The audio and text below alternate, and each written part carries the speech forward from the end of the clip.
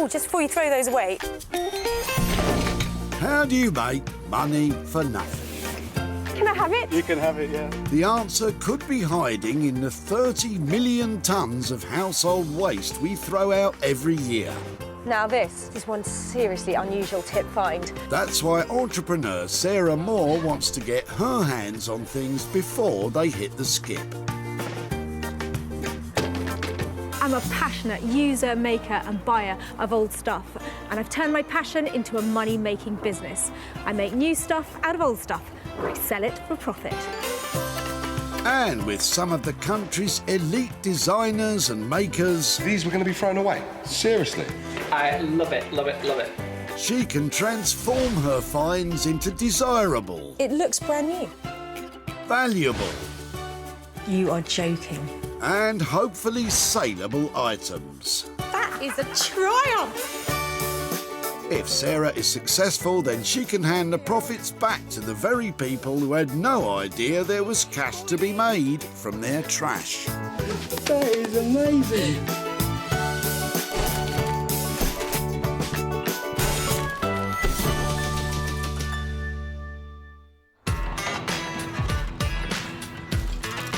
Welcome to the West Midlands. Sarah's at the Walsall Recycling Centre. She's on the hunt for a hunk of junk that can be transformed into a chunk of change. I love turning a profit where others see trash. Making old stuff that's drab into desirable and fab is just so satisfying. Sarah's been given special permission by the recycling centre to rummage about today. Come on, Walsall, let's see what you've got. She's on the lookout for 3 items she can bring back to life and sell on for a profit.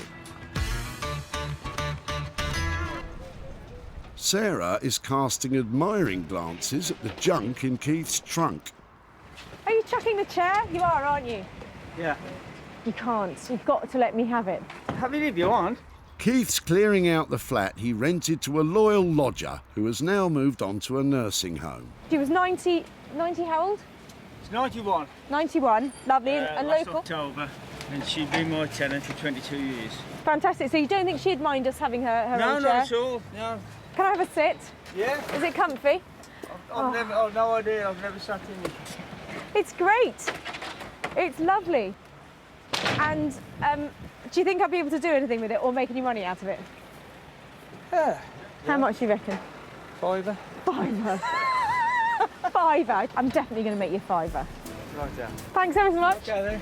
If anyone can scrape a profit from this chair, it's Sarah. But not if she scrapes Keith's car with it first. Ooh, careful. The design of the chair is good, isn't it? You know, to make one of those now would cost a lot of money. Definitely. Check this out. It's retro, it's ruined, but it looks like it's got so much potential, and I think it's going to look $1 million and hopefully make a pretty penny too. The best bit is the transformation is going to be da, da, da. It's going to be amazing. Sarah says retro. I say, oh no. Let's find out who she's picked to help make this seat saleable.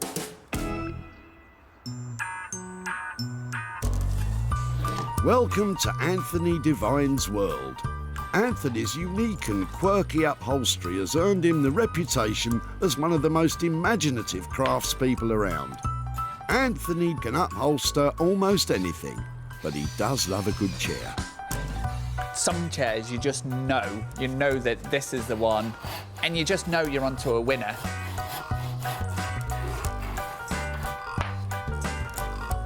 You can look beyond the kind of the dirt and the holes and the grime, and you think, yes, we've got a gem here. And then it's a matter of teaming it up with the right fabric.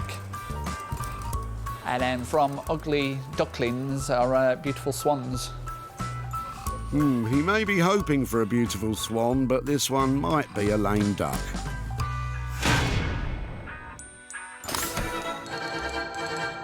One item down, 2 to go, and Sarah's loving every second. Time flies when you're having fun. Bringing new life to cast-aside odds and ends is Sarah's passion, but she also loves selling it on for a tidy sum. Can she surprise Brian by turning his clutter into cash? Oh no, I like the look of your rubbish. What's that? What's that before you throw it away? It was Oil. an oil tin, but Oh, it's all solid in there, is it? Retired engineer Brian's getting rid of all the old bits and bobs from his garage. Oh, I quite like that. Okay, and then what are these bits? Are they... I love these. Oh, I love them too. But what is it? A heater? A light? I think it's a heater. It's these bits I'm wondering if I could do anything. These and these don't go together, do they? Ah, rusty metal shelving. That's more like it. I think I quite like to take these bits and these bits and see if there's anything I can do with them. On top of the rusty shelves, Sarah's also nabbed some rusty metal poles. So I think we might leave the other bits, but just take this lovely rusty little bundle here and see if I can do something with that. And I'll help you put the rest in the recycling. Oh, hold on. How can you chuck the thingy-me-bob? We love that. Oof, mind me lugholes. So, Brian, do you have any ideas what Sarah's going to do with all that? well, throw in the scrapping. Well, ask a stupid question. They all think I'm bonkers. And they're probably right. What do you mean, probably? Let's find out who Sarah's lined up to rejuvenate this rusty old rubbish. Artist blacksmith Beck Simon is an expert in manipulating metal into high-end furniture and bespoke metalwork commissions.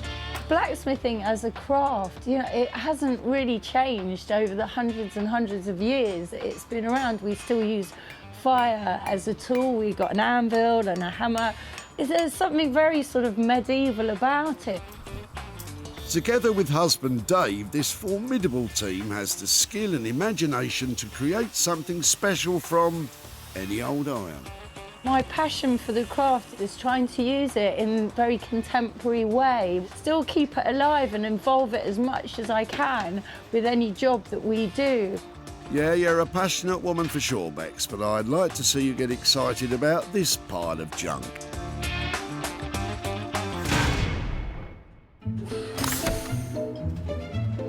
Back at the dump, Sarah's now searching for an item she can transform from people's cast-offs.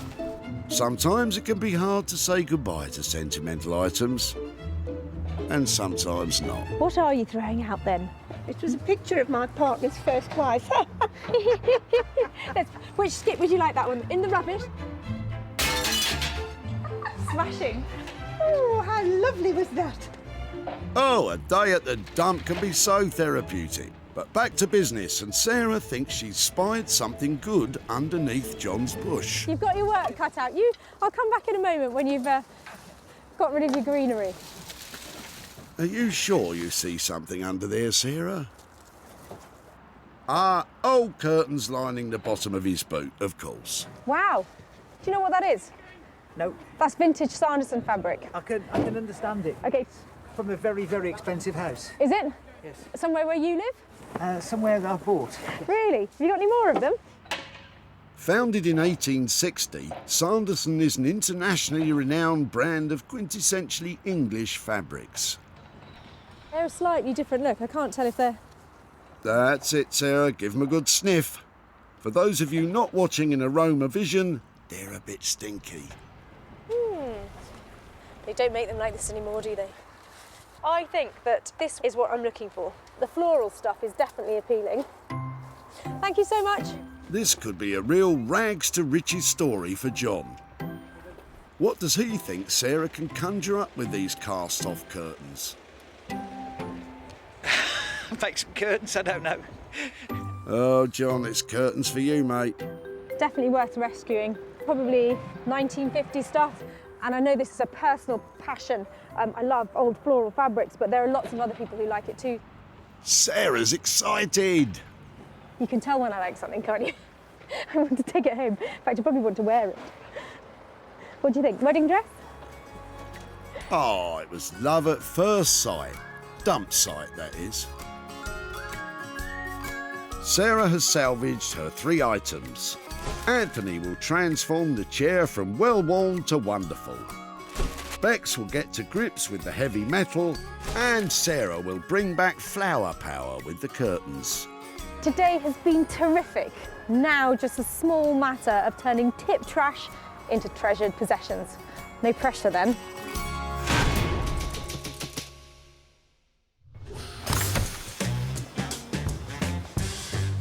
For Sarah's first stop, she's travelled north to Manchester to unload the old brown chair on furniture restorer Anthony Devine. When Sarah and Anthony have worked together in the past, well, let's just say they haven't always seen eye to eye. But this time I want no fighting, OK, children? Or there'll be no upholstery for anyone, all right? So anybody who knows me knows that I like to be kind of in control of what I do. What I'm not particularly comfortable with is when people turn up and they already have what they want to do cemented in their kind of the mind. So when Sarah turns up, it's always a little bit tricky that she has one idea and I have the other, and somehow we've got to kind of merge them together. So yeah, it's going to be an interesting one today. Devine, are you in there? I've got a bad feeling about this one already. Right, Sarah, if you just keep your opinions to yourself, don't be too pushy, you'll get on just fine. I have had a few ideas about it. Oh, here we go. I actually love the wood and the fabric together, so I think it would be good to enhance this. We've got to get this kind of colour off and Yeah. put a rich colour and show that actual wood. So we'll do something with the wood, and then that'll really work nice with the fabric. Okay, so I thought Oh no, she's had it again. maybe kind of grass green coloured. Spring green or summer green, are we talking? Oh, I think that kind of moss you find under a bush. Summer pasture. Yeah. Do you think that? Do you think that would work? Hurrah, a miracle, they've agreed. And maybe some flowers in the pasture. You know, something bright as the You button. had me to that point. I don't look too far down the line in trying to pinpoint everything out of what we're going to do, because I think things will take its kind of natural form, and then from there it'll almost be obvious of what we do. I'm thinking of the nightmares that went before. Let's just keep it simple. Just keep it simple. So heaps of potential. I'm going to do the professional. It's going to cost you. So how much then? I'm just not hearing the money. We're probably around the 475 mark. Okay, if you do it for 450. Oh, she's giving him the look. Don't be afraid of her, Anthony. Stay strong. I'm going to leave before you change your mind. Thank you very much. Works every time. Well, after a slightly tense negotiation, I think we've got where we need to be with that chair. It's going to look amazing. Grass green, brilliant. With the chair coming in at £450, the plan is simple, grassy and mossy. But is Sarah going to like it when Anthony inevitably does whatever he's going to do to it?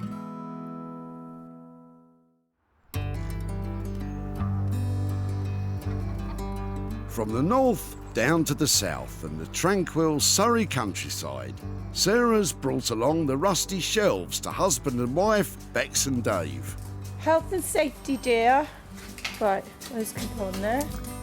Let's hope they can make something marvellous from them, although they look more at home in the garden. Sarah does seem to find the most unusual things, but I do actually like that because she has some really good ideas, and together with her ideas and us sort of fiddling around in the workshop, we do manage to make some all right things. And if the shelves weren't enough, some rusty bars complete the set. Lucky them.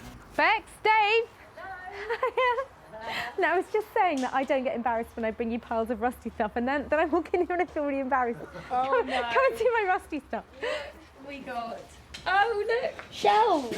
This is high-end interiors cabinet. It just looks like shelves at the moment.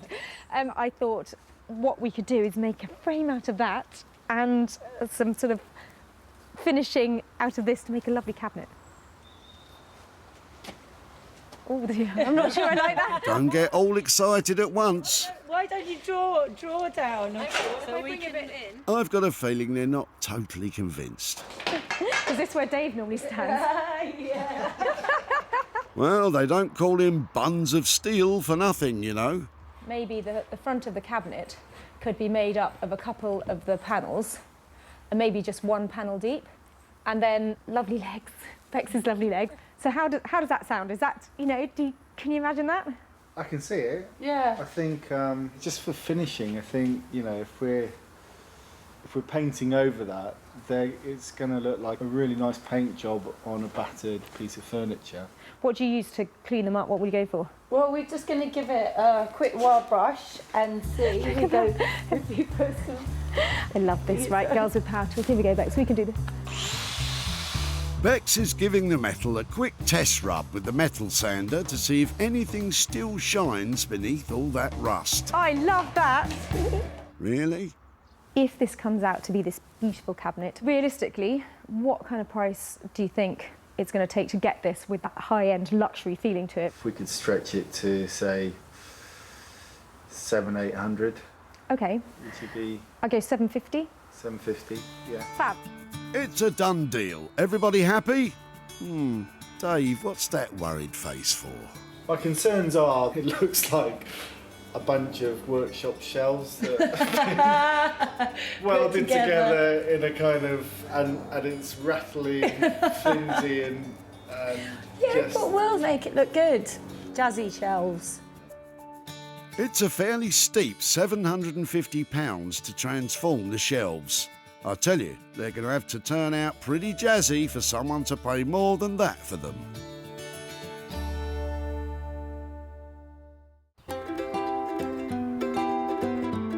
With our makers put to work, it's now over to Sussex and time for Sarah to put her own skills to the test. The old curtains are fresh from the wash and ready to be transformed into something. I don't think she knows yet. I am so excited about these. As you might be able to see, they fit right at home with my little collection of fabrics.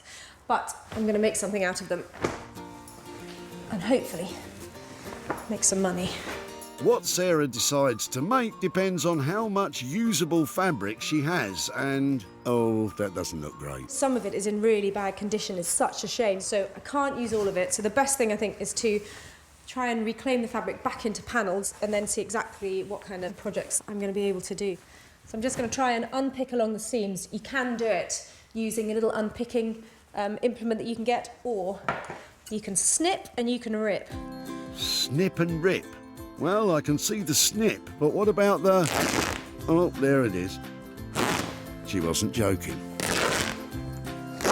With the curtains ripped to bits, Sarah starts to remove the heading tape. That's the bit the hooks go on. I want to get as much fabric out of this as possible, because even a 6-inch square might make a lavender bag or a collar or something pretty. And as this fabric's getting rarer and rarer, you want to make the most of it if you get hold of it.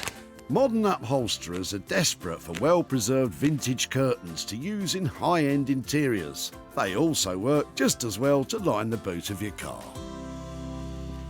There's a lot of interest in it. This is commercial, and because it's original, it's the holy grail to find something like this. So making cushions out of this, I think I've got a real chance of making a profit. Cushions, that'll do. Now for backing fabric, I'm going to have a look in my little store. I've got velvet.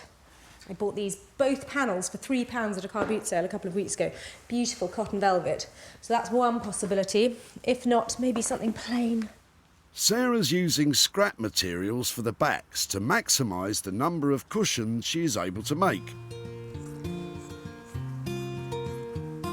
She's starting by cutting a template to fit a roughly 18-inch cushion. The simplest way to make a cushion is just to make one which has an envelope back, which basically means you have 2 layers of fabric over the back that overlap, and that way you don't have to do zips or buttons. The next step is to sew the front and back panels together. And after it gets stuffed, it's done. Well, one of them. That's come a very long way from being used as a rag to protect the boot of somebody's car. Sarah already had the cushion fillers, so has spent just £10 on the backing fabric. But how many cushions will she be able to rustle up? The more she completes, the more profit she can make. As Sarah cracks on, it's time to head to Manchester, where upholsterer Anthony is working some magic on the old drab chair, we hope. Ta-da! Nope, still old and drab. Take the back off. Anthony is used to working with old furniture, but it's getting harder and harder to come by. I mean, you like to see your Park and Knowles, your Urquharts and stuff like that.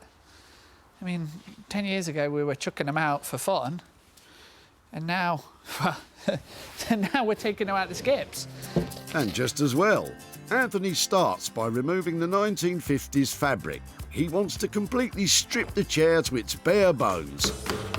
But it takes a lot of elbow grease to get out all those original tacks. That's it, Anthony. Hit it. All I can hear in the back of my head is, you know, the guy doing the voiceover. It's it, Anthony, hit it.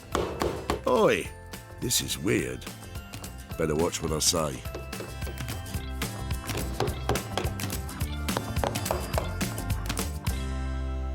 With the material removed, Anthony is enlisting his helper Marianne to help sand back the exposed wood. Anthony is applying a clear protective wax first, and then a darker wax on top to bring out the natural grain. This chair's probably 60 years old. No replacements needed. No arms, no hips, no knees. There's probably not that many. I better not say that 60-year-olds are as strong as this. My mum and dad are over 60 and they're pretty strong. Well, they could do with a bit of re-waxing, that's for sure. Oi, watch it, sunshine. To pad the back of the chair, they're using a base of green layered felt and then an extra layer of cotton padding that Anthony is stapling in place with a pneumatic stapler. So we're ready now for the calico. We've got our kind of comfort layer here and we're ready to go with this. So this is we call it the FR, which stands for fire retardant. Ironically, the only thing that does catch fire on a chair that has been treated with fire retardancy is the fire label itself. Is there not something else that'll catch fire? Pardon? Wood? Yeah, and the wood will burn too. Anthony has listened to Sarah's ideas and has picked a grassy, mossy wool for the bulk of the chair. It looks more like he's recovering a snooker table. He's even got the chalk. Right. Sarah chose the green because I believe this is the on-trend colour for 2016. Really? So snooker's the big thing this year, is it? Could potentially be like that. Something seems a bit fishy here. Anthony's playing this awfully safe. But just watch, he'll be waiting for us to go and then the real transformation will begin. So, from Manchester to Surrey and time to check in on Bex and Dave and those rusty shelves. Bex is drawing out the blueprint for the new cabinet. That's another door. So you've got two of the shelves.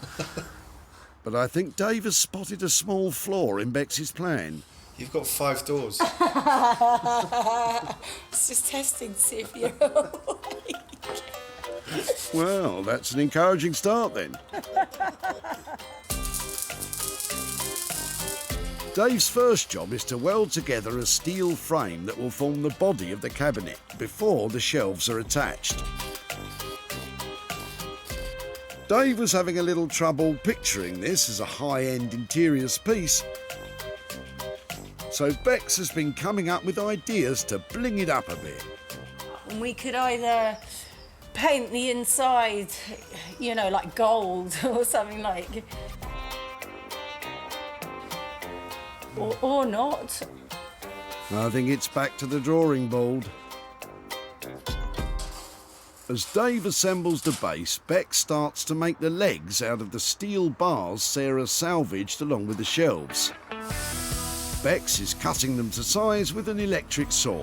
Positive thinking, positive thinking. But Houston, we have a problem. Look. one of the legs has ended up a little shorter than the others. You'll have to cut them again. Okay. With time getting on, workhorse Dave helps cut the legs down to size, while Bex still has the tough job of trying to design the cabinet. And she's just had an idea that might just make it saleable. This is a hammered aluminium look. So we want that thing when you open it up, you're like, oh my goodness, I so wasn't expecting that. The outside's going to look a bit like that, Yeah. maybe with a bit of paint. Yeah. And then the inside is going to be completely and utterly different. To achieve a hammered aluminium finish requires the very technical process of first taking some aluminium and then bashing it with a hammer. This will create a lovely dimpled effect that Bex and Dave are hoping will draw the eye away from the rusty metal. But back up the other end, Dave doesn't look happy again. I can't remember from the discussion with Sarah what she wanted. Fear not, Dave, you've done exactly what Sarah wanted. This one's putting them into a spin. It's probably too thin to be one deep, isn't it? I think if it was twice the depth, it would look just too bulky.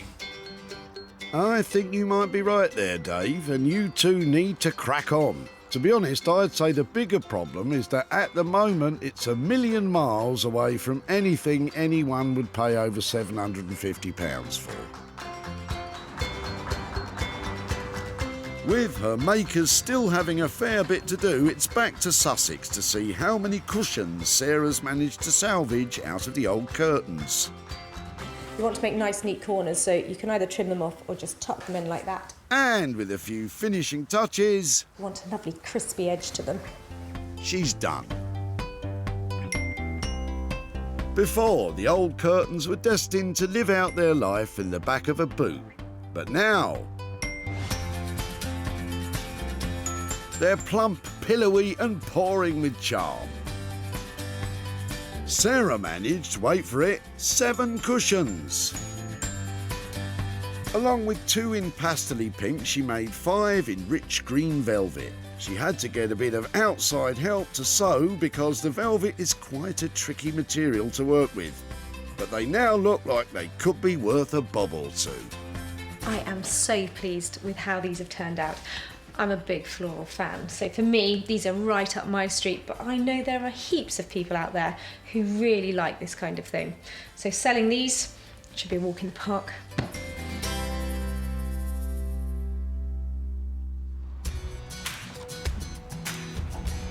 Before Sarah first laid eyes on the fabric, You've got your work cut out. she had to rustle through John's bush, Wow, only to find it lining his boot. that's vintage Sanderson fabric. John had an inkling it might be worth a bit, From a very, very expensive house. but was happy for Sarah to take the old curtains and turn them into... Make some curtains, I don't know. Luckily, Sarah had a bit more imagination than John. Sarah hosted a craft fair at the barn and put the cushions up for sale. They've got beautiful vintage velvet on the front. And in no time at all, Thank you very much indeed, I shall. one was snapped up.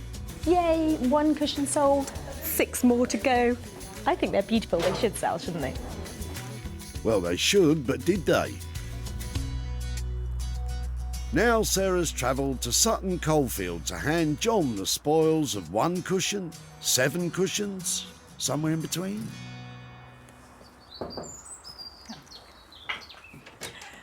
Hi, John. Sarah, Nice to see you again. how are you? Yeah, I'm very well, So when I saw you, you had got some material and a lot of bushes on top of it. Talk me through Yes. what was going on there. Yeah, I cut some bushes down and I didn't want to wreck the car, so I'd lined the car with an old pair of curtains. Now, I might have read you wrong, but from the fact that you're using them as a dust sheet, I'm thinking that big flowery curtains weren't your cup of tea. Not necessarily, no.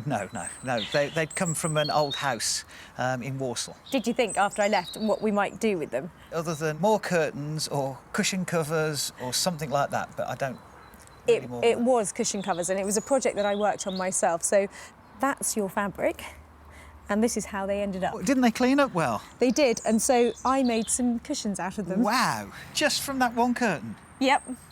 Now that's amazing. I made 7 cushions, and they all sold. Oh, wonderful. So good news is there's a little bit of profit here for you. There is, in fact, £189 there for your cushion. Wow, that's amazing. 180, I thought you might say 20 or 30 pounds, not 189 pounds. What sort of thing do you think you might do with the money? My mother-in-law suffers from dementia. OK, I'm sorry to hear that. So something for an Alzheimer's charity would be very, very good. So that's brilliant, and the whole lot would go to that, so it would do a lot of good. I'm so glad that's going to a great cause. Thank you very much. Thank you. Thanks a lot. Okay, take care. Cheerio, bye-bye. bye-bye. Sarah spent £40 making the cushions, which includes the help she got with the sewing. With one selling at her barn and the rest on social media, adding up to a total of £229, John has £189 to donate to an Alzheimer's charity. That's one successful transformation. Now it's time to head to Manchester to see what Anthony's made of the old 50s chair. In the past, Sarah's asked Anthony for nice, simple upholstery jobs, and he's chosen this kind of fabric. And who could forget this one? Oof, mind you, Anthony's stuff always sells, but sometimes it's not what Sarah asked for. I'm here hoping that Anthony has taken that brown, tired old chair and turned it into something fabulous. It has great bone structure, so it could look good. But knowing Anthony, he could have done anything to it. When Sarah dropped it off, it was old, brown and a bit down. But now, brace yourselves. Wow, it's just lovely. Anthony's produced a simple, elegant, beautifully refitted piece of furniture. The apparently on-trend green wool is complemented by lighter green side panels that bring out the natural colour of the wood. All in all, I think I want to buy it. Hello. Hello. How are you? Behold. Is that the same chair? I don't recognise it. It's completely different. What have you done to it? This is just a good, solid piece of furniture. We could have been all a bit crazy with it. I just think it is what it is, and I think it's just a very nice chair. But as it stands, there's something here that can be sold to everybody. Oh, I know. I mean, I would love this in my house. I mean, I absolutely love the chair. Yeah. It's a bit too safe for you. Well, Boring. no, I don't think it's any of those. I don't think it's any of those things. It's like just having a friend that's like, do you want to go to the pub? And he's always the one who goes to the pub. He's never going to like throw anything out there and like be crazy. He's just like, I'll get you fine. Yeah, but do you know something? Everybody needs a friend like that. Are they still talking about the chair? I'm going to call him Brian. Brian, I love Brian's dependable. He'll get me out of trouble. Sees you right at the end of the night. I'll take Brian. Wrap him up for me. I'll send the couriers. He's all yours. I've got no idea what they're going on about, but I think Sarah's happy. I really didn't recognise that chair as the depressing brown thing that I dropped off. It's now a dapper little chap that's going to turn a profit. It's you and me, Brian. It's just you and me. Don't leave him hanging, Brian. Ah, BFFs. But sadly, Brian has to be sold, and coming in on budget of £450, Sarah will have to slap on a high price tag to make a good profit. Well, before Brian was Brian, it was just Keith's old chair. You've got to let me have it. Have it if you want. Lovingly cared for by his lodger for decades, 91. 91. She's been my tenant for 22 years. Keith knew it was a quality You know, piece, to make one of those now would cost a lot of money. but was sceptical of any cash value. How much do you reckon? Fiver. Fiver. Fiver. The challenge was on to make Keith more than a fiver. Sarah invited round Nick from Smithers of Stamford to see if he fancied it for his online shop. So do you think it would ship out of your website? Yeah, or I can ship it to the States. Really? Are they liking this kind of thing? Yeah, definitely. In America, yeah. Confident it would find a new home abroad, Nick bought it. Yeah? That's great news. Sarah's travelled to Aldridge in the West Midlands to show Keith what was done to his chair and hopefully hand over more than a fiver. Keith, Oh, hello, Sarah. How do you do? How are you? Nice to see you again. I said at the tip that it would be great to catch up with you again. Yes. To talk to you about your old chair. Am I right in thinking it wasn't actually from your house, was it? No, it wasn't. No. It was, it's a house which I'd rented out. And the old lady left and just left everything to go up the tip. I think at the time I said probably a £5. Yeah. I remember. Really, a £5? Well, let me show you what yeah. we managed to do to it. When it was restored, it actually ended up looking like that. Wow. Oh, it's amazing, really. It looks completely different, doesn't it? Investing in updating a chair like that is not a small thing. So it actually cost us £450. What? To make it look like that. So that's probably why lots of people, when they have chairs like that, they just end up taking them to the tip, because if you go to somebody and you say you want it completely redone, yes, that's what it kind of costs. But I managed to sell it, and I've got some profit to share with you. Yeah. You said a £5, did you? That's before? right. Well, I've actually got I've got £100 there for you, and a little treat for your old chair. Wow. Thank you. You I'm amazed now. No. Any thoughts about what you might do with £100? A few meals out, I should imagine. Fantastic. Thank you very much, Sarah. Thank you very much, Keith. Take care. Take care. Bye. Bye. Anthony's labour and materials came in on budget of £450, and with a sale of £550, Keith's walking away £100 richer. Told you we could make you more than a £5.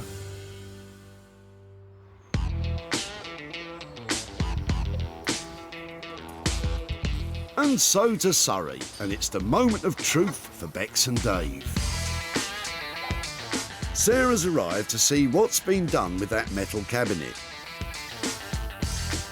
When we left them, they were struggling to add a bit of glamour to the rusty shelves. But from the looks on their cheeky faces, I think they've been busy. We just really went to town on this one because it's so big. It needed something more, didn't it? And so, yeah, the inside is quite exciting. Yeah, I think we can be proud of this one. Look at that cheeky face. Right, let's find out what you've been up to. Before, it was just a bunch of rusty bits and bobs. But now...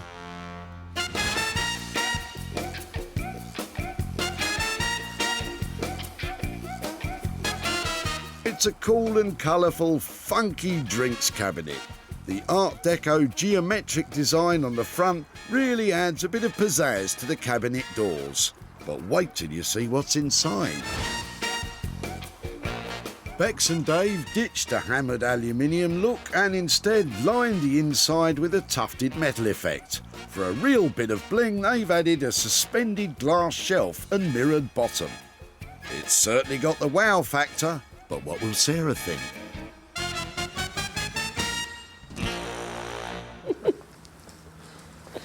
I feel a group hug coming on. Oh, they're cuddling. That must be a good sign. Come on, spit it out. Is that what you wanted? It's stunning, isn't it? It's lovely. It is so cool. It is quite a wow piece, isn't it? It's completely wow. And what's inside? Is it all rusty and? Here we go. Okay, so lovely. Holy moly! Look at that. It's a James Bond drinks cabinet. Is that the? That's the light. So when you open it, it takes them all overwhelmed. Guys, it's a triumph. It's stunning. I'm completely and utterly blown away. Can we shut it up again? Bex and Dave have really outdone themselves with this one. But what with the mirror and glass shelf, Oh wow! have they come in on budget? So £750 was left on the table. Tell me you've made that for that. Well, it's not something that we'll build again for £750, but you know we're going to stick to that. And we had a bit of extra cost on the glass and the mirror, so that was another £60. So if we call it 810, 810. do you a deal? Do me a deal. You're not doing me a deal. You've done me proud. That is exceptional. Hey, what about one for the big man? And you, Dave, obviously. Dave, well done, well done. It's beautiful. Oh, so we're all cuddling. How nice. what a glorious cocktail cabinet they've created. I can't believe their imagination and their creativity. But there's one thing that's upsetting me. I can't keep that. So I'm going to go and find it an excellent new home. I think Sarah really did love that. She said she had like jaw ache from smiling so much. So I think it was a good result.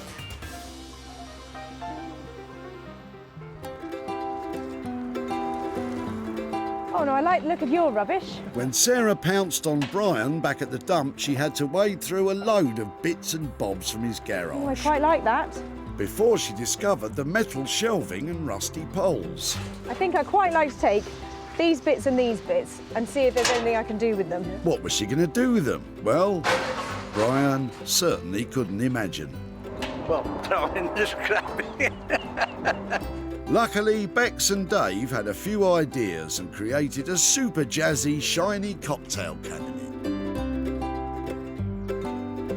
Sarah's travelled to Aldridge near Walsall to update Brian on what became of the bits and bobs from his garage. Hi there. Hi Brian, how are you? Oh, hello. Hello there. Not hello. too bad, thank you. And sorry, we haven't met before. Sarah. Yeah, Jean. Jean. Oh, lovely. Come on out, both of you. Was it here, the garage, where all those shelves came from? That's correct, yeah. I bet you're pleased to see the back of those, aren't you? Definitely, definitely. What did you think we might do with them? Any ideas? I haven't got a clue. I really could not imagine what it would turn out as. I took them to Bex and Dave, who are the most fantastic blacksmiths. Would you like to see what they did with it? Yeah, why not? It's quite a transformation. Your shelves were turned into an enormous cocktail cabinet. Oh my God. Good grief. What do you think? I would never have believed that you could have done something like that. I haven't had a chance to sell it yet. No. So I'd love to be saying I'm handing over money now, but it has only just reached the market. And as soon as I've sold it, I will be back in touch and I will be hopefully bearing good news and some money. But at the moment, it's just gotten up for sale. Well, you know, as regards to the money, that's not the object. I mean, as long as you've made something useful for somebody else to use, that's the main thing. Well, that's a lovely sentiment and it is genuinely a great piece. Yeah, beautiful. Excellent. Lovely to meet you and nice to see you again. Thank you ever so much. Sarah, safe journey. I will. Bex and Dave's labour plus all the jazzy extras came in at £810. The cabinet hasn't found a new home quite yet, which means there's a potential loss of £810. But we all have high hopes that it won't be long before Sarah can share some profit with Brian and Jean. So Sarah's managed to make amazing things from all 3 items saved from the dump. The old brown chair transformed into gorgeous green. The rusty shelves became a stylish drinks cabinet. And the old curtains found a new home as 7 luxurious cushions. So that's 3 more things saved that were destined for the dump. And along the way, we met some fantastic people, had lots of fun, made great items and turned a decent profit too.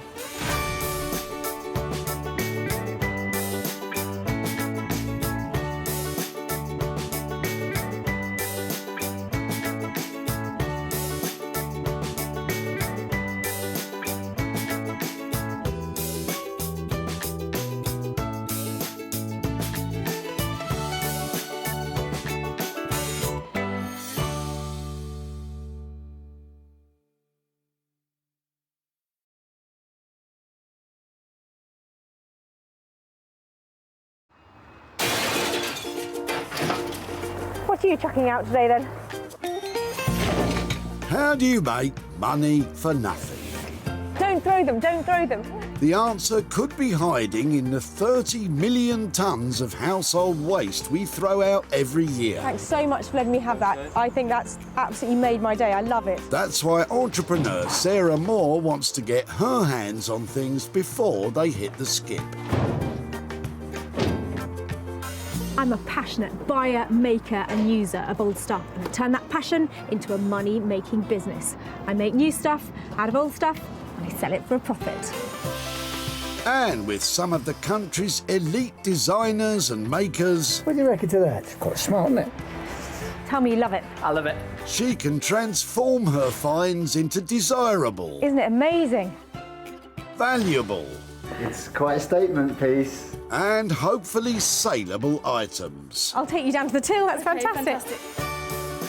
If Sarah is successful, then she can hand the profits back to the very people who had no idea there was cash to be made from their trash. Wow, that's amazing.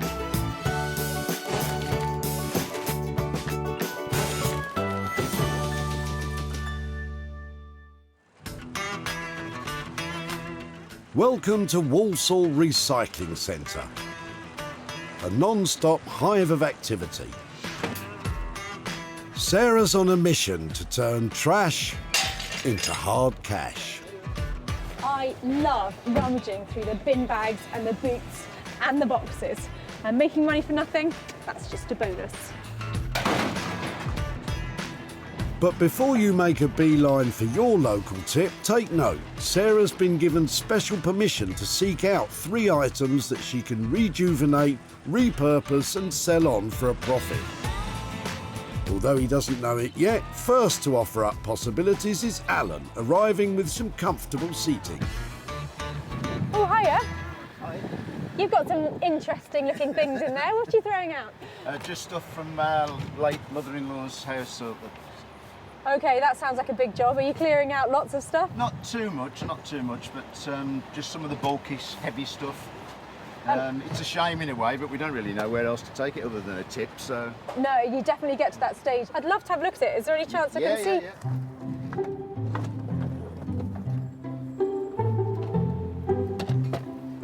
Wow, it's quite cool, isn't it? There's a similar design one that's all leather as well, so... Really? With these 2 wing-backed chairs, she could be onto something good here. A pair of chairs, how exciting. Well done. Wow. I have to say that both those chairs are really interesting because they're old, they're chunky. In a way, I'm glad they're going to be reused because they just seem too good to throw out, but they're just so big in a small bungalow, which is great. If I could take those 2 chairs and then if I managed to do something with them, could I come and show you what I've done? Yeah. Or that would be lovely. Lovely indeed. Sarah has her first find in the bag and has roped the guys from the tip-in to help. Good work, lads. But what does Alan think Sarah will get up to with his chairs? I don't know. It makes me think, really. I presume it's not going to be just recycled as furniture, but as something else. So it'll be interesting to see what happens to them. I'll just tell you if they're comfortable, because that is the key. Oh, yeah.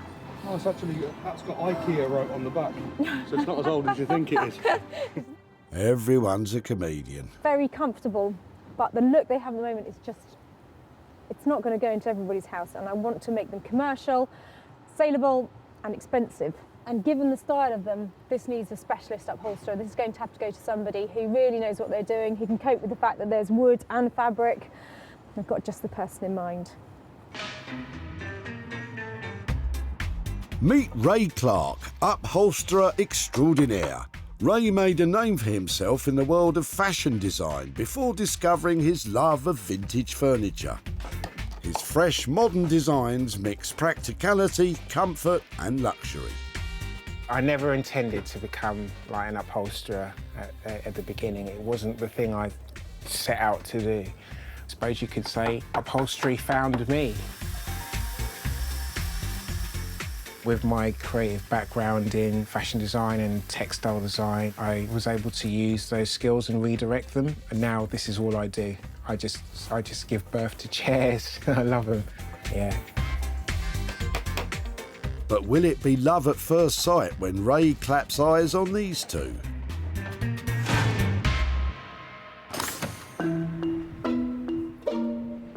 That's one find ready to be transformed. Now time for Sarah to find a little project for herself. Just wondering if I'd like earrings made out of these. What do you think? Hopefully John and his magic carpets will be just the ticket. Have you got somebody rolled up in the middle of there? No. Isn't that lovely? I really like your carpet. I like the back of it. Yep. It's what kind of knickers in it? Is it? It's not. It's got chunks out of it where it had to be fitted around radiators and things like that. Okay, but it's a lovely old carpet, isn't it? It's beautiful. I'm going to just go and have a look at the other one while you're at it. Wow. You are getting excited, Sarah. Yeah, go on then. She does love a good find. I think that I like that one more than that one. I think it's because I've got a few ideas about what I might do with some carpet. I think it's just beautiful. I really love this. I think I'm going to pop this one back in the recycling. I can do an end. No, I think you need manpower. With some more manpower from the chaps at the tip, Sarah nabs one of John's rugs. But does he have any idea what she might do with it? Not really, no, not at all. I'm with you, John. Help us out, Sarah. Well, I am super pleased to have discovered this because I think this carpet would have been really valuable when it was made. It is obviously really good quality, and you can see from the back that it's so well made. Sarah's flying high on her magic carpet find. But with the day drawing to a close, she still needs to bag her final item. Right on cue, David and his son Matt appear for an evening trip to the tip. And they've got a ton of timber. Oh yeah? Hello. What is that and what's it doing here? This is a Victorian solid mahogany wardrobe. That weighs a ton, no doubt. It does, yes. And have you got all the bits that make it into the wardrobe? Every single bit. It's amazing. So why has it ended up here? Is it yours? Because we're moving house. Right, and have you had it a long time? Was it in the family or? No. Bought it in Stafford 20 years ago, 30 years ago. It looks useful. The right You can size. have it. Do you want it? I want it. I'm going to really regret this because I know it's really heavy. I'm going to be moving this around forever. If I get hold of it, it may not end up as a wardrobe. That's great. You can do whatever you want. Really? Yeah. Okay, and it's all solid wood, isn't it? Okay, let's see the rest of it then. I believe our Sarah is most excited about this one. That's right, that's nice, I like that. I've just realised what it's in. I was so busy looking at the wardrobe, I didn't realise it was in a car. Sorry, I was mesmerised. And more of the wardrobe just keeps appearing out of David's TARDIS-like vehicle. Let's get it out of your car and into my van, and I will do my best to make something beautiful out of it. Or at least you know a man who will. It's a really nice bit of, really nice bit of woodwork. And is David happy for Sarah to be radical with his old wardrobe? I'd be delighted if she could do something with it. There is so much potential here, and some of the detail looks absolutely beautiful. I know who to take it to, I just don't know what they're going to do with it.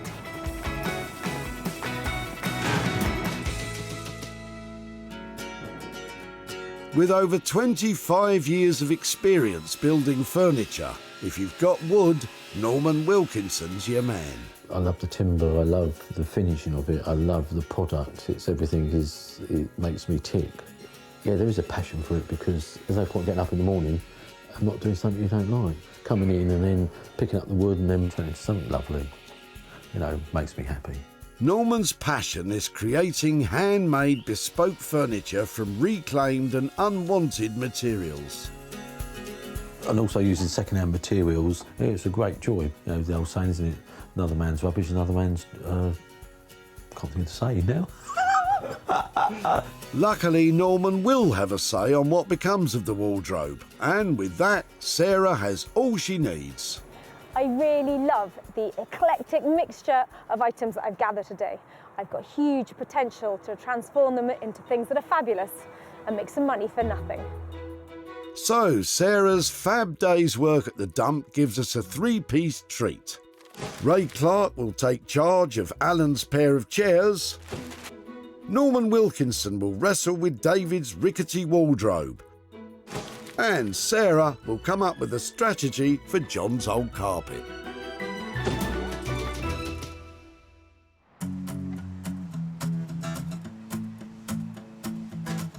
These days, the streets of East London teem with creative businesses and design know-how. It's here Ray practices the sport of extreme upholstery, and he's one of our top players. Oh, Sarah's coming today. Yeah, I wonder what she's going to bring. It's almost like you're in goal and you've got to be prepared for a shot from any angle, do you know what I mean, from someone taking the penalty. It's like, yeah, sorry about the football analogy. No worries, Ray. Good to know you're poised and ready for kick-off. Normally weight is a benchmark for quality. This is definitely heavy, but if it's quality, I'm not sure. I'm hoping that between the pair of chairs, we're going to be able to create something really lovely. And Ray is going to take up the challenge. Ray, how are you? How are you doing? Good to see you. I've got a couple of little, I'm not going to say beauties, I've got a couple of little chairs for you. Any chance you give me a hand? This one is really heavy. Hold on. Is that all right up there? There she goes. Lovely.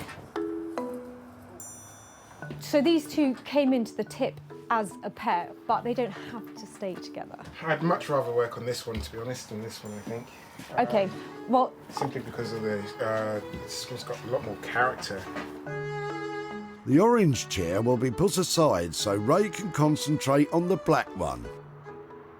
I did wonder about just really making it pack a punch. Well, actually, Sarah, truth to tell, I've been kind of developing my own fabric. Really? We're trying to design... So that's a new thing for you, isn't it? Yes, completely. What kind of fabric is it? The fabric is based on different types of New World and Old World monkeys. Well, are you going to be able to nail it in time to get it on here? I think so. So it sounds like, to me, you're going to pour your heart and soul into this little chair. It will be a work of art.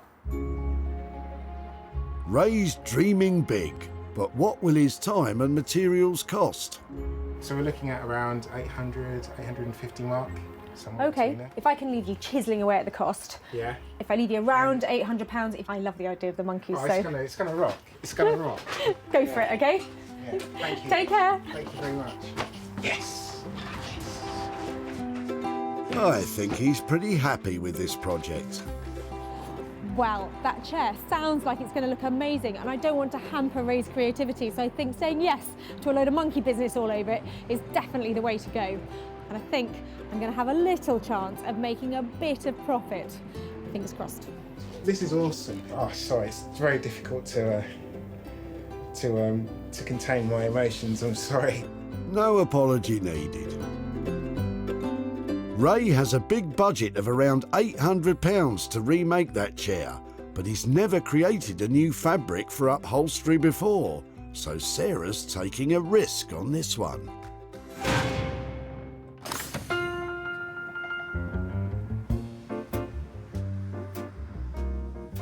The leafy East Sussex village of Hellingley, near Hailsham, is home to furniture aficionado Norman, and he's full of optimism. I think it's going to be great fun just to see what we've got to do, and let's take it from there and see what we can actually achieve with the project. Norman has a passion for bringing quality but dated wooden furniture back to life. Be it teak, beech or pine, Norman's the last chance saviour for timber that would otherwise be heading for the tip. And it's a good thing too, because Sarah's bringing him that mountain of mahogany wardrobe. I have no idea how to put this thing back together. It's just like the biggest jigsaw. Plenty of it to work with, though, isn't there? Norman? Hello. Sarah. How are you? Yeah, really well. How are you doing? Yeah, nice to see you again. Right, let's get this one out. Now that's all inside, what's the plan? So often I have this like massive vision about how something will end up. This, there's just so much of it, so much potential. It's just a case of finding, what would you really want to do with it? I'm thinking maybe a locker. Okay, so you're saying locker, so we're talking about leaving it upright like this? Leaving it upright as it is. So if we keep the drawers in, because people love drawers and they're always so functional. Yeah. So we leave the drawers in. Should we stick them in just so I can get yeah, the let's kind of... stick them in and see where we go.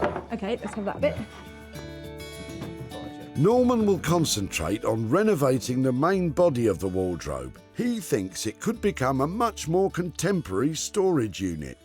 Because it's quite deep, we could slice it back a fraction, so it gives it the proportion. Then we could put in 3 doors maybe, and then keep them individual little compartments, and then put a plinth back on it, make a nice little cornice for it. So it sounds like it's quite a complicated process. Do you think it'll chuck up any problems? I think the only problem we'll have is that once we decide where we're going to cut it, you know, we have one go and one go only. And if we get it wrong, we'll be sticking things back on all over the place. That doesn't sound completely ideal. Measure twice, cut once, golden rule. Okay, I can see that you've got a very clear vision about how this is going to look, and I'm happy to say, hand it over to you. But what sort of budget will Norman need for this bold venture? To get that into how I think it's going to look fantastic, I think it's going to cost you $375. I think I'm going to make some money on that. Yeah, I think you will as well. It's going to look great, absolutely superb. Thank you. So our Norm will get cracking, making sure to measure twice before he cuts any corners. That massive wardrobe is going to get a massive transformation.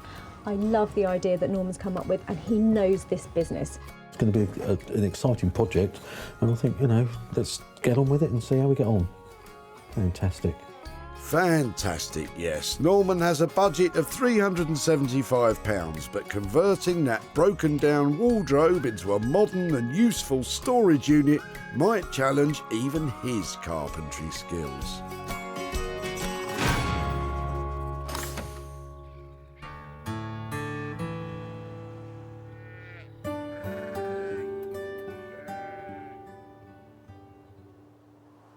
In the leafy Sussex countryside, Sarah's at home in her farmhouse. And you better feel like dancing, because she's thinking of cutting a rug. Fits perfectly, doesn't it? It's actually quite a nice carpet.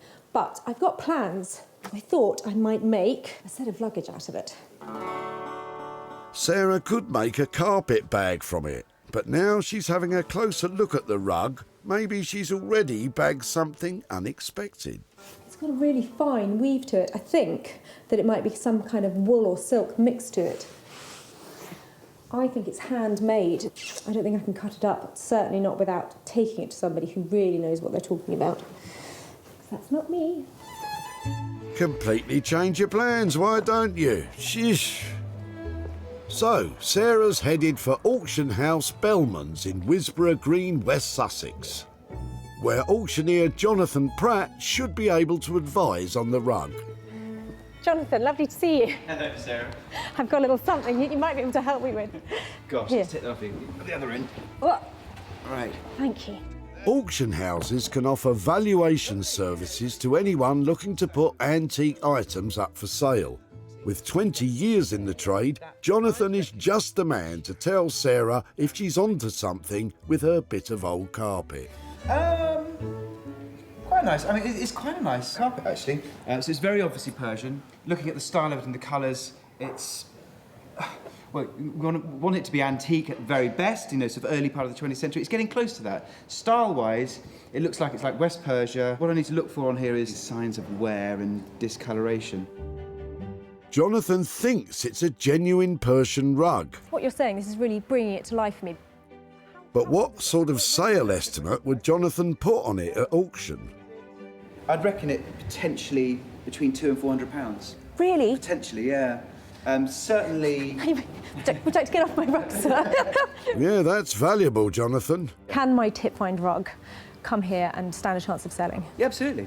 I really believe it can. I'm joining you down the tip, I can tell you. It's amazing down there. It's really good, isn't it? It is good, Sarah, yes. Jonathan will put the Persian beauty in his next appropriate auction. Brilliant, I can't wait. Thank you. Okay, bye. I take my hat off to her. What a find. She's obviously got a very good eye. On the whole, it has great potential. With no outlay on materials for this little project, Sarah's in with a chance of profit. But will that rug that was headed for the skip really live up to its potential at auction?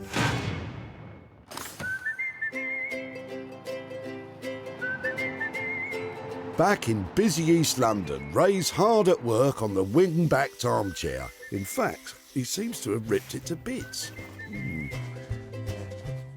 I've basically gone a bit nuts on the chair. I've stripped it back down to bare wood so I can get it prepared for a new colour, a wood stain. Ray needs to remove all of the chair's dated upholstery and strip the wooden frame before he can begin to modernise it. He's got a big budget of around £800 to do that, but time is money, and this is a seriously time-consuming job. I hate it when they snap off. It takes great patience and some determination as well. It's snapping off. Great patience, yeah. Ray's also been hard at work on the real stars of this piece, his menagerie of monkeys. I've just looked up certain types of monkeys and just illustrated them. His signature fabric will be printed up from his monkey sketches. Because of the types of monkeys I've chosen as well, give me an opportunity to maybe explore colour in quite a vast range. So you've got the gold of the tamarin here, and then you go on to the red howler, and then there's black howler as well. So hopefully this will be more of a surprise for Sarah when she gets to see this, because I really didn't have a chance to show her. His final designs will be sent to a fabric printing company to be transferred onto a velvety fabric. Obviously, I want the print process to go quite well to capture all the definition, but I'm also asking a tall order because asking for the illustrations to go into a pile fabric as opposed to just a plain flat fabric. So there may be some compromise I might have to make at some point, but we'll see. It's getting me all lumpy in the throat as well at the moment. I'm that excited. Ray's passionate about his monkey designs, but he still has a lot of work to do on that chair. Once his labour costs are factored in, can he really manage to deliver it on Sarah's budget?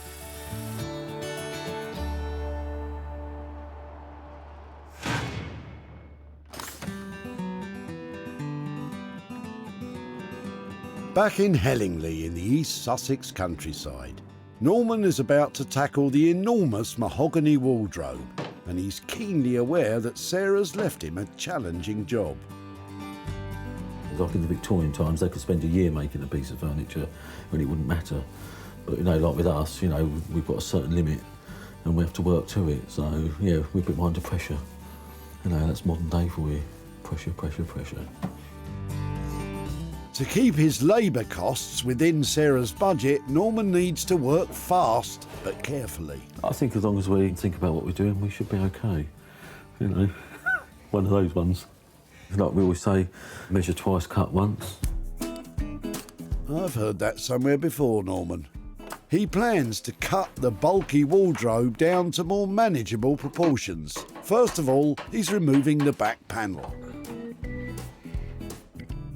The screws do not want to come out. Or at least he's trying. I think I might have to get a hacksaw on there. Bingo. That's that one. Oh dear. The mahogany wardrobe is made from a tropical hardwood, a popular material used for quality furniture back when this was made, which was quite a while ago.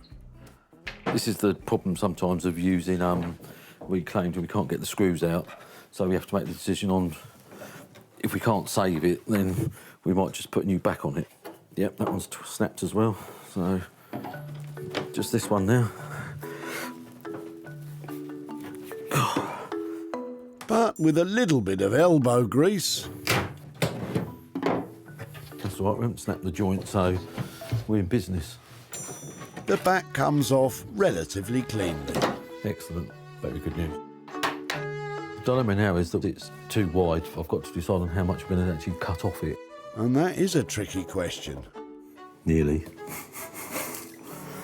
I mean, there's only ½ inch in it, each. But that can be quite critical. You know what I mean? I've no idea what you're referring to, Norman. We're going to take 4½ inches off. That decision made, it's nearly time to fire up Norman's circular table saw. That should make short work of cutting the wardrobe down to size. But he's only got one chance to get it right. I've just got to make sure when I cut it, I don't wobble off the line and things like that. Let's not talk about it. Good luck, Norman. I can hardly watch.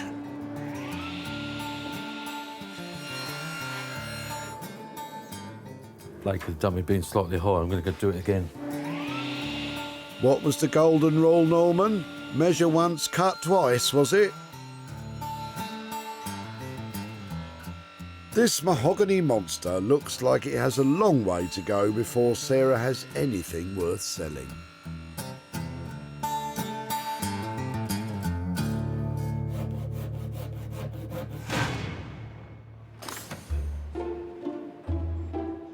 In Wisborough Green, West Sussex, it's sale day at the auction house. And Sarah's Persian rug is about to go under the hammer. Now its fate is in the hands of today's auctioneer, Simon Garner. I think we have between sort of 30, 40 rugs a sale every month. It will sell, I'm confident. Sarah thought she might have spotted a quality weave. But will any of the buyers at the sale want to snap it up? Block 970A is this Hessian carpet, early 20th century one. Nice thing, lots of it. When Sarah met John, he was about to unload a roll of unwanted rug. It's got chunks out of it where it had to be fitted around radiators and things like Okay. that. Sarah loved it, but did John have ideas on what fate might await his rug? Not really, no, not at all. Well, he'll soon find out because the rug's now been successfully sold at auction. Sarah's on her way to see John and fill him in on what became of it. Hello, Sarah. John, lovely to see you Yes, again. nice to see you again. Are you well? Yeah, very well, thank you. Are you? Yes, very well. I said when I met you at the tip that I'd really like to keep in touch with any progress on your rug. So I had scissors poised, ready to cut it up to make it into carpet bags. And there was this little voice inside me saying, I'm not sure that I should do that because I'm not a rug expert, but I do have a friend who is.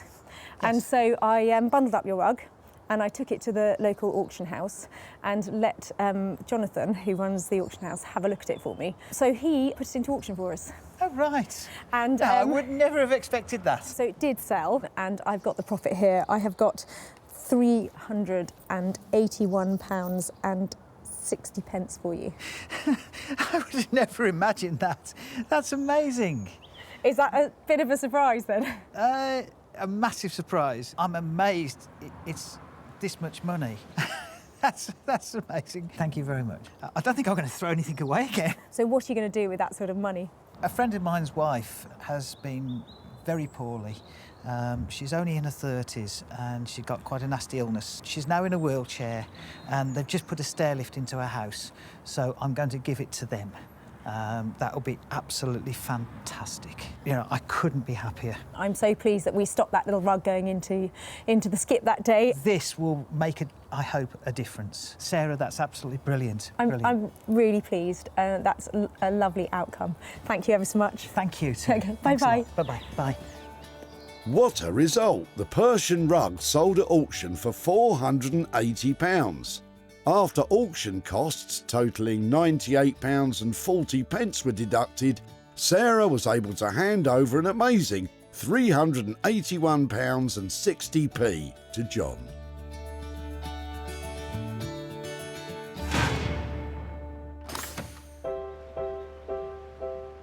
Back in East London, Ray has finished his makeover of the hotly anticipated armchair. He's waiting for Sarah, anxiously. I'm proper nervous. I just hope that she really likes it. Yeah. Oh no, what have I done? You've done up an armchair, Ray, don't worry. Although Sarah is also on tenterhooks. I've come to see Ray and to find out how the armchair has turned out that I left him. And this is one of the projects that has really been on my mind because Ray is inventing a whole new fabric to go on the chair and doing all the upholstery. So this is just one of those things that could go either way. Either way, the transformation is now complete. When Sarah dropped off the chair, it was solid but badly needed bringing up to date.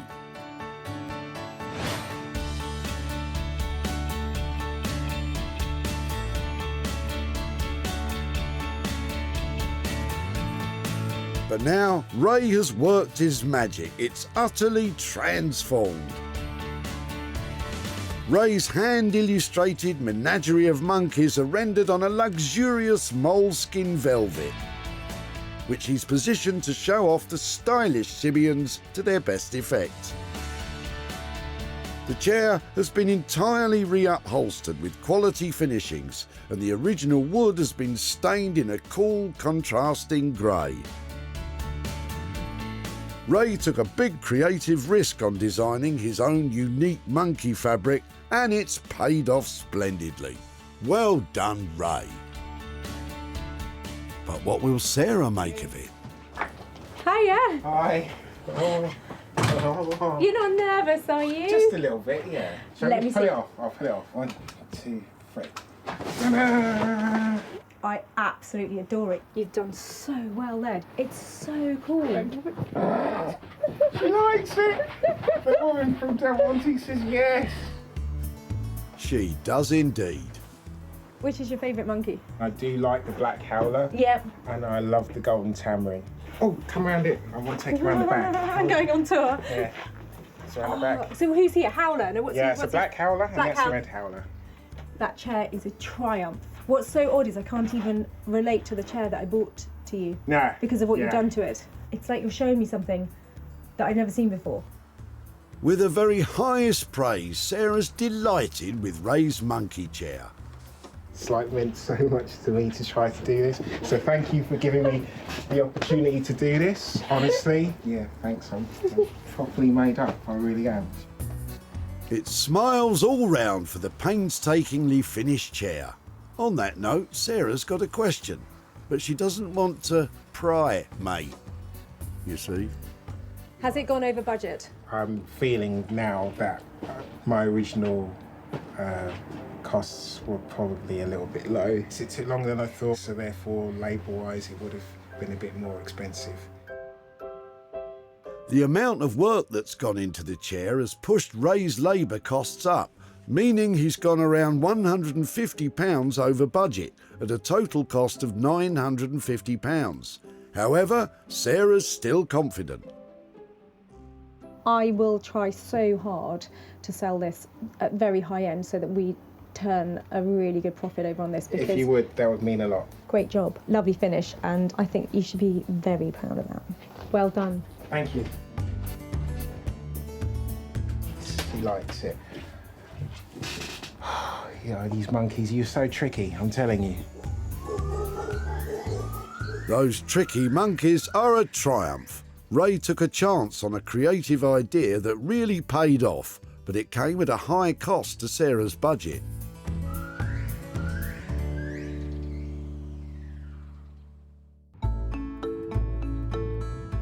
Back in Walsall Recycling Centre, Sarah found Alan about to offload 2 armchairs. A pair of chairs, how exciting. Alan was happy for Sarah to nab them. In a way, I'm glad they're going to be reused because they just seem too good to throw out. So Sarah spirited them straight to Ray in East London, Lovely. who immediately took a shine to one chair in particular. Now Sarah's on her way back to Walsall to update Alan on what became of his armchair. Hello. Hi there, Alan. How are you doing? I'm very well, thank you. Yeah, very nice to see you again. I said I'd be in touch with news about your chairs. And I took it to an upholsterer called Ray Clark. So I've got some pictures of what he did to it. Gosh. Wow. Is that recognisable? That's tremendous, isn't it? It has been transformed. He has redesigned it. Yeah. He has given it a whole new lease of life. This is the pictures of it in his studio. I've never seen anything like that before. That's unbelievable. It's unbelievable. You just think, what are we all throwing away, really? Yes, well, It's got that potential. It has got huge potential, and it is out there now waiting to be sold. Yeah. And I've got high hopes that it's going to generate some profit for you, and I'll keep in touch and Wonderful. be knocking on your door with some money in the future. Thank you ever so much. No, pleasure, Okay. pleasure. Well, I think that Alan was really impressed with all Ray's hard work, because that chair really is a unique piece, and I'm sure it's going to sell well, and I'm going to be sending cash back to Alan very soon. Ray's materials and painstaking labour on the chair came in at just under £1,000. This niche item has yet to sell, so it's currently a potential loss of that £950.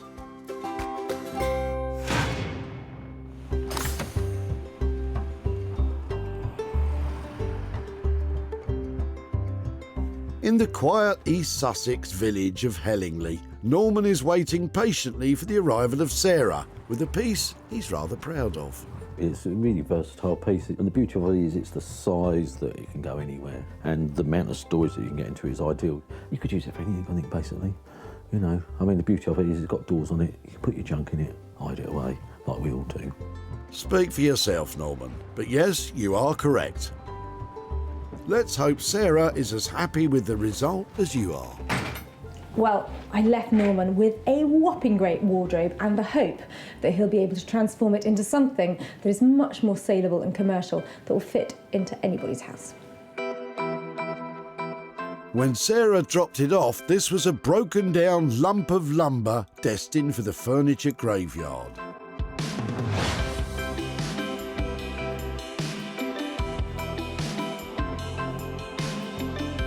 But now Norman's worked his magic, the wardrobe is reborn.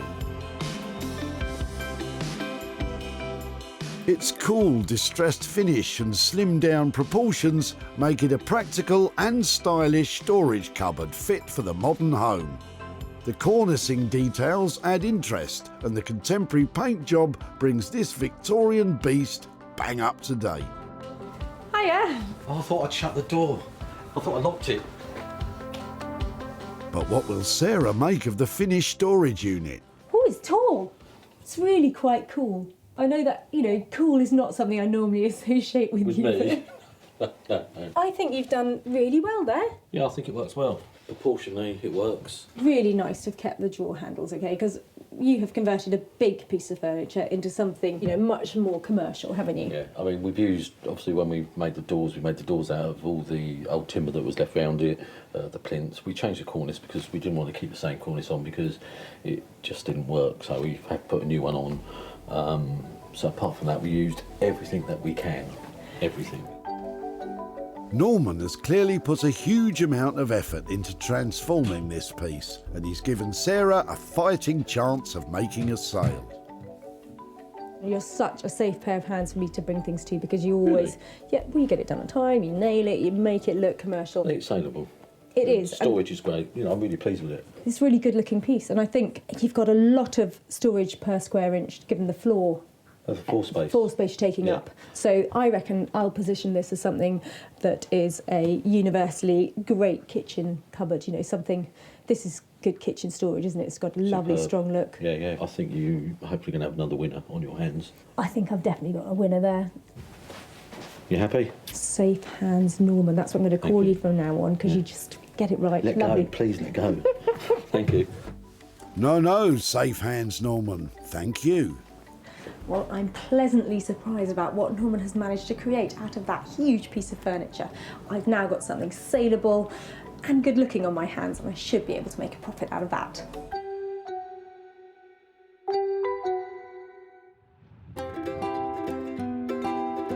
When Sarah spotted David and his son Matt, they were hauling a terrific amount of timber. This is a Victorian solid mahogany wardrobe. They wasted no time in coming to an agreement. Do you want it? I want it. And David wished Sarah well in her endeavours. I'd be delighted if she could do something with it. Now that great hunk of hardwood has a whole new home. The Old Cinema, a vintage and retro furniture dealer in West London, snapped up the revitalised storage unit as stock to sell in their shop. So now Sarah's aiming to update David on what became of his wodge of old wardrobe. She's heading for his office in central Birmingham. David, hi there, how are you doing? How are you? Very well, nice to see you. I know when we met briefly at the tip, I said I'd like to keep in touch to see, if we'd managed to do anything with your wardrobe. I was really pleased to be there on the day that you were dropping that off because it was obviously a lovely old wardrobe. So we took it to a guy called Norman who uses wood like that all the time. So we decided that the best thing for it would be to go back to being some sort of storage. I've actually got some pictures to show you what he did with it. Okay. So that's how it ended up. That's the drawers, yeah. Oh, very good, yes. Well, that looks great. That looks really useful, really good. It did sell to a London shop, and I have the profit here to give to you. Jolly good, profit. Got £100 here for you. Well, thanks very much. And that's probably about what it cost us 30 years ago when we bought it. Marvellous. David's had 3 decades of use out of the wardrobe, and now he's got his cash back too. But what will he do with this dividend?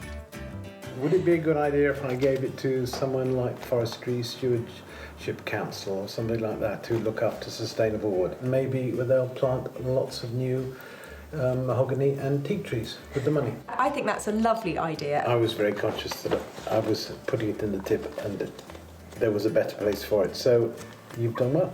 I really appreciate your time today and for letting me have your wardrobe. Thanks very much. My absolute Thanks pleasure. Lovely to see you. Thank you ever so much. Thanks. Okay, bye-bye. Thanks. Well, that's all worked out beautifully. Norman delivered on the storage, and David's going to give that money so new trees can be planted. Norman's materials and labour came in on budget at £375. Sarah sold the new storage unit for a neat £475, leaving a nice profit of £100 exactly to hand over to David.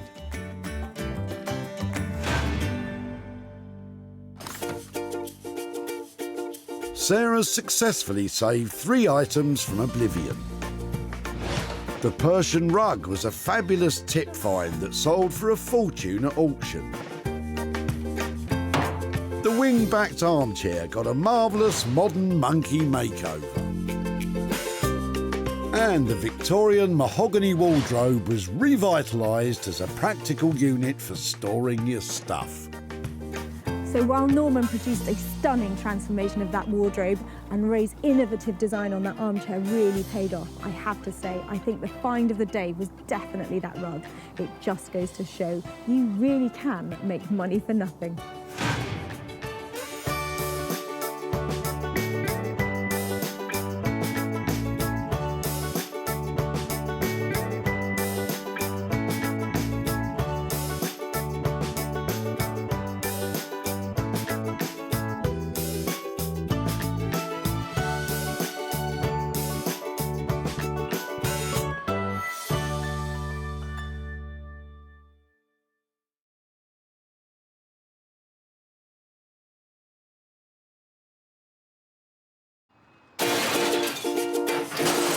Have a little rummage around in your rubbish. How do you make money for nothing? I love that. The answer could be hiding in the 30 million tonnes of household waste we throw out every year. So heavy, they don't make them like this anymore. Look at that. That's why entrepreneur Sarah Moore wants to get her hands on things before they hit the skip. I'm a passionate maker, buyer and user of old stuff, and I've turned that passion into a money-making business. I make new stuff out of old stuff and I sell it for a profit. And with some of the country's elite designers and makers... Say something nice about it. My juices are flowing in this one. They are going to be wow. She can transform her finds into desirable, Isn't that stunning? valuable Oh, wow. and hopefully saleable items. That is bonkers. If Sarah is successful, then she can hand the profits back to the very people who had no idea there was cash to be made from their trash. Got £350. Whoa.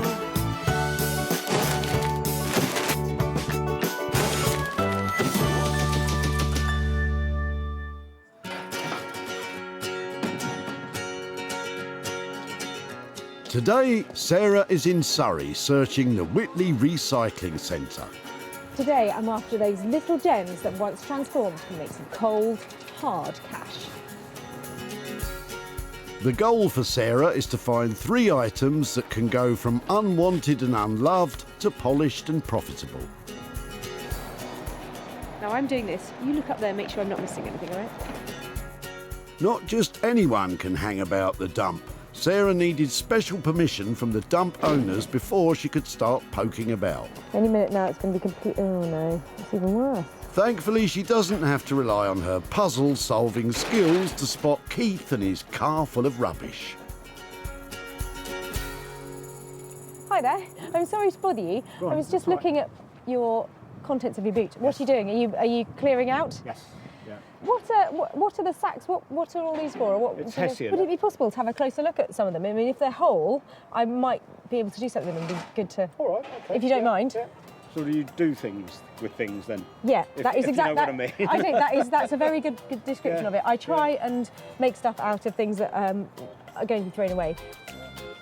But can Sarah make anything out of Keith's old Hessian sacks? Hessian is a coarse material made from the hemp or jute plant, popular in the past for making rope as well as storing vegetables such as potatoes and onions. Oh, I love these. It reminds me of a sack race when I was little. I'll have to think of something inventive to do them though. She's going back a few years. Hey, that's rude. Oh, it's just a little bit cheeky, Sarah. I'm going to take your You can have the pen. Your sack full of sacks and yeah, have a little play around with those. But what does Keith think will become of his Hessian sacks? I've got no idea, to be honest. I mean, somebody can find a use for things like that, which you don't see anymore. It's brilliant. I know they look really rustic, but they'd make some really simple tote bags, wouldn't they? Something like that. Well, they can't get much simpler than they are just now. But Sarah knows one designer who can turn them from rags to riches. When you think bags, think Neil Rag. From salvaged and unwanted materials, Neil creates everything from handbags to haversacks and prides himself on the fact his bespoke bags will last a lifetime. I love being able to create something from what would be rubbish, I suppose, to other people. You could have, for example, a tent that was at Glastonbury and saw the Rolling Stones, and then now it becomes a bag, and it's seen quite a life already. So everything here has got a personality. All the bags have lived a life, and they're now about to live a second life. So let's hope Neil can breathe new life into that pile of unpromising Hessian.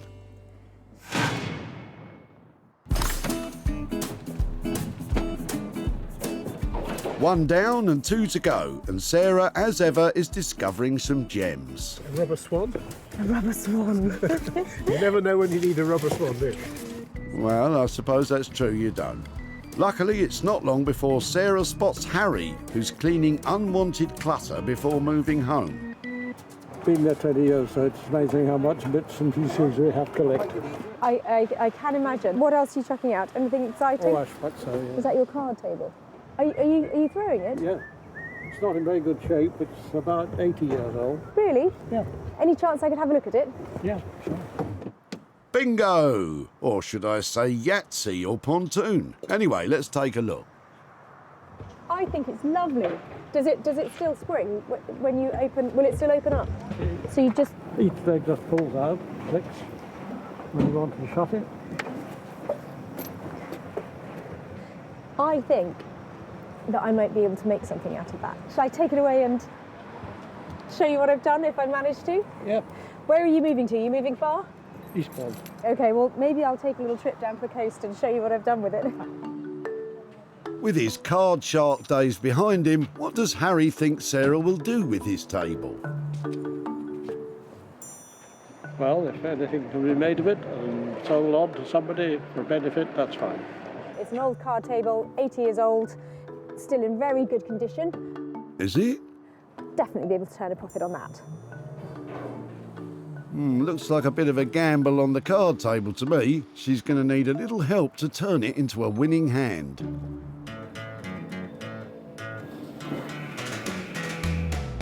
Daniel Heath has a passion for all things sustainable. An award-winning wallpaper and textile designer, Daniel loves nothing more than adding an artistic flair to reclaimed materials to create made-to-order furniture and contemporary design pieces.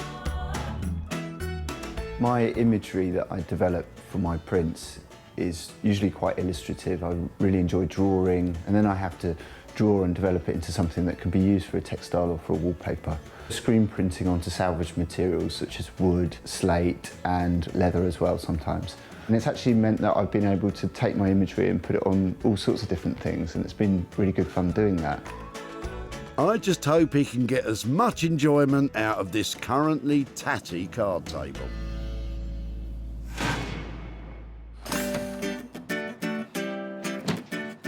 We're 2 down and 1 to go. This time Sarah's searching for her own money-making magic. It's fantastic what they do these days, isn't it? They even recycle pets. Maybe stick to the searching, Sarah. Soon enough, Pauline and daughter Samantha have appeared with a bootload of old apples. I wasn't expecting that. Hi, I'm Sarah. Hello. Hello. Don't throw them. Don't throw them. No, sure. Put them back in the car a second. Got quite a few there. Made about 30 apple pies so far. This crumble My coming father out. can't take any more anymore.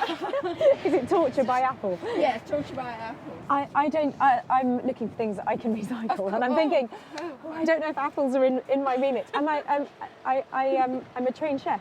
Oh, no. I've spent 10 years cooking, so I can cook, but I'm just wondering about making cider. Have you ever had them pressed before? Yes, well, we have had them pressed, and we wanted to do that this morning, but because we've got somebody at home that's not very well, we can't leave him, and we just can't.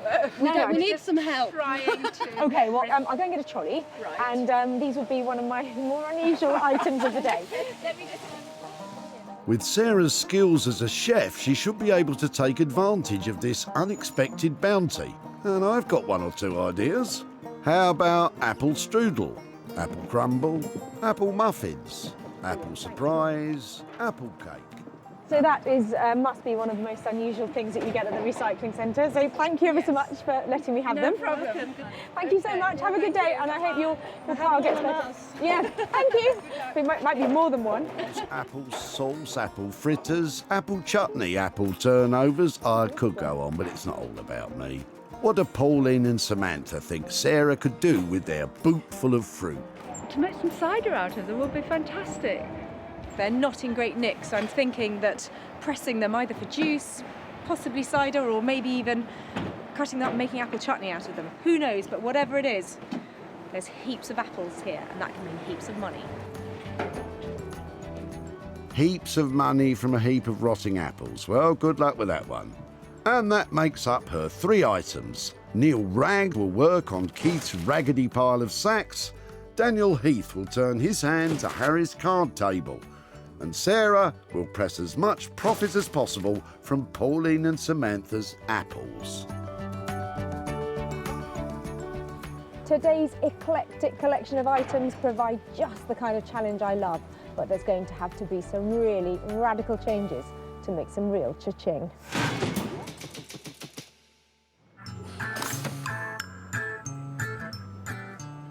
Walthamstow, East London, a busy urban area where plenty of artists and designers ply their trade. Daniel Heath is waiting for Sarah's arrival, but he's already got some material in mind he'd like to use. It's slate that I engrave onto, and I think it would be really great if we can sort of embed that into something. Hopefully if there's like a wooden surface, we can do something with that, so we'll see. Once he sees the card table, let's hope Daniel still wants to slate it, and not just slate it. If I found this table at a car boot sale with a £10 price tag on it, I'd be trying to haggle them down to a £5. So it's going to take an absolute genius to turn this into something beautiful that can actually make a profit. Fortunately, I know a genius, and I'm just hoping that he wants to take this on. Hiya! How are you doing? Yeah, really well. You? Yeah, well, thanks. I bought you a little gem. Right, okay. Let's see what this is. Well, card table. Okay. seen better days. That's a bit gone, isn't it? It's got nice legs though. I thought it had potential to have something lovely done to it. So what do you think? Yeah, I think it's Let's great. stand I it mean, up. it's quite sort of a decadent kind of item to have, isn't it? You know, like a card table. I think we could probably inlay something into the surface. I was thinking about the slate actually. That might be quite nice to put in there. We've got some etching that we do on slate. Oh my word, look at that. Salvage slate, and we engrave onto it. Daniel will inlay that slate into the top, but what about the rest of the table? I mean, we'll sand the wood back. Right.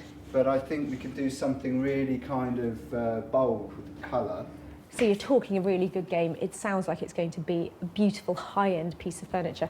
It does, but what's that classy makeover going to cost? I think we're talking about 300 to 350. Okay, I just can't wait to see it, really. I'm excited about it. Me too. Because it wasn't in a great place. Daniel's studio is definitely the best place for it. Now a transformation is on the cards. Thank you very much. Good luck with it. Cheers. Bye. It's quite a big investment to turn it into something beautiful, but I've got every faith in Daniel and making a profit. And Daniel seems full of big ideas too. We'll do something really, really quite striking, quite symmetrical, I think, geometric, Art Deco influenced. Really make something of this section that's kind of carved out from the legs. Maybe we can put some gold leaf in there or something like that. Gold leaf? Go easy with that budget, son. So, will that £350 budget be enough to turn that old card table into a real ace?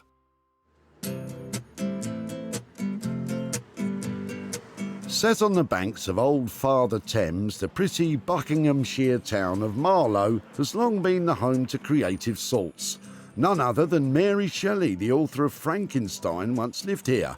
And much like that mad scientist, current resident Neil is a dab hand at stitching together odd bits and bobs to make a whole new creature. What I tend to do is take any fabrics that people would be throwing away that don't want anymore, so they would end up in landfill. Anything that basically, you know, you can sew, I can make something from. Anything, Neil? Are you sure about that? These old sacks have got bags of potential. Well, that's my story, and I'm sticking to it, and I'm hoping Neil doesn't mind working with something that really smells. Oh, not you again. What I've got sacks. They are sacks. Here, take them. Thank you. Bags of sacks. What could be better? How many? I think there are about 18. Okay. That was brave. Rustic. They smell, don't they? They do, but all my bags have a smell. That's reassuring. Have you ever used sacks before to make bags? No, it's not. Doesn't tend to be the material that I make, you know, the top end, boutique style bags from. They're agricultural. They're rugged. There's no disguising that feel, that theme. So we possibly don't try to hide that. We stick with the agricultural, that kind of feel. We don't disguise what they were. Do you think we should make something really agricultural, like garden, something with garden out of them? We add some fabric and turn it into a trug style bag. So you're in the garden, you're chucking your weeds and everything in. Possibly add some leather. We make some nice handles. Neil plans to make them into useful trug-style bags used for carrying tools, flowers or veg when gardening. A traditional garden trug was a boat-shaped basket carved from a piece of timber, but these ones are going to be made from smelly old sacks. How much do you want for that, Neil? If we've got at least 10 of these bags that you would take, then we could do them for £12 a bag. That sounds great. 12 quid a bag is really reasonable. Brilliant. Well, enjoy the sacks. The deal is in the bag. Well, that totally exceeds my expectations of what we might have been able to do with those old garden sacks. It looks like I've just commissioned my first range of saleable, desirable garden trucks. It's nice and agricultural. I haven't seen anything that we're going to make out there on the street, so I think this will be something very unique. A unique agricultural order it is then, but at a budget of only £12 each, can he really turn these unwanted sacks into attractive trug-style bags?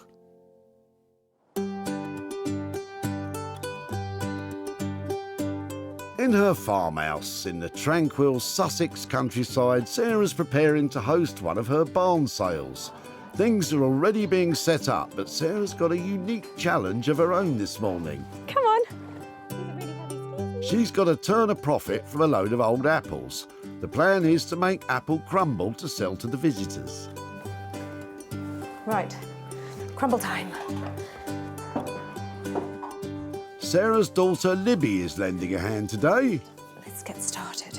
And Sarah will need all the help she can get if she's going to turn the rotting fruit into a saleable treat. I'm hoping that these apples are going to be lovely inside, but I have a feeling they're all going to be quite brown.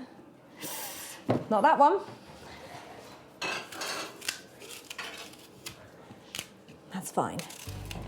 So what I'm doing now is just going to make a puree out of them, peel them up, make sure there's no little bits of core left in them, and then cook them with some sugar and a little bit of cinnamon.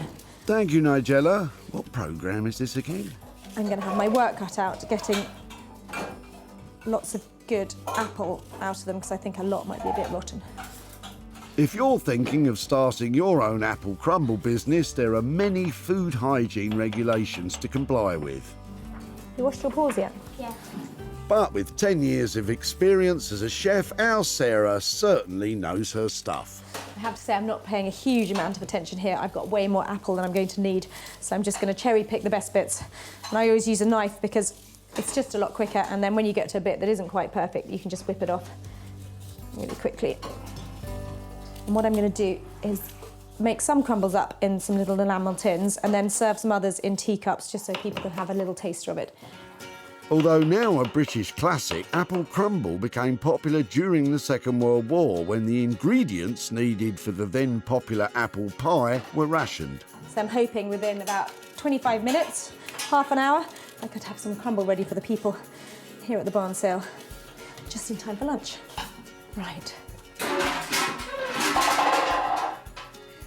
Careful, or it'll be less of an apple crumble and more of an apple splat. Crisis averted, it's time to rustle up the crumble topping.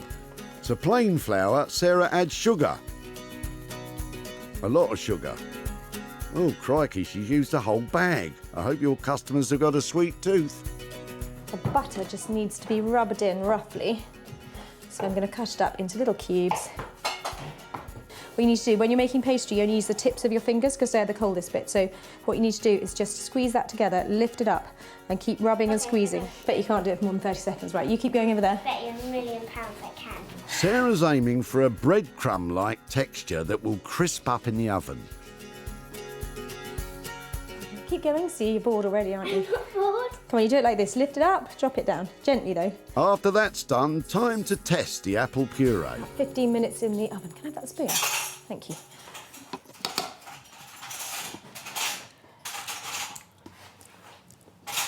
Because they're such lovely ripe apples, they're Windfalls.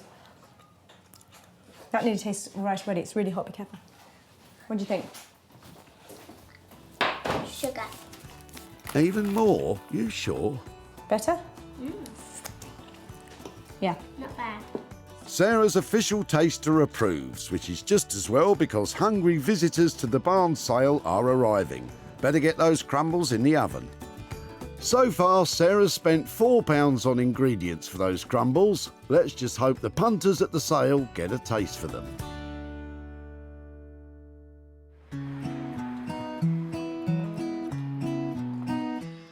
Back in Walthamstow, Daniel's eager to get started on the ancient card table. They should, in theory, be able to just pop the top out and see what we can do with it. Daniel gets straight down to dismantling the card table.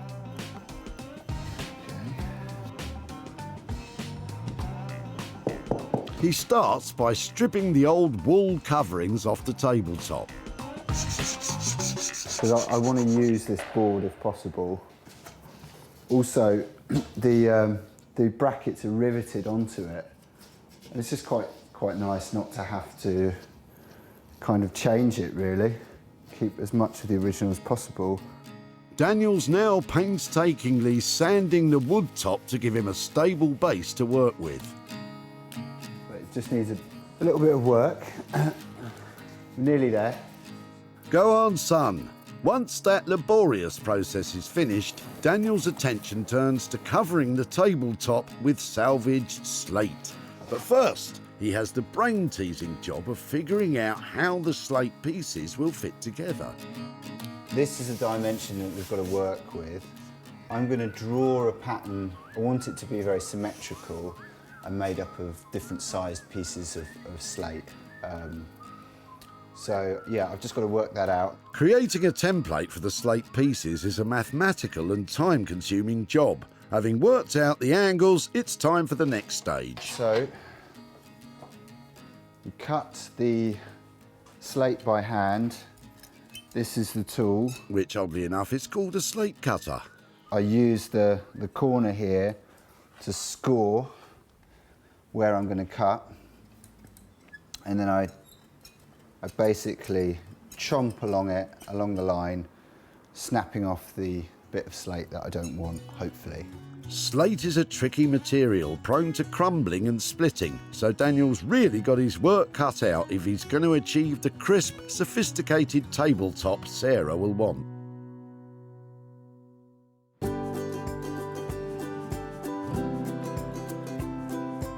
Back in Marlow, Buckinghamshire, Neil's just about to get to work on his heap of Hessian. Here are all the sacks. We've got about 18 sacks. We're thinking of keeping them an outside kind of feel to them and turning into something like a Hessian canvas version of a trug. So first thing to do with these is to start the design process and work out what we can do with them. Before that, though... Time to put these in the washing machine, I think. Quite right, that stinky sack smell's got to go. And once they're all freshly laundered, he starts to design the garden trugs he hopes to rustle up. I think we need to establish a shape. Neil sketches out his first ideas. It looks intriguing. If his design is going to work, he'll need to combine the Hessian sacks with some other materials. So if we maybe can do something with these. That's some reclaimed curtain wire from an old camper van. Create a tube across around the top, hold it open. Those would be put to good use, giving the trugs a bit of structure. And Neil's not done there. He's spotted another salvaged item to add to the mix. And then some tent material. It's good stuff. Canvas strip along the bottom of the base. Another canvas strip around the top, because the Hessian sack, although it is strong, it's a very loose weave, so we can't have people putting in their plums and then seeing them roll across the floor. With plum security the very highest priority, Neil applies a mix of paraffin wax and beeswax to the canvas to make the fabric more durable. So the wax will strengthen it, make it sturdy. So compared to some unwaxed canvas here, we've got a much stiffer wax, and it will be waterproof as well.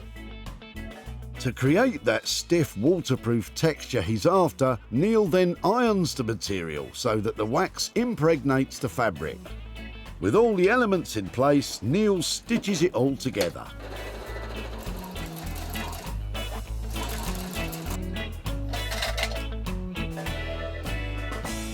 Well, bag number one, I think the concept is right, the design is right, the look is right. It's it's about there, so that's good. It's great, but that was just a prototype. He's still got a pile of sacks to start work on. Well, the challenge is to make something along the lines of what I normally make, which is nice looking bags. The The challenge at the moment is doing it at a price, within the budget. So trying to get something that's quick and straightforward to make. However, it obviously can't fall apart. Neil's got a budget of only £12 per bag, and these trugs seem to need a lot of intricate work. In Walthamstow, Daniel's back at work on the card table. He's now ready to cut the slate pieces which he plans to inlay onto the tabletop. Today, he'll be cutting his slate alfresco. Very continental, Daniel. Improvised outdoor workshop. Cutting slate makes quite a lot of mess. I don't really want to do it inside. Slate can be difficult to cut cleanly, so he'll have to be careful. Sometimes the diagonals are a bit tricky, but we'll see. So that's the first piece. So I need to do 7 more of those of that shape. Yeah, actually, it's working out all right. Caught me on a good day, I guess. Will his luck hold when he actually tries to fit the big slate jigsaw together? Quite happy with that, yeah. Good. So next up is to clean all the slate down, and then we've got to coat it so that the finish is good on it. The Welsh slate Daniel is using will retain some of its time-worn patina even as he gives it a glossier look. So it's coming up quite nicely. Next, he varnishes the slate. This process seals the slate and it stops it from sort of crumbling any further. And it also sort of strengthens it and brings out the grey and gives it a nicer finish. I'm giving away all my trade secrets. This will be my undoing. Anybody else does this, the boys are coming around. But trade secrets or no, do Daniel's old slates really belong on the sophisticated table he's promised Sarah?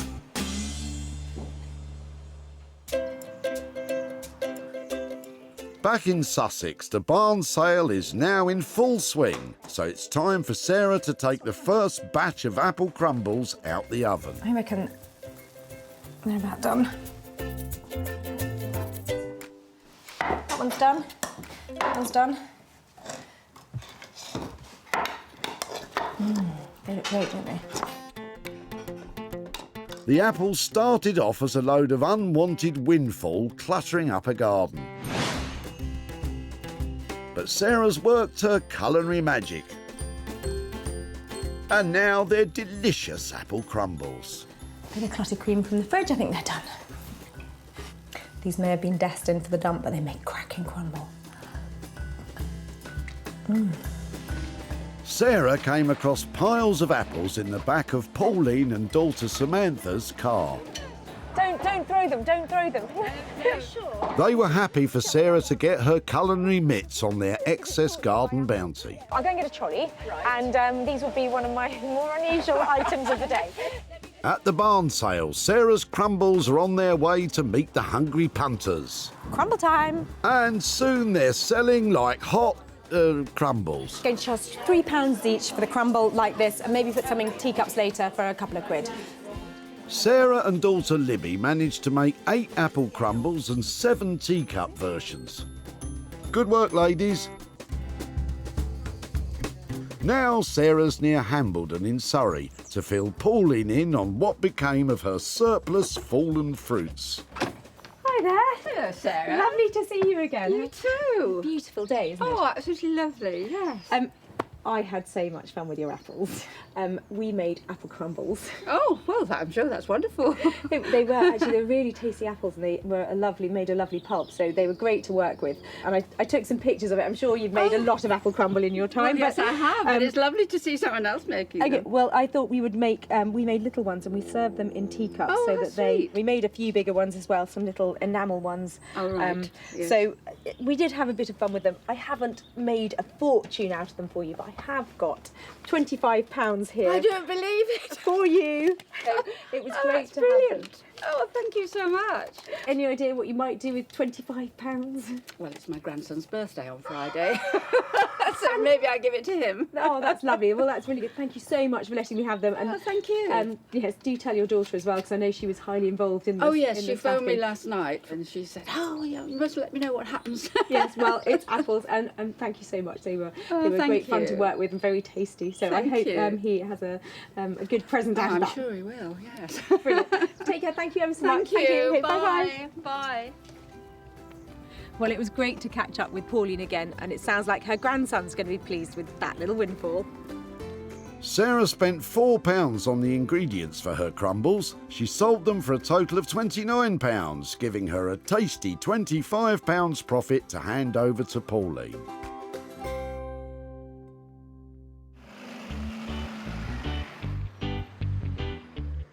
In Walthamstow, Daniel's putting the final shine on the revamped card table. I'm kind of apprehensive about Sarah arriving because it is quite out there and it is quite, you know, full on. But yeah, I hope she's going to like it. The last time I was here, I left a really big budget on a very small table. So I hope Daniel's managed to pull out all the stops to create something that I can sell for a profit. When Sarah dropped it off, the old table was torn, tired and several cards short of a deck.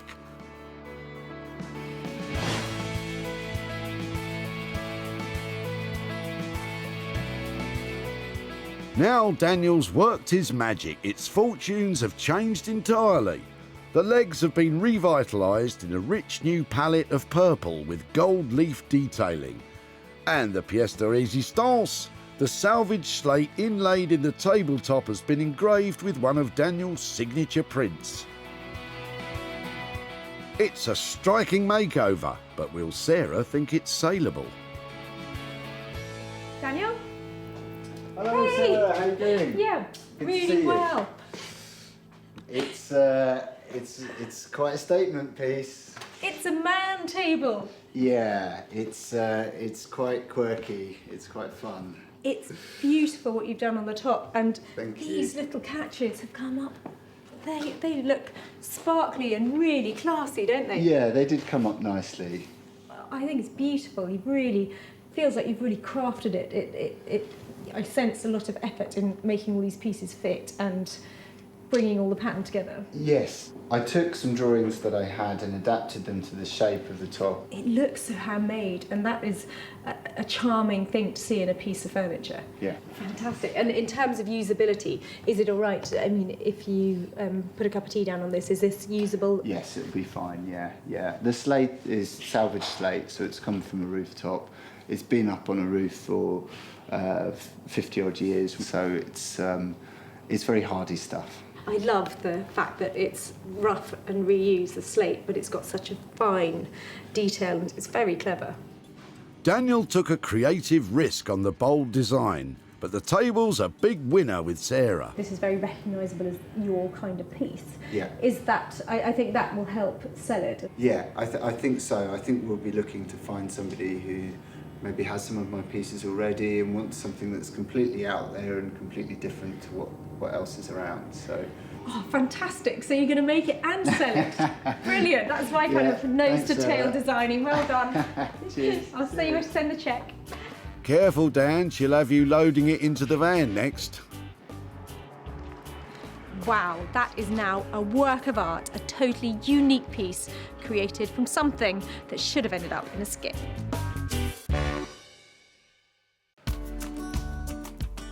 Sarah was lucky enough to spot Harry's card table hiding on his back seat. Is that your card table? Are you throwing it? Yeah. It's not in very good shape. It's about 80 years old. Really? Sarah wasn't put off by its age or condition and felt it still had a few games left in it. I think that I might be able to make something out of that. And Harry was happy to see it moving on. Well, if anything can be made of it and sold on to somebody for benefit, that's fine. Under Daniel's creative direction, it became something truly unique and spectacular.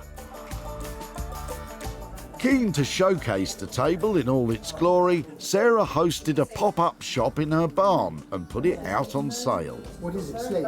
Yes, it's etched. People were drawn to the interesting tabletop. You think that's fine by me? Sarah also listed it online on sites including eBay, Etsy and on social media. There's been loads of interest in Daniel's table, and it's not surprising because that is a very clever transformation. Those kind of things are the collectibles of the future. But I haven't managed to sell it yet, but as soon as I have, I'm going to get back in touch with Harry. With Daniel's labour and materials coming in at £350 and the table remaining unsold, we have a potential loss of £350. But Sarah has high hopes someone will soon snap it up and she can return the profit to Harry.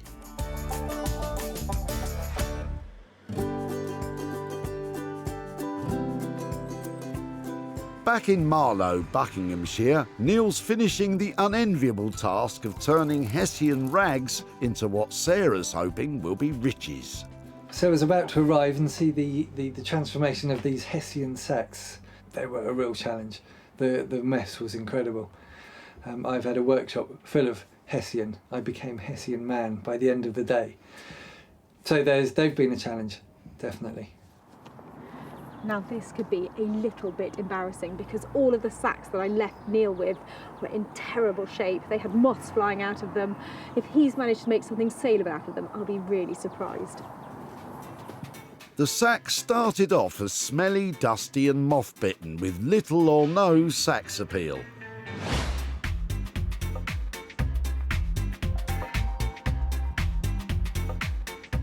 They are now multifunctional truck-style bags complete with a canvas base and handles and curtain wiring round the tops to make them practical as well as stylish. I can't wait to see them.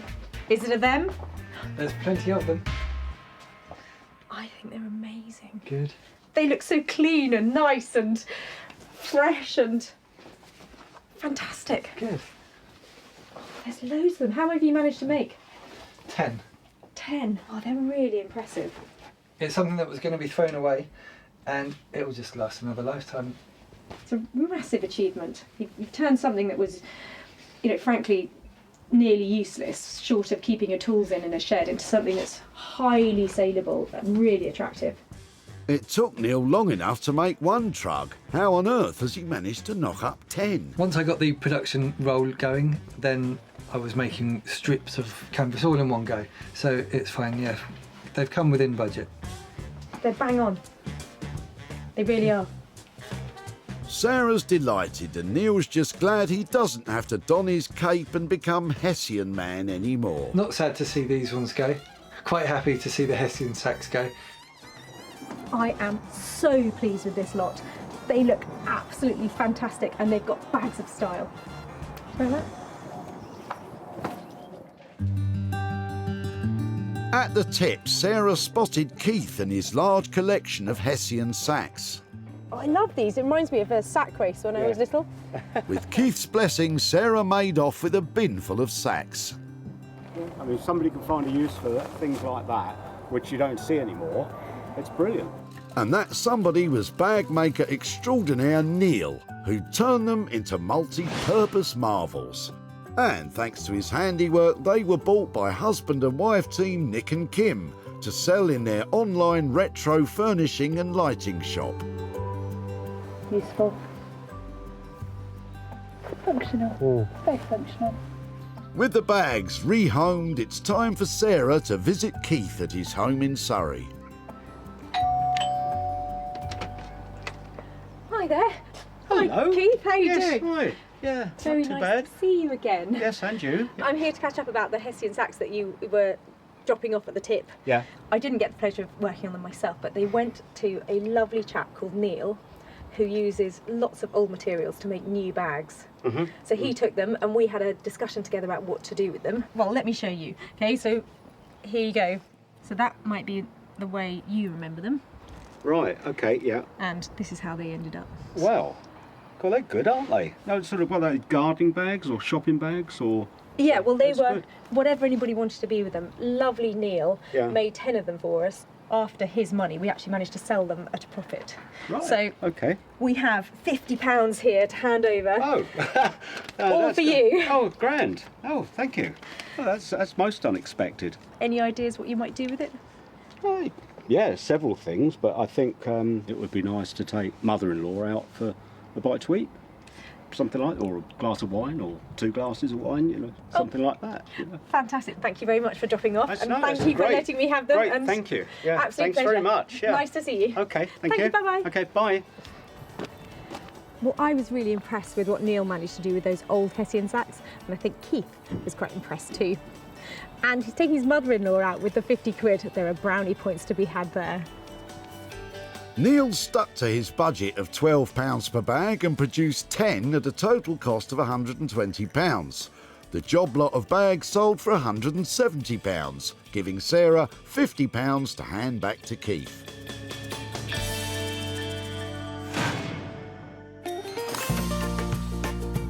So, thanks to Sarah, that's 3 items saved from the skip.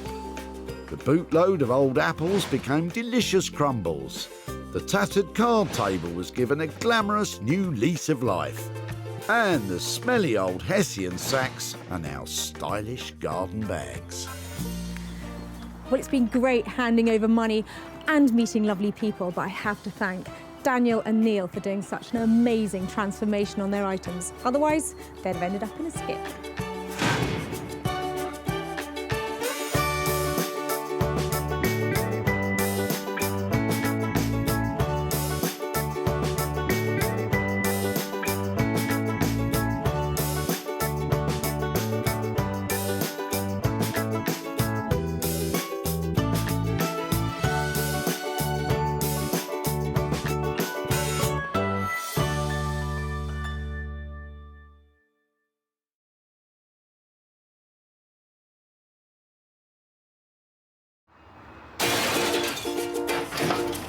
What are you chucking out today then?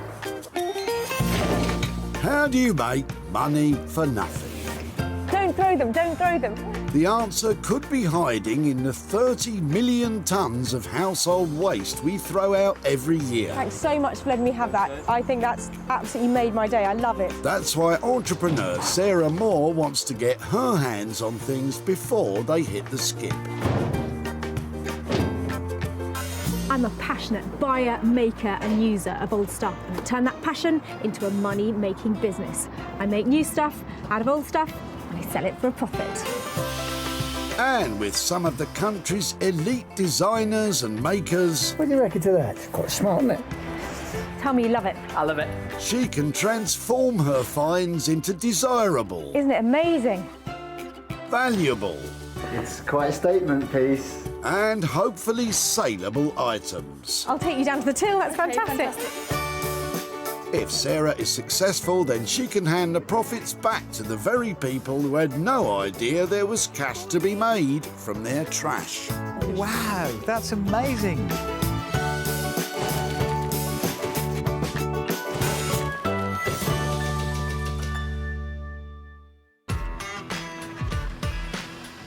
Today, Sarah's at the Whitley Recycling Centre in Surrey, and like all parts of the country, it processes tons of rubbish.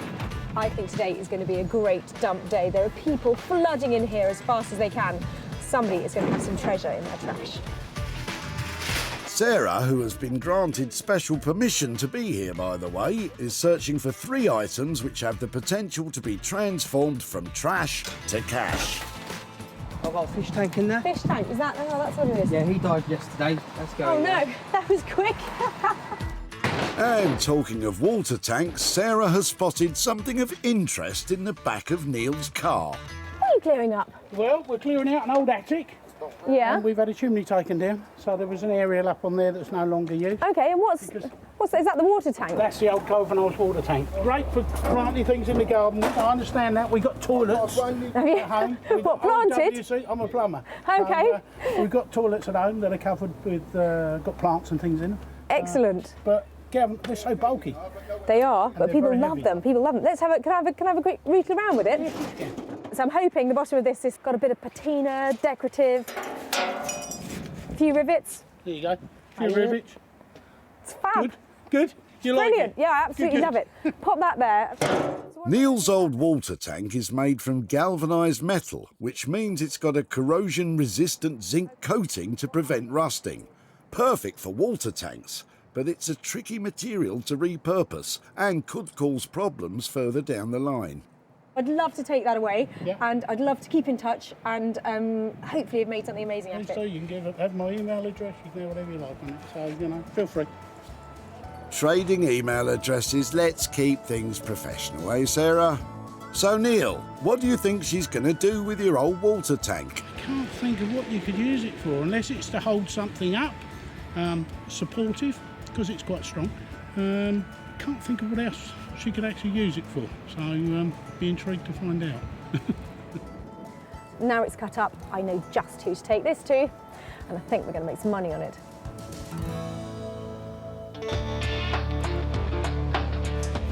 Artist blacksmith Beck Simon is an expert in manipulating metal into high-end furniture and bespoke metalwork commissions.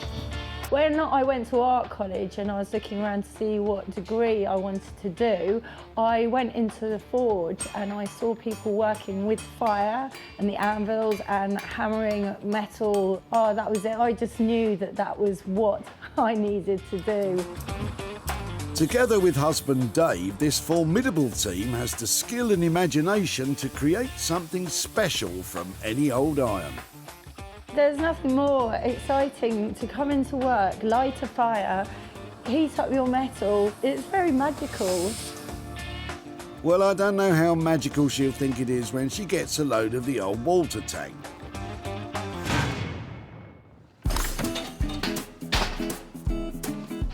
With one item found, the search goes on for other odds and ends that could prompt a profit. Oh, this guy was working here, that's why asking for a hat. No, he hardly ever was. Well, while you're all standing about chatting, you're about to miss something very unusual coming out of Dick's boot. Wow, that looks interesting. What are you throwing out? It's an old post office truck. Yeah. I used to put the parcels in. Okay. It's coach built. I mean, that's... the coach built, there's the crankshaft for the wheels. So it was used for... In the sorting office, they would use these to move the parcels around. And they probably used that from about the 1930s, 40s onwards. Lovely, it's amazing. I have no idea if it's something I'll be able to reuse or make anything out of, but I just feel that it's so beautiful and the age and the wear on it is so lovely that if it's all right to take it away... You can, please. If you show me where you want me to put it, I'll come... That's really kind of you. And if I do manage to do something, it'd be really good to maybe get back in touch and show you what I've done, or all right. I'll start with these. That's lovely. Okay. Thank you so much. I found it probably 10 or 12 years ago. I refurbished it, the wooden part of it, painted it, and used it as a decorative area for plants for many, many years. I brought it along here, but luckily seem to have met somebody who may be giving it a new home. I wish her luck. Now this is one seriously unusual tip find. It's absolutely beautiful. It's a coach-built, enormous platform wheels that had a basket on it that was used at a post office. It looks like it'll clean up really well. There's certainly enough metal and chunky stuff here to be able to make into something else, so this is really exciting. And Sarah has just the men in mind who can put their own stamp on our post office trolley.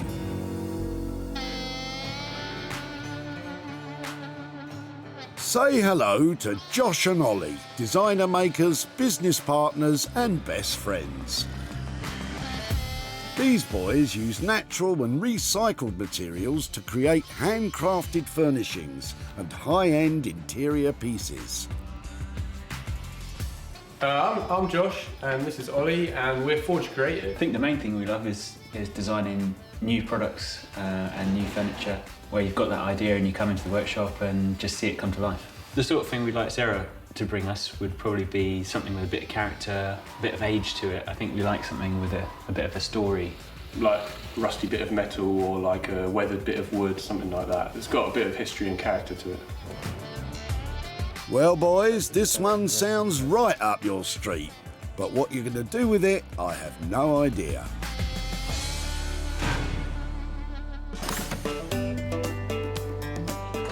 So that's 2 items found and 1 still to go.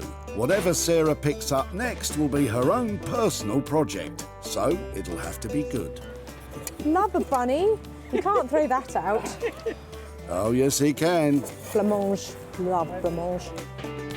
So you're going with the bunny, or would you be more interested in what's coming out of Grant's boot? Hi there. Hi. I was just looking at this. Yeah. Have you had it long? 15 years or so. So that wasn't, yeah, it's a lot older than that, isn't it? It is indeed. Yeah. Grant's brought along his old ottoman, and it looks to be in good nick. Oh no, it's horrible. Where did you get it from before? Came from Kidderminster, from an antique shop in Kidderminster. They're quite useful, aren't they? I can see it's seen better days. I know why you're chucking it out, but I quite like it. Can I have it? You can have it, yeah. I think it's in good enough shape that I might be able to breathe some new life into Take it and it. do as you wish with. Right, you're coming with me. Thank you very much. So it's a simple upholstery job, but what does Grant think it'll be worth after Sarah works her magic on it? So if she redoes it, I'm sure she'll get 100 for it, maybe a little bit more, something like that. So a lot more than we paid for it. It's really in bad shape. It might be worth just pushing it over into the tip, but with some nice fabric on it, a refresh of the paintwork, there's a chance I might be able to make a few quid on it, and it's something I think I'm definitely going to have to do it myself because this could go either way, this one. With Sarah's search over for another day, she's saved 3 items from certain doom. The galvanised steel water tank will now be worked on by Bex. The post office trolley will be looked after by Josh and Ollie, and Sarah's chosen to work on the old crumbling ottoman herself. It's home time and I'm happy. I've saved some absolute treasures from the tip today, and I think I've got a real chance to make some good money.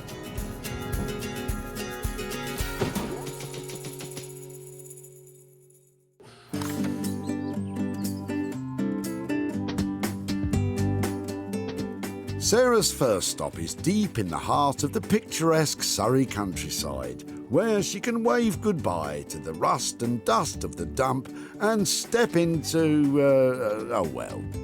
Blacksmith Bex Simon is standing by with husband Dave, and they're sure to get a surprise when they see the old water tank.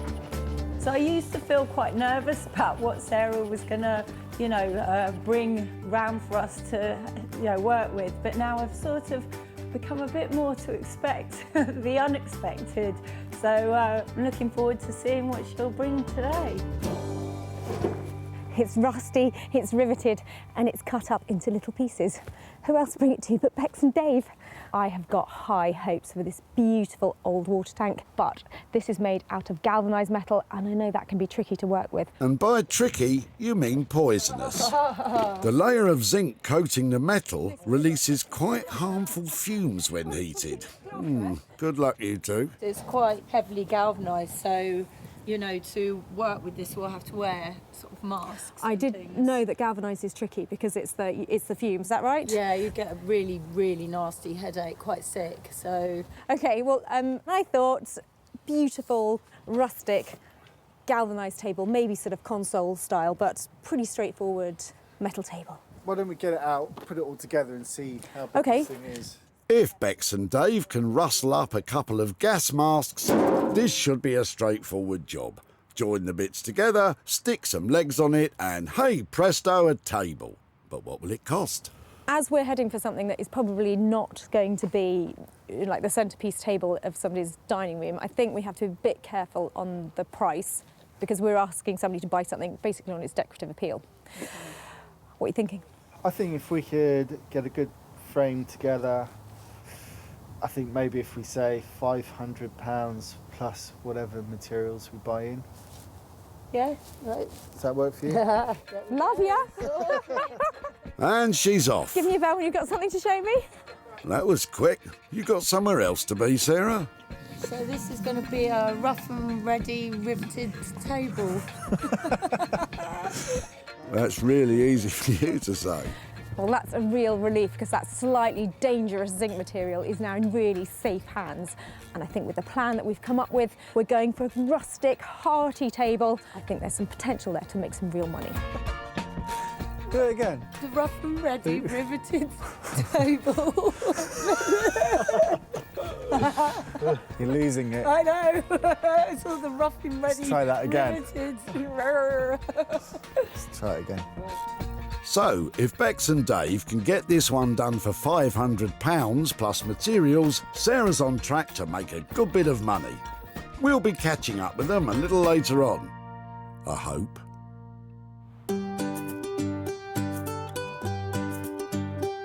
So, from Surrey to Sussex, and yet another quaint little workshop tucked away in the lovely countryside.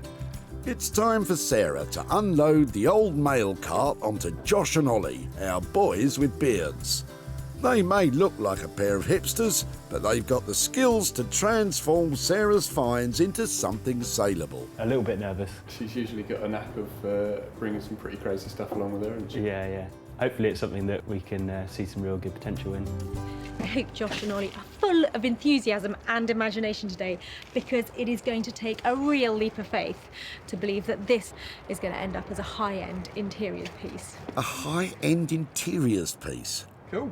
Looking at all that, I'm not quite sure what you could do. Yeah, should we try and put it together? Bex has already got started on her table, so I'm dying to find out what ideas the boys have. I mean, straight away it kind of lends itself to being a table. Another table. Great. What kind of table are you thinking about making? We've got some old reclaimed farmhouse doors that are That would go perfect. What, those? These up there, yeah. Huge. They're massive, so it would be a dining table.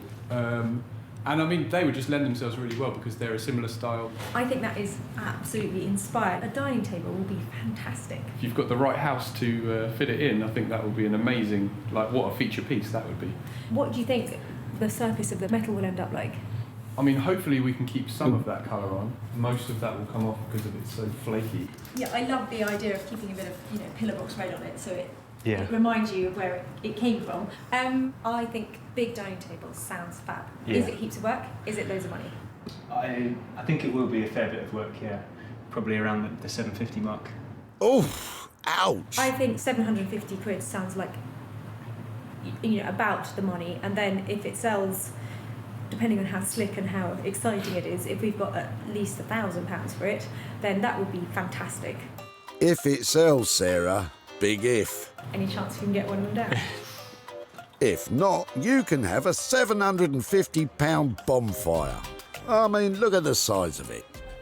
This is huge. Have you made many tables this size before? Not quite this big. We've made one at about 2 metres, but this will be enormous. Great, well, hope it goes well. Thank you. Thanks. See you soon. Yeah, Bye. see you soon. Yeah, what do you reckon then? Yeah, it's really good. I think Sarah's done a good job for us. Spending £750 on a commission is a bit scary. It's going to have to look fantastic to make some money. So, with the table coming in at a whopping £750, the boys will have to do something pretty special if Sarah hopes to see a profit.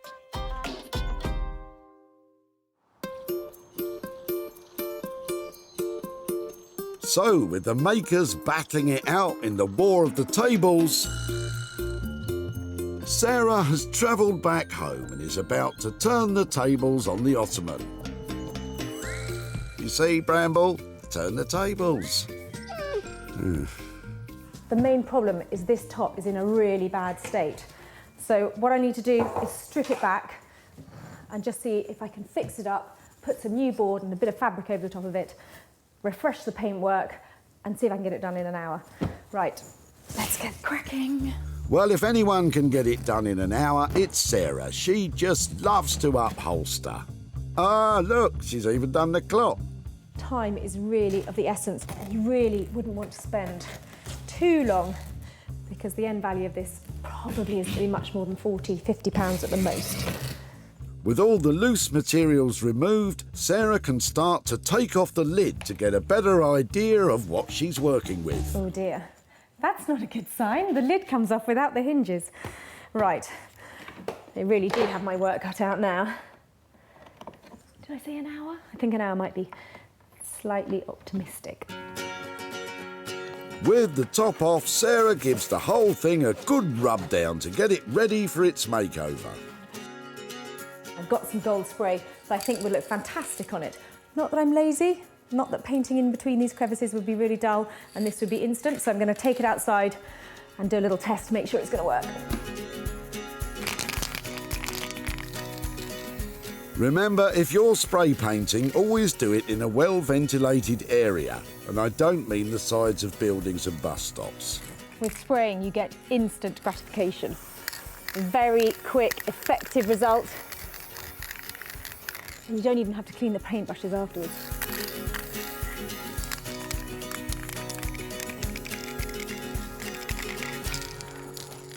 Wow, that is 5 minutes work, and I think that looks fantastic.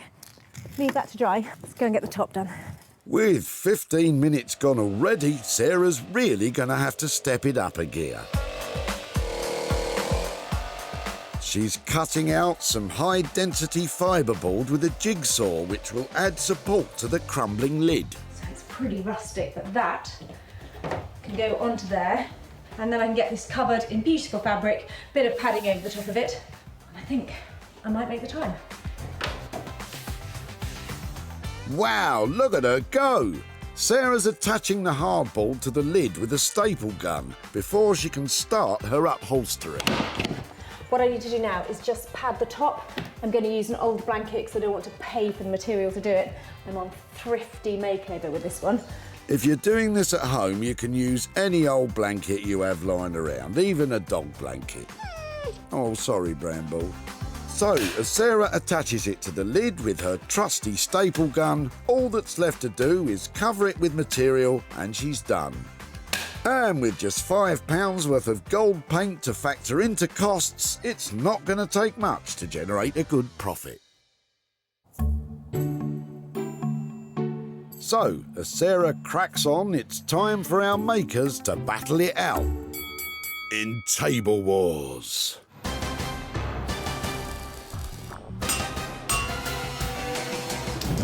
And in the red corner, Bex the Anvil Simon and Dave the Brute Harris will be taking on the Sledgehammer Josh Kennard and Ollie.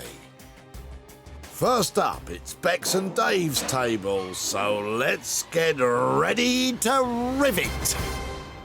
So, what do you want to do? At the moment, it looks like a cut-up water tank, so it's down to us to try and make it, you know, look presentable and nice. Yeah, and worth lots of money. That's the fighting spirit. Bex begins by cutting lengths of metal that will form the legs, while Dave gets cooking on the tabletop. He's trimming off the edges with an electric saw, and the all-important gas mask will protect him from the toxic zinc fumes that are released when the metal is heated.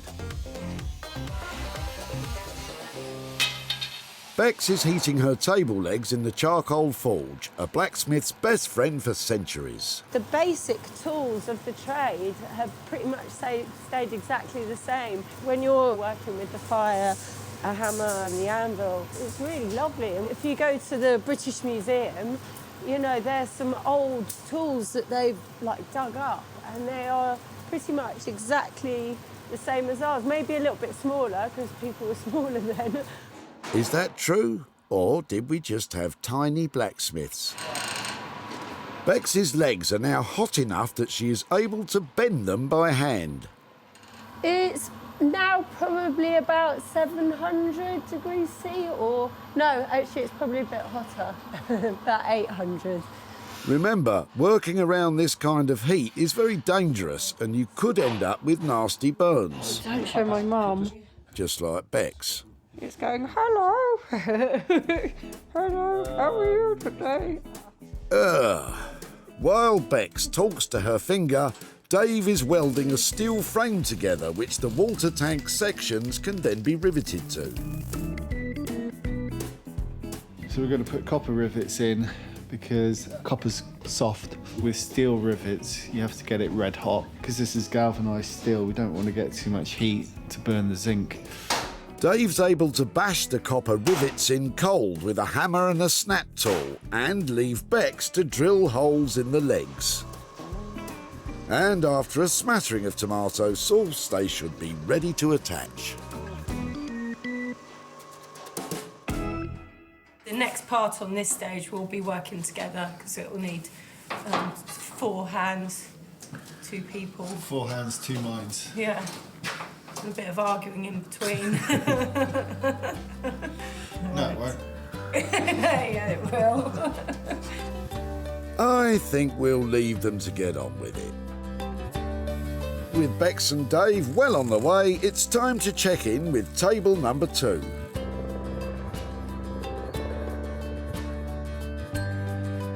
Over in Sussex... Josh, look. The original Segway. Yes, please. Josh and Ollie are clearly taking this challenge very seriously. Come on, boys, get to work. So this is going to be one end support of the dining table. So the 2 halves of the tabletop will sit on here. Should we get rid of that block and see what clearance we got on that wheel then? Yeah. The boys plan to attach the bendy bit to the wheelie bit by first removing the wooden block and then welding in place. But there seems to be a little bolt in the way, so it's time to get drilling. Oh, are you sure you shouldn't be wearing goggles doing that, Josh? Naughty boy. So Josh is just trying to make a little hole in the axle so that this bolt, this nut here, will just kind of sit in there. But we've just realised that the axle is solid, so Josh is having a bit of a hard time with getting through it. Oh, look at the size of that thing.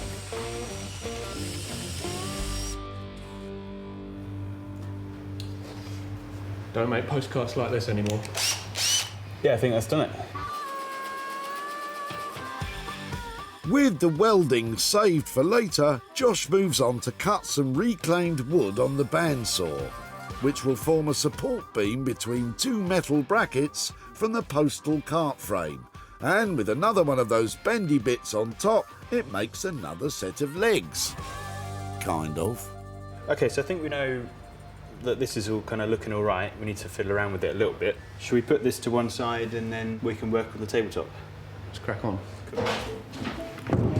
So this is one of about 5 doors that we got from a friend from an old barn, and they're supposed to be about 150 years old. You don't say. It looks like Josh has upcycled his mum's old tumble dryer hose to clear away the 100-year-old dust, while Ollie works to get the hinges off the door with a socket wrench. But it's no match for the 100-year-old rust. Doesn't want to come, does it? But when in doubt, smash it with a hammer. But what they're left with underneath might be a problem. What do you think, Josh? Yeah, that's nice where the rust is soaked into the wood. Really? That'll make quite a nice feature. I don't fancy eating my dinner off it. So we have to incorporate these in some way, don't we? Josh and Ollie are firm believers in using absolutely every part of an item so nothing goes to waste. Using them somehow as a brace in between the 2 doors, or...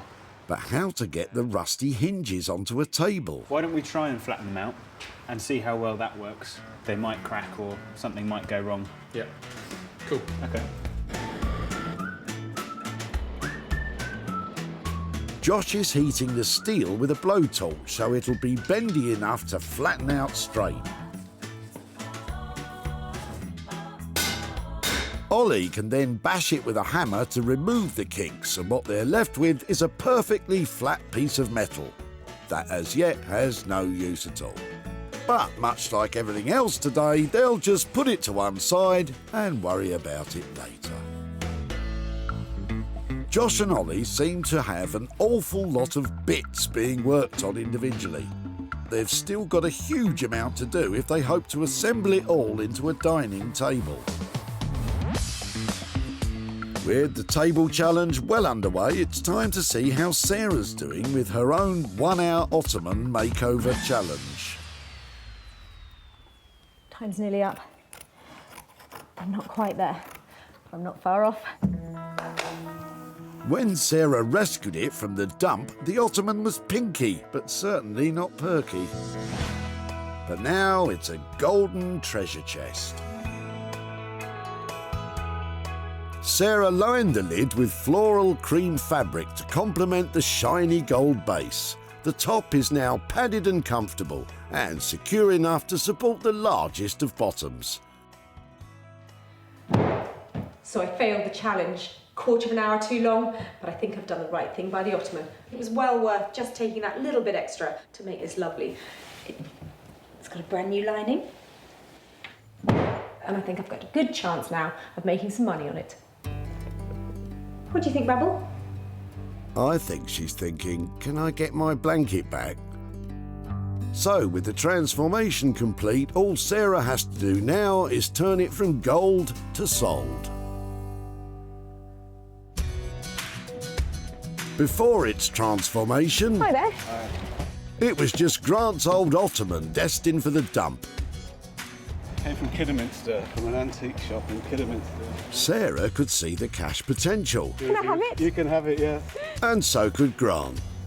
If she redoes it, I'm sure she'll get 100 for it, maybe a little bit more, something like that. So a lot more than we paid for it. Well, 100 might be a bit optimistic, Grant. Sarah showcased the ottoman at her barn sale, and after a slow start, I think there's somebody interested in the ottoman. she hooked a buyer. It's beautiful. I think the fabric on the top is so lovely. I'll take you down to the till. That's Okay, fantastic. Thanks, Sarah. And it's sold. This is usually the bit when Sarah gives Grant the money and you get to see his big smiley face. But Well, since I sold the ottoman, I haven't been able to get in contact with Grant. But all is not lost, because I did manage to turn a quick profit of £25, and I'm going to hand that over to children in need. at least it's going to a good cause. Sarah spent just a £5 on materials, and with a sale of £30, it's £25 profit for the ottoman. Yeah, it's an all right start. Now let's see which one of our tables can rake in the most cash.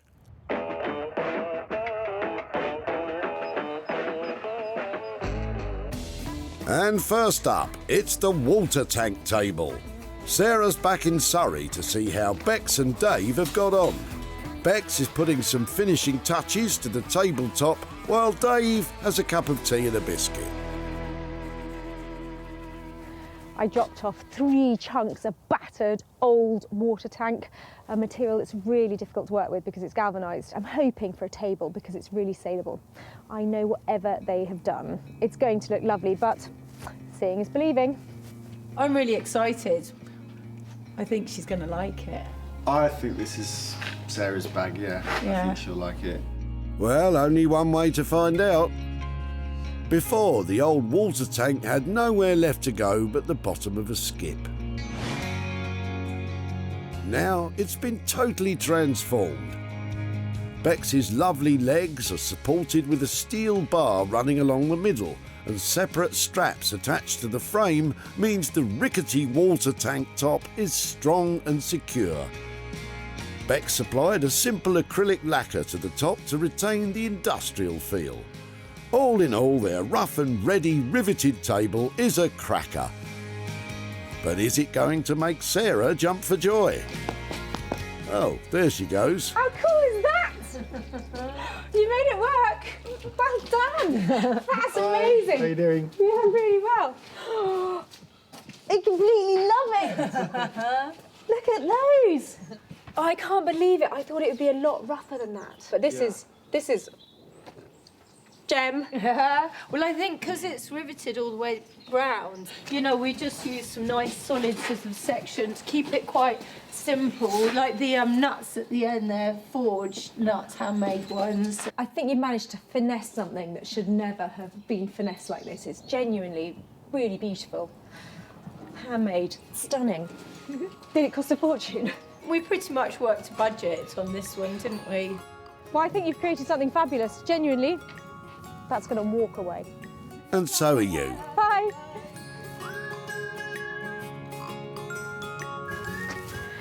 I don't want to be over emotional about it, but I'm overwhelmed by that table. It was going to end up in the tip, and Bex and Dave have poured their heart and soul into that. I can't believe how fantastic it looks. Well, there may have been a few arguments along the way, but I think it's been worth it. Well, do you love me again? Yeah, I've always loved you, love. That's why I married you. Ah. Stunning and on budget of £500 plus materials, this one has a real chance of raking in the cash.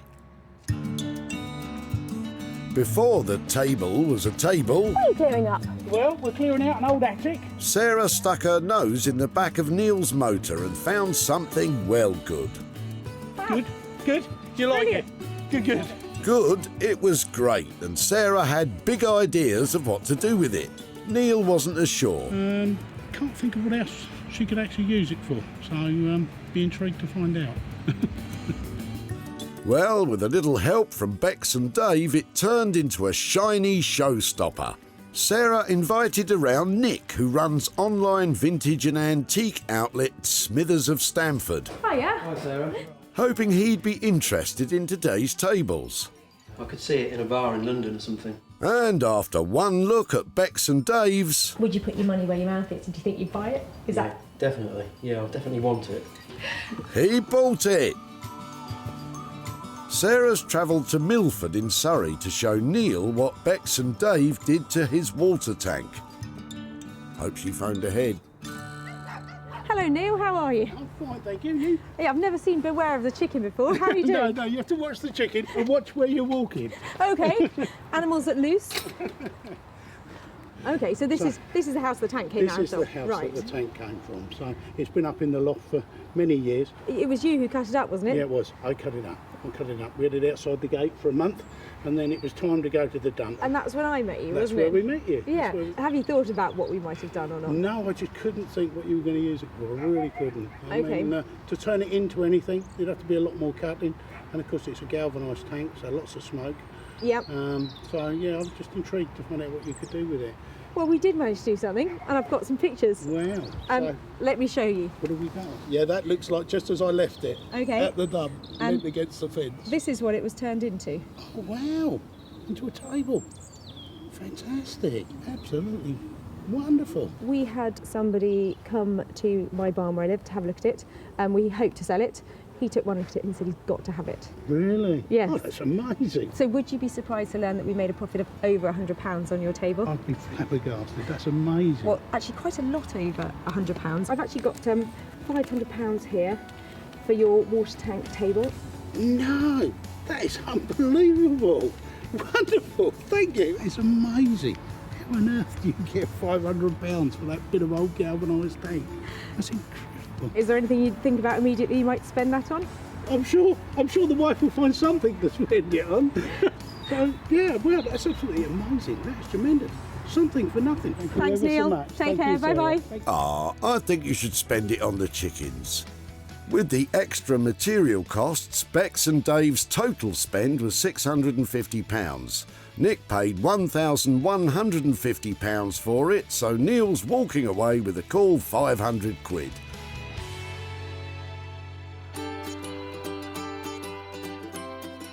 So, with our first table making a very impressive £500 profit, it's still all to play for.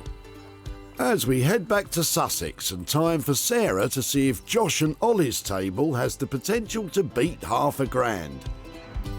Yeah, I reckon Sarah will be shocked. It's changed beyond recognition, to be honest, from the pile of crusty metal that she brought us. It's now a dining table. So yeah, I think she'll be surprised. So I'm back here to find out if Ollie and Josh have managed to turn a rusty old mail cart that I left in pieces into a high-end dining table. There's only one way to find out. When Sarah dropped it off, the mail cart didn't have a leg to stand on, but now it's a huge table. The boys ditched a flaky red paint job, choosing instead to sandblast the metal and paint with a matte black finish. They treated the old wood with a simple sealant and a top oil to keep the wood's age and natural pattern shining through. Oh, this is a tough one. I think I like this table more than the other one, but what will Sarah think?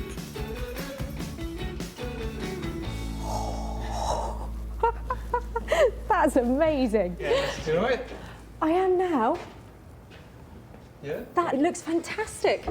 I had no idea it would clean up so much, and haven't these worked well? Yeah, they came in nicely. There's a little feature for you. So this is a built-in trivet for your hot pots and pans. Ah, so that's what you did with the hinges. Clever. That's a great idea, isn't it? It's practical and it's beautiful. You have done so well with it. In terms of the bits that you had, those are the old handles, those bits up there. They've worked really well, haven't they? Yeah. I'm really surprised how tidy and neat and good looking it is. Because it, battered old doors, rusty old frame, was never going to look like that. No, it did come in well. So in terms of budget, there was 750 quid on the table, like what did that? Very good, very good.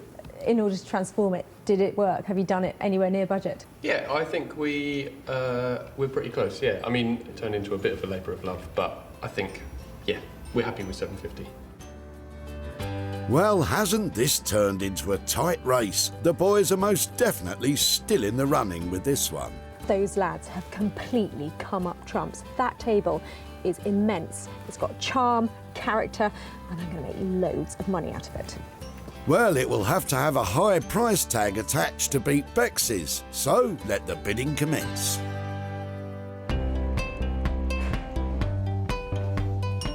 What are you throwing out? When Sarah met Dick at the dump, she pounced on his old postal cart. They would use these to move the parcels around. Dick was more than happy to give it to Sarah. If you show me where you want me to put it, I'll come. And Sarah politely took them away. I wish her luck. And with the help of Josh and Ollie, it became our second tip-top table. Sarah invited Nick back to see if he fancied 2 tables, but having already forked out over £1,000 on Bex's, Sarah's chances weren't great. Do you feel it when you see it? Is it? Yeah, it's very unique. Yeah, I think we're going to go for it. Yeah? But he bought it as well. I'm going to make you a seriously good offer on this one, Nick. Sarah's travelled to Shackleford in Surrey to hand Dick some cash. But will it be more than £500?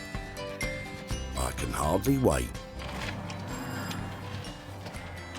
Hello there. Hi, hello. Nice to see you. Lovely to see you again. How are you? All right? Yeah, very well, Good. very well. I have come to catch up with you about what we did with your old mail card. Yes, indeed. I know that you said that it had come to you and you'd found it and you'd had it for quite a few years. Up 200 yards up the road here is Yep. a crossroads, and it sat there for 2 days, so I walked it down here. Possibly in the 90s is when I acquired it, because that's also probably the time that the post office stopped using them, I would think. They certainly used them when I did the post when I was 18. So were you a postie? No. Christmas job. Christmas job. Oh, Christmas Christmas postie. Oh, especially Yes. they're more lucrative at Christmas. Yes, that's right. When I took it away, did you have any thoughts about what we might be able to do with it, or? No, I didn't. I mean, I didn't know whether you would do research and take it back to what it was, or do something exciting. Okay, well, we went down the exciting route. We took it to fantastic young guys who are down near Goodwood, and they have managed to create that. Oh, wow. But is that a door or something? It's a pair of doors in there, and Yes. actually you can see on the detail where they have used the hinges for the doors to make a trivet to go in the middle of it. Yes, tremendous. That's fantastic. I really do I like that. I think that's a clever idea.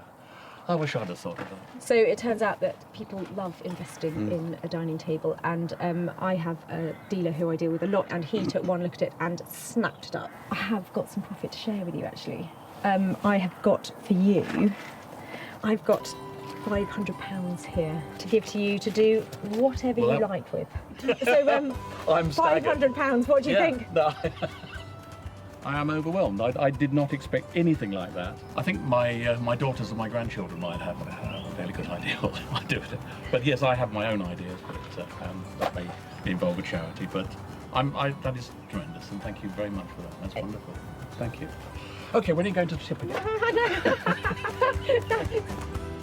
Can you believe it? It's a draw. Coming in on budget of £750 and selling for a mighty £1,250 means Josh and Ollie's table has made exactly the same as Bex and Dave's. I'm glad it worked out like that. I really couldn't choose between them. So Sarah's managed to make money from all 3 items saved from the dump. The water tank transformed into our first fabulous table. And the postal cart made it too. And of course Sarah brought the bling to the crumbling old ottoman. Well, those were 3 great items. Both sets of artisans managed to produce winning tables, and I'm pleased with my little ottoman makeover. And all 3 things are going on to have a new lease of life, and the best bit of all, they all sold for a profit.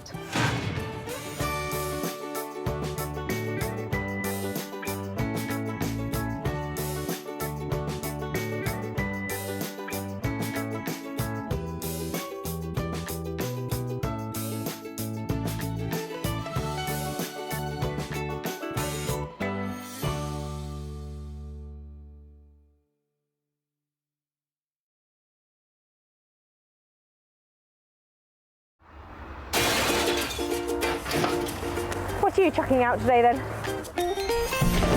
How do you make money for nothing? Don't throw them, don't throw them. The answer could be hiding in the 30 million tonnes of household waste we throw out every year. Thanks so much for letting me have that. I think that's absolutely made my day. I love it. That's why entrepreneur Sarah Moore wants to get her hands on things before they hit the skip. I'm a passionate buyer, maker and user of old stuff, and I turn that passion into a money-making business. I make new stuff out of old stuff and I sell it for a profit. And with some of the country's elite designers and makers... What do you reckon to that? Quite smart, isn't it? Tell me you love it. I love it. She can transform her finds into desirable... Isn't it amazing? Valuable... It's quite a statement piece. And hopefully saleable items. I'll take you down to the till, that's fantastic. If Sarah is successful, then she can hand the profits back to the very people who had no idea there was cash to be made from their trash. Wow, that's amazing.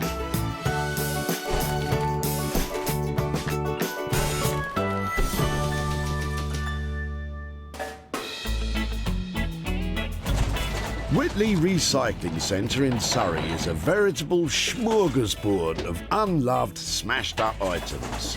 The range of rubbish coming in here today is fantastic. From a bed that's been living in the shed to a chest that's well past its best. If I can see potential profit, I'm on it. Sarah, who's been granted special permission to be here at Whitley, is on the hunt for 3 items from which she can turn a profit. It's a tough job, but somebody's got to do it. If you say so, Sarah, I could think of a few things I'd rather be doing. It's not long before Sarah, eagle-eyed as ever, spots Vivian unloading the boot of his car. Hello. Hi.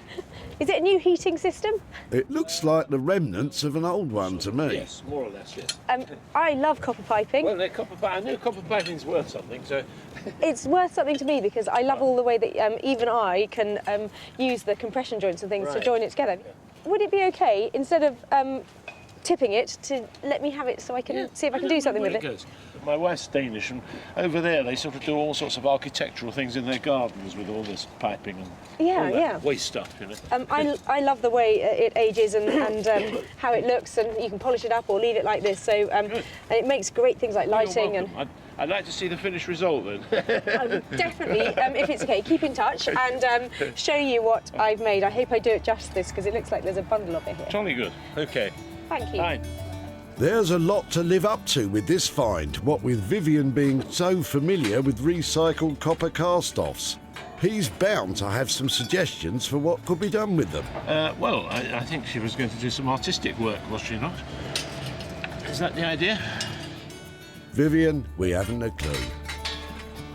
I love the fact with the copper pipe you get all of these joints, these compression joints, so even I can use it like a massive Meccano set. So I think if this is turned into a lovely luxury interior design item, there is a profit here to be made too. It's going to take a lot of imagination to transform that collection of pipes. Fortunately, Sarah knows just the people.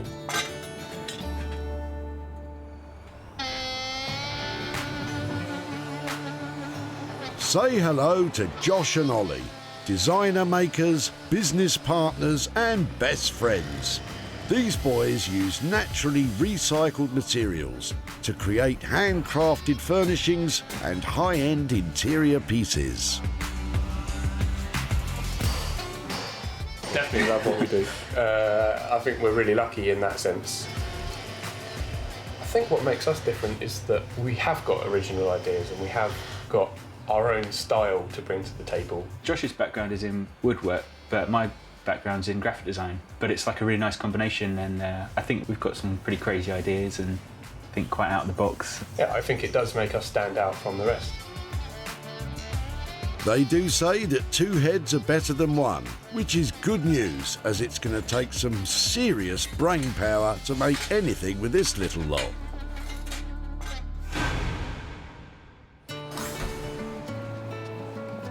With one item already found, Sarah is still on the hunt for two more. There's plenty to choose from, and you never can tell what might just turn up next. You can guess 1,000 times and you still never get it. Oh, it's a Rossossiani. It is a Rossossiani, very old one. Oh, look, extra faces. Fantastic. As the search continues, it's not long before Sarah spots something special weighing down the back of another Sarah's car. Hello. Are they your floorboards? They are floorboards. Wow, you've got loads of them. So what kind of age of house are they coming out of? This part of the house is probably not that old, maybe about 50 odd years. Okay. So that's why they haven't got loads of worm in them. You've got so many of them. It looks like such a good supply of wood. It'd be great to take a couple away and see if I can reuse them or even make some furniture out of them. That would be fantastic. You can have as many as you like. Any ideas what I might make out of them? Don't know. I hope it's something more exciting than a table. I know. I was just thinking it's got table written all over it. Yeah, I was just thinking that, but depends how good a table it is. Well, I suppose. In my head, it doesn't look very exciting. Well, I'm really appreciating you letting me have so much of it, and I'll try and think of something more impressive than the table. I'm so pleased I was here just when you were going to throw those away, so I shall wheel them off and take them to my store. Thank you so much. There's so much for Sarah to work with and plenty of potential. But what would the other Sarah really like to see? Something lovely would be fantastic. Talked about tables, but that's not particularly exciting, but anything's better than just being thrown. Now there is enough wood here to make pretty much anything. And so that choice, is a bit mind-boggling because I think it would make the most amazing, beautiful, massive table. And there's something really impressive about something that big. Loads of people keep money under the floorboards. I think I'm going to make money from the floorboards. There's so many possibilities. It sounds like we need to involve an expert. With over 25 years' experience building furniture, if you've got wood, Norman Wilkinson's your man. I love the timber, I love the finishing of it, I love the product. It makes me tick. Yeah, there is a passion for it because there's no point getting up in the morning and not doing something you don't like. Coming in and then picking up the wood and then turning it into something lovely, makes me happy. Norman's passion is creating handmade, bespoke furniture from reclaimed, unwanted materials. And also using second-hand materials. Yeah, it's a great joy. The old saying, isn't it? Another man's rubbish, another man's... can't think of the saying now. Well, he may also struggle for words when he sees the salvaged floorboards Sarah's secured.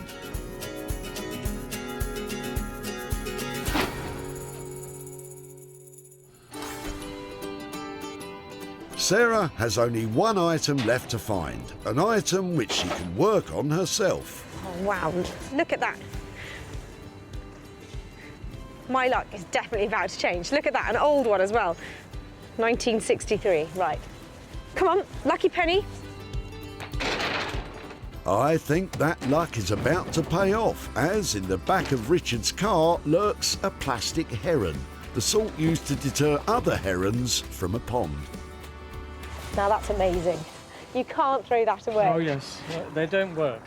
Have you had it by the fish pond? Yes, I bought it many years ago, and The heron is quite a bright bird. Yeah, yeah. It soon learns that there's no danger from Oh, this. really? It might work for a few weeks, but No, they're too wise for it. it's actually been sitting in my garage for a number of years unused. Waiting for me, because Waiting for you. I think I can do something with this. All right. Good on you. That doesn't involve the fish pond. So All if right. it would be all right to have it and save it from the tip, and I think he and I are going to have a lovely time together. Good. Thank you ever so much for letting me have him. All right, my I shall pleasure. hopefully keep in touch and show you what I've done. Okay. Thanks ever so much. Now, what is she going to do with that? Seems to me the perfect idea of recycling. I don't need it, so if somebody else can use it and make something of it, that's fine by me. I love my new friend. What do you think? Attractive?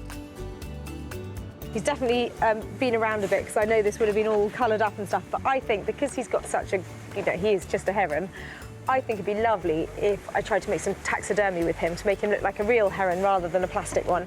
Yeah, because everyone wants an evil bird-scaring deterrent in their living room. I think this could be a tough sell. That's 3 items saved from the skip. The copper pipes will be refurbished by Josh and Ollie, the wooden floorboards will be dealt with by Norman, and finally, the plastic heron. Well, there's only one person keen to take that on, and that's Sarah herself. Today has been incredible with such a diverse mix of items gathered, and I can't wait to see all that bounty transformed into show-stopping moneymakers.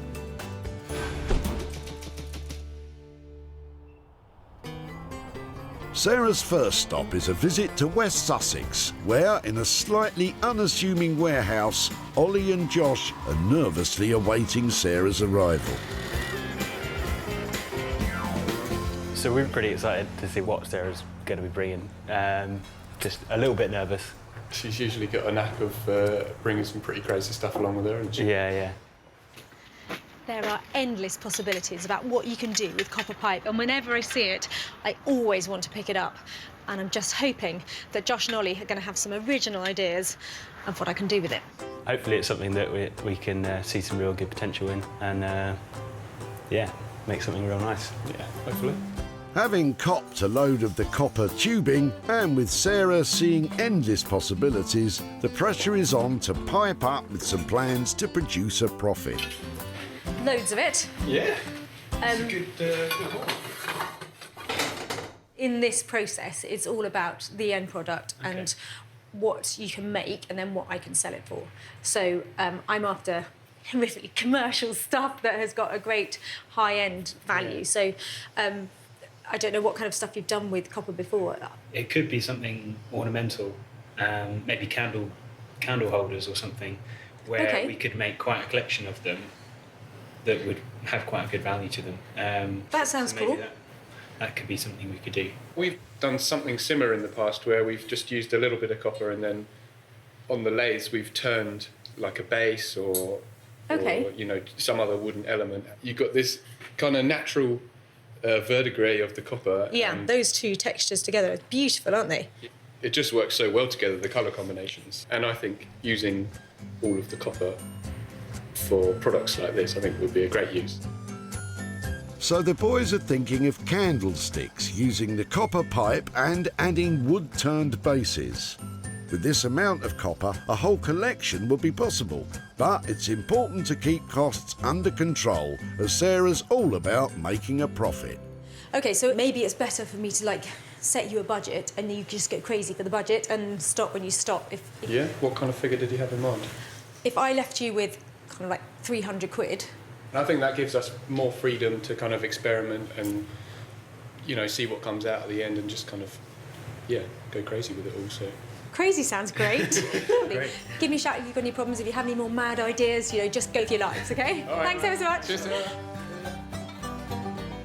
It's nice when you get something like this because you can experiment with the material and there's enough of it here where we can make a couple of mistakes, but at the end of the day we can have a really good range, a good selection of different products on offer, so I think this is good.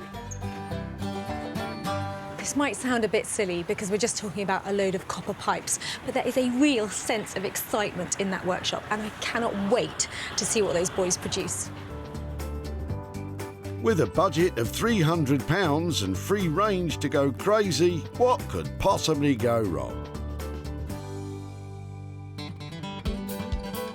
Sarah's next stop takes her to the picturesque village of Hellingley in East Sussex. Not known as a hotbed of creativity, but home nonetheless to Just Jones, where Norman Wilkinson specialises in making new from old. I think it's going to be great fun just to see what we've got to do. But my worst nightmare, I think, was to have something in flat pack to think, hey, what we're going to do with it? What a disaster. Luckily, there's nothing flat-packed about this little lot. And with so much material, thinking of something more impressive than a table should be easy, right? I'm hoping that is a tempting little pile of floorboards that Norman will be pleased to take on to turn into something amazing. There's lots to work with here. Let's see what he comes up with. Something amazing. No pressure there then, Norman. Oh. Yes, Sarah, how are you? Yeah, I'm really well. How are things? Yeah, they're good. They're good. Floorboards. Yeah, not just these. Check this lot out. Oh, look at them. Hundreds of them. Fantastic. That is what I love. Brilliant. Floorboards. Here, you have this lot. Thank Shall I you very load much. you a few more up and we can... Well, who would have thought that in East Sussex, the way to a man's heart is with a big pile of old planks? Let's take these in and I'll come back to see more. Brilliant. Volume in that lot. Heaps there, aren't there? Lovely, aren't they? Loads and loads of lovely floorboards. So the really obvious thing is to make a lovely plank top table out of it. Why can't we be a bit more exciting? Something other than a table, perhaps. I think we've got all this timber here. Why don't we do something creative? We're going to get, say, this first piece of board. Yep. And then we'll cut a size. Then we might start with, say, a square. Right. And then here we might then do 3 other bits. And then we might then cut another one to go round that corner like that. I reckon we could make a good 6 foot by 36 dining table. Ah, so we're going with a table then. At least this one sounds interesting. These are a set of legs that we had, but we could actually use these, and it'll give it a really cool look. Okay, and in terms of the finish you get on the leg, what do you leave it just like that? No, we'll clean it up with a wire brush, give it a good old clean with a wire brush, and then we'll wax it, and then it'll give it a really nice tactile feel as well, and it'll make it go darker, but it just makes it go lovely. Okay, I'm really bought in on those. I think they are beautiful and they add that kind of finesse, adding that metal. Yeah. Industrial feel legs to complement the intricate wooden top design. Sounds time-consuming and expensive. To make it all into a lovely saleable item, you'll be looking at £975. Okay. With the metal legs. It'll give it a lovely twist, and we'll have a little bit of industrial with everything else, and I think it'll be on the money. 975, so you're teasing me at under 1,000 there, aren't you? You're trying to Yeah. win me over. I'm trying. Because at 1,000, basically to commission something for £1,000, I really want this to pack a punch. I want to be selling it. It will pack a punch, I promise you. Okay, And you'll have a good retail profit. okay. I think I think I'm fine to say. Yeah? Yes, go for it. Fantastic, well done. Cool. See you soon. See you soon. I think we've got a great project, great material.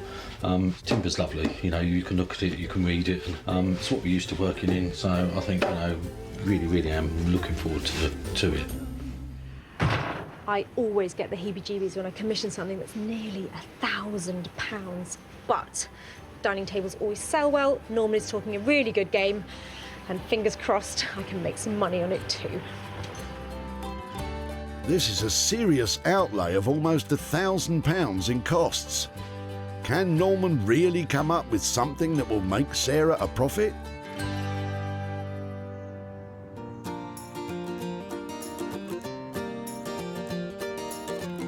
Back home in idyllic West Sussex, where wildlife is in abundance, Sarah has been inspired with her very own project. They say that a bird in the hand is worth 2 in a bush. Perhaps that's where this bird should have been left, in a bush.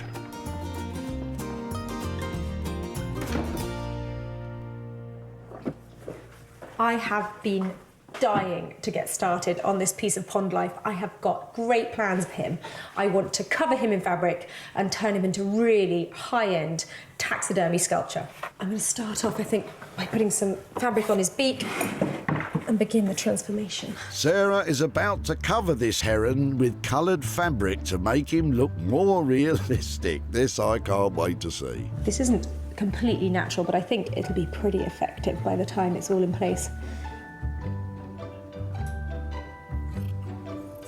I'm cutting out some little grey feather-shaped pieces so I can start building up the pattern that the feathers make all along this head section and down here. I've put layers and layers of little trimmings of linen across this top bit here to try and make it look like that fluffy Mohican that the heron has. I've cut little strips of it like this, and if I just lay them on and layer them up, hopefully he's beginning to get that really menacing heron look again. Herons are unmistakable in their natural appearance and can be found in all areas of the UK all year round, as they are birds which do not migrate. Interesting. Looks more like emu. Oh no, where do I take these things on? Unlike emus, herons eat lots of fish, but they're also partial to other small birds, small mammals and even rodents. Interesting. You can buy a little plastic heron like this for about 35 quid in a pet shop to keep the herons away from your goldfish. I'm hoping I'm going to make 3 times that at least, if we can make it look really good. That's certainly the challenge here, Sarah. And you still have some way to go. With the offcuts of materials sourced for free, the only costs so far have been just £7. The question is, will somebody actually want it when it's finished?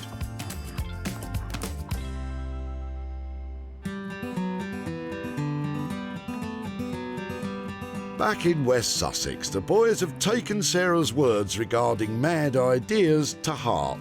And if their plans are anything to go by, things are about to hot up around here. What we want to do is probably use some of this bigger pipe to make our candelabras, and anything we've got left over, then we can melt down to make the joints. So we'll probably chop up most of the skinny stuff, because we want to create like a solid bar of copper where we'd have the bigger tubes kind of coming out of the bar. So that would be our like candle holder part, and then we're going to turn a wooden base to it as well. This is sounding more and more ambitious. Josh and Ollie start on their classic candelabras by cutting up the copper that they intend to melt down. The boys plan to use a method of casting called the lost wax method. Although with a slight twist on this occasion, it will be a lost polystyrene method. That works. Just a tiny bit.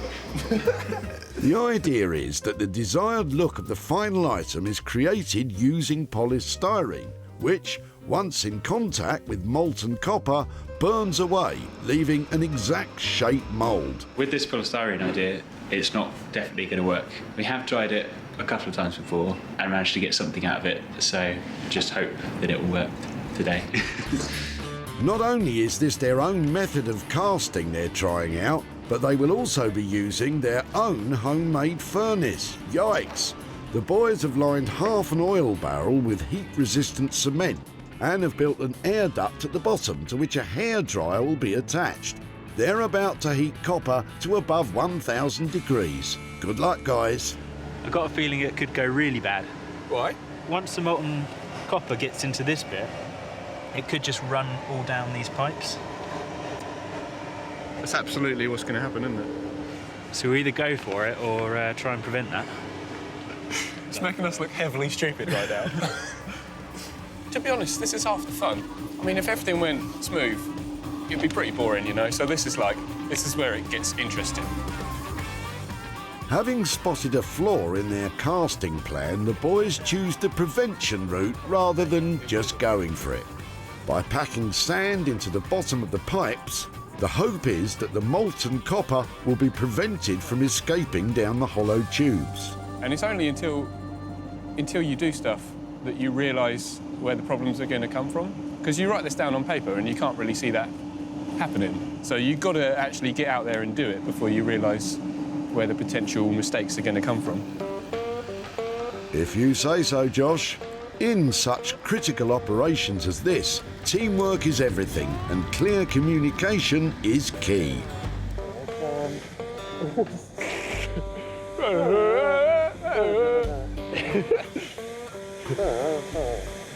Yeah, I think it's going all right, isn't it? It's heated up pretty quick, and pipes just disappear into nothing. I know. Yeah, they don't add up to too much. Once the pipes have melted down, Josh pours the molten copper into the mould. Hopefully this polystyrene mould works. The moment of truth, guys. Wow, look at that. That's cool. Sweet. I like the green bits around there. Yeah, hopefully that'll keep some of that colour. It's pretty rough. Well, no, it's smooth, but like, you got like the pipes kind of half showing. Yeah, that's, come on. The homemade furnace has worked like a dream, melting the copper down. The casting, however, has not gone quite to plan, leaving the boys with some work to do if a profit is still to be in the pipeline.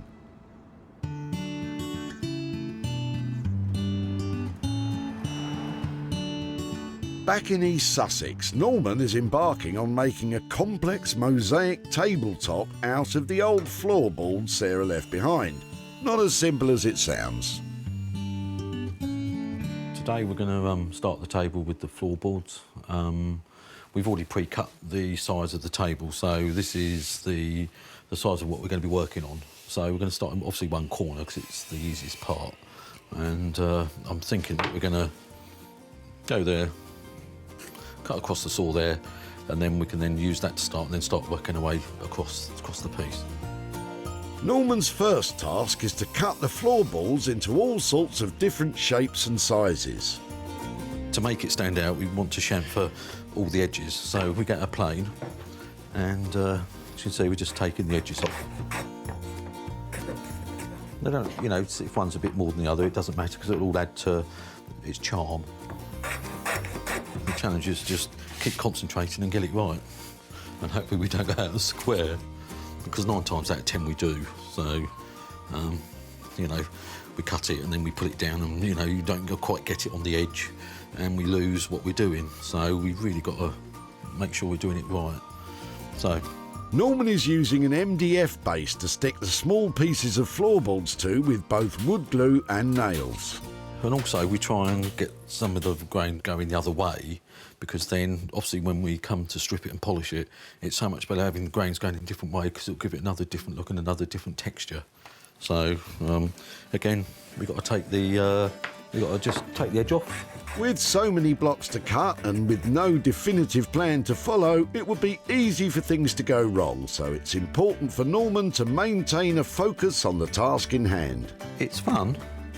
But then also, when you're playing with the bricks and trying to make it work, it can do your head in as well, you know, because you're doing so many blocks and all of a sudden your mind's going everywhere.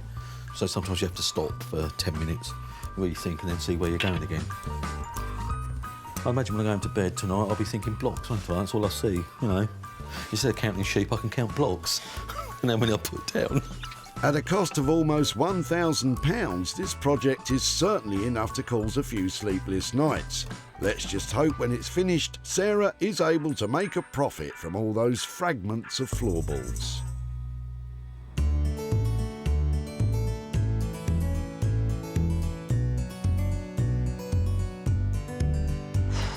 I've made a real mess here, but I have got some lovely green velvet.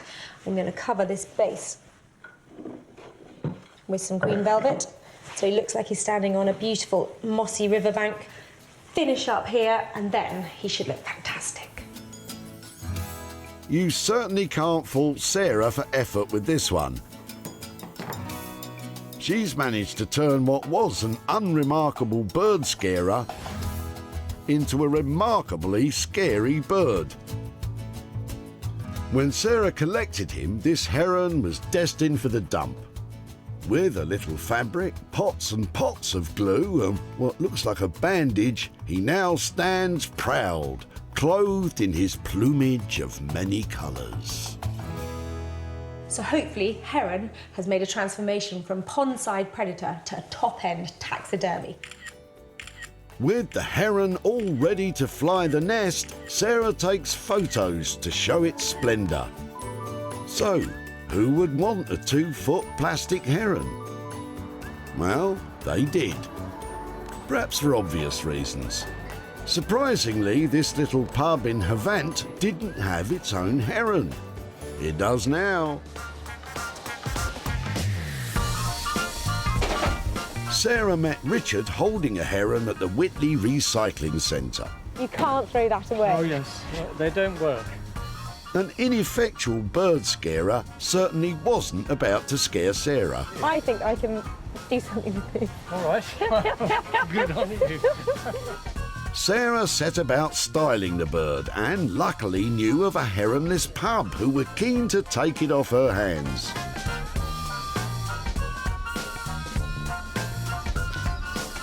Now, Sarah has returned to near Whitley to update Richard on his old bit of pond life.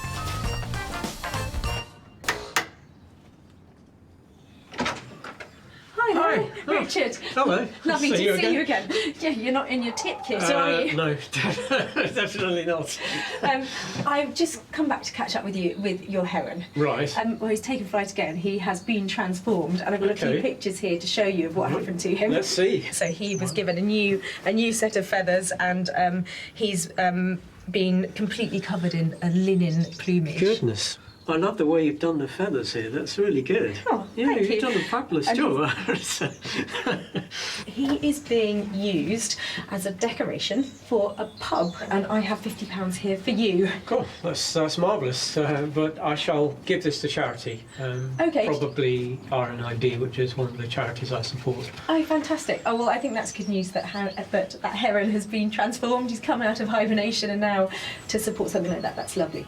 Thank you so much for letting me have your heron. Lovely to see you again. Pleasure. Thank you for letting me see the end result. My pleasure. My pleasure. Okay, take care. Okay, bye-bye.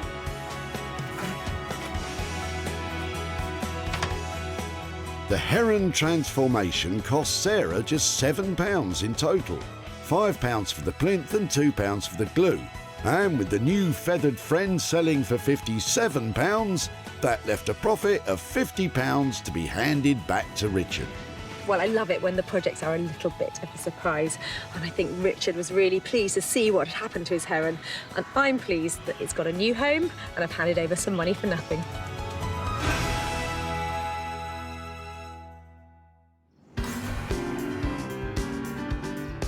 With a bird no longer in hand, Sarah's heading back to West Sussex to catch up with Ollie and Josh, with whom she left a treasure trove of old copper pipes.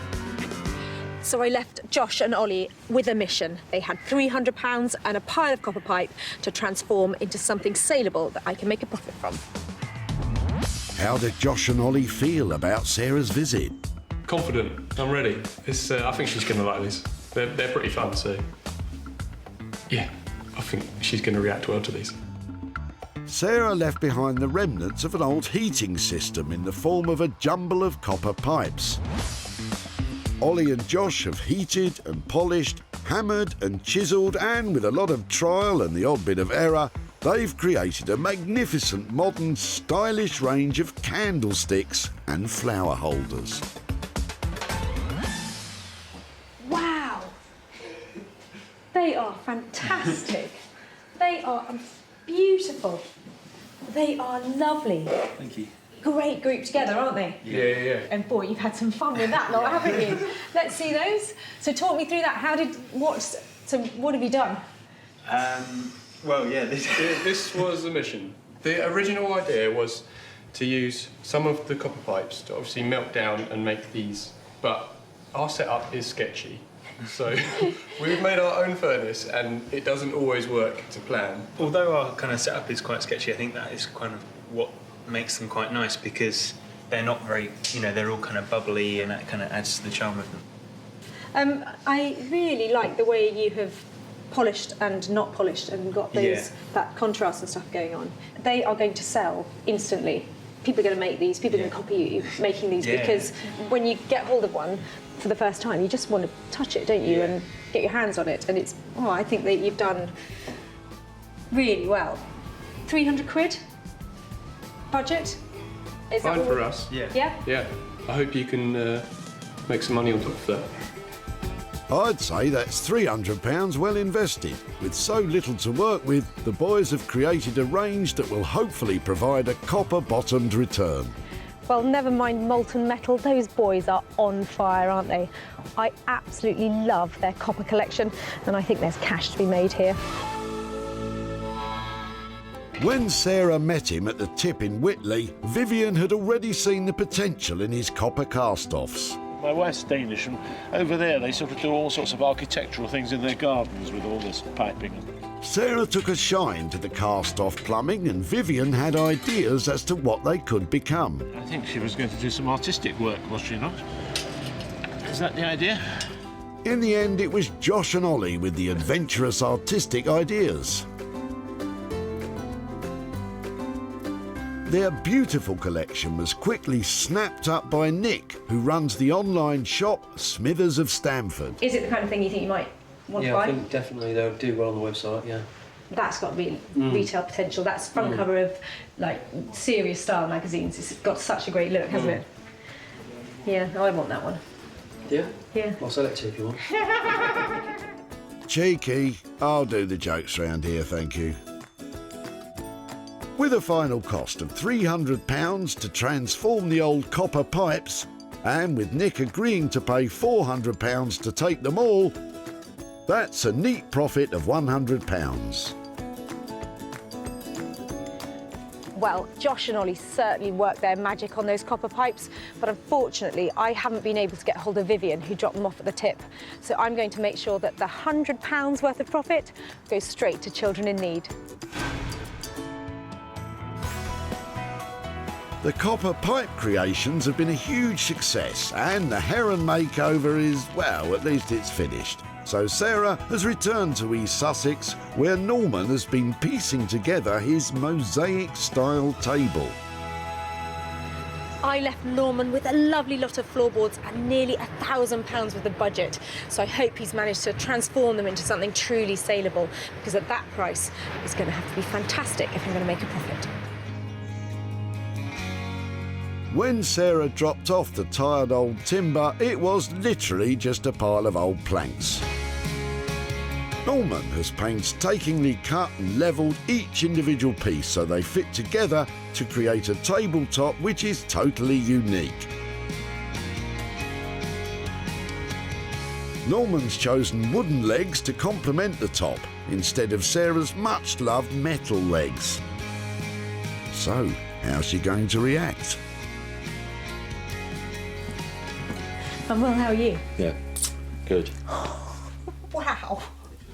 How on earth did you do that? It must have taken hours. Too many. Too many hours. Yeah. That doesn't sound good for budget. No. We didn't use the metal legs. I said, where are my legs gone? Yes, we looked at them and we didn't feel it worked, so we've done the whole painted base. But we think it actually works and picks the top out and really shows it off. It's a big old chunk, isn't it? It's lovely. Yeah, it's definitely got a surface on it that you want to touch. There's not a lot of the black and the stuff left on it. No, obviously we've stripped it because you have to strip it and then even up, the cuts and everything. So that's what we do. But obviously there are different shades of timber and everything. Yeah. Well, it certainly looks like hours and hours of work. It's an intricate top, isn't it? Yeah, I mean it took longer than we thought because we've used obviously smaller blocks than we maybe would. I know you said before it's like it depends on your mood. Oh, so definitely. Was it all right? Did it get you in trouble or was it okay? No, I mean obviously sometimes it takes you half an hour or something to get into it and you scratch it and you can't think where you're going, then all of a sudden you get into it and you just lose yourself. And then you go into a different direction. I can see you, got lost around here. There's some really little bits. Yeah, that's the M25. Yeah. I don't think perfection means things have to be perfect. I think this is, I think, yeah, you're a work in progress, aren't you? Yeah, precisely, yeah. Excellent. I don't think we'll ever get there. The original budget was £975 using the reclaimed metal legs. With a change of plan to much cheaper, although no less classy, pine legs, what difference will that make to the final cost? So what are you saying, 850? 850. 850. Well, I really appreciate that. Nobody is ever going to have one just like this. I know, but when I say it, I just want to cry. I'm sending a courier. Make sure you wrap it up, all right? Yeah, I'll do the cheese. I'll mop them up. Thanks, Norman. Bye. Wow, that's a whopping reduction of £125. No wonder Sarah has a spring in her step. Sometimes it's not always about the money, it's about making the piece work. Someone's going to love it one day. That's the best thing about it. Some family, whoever it is, are going to enjoy it and love it and cherish it. Well, if you're going to have a table that's got crazy paving all over the top of it, that's a very good example of it. I'm glad the budget has gone down a bit because I'm going to have to find somebody who really likes that look in order to buy it and make a good profit.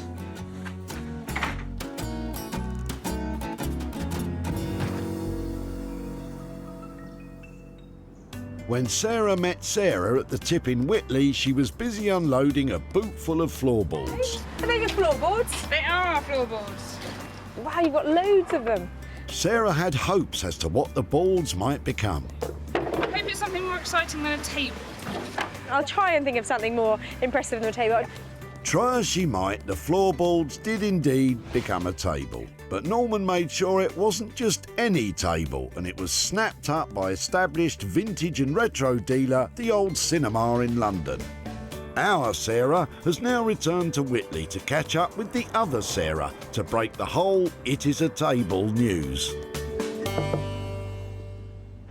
Hiya. Hello. So nice to see you again. And you? How are you? Good, thank you. I was hoping to catch up with you because I took your floorboards at the tip, and I remember you saying that you've been renovating your back bedroom. Is that right? Yes, we have been. Has that all happened now? I wish it had, but unfortunately it's a bit slow in the progress, but it's getting there, it's getting there. Oh, fantastic. So when we took them away, I remember you saying, I wonder what you make, anything but a table. Had you thought what we might do? To be honest with you, I hadn't, but I'm very interested to see. Well, I work with this fantastic guy called Norman, who is a real old school maker, and I took the floorboards to him, and he loved all the textures on them, and he said, I must make a table out of them. And I went, oh no, and he said, well, no, it's a really great one, I've got lovely ideas. So I brought you some pictures to have a look at. This is how it turned out in the end. Wow. So that is now a sort of 6 Well, to 8. it's not the straight planks, is it? So it's definitely a very intricate patchwork. That's lovely. Yeah, so it was snapped up by a London buyer who has a big shop in town. And I have £100 profit from your floorboards, and for you. That will help go towards making our back bedroom better. Oh, fantastic. That's a really lovely feeling that's going to go right back to where it came from. Yeah. Well, they were great to work with, and I'm sorry we didn't come up with something more interesting. But it was lovely. Thank you very much. Oh, it's a pleasure. Lovely to see you again. Thank you. Okay, bye-bye. With final costs of £850, Sarah managed to sell the Mosaic top table for £950, which meant £100 profit could be left with Sarah to help finish those bedroom renovations. Well, I think we got away with that. Sarah said making a table out of her floorboards might be a bit boring, but with £100 in her pocket, I think we changed her mind.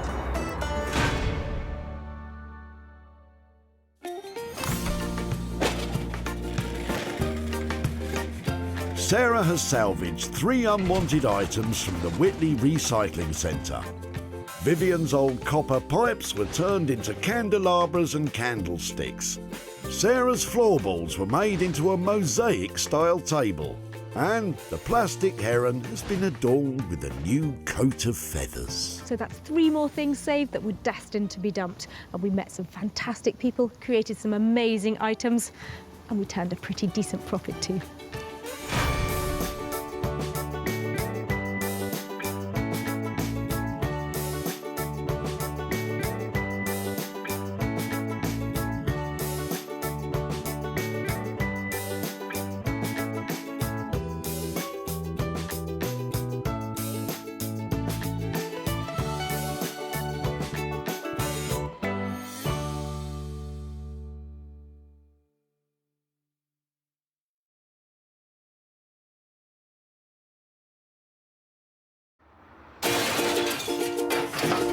got to be able to do something with that, haven't I? How do you make money for nothing? I'm going to take one and be back for the other. The answer could be hiding in the 30 million tonnes of household waste we throw out every year. They're beautiful. That's why entrepreneur Sarah Moore wants to get her hands on things before they hit the skip. I'm a passionate user, maker and buyer of old stuff, and I've turned my passion into a money-making business. I make new stuff out of old stuff, and I sell it for profit. And with some of the country's elite designers and makers... You like to set a challenge for me, didn't you? Nice. She can transform her finds into desirable, Isn't that clever? valuable, What an original piece of design. and hopefully saleable items. Oh, no way. If Sarah is successful, then she can hand the profits back to the very people who had no idea there was cash to be made from their trash. Oh my God, that is amazing.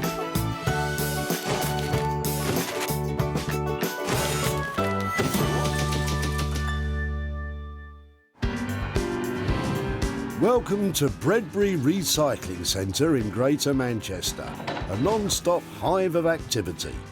With the nation becoming more and more aware of the benefits of regenerating unwanted possessions, one woman is on a mission to turn your trash into hard cash.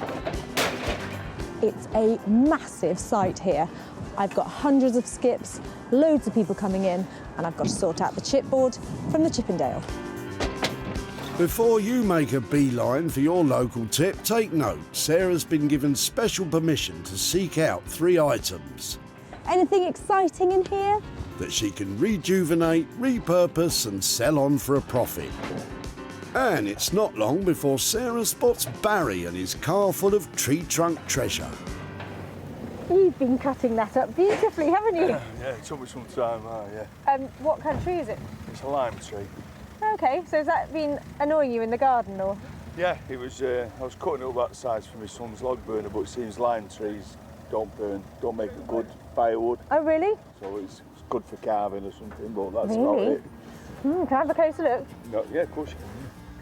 The trouble is, sometimes I take things like this and then people just laugh at me at the end. Yeah. But I'd love to take a couple of the chunkier bits, if that's all right. What could you possibly do with a load of freshly cut lime? Well, that looks like a great bundle there, and I'm hoping there might be something that can be done with, you say it's lime? Yeah. Brilliant, okay, well, if I manage to get something done with this or make something out of it, I'll come and show you what I've done, okay? That'll be fine. I would ungloved, so well, let's have a glove shake. Thank you ever so much. Thank you very much. I shall be in touch. Okay. Bye-bye. Bye, love.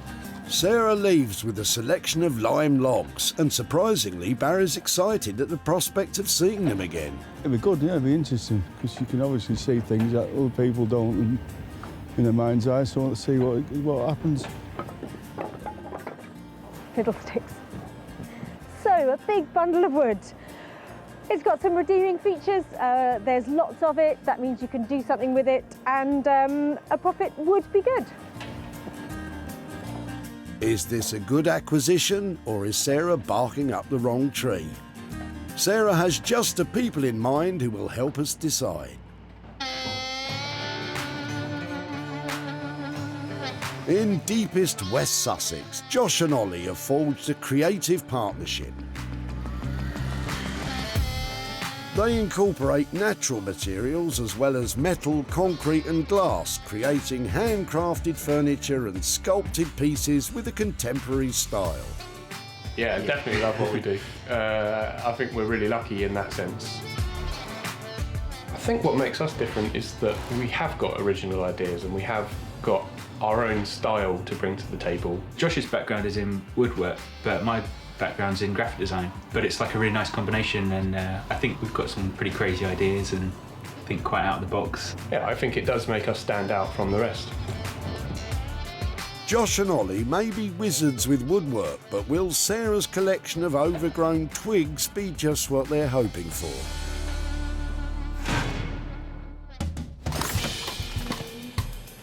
That's her first item packed away nicely. Time for Sarah to hunt down something to work on herself. I'm looking for the treasure in the trash, but sometimes the rubbish is just rubbish. Oh, you used to be so happy. I'll tell you what makes me happy, van loads of potential items, and today it's Andrew's van. He's been back and forth a few times clearing out his mother's home, who has sadly passed away. Well, that looks like a good van load. What are you up to? It is, it's a full van load. Can I have a little rootle around? You can have a little route. Tell you what's really catching my eye. I quite like your colander. The colander for the vegetables. Yeah, no, I quite like that, and I'm liking this little collection of copper and the old pipe and all central that. heating, yeah. Yeah, and I even like your barbed wire. That's security. That's security. Oh, of course. Don't suppose you fancy letting me have a bit, see if I can do anything with it, do you? You can have a bit, yes. Really? You can have it, yes. I'll have that, okay. Bit of copper. That's fantastic, that one, look at that. Lovely. I think that little bundle there. Copper pipes, a colander and barbed wire. What am I going to make out of that lot then? Tortured helmet. A what? Helmet? Is it my size? You think it'll fit? Yeah. For such a small head, you've got some big ideas, Sarah. I'm going to come back and find you, and I'm going to show you what I've done, and I'm going to make you eat your words. Lovely, yes, we'll wait for that. I'm not sure these two gentlemen are convinced. But how does Andrew feel about letting go of his dear old mum's odds and ends? Quite happy. If someone sees something, then yes.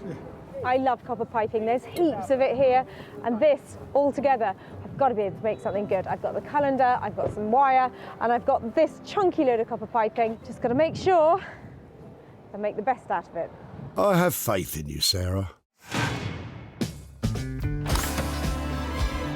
That's 2 items down, with 1 still to find.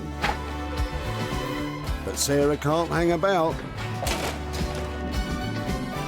Day is turning into night at a fast pace, so it's a relief when John arrives with his little red petrol can. That's not going in the tip, is it? That's your... It was going to go in. Really? Yeah. I thought that was your work stuff. No, it's been sitting around. It used to be my father-in-law's, but he's no longer with us, so... Oh, it is charming. I love it. The fact that's all brass up there as well, isn't it? It's a really nice one. And it's still got a bit of the typography left in it, hasn't it? A little bit. Yeah, it's so appealing because of its worn look.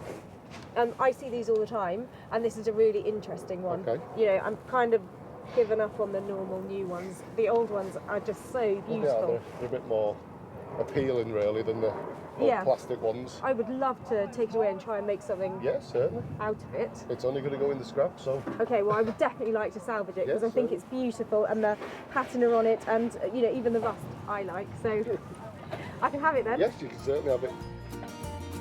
Sarah's obviously pretty keen, but what does John think she has planned for it? I wouldn't have a clue. Honestly, wouldn't have a clue. I say, to me, it was just a bit of scrap metal, so anything she can make is good, really. I love this old, beautiful, patinated petrol can. Brass lid, lovely handle, original typography on it, and I know exactly who I'm going to take this to and what we're going to make out of it. Just who is the lucky artisan who'll be carrying the can this time? If you have a corner of a room which needs illuminating with something quirky, we have just the man for the job, Guy Trench. Handyman Guy works tirelessly with his band of happy helpers to make one-of-a-kind furnishings from, well, anything really. I used to be a North Sea diver, and I spent 10 years doing that. My grandmother was an antiques dealer, so I thought I'd try antiques. My wife said to me, Guy, you're good with your hands. Why don't you cobble together something old? And so I got some old bowling balls and turned those into table lamps. And if I can do bowling balls, why can't I do cricket balls? So I thought, why don't I do a cricket ball? Let's try a cricket bat. And did a cricket bat, and then I was really on my way. Love using reclaimed material. Can't beat it. If preserving history is your thing, then the old petrol can Sarah's salvage should be right up your street, Guy. A successful end to the day at the Bredbury Recycling Centre. Josh and Ollie will deal with the lime sticks. Sarah herself has the eclectic collection of copper pipes, barbed wire and colander. And Guy will be glad to pep up that petrol can. The sun is going down and my work here is done. I've had another brilliant day and I've been scrutinising, salvaging and squirreling away some fantastic finds that I'm sure are going to make some money for nothing.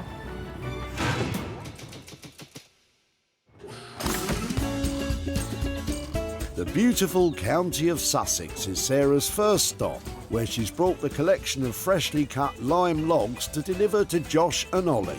Lucky lads. Well, there aren't many people who'll see a bundle of twigs as a business proposition, so I'm hoping Josh and Ollie are among the elite few who can turn this lot into something saleable. I think the boys may have their work cut out with this one. Not exactly a dream delivery. Hello, hello. Hello. I've got something for you. Oh. Should I bring them round? I'm tempted to say there's no need, Sarah. Some logs. Wow. What's this then? It's lime. It's fantastic, isn't it? Okay, cool. I know I've seen people that have used natural wood like this that they make stools out of. Yeah. Those kind of like three-leg milking stool type things. Yeah, those are quite cool. But I don't know if you've done anything else with it or you can think of anything that might be commercial or, you know, we've got to make something saleable out of it. I'm sure there's something to be done. What if we used it to make a coffee table? Yeah, we've got some big old rounds of beech. Right. Maybe we could introduce that and just use these as some sort of leg and make quite a nice coffee table like that. That would be really cool, wouldn't it? That'd be cool. Yeah, it'd be cool if you had a big old ring of beech with like lots of kind of random bits what, like coming out the bottom. centipede coming out? Yeah. Okay, so it's a bundle of old firewood at the moment, but do you think if you introduced your lovely beech top to it, then we're going to make money on it? I mean, what kind of price would you want for making a big coffee table? Well, I think because we've been saving those bits for so long, we need to have a look at the rings as well, but maybe like 600 to 700, depending on which one we use. Okay, that sounds good. Cool, okay. Yeah, I just think turning that bundle of stuff into something, you know, kind of imagining something really beautiful that you're going to do, it will be a fantastic process to watch. So I'm happy if you want to take that on. Yeah, go for it. Brilliant. Thank you. All right, I thanks for can't dropping wait to see what it looks like. Yeah. Bye-bye. Bye-bye. So, a beechwood coffee table it is, with lime legs. Well, that little bundle of sticks could become one of our most polished projects, but that is a real challenge that those boys have got on their hands, and I hope they're up to it. They're up to a big challenge. Josh can even juggle, look.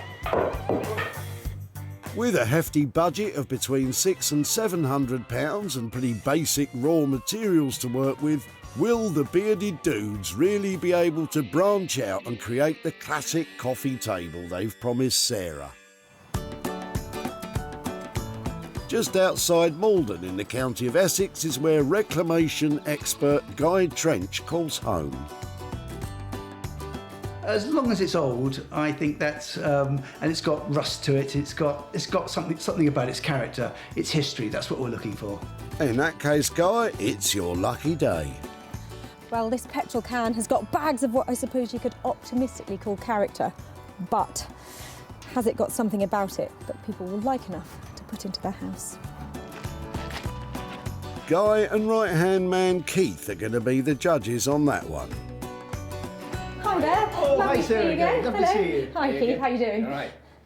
I've got a little something for you. Oh, that's nice. It is, isn't it? We've done a few of these before. Is that a goodoo then? It's a lovely one. That's going to look fabulous. Absolutely. Table lamp. Is it? It's lighting, isn't it? It has to be lighting, doesn't it? Okay. It's There's an element about that says it's too far gone to go into somebody's house. So the fact that you're happy to, you know, you can see that that's got potential. Yeah, that is how we like it. It's the old-fashioned. It's 1930s. It's an old can. It's got plenty of wear. The colours are beautiful. Bits of white writing coming through here. The darker bit here, it's got marks on it. It will look amazing. Really, really pleased with that. Brilliant. I love your enthusiasm. OK, you've convinced me of the lamp from an old rusty can idea. But will the figures add up? So it sounds like a bit of work to do on it. What kind of price would it be for that made into lighting? I think the can, and that will come up really, really well, I think will be about £125. Yeah, okay. And if you would like a shade with it, Sarah, I think if we could do a second-hand one, would that suit you? You're talking my kind of language. I'm only shopping the tip, so... You might find one in the tip. But that one there I could do for £10 for you. So 135 all in. I think that leaves me some room to make some money on that. I think it makes you good room. I think it's in safe hands, so good luck making it over, and I hope it looks great. I think it's thank you, Sarah. I think it's going to look fantastic. Thanks, Keith. See you soon. Yep, see you. Take care. Bye-bye. Bye-bye. Well, Guy has certainly got me all revved up about that old petrol can. It looks horrible at the moment, but the game he's talking, it's going to look fantastic when it's converted. Sarah's full of confidence, but there's a long road before this diesel disaster becomes a design delight.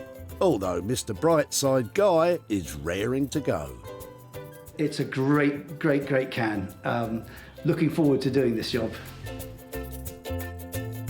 With a budget of £135, Guy and Keith have their work cut out, giving the old fuel can a bright new future. Back in Sussex, Sarah has discarded the colander and barbed wire in order to work on the copper pipes that she's hoping can be turned into cold, hard cash. I love a bit of copper piping. I always think it's going to be brilliant to make something out of until I get hold of it, and then I find it a little bit intimidating. But I have got a plan. I'm thinking that candelabra would be lovely because these could be very fine and refined. I've actually been inspired by my old gatepost. This has been lying around for ages, and it used to be the farm gate coming into the garden, and I'm just thinking if we could use some of the lovely parts of this, like the fact it's got good colours on it and lots of age to it, and combine it with a bit of copper, I might be able to make something beautiful to go in the middle of a table. First job is to get the old gatepost cut to size. Sarah wants each candelabra base to stand about a foot high, so she should be able to make at least 4. Don't worry, you just sit there, it's fine. I wonder how many dogs have weed up this. Well, there is that thought, I suppose. Not sure I'd like it on my dinner table, if I'm honest. I think the wire brush is the tool for the job because I want to enhance all of the grain but get rid of any of those crumbly bits because these have to sit on a very smart dining room table in the end. This is the way forward. But not before donning a safety mask. Dust and dog wee are never a good combination. The brushing will take off the top layer of the bark and uncover the natural beauty of the wood. So those 4 I think will look lovely, but what I've got to do now is introduce the copper. What I'm hoping to do is drill some holes in the sides and have the pieces of copper coming up so they look almost like a cactus. And I think the best thing to do is just cut them, and then I've got a pipe bender. I've never used one of those before, so that could be fun. Of course, you'll be very familiar with the instructions provided, Sarah, I'm sure. I wonder where it bends. Or maybe not. To use a pipe bender, you should pull the handles to force the pipe round the bend. Simple, really. It's not that. I reckon that bit goes on there.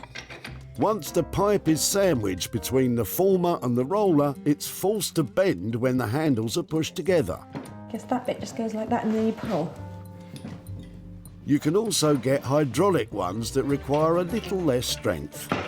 Maybe we just make one candelabra. Come on, use those muscles. Brilliant.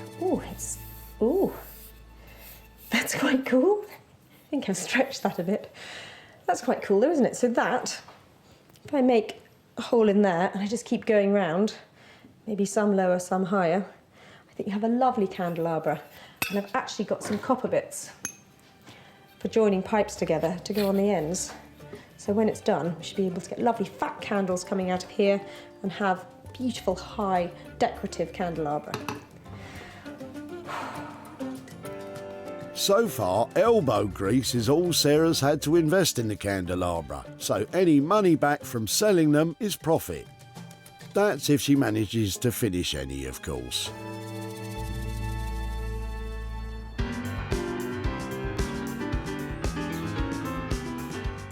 Not far away, Ollie and Josh have made a start on the lime-legged coffee table.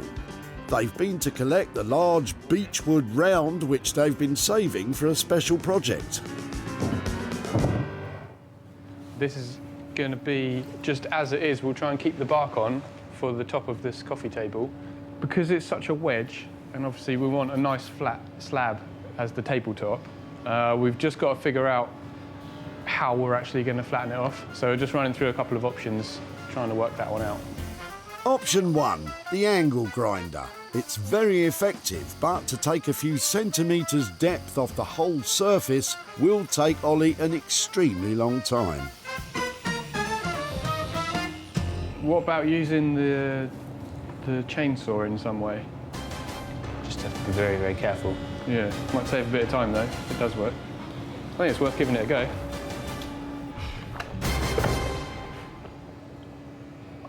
Yeah? Simple. For any youngsters watching at home just now, customising your skateboard with a chainsaw may look pretty cool, but honestly, it's not a good idea, which led to a rethink for the boys. We're just trying to rig up some sort of jig where we can slice a bit more off the beech with the chainsaw. But who knows if it's going to work. Looks like your jig needs a rejig to me. Ollie and Josh decide that a towel for cushioning and ratchet straps are the answer. Take 2. Without this bit of wood, their table is toast, and there are no second chances if this goes wrong. I can barely watch.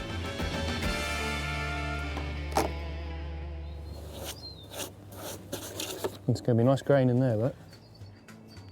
So far, so good. Good luck with the rest, Ollie. Meanwhile, Josh moves on to the lime logs, soon to be table legs, hopefully. Right, so I've just finished turning the tenons on our 3 legs. I've got to do the final sand on this top first, and then I'm going to drill some holes for our legs to slot into. So really, the next thing is to take this beast and go stick it through the machine.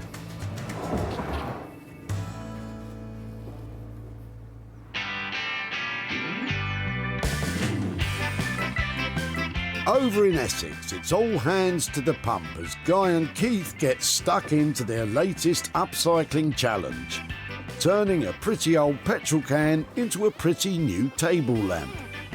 Got some nice lettering which is coming out now. Just gives that little bit of history. It's all original, and let's try and keep as much of that on as possible because I think that's important. This is a lovely distressed looking can. Here we are. You can start suddenly seeing the colours start emerging. The red's getting redder. It's great just as things transforming under your eyes. It's lovely to see. Okay, let's try the bit of Jacobean on it, Keithy. Jacobean, eh? Nice and dark. Look at the colours. Yeah, it's coming up beautifully. Just to put a bit more polish down this, trying to get into the grain of that. That's it. You're doing a great job there, Keith.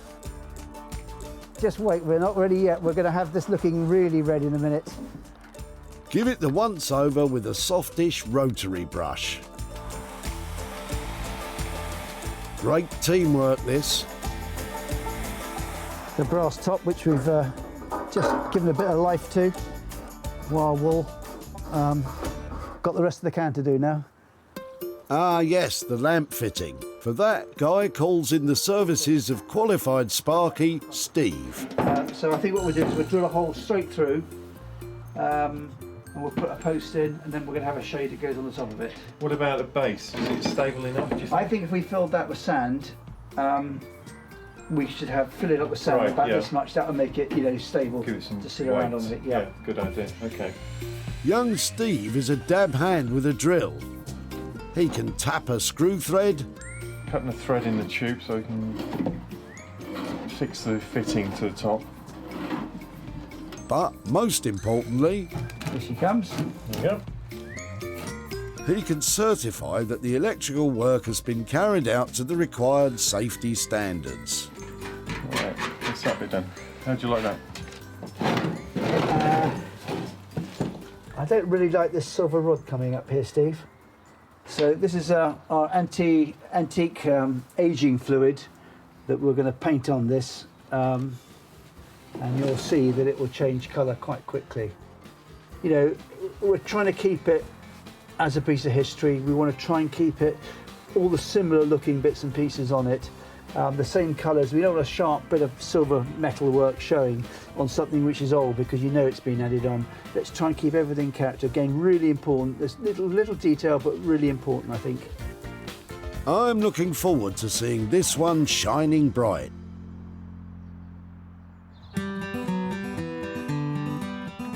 Back at home in Sussex, Sarah's putting the final touches to her copper pipe candelabra. So I think although the copper's looking quite good as it is, I want it to look smarter and crisper and a bit more modern. So I thought I might try spraying it and see if it works well like that. Worth a try, I guess. Also a good idea to be outside when using spray paint. You don't want those fumes going to your head. That is looking brilliant. Love it. Though maybe it's too late in Sarah's case.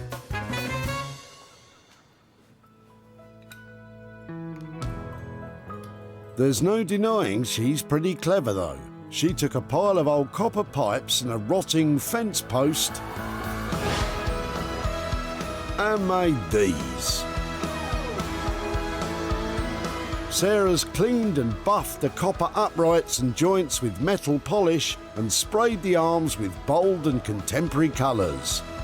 The old gatepost that was rotting in her garden provides a solid yet rustic base. Together, the copper and wood fusion make a real talking point for the centre of any dining table. Well, I think it was definitely worth pursuing the different colours because they look much brighter and smarter than that drab old copper. So I think the best thing to do now, get some pictures of them and see if anybody fancies a look at them.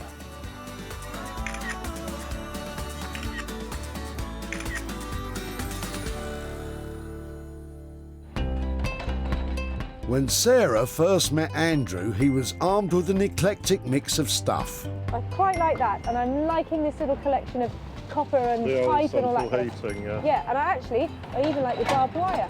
Sarah took away a jumble of items from Andrew's van. But she focused on the copper pipes and created a collection of cracking candelabras which were quickly snapped up by Lee Farrer, who runs online shop The Salvage Seller from St Albans. I think they're amazing. They're gorgeous, they're absolutely stunning. I think they're going to sell really, really easily. Sarah has returned to Greater Manchester to catch up with Andrew and to show him what became of his copper pipes. Hi, Andrew. Hello, Sarah. Oh, hi, Andrew, How are you? I'm really well. How are you doing? Hello there. Lovely to see you again. What a lovely little car you've got in there. It's my hobby. I hope we're going to have some nice sunny weather and then it'll come out. Fantastic. Well, you have to look after that kind of thing, don't you? Yes. Now, it wasn't car bits you were dropping off when I saw you at the tip. You were clearing out all sorts of things. I was, yes. Did you think what we might do with all your old stuff? I really didn't know. I thought I will leave it up to you and we'll see what sort of a job you do. Well, I always love finding copper pipes, and it turned out it was something that I wanted to work on. I've got some pictures here to show you. Yes. So are you braced? Because this is how your copper piping ended up. Oh, right. No, I wasn't expecting that. That's an awful lot better than I would have thought. You have taken me by surprise, so I think we'll say congratulations. Oh, well, I'm really relieved. There's always the responsibility that you want to make it into something special. They were received really well. In fact, Good. We created 4 candelabras that have sold. Right, lovely. So I've actually got £100 here for you, for your old copper. Really? Yeah. Didn't she do well? That's someone used to say that, didn't they? Yeah, well done, and thank you very much. It's an absolute pleasure. Now, I hope that will come in useful. What are you going to do with it? It's money to buy something nice, enjoy.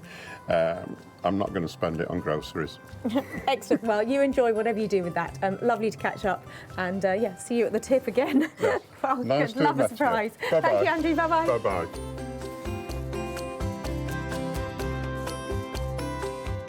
Sarah spent £25 in total in transforming the copper pipes, £24 on the plumbing parts and £1 on the spray paint. They were sold for £125, which leaves a £100 profit with a very surprised Andrew. Well, that was a fantastic reaction to the copper pipe candelabra. I think Andrew definitely approved, and he's got £100 to go and have a good time on us.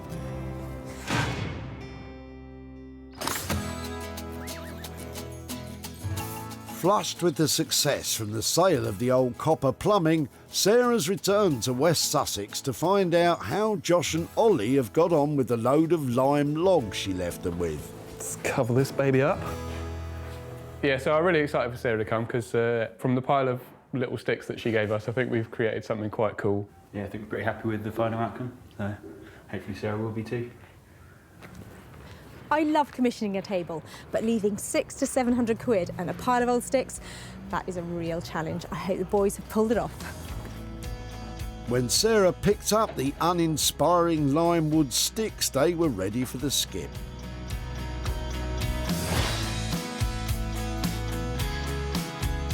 Ollie and Josh have exceeded expectations this time. With a cross-section of beech tree, they've created a beautiful woodland coffee table, using the lime wood as the legs, only 3 of which touch the ground.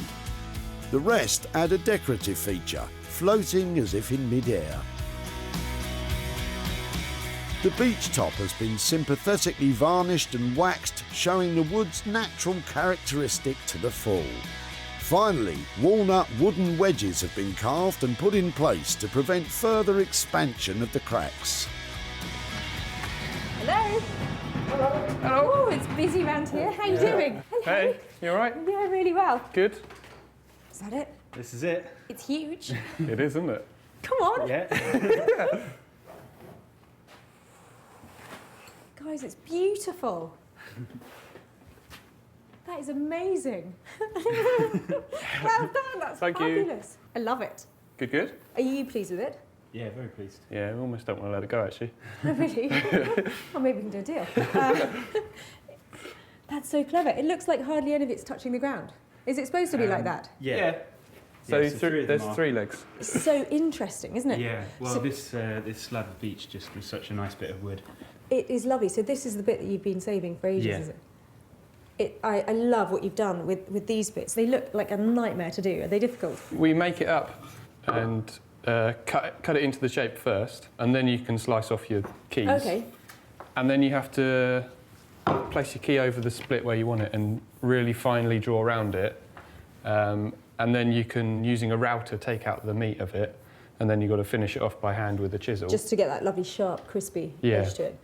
So these ties, it's mainly just a visual thing, making a feature out of the splits. Yeah, it works really well. And have you counted? How old is it? Have you counted the Whoa, rings? we haven't actually. It's going to take a while. Well, while you're counting that, maybe we could discuss other figures. How was the budget? Well, I think we said 600 or 700. Yeah. And I think we'd be happy with 700. Well, I think you've done a fantastic job. I'm very pleased with that. Cool. So, you Good. can help me out with it then? Yeah. No. Oh, Josh. Well, some designers would be really stumped if you left them with a pile of old twigs, but Josh and Ollie, they've completely made that their own. Somebody is going to love that table. She seemed really chuffed. And like, as are we. I mean, this is a great project, and really enjoyed working on it. And yeah, it's something that we love to do as well, working with big old slabs like this. Sarah spotted Barry back in Bredbury, and he already had a handle on what his wood could be used for. Good for carving or something, but that's Really? about it. Can I have a closer look? No, yeah, of course you can. Sarah was so taken with the lime logs that she took them away.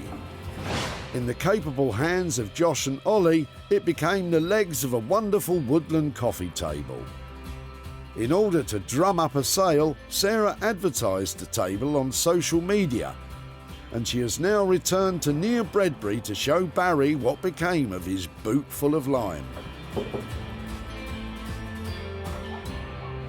Hi, Barry. Hello, Wolf. How are you? Yeah, really well. Nice to see you. And you, yeah.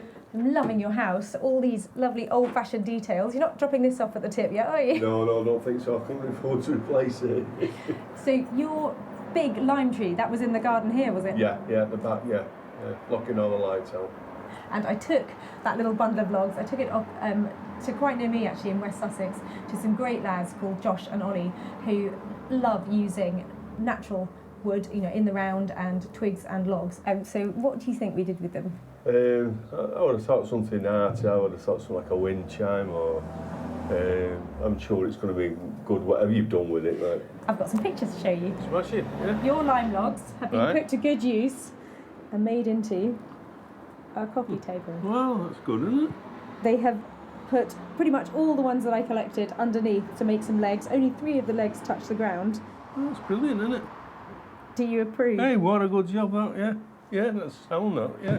Really, really good. I haven't managed to sell it yet. It's one of those pieces that I need people to get their hands on and really appreciate all the craftsmanship that's gone into it. Yeah.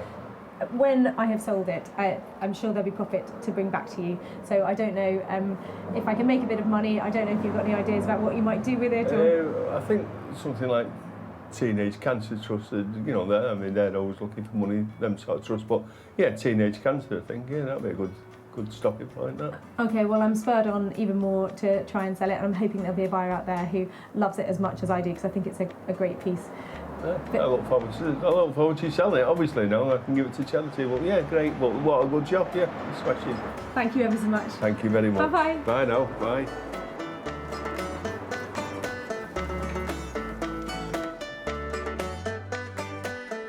The coffee table cost £700 to have commissioned from Josh and Ollie.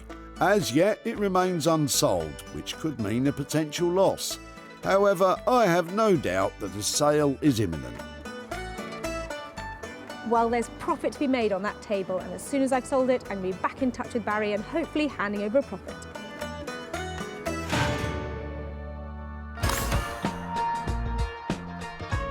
In Essex, Sarah's on her way to see how Guy has fared with the battered petrol can. I think Sarah's going to like this a lot. She's a recycler like myself, and seeing it brought back into another life, I think it'll tick her box. Let's hope so. Sarah left Guy with an old, unusable petrol can. The metal was rusted and it had holes, but for some reason Guy was over the moon with it.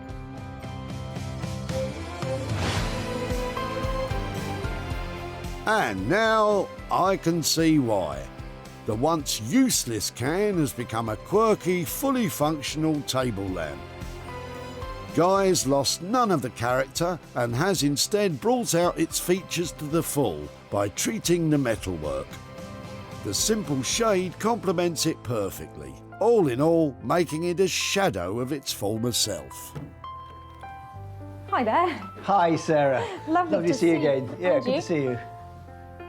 That's worked really well, Hasn't it? This hasn't it? Fantastic. No, it was a good, strong starting piece, wasn't it? But the scale of that is really good, isn't it? I think it really does work well. It's just lovely to preserve something which is a bit of our history. It says petrol can on the tin, and it really is. But we've saved it from the dump. They're not going to be making these again, so I'm pleased you like it. I know you said you were going to dig us out a £10 shade, but I think I left you with 125 for the can. Anywhere near that? Yes, we're going to do it for 135. You're in budget. In budget and in luck, because it's looking great. The combination, I like the black with the red. Yes. It's got a great look. You want to pick it up, carry it away, and put it on your desk, don't you? I think it's lovely. Yeah. So why don't you do just that, Sarah? Thank you so much. Thank you, Sarah. I'm glad you're pleased with it. I am pleased with it. I'm going to take it away right now. And hopefully find a buyer desperate to put it on their desk. That is a very successful project in the can. I think Sarah felt very happy about that. It was something which was pretty ropey, but I knew that it was going to be good when we got our hands on it and cleaned it up and electrified it, and I think she's going to sell that well. From its early days in the tip at the back of John's van... It used to be my father-in-law's, but he's no longer with us, so... Oh, it is charming. To me, it was just a bit of scrap metal, so anything she can make is good, really. To a revamped lamp. It certainly wasn't going to sit on Sarah's shelf for long, as regular client Nick from online retro retailers Smithers of Stamford was quick to see its potential. Very nice. I think someone would like this for their man cave. Sarah has travelled to just outside Bredbury to meet up with John and show him what became of his father-in-law's rusty old can.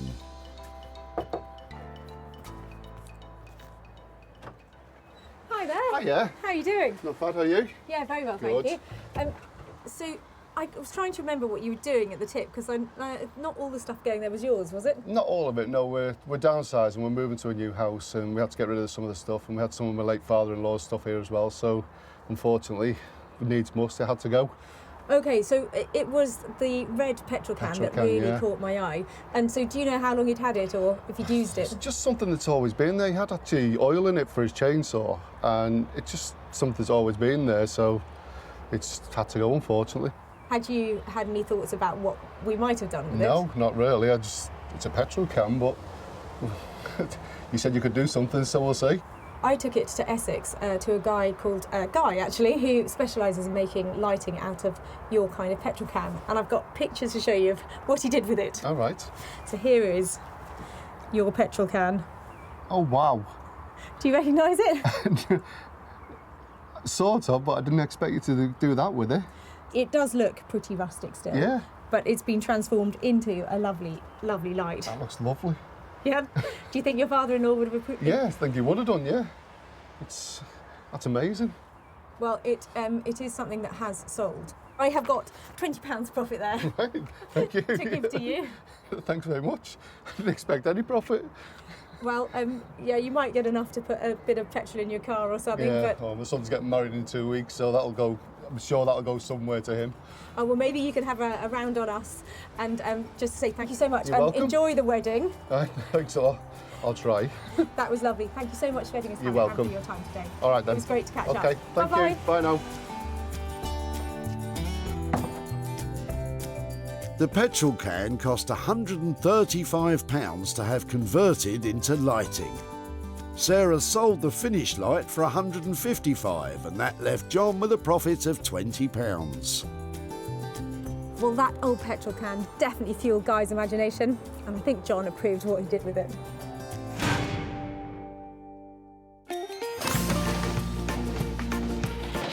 Sarah salvaged 3 items from the Bredbury Recycling Centre.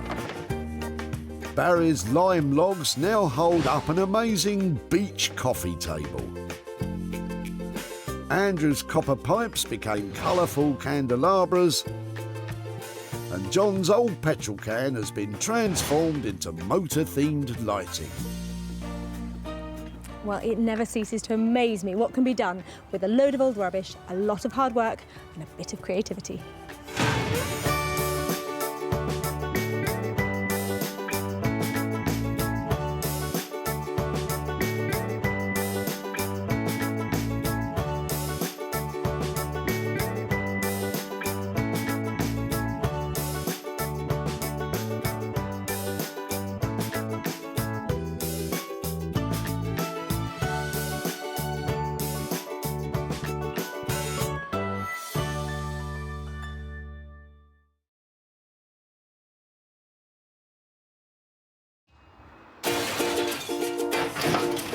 Oh no, I like the look of your rubbish.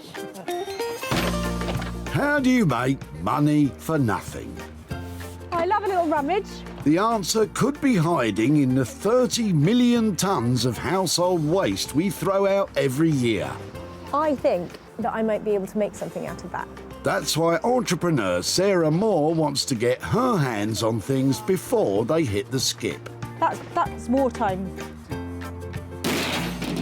I'm a passionate buyer, user and maker of old stuff, and I've turned that passion into a money-making business. I make new stuff out of old stuff and I sell it for a profit. And with some of the country's elite designers and makers, That was brave. All the potential. No! she can transform her finds into desirable, Work of art. valuable, And hopefully saleable items. Holy moly. If Sarah is successful, then she can hand the profits back to the very people who had no idea there was cash to be made from their trash. Thank you, I'm astonished.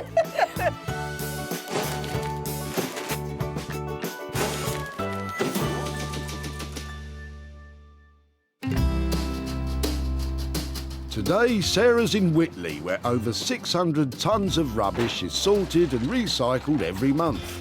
That's the equivalent weight of 50 double-decker buses. There is everything coming in here today, including the kitchen sink. Sarah's got special permission to traipse among the trash, and she's always got her eye out for something useful. I might keep this for a tea break. I'll be lucky to get a break around here, it's so busy. I'm sorry, no time for tea, Sarah. You've got 3 pieces of glorious garbage to grab. Luckily, Sarah spotted something a bit sexy in Sam's Land Rover. Hiya. Hi. Look at the legs on that. Is that your old broken table then? It is an old broken table, yeah. This is Grandpa's. He's decided to get rid of it. It's been in storage for a while. Time to go, I think. And was it quite a stylish house? It was very 70s. I think that's when they stopped buying furniture. So It's time warp furniture then, this? it is massively, yeah. Yeah, it's a fantastic piece of English furniture. It's made by Urkel. It's got that look to it. You haven't got the end bit, have you? Oh, you have got the end bit. I believe we do. If that marries up on there, It does, yeah. then you've just made my day. Fantastic. Rather than putting it into wood and timber, kind of takes away. Yeah, absolutely, no problem at all. Yeah, yeah. See what we can do with it. Brilliant, thank you. That's definitely made my day. I don't think I've ever seen Sarah so excited. But what does Sam make of it? Not sure what Sarah can do with that. It's been sitting around the house for quite a while. It's in a bit of disrepair. It's quite old, but I'm sure someone out there will find something in it. If somebody had asked me what I really wanted to find today, it would have been a piece of Urkel furniture. Admittedly, this one's in 2 pieces, but still, it's a fantastic find. And Sarah's lined up a fantastic craftsman to restore it to its former glory. Jay Blades is a man with many talents, with furniture restoration being at the forefront of his skills. What I love about furniture is the playfulness. It reminds me of my childhood where I used to make Meccano sets and just making stuff. Now with furniture, I'm allowed to take things apart, re-glue it, add some paint, add some fabric, and just basically add a bit of me. Jay has an appreciation for classic mid-century design and a love of traditional craftsmanship, to which he adds his own modern twists. Personally speaking, I think adding colour is very important. Give me the most ridiculous piece of furniture and I will turn it to something beautiful. That's my claim to fame. I know I can do it. Well, Jay, that confidence is certainly going to be put to the test when Sarah arrives with this broken table. 1 down, 2 to go, and Sarah's wandering into some choppy waters. What do you think? Does it float your boat? Maybe keep looking. Oh, land ahoy! Sarah spied a couple of chairs belonging to Claire. Are they yours? They are. How long have you had them and why have they got to this stage that they're going? From pillar to post. They've come to us from another friend who got them from another friend and they're not comfortable at all. I sat on them for a while. I'm going to have a go now you said that. Well, they're not too bad. After a while. Okay, and they actually feel a little bit... It's all right for a 5-minute conversation, but try and watch 20 minutes worth of... They are slightly, I can feel it curling over. And that one's got wobbly legs, so... Right, so, OK, you totally convinced me why you're chucking them out. What I need to know now is, can I have them and play with them and see if I can do something with them? If you can do something with them, that'd be wonderful. They are absolutely charming. You've made my day, so thank you so much for letting me have them. Enjoy. I'm going to take one, I'll be back for the other. While Sarah gets to grips with furniture removal, let's find out what Claire thinks will become of her pair of chairs. I think she'll probably re-upholster them, put lots of padding in them, sort out the legs, maybe paint the legs, and she'll probably make them look absolutely beautiful, and I'll probably really regret giving them away today. I don't know why they're being thrown away. other than the fact that they're looking a bit drab at the moment. But in the hands of the upholsterer that I've got in mind, they're going to end up looking fantastic. And we're going to make money here.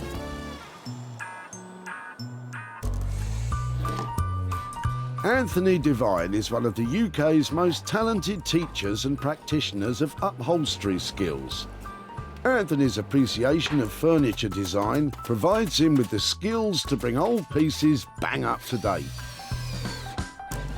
Some chairs you just know, that this is the one, and you just know you're onto a winner.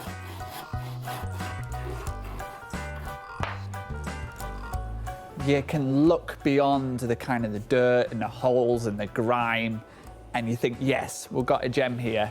And then it's a matter of teaming it up with the right fabric. And then from ugly ducklings are beautiful swans. It's going to need all of Anthony's creative skills if the beauty of this pair of old chairs is to shine through. Having carved out 2 of her 3 items, Sarah's on a roll. She's got to renovate the 3rd item herself, and it looks like there's something she can settle on in Barbara and John's estate. That looks quite cool. So they don't make them like that anymore, do they? Look at that. So what's the story behind this one? It was one of 2 sun loungers camp beds that my parents had at a holiday home they had down in Devon. Is it just me, or does it look sort of quite cool? Well, I suppose perhaps somebody younger than me might think that it was cool. I think I've probably seen too much of it in my time. It might be something that could have another lease of life, and it would be great to kind of take it away and see if there's one last gasp for the lounger. By all means. Yeah, that would be lovely, thank you. Well, it'd be nice if it had some other use again. Either Sarah's expecting some sun, or she's got a clever idea up her sleeve. What do Barbara and John think that might be? Chair, not much you can do with the chair except lounge in it. I hope she finds somewhere nice in the sun. It's a very nifty piece of kit, isn't it? I think she'll have a great time on it. Relaxing away. You're probably wondering what I want to do with the retro camp bed, but it's got style, it's got class. You can't let things like that go in the tip. And I think with a bit of funking up, that thing is going to make some money. That 3rd item means her trash tasks are all taken care of. And with her other 2 items stashed, it's game over in Whitley. I might be here sometime. You might want to go away.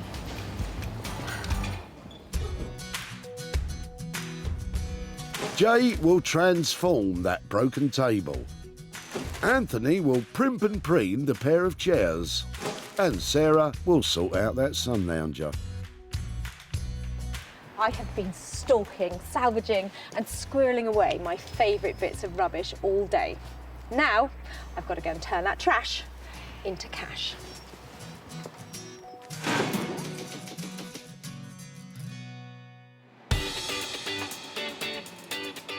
Wolverhampton is home, of course, to Wolverhampton Wanderers FC, one of the founding members of the Football League. It's also where Jay Blades undertakes his unique approach to furniture restoration. Sarah's coming along, and hopefully she'll bring me something that's timber. That's my favourite material. I enjoy working with timber. Well, you're in luck, Jay, I think. Admittedly, the table is not in the best condition, but I'm hoping Jay will see past that and take it on and make it into something fabulous. I need help. You need help? Okay, come with me.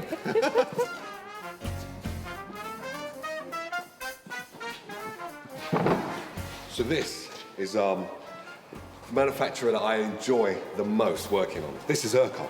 Other furniture manufacturers are available, but this particular brand has been turning out quality British pieces since 1920.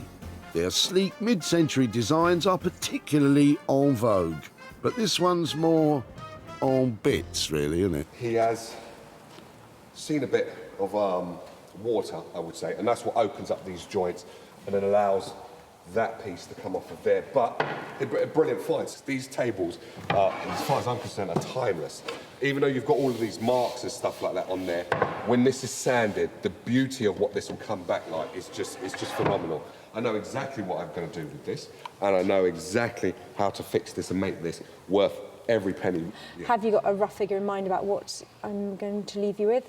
The figure that I believe I would need to do this is 150 to start off with, and with probably 175, maybe 200 maximum. It depends on the gluing and how long that's going to take. OK, if I can leave you 175 quid if you can, you know, that'd be great to bring it in on that. See how you get on with the cracks. Obviously, if it's a lot of work and it pushes up to 200, that's fine. I'm going to pull all of my creativity from everywhere to work on this. So when you come back, hopefully you will be totally impressed with it. I hope it doesn't cause too many problems. Thank you. Lovely all right. to see you. Likewise. Take care, Jay.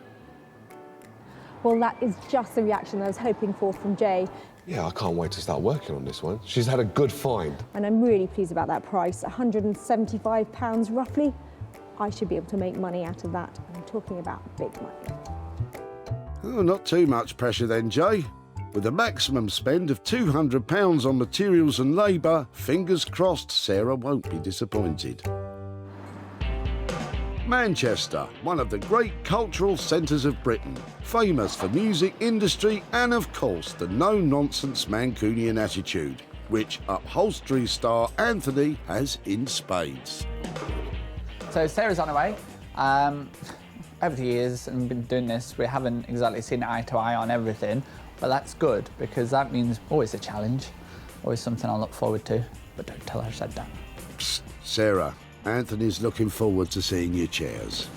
I'm optimistically describing these as cocktail chairs. I think they're 1950s, and I'm hoping that I can create something really sophisticated for Anthony to latch onto, but they've got to look expensive.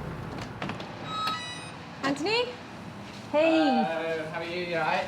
I'm really well. How are you doing? Very well. Good to see you. And you? I've got some gems for you. Check out these. Hopefully Anthony will be feeling a lot more stirred than shaken by Sarah's so-called cocktail chairs. Aren't they amazing? They are. They are really uncomfortable to sit in, apparently, and they need a really fresh update. And I was thinking, you could sort of loosely describe them as cocktail chairs, couldn't you? You could sit and have a cocktail on it. Yeah, well, I could sit and have a cocktail on a rock, Anthony. Doesn't make it a cocktail chair, though. So I'm kind of channeling Riviera. There's something gold going on. I can't help myself. Yes, it's all lipstick and glamour. Yeah, I know what you mean. Wow, they seem to be agreeing. So I'm thinking fluffy, feathery, flouncy. I'll make a pair of flouncy chairs for you. Well, if anyone can, Anthony can, and he'll have £300 for the makeover. I think I stand a fair chance of making a few quid, don't I? Yeah, I mean, I think it's just capturing the right thing with this. The right level of flounciness. OK. So, flouncer meters at the ready. I, for one, have no idea what we'll be coming back to. Anthony has got such an amazing skill set that he can pretty much work with anything. So I've left him with a brief to get on with those chairs and make them fabulous. Who knows what he's going to produce? There's something just screaming out about one in the kind of volume, a perm or something like that. A perm? If you say so, Anthony. With £300 at stake, let's just hope Anthony's transformation of those chairs is a success. I can't wait to see what becomes of them. Back home in Sussex, I bet poor Sarah's hard at work turning the old sun lounger into a money maker. Oh, well, maybe not. Absolutely nothing wrong with this. Just like this. Perfect. It's not going to make much money. The sun worship will have to wait. Time to get the lounger into the workshop. I loved this lounger the first moment I saw it. I don't know why. I suppose it's because it's retro and I can tell it's really well made. It's got a fantastic ratchet system on here, which means the ends go up and down and stay in place, so it's designed to be really comfortable. There's a blow-up pillow under here, and that's done well to survive in such good nick for, well, it must be, I'd say nearly 50 years old. Some things actually improve with age, I think you'll find, Sarah. Take me, for example. The only thing about it is at the moment, it's really looking tired. Actually, I haven't been sleeping well lately. There's a bit of rust on the legs. I'm not opposed to a rub down. and there's some marks on the canvas. Well, you can't make an omelette without cracking a few eggs. So I'm thinking a little bit of an update and I might be able to make a few quid on it. Oh, there's definitely life in the old dog yet. But back to the sun lounger. The cover's in good nick, so Sarah's going to use it in the final piece. It just needs removing and washing. But what exactly is the master plan for this project? So I'm thinking if I can reposition this from sun lounger into daybed, or make it into something that people want to have in their conservatory or even as a spare bed in their bedroom, then I might stand a chance of making some money out of it. So it needs some careful thinking. But I'm going to get this washed and at least know that I've got that to work with if it comes up in good condition. So it's a makeover that promises quite the transformation. As the canvas is edged with plastic, Sarah's cleaning it by hand using a mild washing powder in warm water. One more rinse.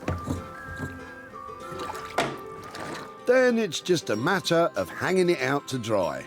Actually, that's happened to me a couple of times too. Who knew I had so much in common with the sun lounger? Time to salt those legs. Spray time. I'm doing it out here because if I get mess everywhere, next week's going to be mown off and it'll be completely gone by then. Have it upside down. Maybe it's a table.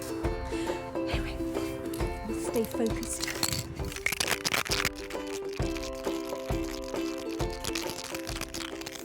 Oh yes. It's definitely called shocking yellow for a reason.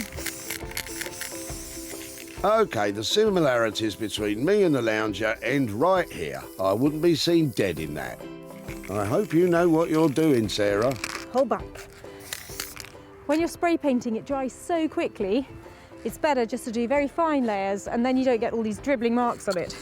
And you want to go past the object every time and then you don't get overspray, which is this kind of film of little bits on the surface. So, dries very quickly, do it quickly, move on, come back and give it another layer. The legs may need a couple of coats, but there won't be any need to lacquer it, as the spray paint should prevent any further rust. But of course, yellow legs and a clean canvas isn't enough for Sarah. Well, I've managed to get the first coat onto the frame and that looks great and the cover's washed up really well. So now I want to add some 1950s inspired floral design to the cover and I'm hoping that my potatoes are going to help me out. Now, I'm not going mad. These work really well as an instant printer. They carve really well and they're slightly porous so that when you pick up the paint on it, you get enough to do a few good prints before you have to dip again. If you've never used them, you need to try. A potato stamp. Now there's a thrifty thought. First, Sarah needs to carve her design into the cut spud.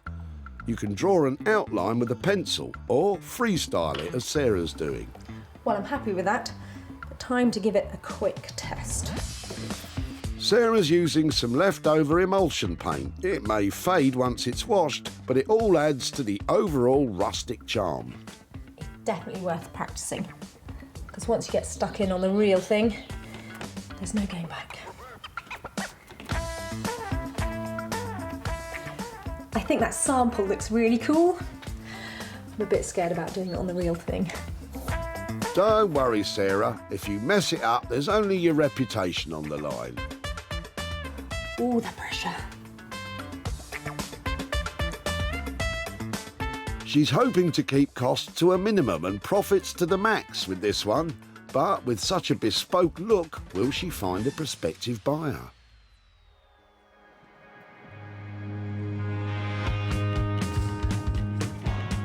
At his studio in Wolverhampton, Jay's about to make a start on the table Sarah left in his very capable hands. It's only until you've taken it all apart that you can actually see what you're working with. Originally constructed in panels, a lot of them are starting to split, and one of the drop leaves has completely broken off. It's just a simple classic design that just is timeless and it works well. So it's kind of like the Meccano of furniture. So it's really, really simple. We all know that this part is never straightforward.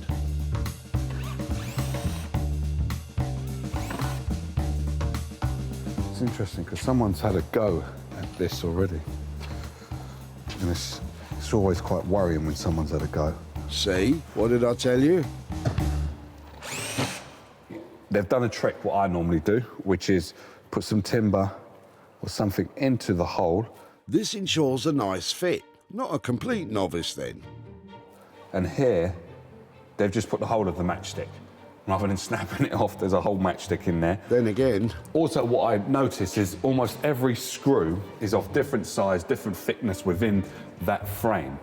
Now, as it's different, Urkel does not do that. All of them will be uniformed and stuff like that. But surely a screw's a screw, isn't it? Look at the size of that one compared to the size of that. And they're completely different screws, completely different. And it's done some serious GBH to the tabletop. So what has happened by using a really long screw here, so you've got 1 and 2, they've come straight through. So basically, when I want to have this top as a showpiece, I have to make sure that those holes are filled up. If you're fixing furniture from a popular manufacturer, the best thing to do would be to contact them for advice on the right screws to use. Now, onto the main part of the restoration. With gluing, I've always been taught that more is more. I normally say less is more, but more is more. It's better to have more glue than less glue. That's cool. Because it's only going to squeeze out in the sides anyway, which we would then clear up. The same theory as I use on my jam sandwiches.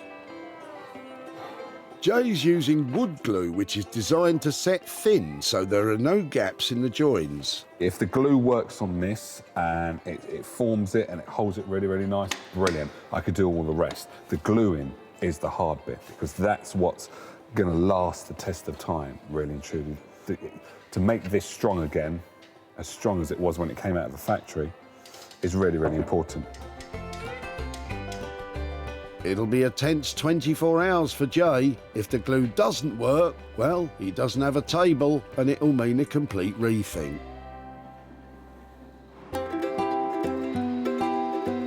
In Manchester, Anthony's hard at work on the pair of chairs he's promised to transform into flouncy, glamorous beauties. So since Sarah's dropped these off, we're up to kind of this stage. This one's all got prepped, so we've done the webbing and the kind of the Hessian's all on. Re-upholstering the chairs will be a multi-stage process using materials including foam, recycled felt and the all-important fire-retardant calico. And all of that will eventually make the previously uncomfy pair much more plush. Yeah, we want it nice and comfortable, but this will all squeeze down and then make a really nice sharp profile. So the finished chairs should be comfy and shapely. Once they're re-upholstered, Anthony plans to cover them in fluffy sheepskin. But before he does that, he's got a trickier job. So we're going to try dyeing these skins. We're not entirely sure how we're going to do it. This is a complete unknown science. This could go brilliant and stumble across something great, or we could be thinking of a plan B. Happily, Anthony's going to be assisted in this endeavour by his partner Susie. Well, we've dyed fabric before, haven't we? We haven't dyed sheepskin rugs before, because we need to get a specific colour. We want to try and make rose quartz because it's bang on trend. Marvellous. To dye them, they'll use a highly pigmented furniture paint diluted with water. We have this colour here, this pink here, which isn't quite the right colour. We're going to try and put a little bit of this colour in to darken it. Not only do we have to try and get this shade, we have to try and get the right quantity and the right amount of water so that we can get this the right colour. They need all the sheepskins to dye exactly the same colour, which might be a big ask, as is agreeing on the shade in the first place.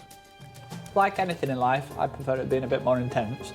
But just because of the volume of water we're now going to have to mix with it to dye the fabric, it will almost lose some of the intensities. I think it's the right kind of tone. Should we do that? Do you think that's enough? With the colour agreed, Susie adds enough water to dilute it. Not too of this dyeing process, is it? It's quite easy. It is for you, Anthony, because Susie's doing all the work. I'm saying nothing. Come on, love. He might have to get his hands dirty during the al fresco dipping, though. This is the important bit. Right, go on then. You ready? And still looking work shy. That's not helping. Oh, that's quite pink. You wanted it quite pink. Seriously, is this how companies dye their fabrics? Not exactly. They tend to use state-of-the-art techniques and equipment, not a rubbish bin. At the moment, I'm a little bit like, oh, is it going to go? Which way is it going to go? Me too. It's not an exact science, so we'll just we just have to hope that it's going to work out okay in the end. They've got a lot more careful work to ensure those sheepskins all end up in the pink. The same shade of pink, that is. Stop it! Come on, down. Stop it! I think we'll leave them to it. Back in Sussex, Sarah's putting the final touches to the retro sun lounger. Oh, fancy. When Sarah rescued it from certain death at the tip, it was a tad tired, but still functional. Now the sun lounger screams of 1950s glamour. Sarah has embellished the canvas with potato print leaves and hand-cut fabric flowers.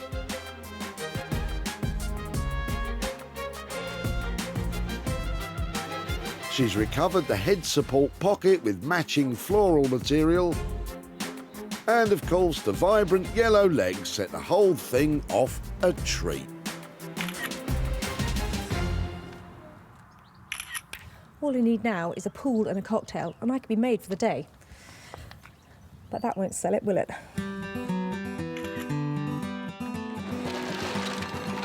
Sarah first discovered the sun lounger in the back of Barbara and John's car. It was one of two sun loungers, camp beds that my parents had at a holiday home they had down in Devon. Perhaps somebody younger than me might think that it was cool. I think I've probably seen too much of it in my time. Well, I'd be willing to bet John would struggle to recognise his old sun lounger now. It did make it to the seaside. It was sold to the Shed Boutique in Ramsgate, where Lucy was very pleased with the new addition to her stock. We're a seaside shop, and this sort of mix of retro and arts and crafts really go together nicely for us and suit what we sell in the shop. Sarah has returned to show Barbara and John what became of their old sun lounger, but will she be handing over any profit? Hi, Barbara. Hello. How do you do? Hello, John. Lovely to see you again. Now, it was down in Whitley where I first saw your sun lounger. In fact, it wasn't yours, was it? Was it your parents'? My parents, yes. And in fact, I can remember it since my childhood. It's one of those things. It was one of two that's been around for a long time. Well, it had a certain look, and it was that thing that first drew me to it. But did you wonder why I took it away? Well, certainly, because I've always found it incredibly uncomfortable. Well, for 10 minutes in the sun, I'm sure it would be lovely to lie on. I've actually got some pictures to show you. So here is your sun lounger after a makeover. Oh my God. It's beautiful, actually. My mother would have loved that because she was a great one for making all sorts of weird artworks and things, and I think she would particularly have appreciated what you've done with that from an unpromising start. I really enjoyed working on it. It was a sweet thing, and it turns out that other people like the look of it, and I've actually managed to sell it at a profit. Well, so I have some money to share with you here. I have got £33 here that I managed to garner as a profit for you. So there you go. There is a small windfall from the sun lounger. That is probably about 10 times what it cost originally. Thank you very much. What might you do with that? Well, I think I'd like to spend it on the garden, actually. Yes, I think that would be appropriate, June wouldn't it? would have appreciated that, actually, as well, being a great gardener as well. I think she'd have been amazed. She would. She'd have been absolutely gobsmacked. Well, it was a really, I loved working on it. It was a bit of fun, made a bit of money, and if you're going to buy something in the garden, I'm really pleased because I think that puts it very nicely back where it came from, doesn't it? Yeah, yeah. Lovely, thank you so much. Oh, and thank you. I look forward to seeing you Glad and you your made use of it. excellent rubbish at the tip sometime soon. Thanks ever so much. Okay, Bye-bye. Bye. The old lounger cost Sarah £12 to transform. She was able to sell it for £45, which meant there was a profit of £33 to return to Barbara and John. Well, the Sun Lounger might have been a bit of a laid-back project, but I loved working on it, and I'm pleased that £33 is going to buy something lovely for John and Barbara's garden.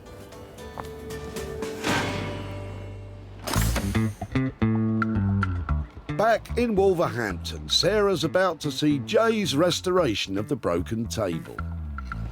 Well, if I'm ever lucky enough to find Urkel, I always think of Jay, and if he's managed to work his magic on this piece of furniture, there could be some real money on the table.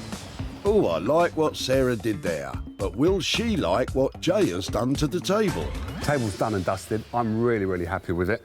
Compared to how it was when it first came in here, it was a bit in bits. It wasn't really a table, it was just bits of timber. But it had the look to become a beautiful Urkel and turn it into a beautiful black swan, which it is now. So hopefully she'll like it. Sarah left Jay with a battered and broken, ugly duckling of a table.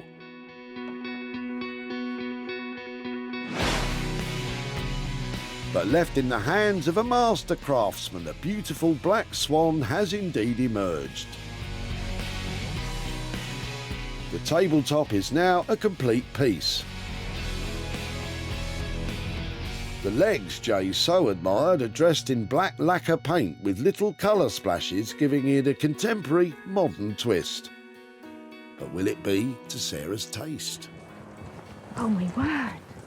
Look at that! He is done and dusted. It's a whole table again. It is a whole table. And hold on. I can see a little Blades magic going on here. Just a little bit, just a wee bit. I would always have to add just a little bit of colour. So the flicks is what I'm kind of into at the moment. It's my playful kind of time. And it's all due to my daughter, basically. She likes flicking paint and just having a great time. So that's why I did that. Fantastic. And which end was the broken end? That end? This end was broken. This was broken as well, coming apart. This, I glued it as much as I can. And this one had a little bit. So all of them were coming apart, basically. But this was the fully broken one. It feels lovely. Yeah, it should be. It's had a really beautiful rub down and oil in. And yeah, now it's just allowed to sing. It's really, really gorgeous, I think. Well, it's really cool. Did it give you any problems? There was a load of different screws, different sizes. They'd used screws from beds, from different tables, from a whole load of stuff. So I contacted Urkel and they gave me the right measurements for the screws that I needed to then put them in there, which was absolutely easy. It's nice to have a bit of authenticity, isn't it? Yes. It looks great. Yeah. Budget? Budget, £200, bang on. Well, that's great news for me, isn't it? Because with a £200 investment, I really stand to make some money out of this one, don't I? Yes, definitely. Well, they both seem very sure of themselves, don't they?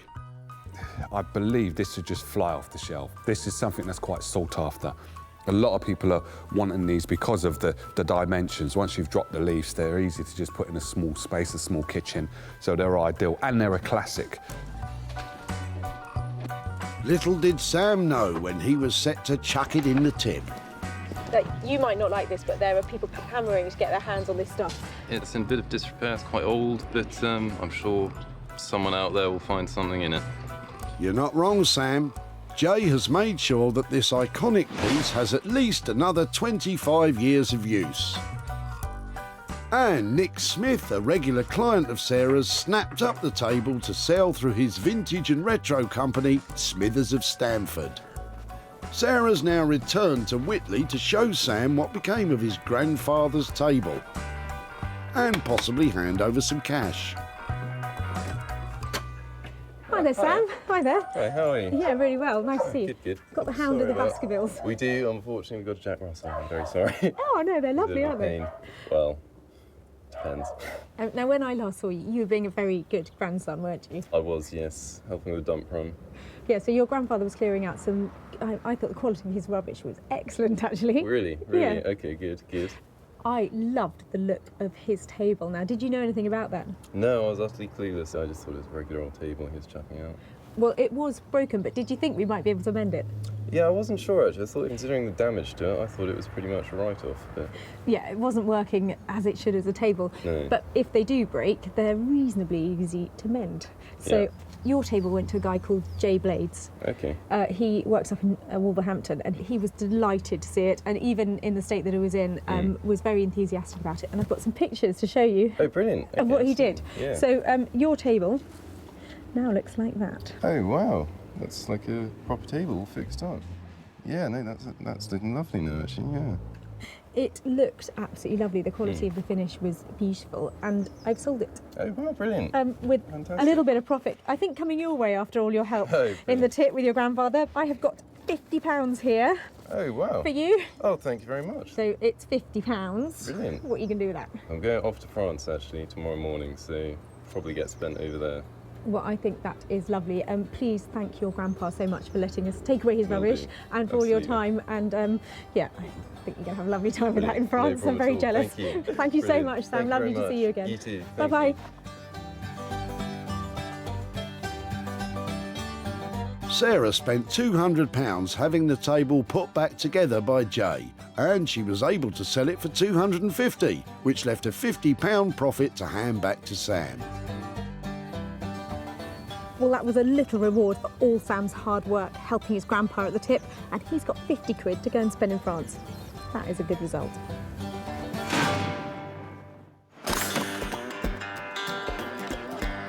It's back to Manchester now. And Sarah's heading to Anthony's workshop to find out how he's got on with the 2 mid-century chairs she brought him. And you know what? Anthony isn't his usual confident self. I have to say I'm a little bit apprehensive this time because it's far removed from my normal kind of modern urban kind of styles that I'm used to into something that, to be honest, I don't think I've even named or could name. So yeah, I have to see how this one goes down. Well, I optimistically called my pair of tip-vine chairs cocktail seating. Well, if Anthony's managed to transform them into moneymakers, it's drinks on me. These mid-century chairs were more stale beer down the pub than cocktails on the beach when they first came to Anthony.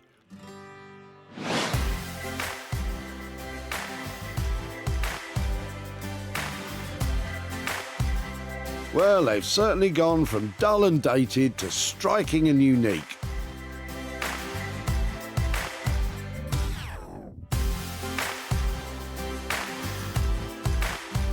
The sheepskin is a lovely rose quartz colour and gives the chairs a real wow factor. The material is from a duvet cover and delivers a definite floral punch. Without a doubt, these chairs are full of character, but I reckon they'll divide opinion, and Anthony's about to hear Sarah's. They rock. Do you like them? I love them.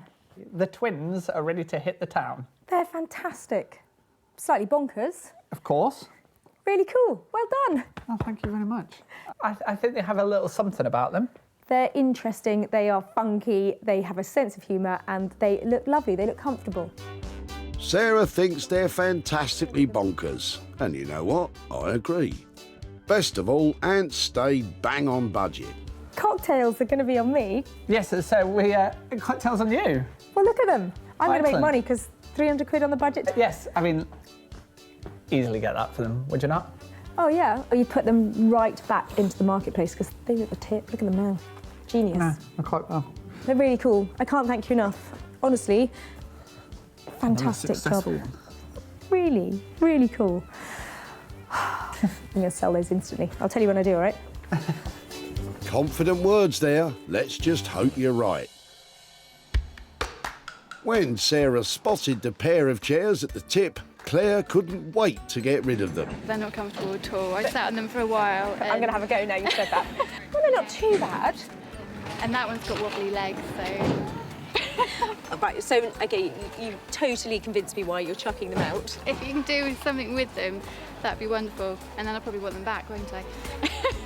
I think it's safe to say, since Anthony's makeover, Claire wouldn't recognise them. But she won't have the chance to stake her claim, as the sophisticated chairs also caught the eye of retailer Nick. They're absolutely lovely, love them. Yeah, I think the wife's going to want to keep them though, that's the only problem. Everyone's a winner, and no more so than Claire. Sarah's come to her home in North Chapel, West Sussex, to show her what happened to the tip-bound chairs. Hi Claire. Hi. There, how are you doing? It's nice to see you again. Now, when I last saw you, you were dropping off a pair of chairs, so explain why they were ending up at the tip. Well, they ended up at the tip because they were literally so uncomfortable. And try as we might, they just weren't going to work. Yeah, so we took them away, but did you think, I wonder what they'll do with them? I did, yeah. I didn't know whether you'd put arms on them, whether you just keep them plain, or whether it would be a re-upholster. Or so, yeah, I'm really intrigued to see what you've done. Well, I think that they turned out really, really well. Oh my goodness, wow. They have been given a proper new look. I think it's amazing. It's really original, and someone's obviously worked really hard to do that. Well, in their normal state, there are 60, 70, 80 pounds maybe for a chair like that. But with that kind of look, they actually have a bit more value to them. Oh, really? Yeah, so I've actually got some profit here for your chairs. They've been bought by a retro company in Lincolnshire, and here I have £250 here for you, for your lovely chairs. Good grief. That's incredible, considering we were just about to launch them into a skip. Oh, well, that's fantastic. We loved working on them. They were really inspiring, and everybody who was involved with them really sort of enjoyed the whole process. Good. So Thank you very much. It's a pleasure. Lovely to see you. And you. Bye-bye. Thanks to the amazing talents of Anthony, the chairs cost £300 to transform and sold for £550, giving Claire a sizable £250 profit.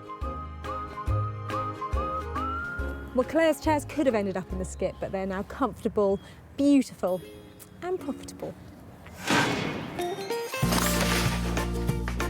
Sarah saved 3 items from the Whitley Recycling Centre.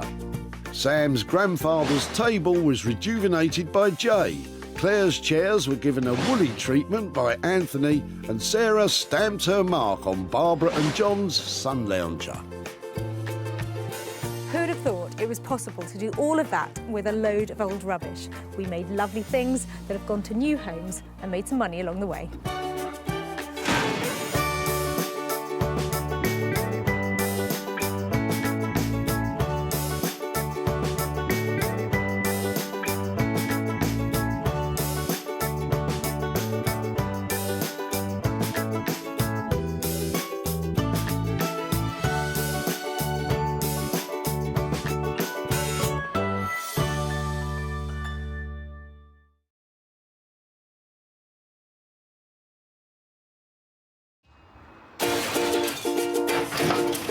Oh no, I like the look of your rubbish. How do you make money for nothing? I love a little rummage. The answer could be hiding in the 30 million tonnes of household waste we throw out every year. I think that I might be able to make something out of that.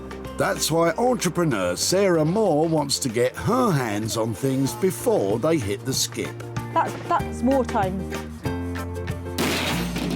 I'm a passionate buyer, user and maker of old stuff, and I've turned that passion into a money-making business.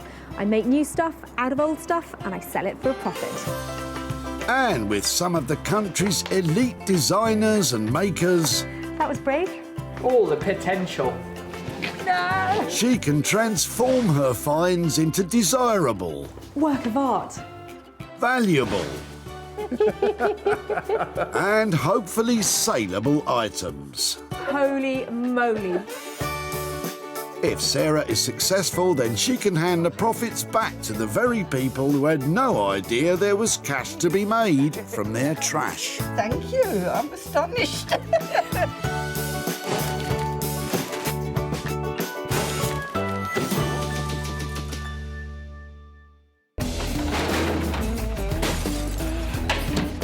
Today, Sarah is in Surrey at the Whitley Recycling Centre. Where you and I may see beat up and broken down, Sarah sees the potential to make a bob or two.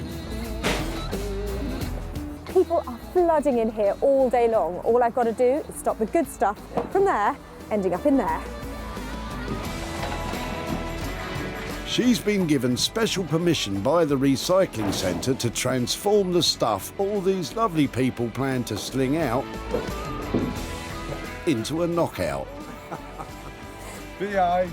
I love it down here. Everything's so nice.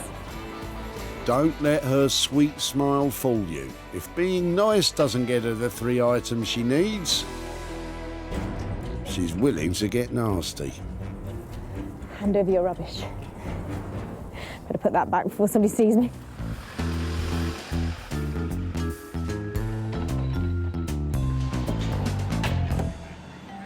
Can Sarah turn the clutter in Zaina and her husband Tim's boot into cash? What are you doing then? You clearing out? Or Yes. are you moving? Or We've just moved, and we've still got a lot of stuff to get rid of. So Really? So that, I quite like your enamelware, but I'm interested in your chairs. right, yes, Have you had them long? a long time. I've had them years and years and years, and nobody's ever liked them. And we've tried to eBay them, and still nobody wants them. I think they've got that retro look that people quite like, and I think those would. Maybe we should keep them then. Actually, I think you should give them to me, and you should see if I can make something exciting out of them for you. You're welcome to have them. Zaina may have failed to flog the chairs, but that adds to the challenge for Sarah. How she intends to make them over, though, I've no idea. I'm bamboozled. Thank you so much for letting you. me have those. I shall go and take them away and cherish Look forward them. to seeing them. Yeah, lovely. I'll keep in touch. All right. Bye-bye. Thank you ever so much. Is Zaina happy her chairs skip the skip? I think that's brilliant. It's much better to recycle, and did feel a bit guilty bringing them. And maybe if they can be refreshed, they'll have a new life. Ta-da! No? Not your cup of tea? But I think they've got some potential. They just need a little bit of love, a bit of TLC, and I'm sure they're going to turn a profit. Sarah knows just the fella to help her turn potential into profit.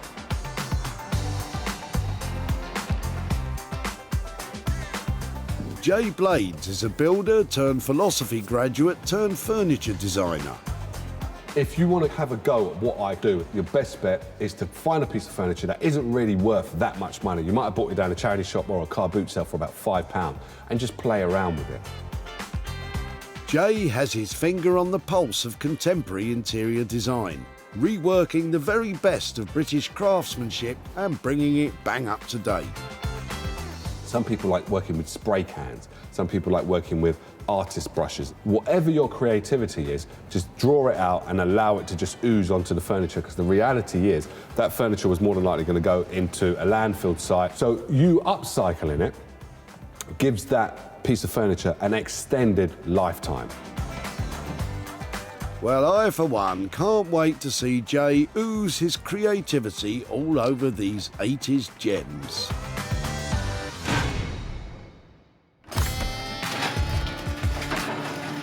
One item down, 2 to go.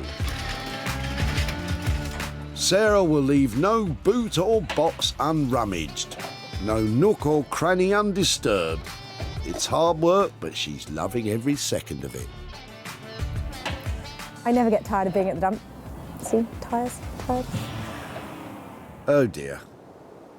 Let's all just forget that ever happened and move on. This is Julie. She's helping a friend clear out her garage. Julie, meet Sarah. Hello. That's really sweet, isn't it? It's very old and tatty now and no use. I mean, I can see it's been well used. It was in the garage. It's just the right sort of size, and it's got that retro charm that people are looking to put back into their houses at the moment. So, and everything was movable, it's all wasn't it? made properly too, isn't it? You know, Yes. all the joints and everything, all well. Yeah. But it's put together to last, and it obviously has. This kitchen cabinet has been in Julie's friend's family since the 1950s. Would it be okay, instead of putting it in the tip, to let me have it to take away and see if I can do something with it? Certainly. I think that... Certainly, please do. And it's on wheels, isn't it? Yes. Yeah, It makes life easier. Lovely. Thank you so much for letting me have that, and I'll keep in contact. It may be well worn, but it's strong and sturdy. There's a good few years left in it yet. A bit like me, I hope. I'm sure she could rub it down and put a nice distressed look to it. I'm sure if you've got the time, the vision and the inclination to do these sort of things, it'll come out lovely. It's just teetering on the brink of having that appeal, that retro look that people want to have back in their houses. It's got enough chunkiness so we can cut it up, and I think I could be onto a winner here. Julie's also found the drawers, which give Sarah the complete cabinet to take to her choice of craftsman.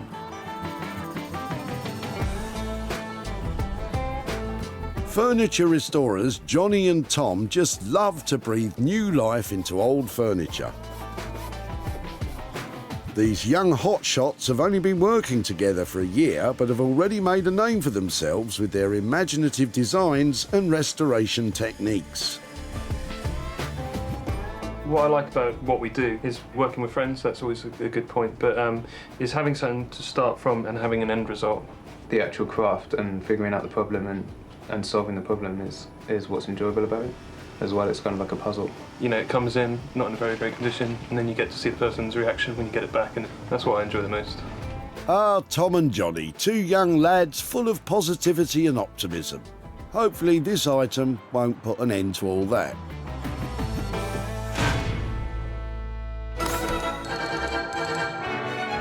Sarah's salvaged 2 pieces for her artisans. Now she has to save an item from the tip that she can transform. And she will not stop until she has it. She's like a dog with a bone. Can I recycle you? Would you like to come here with me? I could turn you into a lap dog. Come on, Sarah, no time for pats. The clock is ticking. Or in Richard's case, it's not ticking. What are you chucking out today then? Well, it's a cuckoo clock, very nice cuckoo clock, but it needs repair. Right. And wow. I've got another one, and it's a shame to throw it away, but... Not many people have 2 cuckoo clocks, do they? No, well, I mean, I've got the other one because the last one needs repair, but... So, made in Germany, did you get it from Germany? Yes, in the 1950s, I was in the army in Germany, and I bought it then. It's really sweet. 1950s. I hate throwing it out, but it's going to cost a lot to repair, and I don't need it. I wouldn't know where else to put it. Well, I think if you've got one cookie clock, that's probably enough. But if it'd be possible to take that from you and see if I can mend it, and I'm so excited. I'd be much happier doing that than it going down in the landfill. Yeah, well, no, I'm so pleased that you let us have that. That's lovely, and I shall try my best to get it going, and then I'll... It's up to you now. I know, all the pressure. Sarah must be cuckoo to choose this broken clock, but she does love a challenge. So I really don't know what I've got here. I am not a clock expert. There's potential that this little cookie clock could turn a pretty penny, but at the moment it's not working. I'm not sure if all the bits are here. I'm not sure what kind of market there is for cookie clocks at the moment, but I'm going to stay positive and hope they've just picked up a winner. Perhaps Sarah can make this cuckoo sing again. She has her 3 items. Jay will perform his makeover magic on the bamboo chairs.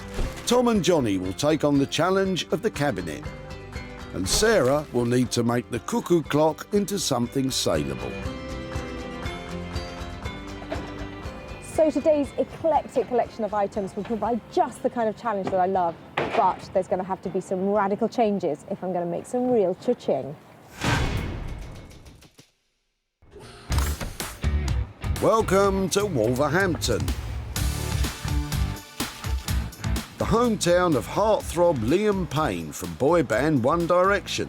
Their mega hit, What Makes You Beautiful, is a tale of seeing beauty where others may not.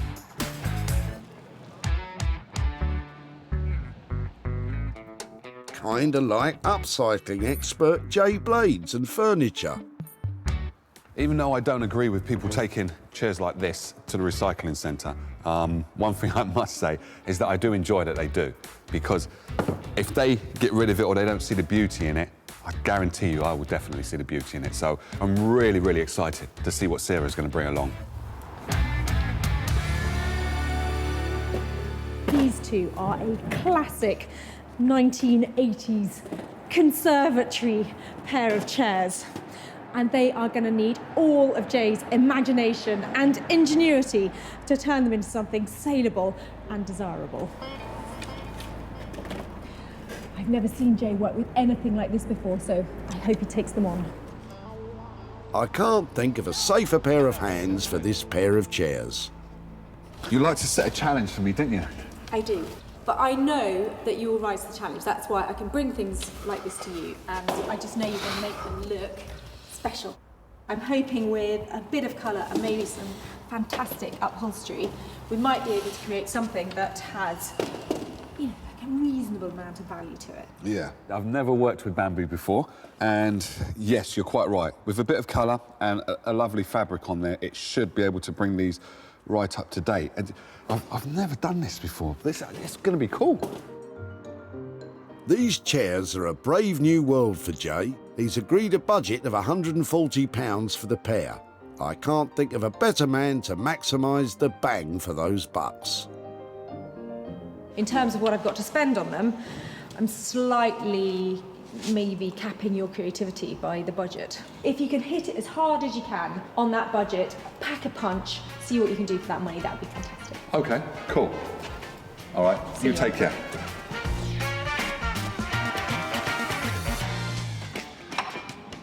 Well, I think I was right in thinking that those chairs are not right up Jay's street, but he's going to take them on, and if anybody can make a couple of duds into something desirable, it's Mr. Blades.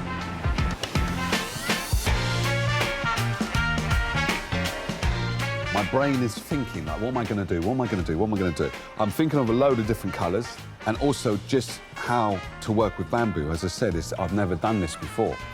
Wow, Sarah's done it to me today, I must admit. Even I would like to see how these turn out. Jay has £140 budget to transform these 80s throwbacks from dated to desirable. This is the South London market town of Croydon. There's been a market here since the 13th century, where, just like today, traders would sell fruit, vegetables, leather goods and linen, although I think there are probably fewer oxen on sale these days. Tucked away nearby is the creative hub that is Tom and Johnny's workshop. And Sarah's wheeling the old kitchen cabinet their way.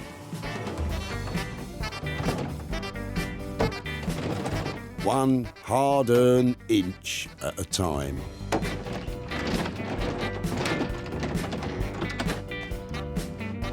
I think I should probably have left this at the tip. A few times she's brought stuff which is really unexpected and kind of a bit shocking, so hopefully nothing too outlandish. This poor old kitchen cabinet is in a really sorry state, and I'm hoping the boys in here are going to take up the challenge to turn it into something amazing, because at the moment I'm thinking it should probably have stayed at the tip. Well, perhaps the boys can help you see the positive side of this item again, Sarah. Give us a hand with this. Oh, wow. Wow, that sounded almost Yeah, enthusiastic. It's a bit of a dog, isn't it? cool. Should we get it inside? Yeah. Well, I think underwhelmed adequately describes that reaction. It's not in fantastic condition, is it? No. But I'm hoping that there is just enough left in it that you can actually make it into something, because it has got quite solid drawers to it. I'm having a look here and I'm thinking it might even be beach fronted to the door and the drawers. So any ideas what you might be able to do with it? Yeah, definitely. I mean, the handles themselves are really nice, actually. They just need a lot of cleaning up to kind of get them back to sort of a nice kind of look. Yeah, if we take this paint off and see what's underneath here, this could be really nice, this wood. So perhaps the whole carcass strip might be nice and then finished in oil or some other kind of finish. If it was kind of pale and interesting with those sweet little handles on it, it could look quite nice. This is a bit of a shocker on the top, though. Yeah, we're going to have to do something with that. Possibly painted, probably with an oil finish. Cost comes into it as well. I Yeah, think exactly. we need to see what we can keep it looking as good as possible, but keeping it cheap. Okay, I like that cheap word. But if I'm leaving you, what, $260? If you can try and make it as saleable as possible and as approachable to as many people with styles of their interior, that would help. That's why with the top we probably go for something that's quite a neutral colour, something that's going to go well in any room. So that way people are going to be able to kind of use it where they'd like. I think that sounds great. Yeah, so that's brilliant work. Perfect. Yes. Thank you so much. Cool. Good lads taking up that challenge, because that old kitchen unit, it's definitely seen better days. The only place that is going is up. It's going to be a challenge for us to get it back up and running, hopefully as a useful piece for someone, whether or not it's used in the kitchen or, you know, in their hallway, you know. Yeah. It's going to be a challenge, but I think it's going to be a nice piece at the end of it. The boys have a plan, a stripped wood cabinet with a painted worktop, and they have a price, £260 all in. From the suburban streets of South London to the quiet countryside of Sarah's home in Sussex. She's dropped off the bamboo chairs and the cabinet. And now, having enjoyed a morning walk with Bramble, she's going to get started on the cuckoo clock.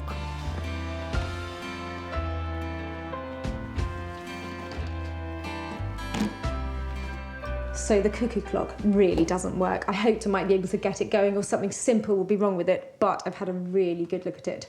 And I've also spoken to a horologist. A what? Excuse me a sec. One quick interweb search later, I can tell you a horologist is a clockmaker. You learn something new every day.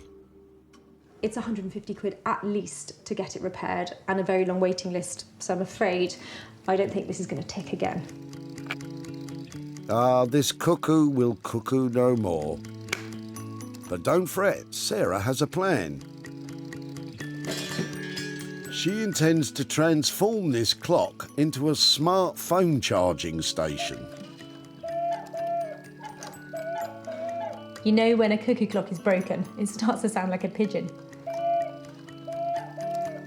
It's a heavyweight item, and Sarah needs to lighten the load by clearing out its internal workings. I'm sorry, this feels awful. If this all goes wrong, it could make a lovely bird box.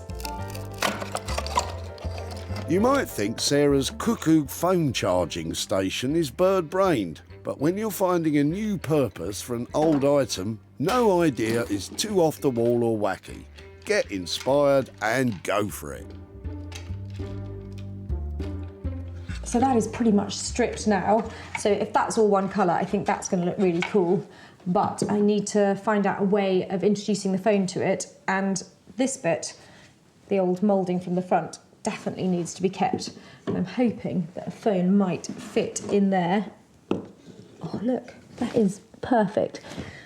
And really lucky, because that's going to mean it will look like it's made to do this, which is always helpful. So if that's going to be on there in some beautiful colour, and then the phone will go in here, I've just got to work out a way of getting the charger cord in here for whichever phone people have. Can't be that hard, can it? I think just get a little bit of something to go over the top there. It'll be fine. I said give it a go. I didn't say it would be easy. I wonder if it's too late to call that horologist back. Yep, I'd say so. Well, a bird in the hand is worth two in the bush. But what will this bird-brained idea be worth when completed? So far, Sarah has only spent £12 on a charger for this project, thankfully. In Wolverhampton, in Jay's workshop, there's been big changes to the bamboo chairs. They look cool. Jay has had them spray painted by an expert technician to ensure a pristine, smooth finish. So, these chairs, when Sarah brought them into us, were just like a plain kind of bamboo look. And what I've done is I've sent these to a spray guy to get them sprayed. The contrast that I want to try and create is the chair looks beautiful in black, but then I want a kind of distressed bit where here it looks as if it's just dripping with paint. Jay is going to add a coloured motif using gold spray paint. If he doesn't like it, he can't undo it, as removing the gold paint would damage the perfect black finish. I don't normally use spray paint and stuff like that, so one's feeling a bit nervous. So what I'm going to go for is doing a little bit of a test run first of all. When using spray paint, it's important to work in a well-ventilated area, wearing the appropriate safety gear. But that is quite cool. And that's exactly what I want. But it drips down. Test run a success. It's time for the real deal. I only get one chance at this, and it has to look good. Because once I put the paint onto there, that's it. I've got no more chances to rub it out or go over it again.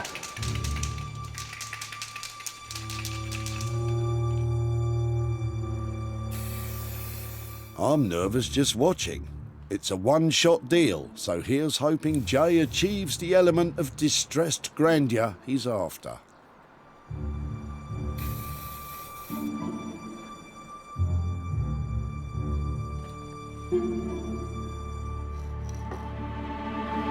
Said you only get one chance at it, and the one chance I've got, I don't like it.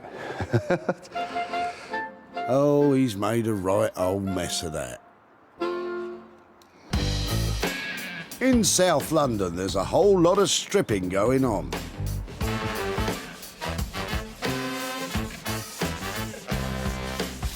Tom and Johnny have been hard at it for over 3 hours, stripping the paint from the cabinet. It's just a lot of not very nice work on this one. There's a lot of dirty work, a lot of sanding, a lot of years of paint and build-up on it, so it's not the sort of most glamorous of jobs. But I think the end result is going to come quite quickly once we've done all the horrible bits. Sarah hoped that once stripped, it would reveal the cabinet was made of solid beech. Unfortunately, it's plywood. Only the front of one drawer is beech. This means a change of plans. You can really see the difference between the two drawers now. So this one's the solid beech and this one's plywood. So we're going to paint the carcass instead and have a stripped wooden top. So it's basically kind of flipping the idea really. It was going to be a painted top and a bare bottom. He said bare bottom. Oh, just me, okay. Now we're going to have the carcass painted and the top in bare wood. We found this old bit of worktop in our surface that is going to be a good fit for our kitchen unit. It's a bit messy, as you can see, because we've used it for stripping. So it needs a bit of a clean up. But we know there's nice solid wood underneath, so we just got to get to it. While Johnny takes care of the worktop, Tom is preparing to paint the undercoat of the cabinet. If you use a dark colour paint, then it's quite good to use a darker undercoat. I'm going to thin it with a little bit of water as well. Just helps it go on smoothly, and so you get nice thin coats. You can build up gradually, and it will sink into the pores of the wood a bit more. Obviously, make sure that it's a water-based paint if you're going to do that. If it's an oil-based paint, then it won't work so well. Top tip from Tom. The cabinet will be finished in olive green, a deep, earthy, natural colour which should sit in harmony with the natural finish of the stripped wood worktop.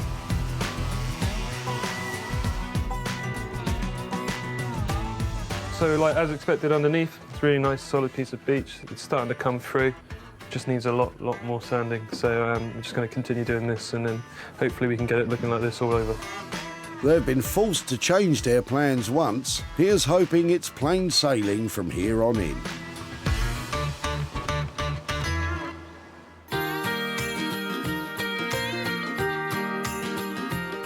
In Sussex, there's been some big changes to Sarah's charging station.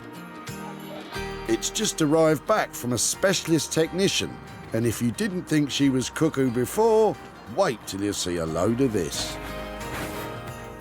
Well, I've had a really fun idea for the cuckoo clock, so I just thought I'm going to throw caution to the wind and turn it into something really kitchen cool. So the cuckoo clock has been flocked. Flocking is the process of adding thousands of tiny particles of fluff to an object covered in a fine coat of glue. It gives the item a velvety feel. It was very popular in the 1970s on wallpapers, but truth be told, you can flock almost anything. It's flocking marvellous. Look at these two. Aren't they amazing? Look at that really vibrant, lovely pink. I've mixed it up a bit and I've got a few different tones of pink here. So when I put it all together, it should kind of layer up so it looks really pretty.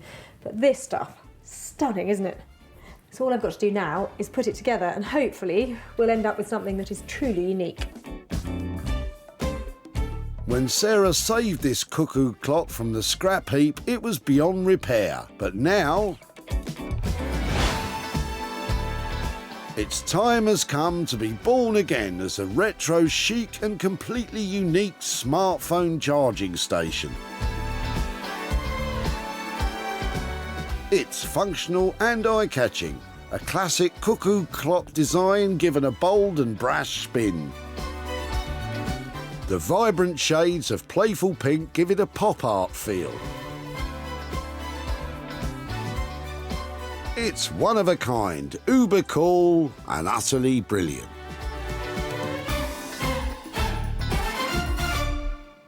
Well, it's definitely kitsch, isn't it? And I think it's beautiful, it's definitely useful. I'm just hoping it's saleable. It was almost lost forever, but Sarah saved Richard's broken clock. What are you chucking out today then? Well, it's a cuckoo clock, very nice cuckoo clock. I hate throwing it out, but it's going to cost a lot to repair.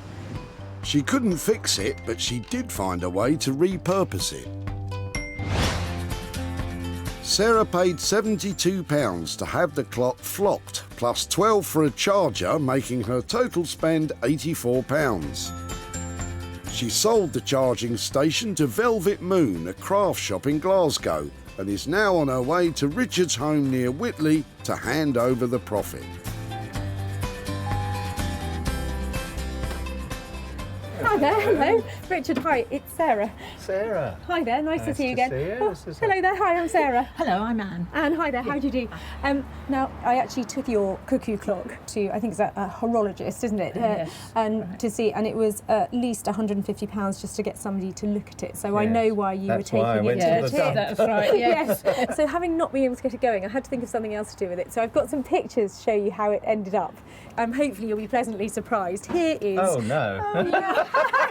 I knew I was going to get that reaction. Wow. That's lovely. Gosh, it's gone pink. Fantastic. Isn't that fantastic? Wow. So it is now a phone charger. Wonderful. So it's how clever. Charger. And it was flocked. Oh. Lovely.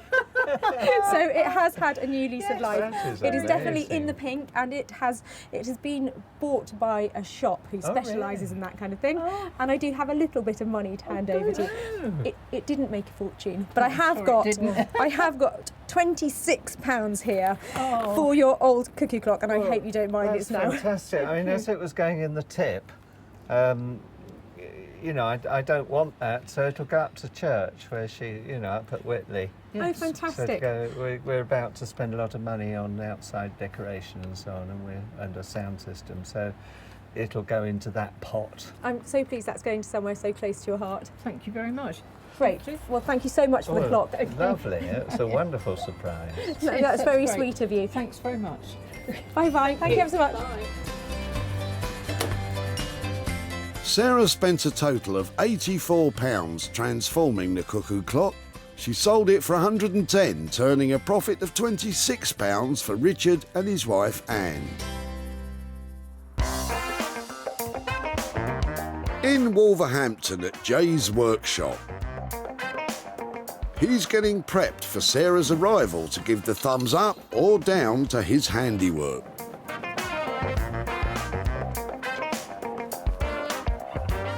It is perhaps no surprise that those two bamboo chairs were destined to the tip. They're short on style, and even though there is a little bit of bamboo and wicker creeping back into fashion, they just didn't have the look. But I'm hoping with all Jay's skills, he's managed to make them look desirable and saleable. Has Jay succeeded in transforming these 80s chairs?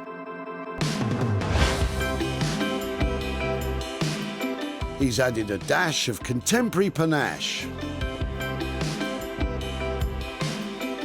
addition of the floral fabric adds a timeless classic quality.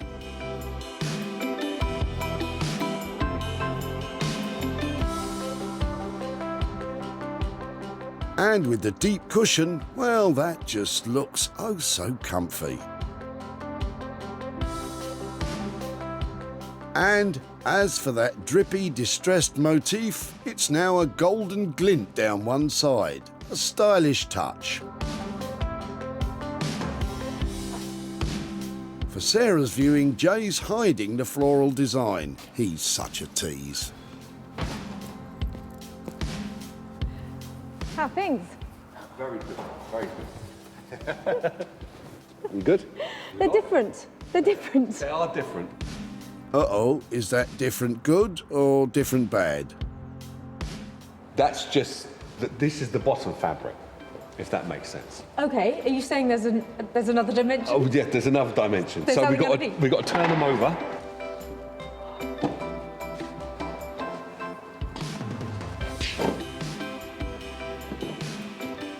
Different good. Excellent. Great, thanks, lovely. I'll take those. They're cool. You like them, yeah? Yeah, they're good. They're really good. They're strong and they were weak, and that is amazing to achieve that. And you've got a real chunk of comfort Chunk in of there. a cushion there. Chunk of a cushion. Because the problem I had before is when you sit on them, the bamboo's really, it comes through, the thin cushion. And personally, I really like the fabric, I must say. It's really, really nice. I haven't gone for this print right in the centre because there's so much going on here that I thought do it a little bit off-centre, similar with that one as well. Rather than use the fabric in exactly the same way that everybody would, it's just doing it a little bit off-centre, which makes it look really, really cool, I think. They look classy, they look designer, and they look expensive. They do look expensive, I must admit. 70 quid each we left on them. Did they come in on budget? Bang on budget, £70 each, yeah. It looks really, really expensive. I really do like them. I never really liked them when you brought them in. I thought they were horrible. You think they were horrible? Yeah, I Just dissing my skip finds again. I don't shop for my stuff. I know okay? you don't. I have to drag it, kicking and screaming off a recycling centre. So I love what you've done to them. I think you've given them every chance of going back into somebody's house and being loved again. Thank you. Nailed it again, Blades. Right, thanks for that. That's a job well done, Jay. These chairs are as exciting as I could possibly have hoped for. They have got heaps of character now. They are crispy, clean, exciting things that I can sell and hopefully make some money on. Zaina was moving home and clearing out when Sarah spied this pair. I've had them years and years and years, and nobody's ever liked them. I think you should give them to me, and you should see if I can make something exciting out of them for you. It's much better to recycle, and did feel a bit guilty bringing them. But maybe if they can be refreshed, they'll have a new life. And that's exactly what happened. With a striking new look, Sarah sold the chairs to Nick Smith, a regular client of hers whose online shop specialises in retro and recycled items. And now, Sarah's going to tell Zaina the good news. Hi there. Hello. Hi, good to see you. And you. So this is where you were moving to when I saw you at the tip? Yeah. This is it. How did it go? Because you said you had loads of bits that you were clearing out. We did. We've spent all summer whittling it down, and finally we're all sorted now. Your chairs went all the way to Wolverhampton to a fantastic guy called Jay Blades, who specialises in taking furniture like yours and giving it a whole new lease of life. And I've got some pictures to show you. I'd love to see it. How about that? Wow, that looks amazing. Oh gosh, they're so different. They're lovely. For some reason I thought they were going to be a sort of khaki colour. I don't know why I didn't expect them to be black. The cushion pads are absolutely beautiful, really lovely fabric. They're really comfortable as well. They've got that big squashy because seat pad on them. they were really, I had quite thin pads, and after a while they were a bit sort of... Yeah, that 10-minute chair where you want to stand up. Yeah. They're not like that now, and they're lovely. And they have been bought by a retro shop, and I've got a little bit of profit to hand over. Joking? Yeah, That's so good. There is a £25. There's £5 there. Wow, and thank you. 20 quid Well, there. that's not bad for some old junk. Thank you very much. And what might you do with that little... Well, I lot? don't think we'll need to buy any more chairs, but it'll probably go towards something else that we need here, so that's very helpful. Lovely. Okay, well, really great to catch up. Thank you very You much too. for letting me have your chairs. You're welcome. Bye-bye. Bye-bye. Jay charged Sarah £140. She sold them for £165, giving £25 profit to Zaina.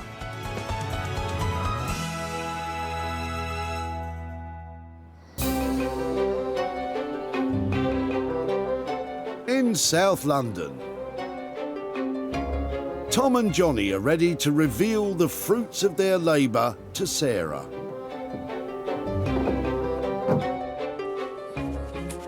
Ever since I dropped it off, I have been wondering if Tom and Johnny have been able to find any redeeming features to transform that old kitchen cabinet into something that you'd want to have in your house and that I can sell for a profit. Have the lads achieved the perfect combo of style and practicality? They've done a marvellous job.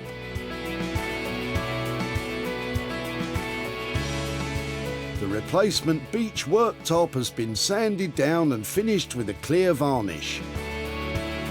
It's a strong and sturdy bit of solid wood which adds character and quality.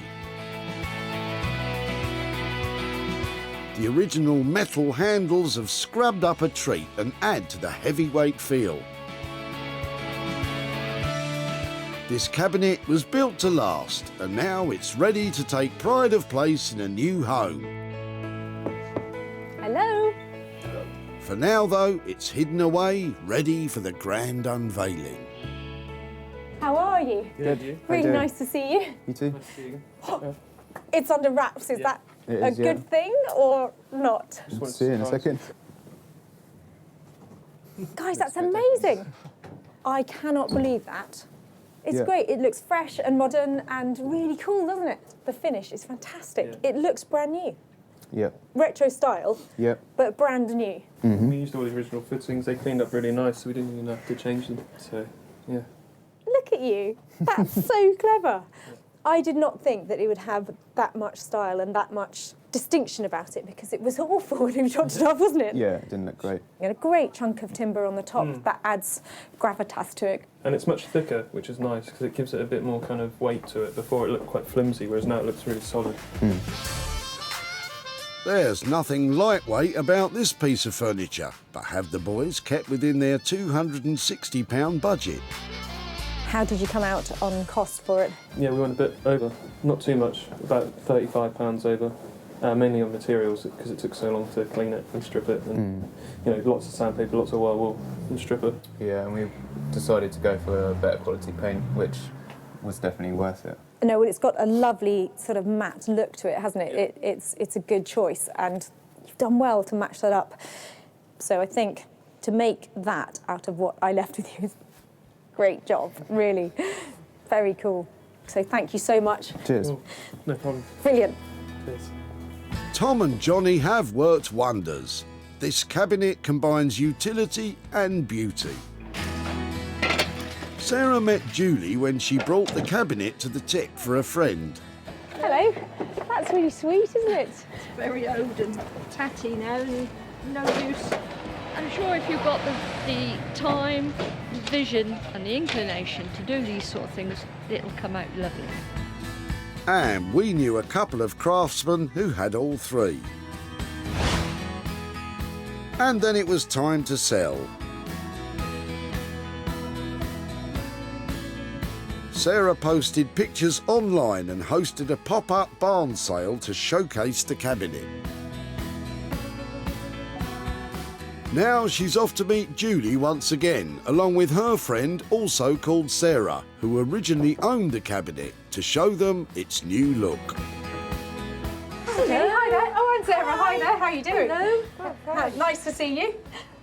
Oh, you in the walls? No. Broken hand. Oh dear, oh dear.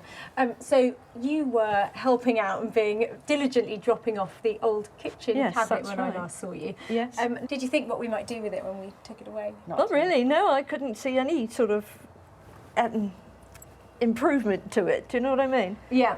Well, it went to some lovely guys. They're called Tom and Johnny, who are based down in Croydon, and they are proper furniture restorers, and so they're used to putting a very fine finish on things. So I've got some pictures to show you of it. So here is the restored kitchen cabinet. Oh my word, that is wonderful. It's good, isn't it? It is. They have completely restored it, and they've given it a new chunky top.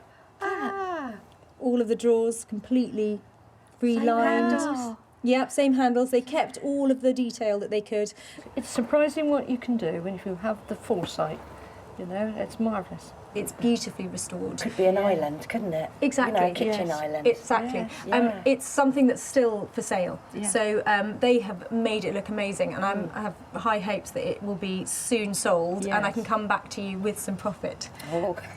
But it is a really lovely piece, and it had all the bones of it have been saved. It's gorgeous. Really nice to catch up. Okay, thank you. Bye-bye. Yeah, thank you. Bye. Bye-bye. Well, I think Julie and Sarah really appreciated Tom and Johnny's hard work in transforming that old kitchen cabinet. They certainly brought it back to life. Tom and Johnny charged almost £300 for the restoration. The cabinet is still to sell, so that might mean a loss of £295. But I'm sure it won't be long before the cabinet is taking pride of place in a new home. Sarah saved 3 unwanted items from the skip, and now, rather than being chucked in the landfill, they've been given a new lease of life. Well, we've made a little bit of money along the way, but what's been really special is that I've met some great people, and we've seen 3 tip finds transformed into amazing new items.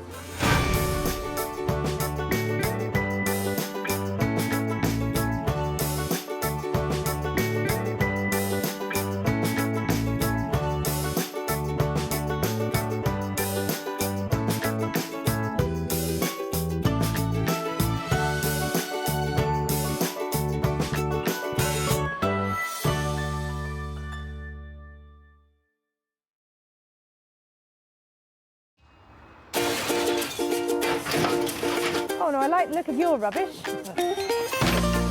How do you make money for nothing? I love a little rummage. The answer could be hiding in the 30 million tonnes of household waste we throw out every year. I think that I might be able to make something out of that. That's why entrepreneur Sarah Moore wants to get her hands on things before they hit the skip. That's wartime. I'm a passionate buyer, user and maker of old stuff, and I've turned that passion into a money-making business. I make new stuff out of old stuff and I sell it for a profit. And with some of the country's elite designers and makers... That was brave. All the potential. No! She can transform her finds into desirable, Work of art. valuable and hopefully saleable items. Holy moly. If Sarah is successful, then she can hand the profits back to the very people who had no idea there was cash to be made from their trash. Thank you. I'm astonished.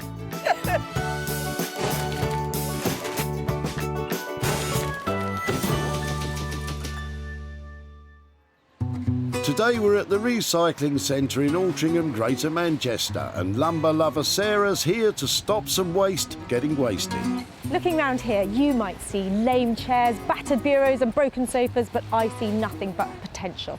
I'm here to rescue, resuscitate and revive tired things and make some money for nothing along the way. Unfortunately, we can't all haunt our local recycling centres. Sarah's got special permission for her mission.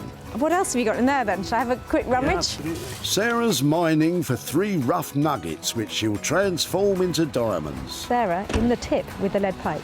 I have no clue, though, what she intends to do with that. It looks like there's something with more potential in Charlotte's boot. Oh, don't throw those away. Are they going in? Yep. Fancy them? You've got 2 of them? Yeah. Go on then, let's have a look. I'd love to. So, just had enough of them? Not comfortable, or? No, never owned them, so they were in the house we've just bought.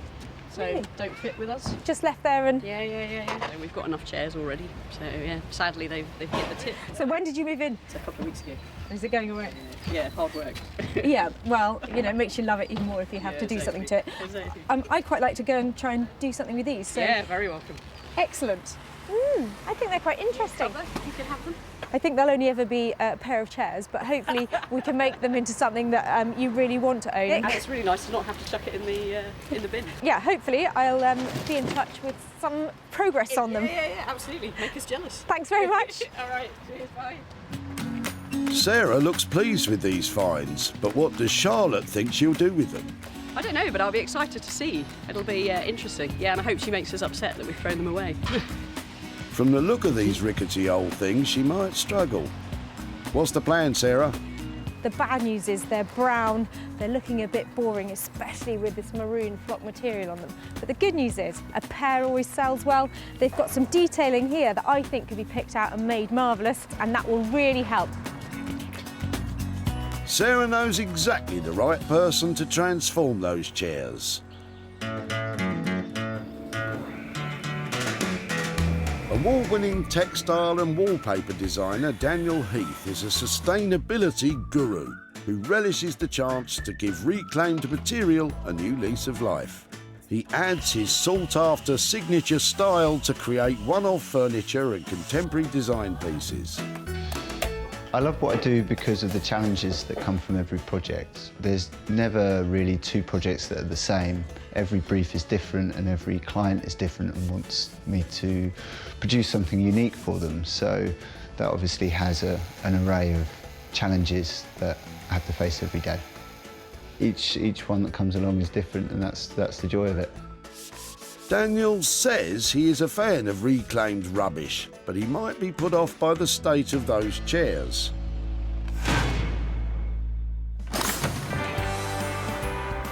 That's item 1 done, but Sarah's not taking it sitting down. She still has 2 items to uncover, and the sky's the limit. I'll take anything. This way. Nice try, Sarah. Luckily, she's hovering over a heady haul in Robertspoon. What are you chucking out? All sorts of clearance from a cellar. It's nice. Yeah, Look at there you that. No, we could really use that. Have you ever used it or not? No. No, it's just slightly too large. No, I think that has potential. This could be a good haul. Keep going. Do you mind me looking in your boot? No, carry on. That could be a slippery slope. I think that needs to go back into the metal, but... Quite right, Sarah. That's one vice you really don't need. But hang on, it looks like there's a more acceptable vice in there too. Just, that's really nice. Would you like it? I might. Be careful. Worn-out old vices are well known for falling apart on people's toes. Really heavy. I've got to be able to do something with that, haven't I? Ouch!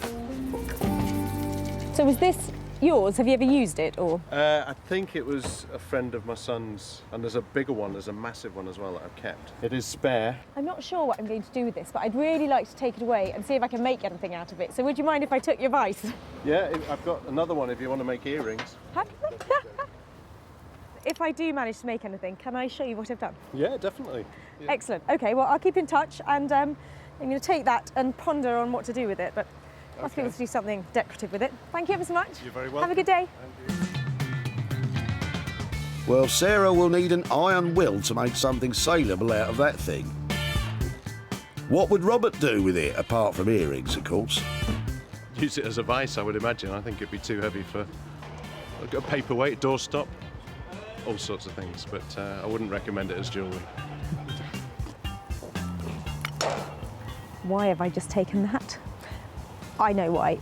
It's old, it's solid, it's got lovely writing on the side of it, and it moves around. I know who likes working with this kind of industrial material, and there's money to be made here.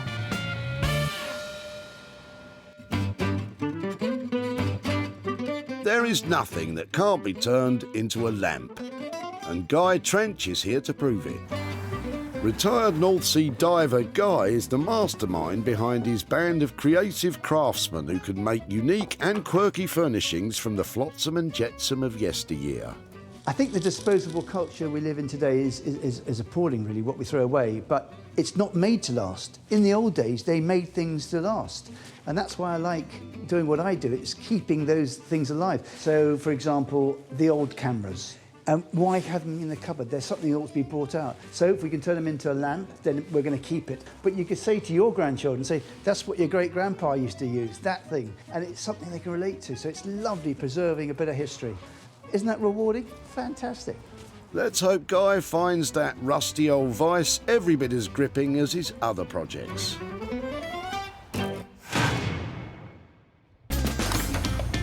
That's 2 items filed under found.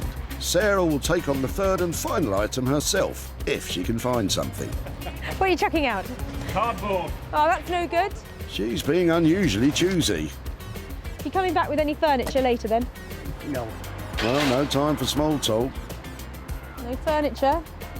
If it's furniture you're after, Sarah, take a look in Adrian's boot. It's got a lovely pair of legs on it, hasn't it? More than a pair. I was going to say 2 pairs. 2 pairs of legs. I see you've got a sweet little piano stool or something in a dressing table. It was something that was up in the loft for a long time, and it's really just clearing it out. We have grandchildren and they like to play up there. This makes a little bit of room for them. You're throwing stuff out of a certain era here that is appealing to people today. You know, lots of people like it's a vintage look, I have to say. I think vintage is now over 25 years old, so... What should I be doing with it then, do you think? But bringing it here and letting me have a look at it. Ray Miller, Liverpool. Lovely, so it's not far from home, is it? They say brown furniture's making a massive comeback. Oh, right. And it's no surprise. Furniture from this era is often beautifully made with bags of character, and it'll last much longer than the average pine flat pack nonsense. Sarah's sure she can turn space saving into real savings for Adrian. I hope that she can use them and maybe, I mean, sell them, that's fine by me. It would be nice for them to have a good home. These are a sweet little pair of vintage items. Table, nice legs on it. It's got a little pie crust edge to it. And this stool was probably in front of a dressing table in the 1950s. Together, these are the kind of things that I'm seeing £5 each in a charity shop. Not great in this state, but these have potential to make profit. Well, that's up to you, Sarah. With that table and chair nabbed, it's mission complete. Daniel will give those chairs the once or twice over. Guy will attempt to squash some profit out of that vice. And Sarah will be getting her teeth into all those lovely legs. Today I managed to gather yet another unusual hoard of items, which once reimagined, I think have a real chance of making some money for nothing.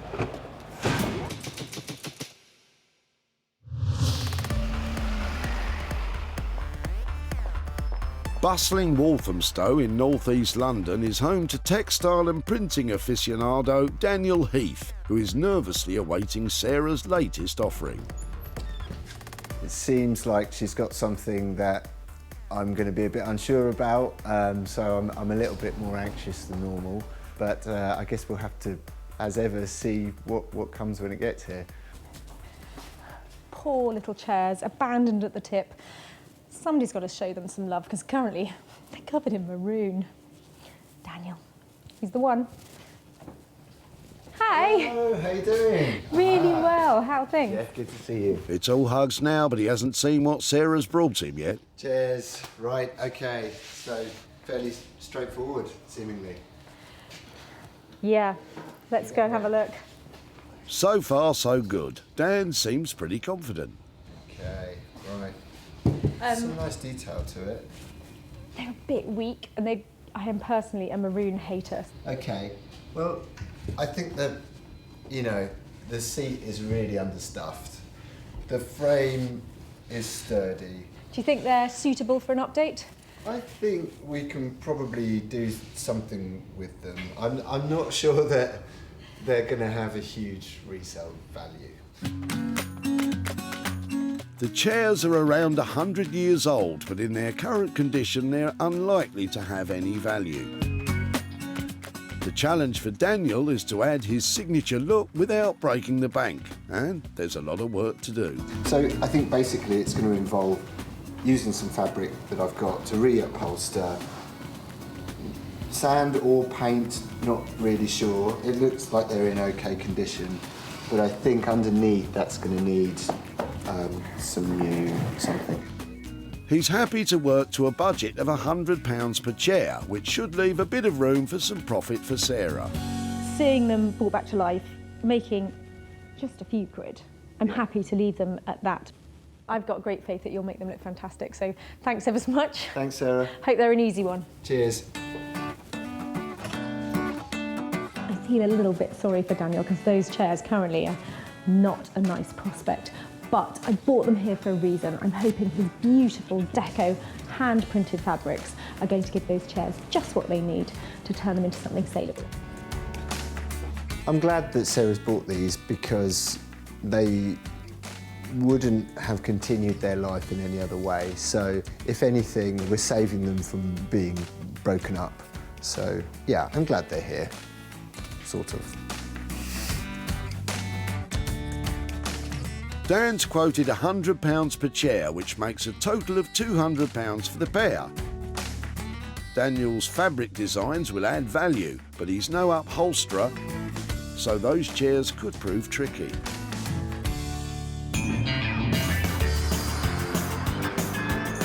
Near the historic town of Malden in Essex is the workshop of lighting supremo Guy Trench, aided as ever by his indispensable sidekick Heath. And Sarah's got a treat for them today. I'm hoping she brings something of sort of a bit of history, something a bit old along, a bit rusty. We can change it a bit and we can make it look fantastic. Let's hope Guy doesn't buckle under the pressure of that vice.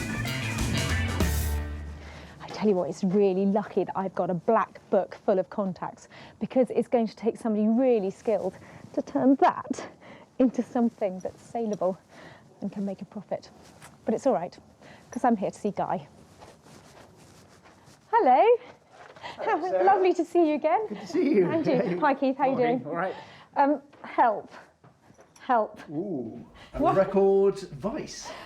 I saw it at the recycling centre and I just thought there was something about it because it was lovely and chunky and it has all that wear on it that it just couldn't go in the metal skip. And they're old and they're still made today, which is brilliant. I mean, I thought because it's got that lovely ability to sit on a desk and be chunky that it could potentially be made into lighting.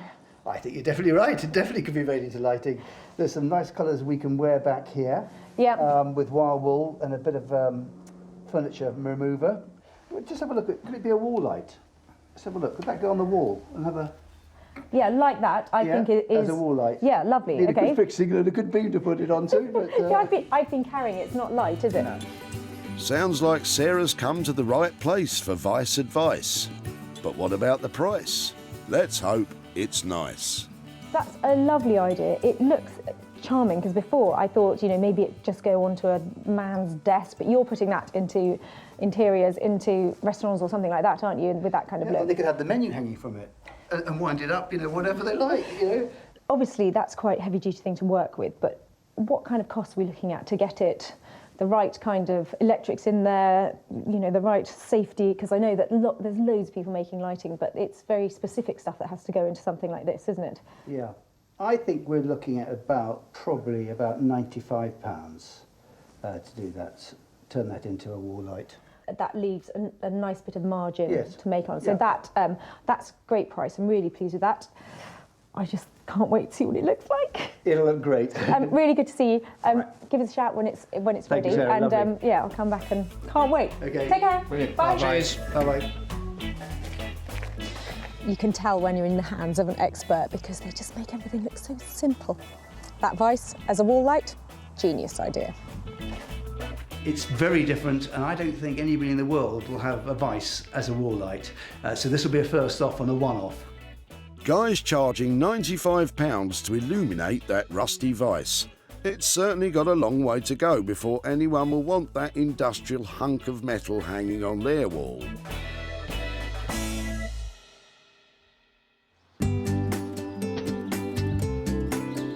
At home in Sussex, Sarah's about to start work on her own finds, and she needs some raw material from yet another dump. You stay there, back in a minute. As a huge fan of all things discarded, Sarah knows exactly where to find her nearest one, in her own garden. I'm looking for buried treasure. If you live in the middle of the country 100 years ago, nobody collected your rubbish, so you had to put it somewhere. Many old and rural properties have a historic rubbish heap similar to this one hidden away. And you'll just find little pits with bottles and old batteries and broken up old enamel all over the place. Sarah's been attacking hers for years. It's probably her favourite place. She's already got quite the collection of Edwardian and Victorian bottles and jars, but she's just a few short. These are the inspiration for my next item. Wait and see. Gloves might have been a good idea, Sarah. She's clearly got a plan for those, and she set aside that old white chair so that she can concentrate on the table. This sweet little table I found at the tip, in its own right, it probably isn't worth very much. So I'm going to use my dug-up treasure to turn our table into a posy table. The Victorians had a habit of covering any available surface with interesting objects. In the spring and summer months, stately homes would proudly display floral blooms as posies from their walled gardens.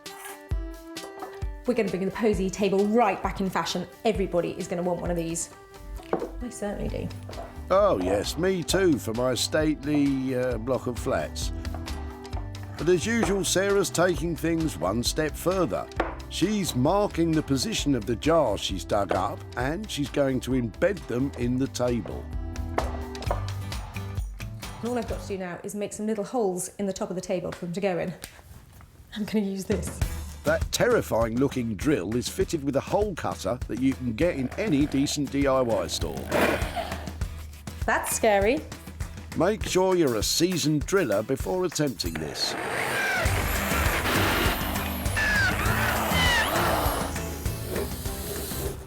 Oh, that's perfect. That would definitely do. They look really cool. Next, Sarah tidies up the holes and lightly sands the surface for painting. So I'm painting it a lovely blue-black colour so that when the posies are in it, they really stand out. What do you think, Bramble? Bram? What do you think? Well, Bramble's not impressed, and I'm not surprised. This isn't the most elegant of paint jobs. I'm not seeking perfection here. I want a really rough, rustic look. A really bad paint job will obviously just add to its charms. She's doing two coats, that dusty blue on the top and black on the legs. But Bramble's had enough. It's like watching paint dry. It literally is.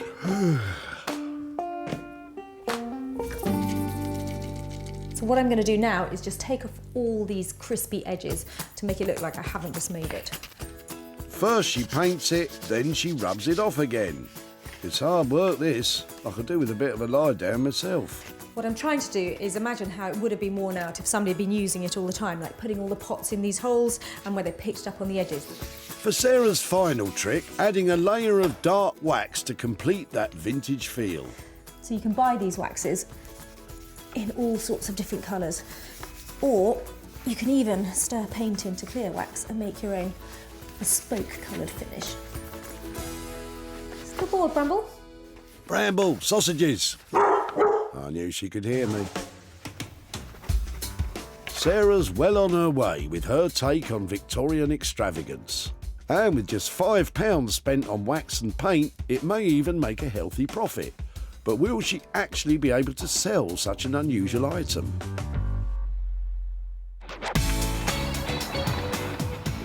In Walthamstow, Daniel Heath has started work on his two tired chairs, and he's already found a problem.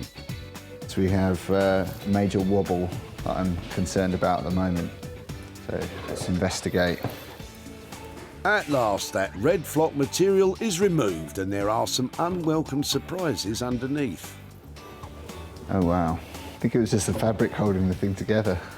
With the chair so fragile, Daniel decides to take the riskier approach of drilling through the frame into the leg. I've got to try and get this straight, because if it goes off at an angle, it's going to come out through some of the detailing on the leg. Here we go. Even the sawdust smells old. Next, Daniel adds a long screw to hold it all together. Very, very carefully, because if this wood splits, Sarah may return to only one chair. I'm going to do the ultimate test now, and I'm going to sit on it, which might make some very entertaining footage.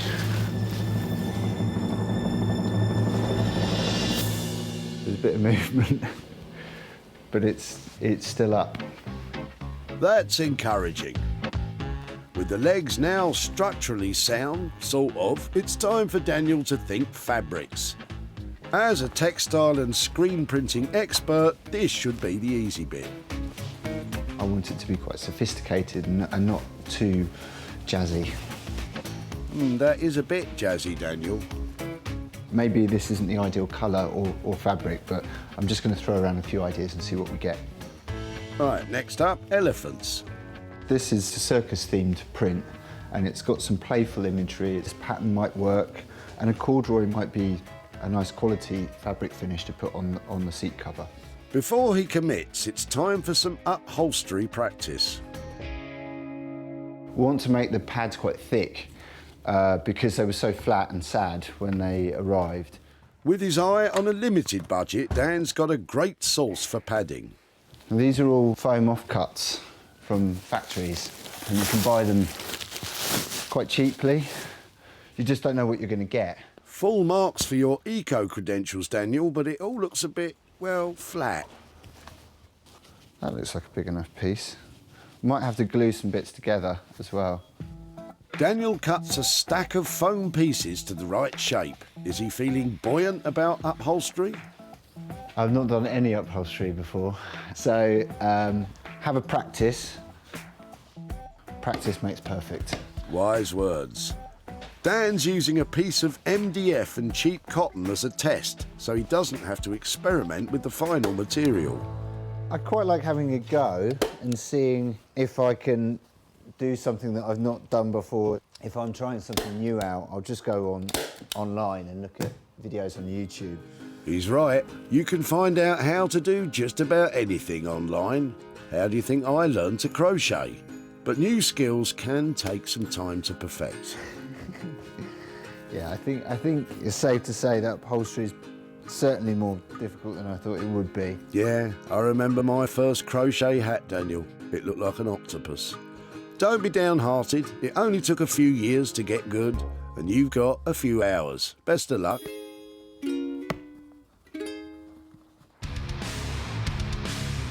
Near Malden, Guy and Keith are enjoying their heavy metal. And Guy's getting quite excited. I do like this piece here. I think the best thing Sarah's brought to me, actually.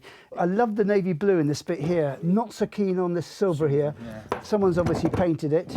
I think what we ought to do is see if we can get rid of some of that paint. You know, it's just ugly here. Under Guy's supervision, Keith attacks the unsightly silver with a sharp blade. That is coming off, which is really nice. Then some wire wool.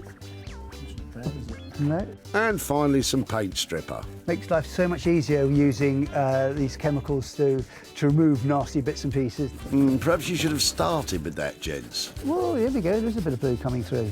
Keith's sensibly wearing gloves, as that's nasty stuff to get on your skin. I think when we finish that could look rather nice. Are you ready for a bit of wax on that, Keith? Try that bit, yeah. Yeah, OK. Our busy bees are giving the vise a wax coating for a clean matte finish. And slowly, slowly, you're seeing it being transformed. Lovely. No, that's nice. That's very nice. Yeah, no, I think that's clean. Next, Guy calls on another of his associates, electrician Steve. Since Guy's making a wall lamp, Steve fixes it onto a wooden base so that it can be hung, because you don't want that thing falling down. I think you need to hang this one on something which is fairly sturdy. A little lightweight plasterboard, it might pull out, so try and find something firm to put this onto. Steve fixes a metal stem to the vise that will hold the light, but Guy's not completely satisfied. I don't like this, you know, we've got a lovely old looking vise here, and we've got a nasty bit of steel, which is shiny. It doesn't really go together. We don't do shiny. We like keeping things nice and old. After Guy attacks it with some wire wool, Steve gives it a coat of tourmaline to darken the metal so it matches the rest of the vise. Now you can see we've got a lovely black rod here. All looks in keeping with the rest of it. Once it's dry and waxed, Steve threads his wire through and solders the light fitting in place. Meanwhile, Guy's grappling with some key design concepts. It may look better with a shade, or without a shade, just a bulb. Do I don't know. I'm not sure which is the best way to be. Decisions. Let's have a look at that, Steve. Yeah, I think it's quite good.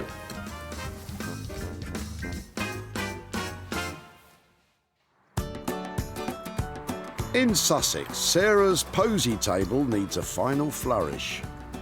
As pretty much nobody's heard of a posy table, you really need to get these things in context to take pictures to sell them.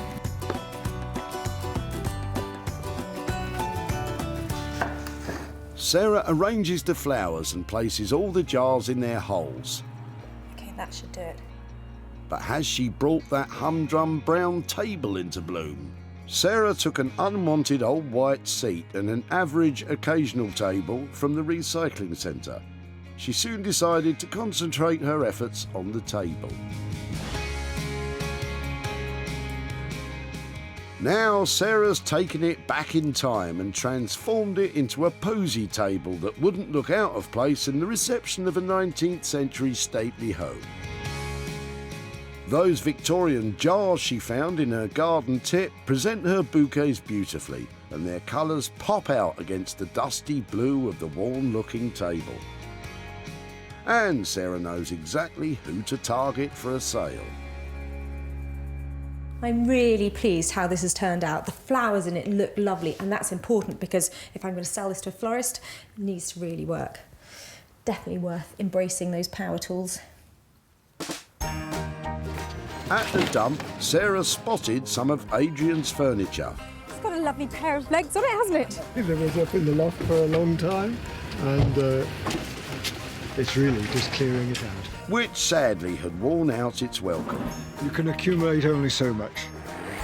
Sarah turned the table into a stunning floral display. Blooming marvellous. It looks great and was snapped up by Sarah Hughes, the owner of a vintage furniture store in Marlow, Buckinghamshire. What Sarah's done with it is really imaginative, and I just think it's really fun. And I've got customers who are florists who are going to love it. And now, Sarah's at Adrian's home to surprise him with the good news. Hello there. Oh, hello there. Lovely Hello to there, see you. How are you? Very well. Hi there, I'm Sarah. This is my wife, Sarah. Another Sarah. Two Lovely. Sarahs. That keeps it very easy for me. So it was your things, the stool and the little occasional table you were dropping off at the recycling centre. Had you had them, have they been family pieces? Or? Well, the stool, yes. The table, no.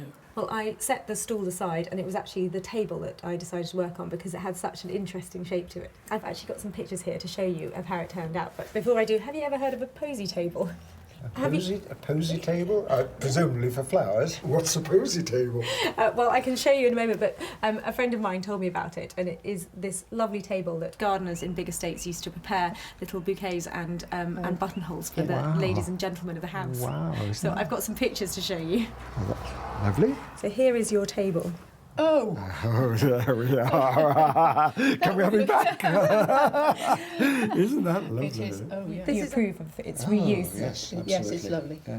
It's nice to have something that is now going to be used. Second life. Yeah. Yes, well, it's been snapped up by a shop, and I've managed to make you a little bit of profit on it. Excellent. So here is £130 for your occasional table. We say around here it's better than the poke in the eye with a sharp stick. Lovely. Well, yes, I think it's definitely better than that. Wonderful. That's wonderful. Have you got thoughts about what you might do with it? Well, yes, we have. Alzheimer's Society. My mother died about 10 years ago, and Dad looked after her for a number of years, well supported by the Alzheimer's Society. Well, I think that is absolutely lovely, and I was really inspired by your old table, and that's a great place for that to go. Splendid. Thank you very much. A total pleasure. Lovely to have met you and to catch up with you, Adrian. Thank you very much. Thank you. Bye-bye. Thank you. Sarah spent a modest £5 on the makeover. She sold the posy table for a whopping £135, earning Adrian and his wife Sarah £130 of profit. Well, if Adrian and Sarah's reaction is anything to go by, there are going to be posy tables popping up everywhere. I'm delighted that they like what I did with it, and I'm so pleased that that money is going to such a worthy cause.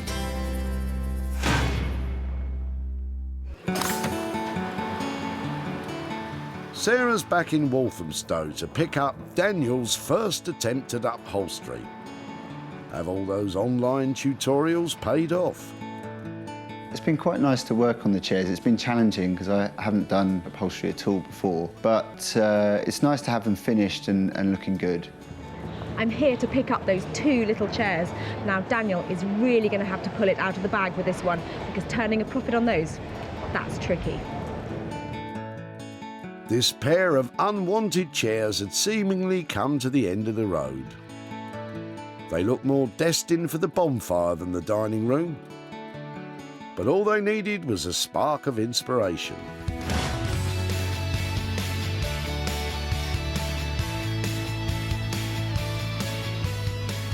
The chairs are now contemporary and unique. With newfound skills, Daniel has made the chairs solid and sturdy, whilst using his old skills to screen print one of his designs onto the cord covering. With a vibrant lick of blue paint offsetting the raised yellow seats, these chairs would make a bold statement in any room. Daniel's dug deep with this one. Let's just hope Sarah's happy with the results. Hello. Hello, how you doing? Are they them? They are a bit of a transformation. They look completely different, don't they? Yeah, Like, they do, yeah. Comfortable, and they look like they would fall apart before, didn't they? Yeah. This is beautiful, what you've done with the... I've never seen corduroy printed like that. Thank you, yeah. We thought it'd be a nice sort of accent piece for somebody's front room. And before, they didn't look like that. I mean, they look like the ones you'd hide away and get out if you had to. Yeah. And now, I think it's because you've luxed up the base bit here, you know, the seat pad, to make it look generous, and they just have a completely different, like, warm, comforting look to them, don't they? Because they just didn't look like that before. No. Yeah, they're quite comfortable. I can attest to that. Well, that's great. But will Sarah be comfortable with how much they've cost? I think you've done wonders with them. There was £100 each budget for them. Is that all right? Did you come in on budget? Yeah, that's fine. They will sell instantly, won't they? Great. Yeah, especially with a bit of Daniel Heath action going on the seat. That's fantastic. So I think if we get them packed up, I shall ship them out and see if I can make some money out of them. Wonderful. Thanks, they're great. Cheers. Thank you. Sarah's as puffed up as those seat bases. Does Daniel feel his first attempt at upholstery has been a success? That went really, really well. I'm really pleased that Sarah liked the chairs so much. So, yeah, very happy. Well, if there was one person who was going to make a profit on those chairs, it was Daniel Heath. Can't wait to get them sold. At the recycling centre, Sarah came to the rescue of Charlotte's unwanted chairs. Don't throw those away. Are they going in? Yep. Fancy them? And Charlotte wished them well. I hope she makes us upset that we've thrown them away.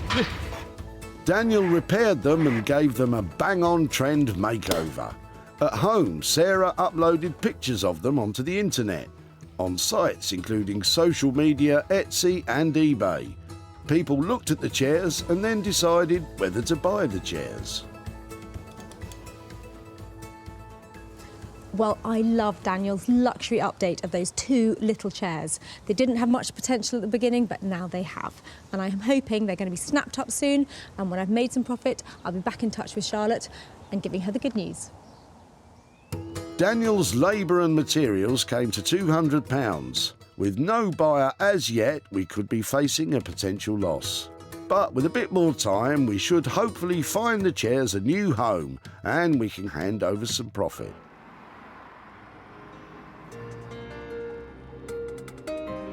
In Malden, Sarah can't wait to see what Guy's been up to. This vise is such a quirky item because out of all the designers I know, I think Guy is pretty much the only one who would take it on. But who knows what a vise light will actually look like. Let's go and find out.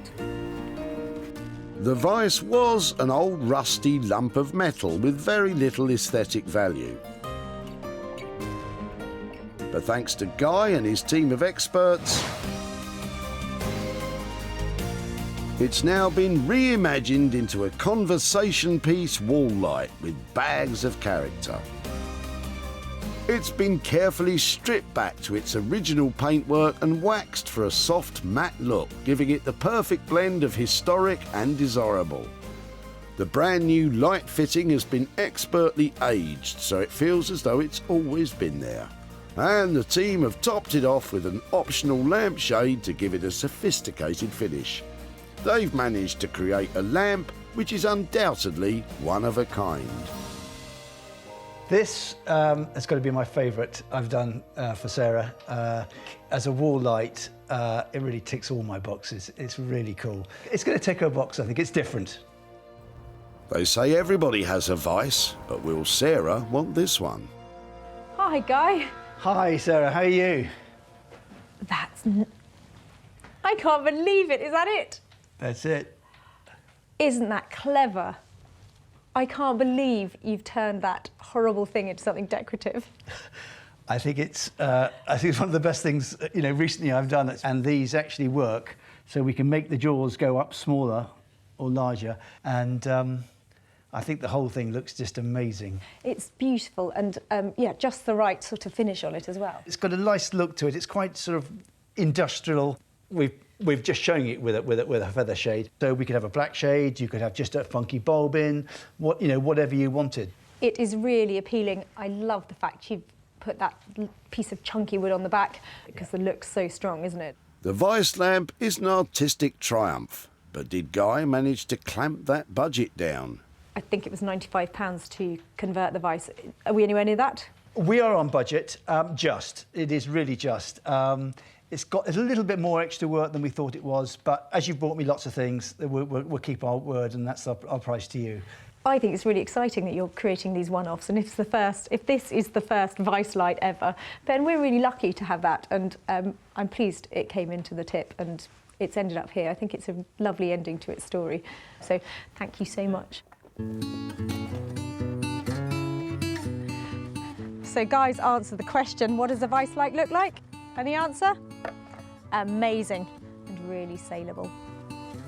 I love it, and her look on it was, wow, it's really different. And that's exactly what I'm trying to create for everybody. I think she loved it. At the dump, Sarah pounced when she spied Robert's bootful. What are you chucking out? All sorts of clearance from a cellar. That's really nice. Would you like it? I might. Thankfully, she ignored Robert's suggestions. I've got another one if you want to make earrings. Instead, the vice has been transformed into a wall light, and Sarah was soon able to sell it to Morag Smith, a furniture and interiors dealer from Berwick-upon-Tweed.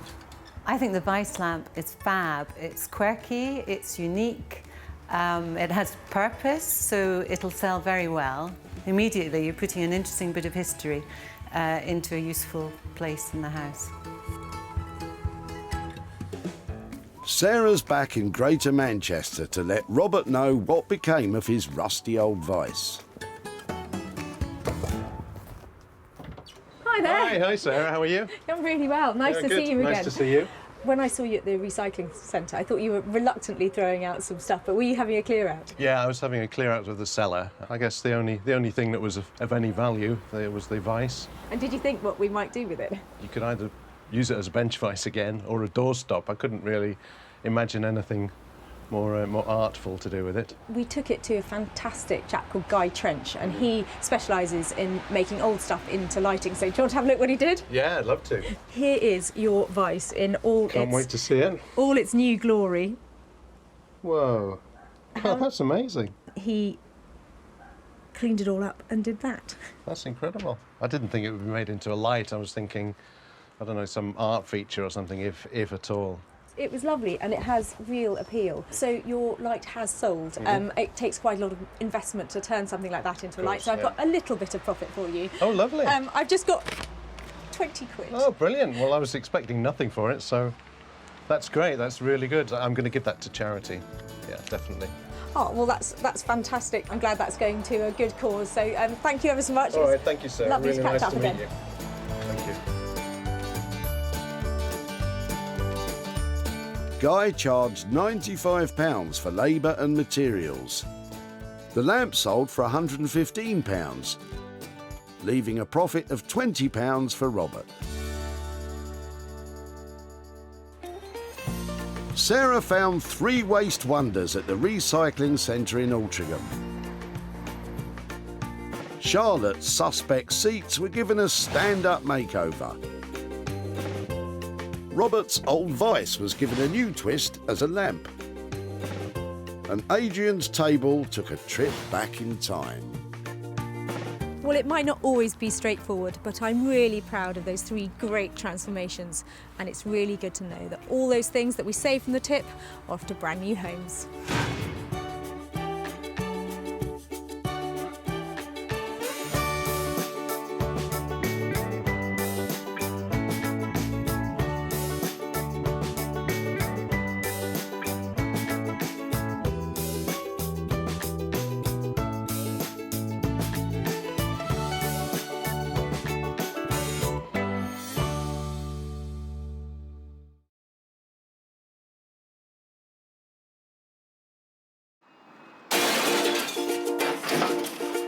Oh, just before you throw those away.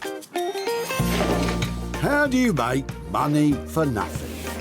Can I have it? You can have it, yeah. The answer could be hiding in the 30 million tonnes of household waste we throw out every year. Now this is one seriously unusual tip find. That's why entrepreneur Sarah Moore wants to get her hands on things before they hit the skip. I'm a passionate user, maker and buyer of old stuff, and I've turned my passion into a money-making business. I make new stuff out of old stuff, and I sell it for profit. And with some of the country's elite designers and makers... These were going to be thrown away? Seriously? I love it, love it, love it. She can transform her finds into desirable... It looks brand new. Valuable... You are joking. And hopefully saleable items. That is a triumph! If Sarah is successful, then she can hand the profits back to the very people who had no idea there was cash to be made from their trash. That is amazing.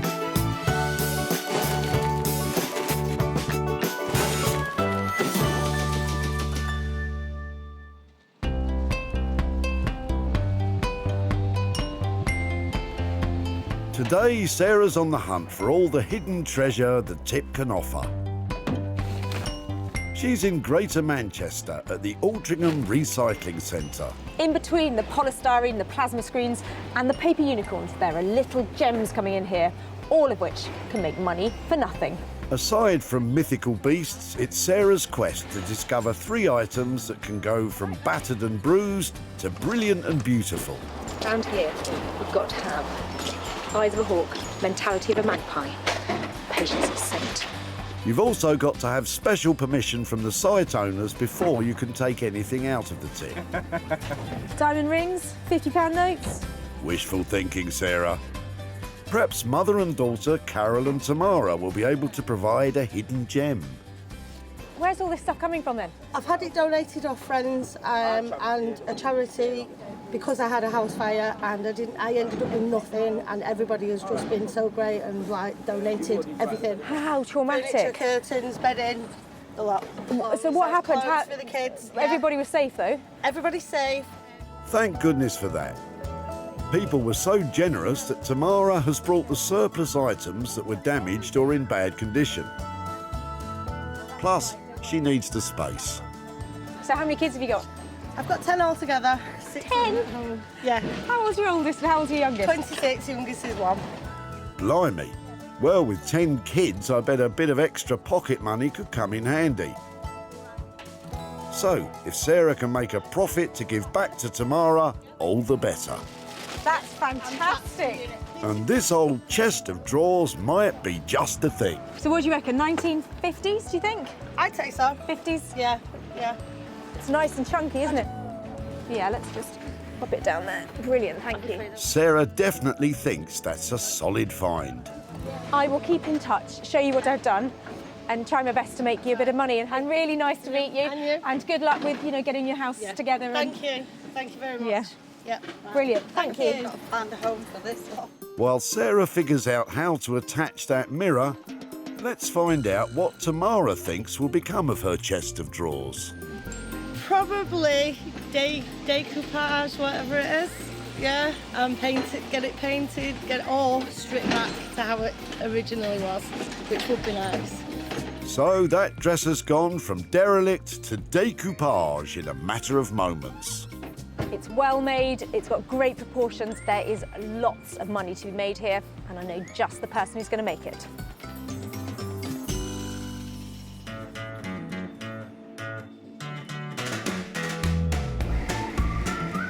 Daniel Heath has a passion for all things sustainable. An award-winning wallpaper and textile designer, Daniel loves adding an artistic flair to reclaimed materials, creating made-to-order furniture and contemporary design pieces. I've always been interested in drawing. I've always drawn things from a very young age. Used to watch wildlife programs and come away and draw the animals. I guess I always wanted to be able to apply those drawings to something.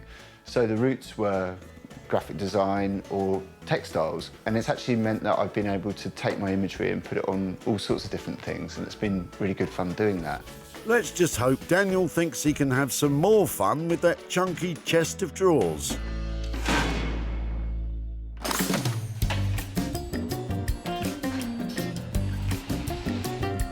That's one off the list with 2 to go, and Sarah, as ever, is full of excellent advice. Just make sure you're not throwing out any diamonds with the rubbish. No diamonds. Must make a note of that.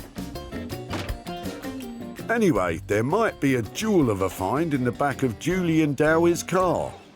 Oh, you've got a lovely boot full there. There's all sorts. Where's all this coming from?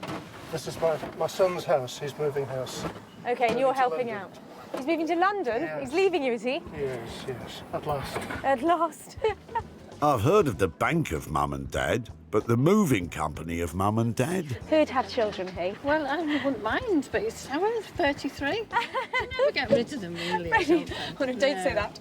Well, it does mean you've got the pick of his old stuff, Sarah. What do you think of those chairs? I think these good, solid chairs, aren't they? They're, yeah, handmade. Nice shape base to them. Nice and sturdy. Normally they really wobble. Don't sit down, I might not get up. Yeah, comfortable. Have to be comfortable, don't they? If it would be OK to take away these chairs. Yeah, that would be nice, yeah. I really appreciate those. I'm going to take those away. Sarah's legged it with the chairs, but what did Julian Dowie think will become of them? Yeah, you can do something if they were sanded down and just that natural wood brought back up again. Here's hoping the chairs will still have legs in the sales market. Sarah certainly thinks so. Charming, solid, bit of 50s styling on here, and potential to give them a really charming makeover. And we know who likes doing that, don't we?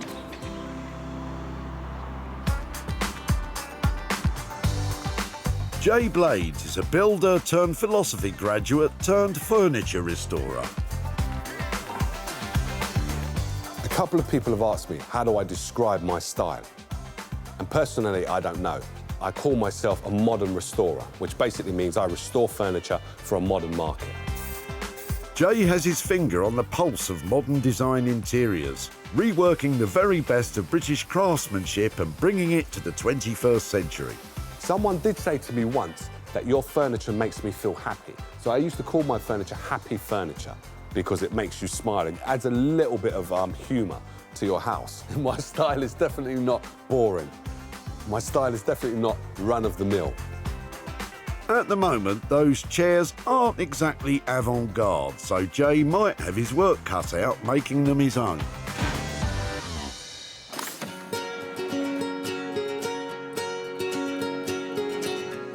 With 2 items loaded into Sarah's van, it's now time for her to find her own money-making project. Oh, goody. It was a U-bend. Haven't had one of those before.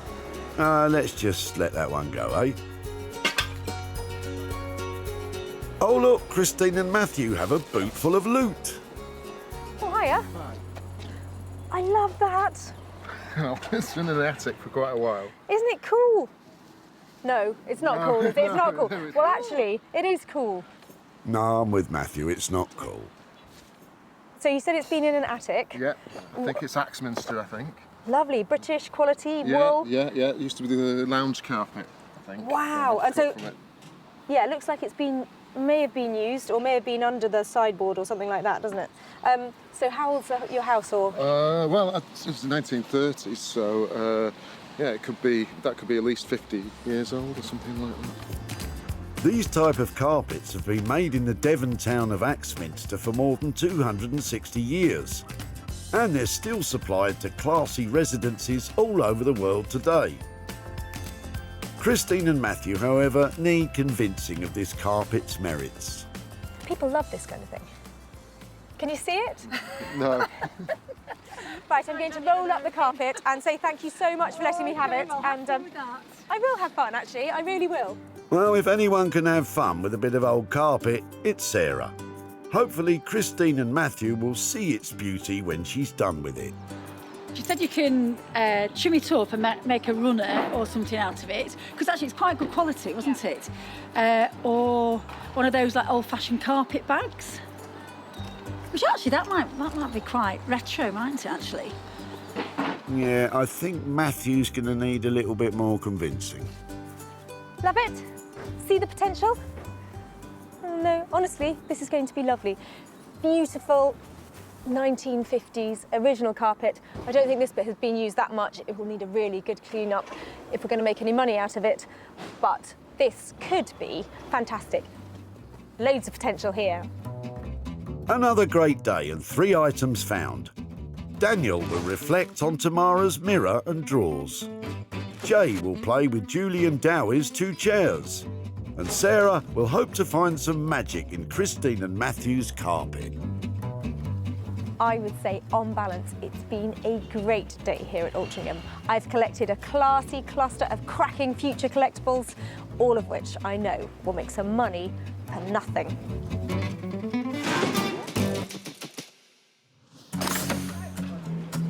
The East London borough of Walthamstow was home to revolutionary Victorian designer William Morris.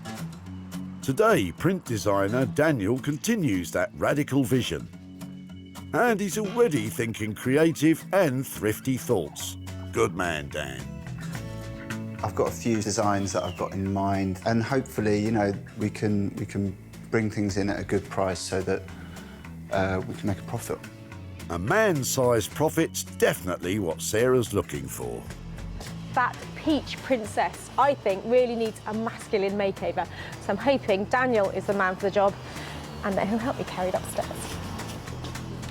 Daniel's just the lad if you've got something heavy. There you go. Okay. Great. Okay, so mirror for up there. Yeah, I have got the legs for it. I'm wondering if maybe we should put them on to see what it looks like, to give you an idea about the proportion of it. It'd be nice to make it more contemporary. Would you be keen to keep it just one colour? I think maybe we keep it one colour. We might do something tonal on the drawer fronts. Daniel might opt for a 2-tone look on the dressing table, but the girly peach paint job definitely has to go. And he's got another idea. Well, the mirror's great. We can detach the mirror, and then what you'll get is you'll get a nice, really, really delicate illustration that we can work onto the back of theirs. That sounds brilliant. I had not thought that you would get detail onto that, so that is a real bonus. They've decided on a radical redesign, but what's all that going to cost? Well, I think there's a fair amount of work to do on it, as we can see, so I think it's going to come in at around 400. I'm happy at that price. Great. Thanks very much. There's profit to be made, isn't there? There certainly is. Brilliant. I can't wait to see it. Daniel Heath is never one to disappoint, is he? He's going to turn that feminine, pink, not very classy thing into a dapper gentleman. I can't wait to see the results. I know I'm going to make a profit. Sarah's confident, but then she doesn't have to do any of the work. Sarah's brought me quite a challenging piece. It looks like somebody's obviously had a go at trying to make something of it over, you know, several paints of coat. You'll definitely have a lot of paints of coat to do before that's presentable. There we go. Daniel has a budget of £400 for that transformation, but will he really manage to turn peach and fuzzy into butch and beautiful?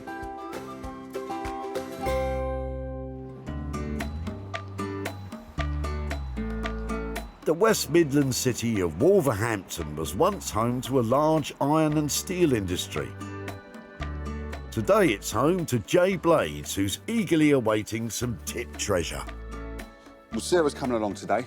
Obviously going to bring me something nice and interesting from a rubbish dump, I'll have you know.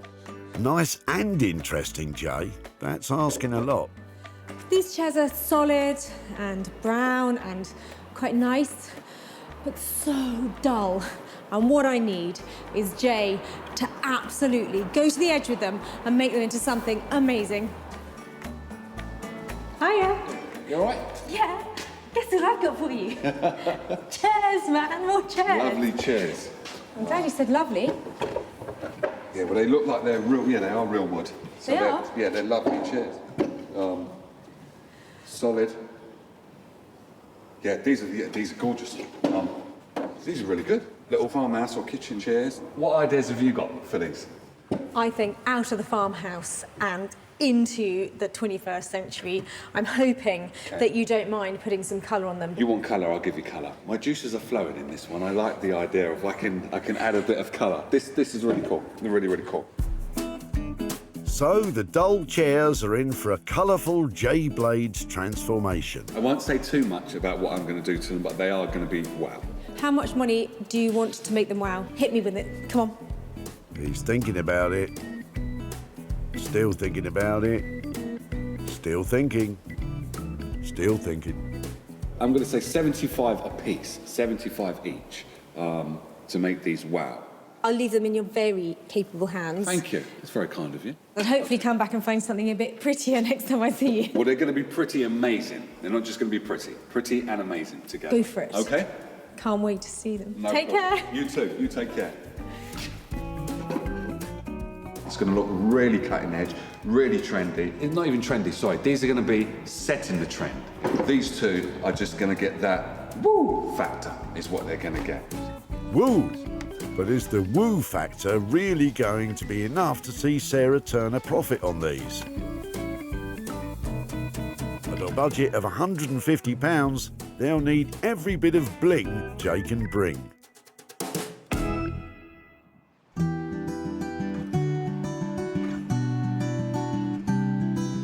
Under the wide skies of the idyllic Sussex countryside, Sarah's at home in her farmhouse. And she's about to get to grips with a colourful item of her own. That roll of old carpet she grabbed at the tip. I absolutely love this big, bold, floral style of carpet, but I really want to make the most of it, so I've decided that I want to make luggage out of it. Victorians used to make carpet bags and use them all the time, and original ones sell for an absolute fortune, but I'm hoping just to create something that is pretty and usable and make a few quid out of it. The Victorians might have been a dab hand at carpet bags, but Sarah's never made one before, so this job ain't going to be simple. I think there are going to be quite a few challenges trying to create something that is useful and saleable. Especially since the carpet's been gathering dust in an attic. So first job is to give it a really good clean. I'll say, Sarah's borrowed a domestic carpet cleaner for the job. And she'll need it. I've never used one before, but can't be that difficult, can it? Power on.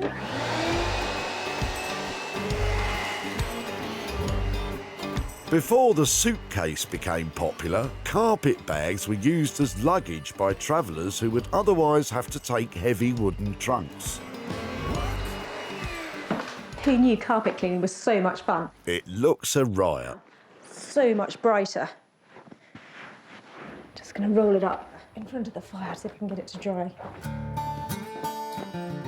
With the carpet de-ponged, Sarah's got to figure out how she'll create the structure of the new bag she wants to make. And luckily, somebody who knows I like an old thing has given me this bag. Sarah plans to combine the skeleton of the tatty old leather bag with the carpet fabric to make her new luggage. But first, she'll need to take the bag apart. I've only got one chance to get this right, so I need to cut carefully. Maybe I'll just pull it apart first and see what happens. Maybe you should think it through, Sarah. Ooh. Or just rip it to bits, that'll work too.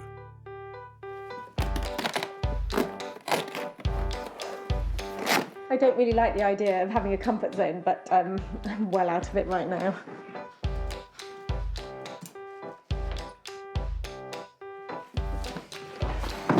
Excellent, it's all coming together really well. Chin up, Sarah. But I love a challenge. Atta girl. With the leather bag stripped back to its bare bones, she cuts panels from the carpet fabric. I'm just using a nice sharp craft knife because it's easier than cutting it up with scissors because this is really tough stuff. As soon as I cut carpet, it starts to fray. So what I've got to do is find a way of stabilising this edge so that my carpet bag doesn't just become a bag of fluff every time you touch it. For goodness sake, it's a nightmare. Oh, it's done it again. That's a real problem, but Sarah's got a solution in the shape of her trusty sewing machine.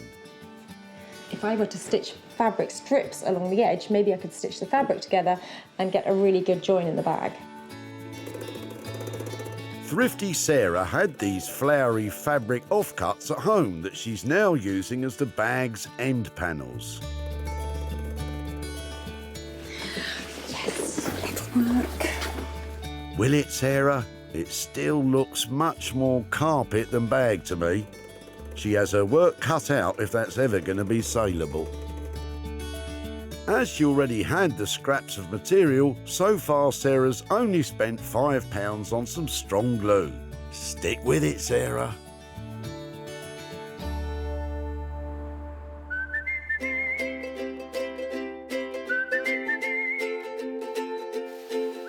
Back in his studio in Walthamstow, East London, Daniel's turning his attention to the dressing table.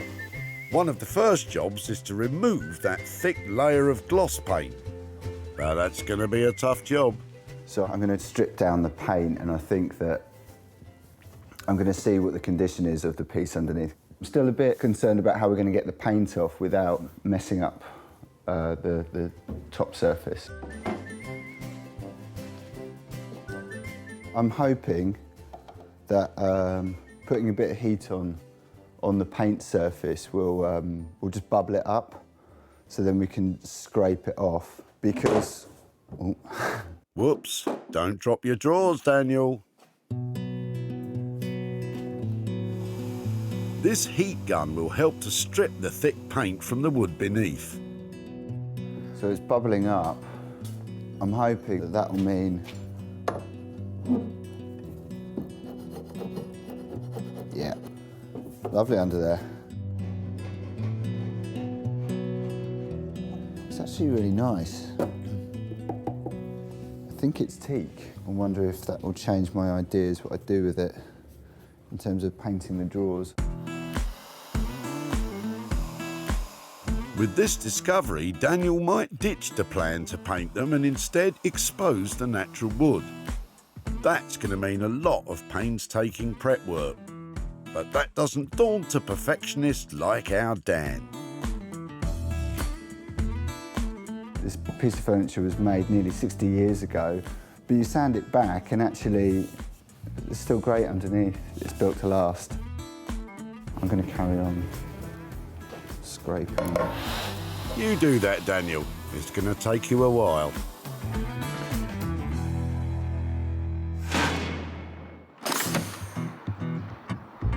Over in Wolverhampton, it's time for Jay to give the pair of chairs the blades treatment. I'm hoping to make these look really gorgeous. Jay's got a visitor to his studio today. I don't mind, as long as they don't start to decorate it the way that they do. Yeah, the pigeons are a pain in the bum. So while hoping Percy's not going to make a contribution, on with work on the chairs. This is chalk paint, and basically with chalk paint you don't need to rub down, you can just paint on straight onto the furniture, and it will give you an instant kind of look of how the finished article is going to be. Having promised Sarah a vibrant, colourful Jay Blades original, it's no surprise he's painting them a striking shade of grey. Sometimes what happens is I apply a paint and then I can see the design coming up in my mind, and this is really going to work. It's going to be really, really cool. The special furniture paint Jay's applying gives a neat matte look. I've gone for it now, so I'll have to make a commitment. So now what I'm thinking is to paint the leg. I want to do loads of different effects, but I've got to take it nice and easy. Jay's decided on a colourful accent on only one of the legs of each chair. Those, I think, they work really, really well together. I could even take that one out and add that in there. So, I'm going to give it a go. Go on then. Jay's planning to create a drip effect on the leg, so he's diluting the paint and raising the leg up to stop paint pooling at the bottom. This is going to be a really organic kind of drip. So, the more you start to put on in certain areas, the drips will just form itself. Is that really going to give the chair leg a stylish finish? Now, I've made a choice to do this colour before this one. Now the yellow looks a bit too similar. It looks, ooh, look at that. Careful, Jay. I hope you're making more than just a mess there. Sometimes you have mistakes, but I'm going to use that, actually. I'm going to use that paint. That just means I've just got to work even quicker. Well, hurry up then.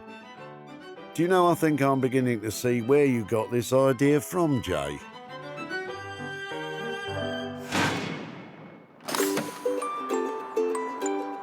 In Walthamstow, Daniel's still hard at work on the dressing table. Today, he's helped by his assistant Laura, and it's a good job because it's intricate work. The primer from the previous paint job is still in there. Just getting the last remnants out with little scalpels. Scalpels? This is less like woodwork and more like surgery. Gotta get it all. But I think it'll be worth it. I think it's gonna have a good result. Once every last atom of old paint has been removed, Daniel's planning to paint the exterior of the unit and oil the front of the drawers to showcase the natural wood grain. We'll have a nice contrast between the kind of warm orangey wood and the cool dark blue that we're going to use on the outer casings. But before all that, a base coat. He's even going to line the drawers with wallpaper of his own design. This should be enough, unless I'm not doing my calculations right. Daniel's going all out to create a unique and sophisticated new item for Sarah. But this is all taking a lot of time. Is he really going to be able to deliver on budget?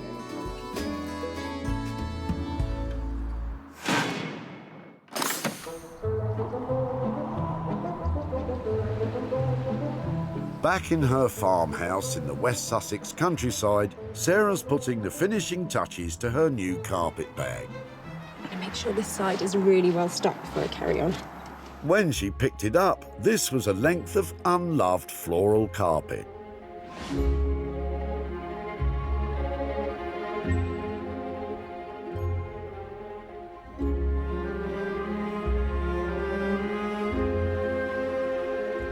Now Sarah's transformed it into an attractive, useful and quirky carpet bag, just waiting to be packed for a weekend away.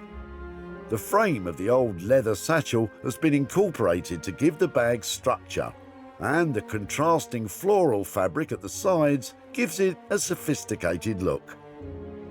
Supercalifragilisticexpialidocious. Well, it turns out that you really can make a carpet bag out of an old rug. I'm really pleased with it. Jolly good.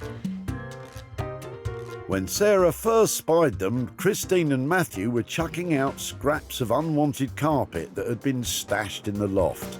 I love that. It's been in the attic for quite a while. They weren't that sure Sarah was onto a winner here. People love this kind of thing. Can you see it? No. But they gave her their strip of carpet and their blessing. Well, have fun with that.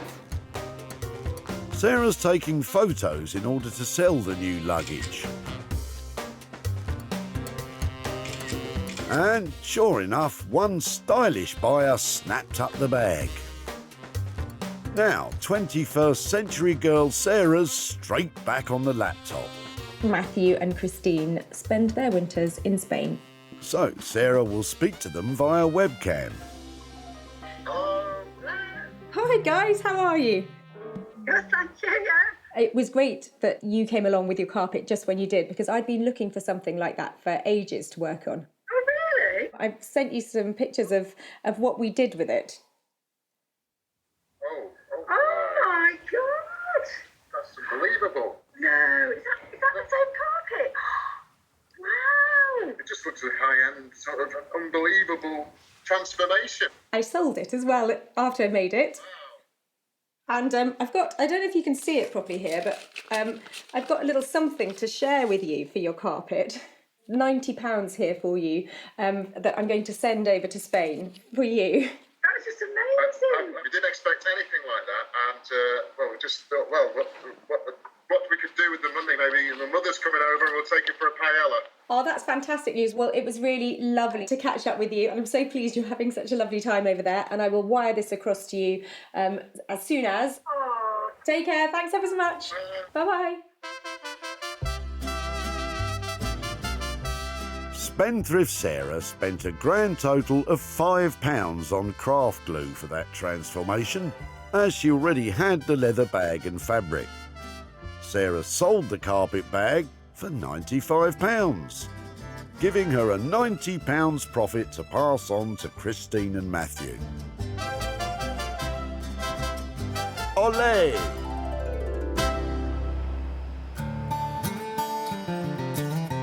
In Walthamstow, Daniel Heath's putting a final shine on the 1950s dressing table with mirror. Well, I'm back in East London to see if Daniel Heath has managed to change the drab dressing table into something beautiful. It was right up his street, so I really hope he's nailed it. When Sarah picked it up, this was a vision in peach. Girly and stuck in its dated paint job.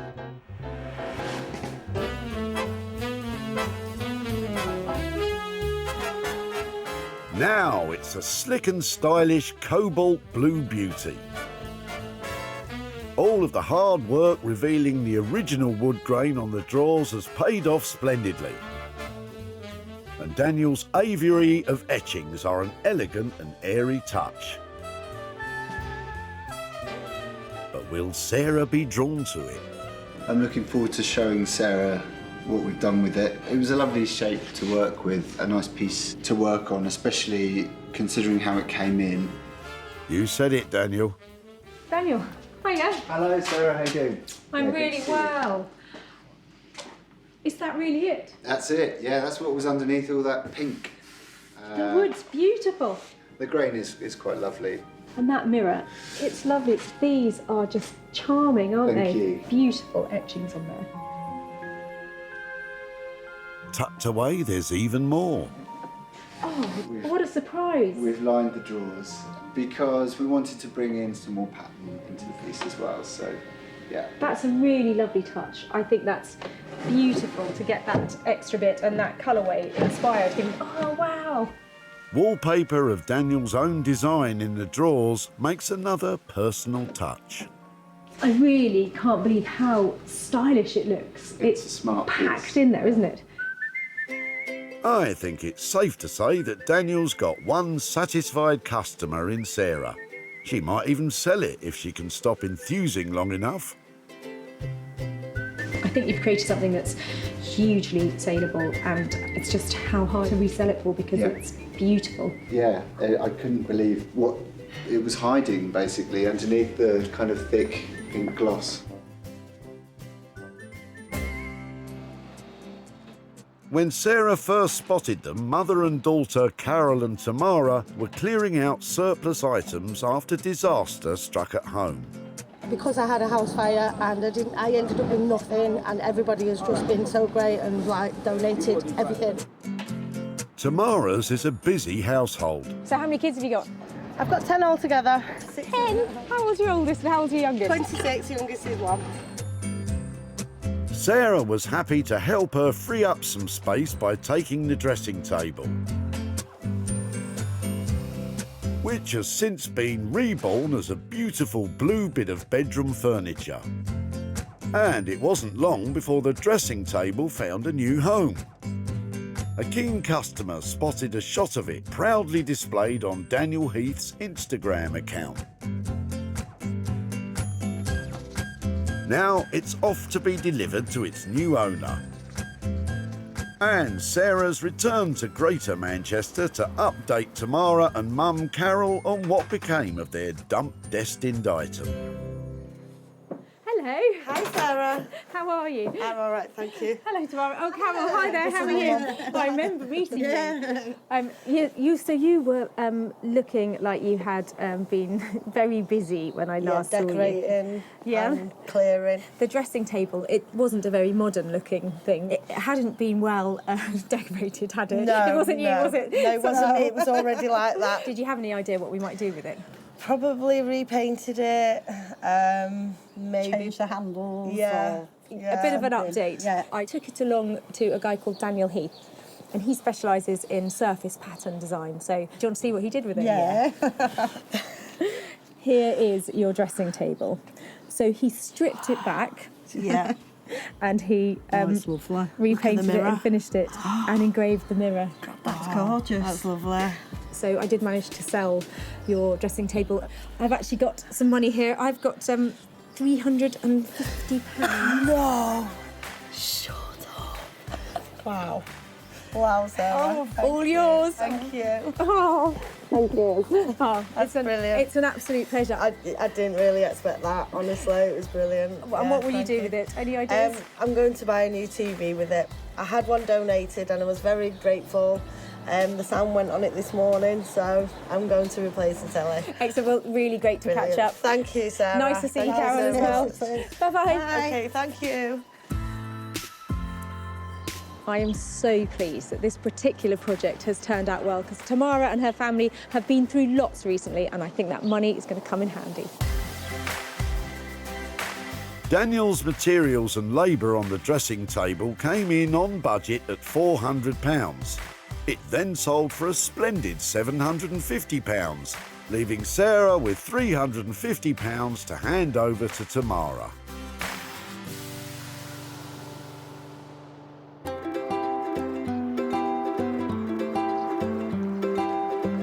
Back in Wolverhampton, Jay has put the finishing touches to the pair of chairs.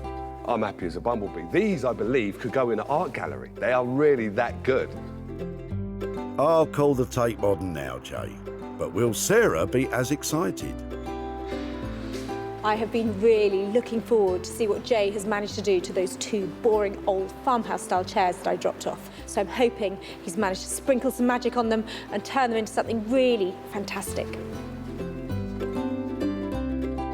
Sarah challenged Jay to transport these solid but dull chairs from their country cottage past into the 21st century.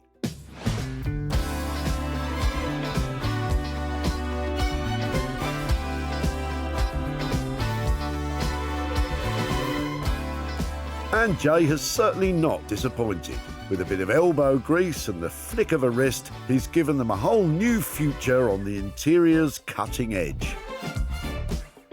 The cool grey base coat makes the perfect canvas on which to showcase the bright, bold neon drip effect, which brings the chairs alive with personality and colour. Jay's justifiably proud of his handiwork, so let's hope Sarah takes to them as well. What do you think? They're really cool. I think they're really, really cool. I'm over the moon with them, to tell you the honest truth. I think they're really sophisticated. It's just really quite clever. Sophisticated, that's quite cool. That's a nice one. I like that. Well, if you had done it all over, Yeah. or you had not paired it up with such a lovely finish, Yeah. I think it would look childlike. But what you've done looks cool. It's cool. Okay. Yeah, I think it really does look cool. I really, really like it. You've certainly managed to give them a new identity because they were pretty boring before, weren't they? They was a bit, yeah. And what's more, Jay's labour and materials are on budget too, at £150 for the pair. Do you reckon I'm going to turn a profit on these or not? I think you're going to turn a profit. I think they're fantastic. No problem. Can do. Thanks. All right? We've started something big here. Yes, yeah. No, we started a trend. That's what that is. It's a trend setter. You take care now. Bye. Bye. There is not a trace of country cottage left on those chairs. He's blown away the cobwebs and brought out all their best features. And that design idea is really clever.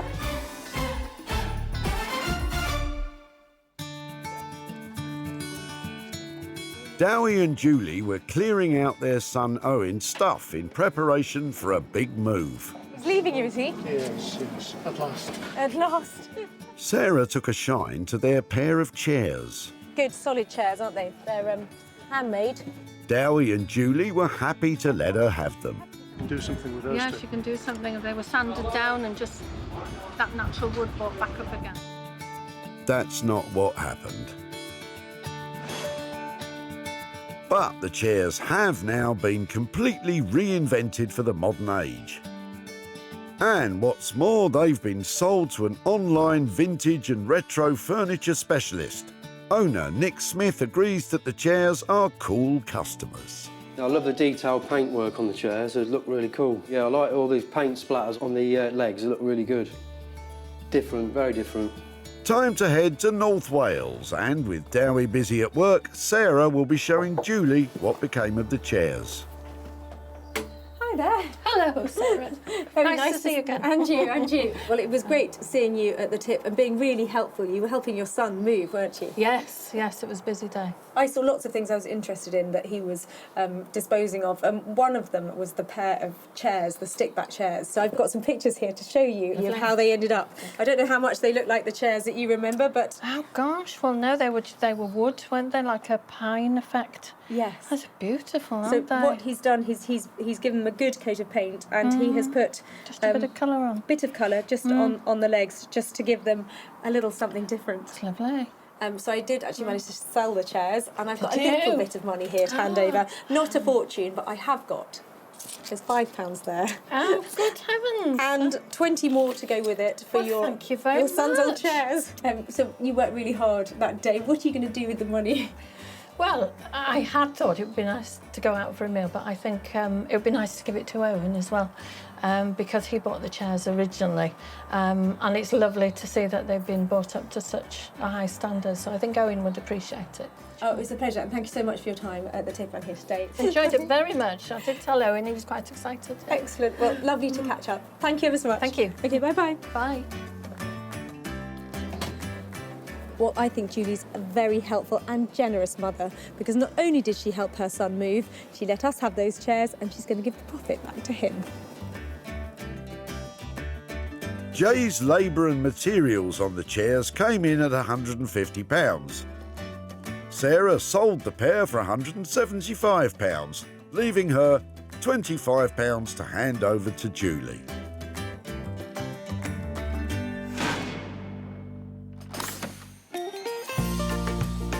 That Duchess of Dump Divers, Sarah, has rescued a trio of items from a life of crime. The roll of carpet has a stylish new future as a treasured weekend bag. One peachy dressing table was dragged gleaming into the modern day. And 2 old wooden chairs are now the hippest new seats on the block. Well, they were 3 brilliant transformations from tip bound to top end, with money for nothing made along the way.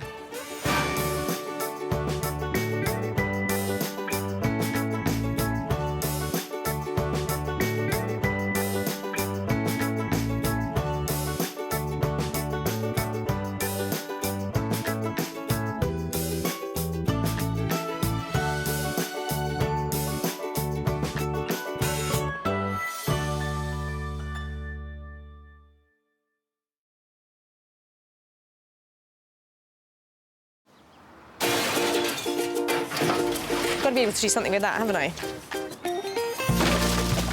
How do you make money for nothing? I'm going to take one and be back for the other. The answer could be hiding in the 30 million tonnes of household waste we throw out every year. They're beautiful. That's why entrepreneur Sarah Moore wants to get her hands on things before they hit the skip. I'm a passionate user, maker and buyer of old stuff, and I've turned my passion into a money-making business. I make new stuff out of old stuff, and I sell it for profit. And with some of the country's elite designers and makers... You like to set a challenge for me, didn't you? Nice. She can transform her finds into desirable... Isn't that clever? Valuable... What an original piece of design. And hopefully saleable items. Oh, no way. If Sarah is successful, then she can hand the profits back to the very people who had no idea there was cash to be made from their trash. Oh my God, that is amazing.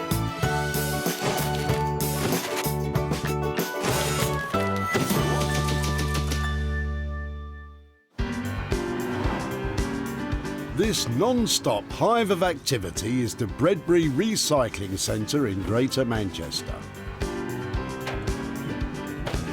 With the nation becoming more aware of the benefits of regenerating unwanted possessions,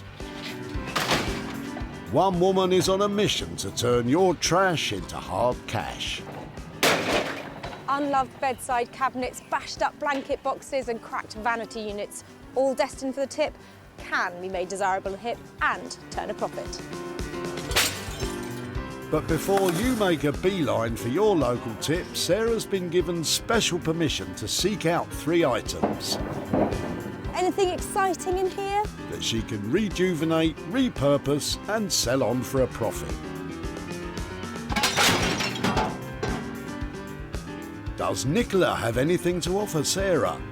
No strings attached. Oh, hello. What are you chucking out? Rope. Rope? Yeah. What have you been using this for? It's been in somebody's garage a very long time. We've got new rope now, which is a bit cleaner. Okay. What else are you throwing away? Because this looks like it could be part of an interesting lot. I think there might be a few pegs, but it's mainly rope. Okay.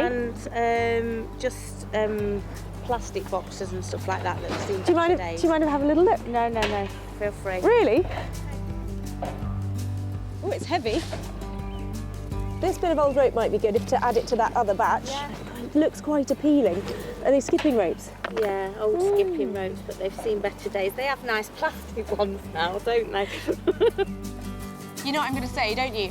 I'm going to try and make you some money from your old rope. Thank you. That'd be lovely. Thank you ever so much for stopping and letting me take that. That's fine. Thank you. I've got my work cut out with that one, haven't I? Yeah. Brilliant. Have a good day. Thanks so much. Bye. What does Nicola think Sarah will get up to with her old rope? I'm hoping that she's going to make something, maybe something that's quite decorative would be lovely. Decorative, good call. I'm sure Sarah already has millions of ideas what to do with it though. What on earth am I going to do with this? Oh, maybe not. It's really strong.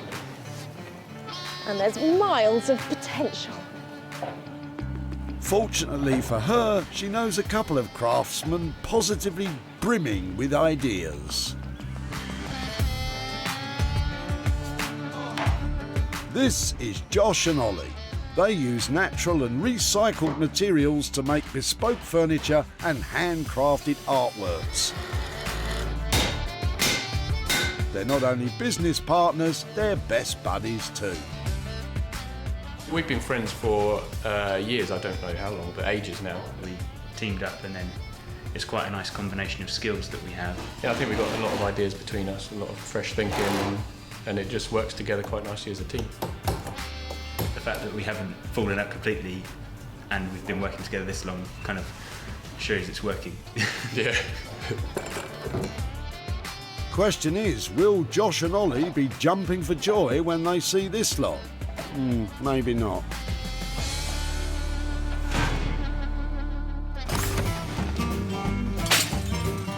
That's one item found, 2 still to go. And Sarah can't hang about. Some items from Ian's winemaking days have caught her eye. You look like you're setting up a stall here. Yeah. Well, had I had more time with my house move, I may well have tried to sell some of this stuff. Okay, you're on the move. But because we're moving tomorrow and life's a little fraught, I've decided it had to go. Okay. Today was the day. I quite like some of this stuff. This is the kind of stuff that I see up for sale with a few quid on it all day long.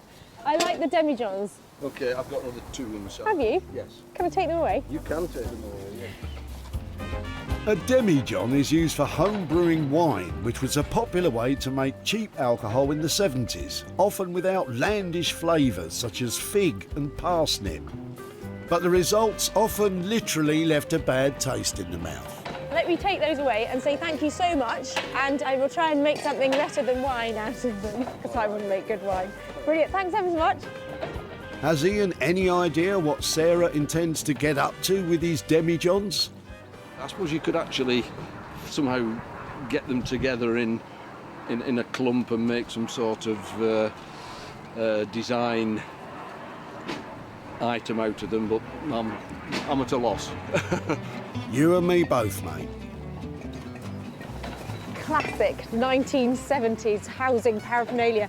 Everybody was making wine back then, and nobody's doing it now. So there are loads of these that I see. There may be loads going round, but that doesn't mean there's loads that can be done with them. But Sarah knows a man that's seen a demijohn or 2 in his time. Welcome to the wonderful world of Guy Trench. He combines imagination and illumination to make one-of-a-kind lighting. Guy and his crew of skilled craftsmen turn relics of the past, or old bits of trash, into quirky and cool lamps. I think the disposable culture we live in today is appalling, really, what we throw away, but it's not made to last. In the old days, they made things to last, and that's why I like doing what I do. It's keeping those things alive. So, for example, the old cameras. Why have them in the cupboard? There's something that ought to be brought out. So if we can turn them into a lamp, then we're going to keep it. But you could say to your grandchildren, say, that's what your great-grandpa used to use, that thing. And it's something they can relate to. So it's lovely preserving a bit of history. Isn't that rewarding? Fantastic. I get the feeling that Guy will meet this challenge like every other, with a smile on his face.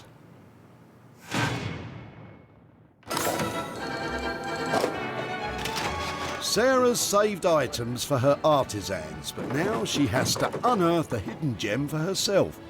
Is there a once prized possession waiting to be cherished again in Amy's boot? Hiya, do you need a hand? Oh, yes, please. Oh, they're nice. Oh, thank you. So, are these coming out of your house? Not mine. I got them. I was going to make some headboards with them, but... Oh, so these are the DIY project you haven't done? Yeah, something. Is that because you're busy? Yeah, busy. Yeah, you're expecting something there? Yeah. Amy's expecting a baby, which has put paid to her DIY designs. How were you going to make them into a headboard? Were you just going to stand the pair up behind the bed? Yeah, I was going to sand them down and then repaint them and then have them as headboards at the back of the bed. But yeah, so the little one on the way, it's not happening. The spare room's been taken now, so. I mean, oh, well, it's my lucky day then, is it? It well, is. I will definitely try and do something, and I like the headboard idea is really cool. So I'll just see if I can wrestle this one out of the way. The door's wide open here for Sarah to work her magic. But what does Amy think she should do? I liked my headboard idea, but I don't know, anything really. Life just got really peachy. I mean, look at those two. They've got lovely old lines. They're made of solid, chunky bits of timber, and the colours on them are bang on. Hear that? That's profit knocking. Success! Sarah has saved her 3 items. Josh and Ollie are bound to love the box of ropes. Guy will surely do justice to the demijohns, and Sarah is 2 doors up in the upcycling stakes. It's heartwarming that so many people would rather give me their unwanted items than let them end up in here. All I have to do is make sure the transformations are magnificent, and I bring home some money for nothing. Glorious Sussex countryside. A haven for wildlife and woolly farm animals alike. Which is perhaps why our bearded boy wonders, Josh and Ollie, feel right at home here, happily beavering away in their workshop, blissfully unaware of what delight Sarah's bringing their way. Sarah's going to be here in a minute, and looking forward to what she's going to bring us. Hopefully it's something nice and old, with a bit of character or something. Afraid not, Ollie. Yeah, never quite know what Sarah's going to turn up with, but that's half the excitement really, because you just don't know what's going to happen. So yeah, looking forward to it. Hello. Hi guys, how are you doing? Hey, lovely to see you. Really well, how are you? Good. Wow. You've got quite an interesting mix of different things. A lot of rope in there. I just thought, you guys are creative. You could do something with it. Well, ladies and gents, what you've just witnessed there is a masterclass in passing the buck, or as Sarah likes to call it, empowering her collaborators. Well, this stuff here is so nice to look at, isn't it? I mean, I know it's not all like that, but the natural kind of jute stuff, it's kind of lending itself to some sort of artwork, sort of like wall art or something. Have you done that before? Is that something, are you comfortable with that kind of thing? We've done wall art before, never anything using ropes, so yeah, it could be interesting. Yeah, it's a new material to us. Sarah's mantra for making saleable, upcycled items is combine beauty and utility. Artwork is outside of her comfort zone. Budget, can we like pluck a figure out of the air that I can leave you with and make money out of? How would 300, 350 sound? It sounds all right. It's a bit of a leap of faith because at the moment it looks like this and I can't imagine it looking amazing on a wall, but I know what you lads are capable of, so 300, 350? Yep, done deal. Thank you very much. Game on. See ya. Bye. Well, I've just left the boys 300 to 350 quid to make some money from some old rope. I'm a bit worried, actually. It's really difficult to sell artwork. I normally go for beautiful and useful, and here I'm just hoping for beautiful. But I trust them, and they obviously have a vision going on in there. I just don't know what it is. So, fellas, what are you thinking? It's a bit of a ropey one, this one. Nice one, Ollie. It's not for everyone, really, is it? Very droll, Josh. Might tie us up for a while. I think it will, won't it? You're stealing all my material here, boys. These naughty scamps are all jokes, but £300 to £350 budget is a sizable investment. I'm certainly intrigued, but I just hope the lads can pull this project off.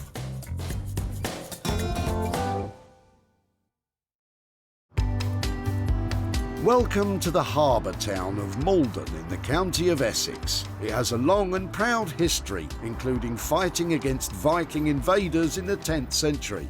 And here comes another fierce warrior in the battle against waste. Good luck fighting her off, Guy. Always looking forward to seeing Sarah, always bringing something different, always something new, and I so enjoy creating different things. So yeah, looking forward to her. Whenever I see a demijohn, I always think about parsnip wine and not very nice homebrew. So I'm hoping that Guy can make something a little bit more tasteful out of this lot. Hi there. Hello, Sarah. How are you? I won't shake your hand this time. My word, what have you brought here? 4 demijohns. How lovely. Yeah, well, I'm hoping they're going to be lovely. Should I pop them on the table? Pop on the table. 4 dusty table lamps, I thought, or something. What do you reckon? That's right. Well, we do demijohns. What do you do with them? We turn them into hanging lights. So what we do is we had them up here, we cut the bottom off, we then put a very funky bulb in the bottom, so it's one of these new filament bulbs. And when we cut off here, we have a raw edge, and we cover it with either copper or a silver ring going around it, so you don't see that nasty ring when it's, edge on when it's up in the sky. That, as a hanging light, looks fantastic. Okay, well, I mean, you've got 4 here to work with. Well, we might break some while we're cutting them. So not all the time that we can get good ones out. We may get 2, we may get 3, we may get all 4. Never know. Do you want to give me a price for one hanging light and then work out how successful you are? We're going to ring it. Going to put the electrics up the side of it. I would think about £90 to do one, and if we break the others, well, we shouldn't break them. We're quite good at it now. Okay, well that's great. So if there's one, I'm going to make at least 50 quid profit on that, and potentially there's 4 there, and I look forward to seeing as many of these intact and turned into lighting as possible. No problem at all. That's great. Lovely. Thank you, Sarah. Lovely to see you, Guy. Take care.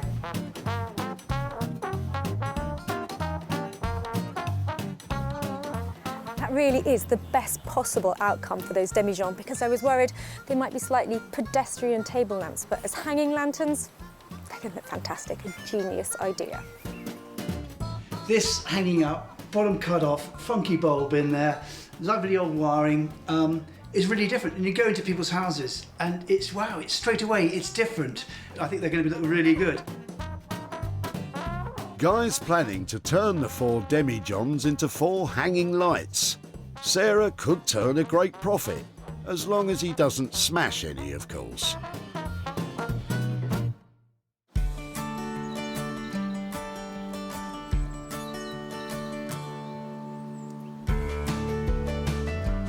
Crumble! Sarah's back with her lovable big pup Bramble at home in Sussex. She's dropped off the demijohns and the rope, and now she's got to get cracking on the pine doors. Amy had planned to turn them into headboards, but what's Sarah's big idea? I've had a good look at the condition of them and they're really rough and ready, so to reposition those to inside the house, it's going to be a lot of work. So I thought I'd go for something really useful to go in the garden. I'm thinking about making a potting bench. Gardeners use potting benches as a work table in their sheds and greenhouses for potting seedlings and plants.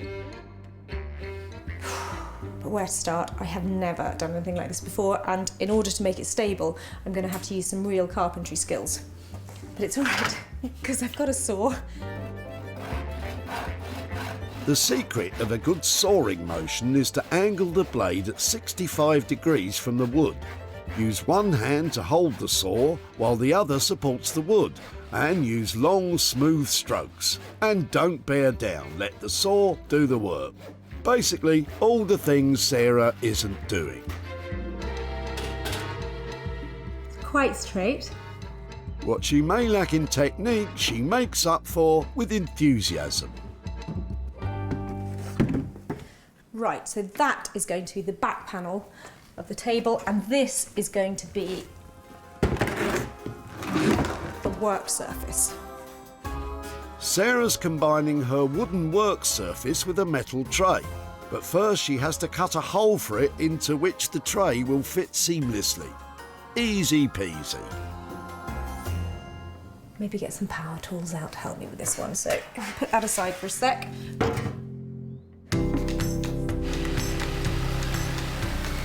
There's an age-old rule of carpentry: measure twice, cut once. Right, let's hope this fits and doesn't fall through. Or you can do what Sarah's done: sketch a rough outline and hope for the best. Perfect. She's turned up trumps again. I'm so happy for her. Great, so that's nice and snug in there, and this is where the plants go. Now I need to turn that into the base of it.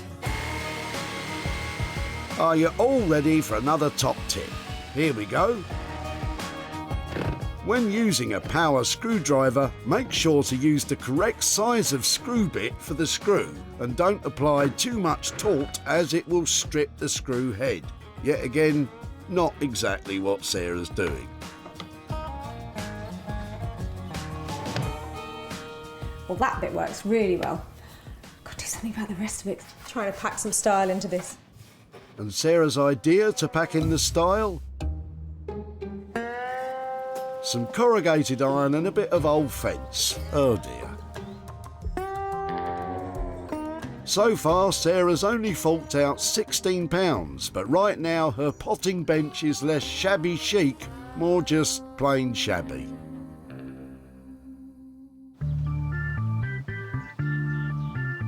Josh and Ollie are pondering exactly what Sarah's roped them into. And that, I promise, is the last pun. Well, we certainly haven't done any projects with rope before. I think once we get going, then it should be fine, but yeah, it's a bit of a new one at the moment. Their idea is to transform the old rope into wall art. After a fair amount of beard scratching, their plan is beginning to take shape. We both want to go for a hexagonal frame and then string the ropes in between in a nice kind of interesting way. And Josh is clearly going for a bit more of a kind of rigid line type thing, whereas mine are a bit more of a mess. You said it. But hopefully a good mess. One thing they can't make a mess of is the measurements. The lads have got to get their angles spot on to create the hexagon frames. Pretty sure it should be 30 degrees. Oh Josh, obviously a 30-degree angle would create a 24-sided tetracosagon. Or maybe I just made that up. 120. Top of the class, Ollie. Probably ready to start cutting some wood. This is going to be the frame. So chosen oak to do the frame out of. I just have to cut it up into strips first of all, and then cut the angles on it in order to get our hexagon. While Josh cracks on with the wooden frame, Ollie is sorting out the rope. They plan to keep the rope made out of jute with its strong vegetable fibres in its natural colour while dyeing the cotton ropes.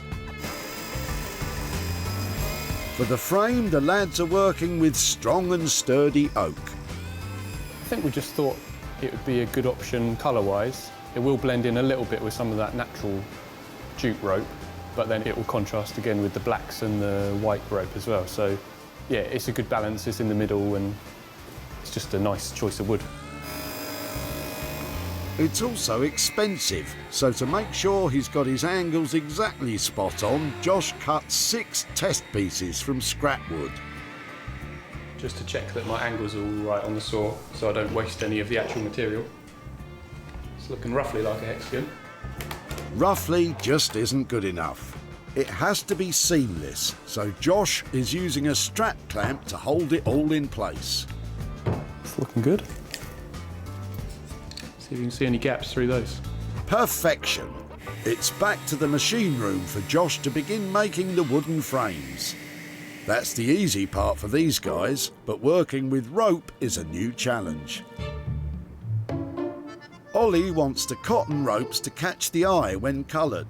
For the first one, he's using a jet black acid-based dye. It's on with the safety gear before pouring in the dye. Ollie's right to be careful, but his tub might be letting him down. I don't think that's completely watertight. Allow me to translate. I speak fluent muffled. I don't think this is watertight. Yep, we can see that. The coloured ropes will be the focal point of Josh and Ollie's artwork, but right now it looks more stomach churning than eye catching.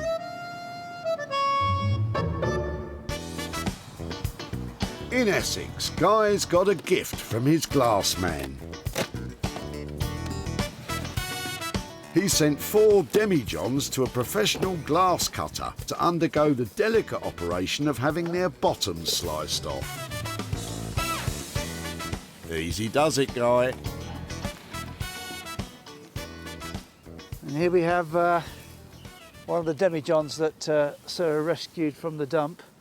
And what we've done is we've just cut the whole bottom off here,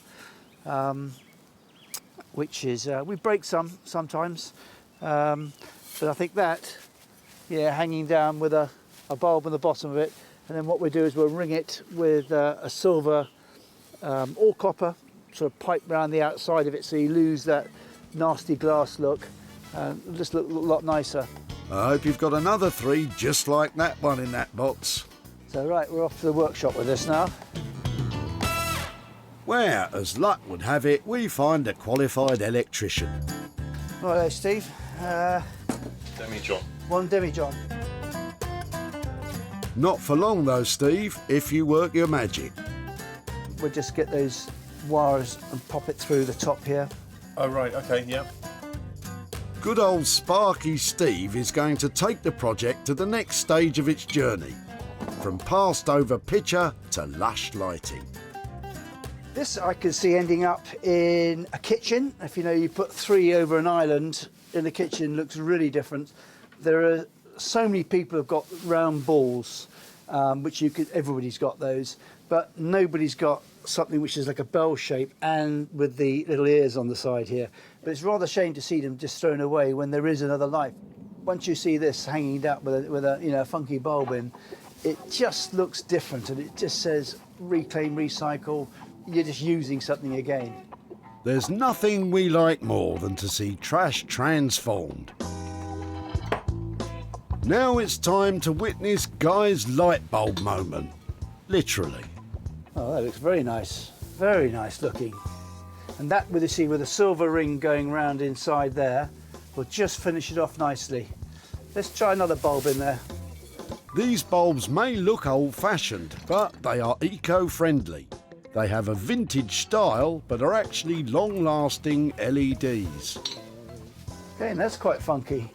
I think the joy of these sort of new modern sort of old-looking bulbs is that you can have a play and see what you like to put in these. We'll just try one more. Oh yeah, that's the one. They look great, don't they? That's the one.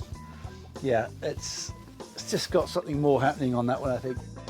It's looking good, Guy, but what about the other 3? Did they survive the glass cutters?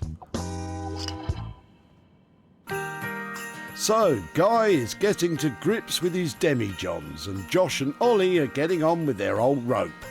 But what of Sarah and her potting bench?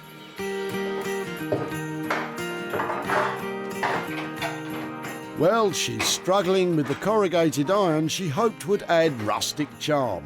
Looks more rusty than rustic to me. Perhaps her daughter Libby might lend a hand. Hi. Hi. Do you like it? Clean. I'm going to tidy it up before I use it. Do you think it's going to add to it or not? Yeah. You're lying. You're so lying, I can tell. Sarah's flattening the iron to use as the surface of a shelf. Kudos where kudos is due. Sarah's put in the hard graft on this one. Has transforming these old doors into a potting bench turned out to be a potty idea?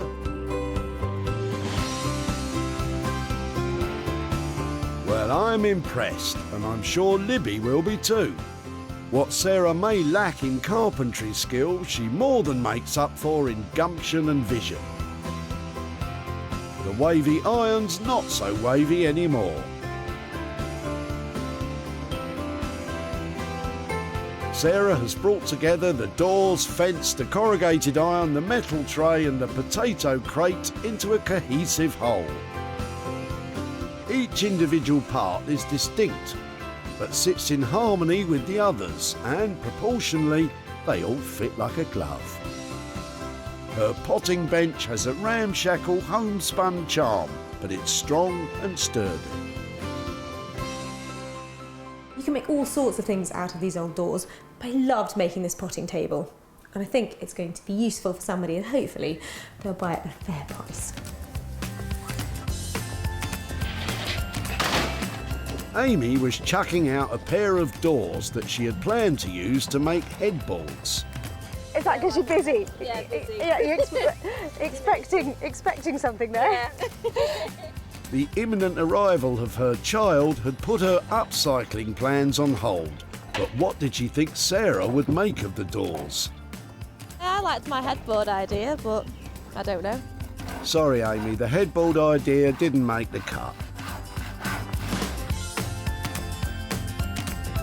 The potting bench turned out a treat and Sarah sold it to Wreckage at Home, a shop in Doncaster that specialises in vintage and rustic furniture.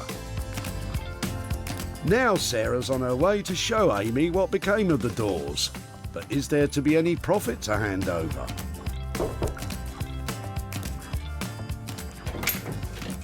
Hi. Hiya, how are you? I'm good, how are you? Yeah, very well. I see the expansion project's coming on. Yes, nearly there. Now, you were dropping off old doors, and I think you'd been inspired. You were going to make something out of them, weren't you? Yeah, I was going to make a headboard, but having another little one, so that spare room's gone out the window. As I'm sort of a DIYer, Yeah. I thought I'd better do something that I knew would be really robust and saleable. So I made something for the garden. Oh, right. So I hope you approve, as somebody who likes to take on a project. So I've got some pictures here. Yeah. I hope you approve of what we've been up to. But here are your doors. Oh, how lovely. They have been transformed into a potting bench. Oh, they're lovely. I'll have them back now. So what do you think? Oh, I couldn't have imagined you do something like that. So I just thought headboard and that's all I thought. So yeah, they're really nice. Great news that they have actually been sold, and I've got a little bit of profit to hand over to you. I've got, hold on 1 second. I've got £4 there. Oh, thank you. And another 95 to go with it there. Oh, so thank you very there's £99 Oh, fantastic. for your Didn't old expect doors. that. Thank you very much. Is that a surprise? Yeah, definitely. That's really good. Thank you very much. Oh, well, it's a pleasure. They were good fun to work on. So, new baby coming along, lots of things that you need. Will that go towards that? That is definitely going towards new baby, yeah. Very good luck with the expansion of the family. Thank you very And much. I hope that is, finds a useful place. It and definitely will. Thank you Brilliant. very much. Thank very you. nice to see you again, Amy. Thank you. Thank you very much. Bye. Sarah spent £11 on the metal tray and potato crate from an online auction site and a £5 on some paint. She sold the potting bench for £115, earning the tidy sum of £99 for Amy. In deepest Sussex, Josh and Ollie are awaiting Sarah's verdict on the wall art they've created from a jumble of old rope given the heave-ho. Well, I left the boys with a box of dirty old rope, and who knows what they've done with it to make it something that people want to buy as artwork. I'm hoping they've managed to pull it off. So am I, Sarah, so am I.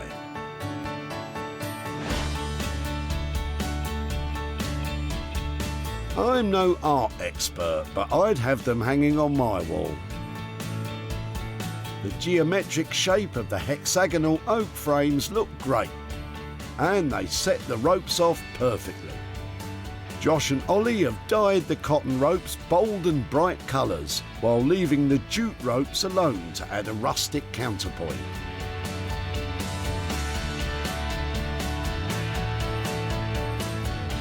It works for me, but it's Sarah the boys have really got to please. Hiya. Hello. Hey. Oh, really? You doing all right? You boys are geniuses. I cannot believe it. Guys, they're really beautiful. Thank you very much. Yeah, we're pretty chuffed with this. Beautiful. How did you do it? So this is Ollie's. I designed the one on the end, and then we kind of collaborated on this one in the middle. Great, and that works really well, doesn't it? Because they need to, I don't want to say knit together, but you know what I mean? They need to Yeah. pull together, don't they, Yeah. to make a cohesive piece. They're really lovely. Oh, thanks. Is it something that you'd want to do again?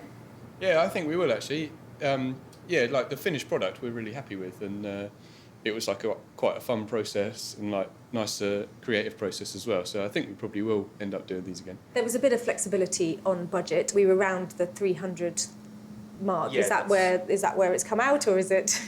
Yeah, that's what we were thinking. We're happy with that. With £100 each for these, I think there's definitely money to be made. And I always get a little bit worried about art and installation and that kind of thing. Yeah. But these have masses of appeal. They're really beautiful, and all together, I think they're a real credit. Lovely. Thank you so much. You're welcome. Thank you. Sarah's well pleased. You did good, fellas. At the dump, Nicola had a boot full of trash ready for the tip. Oh, hello. What are you chucking out? Rope. Rope? Yes, rope. Did Nicola have any ideas what to do with it? Maybe something that's quite decorative would be lovely. I think you'll be more than pleasantly surprised, Nicola.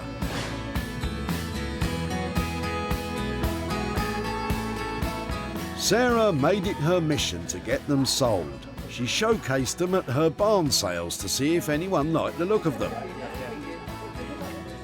And took to the internet, where she listed them on online marketplaces such as eBay, Etsy and social media. But were there any takers? Sarah's popped along to Hyde in Cheshire to let Nicola know how she got on. Hi, Nicola.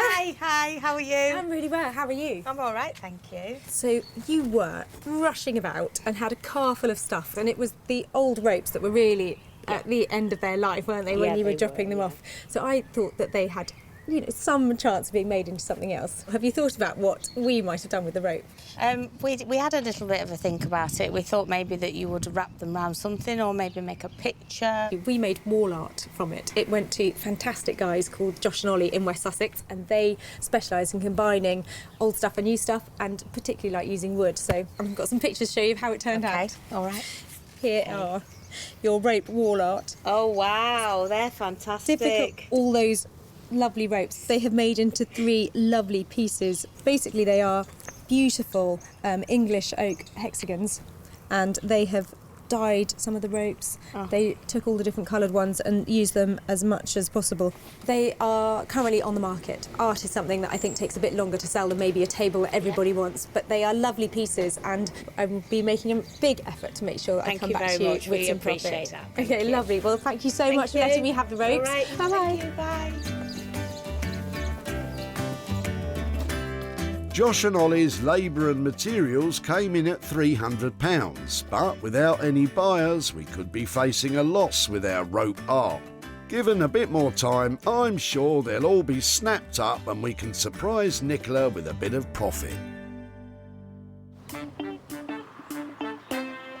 Back in Essex, Sarah's popping in to pass judgment on Guy's transformation of 4 dumped demijohns. I am genuinely excited to see how the demijohn have turned out, because stylistically they should be really cool. Let's just hope there's more than one of them. Guy is a master of illumination. I'm looking forward to being dazzled.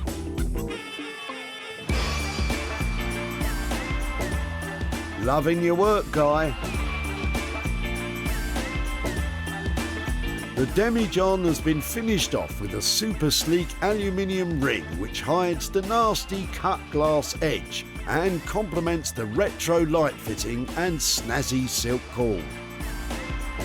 Who'd have thought that a dusty old demijohn could become such a luxurious light fitting? And while 1 is lovely, 4 would be fantastic. Did all 4 of the demijohns survive the glass cutter? Hello. Hello, Sarah, how are you? Wow, you've been busy. Lovely to see you. Lovely to see you. Lovely to see this. Isn't that beautiful? Yeah. It's, I hope you'll be pleased with it. Is that really our tip find? That's your tip find, plus 1, 2, 3, which have not been broken. Oh, fantastic. That's amazing, because I thought that you would not be able to make We all can of never guarantee with glass. When you see these old bottles here, they're thick one side, thinner the other side. They're not quite perfect anyhow, which is what I like about the whole thing. So when you're cutting them off, you could easily just bing, and that's it goes. I think it's stunning. I love its simplicity, and I think it's just beautiful, really so pleasing. And with all this lovely bright stuff going on, this is really looking so strong on the bottom, isn't it? Yeah, these are the little silver units that we put on around the bottom. It takes away that horrible sharpness of the glass. It's a really saleable, high-priced, luxury-looking item. Yeah. So how did we do on budget? I think it was £90 for each one. Yep, Dead on budget for each one of them. We've managed to do that. It doesn't include the bulb, only because I think people want to put whatever bulbs they want in. You can find out, the customer can put what they like into it.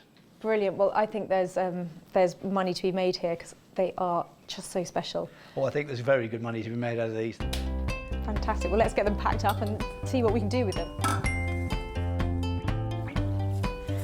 I'm really upset about these demijohns. Upset that I can't keep them myself, but they're going to sell really well. I think I'm going to make money here. Sarah saved the glass jars just as Ian was about to sling them in the skip. I like the demijohns. Can I take them away? You can take them away, yeah. Did Ian have any ideas what she'd do with them? I suppose you could actually make some sort of design item out of them, but I'm at a loss. Fortunately, Guy was not.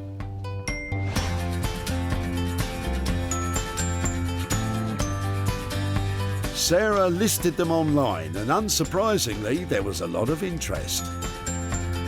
The first one to get snapped up went all the way to Hastings to Antiques and Vintage Shop Flush, where owner David was happy to hang it in the window. I'm absolutely delighted to have this demijohn in our shop. It's an interesting and quirky lamp, and it's exactly the kind of thing that we like to sell here. And there was another order in St Albans. Lee Farrer runs online shop The Salvage Seller. And oh look, she's got more than one. But did she take the remaining 3? Sarah's travelled to Hyde outside Manchester to show Ian what became of his homebrew holders.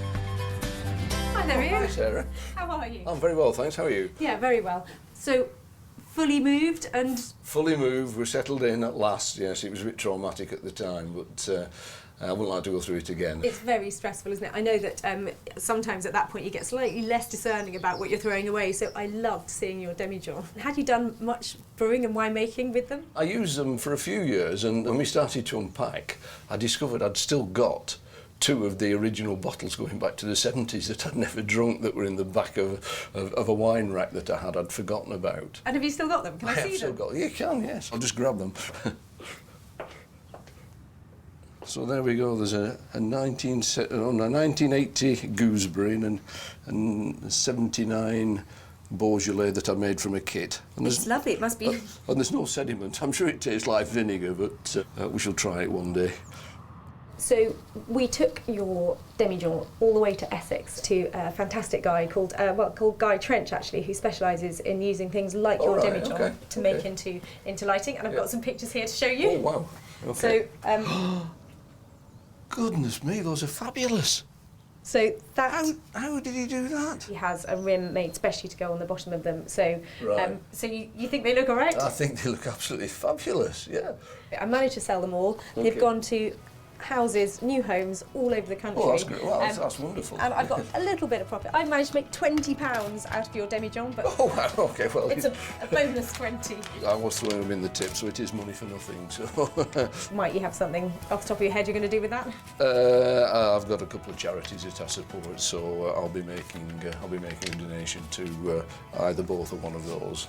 Oh, fantastic! It was lovely to catch up here. Yeah, thanks. Bye bye. Bye.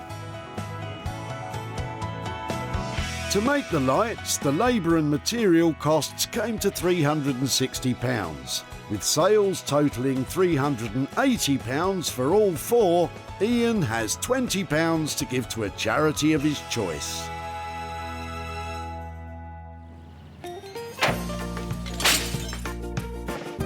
Sarah got her hands on 3 unwanted items destined for the landfill. And now they all have a new lease of life. Well, we've handed over a little bit of money along the way, but what's really special is just seeing what people can make from things that were going to the tip. Fantastic.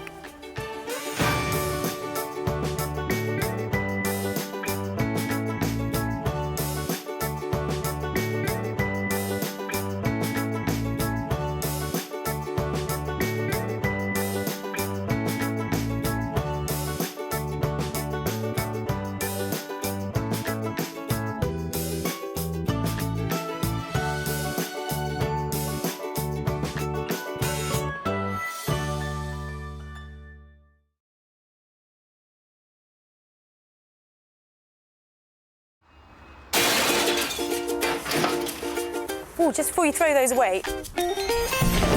How do you make money for nothing? Can I have it? You can have it, yeah. The answer could be hiding in the 30 million tonnes of household waste we throw out every year. Now this is one seriously unusual tip find. That's why entrepreneur Sarah Moore wants to get her hands on things before they hit the skip. I'm a passionate user, maker and buyer of old stuff, and I've turned my passion into a money-making business. I make new stuff out of old stuff. I sell it for profit. And with some of the country's elite designers and makers... These were going to be thrown away? Seriously? I love it, love it, love it. She can transform her finds into desirable... It looks brand new. Valuable... You are joking. And hopefully saleable items. That is a triumph! If Sarah is successful, then she can hand the profits back to the very people who had no idea there was cash to be made from their trash. That is amazing.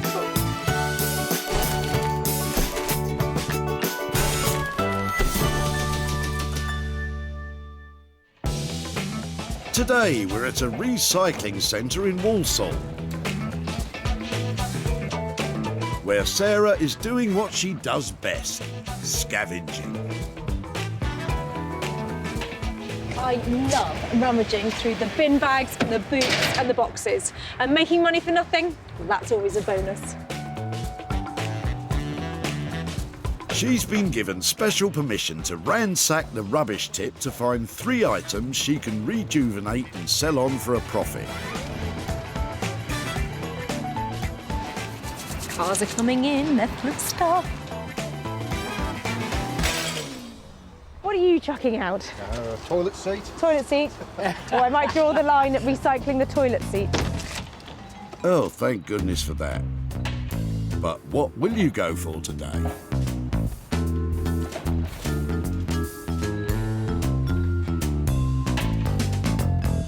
Let's take a look at Michelle's drawers. That looks nice and shiny to be dropped off at the tip. This piece of furniture had pride of place in Michelle and her husband Paul's hall for many years.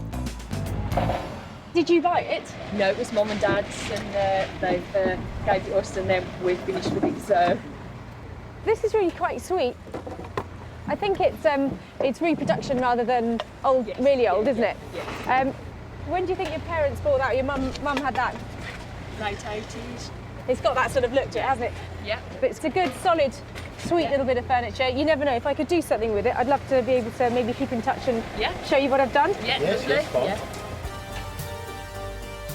This was a case of out with the old and in with the new for the chest of drawers. We've brought it from the hall at home. We've just all redecorated and brought new furniture for there, so finished with it. It may look antique, but it was built in the 80s, not the 1800s. I don't know if I'm going to be able to do anything with it. It's not the best quality because it's reproduction. Really prefer original pieces, and there's something about the reproduction that just looks not quite right, and it's difficult to know if I'll ever be able to make something that has got the right bone structure so it looks really classy, but must be something we can do to it. Chin up, Sarah. You always think of something. And she knows just the fella to help perk up this item. With over 25 years' experience building furniture, if you've got wood, Norman Wilkinson's your man. I love the timber, I love the finishing of it, I love the product. It makes me tick. There's no point getting up in the morning and not doing something you don't like. Coming in and then picking up the wood and then turning into something lovely, makes me happy. Norman's passion is making handcrafted bespoke furniture from salvaged and unwanted materials. It's great when we buy a piece of furniture or everyone thinks it's a load of rubbish and whatever, and it's great that we bring it back. And when we've finished it and we've got it looking absolutely perfect and whatever, it's a great joy. Not sure how joyful Norman will be when he gets a gander at this.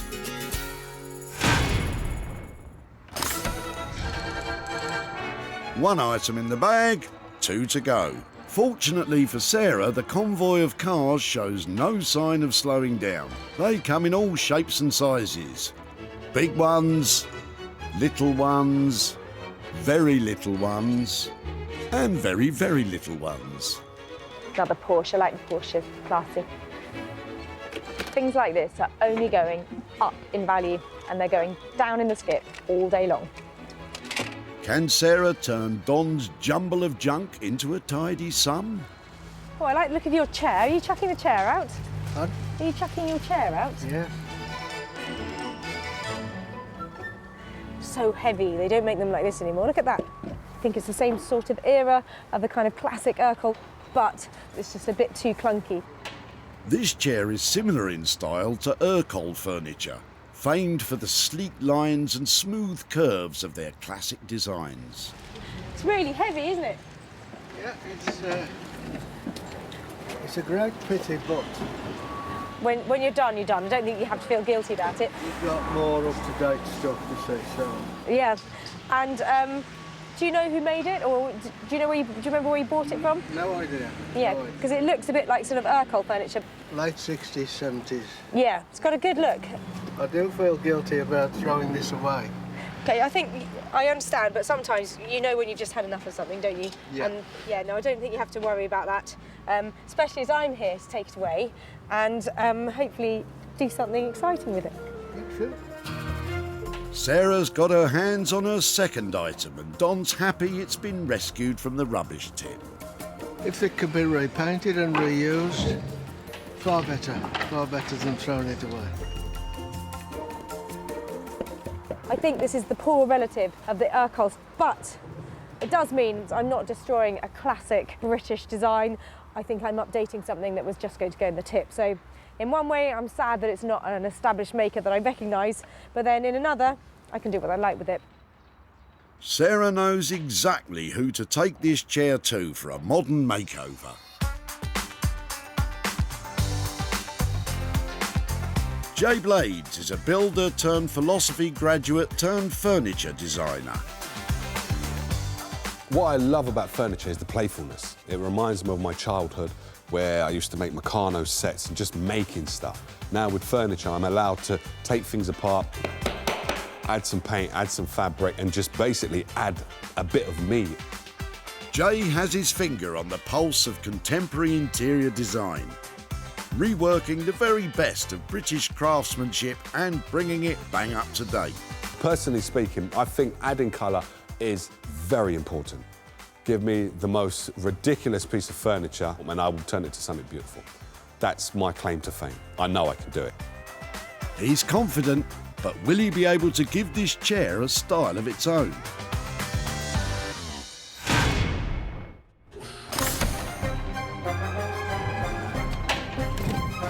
Sarah's found items for Norman and Jay, and now she's on the hunt for a little something she can sink her own teeth into. Treasure time, come to Mama. With her eagle eyes, if she sees an opportunity, she'll swoop. Like a bird of prey.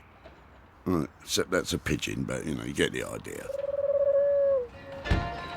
James has been clearing out the cupboards as he and his family prepare to move to a new home. How far through the process are you? We move tomorrow. You don't want to talk to me then, do you? No, it's crazy at the moment, hectic. Yeah, okay. I like your skateboards. Yeah. Don't want to give them to me and see if I can do anything with them, do you? Of course you can. There we go. Fantastic. Is there another one in there then? Yes, there is. Yeah. They're really cool. Oh, there's something so appealing about them. These are in good nick. Yeah. If you don't mind, Yeah. I'd love to take them away and see if I can either use the wheels or make Yeah, something course, out of them, yeah. and then By all means. yeah, that would be great. And can I show you what I've done? Yeah. Can I keep in contact? Yes, of course. No Thanks problem. ever so much. My pleasure. Is James happy that Sarah's saved his boards from the bins? Great if it can be used. One man's rubbish is another man's treasure. So yeah, look forward to see what happens. They're quite cool, aren't they? You know, that pop art stuff. I can see, you know, maybe using the skateboards to make some shelves or something. But I think you can make some really cool furniture on wheels to maybe go in a child's bedroom or something like that. And this looked like a very quick phase. These are hardly worn, these skateboards, so I'm really pleased to find them. I think there's money to be made. Sarah's skills lie in performing radical transformations, not radical tricks. I know my limitations and I'm not going across there in one of these. Maybe later, maybe I could do some practice. I think I'm that legged. Would I be that bad? I think this is going to end in... No, it's going to end in tears. It's going to end in tears. Well, I'll be crying, but with laughter. No, it's definitely not happening. It's not happening. Sarah has salvaged her 3 items. Norman will give the old-fashioned chest of drawers a new lease of life. Jay will bring the wooden chair bang up to date, while Sarah will have her work cut out creating something saleable from these skateboards. The things people chuck out never cease to amaze me, but luckily I was here to save a few bits today that I think will prove to be real dump diamonds and bring home some big bucks.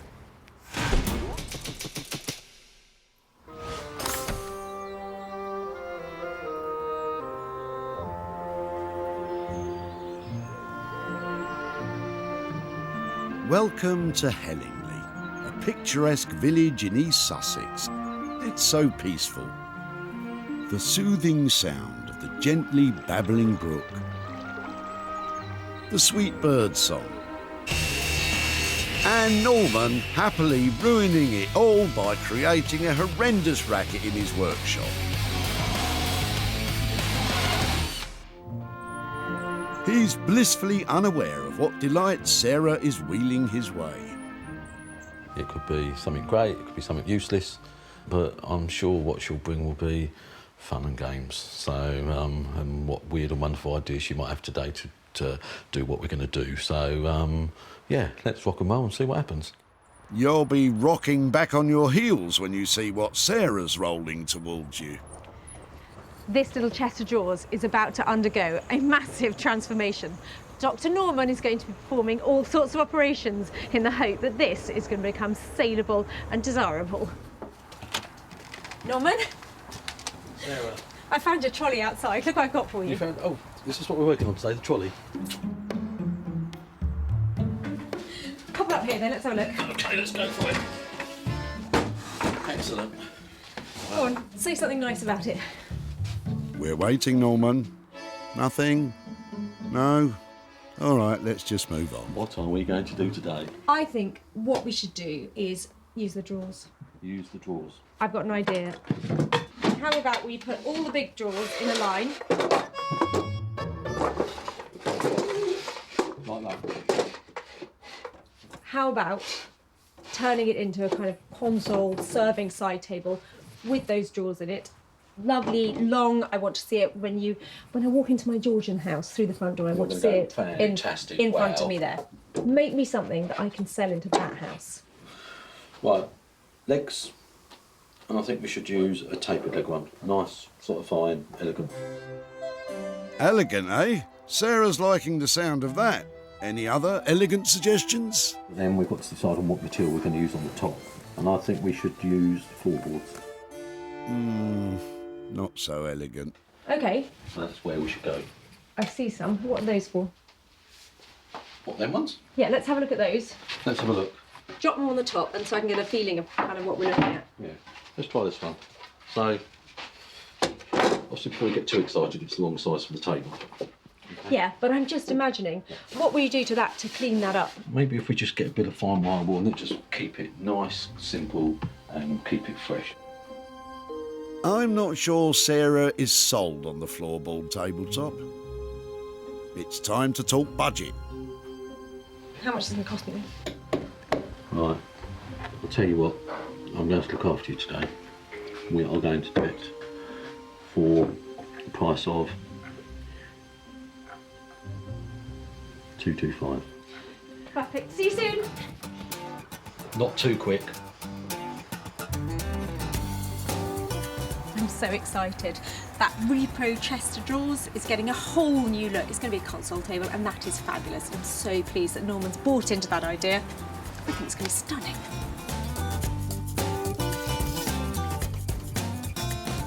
From the tiny little chest of drawers to what it is, we are going to elevate it into a 6 foot wow factor console table. Norman's all-in price is £225, but will that budget really be able to achieve the wow factor?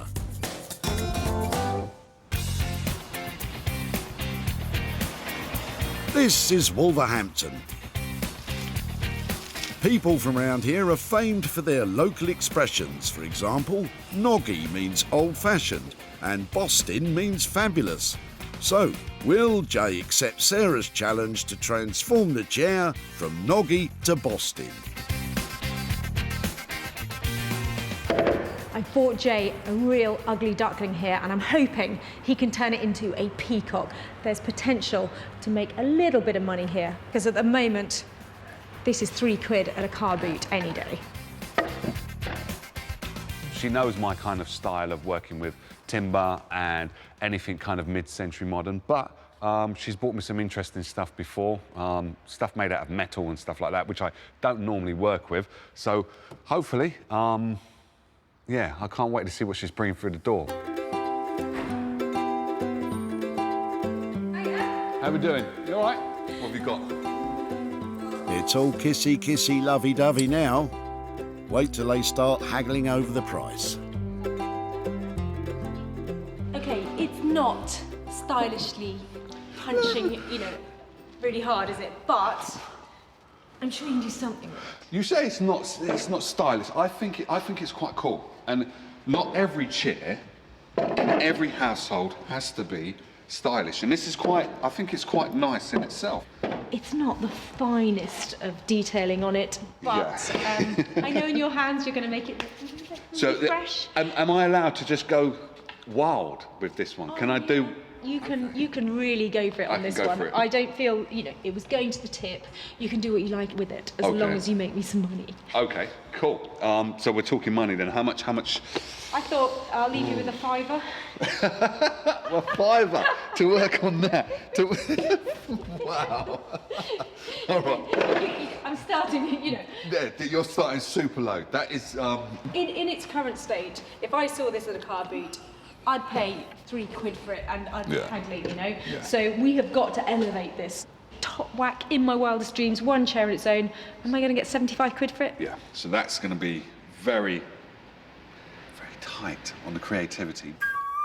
Come on now, Jay. Where's that positive can-do attitude we know and love? But it is a beautiful chair in itself, and it could be made even better. That's why I come to you, see, because I know that when I come back, I'm going to, oh, Jay, I love it, because at the moment, I'm not terribly keen. Give it your special Jay magic, and we have a chance. Sarah's leaving Jay a budget of £45, but has given him free rein to unleash his makeover magic. I feel a bit guilty about driving such a hard bargain there, but I'm hoping Jay can really strut his stuff with that chair and create something that is really beautiful and has some value to it. I'm hoping to do something really creative with this, so Sarah will be able to sell it on for at least £70. And it should be, someone should buy this for £70 after I finish with it, because it's a really solid chair, really sturdy. And I know she said she'll probably spend about £4 at a car boot sale. But after it's been jazzed up, it should be able to reach 70, a little bit more probably even £80. Jay will need to come up with a quick and simple idea to stay within the £45 budget without scrimping on the style.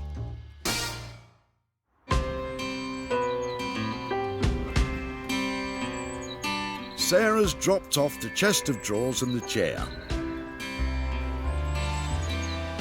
Now, back at home in Sussex, she has to get her thinking cap on and transform these skateboards from trash to cash. And how's she going to do that? I'll tell you, by combining these with this lot. I had these lying around, and these are perfect. There used to be a couple of old side tables, but they've got lovely beech legs and the fittings that I can use to go straight on here to make a pair of fantastic side tables. How hard could it be? Very. Oh, I love it. I think this will be one of those believe it when I see it jobs. Because I'm a hoarder. I will keep those. You never know when you might need them. This one is sheared off.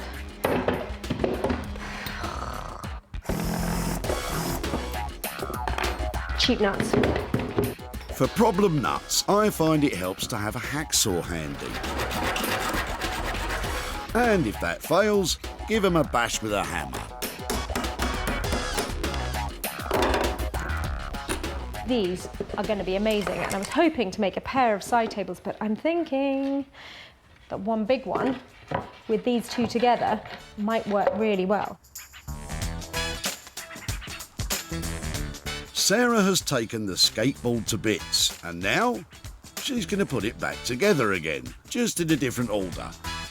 Sarah wants to ensure every piece has a purpose in her new creation. These were the brackets that the trucks were on originally on the other side, so they should fit nice and neatly back in there, and they've got a good angle on them. So once I've screwed this in place on here, they're going to have a really cool look to them. I've just got to get the wheels on that angle. Like that. Perfect. The wheels will be the table feet, and the bottom of the skateboards become the tabletop. Now it's all making sense. Kinda. Reflecting the bright and bold colours of the boards, Sarah is spray painting the legs a brilliant orange. I have to shake these for 3 minutes. Come back. Okay, I'm done. Just enough time to check on the latest trends. Can you see any skateboard side tables? No? Thought not. Sarah's forked out for a few screws costing £3. The rest were bits and bobs she had around her home. So the side table won't break the bank. But is it all just too wacky?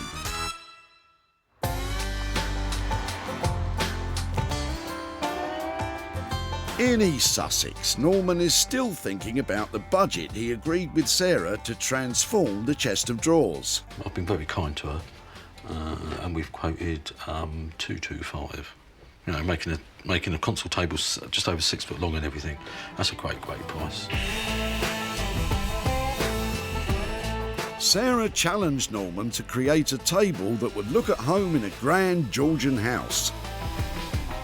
He's crafting elegantly tapered legs from fresh timber that he hopes will add a dash of panache.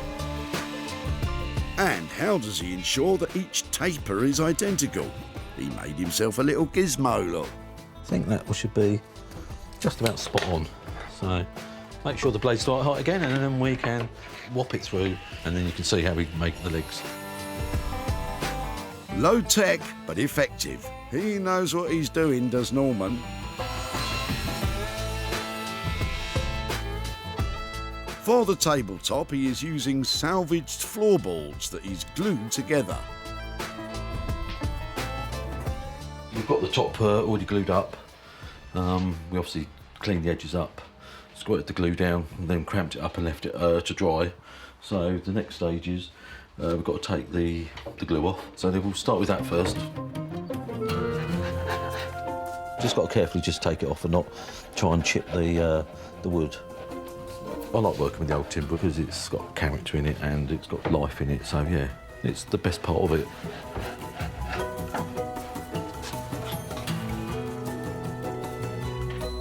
A little wood filler is used to smooth the surface. We'll give it 10 minutes to dry, and then we'll be able to then go on to the next part.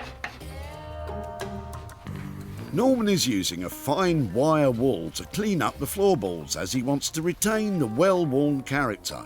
But the top is the focal point of every table, so Will's scruffed up wood really gives Sarah the grandeur she's after.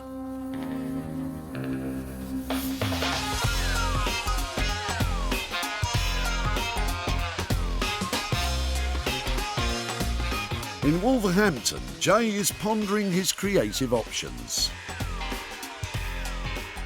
I'm thinking probably 2, maybe 3 colours with this one. He has to keep time and materials to a minimum to make sure he doesn't go over his £45 budget. Sometimes what tends to happen is you start to paint and then the design comes to you. So what I'm going to do is just play it by ear. You guys are going to see as this creatively unfolds. This is a free-form design odyssey into the unknown. It's upcycling jazz. So I'm going to do black all over, but I'm going to pick out some highlights with some colour. To me, anyway, those two work really, really well together. Looking at it from a bird's eye view. So really, really thin layers is what this one requires. And most paint, anyway, when I'm using it, I always do it very thinly. Simply because I want the colour to build up rather than dab on a load of paint. Jay is using chalk paint. It requires no surface preparation and comes pre-mixed with the wax finish, which protects the paint against wear and tear. Both big time savers. So sometimes what I tend to do is just try to imagine the chair finished and seeing if that looks all right. To me now, that looks a little bit lopsided. So I would need something else added in there. Or I'm thinking the pink doesn't work. It might end up just being two colours. Changing the design will take time, and that could have a knock-on effect to the cost. What I'm going to do is going to add the black, because at the moment the pink and the blue are not working as well together, and it's probably because I can see a lot of the brown. So I need to have the black really on there.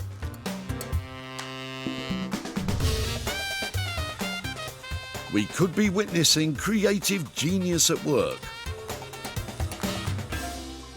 Or a project spiralling out of time and over budget. Back at Sarah's workshop. She's hard at it, combining two skateboards to make a side table. This is pretty basic, but I think by the time I've sanded it and smoothed it right down, trimmed that bit up, that is going to make a good base for that table. I'm not putting my cup of tea on that. Using as much of the old stuff that I've got as possible, so they should fit in my fittings that I've got.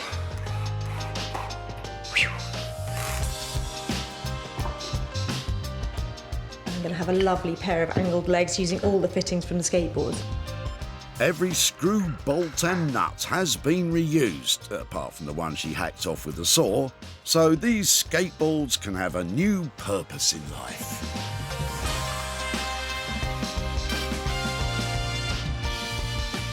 Sarah is ingenious, it's off the wall and wacky. The design is brash and the concept, well, it's bizarre. I've got to be honest, it's not my type of thing, but the proof will be, as always, in the profit. It's turned out really not too bad, given the fact it was just a couple of old skateboards. And my kids love it, so I'm hoping a bit of target audience, people their age, maybe they want this in their bedroom, they want it next to their TV when they're playing games, something like that. So I'm hoping there are a few people who'd like to buy it.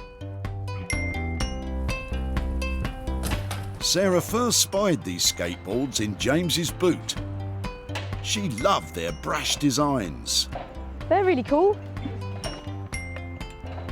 Oh, there's something so appealing about them. These are in good nick. Yeah. James was quite philosophical about it all. One man's rubbish is another man's treasure. Wise words, my friend, wise words.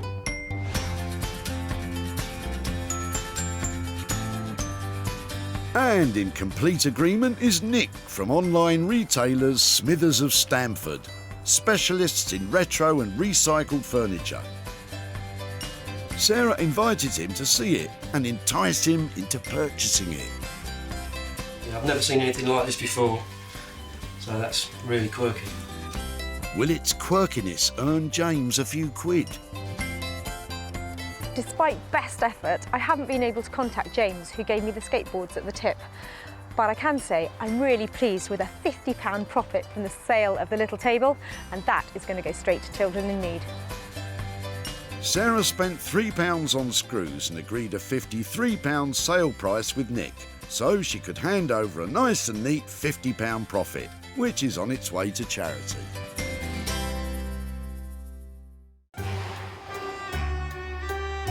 We're back in Hellingley, East Sussex, in Norman's workshop. He's preparing for the grand unveiling of what was a chest of drawers and is now, hopefully, an elegant console table.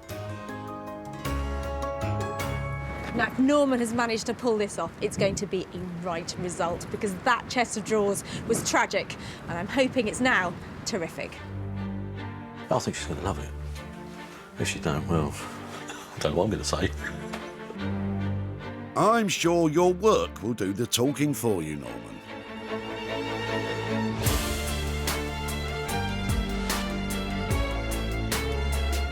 Wow, the drawers inspired Sarah's big idea, which Norman has brought stunningly to life. The floorboards have been finished with a clear varnish, which brings up the grain exposed by the wire wool and the natural patina of the well-worn wood.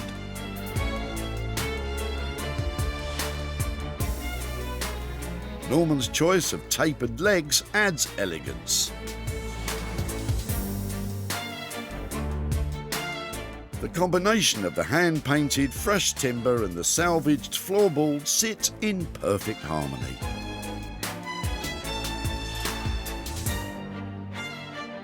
I'm impressed, but what about the boss? Norman? Hiya. How are you? Yeah, I'm good. You? Really well.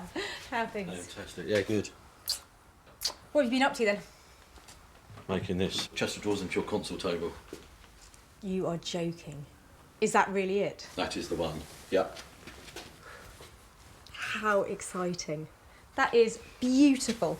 Lovely tapering on the legs, really fine look underneath. Yeah. Nice colour. The colour's great. Obviously, we picked the top. Nice reclaimed timbers. We've left the wear in it and everything, and it looks really, really good. I absolutely love it. Fantastic. That's what I wanted you to say. It's stunning. Excellent. It's sympathetic. It's clever, and it's Proportions reusing. look good as well. Beautiful. Perfect. Budget-wise. We've given you a really good trade price, and we've done it for $225, like we said. We haven't gone over budget, nothing. That's fantastic. Yeah. I mean, that's good. I really appreciate you keeping it in budget, because you've created something amazing. Those boards just bring it to life, don't they? Oh, they sing, yeah. I cannot believe you've made that out of that chest of drawers. Yeah. It's got a lovely Georgian appeal, and that is going to sell beautifully. It will do. Thank you so much. I'm really, really pleased with the way it looks and everything. The proportions are great. We've picked the right top for it, and it's just all pulled together really, really well. It really does look the business. Really, really does. I love Norman because he's old school, isn't he? And he has created something fantastic out of that old chest of drawers. And with that kind of budget, I'm going to sell that at a profit for sure. They were destined for the dump when Sarah first caught a glimpse of Michelle's drawers. That looks nice and shiny to be dropped off at the tip. They may have looked antique, but they were built in the 1980s. And for Michelle, their time had passed. We've brought it from the hall at home. We've just all redecorated and bought new furniture for there, so finished with it. Michelle may have been finished, but Sarah was just getting started. With the makeover complete, it was an easy sell to specialist antique and upcycling shop The Old Cinema in London. Now, Sarah's on her way to Michelle's home to tell her the good news.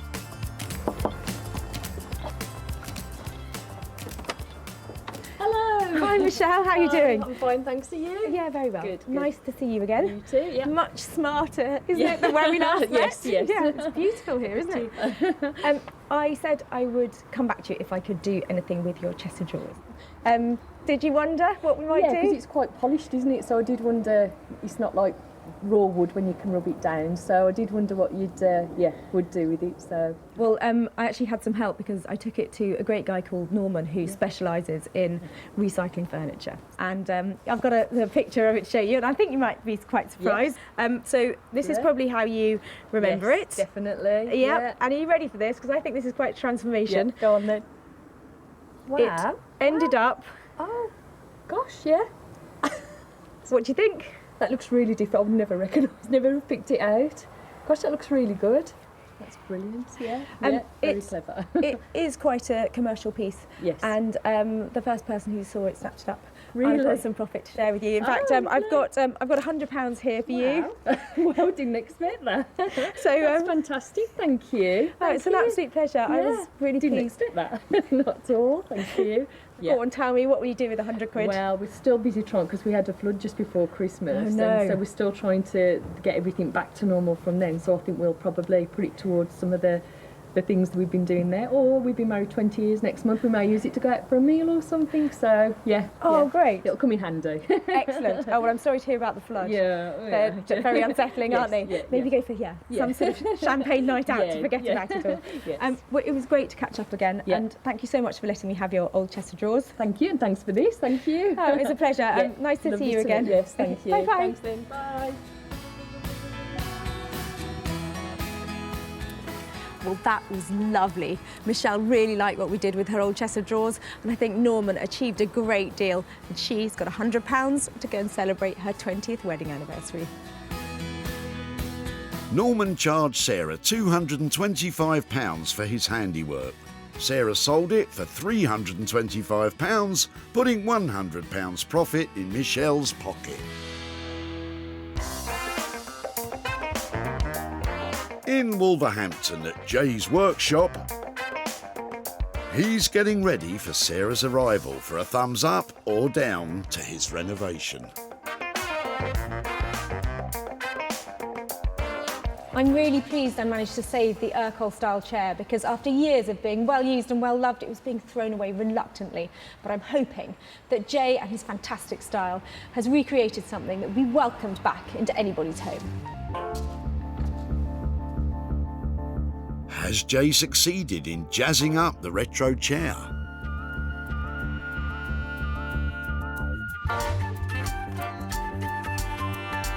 Jay's creative instincts have served him well. He kept to his original concept. The soft pastel shades give this chair a cosy feel, but the sky blue and pale pink detailing pop and catch the eye.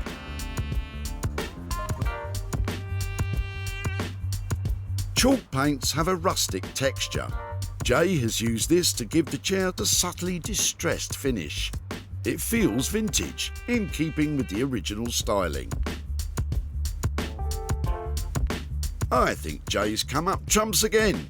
But what about Sarah? Hello. How you doing? You all right? You like it? It's neat. I think that really looks really nice. You've got the chalk paint out. Yeah, I'm not a brilliant chalk paint expert, I must admit. There are people that can probably do a far better job than me, but I love working with chalk paint because there's no rubbing down. It's just straightforward, slap it on, and there you go. You've got some candy colours in there, and they're working really well with the grey. You like it, yeah? Yeah, I think you've done well. Thank you. Jay's got the thumbs up for the style, but has he kept to the £45 budget they agreed?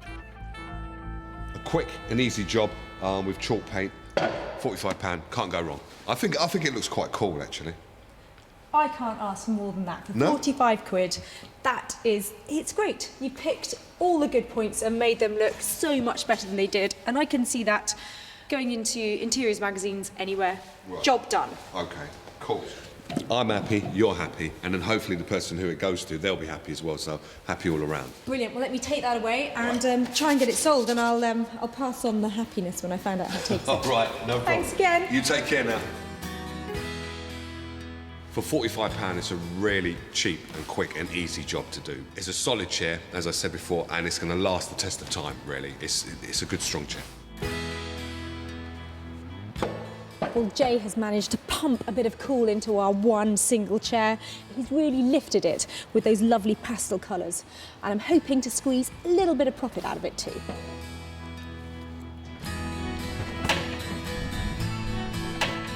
Sarah first came across the chair just as owner Don was about to sling it in the skip. It's really heavy, isn't it? Yeah. It's got a good look. I do feel guilty about throwing this away. So he was happy Sarah saved it. And with its colourful redesign, Sarah was able to sell it to Nick, who also bought the skateboard side table.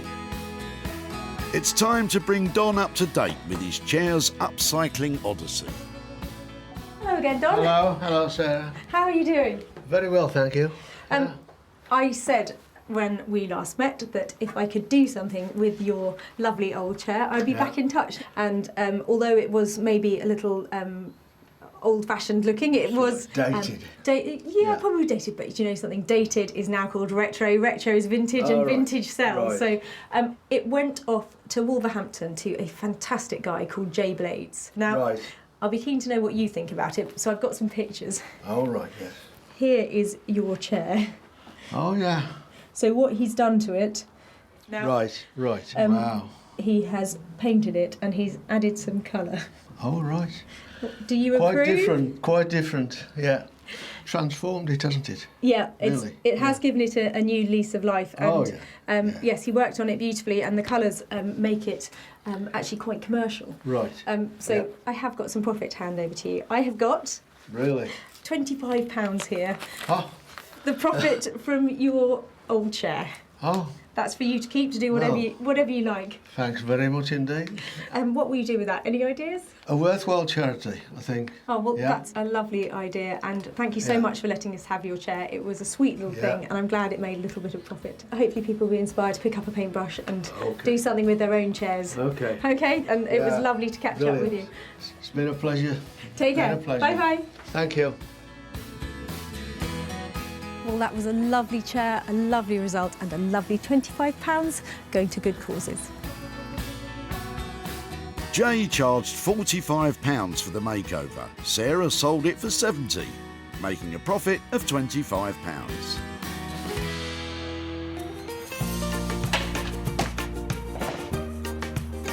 Sarah rescued a variety of eclectic items that have now been transformed, handing money over to their owners and charity.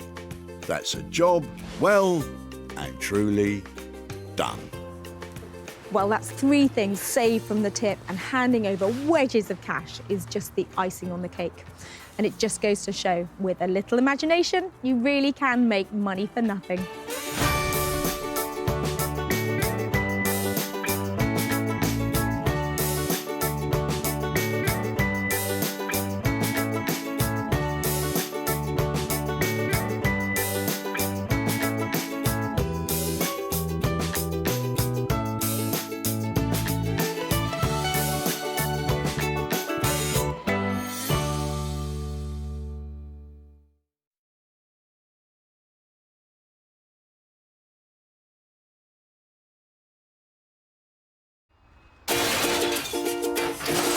Can have a little rummage around in your rubbish. How do you make money for nothing? I love that. The answer could be hiding in the 30 million tonnes of household waste we throw out every year. So heavy, they don't make them like this anymore. Look at that. That's why entrepreneur Sarah Moore wants to get her hands on things before they hit the skip. I'm a passionate maker, buyer and user of old stuff, and I've turned that passion into a money-making business. I make new stuff out of old stuff and I sell it for a profit. And with some of the country's elite designers and makers... Say something nice about it. My juices are flowing in this one. They are going to be wow. She can transform her finds into desirable... Isn't that stunning? Valuable... Oh, wow! And hopefully saleable items. That is bonkers. If Sarah is successful, then she can hand the profits back to the very people who had no idea there was cash to be made from their trash. Got £350. Whoa.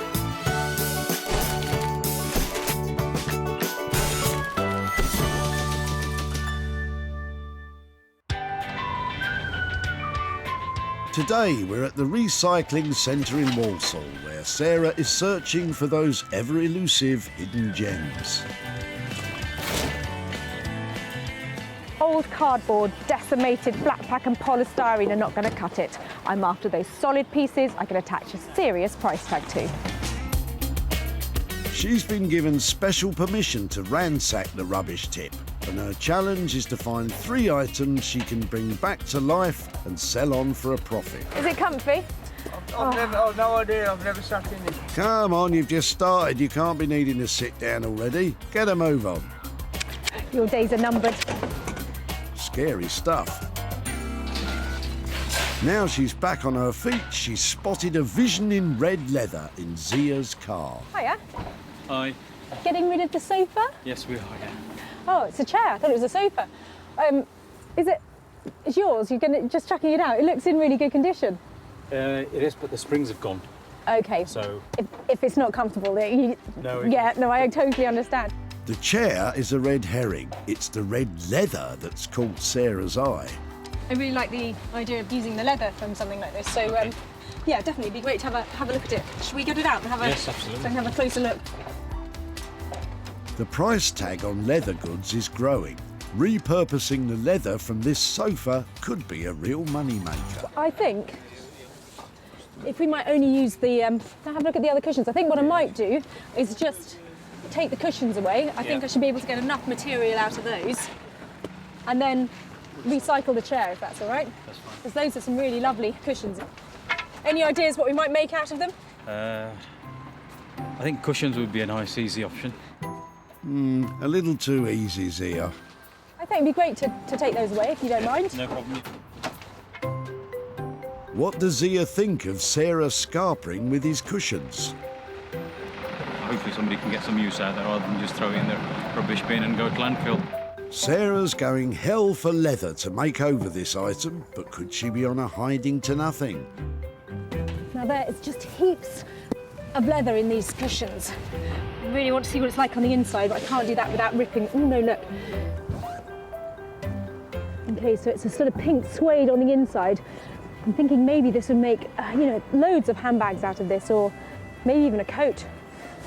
Really good find, because there's just heaps of potential with what we've got here. And Sarah knows just the man to turn all that potential into profit. When you think bags, think Neil Ragg. From salvaged unwanted materials, Neil creates everything from handbags to haversacks, and prides himself on the fact that his handmade bespoke bags will last a lifetime. I love being able to create something from what would be rubbish, I suppose, to other people. You could have, for example, a tent that was at Glastonbury and saw the Rolling Stones, and then now it becomes a bag, and it's seen quite a life already.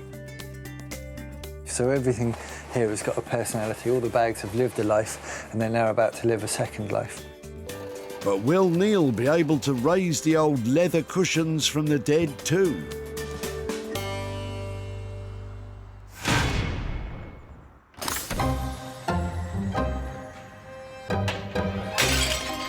One item down, 2 to go. The weather's taken a turn for the worse, but I'm not going to let a little rain dampen my naturally sunny disposition. Will Jamie and his dad Jeff rain on Sarah's parade? Oh, wow. Hiya. Whose is that then? My nan's, it was. Oh, really? That is a fantastic sofa. So you just... In the skip. Really? Yeah. I think it looks amazing. I like everything about it, the style of it, the fabric's really retro. This is your mother's. Okay, do you remember growing up with it? Do you know when she got it, or? Oh yeah, I did. And did she buy it new? I think she did, yeah. So was that something like in the 1950s, 60s, wasn't it? 60s. It's a good size, not too big, and it's got that kind of retro look that people are stuffing into their houses again. So if you let me have it, that would make my day. Absolutely love it. It looks to me like Sarah might be putting passion before profit on this one. Jamie, thanks so much for letting me have that. I think that's absolutely made my day. I love it. Wow, that's going to take some work. I have got the most amazing upholsterer lined up. They are original, funky, they're going to breathe new life into this, and there's going to be money to be made. Welcome to the world of Anthony Devine. Anthony's unique and quirky upholstery has earned him the reputation as one of the most imaginative craftspeople around. Anthony can upholster almost anything, but he loves a good chair. Some chairs you just know, that this is the one, and you just know you're onto a winner.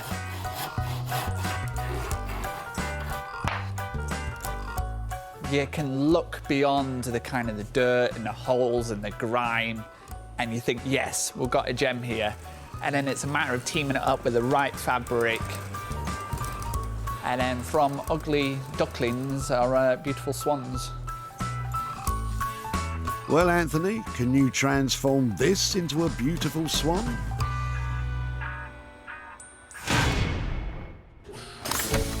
Two items found for Neil and Anthony.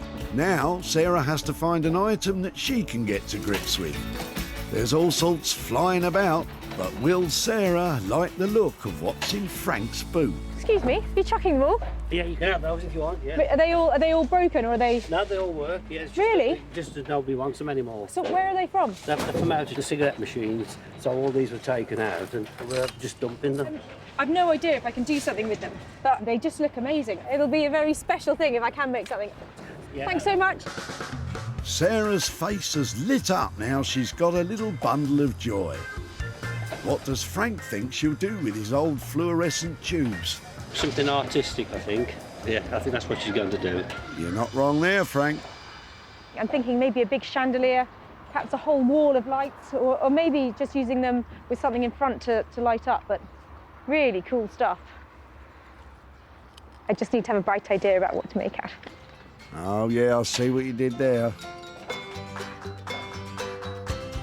Success! Sarah has all three items. Neil will repurpose the red leather. Anthony will get busy bringing the old-fashioned sofa bang up to date. And as for Sarah's lights, she'll need to be switched on to make them saleable.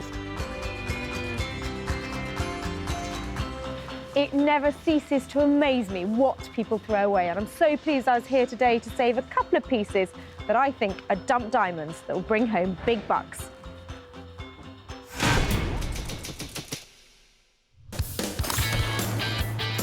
Nestled between Salford and Manchester is master upholsterer Anthony Devine's workshop, which he runs with his partner Susie Milner. He's got an amazing track record of transforming crumpled couches into sexy sofas. Hopefully, he'll appreciate what Sarah's dragging in. When the doors are open and you get the first glimpse, you see one and you just know you're onto a winner. Some things just kind of click. Auntie! You've brought a sofa. Tell me you love it. I love it. Come on, yes. Let's get it in. Let's do the business. Yes, now you're listening to what I want. Anthony clearly wants very strange things. It's not too heavy. Oh, this is perfect. Up we go. This is one of my favourite finds. I could hug you. I love it. I love it, love it, love it. This needs to be sharp and crisp. Oh, the potential. Huge, isn't it? Yeah, we could do a bit of chintz on here, some flowers, a patchwork on it. Just taking the mickey now. There is just something about it. The 70s-ness of it is oozing out of it. It's like the Star Wars sofa. I'm not sure oozing is a desirable trait in a discarded sofa, unless Jabba the Hutt's the target market. It's going to be a nice one to do. We are at the absolute top end. Everything has to be thread perfect on it. if we're looking at the penthouse. Okay, so this is now going to be called the penthouse sofa. Yeah, just don't tell its glamorous new owners that it was nearly the skip sofa when they buy it. Now, colours, design. Bear with me on this. Go on. I was thinking, you're going to love this. Okay, pink. Right. I'm thinking quartz pink, rose quartz. It's bang on trend. It works beautifully with gold. I think it would look beautiful in it. What do you think? Anthony's clearly delighted. Can't hold back his enthusiasm for Sarah's artistic vision. Yes. Don't worry, Anthony. Sarah knows exactly what she's doing. But can she afford it? I'm thinking around the £12.50 mark. We'd give enough good fabric, and it gives me enough to be able to put everything back and make a little bit for me. Wow. With that huge budget, the pressure's going to be on for Anthony to deliver, and deliver big. I would see a very strong profit in this. I hope so. That's more than a new sofa. Hopefully I'll be able to sell it and hand over a good wad of cash to the people who dropped it off. This is where we're aiming at. We're up there. Nothing like aiming for the stars. It'll be quite a transformation. Loving your work. Oh, I've done it again.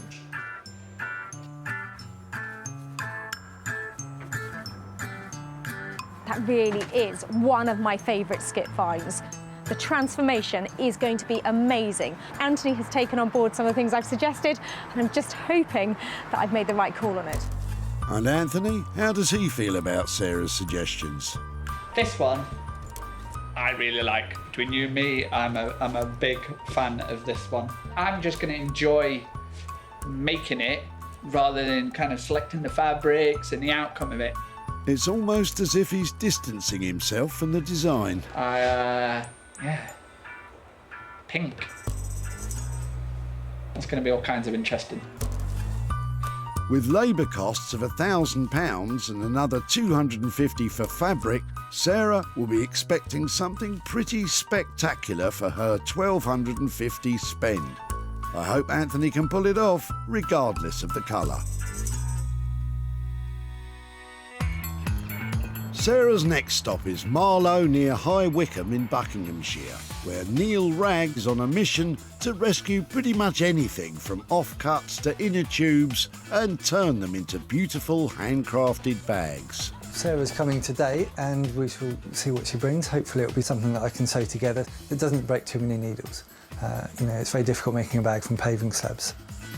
You're in luck, Neil. They're not made of concrete and she's not after much. Now, in my wildest dreams, I would like these tired red sofa cushions turned into a whole range of designer luggage. I hope Neil likes the challenge. Yeah, me too. Hello. Hi Sarah, how are you doing? I'm really well. I've got presents for you. Right, I'm looking worried. There's loads here, aren't there? Right, well we've got some funky red cushions. 1, 2, 3, 4, 5. Do you know something? I thought that there was more than enough here to make something out of. So you must be able to make a purse out of this lot, Neil. Come on. I think we can do more than a carry bag, yeah. So we're game on for a bag then, you reckon?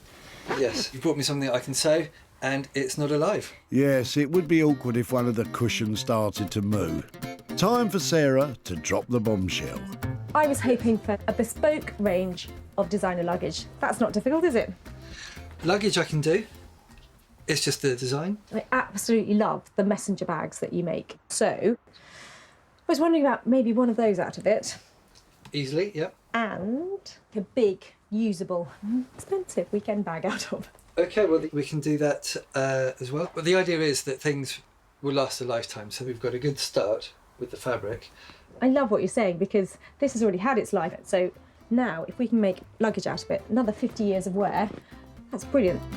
Phew, that went better than expected. Neil seems pretty unflappable, but there's always a snag.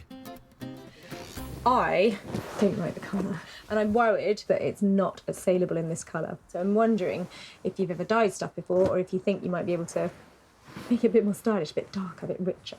Well, that will be a journey, won't it? We have enough fabric. We can do some tests. We can give it a go. Not the most confidence-inspiring answer from Neil. I'm not sure dyeing is something he's keen on. And there's still the matter of the material for the lining. The ethos of what I do is to make things out of something that would end up in landfill. So this used to be an old scout tent. It's heavy-duty canvas, so I think we use that as lining. That is right up my street. Scout canvas, perfect. Great. That has now got a nose to tail kind of story. Once upon a time, there were some manky tents and a smelly old sofa. Is that the kind of story, Sarah? So I think I'm sold. I've got messenger bag on one shoulder, I've got beautiful, scrunchy, rich-looking holdall on the other. How much is that going to cost me to make me 2 of those? Okay. We're looking at £95 for the messenger bag, and then the holdall, we could say the same thing. Thank you ever so much. I hope the dyeing goes well. Part of the journey.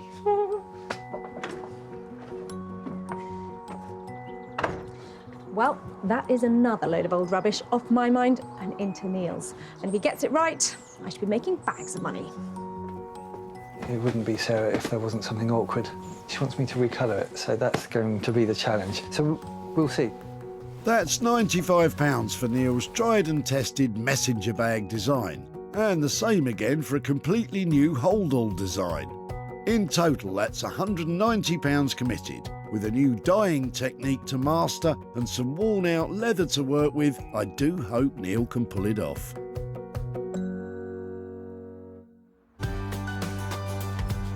With the knackered old blue sofa and those red leather cushions in safe hands, Sarah has travelled back home to Sussex to turn those lighting tubes into treasure.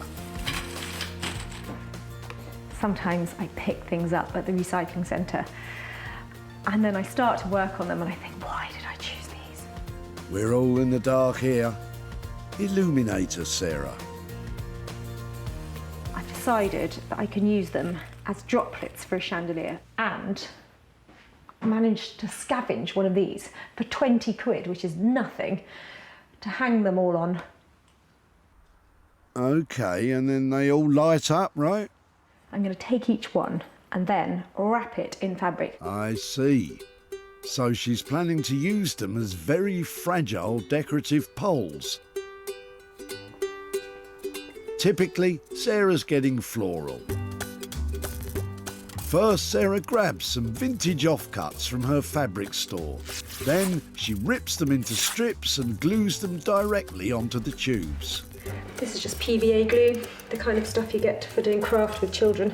But with delicate glass like this, I'd recommend keeping the kids well away. I like this because if the fragile tubes ever were broken, they'd be completely contained inside this fabric. That's the first one done. Just another 30 to go.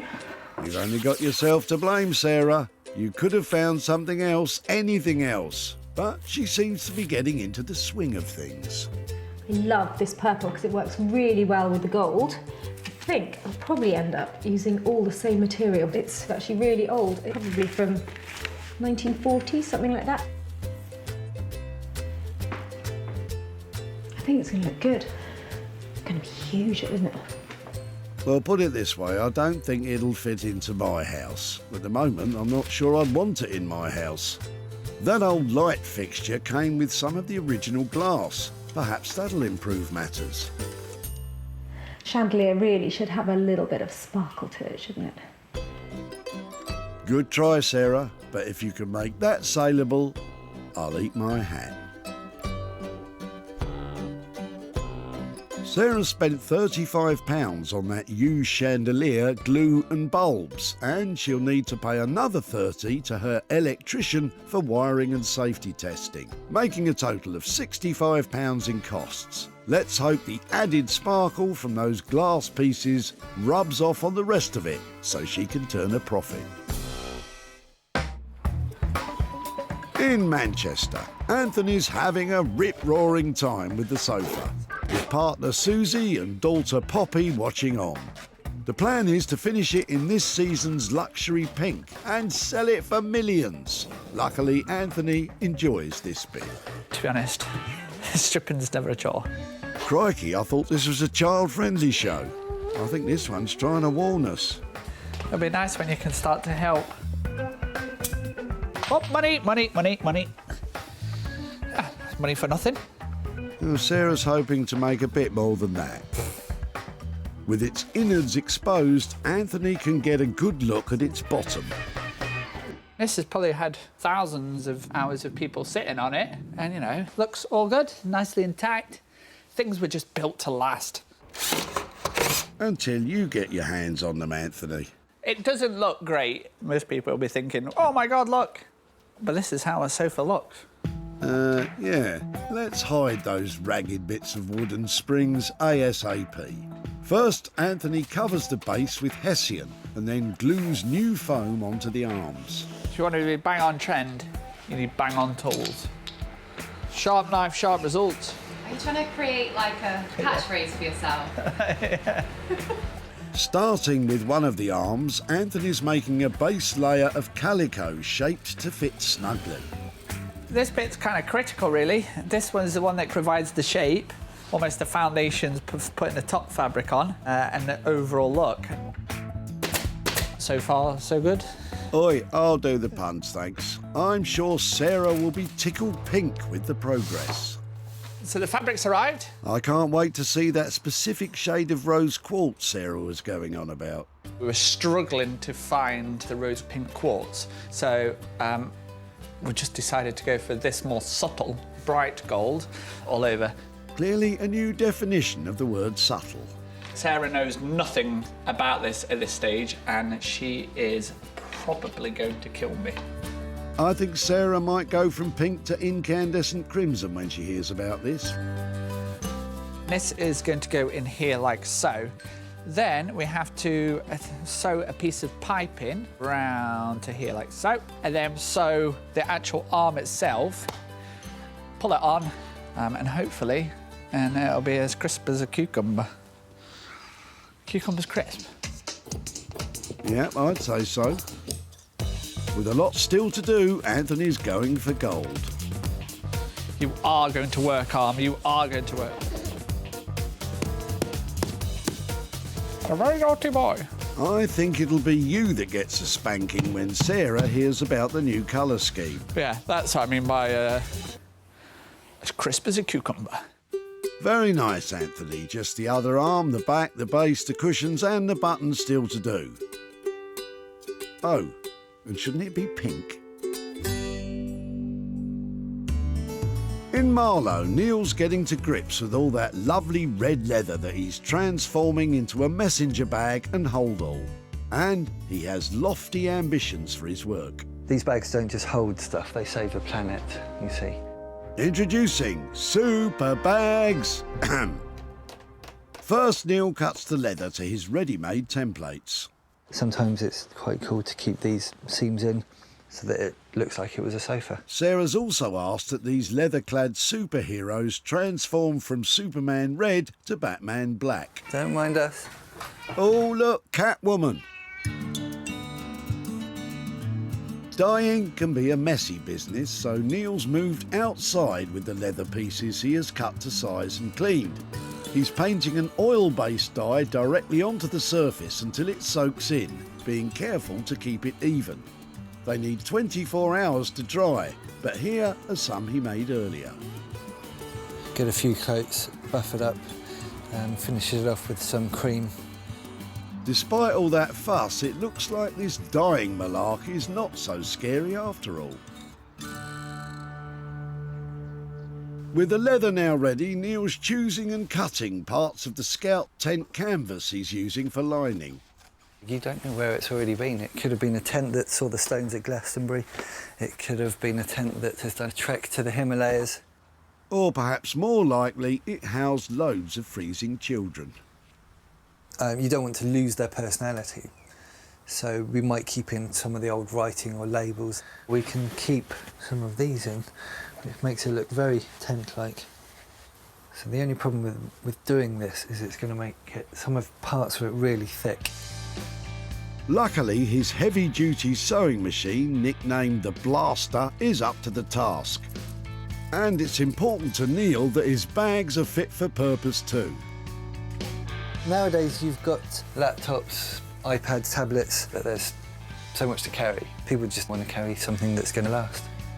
Neil clips and sews the gusset and the back pieces using the blaster. I have to use the clips because you can't use pins with the leather because you'll end up with holes all over the place. You're sewing everything inside out so there's no stitching being shown. So this is the body of the bag. See if you've sewn everything upside down, back to front, inside out. So we've got one pocket there, which is obviously the old tent. One pocket there for your tablet, one pocket there for your mobile phone. Ready to get on? Next phase. That messenger bag still needs a cape, flap, and he's also got to make the holdall, and Neil's never made one before. I need to attach it to the top first, and then I can turn it right side out afterwards. Shall we just leave him to it? In Manchester, Anthony's also hit a bit of a snag.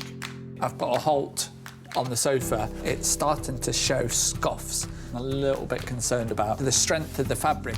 That's unfortunate, and it's a decision I don't want to take, but I really think we're going to have to try and think of something new on this one. I thought that gold finish was something new. But with Sarah after the top end of the market, a scuffed finish isn't really going to cut the mustard. Back to the drawing board, Anthony. In Sussex, Sarah's putting the finishing touches to her glamorous fluorescent tube chandelier extravaganza. You know the one. Well, this is definitely coming together. I'm just finishing off the last bits and getting the crystals in between. And then hopefully I've made something that somebody would want to buy. Hopefully, but I'll reserve judgment until the great switch on. Moment of truth? Oh, I'd say that works. Before, those used glass tubes were fit for nothing. Now, combined with a tired old lighting fixture and some plumbing bits, Sarah has transformed them into a dramatic and original centrepiece blazing with light. It'll need a heck of a hallway to house it. Now the lights are on, I think the crystals could do with a little bit of a clean, but I think when that's done and dusted, this should be a moneymaker.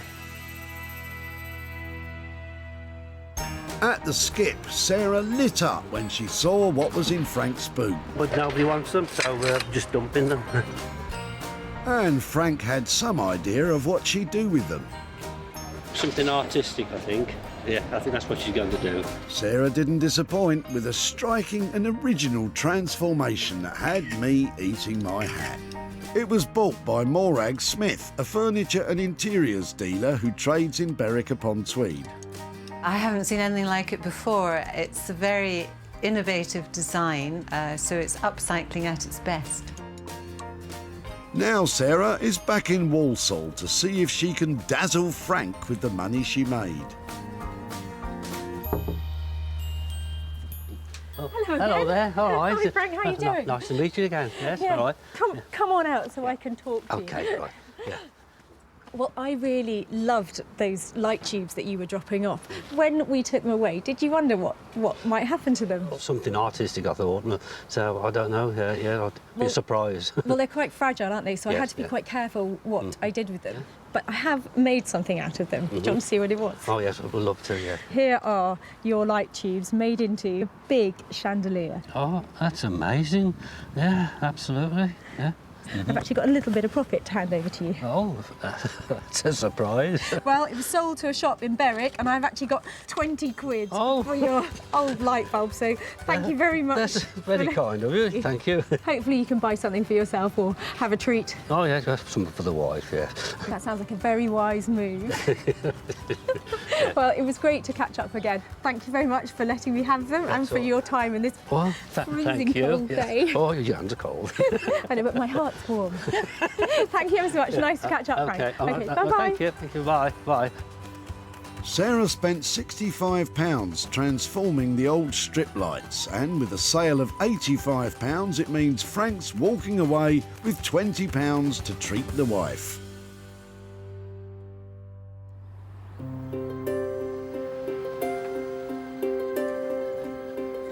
In Manchester, Anthony's had a very long night putting the final touches onto what was an old blue sofa and then went gold for a bit. It's anyone's guess what colour it is now. I think Sarah's going to love it. And you know, on this one, I might have even pleased her because it'll be exactly what she's asked for. And that's just not like me at all. Sarah's invested heavily in this one, Anthony. I hope you've done the right thing. I am so excited to see what Anthony has done with that sad 70s sofa. If he's realised its potential, it should be a fantastic interior design piece by now. Sarah asked Anthony to transform a dilapidated old settee from the 60s into a bang-on trend penthouse sofa. It's now a delicious rose quartz vision. Anthony has given it clean lines and improved its proportions with a single raised cushion. He's added sumptuous piping detailing on the arms, and with flashes of gold on the buttons, he's created exactly the penthouse sofa Sarah was looking for. Hi. Hello. Oh my word. We're liking it? It's front cover, isn't it? It's really cool. I can't believe it's the same thing. Isn't it amazing? Where's the enthusiasm? Look at it. Sorry, I've been up all night. Look at it. I think Anthony's got some owning up to do. Beautiful. I love the little gold Just a touches. little hint. Little bit. A hint, Anthony? Anything to confess? There was going to be a lot more gold. We were going to have this all over. We got the arm on, we got all the front done, and then we had to call a halt because it just wasn't stable enough. And Sarah breathes a huge sigh of relief. Whatever trauma you've been through, I think it's worth it. This is stunning. You wouldn't say that. And just as a little reminder, we also have a... Oh. This is, but the problem is, you'd have just slipped off it. Wouldn't that have been the same though if the sofa had been in gold? Oh, it looked amazing. I know you're tired, okay? I know this is a lot of hard work, but that is stylish. It's got it. You know that thing? That's got it. Despite the whole experiment in gold, Anthony has also managed to bring the sofa in on budget too. I'm really pleased that I've come here and it is pink and it worked out. And I'm going to shake your hand and I would like you to properly say, well done. I'm so pleased. Thank you so much. Thank you, Sarah. Thank you. It was all worth it in the end, Anthony. Wow, that kind of transformation makes a long wet day at the tip really worthwhile. And I know Anthony is not pleased that it's not covered in lame, but as far as I'm concerned, rose quartz means I'm going to be sitting on a gold mine. I just can't believe it's gone from the back of a car to looking like it should be on the front page of a magazine. To be honest, what I'm going to do from now on is just please people, because that was easy. She fell in love with it. I'm happy. Jobs are good. But it's just not in my nature to do that. Sarah swooped in on Jamie and his dad Hiya. to rescue a threadbare sofa. Jamie, thanks so much for letting me have that. She suggested Anthony turn it pink. And after just a little dithering, yes, he did exactly that. Now, Sarah's back in Walsall to update Jamie and Jeff on what became of the dilapidated sofa. How are you both? Fine, thanks, I'm fine. Yeah. So you were clearing out things from your mother's house, is that right? That's right, yeah. She had an accident, she had a bad fall, and she suffered brain damage. She's been in the nursing home now for several months. She was quite happy for it to go to the tip, so that's where it went. Well, you can't fit somebody else's house into your own, can you? Because we all have our own stuff, and I think... I've got enough with all these junk. Excellent, you sound like you're in trouble. Would you like to see some pictures of how it ended up? Well, would Take a deep breath, OK? Go on then. Oh, blimey. Do you recognise that? No. It's amazing, that is. What do you think of it? Amazing. Does it look like the sofa you remember? Nothing like. Now, I've shared it and I've had lots of interest in it, but I haven't managed to sell it yet. Right, okay. But I think there is a buyer out there who's going to love that. And I just need a little bit more time, and then hopefully I'll be back in touch with some profit to share with you. It's in about the money anyway. You've done something with it that's, you know, it saved you going to landfill or being burnt. And Mum will be delighted when she sees that. Really Thank you very much. Thank you. Lovely to see you again, and thank you. Bye-bye. Bye-bye. Bye-bye. With Anthony's labour and materials coming in at over £1,200 and no sale, that equals a substantial potential loss of £1,250. But once that certain buyer with deep pockets has been found, Sarah will be back with a profit for Jamie and Jeff. In Marlow, Neil's transformed those old red leather cushions into bags. And he's doing the last few stitches ahead of Sarah's visit. I've enjoyed it. It's been nice to get a really high quality finished product from fairly challenging leather. The transformation has been pretty huge, so I think she'll be pleased. I hope so. Well, Neil's confident, but will Sarah agree?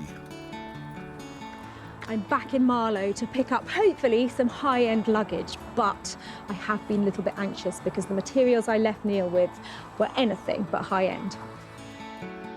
Sarah left Neil with some unsightly and worn red cushions, hoping he could make some luggage. They are now two beautiful handcrafted bags. Neil has carefully dyed the leather to give the bags a high-end sheen. The messenger bag has been dyed black and has pockets galore, incorporating charming details from the scout tents he's used as lining. And that holdall, now a dark brown, is almost indestructible with sturdy straps and reinforced corners. Sarah's got to be impressed with these, Neil. Hiya! Hey, how you doing? I'm very well, how are you? Yeah, really well. Good, come on in. Where are they? Here they are. So we have what they started off as and what they finished up as. Neil, they are amazing. Good, I'm glad you like them. I'm blown away, honestly. Good. I really don't look. I'm really emotional about them. I can't believe, because, sorry, just give me a look at the detail. I've even got little. Yeah, so you can lock I'm the gonna cry. zips. Stop it. Honestly, I don't often get moved to tears by, by bits of leather from the tip. It was fun. The transformation, the dyeing, the changing of the colour. The leather's good enough quality, so it's made a decent bag. It's actually a work of art. I'm crying, don't look at me. Oh dear. So, and then messenger bag as well. Yes, so again, slightly different colour. We've gone for black. As much leather as I could use. And we've got the old toggles from the tent. That was a window, which is now magnetic. It's a big journey from the old burgundy sofa. It's fantastic. Yeah, great. Sarah's delighted with Neil's craftsmanship, but has he blown the budget? I don't even want to talk about money, but I know, I think I left you with £95 per item. Even though there was some extra designing and some extra dyeing to do, it was straightforward, so they've come within budget. I should have no problem selling those. Brilliant. Thank you so much. They are just brilliant. It was a pleasure.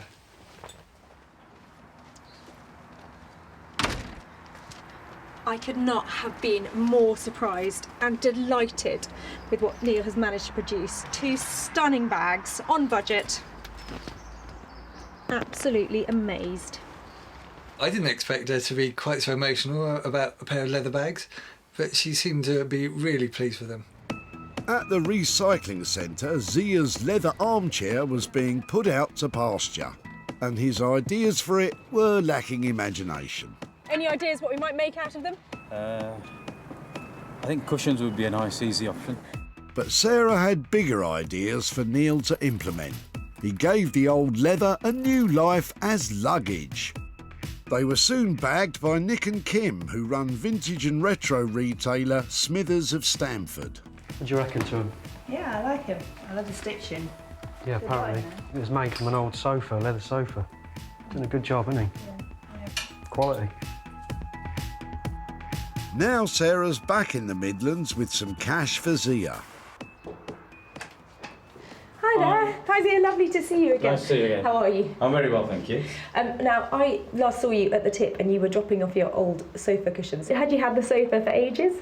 Around 6 or 7 years, and obviously we were about to dispose of them. You know, quite interested to see what you've done with I them. can tell you, they went off to a lovely guy called Neil in Marlow, who specialises in making bags from refound materials. I've got some pictures here of what he made. I want to see what you think. Okay. Wow, that's amazing. I mean, it looks nothing like the cushions we gave you. There's more. He made a messenger bag and a going away bag. That's absolutely amazing. I was really surprised about how they looked. I'd have never imagined that they'd turn out like that. We have actually sold those 2 bags, and I've got some profit that I'd like to share with you. Thank you very much. I've got £60 here to give to you that came from those bags. So that's Thank you very much. Absolute pleasure. Is there anything that £60 is needed for at the moment? I think I'll treat the kids, really. They've just got back from school, so we'll give them a treat. Lovely. Thank you ever so much for your time today as well. No, you're welcome. Thank you. Take care. Bye-bye. Bye. Well, I think Zia was quite surprised with what we did with his old cushions, and as a transformation, I think it'd be difficult to beat sofa into luxury luggage. Neil charged a total of £190 for labour and materials for the bags. Sarah sold them for £250, leaving a profit of £60 for Zia and his kids.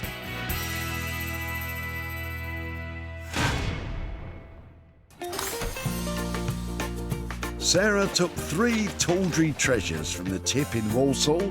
Whose is that then? Jamie and Jeff's blue settee was transformed into a stunning pink penthouse sofa. Zia's worn leather cushions were dyed and stitched into stylish bags. And Frank's fluorescent tubes were delicately dangled to make a unique chandelier. Well, I love those transformations from drab old trash into something rather flash. And with the help of Neil and Anthony's amazing talents, I think we've managed to create some pretty classy items.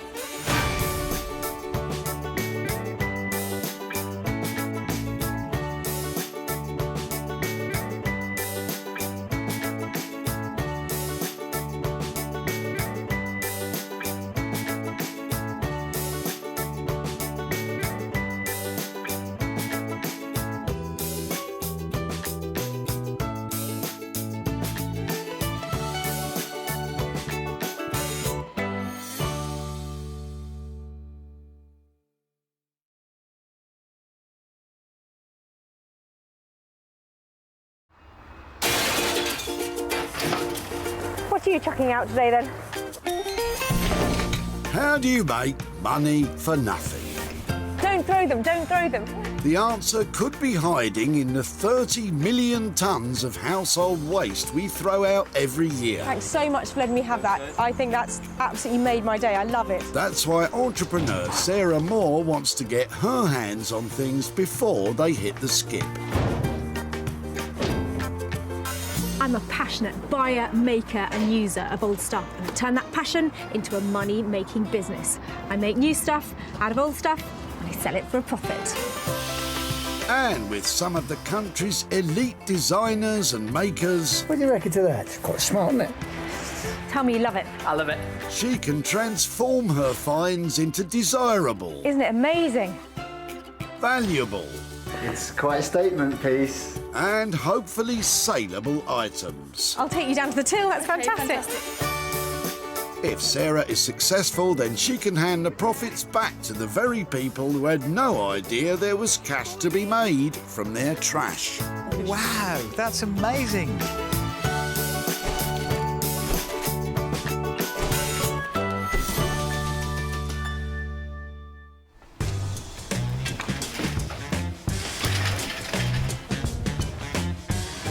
Today, Sarah is at the busy Whitley Recycling Centre in Surrey, where they take just about anything, much to Sarah's delight.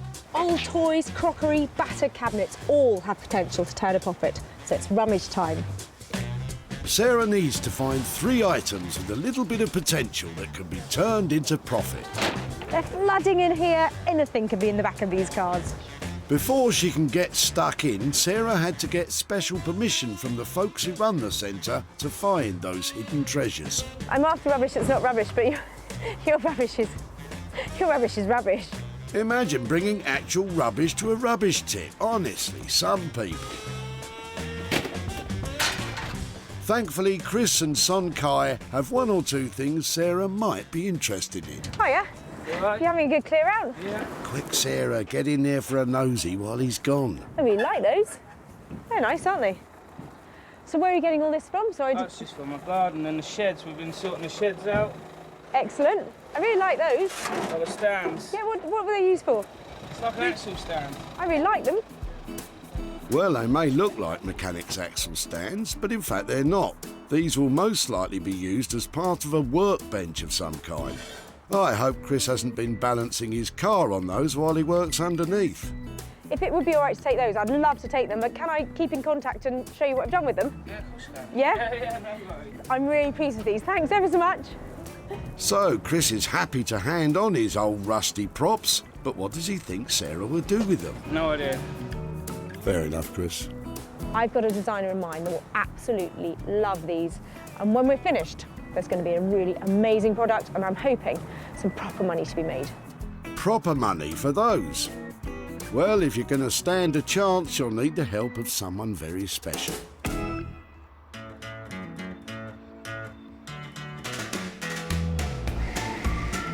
Daniel Heath has a passion for all things sustainable. An award-winning wallpaper and textile designer, Daniel loves adding an artistic flair to reclaimed materials to create made-to-order furniture and contemporary design pieces. When I was a kid, me and my brothers would go and get bikes out of skips and take them to pieces, fix them up, cobble them together, tinker around with them, until we had bikes that we could ride around. And that was great to just find out how things work, how things can come to pieces and can be restored, and how things can still have a value even though they've been chucked in a skip. I just hope Daniel sees the value in these rusty old things.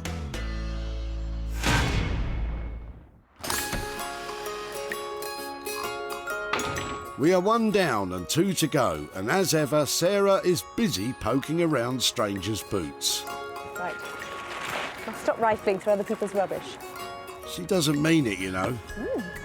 She can't help herself, especially when she spots a familiar car. Oh, you back again? Oh, wow. Brent's been here before, cleaning out his mother's home, and Sarah loves the look of the old chair. So Parker Knoll, very recognisable shape. This is in Mother's bedroom. And has it been there for as long as you can remember? Yeah. Is it comfortable? I can't say I've ever seen it. Is it you or me? You can test it. British manufacturer Parker Knoll has been making quality chairs for more than 140 years. Out the way, let's have a go. This one probably dates from the 1950s, and by the look of it, it's still in good nick. It's really quite sweet. Do you think it's something that we could reupholster, maybe paint? Would you mind us? Yeah, definitely, if it benefits someone. Thank you ever so much. Sarah looks like the cat that got the cream there. But how does Brent feel about letting go of his dear old mum's chair? Hopefully bring it back to life and get some good money for it.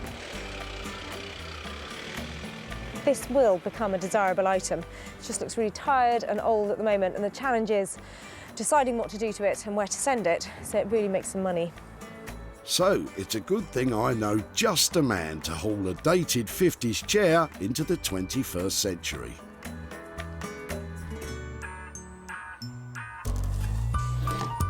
Introducing Anthony Devine. Anthony's unique and quirky upholstery has earned him the reputation as one of the most imaginative craftspeople around. Anthony shares his 20 years of knowledge with the younger generation at his School of Upholstery. Every day we work on something new and we get to experiment, and I love experimenting. I mean, like with the new technology in printing and computers and stuff. I like the new breed of the students we're getting in here where they want to experiment. They've seen what's on the high street, it's not right for them. So yeah, every day in here is new and fresh. And that's where my enjoyment lies. Once I've had a cup of tea and a biscuit. Well, you better get the kettle on, because this one might be a challenge.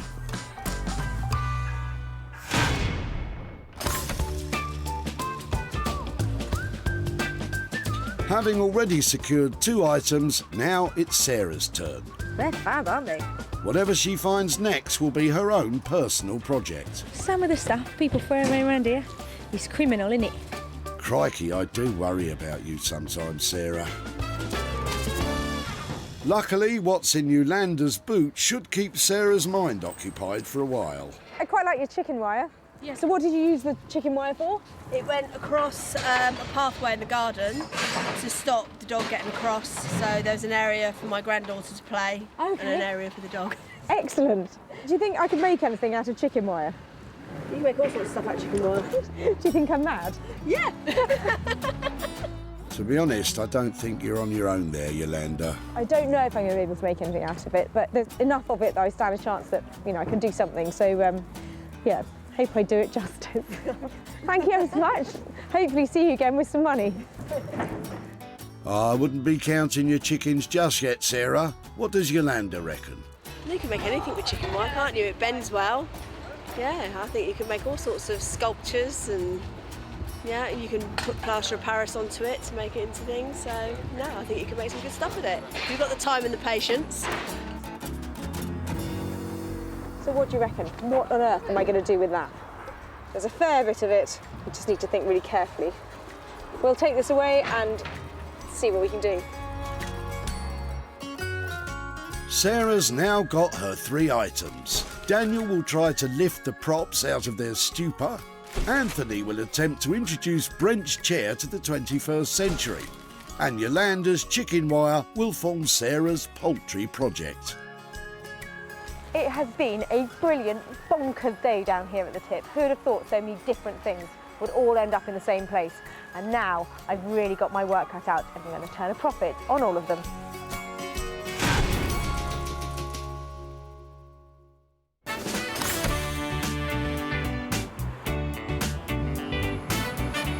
Walthamstow in East London is just a sort of vibrant place where urban grit combines with exciting young design talents. So it's the perfect place for Sarah to unload those rusty metal props, and designer Daniel is standing by. I'm in anticipation. Hopefully, you know, it's something that we can do something really special with. Not too many wobbly legs, that sort of thing. You might want to sit down, Daniel. These are not the most obvious items to bring to Daniel Heath. He's a surface pattern designer that normally likes to print on flat things. But I've got great ideas for these. I hope he likes them too. Only one way to find out. Danny boy. Hello, how you doing? I'm really well, how are you? Yeah, good to see you. And you. Look what I've got for you. Presents. Oh, right, OK. Are we setting up a garage? That's really harsh. I think these... I was going for sculptural, No, they are nice. They fine. are nice. I like the curve. Really impressive, aren't they? Yeah, I can't work out what I'm going to do with them yet. I did think potentially we could raise them up. Do you have any pencils, do you? The height of the stands is adjustable with a little help, Excellent. so that might factor into any new plans. Maybe a console table, side table, I was thinking. Sure. I mean, I'd like a big table, but I'm sort of a bit worried about the structure. They're going to take a lot of weight, and they're quite, you know, really stable. I think we could go for something bigger. Really? You know, maybe we could do something about 2 metres. That's huge, isn't it? Yeah, I think that'd do it. A great big table sounds right up Sarah's street. So, what's the plan? Taking away all the oxidisation and any flakes of paint, and then maybe we could get them coated, get them dipped, maybe get them a metallic finish. I'm loving the idea of metallic. Yeah, this all sounds lovely, dipped, metallic, but at the moment you just have a pair of legs. Where's the tabley bit going to come from? Possibly join some scaffold planks together and sand it back, and maybe I can do something on the top of it. A bit of painting, or maybe printing or applying some pattern onto the top. Magic, absolutely inspired. Well, old scaffolding doesn't cost much, but metallic dipping sounds expensive. In order to get these looking their best, to make that top, I think we're talking around £600. And, you know, it's going to be a one of a kind. Well, I'll leave you the props, and I'll see you very soon. Great. Nice to see you again. Bye. Those props are really going to pack a punch when they're transformed into a dining table. When it comes to selling, size is important. A big table, I can make a big profit. Sarah is certainly thinking big, but Daniel's an expert in print design, not table making, so taking on this project is a real risk for him. It's a challenge, and they're interesting, they're exciting, but they really need a lot of work. At £600 outlay on materials and labour to transform the rusty props into a table means a big gamble on turning a profit.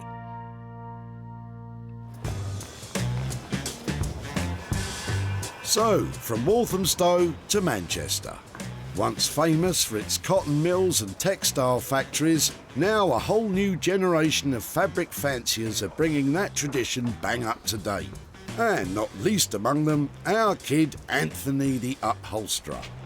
Sarah is about to drop off the Parker Knoll chair, but will it be love at first sight? When you see some chairs, you just know. You know that this is the one, and then it's a matter of teaming it up with the right fabric, and then from kind of ugly swans become beautiful things. Ugly swans? I don't think that's a saying. I slightly lack confidence in this chair. I want it to be amazing, but there's something about the legs and the styling of it that just worries me a little bit. I wouldn't write it off quite yet, Sarah. Let's see what the expert thinks. Do you like my chair? Oh, take it up there. Take it up there. Take it up there. Oh, maybe you were right. So what's the plan then to turn this round? We need to do something with the legs. The legs don't work. Burn them, maybe? Something. Make a chopping board out of them. So I did have some ideas about it because of this ugly juxtaposition of stuff going on here. My thoughts were, really like this bit actually, keep it nice and sleek, and then explode something on the seat. I was thinking powder puff, satin. Powder puff? Embrace it. Come with me on this journey. It's powder puff? You know when your granny had talc? Yes. And they had that kind of puffy thing that they were like puff, puff, puff. Oh, right. That's what I mean, powder puff. Like a rabbit's tail on the seat. Right. Well, I'm glad we cleared that up. Would you embrace a kind of Mongolian sheepskin look on the seat? Would you go for something hairy or something like that? Yeah, I now understand powder puff. Hairy? Did you just say you wanted a hairy chair? Sounds itchy, but what do I know? How much is it going to cost to make your Mongolian hairy chair? I think I'm going to struggle to sell this for heaps of money. So it is a kind of Anthony's ingenuity test, this one, to see how far a small budget can go to make this into a big profit. Powder puff, no budget. I mean, like, what do you expect me to do here? I was hoping, are you ready for this? 250 quid. That's a full house. Ah, powder puff, 250 quid. I think what we'll do is we'll set it at 265. 265, I leave it with you at that. Just go for it, work the magic. Yeah? Mint. Fab. Don't you just love it when I come and visit you? Oh, yeah. Find me some sheep. Hairy sheep, Mongolian hair. Oh, my goodness. Who would have thought that Anthony would take on the powder puff challenge? Such a weight off my mind because I worry about the profitability of that chair. Sarah may have got a great deal, but quality sheepskin can't be cheap. Will Anthony really be able to transform it on budget? It's just making sure we throw enough at it to get the right selling price, and obviously something left in it to buy the biscuits. Anthony has only £265 to spend on materials and labour. He'll have his work cut out to turn a dated 50s armchair into a modern sheepskin-covered stunner.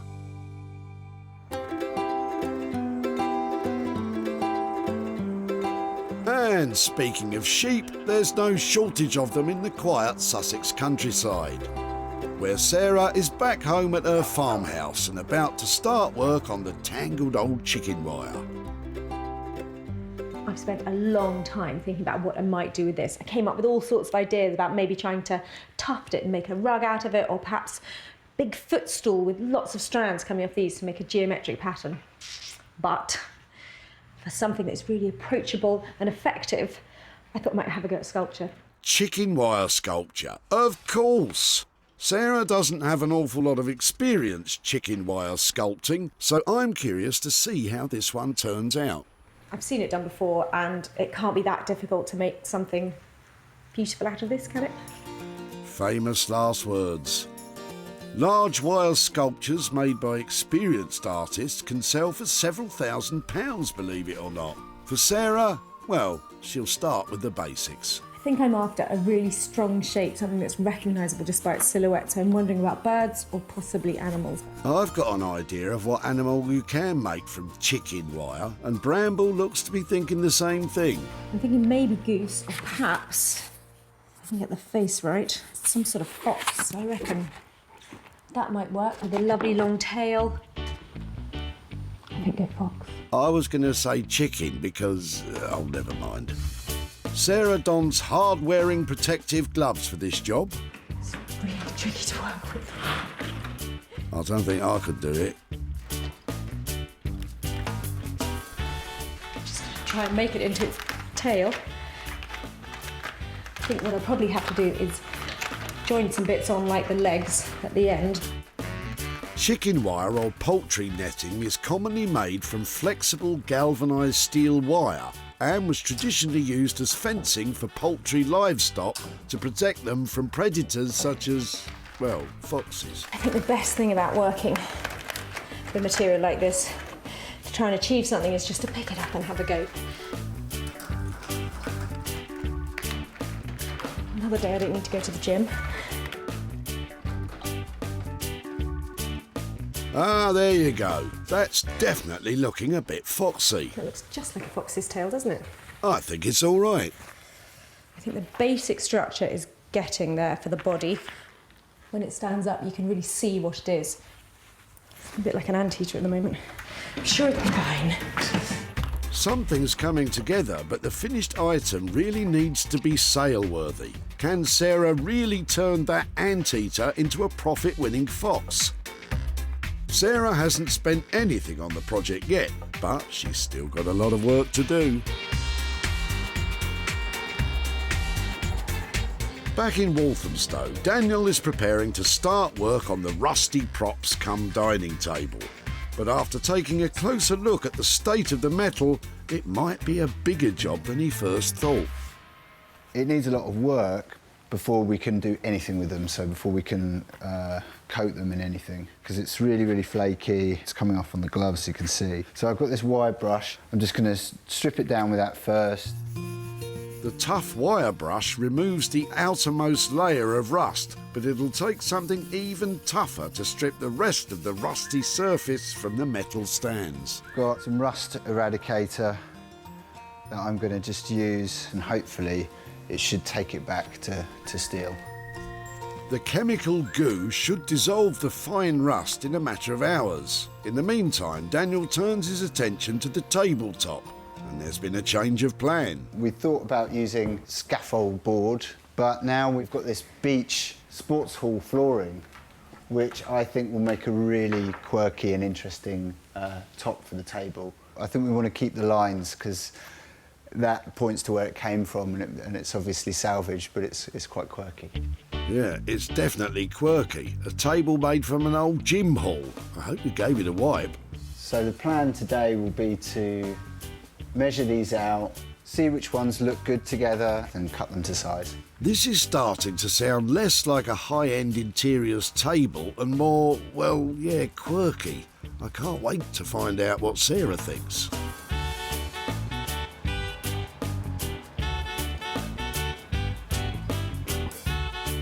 Back in Manchester, upholsterer Anthony has already stripped the Parker Knoll chair. There we go, with the help of his assistant, Marianne.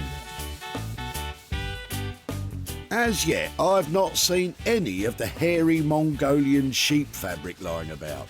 Perhaps he's come to his senses. So we've finished stripping it now, and we're basically getting the arms and back legs prepared. So I've taken out the back to sand it all.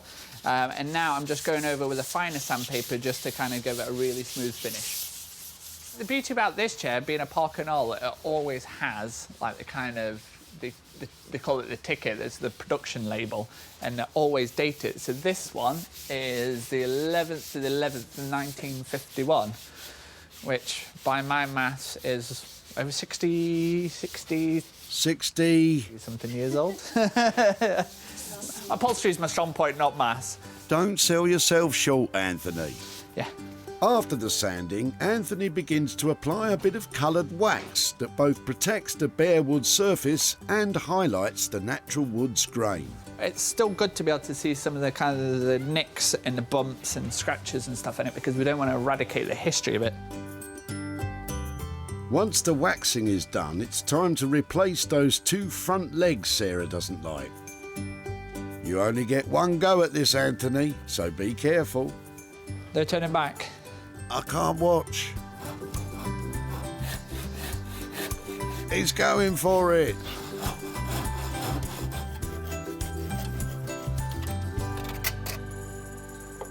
All right, stand it up. Ta-da! Done. Well, not quite. Anthony is adding new slimmer legs which complement... Oh, careful. I need a few screws. I think that'll be best. The new slim legs will give the chair a more elegant and hopefully saleable look. So what do you think, Anthony? It might be a bit wobbly. After the other leg is attached, Anthony turns his attention to the chair's new padding. He's using classic and modern techniques to re-stuff the chair. So this material is made up of all recycled bits and pieces, and we use it's called layered felt. And this here is to create a lumbar support, and then we'll build up a few more layers over the top. After the layered felt and support, Anthony adds a softer layer of cotton padding for comfort. Feather that side up to there, and we'll staple that in. He then adds a layer of fire-retardant calico to bring the chair up to modern safety standards. Oh, and here comes the next apprentice. It's Anthony's daughter, Poppy, come to supervise her old man. Is that good? You happy with that? You tell him, Poppy. I think Sarah's going to like it. What did you say? Bang on trend? With Poppy's encouragement, they're making real progress. We're good? It's quite nice, isn't it? Yeah. It's looking better, but it doesn't much look like a sheep.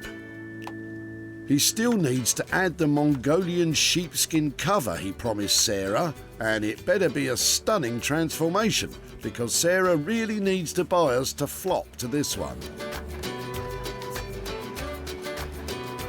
Back in Walthamstow, Daniel has turned his attention to the tabletop.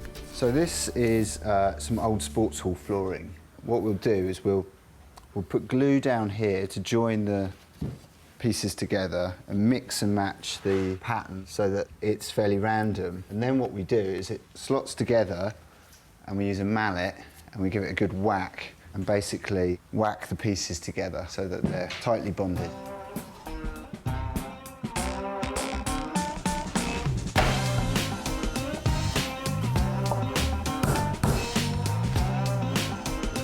Once Daniel has finished playing whack-a-plank, it's on to the next stage. So I'm quite happy with this now in terms of width and the length of the table, how it's looking. It's all been glued and bonded together, so the surface is good.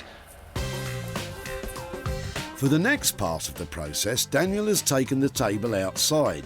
He's using a chemical stripper to remove the varnish, which should always be applied in a well-ventilated area.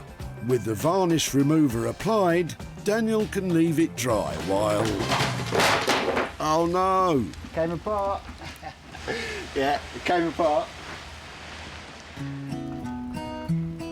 This isn't good for Daniel. Not only will he have to reattach all those planks, but he'll have to rethink the whole design, because a table that falls to pieces isn't going to fly with Sarah. And talking of Sarah, she's finished her chicken wire fox sculpture and is now putting the finishing touches to a decorative base it'll be presented on. I just keep thinking how ironic it is that I'm making a fox out of chicken wire. Yep, it's the ironic Mr. Fox.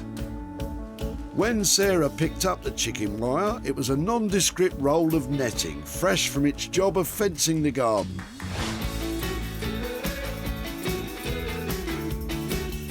crafty Sarah has now created a stunning sculptural fox ready to lark through any darkened woodland.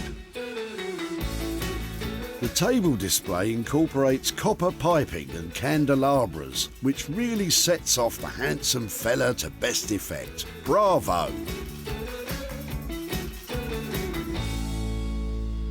Well, he's all done, and he really is a bit of fun made out of some chicken wire, but hopefully he's got the essence of foxiness needed to make him saleable. I mean, I quite like having a go with things like this because you just don't know what you're going to achieve.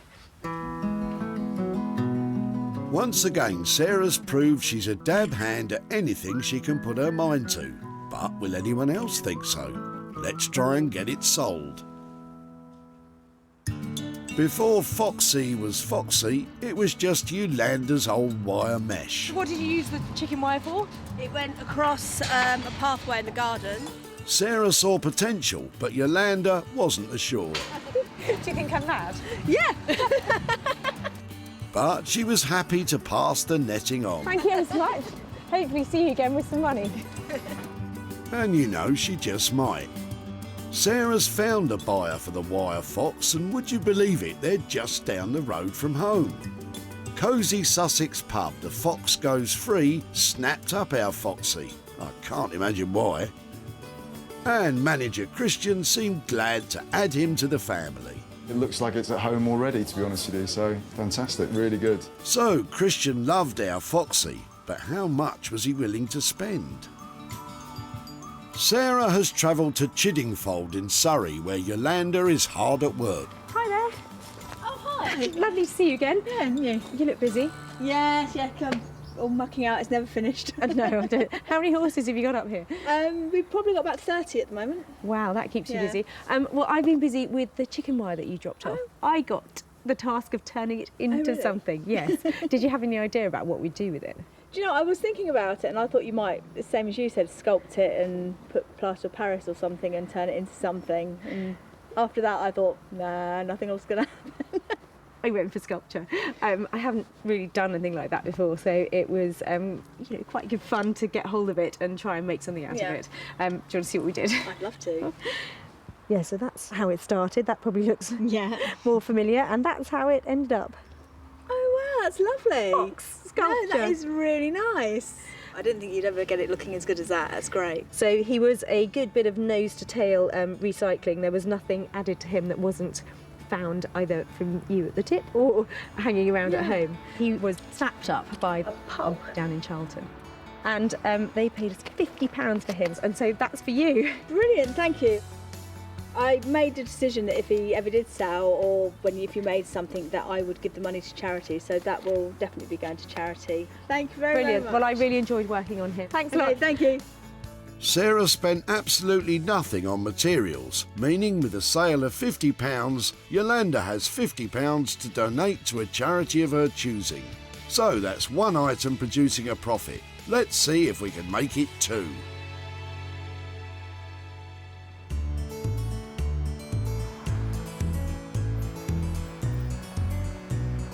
Back in Walthamstow, London, Daniel is putting finishing touches to the quirky table. When we left him, it was in pieces. So, has he managed to produce something stable and saleable? So Sarah's on the way. She's going to have a surprise, I think, with this table because it's quite different to things that I've done before. Yeah, it's fairly anxious that she might not be expecting it, and I hope she likes it anyway. I hope she likes it. Well, I'm back in East London to find out if Daniel really did manage to make a dining table. He'll have had his work cut out, that's for sure. They started off as two dirty, flaky, ancient metal props that had nowhere to go but the dump.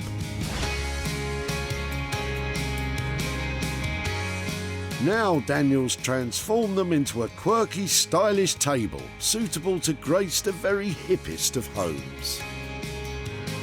The rusty stands have benefited from a slick and glossy new paint job.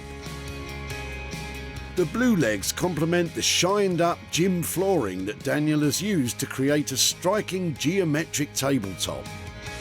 That certainly looks like it's not going to fall apart. Here we go. brilliant. Oh, Daniel, that's great. It's Thank so you. fresh. It's quite poppy. We've stabilised the legs and we've kind of made them, yeah, quite bright and fun. It's beautiful, and I love this reuse, this gym floor, was it? Yes, yeah. Fantastic. And the table is also highly adaptable. The height can be adjusted easily for use as a dining table or a workbench. I think that having it as the multi-height thing is really clever, because this is now accessible in every room, isn't it? Yeah. They can stash it to one side if they've got something happening in the room. After the tabletop fell to bits in his workshop, Daniel added steel bars to strengthen it, so it's hard-wearing as well as attractive. And saleable, don't you think? I think so, yeah. One of a kind. Yeah, that's what we like, isn't it? Yeah. Just like you, Danny boy, just like you. Okay, well, I think that's looking like a profitable piece for me, and that's good news. And I think you've created a truly special piece of furniture. Well done, thank you. Thank you very much. Cheers, Sarah. Well, I have just picked up the first ever Daniel Heath dining table. Turns out he's rather good at them. That is definitely going to be saleable. I was pleased that she was pleased with it. I think it's quite different from other things that I've done, and it's quite fun. So, yeah, delighted. I think because this item's quite flexible for people, you know, it's adjustable. I think it's quite a. Hopefully it will sell. Yeah, hopefully it will appeal to a lot of people. But you know, we'll see when it gets out there.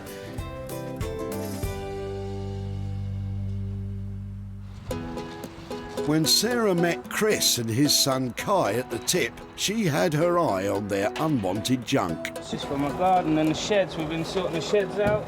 Man of few words, Chris couldn't fathom what could be done. No idea. But he was happy for Sarah to spirit them away. Can I keep in contact and show you what I've done with them? Yeah, of course you can. Thanks to Daniel, the props are now transformed. And Sarah's meeting reclaimed and retro furniture dealer Nick Smith to see if he'd be interested in buying it. Fancy a game? Oh, hi Sarah. You How right? you doing? Yeah. Right. What do you reckon? Yeah, this is really nice. I want it on my site, definitely. I'll shake on it now, I'll have it. Deal done. So the table's heading for his online shop Smithers of Stamford. Now Sarah's on her way to the village of Whitley in Surrey to update Chris on what eventually became of his rusty old stands. Oh, yeah. Oh, yeah. How are things? Good. So you were dropping off the props. I think you said they'd been hanging around for ages. Is that right? Was just clearing the garden out. So they'd obviously had a bit of wear to them, and they were a bit beaten up, weren't they? Rusty and that, yeah, definitely. Yeah. Well, they were very lucky props. They were taken to Walthamstow, where there is a fantastic designer called Daniel Heath. Yeah. And I took them to him because I knew he'd be inspired to you know, like, do something fabulous with them. Yeah. And so he did. Do you want to see what we did with them? Yeah, definitely. OK, so here they are, repurposed as a dining table. Yeah. Oh, wicked. That's awesome. Do you think? Yeah, definitely. It wasn't difficult to sell what he made. Yeah, definitely. I did manage to make a little bit of profit for you on them. I've got £400 worth of profit here. Really? Yeah. Surprised about that? Yeah, amazing, isn't it? That's well good. I don't know what to say. Chris is speechless, but what will he do with his unexpected loot? Take kids out, go and buy some toys, take them out for the day. That will come in handy then. 100%, yeah. Excellent. Altogether, we had great fun with your old props. So yeah, definitely. I'm going to say thank you so much. Thank you very much. And thank you very I'll much. be looking out for you at the tip again. Appreciate it. Thank Take you. care. Appreciate it. Thank you. Sarah spent £600 on Daniel's materials and labour to create the table. In the end, she sold it for a thumping £1,000, which left her with a profit of £400 to hand over to Chris for his day out with the kids. Marvellous. That's now 2 items producing profits. So it's over to Manchester to see how Anthony got on with the Parker Knoll Oh, is that the Mongolian sheepskin? He really wasn't lying about the hairiness. I've never done anything like this before. I mean, if you look in my toolbox, there's one thing I've never carried in there before, and that's my clippers. So I've been shaving the chair, stood there like a hairdresser, snipping away at it, looking, making sure I'm fluffing it all up. Yes, that's been a whole new experience. I am really hoping that Anthony has managed to embrace his feminine side and turn that retro, rather unattractive chair into a fabulous powder puff piece. The old chair was certainly a bit dated and drab, but now here we go. OMG, what on earth is that? Well, Sarah wanted a hairy chair, and that is the hairiest chair I've ever seen. Anthony shouldn't have even bothered changing the legs, you can barely see them. That is a triumph. Well done. One powder puff. Isn't it fantastic? I actually really like it. I really like it. I think that's perfect with that wood like that. Yeah. That is beautiful, isn't it? What have you done on the back? So the back, Oh, cool. all upholstered and fixed. It's a beautiful finish. It's really lovely, isn't it? Well, we're thinking already about having one at home. Yeah, I'm sure it'll fit in nicely with your hairy living room. But after all that, Sarah seems delighted. I think it's a triumph, and that's going to sell, isn't it? Well done for making it look like that, because it could have looked really shabby, and now it just looks chic. It's amazing. Oh, Anthony, you've gone all fluffy. Steady. Now that is a totally spectacular transformation. It's gone from tired and old to luxury, fluffy and fantastic. And it's really commercial. I had absolutely no doubt that Sarah would like this one. I mean, you've just got to look at it. It's Sarah safe. There's nothing too crazy about it. I knew she was going to like it. Lots of people are going to like it, so I reckon it's going to be an easy sell. Well, Anthony, I hope you're right. Sarah first met Brent at the tip as he was busy clearing out some of his mum's things. Parker Knoll, it's written on, even I can tell that. Once Sarah spotted it, she was eager to acquire the skip-bound seat. Would you mind us getting stuck into it? Is it sentimental value or...? No, you carry on. Really? Yeah, Well, I suppose it's come to the tip. Anything from here is on the way up, isn't it? Yeah, definitely. If it benefits someone. Brent was happy to see the chair move on, and Sarah was sitting pretty. And the challenge is deciding what to do to it and where to send it, so it really makes some money. The challenge was met and exceeded, with the chair finding a new lease of life. And what's more, Nick also snapped this item up. But I think his wife Kim liked it more. The Yeti, they call it, apparently. Yeti. The Yeti chair. Wild mane. Steady on, Kim. Sarah's travelled to Whitley in Surrey to show Brent the Yeti and hand over some cash. Hello there. Hi. Hi, how are you doing? Good. Good. I have been waiting to catch up with you about your Parker Knoll chair that you left at the tip. Yep. Now, it came out of your parents' house, is that right? It did. So, your chair went to Manchester to a fantastic upholsterer called Anthony Devine. All right. And he had one look at it, and I'm going to brace yourself, okay? Because Okay. I'd like to show you how it ended up.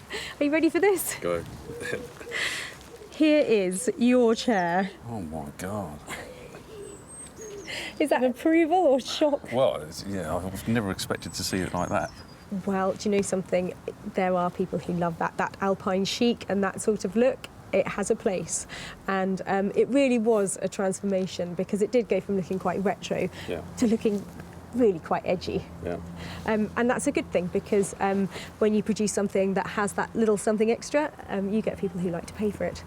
So I've sold it. Wow. Yeah, and I'm going to start off with the £5 there, and I think I've got just another £130 to go with it. And that's after it's all been done. That is, Anthony was paid for all of his work, and that has been sold to a vintage and retro shop who absolutely loved it. Crikey. Bit of a surprise there. Yeah, definitely. Anything that springs to mind that you might do with that money? I think probably the prostate cancer charity. Okay. Father died of that last year, so Oh dear, I'm so sorry to hear that. yeah, put it towards that. Okay, well that's a lovely thing to do, and I hope you don't mind what we did to your chair. Not at all. That's definitely interesting. Thank you, that's a really nice way of putting it. Thank you so much for your chair. No problem. Thank you. Bye-bye. Bye.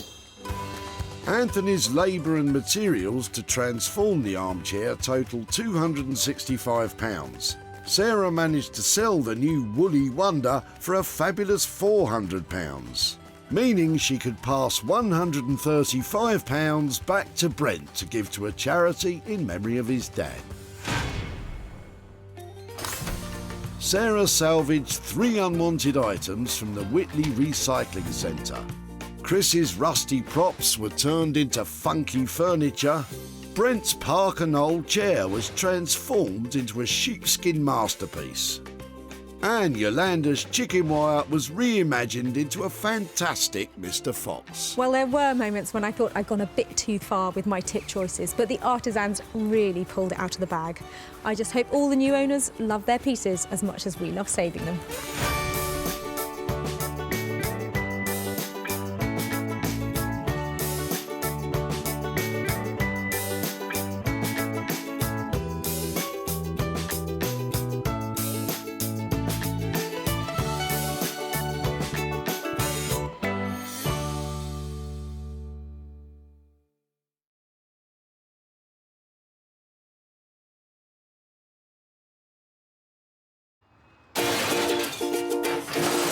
Have a little rummage around in your rubbish. How do you make money for nothing? I love that. The answer could be hiding in the 30 million tonnes of household waste we throw out every year. So heavy, they don't make them like this anymore. Look at that. That's why entrepreneur Sarah Moore wants to get her hands on things before they hit the skip. I'm a passionate maker, buyer and user of old stuff, and I've turned that passion into a money-making business. I make new stuff out of old stuff and I sell it for a profit. And with some of the country's elite designers and makers, Say something nice about it. My juices are flowing in this one. They are going to be wow. she can transform her finds into desirable, Isn't that stunning? valuable, Oh, wow. and hopefully saleable items. That is bonkers. If Sarah is successful, then she can hand the profits back to the very people who had no idea there was cash to be made from their trash. Got £350. Whoa.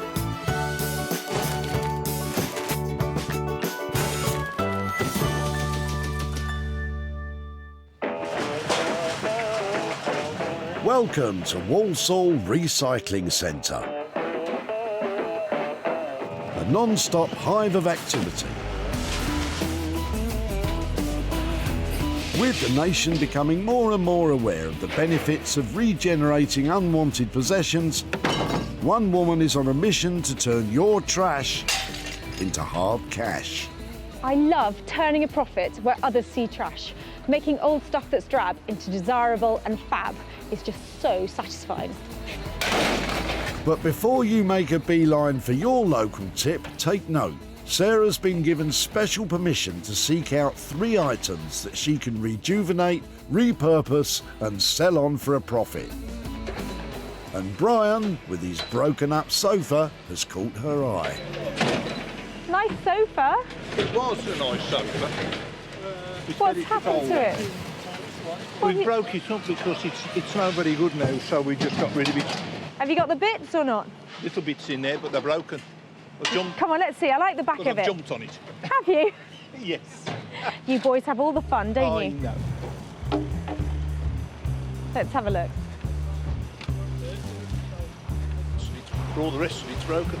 Have you got the arm bit? Have you got the other in bit? there somewhere. Are those its legs? That's it, those are the legs. Oh, I'm loving it more by the minute. So that goes on there. Come on, Sarah, you must be well used to the game of furniture jigsaw by now. Oh yeah, that bit goes there. Great. All the cushions are in the back of my car. Brilliant. So that's 1970, that sofa. Check out the expert eye. I'm impressed. It's written all over it, it's got a date on it. Oh, right. Expert, you see. That's cheating. Now I've got all those bits that you've smashed up. Do you think I could take them away, put them back together and see if I can make it back into a lovely sofa again? Well, I don't know, because part of it's broken. You could try. I shall definitely be able to get that fixed. Fine, that's great. The question is, what will become of Brian's old sofa? I don't know, to be honest. I don't know. It'd be good to find out. I know what you're thinking. She's bonkers.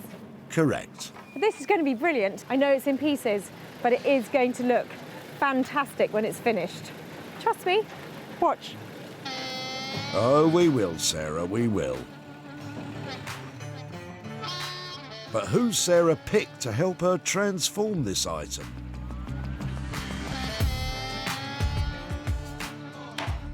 Say hello to Josh and Ollie, designer makers, business partners and best pals.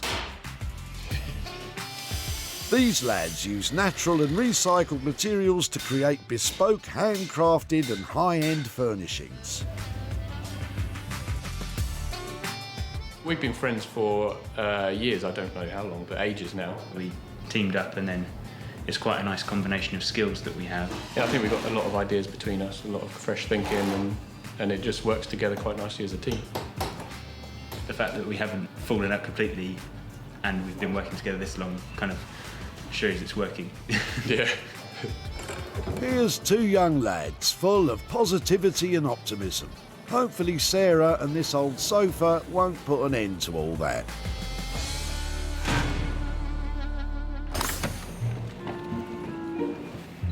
One down, two to go. 2 speakers. They look a bit modern for me. Come on, Sarah, you're not that old. There's nothing like a trailer full of potential to get Sarah excited, which is exactly what Derek has to offer. Because we're moving house, but because we sold so quickly, we haven't got a house to go to. Well, sometimes you've just got to take the money, haven't you? Really? And we're moving into our caravan for 4 months because we're going to Spain. Get away from the winter. But before Derek jets away to Spain, there's clearing out to be done, and Sarah dives right in. That's quite cool. It feels to me like you might have something good in here. Nope. Golf, putting, no. That's why you can look beautiful with it. Thank you. Oh, you charmer, Derek. I think there might be something in here. I've just got to make sure it doesn't go in there before I spotted it. I love a little rummage. Really, Sarah? You'd never guess. That's teetering on the retro, isn't it? It's all very retro, this is. How long have you had that? Yeah, about 30 years. I might have to take that one. Would you mind if I took that? No. And if you sell it for 50 quid, you've got to give a donation to charity. I tell you what, if I sell it for 50 quid, I'm coming back to you and I'll show you what I've done and you can choose a charity. Item found. A little stool that's been around a long time and will now hopefully be around a lot longer. Something we bought in the 60s and then got relegated to the garage, and I used to use it to rest things on, spray things on, as you do. I think I've only saved this because I want to sit down, but the appeal comes with these tapering legs. There's something about them that just makes it look a bit finer than the usual bar stool, and I'm hoping, even though there's only one, it might be quite commercial. So who will be tasked with transforming potential into profit?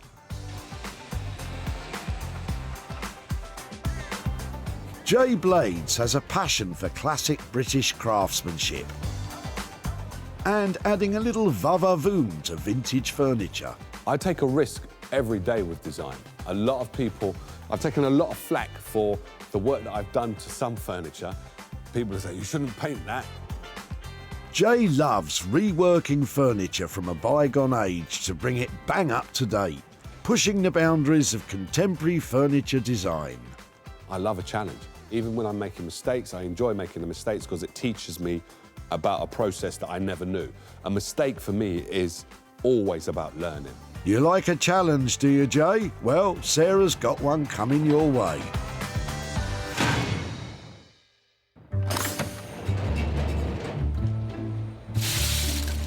It's all me, me, me with Sarah, but for good reason. It's now time to find a project for herself. I would say if it's made out of chipboard, I can't do much with it. And it doesn't take long for Barry to present Sarah with a toy from the good old days. What's in your bag then? Throwing anything good out? Well, an old railway station. That does look cool. Very old. Can I have a look at it? Yes, you can. So this was yours, was it? Well, funny enough, I was working in a toy shop. Right. In the late 50s. Right. And all through this year I've kept them. My children have played with them. Yeah? The grandchildren have played with them. It was a well-loved toy, but for the past few years it's been gathering dust in Barry's attic. So age-wise, it looks kind of Art Deco or... It is old, fella. So it's... I don't know what... It's the Tricks Many Ways station set, made in England, number 22. Beautiful cast aluminium, it's lovely. So I definitely don't think that this can go into the metal. No, I would really like to do some research on it and find out if it's collectible, if it's the kind of thing that people are still buying. Yeah, it's lovely. Look at that bit. Yeah. That must be the middle of the roof somewhere or something, mustn't it? Yes. It's got such lovely styling. Somebody's going to want to buy this. Yeah. Somebody will have all the other bits. I love it. For Barry, the idea of Sarah breathing new life into a toy so close to his heart is one which he's clearly happy about. The whole family's played with them. They've enjoyed them. We've fixed them up together. So nice. How cool is this? I really don't know what I found here. It looks like the kind of thing that might have been made in mass production early in the sort of 30s, but I love the styling on it. I'm loving the aluminium and the fact that it has such great colour on it. I'll have to have a really good think about this because this could go in all sorts of different directions. Quite cool though, isn't it? Very cool, Sarah. It's been a good day at the dump and Sarah has 3 very different items. Josh and Ollie will be dealing with the broken up sofa, Jay will transform the slinky stool, and Sarah will get creative with the toy railway station set. Transforming today's eclectic selection of items is going to be just the challenge we love, but there's going to have to be some radical transformation if we're going to really bring the money home.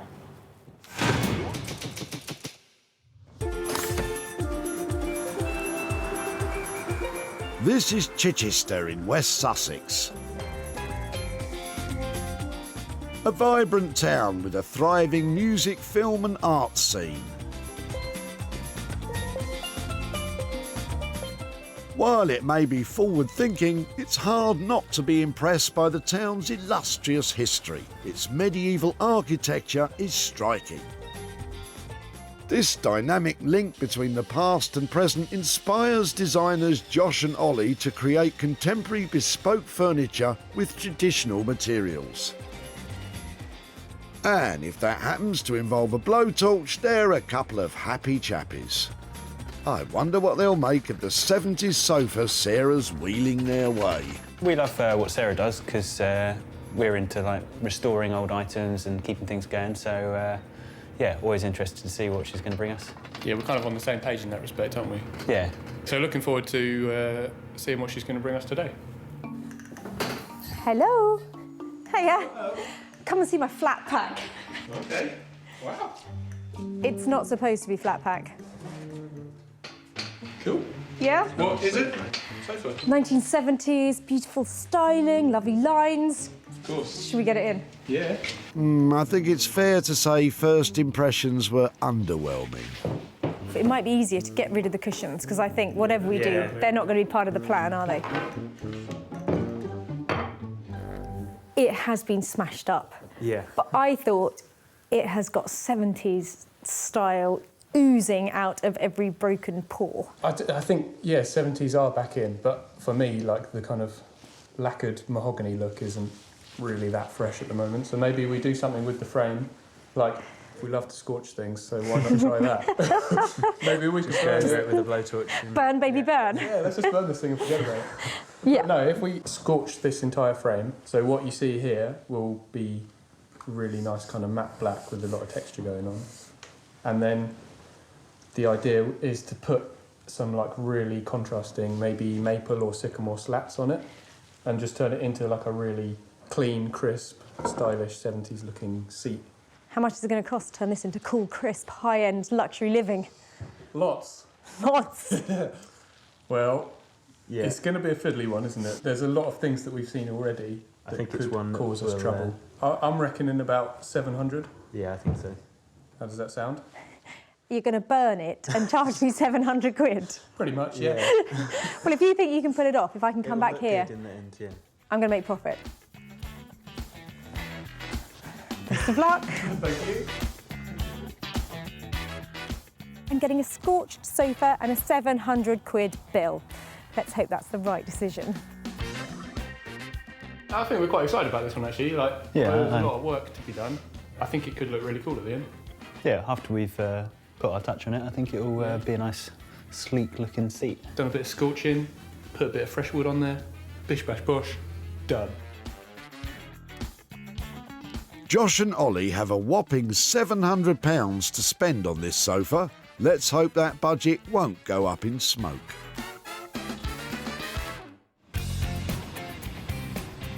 Welcome to Wolverhampton. The local council have a grand vision for its future, to encourage people to come from far and wide to study, work and shop in a booming independent retail sector. This encouraged Jay to relocate his business from outside London and set up shop in the city. Here's hoping he likes the surprise Sarah has in store for him. I'm hoping it's something timber-wise, real timber. Nope. Sorry about that, Jay. But knowing Sarah, she loves to set me a challenge and tries to trip me up every now and again by bringing me something that I've never worked on before and just say, like, have a go at that, Jay. I thought you would like that. Hello, how we doing? Hey, I'm good. How are you? I'm very, very good. Very good. Wow, what have you got me? You good? Well, something slightly out of the ordinary. Wow. Okay. I know it's not wood. Shall I tell you what I'd do with it? Okay, yeah. Wow. If this was mine, I think I would probably try and make the legs into like amazing, long, gold, beautiful legs. Yeah. And then I'd cover the top and the back in a powder puff of Mongolian sheepskin covered in kind of pink tinge. Wow. But I thought I'd bring it to you and hear what you do with it. Because I don't think you're the powder puff type, really, are you? No, I'm not. I like your ideas, though. I do, and I'm holding pink as well. But I do like your idea. It is nice, but not. He doesn't. He's being polite. No, He hates it. I do like our idea, but I wouldn't do pink fluffy stuff. Even though I have a pink duster, I'm not going to do the pink. I'm going to do something different. I'm going to do something interesting. I am going to recover these bits and make that a real focal point. Yeah, we're going to make this one look really, really special. It's going to look the business. Okay. Does the business cost the fortune? If I was using pink fluffy stuff, it would cost a fortune. But I could probably, I would say I could do this one for about, it's just a simple recovering, polishing up. I'll do this as a cheap one, to tell the truth, so that'll be about £30 I'll do that one for. Okay, well, use your 30 quid wisely. I will do. And I'll leave it with you. Okay. Take care. Take care. Well, I'm a teeny tiny bit disappointed that Jay didn't take on my idea of powder puffs and gold legs, but I've got high hopes for my singleton stool. Sarah's smiling, but Jay's looking somewhat perplexed. She loves to set a challenge, and here it is. I think the style of the stall and the shape and the form is really, really nice. So hopefully I should be able to do something with the fabric. It's a really simple idea, just recover. With a budget of £30, will Jay be able to rise to the challenge and meet Sarah's high hopes?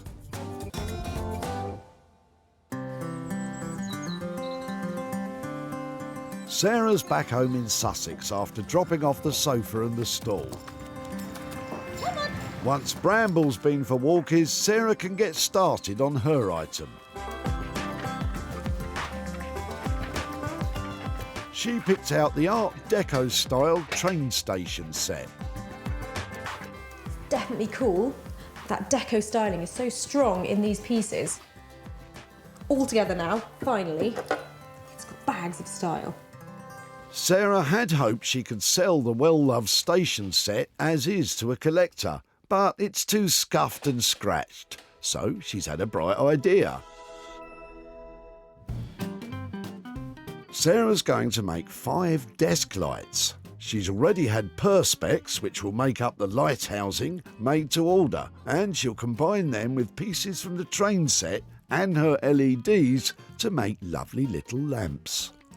So these are the bits back from the fabricators, and these are the windows, the roof and the side sections, and I'm hoping they all fit together with our train set to make a lovely little desk light. But it's not looking very impressive at the moment. Each perspex light box is made up of 8 separate pieces, which Sarah will have the oh-so-fiddly job of gluing together. There's one set's worth there. I've got some 2-pack glue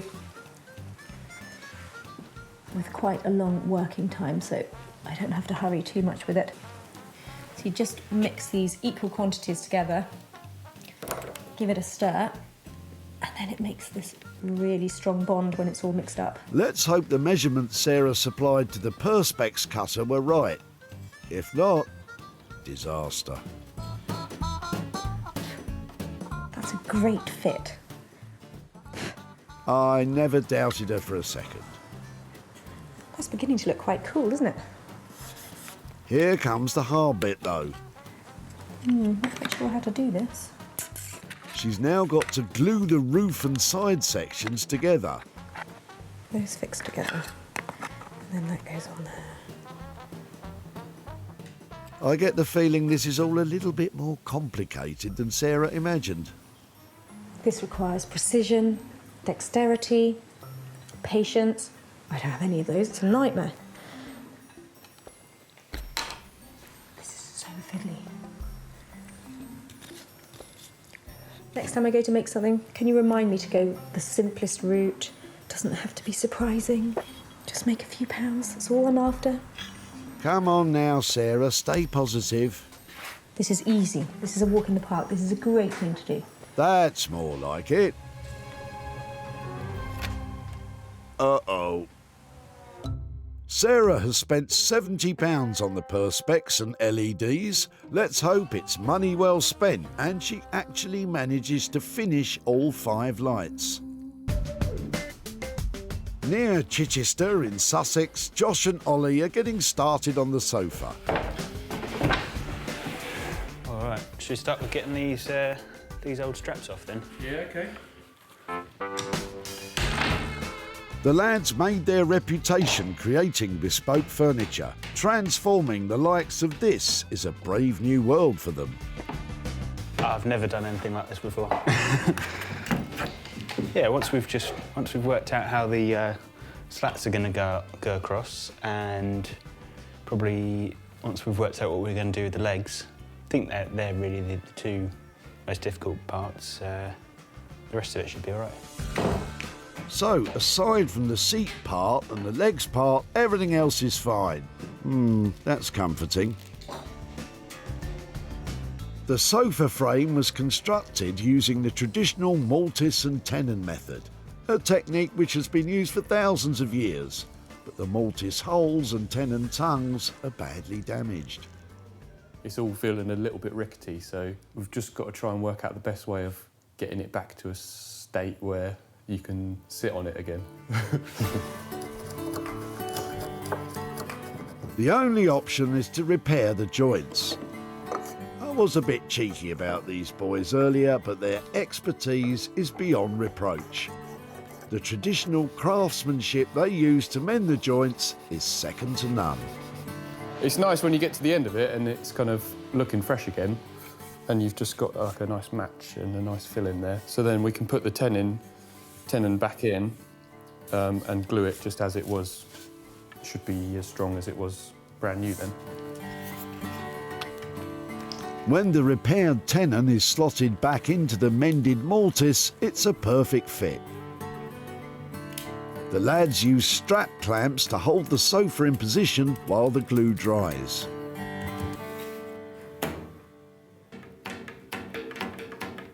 I don't think we're going to make a sofa anymore. It's just a big old sort of bass guitar now, so scrap that idea. Right then, lads, let's get a groove on. Nice. Let's slow it down. And back up for the big finish.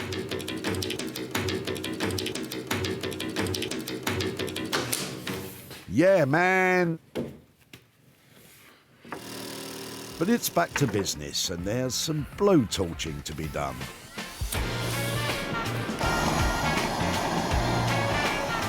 A charred finish is a difficult technique to master, but if they get it right, it will give the sofa a striking look.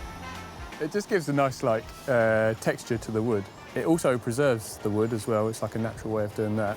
It just brings it back to a nice even matte black finish. The lads are taking safety precautions against fumes released from the old wood stain. Although Josh could do with pulling up his trousers. Fingers crossed, this gives the sofa the sleek and stylish look they're after. If they get this wrong, it could warp the wood. In Wolverhampton,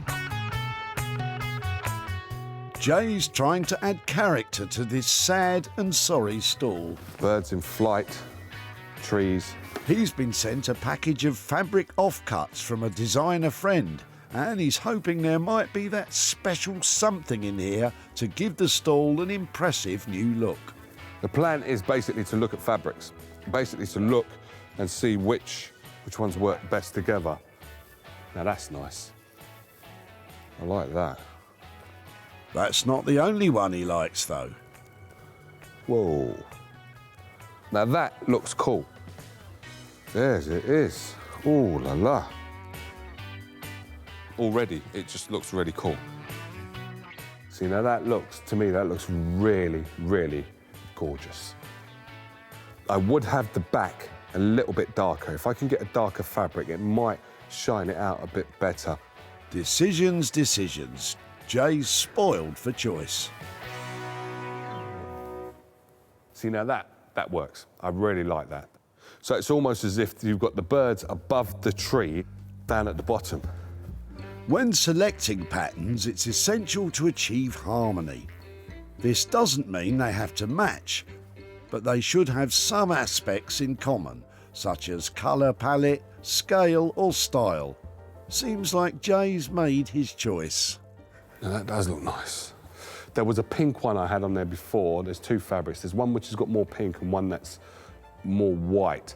And it's a toss-up between those two. So I think I preferred the fabric I put on before. Well, at least we've narrowed it down to two. I ain't got another, oh man. Oh, three. I need to stop. That is gorgeous as well. It's only a £30 job, a really simple thing to do, but it has to look right. It's giving me a bit of a headache. OK, Jay, let's put the fabric to one side for now and concentrate on the legs. Jay was thinking about leaving the scuffs and scrapes, but has decided to bring back the shine, using metal polish, fine wire wool and a whole load of elbow grease. I must admit, it's really, really satisfying to see something just change right in front of your eyes. It's almost like magic. It makes you think like, wow, look what this stuff's doing.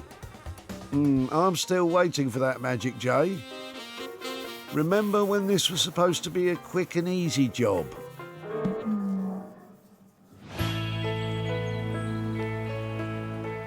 Back in the Sussex countryside, Sarah's putting the finishing touches to her desk lamps. Well, that's 5 lights completed. They're quite crisp and clean for me. This toy train station set provided Sarah with a bright idea, which she has brought stunningly to life. The addition of the toy figures, pinched from her daughter's toy box, lend the platform's scale and perspective and add to the fun. The LED lights are battery powered and remote controlled, so there's no electrical wiring. I can see these being snapped up by a train enthusiast who is still a kid at heart. Well, they're a little bit play-worn and definitely quirky, but I think somebody will give these a good home. 3 generations of Barry's family had played with the toy train set, so he was happy Sarah saved it. The whole family's played with them. They've enjoyed them. We've fixed them up together. So nice. Then it was Sarah's turn to have a play. Makeover complete, all 5 desk lights were snapped up by Mark from Keswick Collectibles, an antique shop in the Lake District. Oh, wow. And now Sarah's on her way to Barry's home to show him what became of the toy he was about to sling in the skip. Hi, Barry. Hello. How are you doing? Nice to meet you. Very All right, nice thank to you. see you. So is this the house where the train set was in the attic? Yes. Lovely. Well, it was a lovely piece, but it had been played with by quite a few children. So was that your children or grandchildren? Yes, or? grandchildren, all of them. They've all played with it sometime. Well, it was my job to take it on, and it was a lovely thing, and I've made it into... Are you ready? Yes. It has been turned into desk lights. Smashing. Put Yeah. it together on a little block and turned it into 5 individual desk lights. Brilliant. Absolutely brilliant. Really? Yes. Because it is Yes. such a worry. You take somebody's stuff and you do something to it, and so you approve then? Yes. Now it's not scrapped or buried. It's of use at last. They were lovely to work on. And actually somebody has bought them, a collectibles shop. So I've got a little bit of money to give back to you for your old train set. So there, I've got £50 for you. So what might you do with £50? Well, could I please give it to children in need? If you'd like to do that, that would be Please. that would be lovely. Yes, very nice. So that's a lot of people, it's done good. Plus, it's the station itself, the old station, has put to good use. I'm happy. Really? Yes. Well, that's Very really happy. generous of you. There are 5 little lights that'll go off into 5 new houses. Your station is going on another journey. Brilliant. It was really good to see you again. Thank you ever so much. Thank you. Bye-bye. Bye.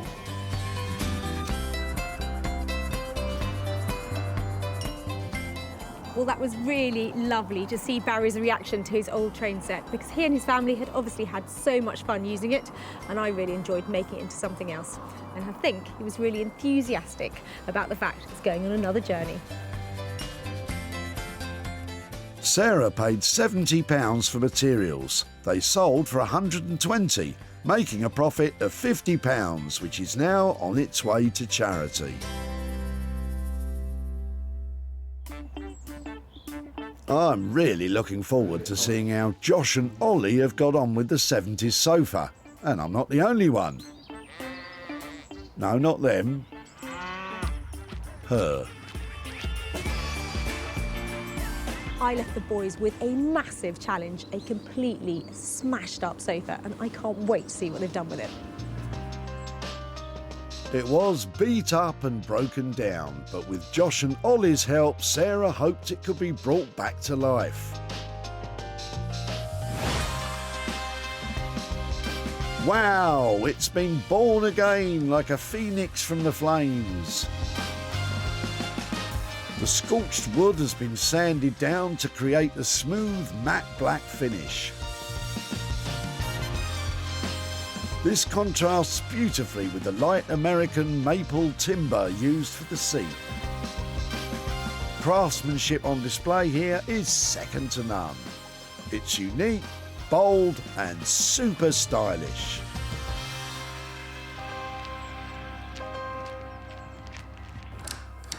Hello. Hello. Lads! Yeah, let's have a little coffee break. Hey! Hello.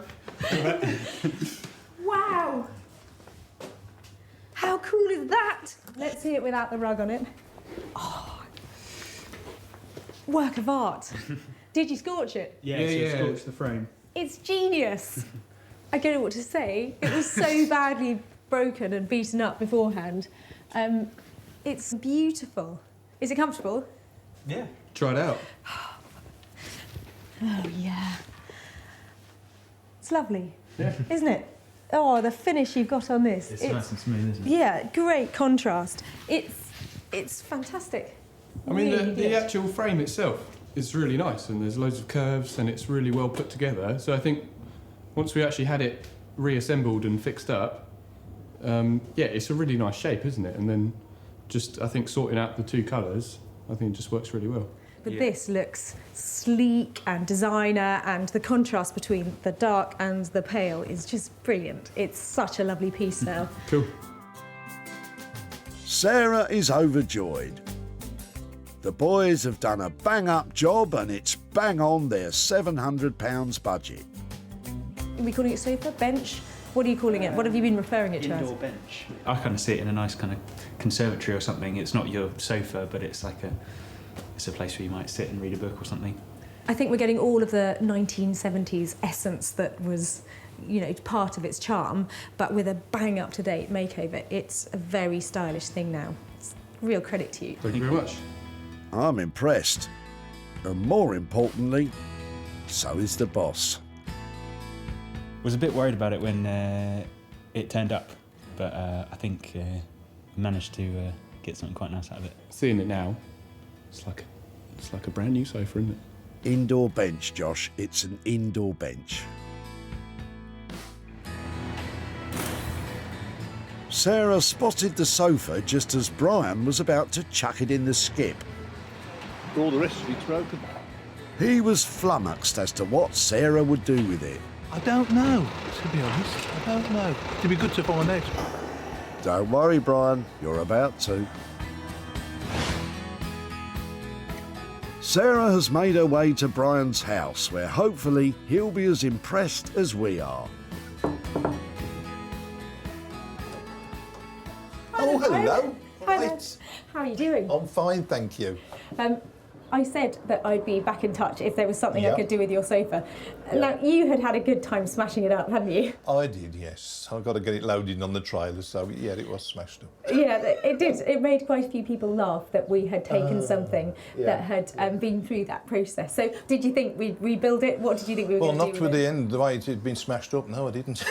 Well, I've got some pictures to show you, and brace yourself, because where I took it to some lovely young lads, and they set fire to it. Oh, right. Okay? Yes. But it ended up like this. Oh, wow.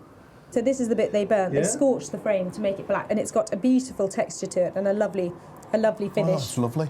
Yeah. Do you think it's all right? I do, yes. Have you ever seen anything like that before? No, not really, no, but it's good. I like it. Yeah. Well, I'm It's pleased very you like nice, it. yes. Well, it's still for sale. It's out there now, and Yeah. I'm sure we're going to get a great buyer for it. So Yeah. as soon as I have money, I'll Yeah. give you a call and send it over to you. Great. I really liked seeing what the boys had done to it. Yeah. To see it in the flesh, it's a lovely thing. So I really appreciate you letting us have it. Great. That's lovely. Thank you you very so much. Nice Thank to catch you. up. Okay, bye And bye. you. Bye now. Josh and Ollie charged £700 for the makeover, but at present the seat remains unsold. So for now, that remains a loss. But I've no doubt Brian will be seeing a little profit in his pocket sometime soon.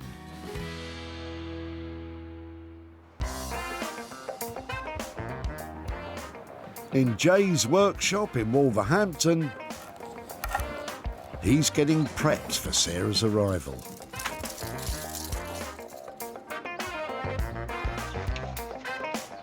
I'm really hoping Jay's hard work has paid off, because I need my bar stool to be joining the party and not being left on the shelf. It was drab, dreary and looked oh so lonely. But Jay had plans to make it take flight. Jay's choice of fabric has allowed the stall to soar to new heights. The nature-inspired design lifts the chair. It's now light and airy rather than lifeless and leaden. Jay put in some hard graft, rubbing the rust off the chrome legs and applying metal polish. The stall is now shining bright. Before, it looked rather sad all on its own. Now it's full of character and life. Sarah had high hopes for this stall. Has Jay met them? Have you been busy? I've been a little bit busy, just a wee bit. You've done well there. You've I have done well. I have done well. It looks punchy. It does look punchy, and I was going to leave the legs rusty, but then, it just didn't work. It didn't work with the fabric. I'm amazed how well that's come up. Well, I'm not amazed, but I'm really pleased because good old chrome comes up well, doesn't it? Yeah, a lot of elbow grease, but it does work. It looks smart and shiny and cool, and it's got a bird on it. And then we've got a little surprise on the back as well. Let's have a look at the back. More birds. You like it? Yeah, it's really cool. Jay's come up trumps again, adding some quirky character to this stall. I think it would look brilliant at a breakfast bar in the kitchen. But has he kept a budget? Budget-wise, walk in the park, or are we over?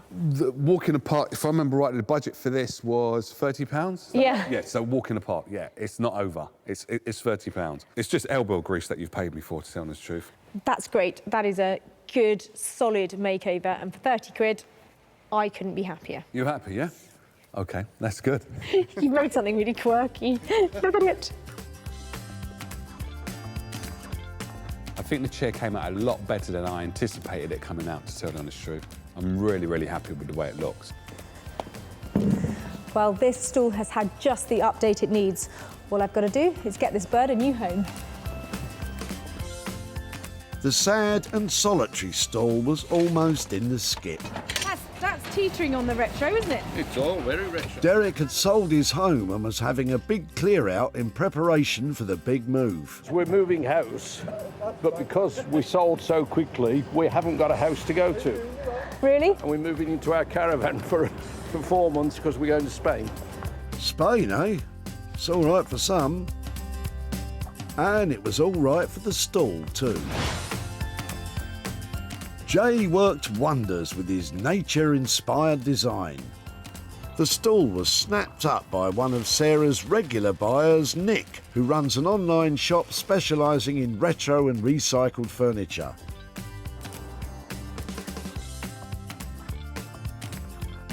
And now, through the wonders of that there interweb thing, Sarah's catching up with Derek in his caravan in sunny Spain. Morning, how are you? We're fine, thank you very much. Is the sun out over there? You look very healthy and relaxed. Sun is gloriously warm at the moment. We're very healthy and relaxed and enjoy every minute. Now, I took your bar stool and I've got some pictures I'd like to try and send to you to show you what actually happened to it. So I've just pinged them over to your email address now.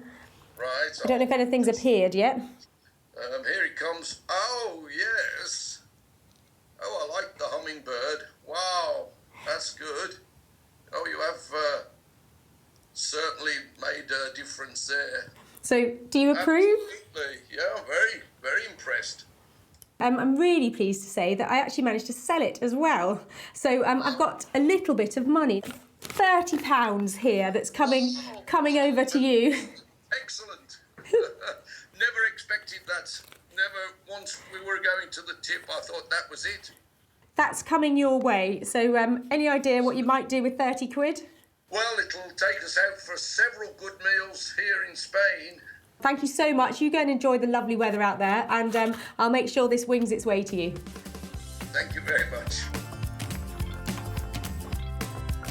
Jay charged Sarah £30 for the makeover. Sarah sold the stall for £60, giving Derek £30 profit to enjoy on sun, sea and Spanish cuisine.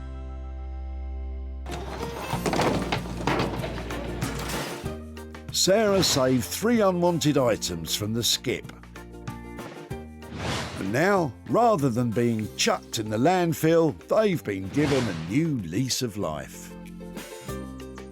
Whilst it's nice to turn a profit, it's not all about the money. I mean, I literally dumped rubbish onto the doorsteps of our artisans and they picked up the challenge and transformed it into fantastic items. Now that is an achievement.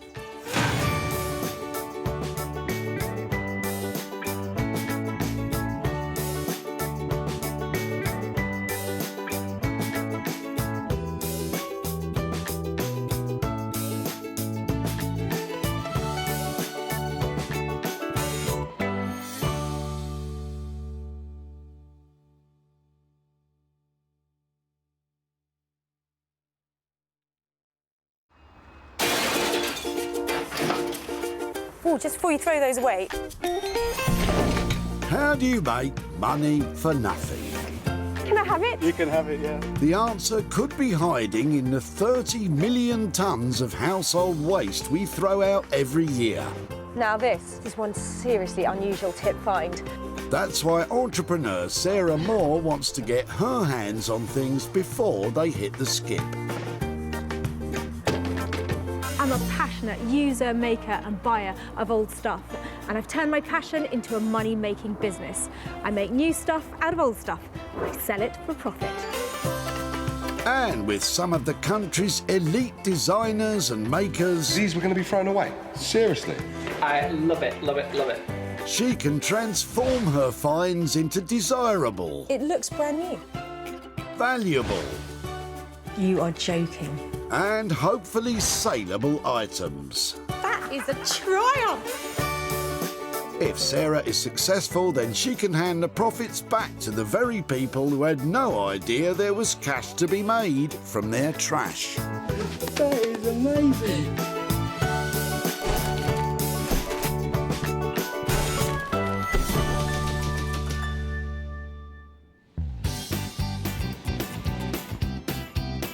Today, Sarah finds herself in Altrincham near Manchester, home to this delightful recycling centre. A stool that's not cool, a three-piece suite that is anything but, or a cabinet that's just had it, can all be transformed into stunning items with that wow factor to make some money for nothing. Yes, it's Sarah's mission to seek out 3 items that can go from unwanted and tired to sought after and desired. Sarah, Queen of Tips.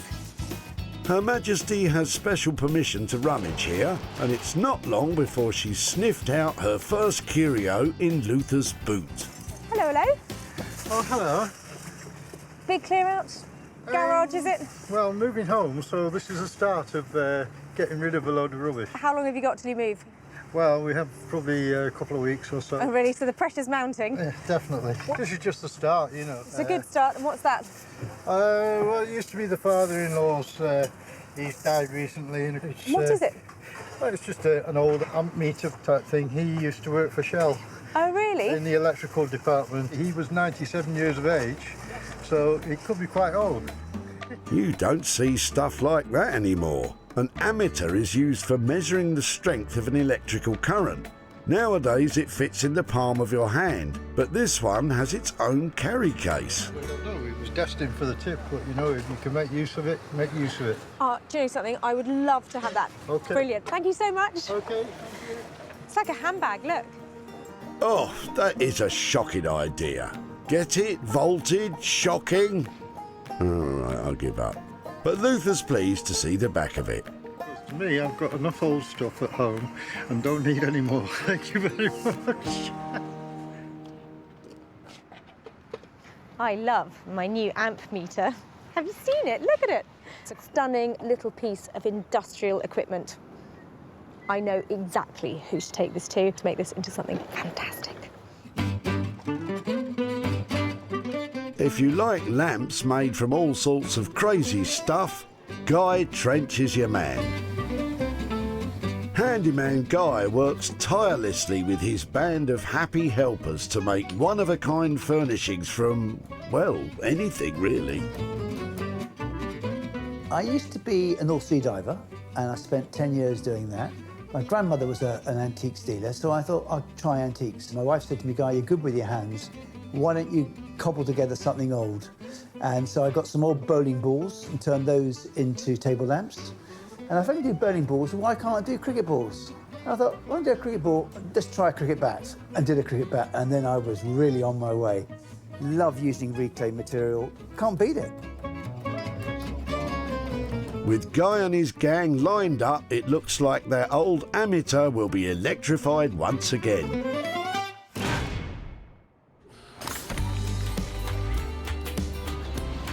One down with 2 to go, and Sarah's struggling. If I could make things out of polystyrene and cardboard, I'd be on to a winner. Luckily, it looks like Andrew's boot is going to offer a better bounty. What else have you got in there then? Got the kitchen sink. You chucking those out? I was going to weigh them in. What does weighing mean? Weighing mean? I'll take them to the local recyclers, Yeah. and they'll give me money for them as scrap metal. Andrew's well aware that scrap metal merchants locally will only offer around 5 pence a kilo. So with that lot of old school science lab stalls, he could make, 50p. Love them. So he might just be better off taking a gamble on Sarah and her money-making plans. Where are these from then? I used to work at a school. They were the original lab seats, I think they were. What the sound? They're just rusty. You don't mind a bit of rust? No. No, they're lovely. So what will you do with these? I'm not going to tell you, but I'm going to come back and show you. Brilliant. I shall take those away. I am really chuffed with those. Thanks ever so much. All right. Bye-bye. Bye. I'm pretty sure Andrew won't regret giving those stalls to Sarah rather than selling them for scrap. But does he think Sarah and the stall will have a good chemistry? Of course, you can use the tubular steel in those shapes and weld them together to make all sorts of endless possibilities.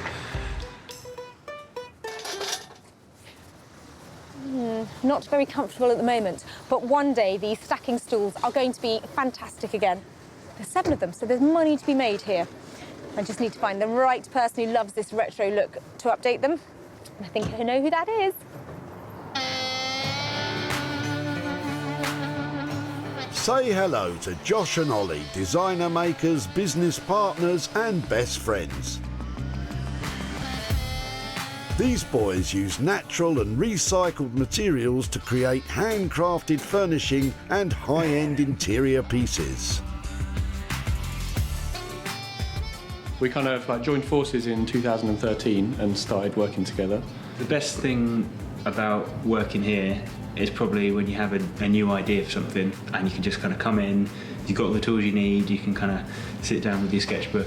I mean, the feeling that you get when you make something actually original and it's come from your mind and you then take that idea and bring it into the physical world, yeah, it's an amazing feeling. I just hope that amazing feeling will extend to her newly acquired science lab stalls.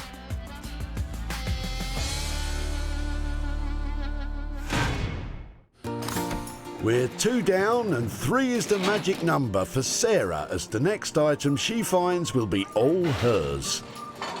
What people throw away drives me nuts. See? We know. Get it? Will you get on with it?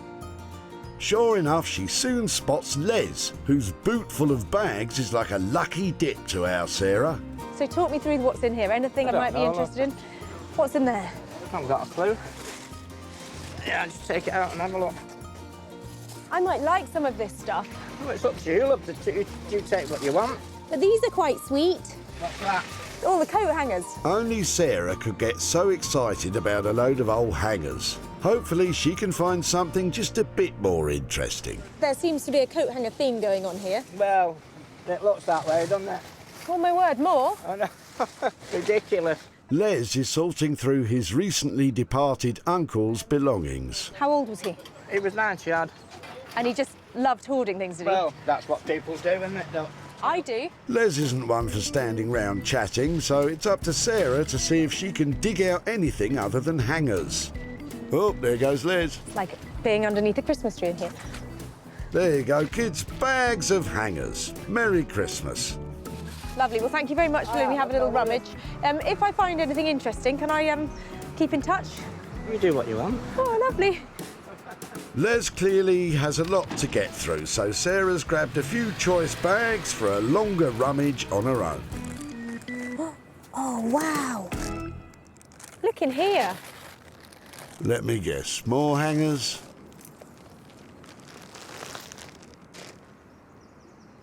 Meters and meters of old fabric. It's quite narrow. That means it's old. Anything that's 30 inches wide, old fabric, is sort of 1940s from when they made things on a narrow loom. But I think there's huge potential here to turn a profit. And I'd love to have a go at making some projects out of this. And with that, Sarah has her 3 items. Guy and his team will jump to it with Luther's ammeter. Josh and Ollie will experiment with Andrew's science stalls. And Sarah will go the extra yard with the meters and meters of Les's fabric. Today I managed to gather yet another unusual hoard of items, which I think, once reimagined, stand a real chance of making some money for nothing. Near Malden in rural Essex is the workshop of antiques and reclamation mastermind Guy Trench, who, with the support of his assistant Keith, is a hugely talented trash tackler, with a bit of a liking for lighting. Always looking forward to seeing Sarah. She brings quite interesting things to me. I love things that come out of skips. Totally worth nothing. And when I get hold of it, hopefully I can make it worth something to somebody else. He might get a shock when he sees what she's charged with this time. Well, I have to say, this is one of the quirky items that I've saved. Who knows what Guy might be able to make out of it. Hello, hello. Hi, Sarah. Lovely to see you. How are you, my dear? I've got a little something and I don't know if you can do anything with it, but have you ever seen anything like that before? I don't know what you brought me this time.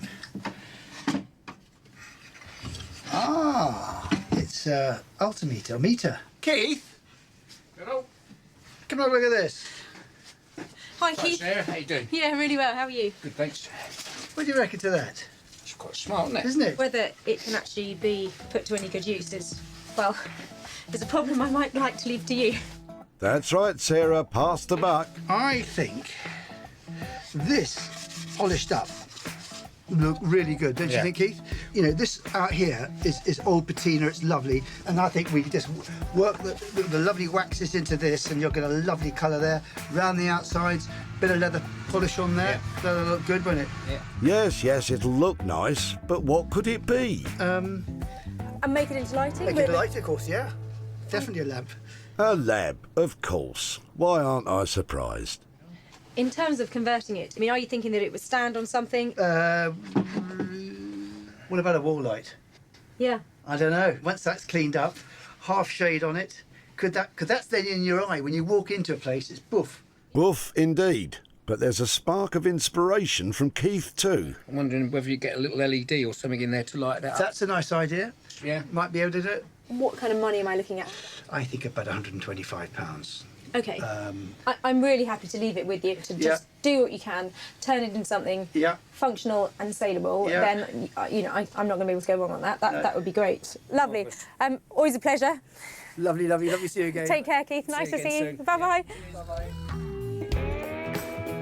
Well, that amp meter is going to look amazing when Guy has finished with it. He's certainly the man to put a bit more energy back into that amp meter. And Sarah's empowered Guy to get creative. If we can get maybe an LED or a light inside it, I think you've got a great wall light. She's done well on her skipping this time. Sarah's probably not in the mood for skipping, having committed a hefty £125 to the project for Guy and his team's labour and materials. They're going to have to give it quite a finish if Sarah's going to sell it on for a profit. In the West Sussex countryside near the small village of Hanica, designers Josh and Ollie are anticipating Sarah's arrival. Just a little bit nervous. We could have a situation where we just don't know what we're doing. She's usually got a knack of bringing some pretty crazy stuff along with her, hasn't she? Yeah. I don't know what you mean. I know loads of different people who might be able to take on these stalls, but I'm after a really handmade quality to them and some emphasis on craftsmanship. Hello. Hiya. Look what I've got. Wow. There's good news. There's more. Hold on. Okay, cool. Nice. I've got 7. Okay, nice. Are you bragging or complaining, Sarah? What do you think of them? I think they're great, yeah. Yeah? First impressions all right?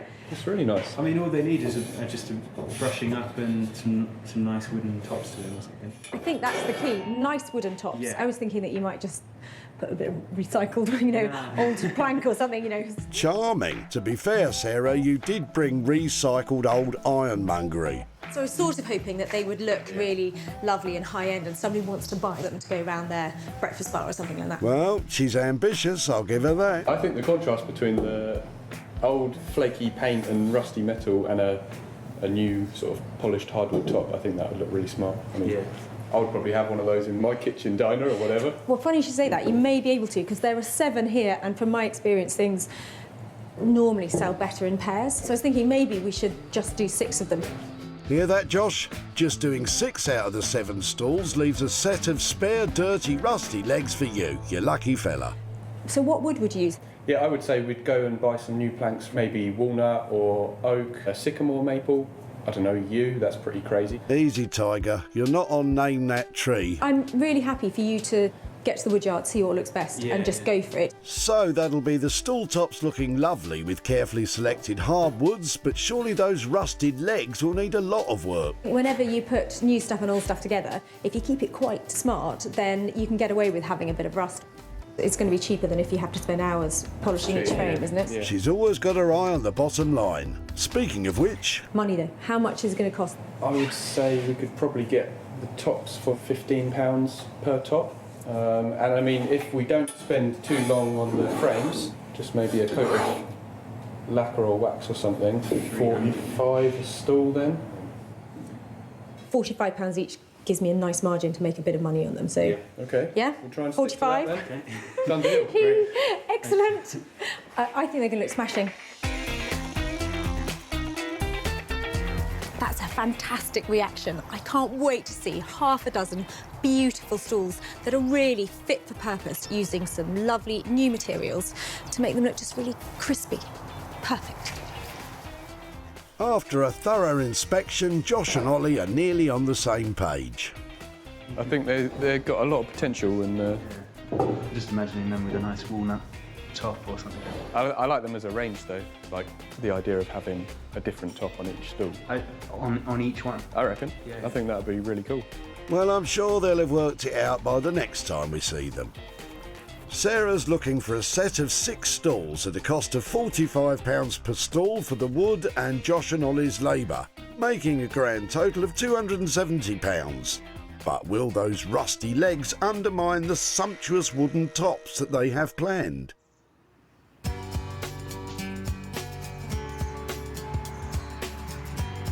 At her home in Sussex, our material girl Sarah's itching to get started on that bundle of old cloth she unravelled earlier. Having a whole bundle like this is really exciting, and it's really lovely stuff. So I'm planning to turn this lot into fantastic scarves, those big wraparound ones that are really commercial at the moment. First, she carefully measures the... I'm just going to make up the size. There's so much fabric here. Oh no, my mistake. First she grabs some scissors, makes an educated guess and starts cutting. Perfect. Oof, lucky guess. And after another hour or so, she's very accurately chopped up the lot. Right, so there's 15 scarves here. So I'm going to go and get these through the washing machine and then get them dyed.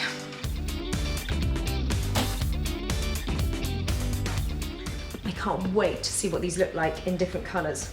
Sarah's using off-the-shelf cold water dyes. With just some water and salt, you can create vibrant, colour-fast tones.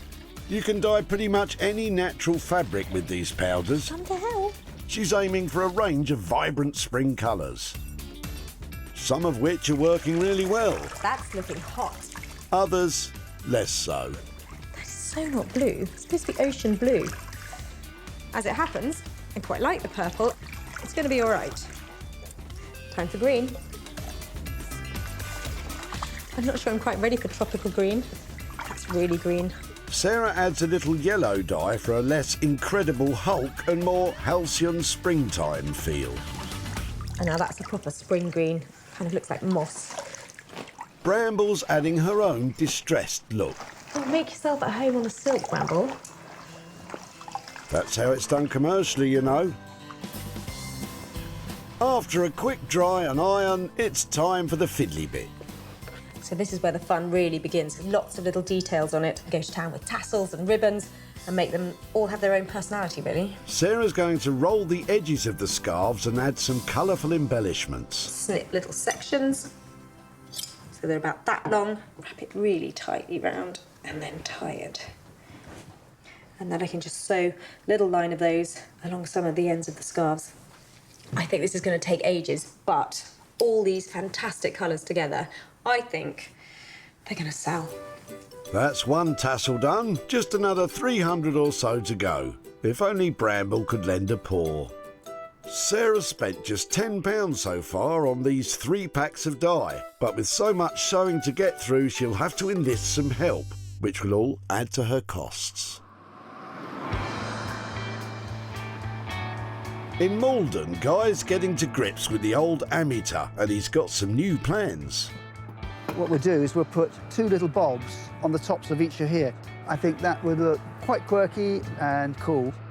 But before he gets stuck into the electrics, Guy still has that scruffy wooden box to restore. Keith? He's a great delegator. On this one here, we need your expertise on cleaning here. And he's calling in expert number 1. First, Keith's attacking that ugly paint mark with a scalpel and some paint stripper. She's already, you can see it starting working. It's already starting to slightly bubble up the varnish work. So here we go, it's coming off nicely. That black mark is almost invisible now. But before Keith attacks the rest of the box, Guy's keen to have a look at that leather handle, which is bolted to the inside. You never know what might be behind here. We don't think it's ever been off the back since it was made, probably. Let's have a look. I'm on tenterhooks. What might be in there? A gold sovereign? Hidden Enigma codes? Well, there's nothing inside it apart from the mechanism. Oh. There's some scribble in there. Oh, it's a bit of writing, isn't it? There's a date in here, 8th of the 3rd, 37. Wow. With the handle now free, Guy can give it some love while Keith strips the rest of the box. Now, what I'm going to put on this now is a bit of leather cream. Whoopsie daisy. Yeah, we'll just work that into the strap. Just let that dry off for a little bit longer. Then we'll give him a bit of a buff. And Keith's hard work on that wood has Guy inspired. Sometimes very satisfying just working with a bit of wood. Suddenly, there it all comes alive and it's becoming beautiful again. It's so simple to do. Anybody can do this, but it's a great joy to do it as well. Isn't that right, Keith? With all the varnish stripped, Keith polishes the wood with some clear beeswax. Oh, that's great looking. You've done a brilliant job on that. Look at the leather straps come up well as well, hasn't it? Yes, Guy, we know you did that bit. With the box looking tip-top, it's time to light it all up. Call in expert number 2. This time it's electrician Steve, who starts by making a small hole for the mains wire. Okay, and you want to stick with the... I think the old silk wire is silk definitely flex. important. It's keeping it sort of in character. Such a nice... Yeah, it is a nice look. While Steve works his electrical magic, Guy's starting to get excited about what Sarah will think. I think when she sees this, she's going to go, whoa, I can make some money on this. It could be all sorts of places. You know, it just looks old-fashioned tech brought to life. We need to find some more of them. Yes, 1930s amateurs are easy to come by. Perhaps a few more months at the dump, Sarah. Right. Okay, right. Get the old workings back here. With Steve adding 2 old-fashioned filament bulbs to the top, the rebirth of that ammeter is almost complete. Oh, wow. Yeah. Over 100 miles away in Sussex, Josh and Ollie are making a start on the rusty legs for the set of 6 old science stalls. Should hopefully be quite a simple project. What we're going to do is try and leave the paint on there and just take off the rust and hopefully get some really nice like patina on the steel. Josh and Ollie are keen that as much of their limited budget as possible goes into the wooden tops, so they're just giving the legs a quick rub down with acetone and abrasive pads. Like, hopefully that will remove the rust, but leave the paint. So now I'm just putting on some furniture wax. It will make it look a lot better and feel kind of silky smooth as well. It's looking good now. Some bits are really nice. Yeah, really happy with that. I think that's turned out well. They've achieved the holy grail of the clean, dirty look. Well played, lads. Now for the stall tops. Josh has secured a pile of English hardwoods. We're going to put a different slab of wood on each of the stalls. So we've got oak, sycamore, that's a bit of yew. This is London plane, that's ash, and this bit's English walnut. And we're slightly worried about the English walnut because it's got a bit damp. Hopefully, that's all good inside. Let's have a look, shall we? Josh cuts a likely-looking section from the main piece, and it promptly splits. Obviously, we lost quite a big chunk there. It's just a case of trying to get a big enough piece in order to make a stool top out of it. Happily, there's just enough left. Josh gets the wood down to the right thickness, still hoping that it holds together. It's a beautiful bit of wood. It is full of character, as you can see. If by character you mean it's got large cracks in it, Josh. We'll be able to make a feature out of the splits and stuff like that. Right. While Josh finishes that piece of troublesome walnut, Ollie makes a start on the next piece. This is yew wood. Me wood? And everyone goes, me wood. Would I? I would. It's not yew wood. It's yew wood.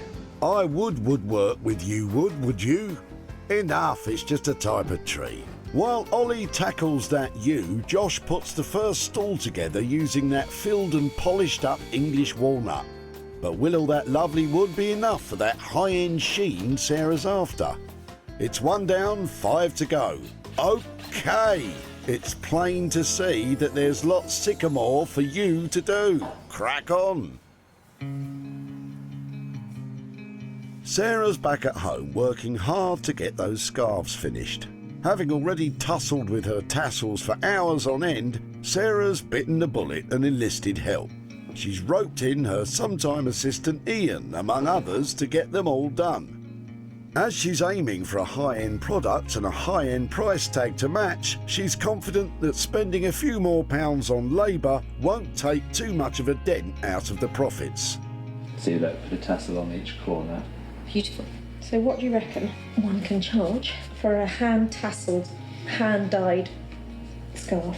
Sarah's chosen the best 12 pieces of material to finish, and soon her tassel odyssey is complete. Sarah found a jumble of discarded old material in a plastic bag destined for the skip.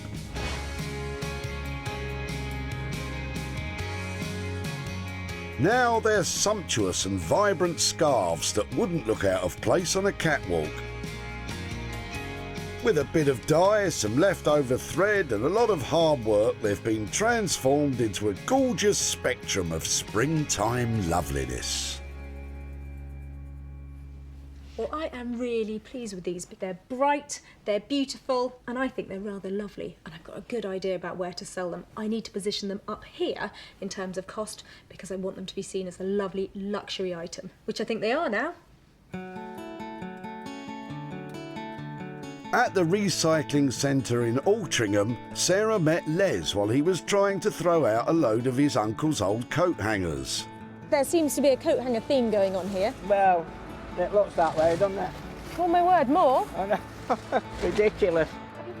Among all of Les's uncle's rubbish was a bag of old fabric.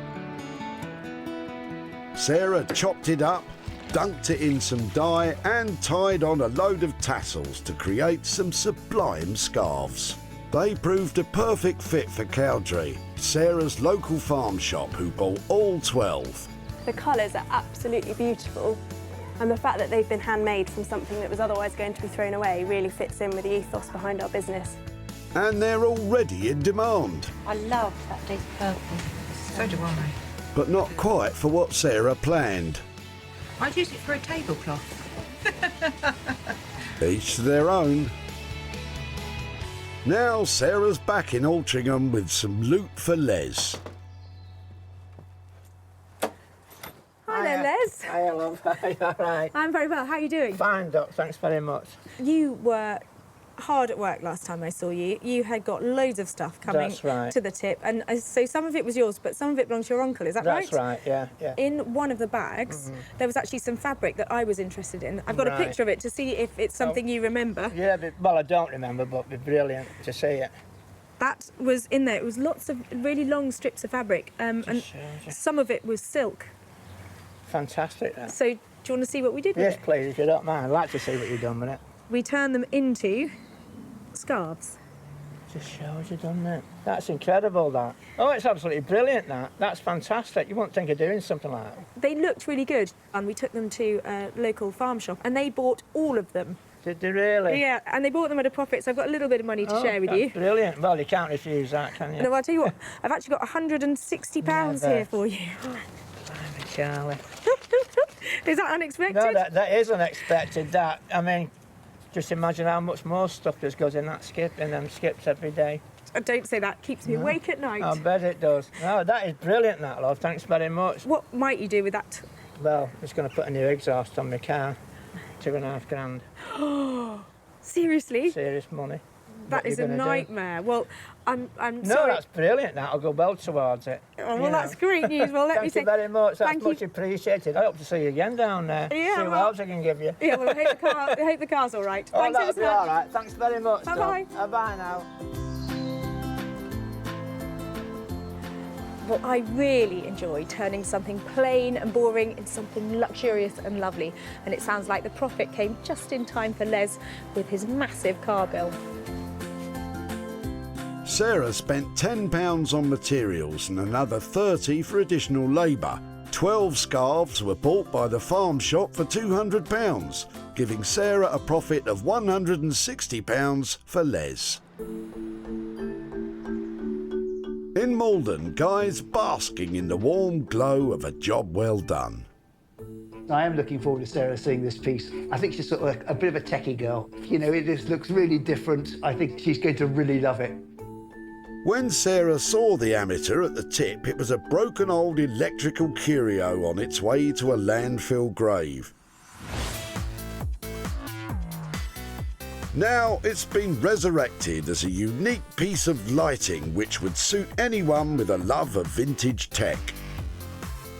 The old-style filament bulbs on top emit a gentle, cosy glow which is complemented by the LED backlighting behind the old dial. Guy's team has perfectly trodden that fine line between authentic and modernised to give it a quirky, steampunk charm. Both Guy and I were really enthusiastic about this piece. I can't wait to see what he's managed to do with it. Oh, Guy. Hello, Sarah. Lovely to see you again. Isn't that stunning? Do you like it, do you? Oh, that's a gem, isn't it? I'm really pleased with it. It really has come up much better than I thought it would do. It's a special one-off. Those are fantastic. Yeah, they're quite funky little bulbs. Pick it up, have a look. That is really lovely to get that light inside. That is a triumph. Every part of it that was looking a bit old, a bit distressed, a bit worn, now is a charming feature, isn't it? I like the wear on it. It sort of shows that it's definitely old. I think you've done something really special. I will sell this. I know I will make money on it, and to go back and show the guy who dropped it off in the tip what you've done to his old ammeter, I think it's brilliant. Sarah's loving those bulbs, but has Guy blown the budget? It's come out really well, but budget-wise, 125 quid, are we anywhere near? It's been a tough one to do it for this price. It's not a lot of money in it for us, to be honest, but I think we're keeping on budget. I think you're being generous there. It's beautiful. Thank you for doing such a lovely thing to it. Lovely. Thank you, Sarah, very much. I think this is a really great outcome for this little amp meter. Guy has made something really special, and I'm going to make some money. You're never sure how people like it, but I think she really liked it, and I hope the person that buys it likes it. It's a great one-off piece again. At the tip, Sarah was switched on enough to see the potential in Luther's father-in-law's ammeter. Unlike Luther, I've got enough old stuff at home and don't need any more. Thank you very much. Guy and his team gave it a new life as a quirky table lamp. Oh, wow. It was quickly snapped up and delivered to online vintage and retro retailer Nick Smith, who's wasting no time getting it out on display. I like the concept of it because it's a fun design. I haven't seen a design like this before for lights. With the metering on the front and with the bulbs, it's really cool. Yeah, I really like it. Don't forget to put the bulbs on, Nick. Now Sarah's in Northwich with some news for Luther. Hi there, Luther.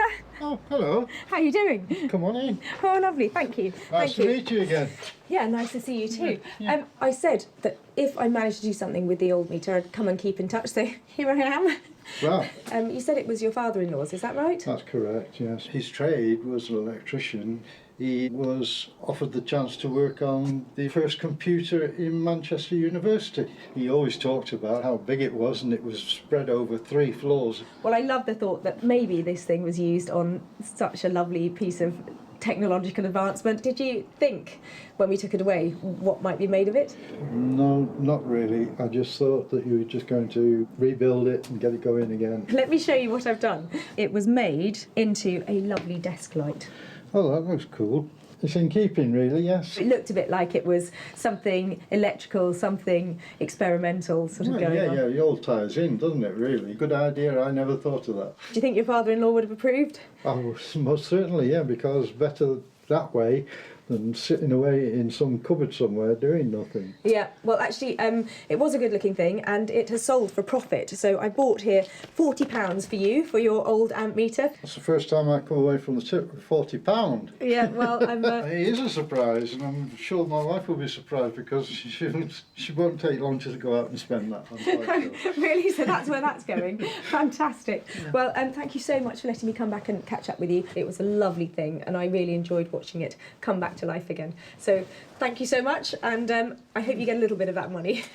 Yeah, thank you very much. My pleasure. Indeed. Thank you. Bye-bye. Okay, bye. Well, I think we made Luther's day, and we made something really lovely out of that amp meter. And that's another little piece of history that's got a whole new lease of life. With Guy and his team taking £125 for labour and parts, and the amateur lamp selling for £165, Sarah was able to squeeze a healthy £40 profit for Luther and his wife.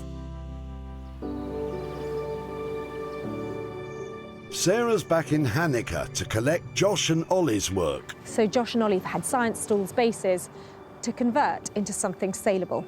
I hope they really managed to pull it out of the bag.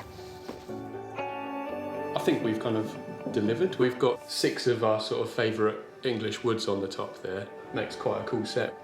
They are quite special. They need to go into a school of woodwork. That's their original habitat. Yeah. Sarah left Josh and Ollie with the rusty old legs of some school science stalls. Now they're a spectacular set of 6 stalls with beautifully finished English hardwood tops.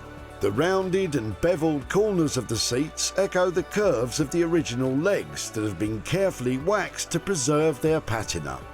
And the wood has been expertly crafted to show off the delightful character and colour tones of the carefully selected range of locally sourced timbers.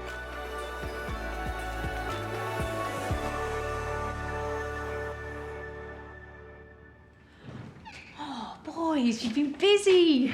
Look at that lot. Don't they look smart? To make a sort of family of wood to go on the top of them and to use that idea to sell them all together is great. It's a really nice way to show off wood and the beauty of English timber. So we chose the most characterful bit of wood that we could find. This is a beautiful set of stalls. And now, another episode of Name That Tree. Go on then, let me guess. What's, is that walnut? Yeah. Yeah. Okay. Some kind of burry thing. So, oak? Yeah. Yeah. Sycamore? Yes. Nice. Yew? Yeah. No idea. Ash? Ash. Ash? Yeah. And that one must be... I don't know what that is. Capital city. London Plain? Yeah. Perfect. Sarah's surprisingly good at that. Show off. I left I think, £45 per stall on them. Did that come out on budget? Yeah, we kept that in mind and we put that kind of into the tops and decided to leave the bases pretty much as they were. I really like the bases. These colours with the wood are lovely. Together, they work really well. I'm going to get more than £45 for that, aren't I? I mean, look at it. Yeah, I reckon you will, yeah. And especially if somebody wants to buy the whole collection. What do you say, 45 times 6, so that is £270 for this lot. Yeah. What you've done to them is a lovely thing, so thank you. Thank you very much. Great. It's a stunning achievement by Josh and Ollie. It's now up to Sarah to get them sold. Well, I'm really pleased with the stalls. They're a lovely, simple, chunky design and they're really saleable. You can't ask for more than that. At the recycling centre, Richard had a boot full of rusty school stalls which were headed for the scrapyard. And he had ambitious ideas for Sarah. So you can use the tubular steel in those shapes and weld them together to make all sorts of endless possibilities. But Sarah kept it simple and gave Josh and Ollie the task of topping them with some beautiful timber. And they also caught the eye of online retailer Nick. Quite like them because they're very minimal. Does that mean you're going to buy them? I'll take all 6. Really? Yeah. Fantastic news, well done. Now Sarah's back in Manchester to update Andrew on the old stalls. Hi there. Hi. How are you? I'm very well, how are you? Yes, really well. Nice to see you again.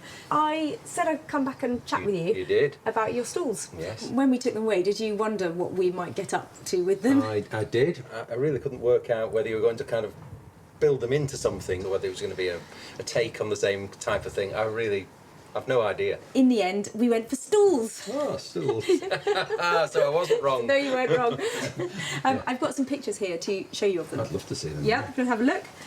So that's how they ended up. Oh, yes, yeah. They look really sturdy and chunky, don't they? I can just imagine those round a kitchen island unit, just that right height, aren't they, to have your breakfast at? Yeah, definitely. And actually, because of that, it made them really saleable. And I've actually got some profit here to hand over to you.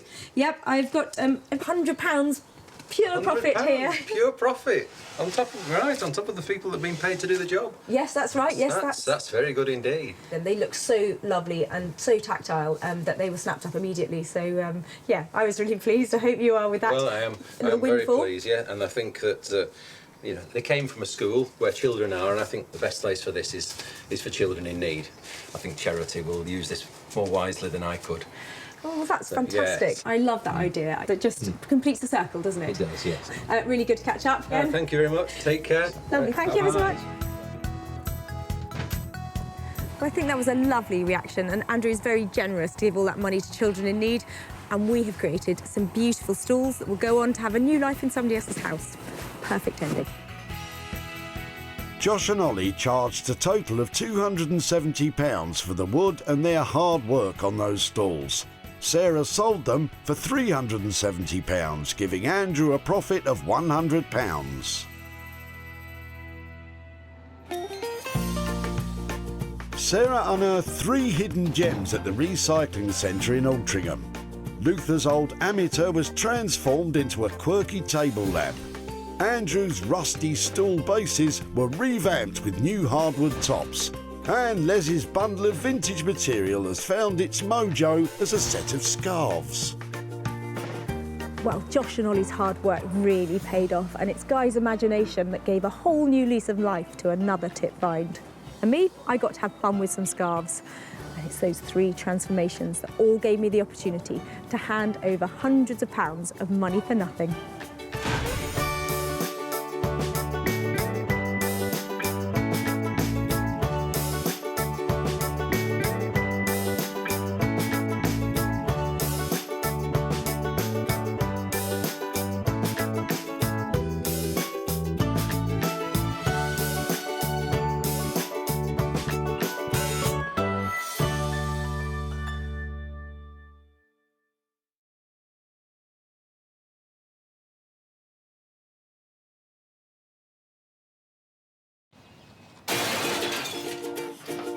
Got to be able to do something with that, haven't I? How do you make money for nothing? I'm going to take one and be back for the other. The answer could be hiding in the 30 million tonnes of household waste we throw out every year. They're beautiful. That's why entrepreneur Sarah Moore You've got two of them. wants to get her hands on things before they hit the skip. I'm a passionate user, maker and buyer of old stuff, and I've turned my passion into a money-making business. I make new stuff out of old stuff, and I sell it for profit.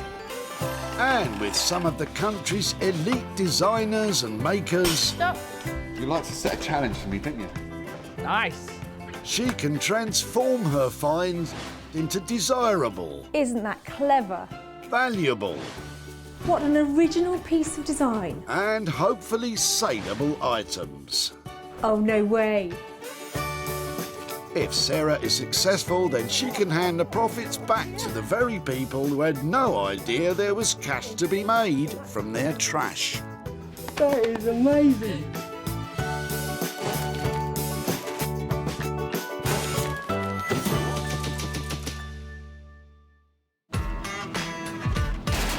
Today we're at the Altrincham Recycling Centre in the northwest of England, where the great and the good bring their unloved and unwanted items to their final destination. Somebody's got to stand up for this rubbish. You might think it's on the ropes, but once I've knocked it into shape, I could have some heavyweight champions on my hands and some big prize money to boot. Well, if you didn't follow that long-winded metaphor, Sarah will be searching for 3 items that can be reimagined and sold on for a profit. What are you chucking out? She's got special permission from the dump to do so, and she's hoping to meet a lot of interesting people along the way. I'm called Carl Lewis, remember the runner? Yeah. Well, I'm off. Well, you have to be fast around here. Fortunately, Sarah's spotted a familiar face in Adrian, who's given her things in the past. This time he's back with a boot full of mirrors. I think they're lovely. So was that something that was on a dressing table? Originally, yes, but a long time ago. Yeah. The mirror on it has got a little bit damaged. Yeah, a bit of foxing on it. I tell you, the older I get, the more damage I like mirrors to have. There's some lovely pieces here that I think are charming because they're old. The shape on this is particularly appealing. Yes, anything with this nice bevel on the edge is always a sign of an older, better quality mirror, isn't it? I think they're lovely. If it would be okay to take them away rather than throw them in there, I would love the opportunity to see what can be made with it. I hope they do find a good home, because I think that if there's someone that can get the pleasure that in the past I suppose we have had from them, then great. I'm going to pop them over here if that's all right. Beveled edges on mirrors are sought after as they scatter light and produce an attractive prism effect. Sarah's happy to have them, and for Adrian, it's time to say goodbye. We were clearing the attic. We have grandchildren and they like to play up there. This makes a little bit of room for them. You can accumulate only so much. I am so pleased with this little hall of mirrors here. They have got so much potential. I know a person to take these to who's got all the skills to make these mirrors reflect their true value.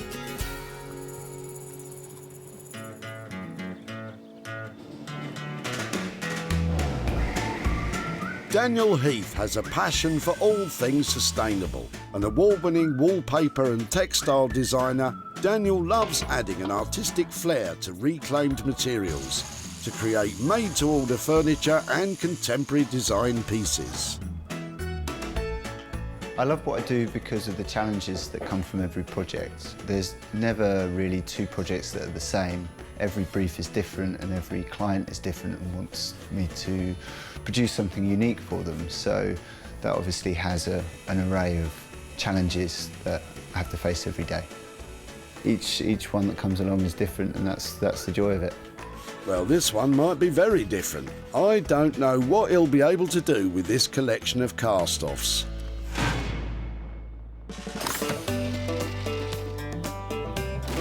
The hunt continues for 2 more items.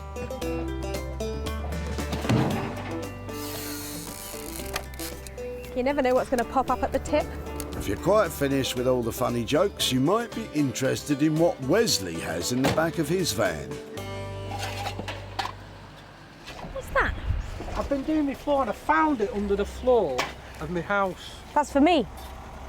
Is that for you? Yeah, it's for me. Do you know something? My family are salters. Really? Yeah. This is quite a find for Sarah, as her great-great-grandparents were indeed founders of the Salter Scales Empire. Interesting. I'll be able to find out how old it is, because they'll all have different styles and a different kind of name tag. I might see if I can do something with it. Okay. Make it in something else. Then can I come and show you what I've done with it? Of course you can. Yeah? I'd love you to, yeah.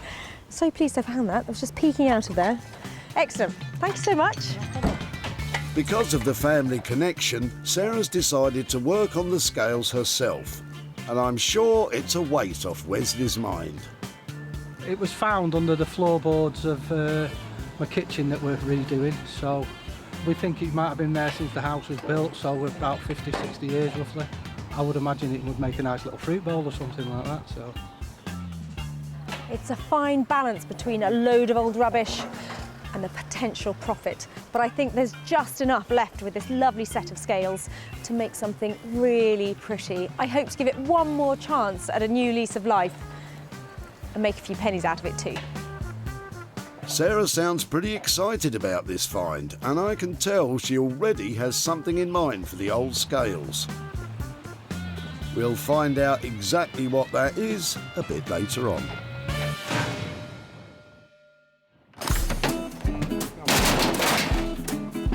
With just the final item to find, it's back to the boots of cars and the back door of vans to make sure that no hidden gems end up in the skip. This place is rocking today. You're on fire today, Sarah. And as daylight fades, you'll have to get a move on. Luckily, John's arrived to save the day. Wow, that's a big chunk of something you've got in there. What's that? It's a wardrobe. Going in there? If I can get it out of the car. Can I have a look at it? Of course. God, it looks amazing. What's the story behind this? Oh, we just bought a house and it was left by the previous occupiers. Oh my word. And is it whole? Is it? Sorry. This is the top half, top 4/5. Okay. There's a small piece I've already popped out on the side there. So obviously this just sits on the base, but perfectly good. Even an operating lock still. How cool is that? Well, I think it's quite cool. I mean, it's not to everybody's taste, is it? No, our furniture is a little bit more modern than that, unfortunately, so it just doesn't fit with the rest of it. Yeah, so what do you think that is? 1930s, something like that? Yeah, probably sort of deco kind of era, isn't it? It's certainly old, isn't it? It's so heavy. It's made of oak, isn't it? I would love to see if I could take it away and make something out of it. Maybe make some money out of it, but can I take it away? Of course, absolutely. I mean, best part of recycling is reusing it, absolutely. Yeah, I think that's fantastic. Can I just say thank you so much for letting me have it. You're most welcome. And I will be in touch, hopefully with a glamorous makeover or a reuse for it. I look forward to seeing it. Lovely, thank you. All right. Now what are we going to do with it? If it's not modern enough for you, John, what do you think Sarah will do to bring it up to date? Certainly needs a new coat of varnish. It should be good. John may not have liked this big old chunk of deco wardrobe, but I absolutely love it. It's got bags of deco quality about it. It's solid, it's untouched, and there's lots of potential to make money here. A project of this scale requires some real woodworking expertise, and Sarah has just the man in mind.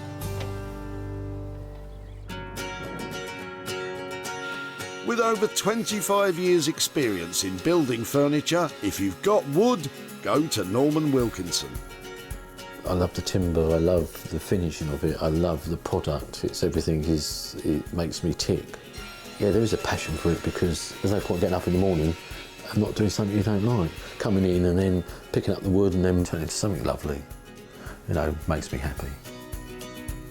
Norman's passion is creating handmade bespoke furniture from reclaimed and unwanted materials. And also using second-hand materials. Yeah, it's a great joy. You know, the old saying, isn't it? Another man's rubbish, another man's... can't think of to say now. Lost for words, Norman? Well, you won't be when you see this big beauty. At the close of a successful day, Sarah's managed to save 3 items from the skip. The mirrors will be looked after by Daniel. The deco wardrobe will be turned around by Norman. and Sarah has a set of scales awaiting her attention. It has been a lucky day. I have scoured this site and saved some amazing things from the recycling, but I've made some big promises about making marvellous money-making makeovers from my throwaway finds.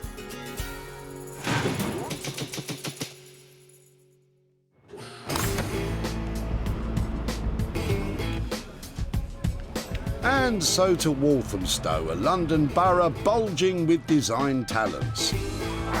One of the brightest and beardiest among them is Daniel Heath. Sarah's hoping Daniel will see potential in the collection of old mirrors she's saved from the skip. It's really surprising what people throw away, but then obviously Sarah sees a value in it. Whether I'll see a value in it or not is yet to be seen. Well, that looks like a really classy collection of mirrors down there. And the moment I saw these at the tip, I thought of Daniel because he does fantastic things with mirrors. I just hope he likes the shape of all mine. Right, okay. Mirrors, various conditions. Sarah's brought these mirrors to Daniel because he specialises in glass etching design. He designs a nice pattern and then it'll be lasered straight onto the mirror to make it decorative and dainty. You've got a good range of sort of shapes here. We can definitely do something with that. Maybe an etch. Quite strong, isn't it, that shape? Yeah, it's a good shape. It's also quite sellable because of the size of it. It's something that's giftable. The others, however, maybe a bit more work on them. I mean, generally, if I get vintage mirrors, I won't work on them if they're chipped, but this is so close to the edge, I might be able to see what we can do in terms of reframing it so that that bit is basically concealed within the frame. So if you do think there's a chance of using it, what kind of decoration might you put on it? I think something quite delicate. People still want to use it as a mirror, so we don't want to have too much imagery on it that it doesn't function in people's homes anymore. So it's a fine line, isn't it? Yeah. Literally. Yeah. You don't want to go to town on it. Oh, come on, go to town on it. We need these to be worth a fortune. How much is it going to cost, by the way? This one is the least work. We can probably do for £90. Okay. This one needs the most work and is the most up in the air because of the damage. We could do this one for 140, and for these two, 120 each. So altogether, that's what, a shade under 500 quid to do all of them. Oh. I think that from what you say about people buying them as gifts and all of that kind of stuff, we stand to make profit on that price, don't we? Certainly. Well, you're not going to make much if Daniel can't fix that chip. If I leave them with you, when I come back, hopefully they'll reflect their true value. Oh, okay. Thanks, Sarah. Always a pleasure. Thanks for leaving that one with us. What Daniel's doing to them is going to turn them into miniature works of art. Now that comes at a price, but they're going to make money too. Well, we'll wait and see. With the mirrors coming in at a steep £470, will Sarah be able to get back any kind of profit?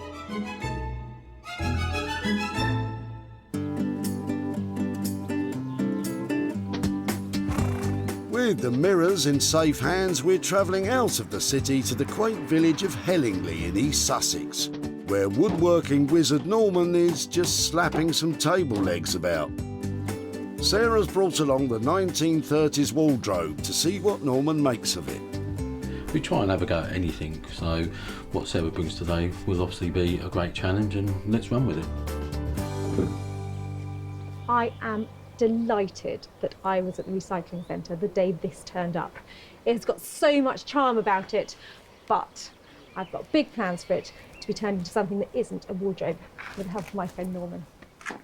I've got a feeling your friend Norman's not going to have a choice in the matter. I love this, Do you? but I don't want it to be a wardrobe anymore. I want it to be something that goes into a kitchen. Saucepan? Saucepan. You're so cheeky. No, you're listening, because this is really important. In fact, I've even drawn you pictures. Shall I see my picture? Yes, please. Okay. Ah, there's a big kitchen cabinet thing. So keep the drawers, you know, maybe some new handles on the drawer. Yeah. And then some sort of fitting inside. Yeah, I think I'll be got to cheer it up, so give it some substance. I have to be slightly careful because I know that there are kind of purists who are going to say you shouldn't cut up a 1930s wardrobe. But I have thought it through because This rail, I've tried it with hangers. This isn't even a hanger's width anymore. And if it's not useful, it just doesn't sell. If we sort of honour it, I feel comfortable in cutting into it. You're in charge. Do what you want. I know that these kind of things get used in kitchens all the They're time. very fashionable now. They are. Oh, Sarah's spied some old crates that could be used to make shelving that would hold your fruit and veg, or pots and pans. Have shelves with your baked beans. Or a shelf of beans. Okay, I can imagine what it's going to look like. How are you doing? I have your picture, I have what you've given me, and I'm sure between the two we can make something with it. How much can I get away with? And I'm asking, can you, think positively about this? Making it look hopefully super sexy, £500. No problems. Speak soon. And it's a deal. Take care. Bye. Sarah's been fairly specific about what she wants from this one. The question is, will Norman stick to the plan? It is going to be a bit of a challenge getting Sarah's ideas across. We have a sketch, so we'll put our twist on it slightly as well, and then hopefully the two will marry and hopefully work. To make this super sexy kitchen cabinet will cost £500. Sarah's confident about the design, but is she confident that it'll be a money maker?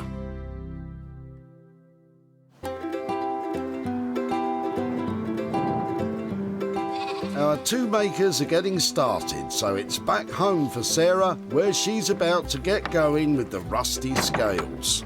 She doesn't yet have a plan as to what she... Oh, sugar, are you okay, Sarah? Yes. Don't worry, no one was watching. It was very graceful. I've completely broken the scales. You've what? No, I'm joking. Oh, thank goodness. Look at that. Dusts herself off and gets cracking with the job at hand. What a pro. These could translate into lighting. I've got the scale pans and the other bits, and I'm sure together I can make something decorative out of them that somebody would like to have as a light in their kitchen. But first of all, they really need cleaning up. To make her kitchen light, Sarah first dons a pair of rubber gloves and then begins to rub off the loose layer of rust from the pans with the kind of brush you use to do the dishes, and then with a steel wool scourer. I think she got all those things from her kitchen. Turns out I'm really good at this cleaning malarkey. In fact, I think I'm too good. I've worn straight through that bit. I hope that's not going to be a problem. Why don't you take it easy from now on? Oh, there goes another chunk. Perhaps calm it down a bit, Sarah. There'll be nothing left at this rate. Oops. Still think that's fine. Still all right. Maybe I can use it in the lighting. Might be helpful. With the surface rust removed, Sarah applies some clear furniture wax to seal in the remaining rust. Oh, that's more of it away. Why don't you just put it down and get started on the scales? Because Sarah's unsure of the type of paint used on the surface, A bit like a beak. she's wearing a protective mask. Lead-based paints are harmful if the particles are inhaled or ingested. So if you're thinking about rubbing off mystery paint, be on the safe side and get yourself a mask. Salters still make scales, and they've been making scales for years. We've got tiny ones where I grew up, little miniature ones for fish, for everything, up to huge great ones for flour sacks. If I'm hoping this is going to be a kitchen light, I'm thinking that kitchen utensils and other kitchenalia is the way forward to bring this all together into a light. And I have found one of these. That costs 50p. So I'm hoping this might be a really nice way of diffusing some light at the front. Sarah has her bulb and wiring at the ready, but first she has to assemble her various bits of kitchenalia into a light base. Sometimes with things like this, you just got to get on with it. Make a plan as you're going. Alternatively, make a plan at the start, and at least that way you've got a rough idea of what you're doing. Then I've just got to attach the light fitting. So does that mean you're nearly done? From where I'm sitting, it looks like you've barely started. Between the various bits of kitchen equipment and the bulb, Sarah's spent £25 in total so far. It's a long way from being something saleable. Or maybe it isn't. I'll wait and see.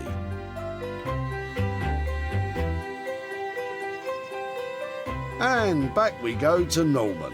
Got to chop this off here. We got to knock them off. He's about to start work on the old wardrobe cum kitchen cabinet. It's going to be hard, is it? Yeah. Well, yeah, maybe it will, but it's going to be a challenge. Norman's even roped in his stepdaughter Charlie to help out after school. Are you going to help me get the hammer and smash it apart? Okay. And the screwdriver and everything? Excellent. So we'll start from the bottom and work our way up. See the feet here? These little feet there, we're going to actually take them off. Hopefully when we finished it, it won't be recognisable. Norman begins by removing the old feet with a hammer and chisel. You just sit there and be the assistant, you know. Am I doing it right? Yeah. OK. Look at that. Beautiful. Charlie can then draw out the shape for the new legs using a Georgian-style template. So we're going to obviously just follow the jigsaw round. Which Norman can cut out using a jigsaw. Once they have a couple of them, hey presto, a new leg. So it's changing its appearance already. Where we had the little dumpy feet, you know, it's changing that complete whole look already. Spot on, isn't it? Excellent. Norman leaves the legs to attach later and moves on to the cupboard door and, oh, not another mirror. Oh, Norman, watch you don't crack it. He can then start to remove the front panels, which will later be replaced by new cabinet doors.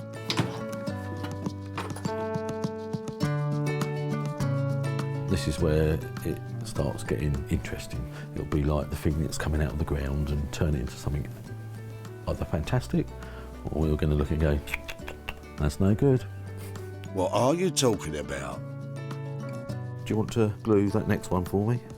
Norman turns his attention back to the legs. He's using strong wood glue to attach them to the base and pins them in place using a pneumatic nail gun.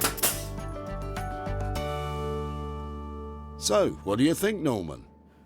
It's not feeling kitcheny. I suppose it doesn't out with a pole in it, but even if you take the pole out, I'm just a bit concerned it's still going to look like a wardrobe. I think we need to make it a bit less like a wardrobe and make it a bit more kitcheny. It's a bit like everything we do, we're gradually making it up into a food cupboard. Ah, that's the spirit, Charlie. We'll check in with you a bit later to see what ideas you've come up with.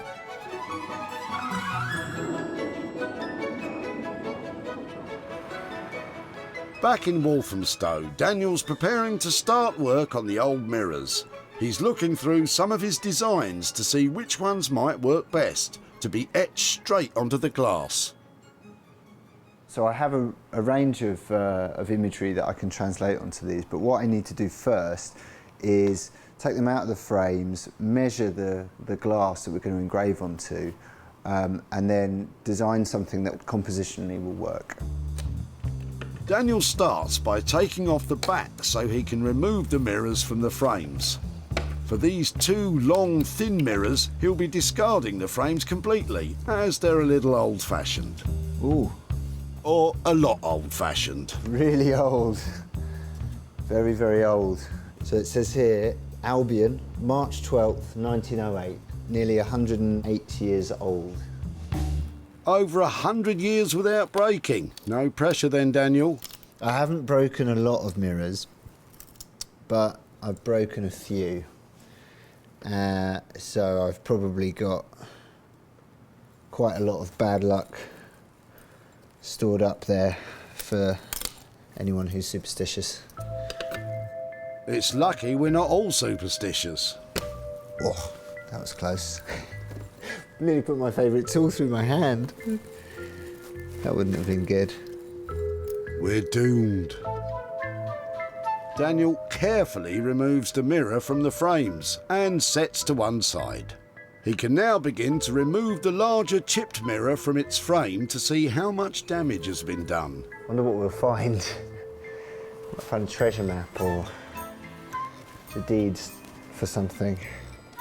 Or a mirror. Nothing. The simplest option for Daniel would be to remove the mirror from the frame completely and simply glue the chip back on. But when he takes it out, all around the edge is, well, jaggy. It's got this kind of nibbled edge. I think that just signifies that it's quite old. And actually, they had no purpose to finish that edge really, really well because it was always going to be inside a frame.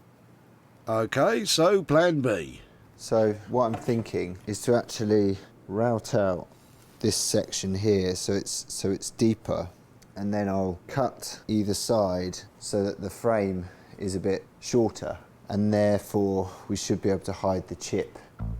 Which sounds like a lot of effort. You said it. Whatever you do, just be careful.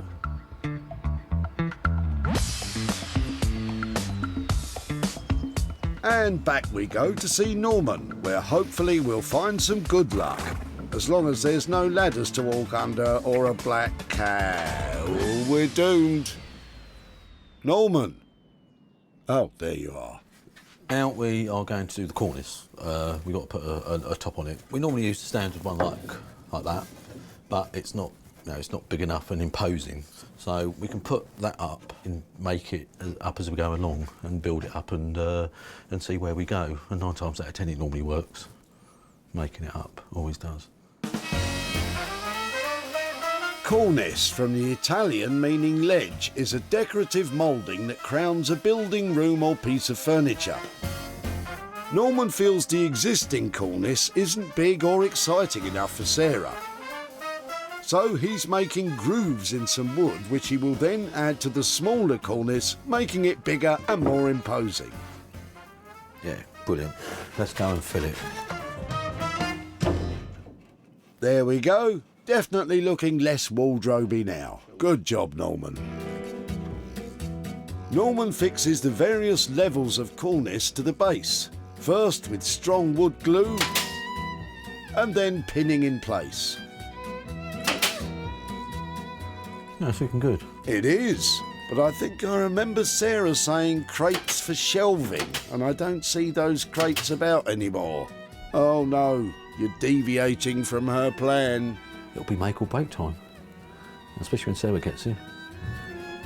And I, for one, cannot wait. Oh, yeah. Our makers are well on their way, so it's time to check in with Sarah and that kitcheny light. She was using a thing you strain your chips with, and I think I saw a flan dish. Ah, there it is. Are you happy with how it's all come together, Sarah? Who made this? You did, Sarah. Before, the old scales had spent years under the floorboards in the dark. But now, they're ready to light up someone's life as a snazzy kitchen lamp. Sarah threw in everything but the kitchen sink to make this quirky and unique piece of lighting. And the result is certainly original. Well, I love the idea that these kitchen scales are seeing the light of day again because they spent 50 years under the floorboards, and I'm hoping I've cooked up a recipe for success and that there's profit to be made out of them. Well, to cook up a profit, we're going to have to turn those scales into sales. What's that? That, as Sarah discovered, was Wesley's dusty scales. Found it under the floor of my house. That's for me. Sarah loved them instantly. My family are salters. Really? Yeah. And Wesley made a guess as to what they would become. I would imagine it would make a nice little fruit bowl or something like that, so... I don't think anyone would have guessed that Sarah would stick a bulb in it and make it a light. Sarah got in touch with regular customer Nick of online retailer Smithers of Stamford to see if he might fancy it for his shop. And you know what? He bought it. Someone who likes their cooking might like it. Nice quirky light for the kitchen. Sarah's travelled to Sale outside Manchester to meet up with Wesley, but has she come with cash? Hi there. Hi Wesley, how are you doing? I'm good, thank you. Is this what you were busy converting when I saw you in the gym? Yeah, we was renovating the house and that, yeah. I took your scales. Now, they weren't in great condition, were they? And where did you find them? Under here? Under the kitchen floor it was, actually. The plumber was there doing a bit of pipe work and wondered if they were ours, and yeah, we'd never seen them before. Well, they were definitely old, weren't they? There was something about them, they just had that lovely sort of vintage retro quality about them. So, do you want to see what we did with them? Yeah, please. They were turned into vintage lighting. Oh, very good. Very good. So all I did was use an old spatula, you know, one of those things that you lift the chips out with. Yeah, yeah. So just bend that round, and this is the pan that was originally the weighing pan on it. Very good. Yeah, were you surprised? Yeah, very surprised. Yeah, I would have kept it and done it myself. Well, other people like them as well because they sold. I've actually got some profit to give back to you. I've actually got 95 quid for you. Brilliant. Was that what you were expecting? Not at all, no. What will you do with that? Any immediate ideas? Treat the kids, I suppose, with it or something like that. Oh, brilliant. That sounds great. Well, thank you so much for taking the time and for talking to us at the tip. I hope you and the kids have some fun with that. I'm sure we will. Excellent. Thank you so much. Lovely to see you again. Bye-bye. Bye. Sarah spent £25 on the bulb and all the kitcheny stuff, so with an impressive sale of £120, Wesley's walking away with £95 to treat the kids.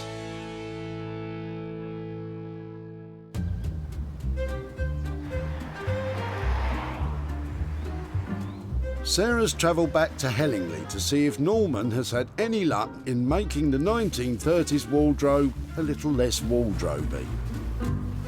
Sarah had very specific instructions about the kitchen cabinet she wanted. So Norman, how close is the finished piece to that brief? Oh, it's a lot different. It's not quite the spec that we talked about, but we had to change it as we went along, so it's going to be interesting to see what she says, but I think she's going to love it.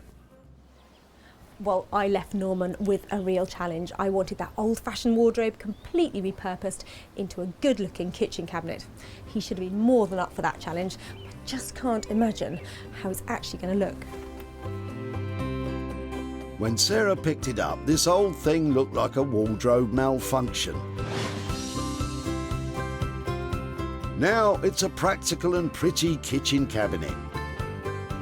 Norman used blackball paint on the new doors to add that kitcheny vibe. And if you still think that's not enough, get a load of the inside.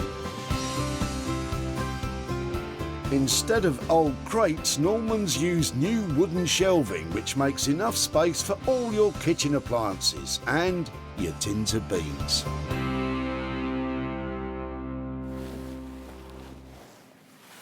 Hello. Hiya Sarah, how are you? I'm really well. How are you doing? Nice to see you again. It's covered up. Is that because it's a surprise or a shock? We'll let you make that decision. How fabulous is that? It's very cool. Seriously. Open inside. Norman, it's amazing. Now, I was trying to think about like an Irish food cupboard or something and trying to give it a twist. It's lovely. It's come a long way. It's come from the attic bedroom to right in the middle of somebody's house.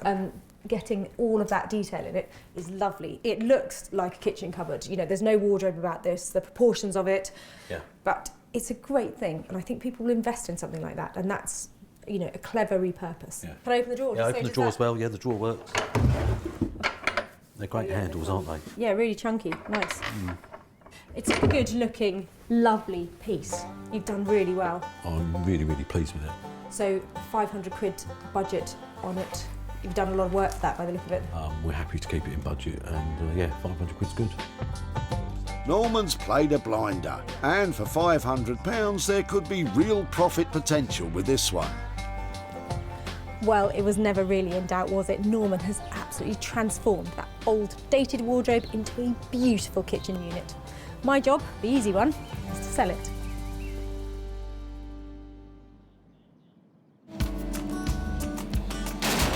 What's that? At the end of a long day, Sarah spotted John throwing out his 1930s wardrobe. Just bought a house and it was left by the previous occupiers. It was a bit old-fashioned for John. Now our furniture is a little bit more modern than that. But it put a big smile on Sarah's face. I think it's amazing. So she took it away, leaving John wondering what could be done with it. Certainly needs a new coat of varnish and it should be good. Well, John, we managed more than that. Norman transformed it into a one-of-a-kind kitchen cabinet. Keen to get it sold, Sarah listed it on online marketplaces and reached out on social media. But were there any takers?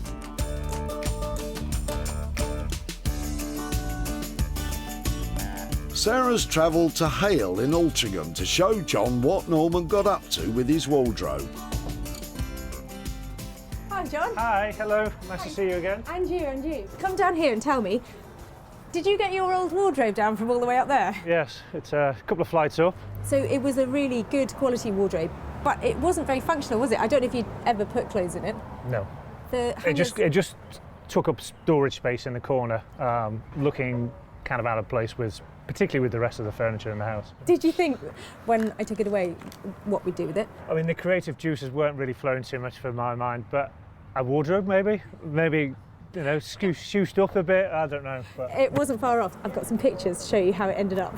So okay, great. Your old wardrobe is now like this. Oh, wow. It has been given a brand new coat of paint. It's got new handles on it. It's chalkboard on the front, and it now is a very useful kitchen cupboard. Excellent. I quite like it now. I'm really pleased to hear you say that. It looks fantastic. Do you approve? Yes, absolutely. It took quite a long time to get it to look like that, so I haven't had much opportunity to sell it. So I'm hoping I'm going to be back in touch with some profit. So as soon as I've sold it, I'm hoping there'll be a couple of £100 coming your way. Excellent. It was great to catch up. Thank you so much. Thank you very much for bringing the pictures back. It looks fab. I'm really pleased with it. Thank you ever so All much. right. Have a good day. Cheers. Bye-bye.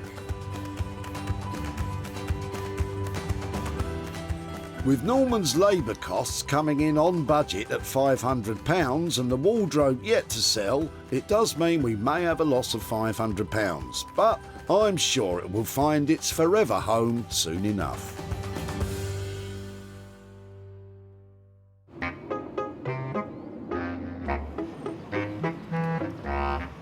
In Walthamstow, Daniel's been working very carefully on those fragile mirrors. Sarah dropped off 4, and let's hope that's what she'll be picking up. Well, I left Daniel with a really interesting selection of mirrors, and I'm hoping, like many things around here, if he got it right, the price of them should only be going up. Well, let's see. Mirror, mirror in the skip, you were old and worn and had a chip. But now, you certainly are the fairest of them all. Daniel's designs have been etched beautifully onto the mirrors, creating a leafy, birdy motif.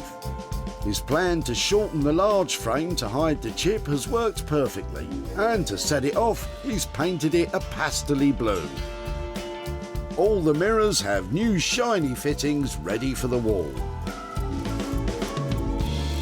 Hi, how are you doing? Very well, thanks, very well, thanks. So have you broken them all? Well, no, we're going to go for a reveal. I didn't know they were under here. Oh, yes, yeah. So, are you ready? Are you braced? Oh yeah, definitely. Wow. Yeah, they've got it, haven't they? They've definitely got it. Yeah, we managed to sort of hide the chip underneath the frame as well by shortening the frame. Oh, that's really on this clever. one as well. So that one's back in action. These two, I think, are going to be good sellers. They're lovely. They look brand new. Yeah, yeah. And considering that these ones are about 100 years old, it's just miraculous that when you clean them back, you're not sure how scratched they're going to be, but they're in really good condition. They're lovely. Thank you. They look. I don't know how you do it, but it's a really good thing. And I left you various money on the table. I think we had something like 90 quid on that one, 120 on these, and 140 on that. Yeah. All on budget, all fine. This one obviously was a bit more messing around, but as I say, it came off in the end, so that's all right. I had no idea we'd end up with something that felt so high-end and, delightful, really. Thank you. Daniel's done a great job and on budget. But selling all 4, Sarah's got her work cut out. It's a nice end to this project because I'm glad they didn't get thrown out. So long as the mirrors aren't scratched or cracked, then they can always be reused. So it's nice to do that and put them back out again. Well, Daniel Heath pulls it off again. 4 fantastic mirrors that I'm definitely going to be able to sell for a profit.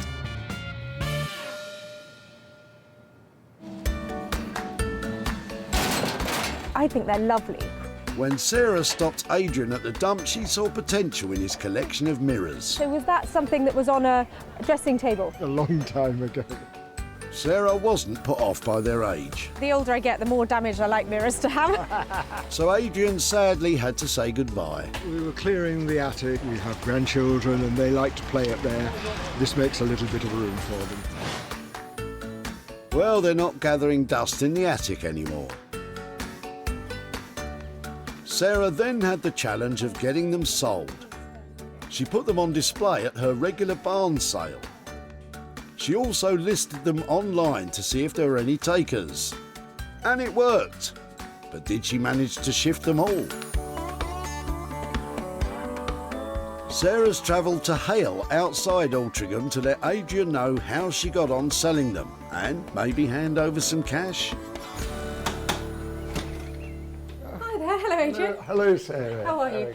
Oh, hi, Sarah, hi there. How Another are you doing? Sarah. Now, I said I would be back in contact, and the last time I saw you, there were all sorts of things coming out of the back of your car, but it was the mirrors that I particularly liked. Is that something to do with you, Sarah? Yes, I've had them for a long time, but I bought them at jumbled sales and things like that. So did you wonder what we might have done with them? We didn't think there was a market for them at all. And that's I'm why beyond we're painting ticking the this. frames. I couldn't imagine what you could do with them. Well, one of the frames did get painted, and they went to Walthamstow to a fantastic guy called Daniel Heath. So I brought you some pictures to show you what he did. Wow. He has etched the surface of them, so those pair of long mirrors, he's taken the frames off to reveal the Yeah. lovely bevel and then engraved them all. Oh, wow. That's lovely, with the birds as well. What do you think? Lovely things. Yeah. I'm amazed that they're actually created from something we were going to throw away. I have had them on the market, and I've managed to sell 2 of them. I've actually got £30 here for your mirrors. Oh, lovely. So there are 2 more still to sell, and they will sell easily, I know. So as soon as they have done, I'll be back in touch. But there are £30 here for the moment. What might you do with that? Well, my mother died 10 years ago, suffering from Alzheimer's, and Dad looked after her for a long time, so it'll be going to the Alzheimer's Society to support those people that are in need. Oh, well, that sounds like a lovely thing to do with that money. Thank you very much. Very best. Thank you, Sarah. Nice to meet you. Thanks. Bye. For the 2 mirrors that Sarah sold, Daniel's labour and materials came to £210. The total sale was £240, meaning there was a £30 profit. As for the 2 remaining mirrors, we still have £260 of Daniel's cost to make up. But given a bit more time, I'm sure they'll get snapped up and we can hand a bit more to Adrian and Sarah for their charity donation. Thanks to Sarah, 3 items have been rescued from the rubbish. Sarah transformed the rusty scales into a quirky kitchen lamp. Daniel's mirrors went from dated to designer. And Norman worked his magic on the 1930s wardrobe. Well, we rescued, revitalised and retailed that rubbish with some really ravishing results. You try saying that.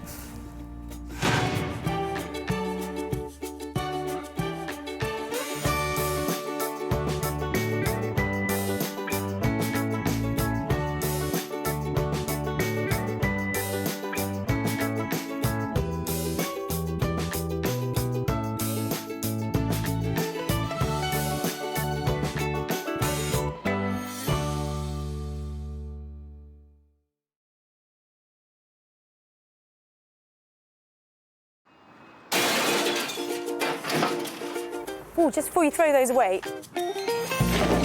How do you make money for nothing? Can I have it? You can have it, yeah. The answer could be hiding in the 30 million tonnes of household waste we throw out every year. Now this is one seriously unusual tip find. That's why entrepreneur Sarah Moore wants to get her hands on things before they hit the skip. I'm a passionate user, maker and buyer of old stuff, and I've turned my passion into a money-making business. I make new stuff out of old stuff, and I sell it for profit. And with some of the country's elite designers and makers... These were going to be thrown away? Seriously? I love it, love it, love it. She can transform her finds into desirable, It looks brand new. valuable, You are joking. and hopefully saleable items. That is a triumph! If Sarah is successful, then she can hand the profits back to the very people who had no idea there was cash to be made from their trash. That is amazing.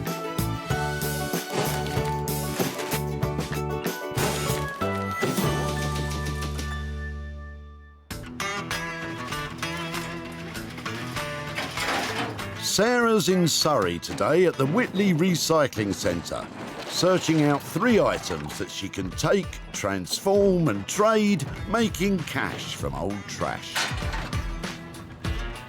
Wonky sideboards, stop clocks, occasional tables, legless chairs. They can all be made marvellous and all make money. All I've got to do is find them. Sarah's been given special permission to be here at Whitley, so please don't go raking your local rubbish tip. Leave that to the experts. I can tell the quality of your rubbish. You've got superb quality rubbish. Make a hat. Oh yes, there's all manner of things at the tip today, and it's not long before Sarah spots Jason with a boot full of potential profit. You've got some nice pieces of wood and bits. What is it? A new kitchen? This is an old part of the sink that we took out. We put a new sink in. I like that. And I've just had no use for it, so I'd be really happy if somebody used it. Let's have a look. Yeah, okay. Sarah's eye has been caught by a fresh piece of untreated oak that's been left over while making new kitchen cabinets. That, I think, rudely said. I don't know that. Okay, but yeah. that looks lovely. That's a coffee table in the waiting, isn't it? Could be. There you go. Anyway. Thank you very much for letting me have this bit. I'm loving the fact that it feels so chunky, and Yeah. I've got lots of people who really make lovely things out of natural wood, and they'll be really pleased to see this. Yeah, fantastic. So hopefully I'll come back and show you what I've done, and maybe even turn up with some profit. Yeah. Thank you ever so much. Come on then, Jason. What do you think will become of that large chunk of oak? I looked at that and I thought I could possibly make a coffee table out of it, but my hands are hurting after all of this work, so I just ran out of steam on it. So it's really great that somebody else could do something with it. So this lovely chunk of oak has got everything about it that needs to be recycled. It's solid, it's in one piece, it's new, it's untreated. So given all its great qualities, I know exactly where this is going, and I think there's some potential profit in this because it's a big, solid piece of English oak. It is indeed. Sarah knows where she's taking that, but it's not perhaps where you'd think.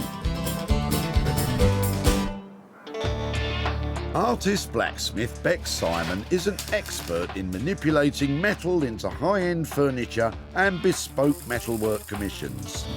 Together with husband Dave, this formidable team has the skill and imagination to create something special from any old iron.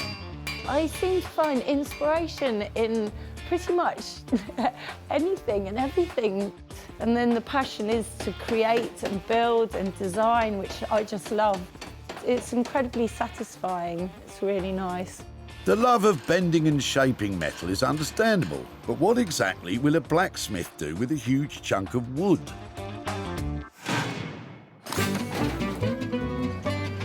With the first item found, it's time to press on and search for a second one.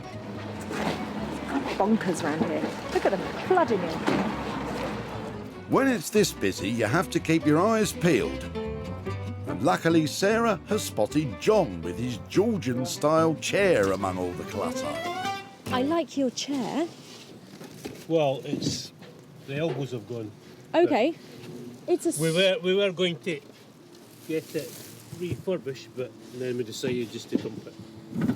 It is tricky, isn't it? Because it's quite a lot of money to get them reupholstered. It is. And if you don't love it, then Yeah. yeah. So tell me, how long have you had it? Where did it come from? I think we've had it for about 6 years. We got it from a friend of my wife who's an artist. It's got a really lovely shape about it. Is it comfortable? It's very comfortable. Can I have a go? Yeah. It's lovely, Yeah. isn't it? Yeah, it's good to sit in it. I think it's lovely. Can I take it away? You certainly can. Thank you so much for letting me have it. Would it be right just to help me over there? Yeah. Georgian furniture is a style which dates between 1714 and 1837 and was made popular by designers such as Thomas Chippendale and Robert Adam. The style of John's old chair fits this Georgian period with high sides and delicate features. But what does he think Sarah can do with it? I would imagine where there's a will in the way that you could refurbish it, and then I think it would look really good. And I'll be interested to see how good it does look. I think this chair's got a fantastic look. It is actually reproduction, I think, but it's cool because look at all these curves. There's lovely shape to it. Re-upholstered, it is going to look fantastic, and I know exactly who to take it to.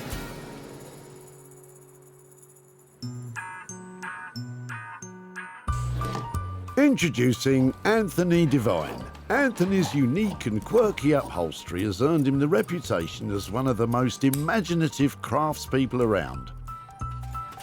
Anthony can upholster almost anything, but he does love a good chair. The first thing I see in a room is a chair. When I go around to people's houses, I look for quality, I look to see what I would do differently. Some chairs look like they're almost kind of destined for the tip, but if you see 1 ounce of kind of potential, then save it. I suppose it is a bit of a love affair I have with chairs, and they're very beautiful things. Anthony loves classic lines, beautiful shapes and stylish looks. Hopefully, he'll also like this old thing. Raking through rubbish at the dump for prolonged periods is enough to send you over the edge if you're not careful. Disco and fun. It's been a long day. I've had a hot chocolate. I'm feeling excellent. I'm looking for one last piece of recycling. Come to Mummy. What's in the disco? You go, girl. Sarah is now on the hunt for an item she can work on. And has spotted Graham, whose passion in life is his mini wildlife sanctuary he runs from home. What are you throwing out today? What are you clearing out? Well, we've got our bazaar on Sunday, and people do bring in bits and pieces. Yeah, some which are suitable and some which aren't. Is that what we're saying? No, I understand that. You know, when you're donating things, you bundle it all. Fairy wings in there, you know, and I thought, no. It's a great temptation for me to... No, me too. Would it be all right to have a little rummage in your rubbish to see if there's anything we might be able to make some money out of? Graham takes in sick and injured wild animals, something that Sarah's very familiar with herself. Thank you. I had 3 pet foxes when I was growing up. Good. I used to look after them. 2 owls and a kestrel I had when I was growing up. Most people are happy with a goldfish. Graham has already dropped off plenty of picture frames for Sarah to rummage through. Yeah, I'd really like to try and make some money for you. I like these little ones. There's one, that's quite sweet. Look, it's a silver plate or something. So I'll have a look at that one. There's a little bundle of vintage and retro ones. Maybe if I put a postcard or something in there, I could sell them and raise a bit of money. Bit of embroidery? Maybe. Right. These frames weren't promising enough to make it into Graham's own jumble sale, so Sarah is going to have her work cut out with this lot. Lovely to meet you today. And you. Thanks ever so much. Okay, bye-bye. That's 3 items carefully collected with profit in mind. The solid oak offcut will be tackled by Blacksmith Bex. The Georgian-style chair will be a challenge for Anthony. And Sarah will put herself in the picture by working on the frames. Today has been incredible with such a diverse mixture of items found. I can't wait to see them turned into show-stopping moneymakers. Sarah's first stop is deep in the heart of the Surrey countryside. So tranquil. Unless you're in the workshop of Bex and her husband Dave. So I used to feel quite nervous about what Sarah was going to bring round for us to, work with, but now I've sort of become a bit more to expect the unexpected. I'm glad she feels that way, as Sarah's about to drop off a lump of wood to a specialist metal worker. So you find a big chunk of oak and you immediately think, well, I did, let's take it to the blacksmiths. I really need some help with this piece. I know that Bex and Dave come up with all sorts of ideas all the time. I just need one of their really good ones to turn this big chunk of English oak into something really saleable. I'm looking forward to seeing what she'll bring today. In fact, we'll probably go and find some other junk to help try and upcycle these bits with. How you doing? Look what I've got. It's wood. You got wood. You all right? I'm really well. How you doing? Come put it down here. It's quite heavy. It's got It's a nice piece of wood. Yeah, I think it's that way up. I thought because it's so beautiful, I love the kind of matte quality of the wood. Yeah. I was just thinking with some of your beautiful shaped legs on it, I was wondering about having something, you know, quite industrial looking like nuts and bolts or something, maybe like coming through it or... So say if it's round, you could have like just 3 and it's sort of self-balanced. So they're piercing the top, sort of that. Piercing sounds great, doesn't it? Yeah, you want that. It's either kind of a javelin shape, so they're getting sort of thinner. Maybe you could do that. If it's piercing it, maybe it sort of gets slightly thinner at the bottom and then a big chunky bolty thing at the top. Yeah, because you'll have a flat bit with the bit coming through and it's sort of balancing on three legs. Industrial looking legs. I've got a pair of them myself. But this table will need 3, so how much will it cost for each leg? Say 60, and then we can sort of fiddle about and, you know, make something really nice and it would look like a really good interiors piece, you know. That's £180 in total for the 3 legs. Now, what's the plan for the wood? I'm wondering, are you okay to cut wood or do you want me to get this delivered to you in a certain shape? What would be easier? We worked out between us what shape, and then, yeah, that would be good. I could make a template, so that would be fine. Love your enthusiasm. I love yours. Let's make a plan for the shape then, and Okay. I reckon we're fairly simple solution to that. Brilliant, well done. Yeah, no, marvellous. Once the shape is agreed, Sarah's going to organise getting the wood cut, while Bex takes care of the javelin-shaped legs. Brilliant, you have that, that, Thank you. and that, Right. and I'll take the wood. All right. then. Okay, keep in touch, yeah? See you later. Bye. I think it's going to turn out a really, really nice, sort of quite classic little piece. So looking forward to making that. To get the fire started. Bex has got her work cut out with the legs and I've got my wood to cut out. I think this table is going to be sweet, saleable, and I think we'll make a profit. With £180 already dedicated to the legs and the cost of preparing the wood still unknown, can this adventurous table live up to its price tag?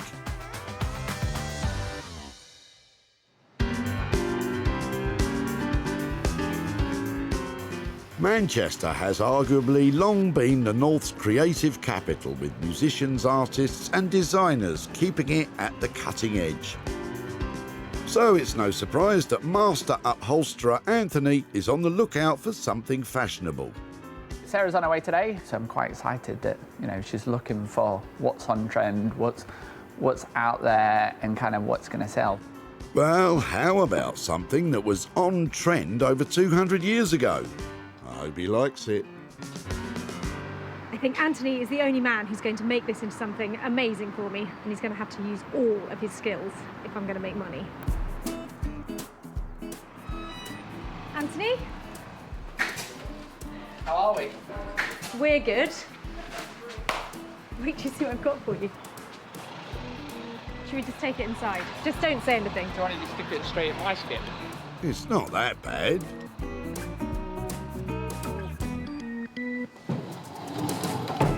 It's not a little gem, is it? It's a big something, not a gem. Anthony really isn't sold on it, but I'm sure that Sarah can talk him round. It has potential. I've got a really good idea for it. Okay, just bear with me on this and see if you think it will work. How about cut it in half, stretch it out, make a fantastic Georgian sofa out of it? Brilliant. Let's do it. Really? Is that possible? It's not just quite simple as cut it in the middle. What would the process be? Well, do away with everything between this gap. So, by chopping the chair in half, retaining the Georgian-style sides and building a new middle section, the small seat will become a large couch. I like the stretch part of it, I have to say. That sounds fun. Like, not just little, but big. Stretch big. Okay, big would be great. Maybe a couple of new legs in the middle, you know, 5-person, something that goes in the hallway of a Georgian stately home, you know, that kind of... With a modernish look to it. Okay, I can see you buying in already. Yes, A little bit of enthusiasm for it, you can do it. It's coming. I am almost overwhelmed with the enthusiasm, but how do they intend to cover this monster of a sofa? Colour-wise, I don't know, it's either beautiful light linen or it's very dark. I would go dark. Yeah, dark velvet, but then, you know, maybe we should just have like a nice chic fabric on it. A country cottage sofa. No. A 5-seater sofa in dark velvet sounds expensive. Is it, Anthony? It's going to hit just under £1,000, realistically, but then it's going to be a whopper. I mean, it might even take a few people to carry this bad boy out. I mean, it really is going to be a substantial size chair. I'm happy to leave it like that. I can't wait to see it. Sarah seems happy her radical idea is underway. Well, I think that is an excellent plan for that old chair, and between us, I think we're going to create something that looks absolutely amazing. But at a shade under £1,000, that budget is quite punchy. It better look fabulous. It's never just simple. It's never like, oh, Anthony, I've got this perfect chair for you. It's nice and light.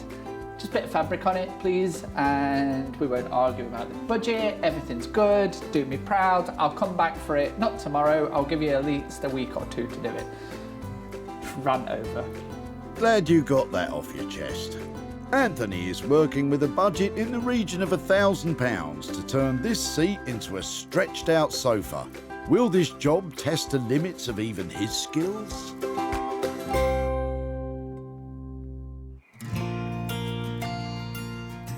With both the block of solid oak and the Georgian-style chair in good hands, it's Sarah's turn to take on the jumble sale cast-offs. Oh, listen to this. My mum and me on front donkey, Fred in rear. I think I was about 3 years old, perhaps younger. Uncle Joe in boater, my father taking photo. I would love to have seen who Uncle Joe was and what the boater looked like and who Mum was, but I'm afraid we're just going to have to imagine that. They're such sweet things, all with their little notes on the back. It's a real pocket history of somebody's family here. These may look like a collection of simple, ordinary frames, but you never know what you might find, and Sarah's onto something. No way, look! Can you see them? Can you see the one in the middle? That's a lion. So solid silver, sterling silver, this is British Art Deco silver frame. That is a little gem in this bundle.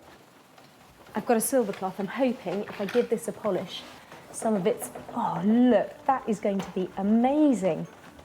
We're looking at a frame probably 100 years old, and it's got this pattern on it. It's called engine turning. Great spot, Sarah. Engine turning is the decoration of metal or ceramic objects with fine geometric patterns, similar to the patterns found on banknotes. Well, that is looking a lot better.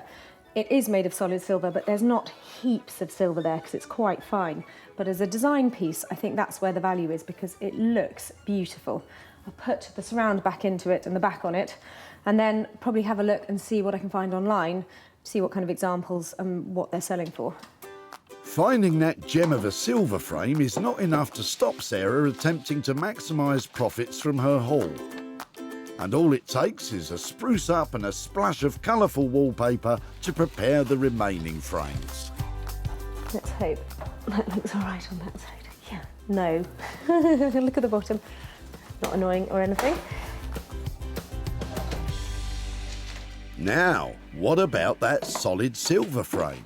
All right, let's have a look. Art Deco frame. This one. Art Deco, sterling silver, engine turned frame. Do you know something? They are expensive. Look, even this one, £275. Oh yeah, I really like you. These frames have cost Sarah nothing so far, but can that silver frame live up to its potential worth when Sarah tries to sell it?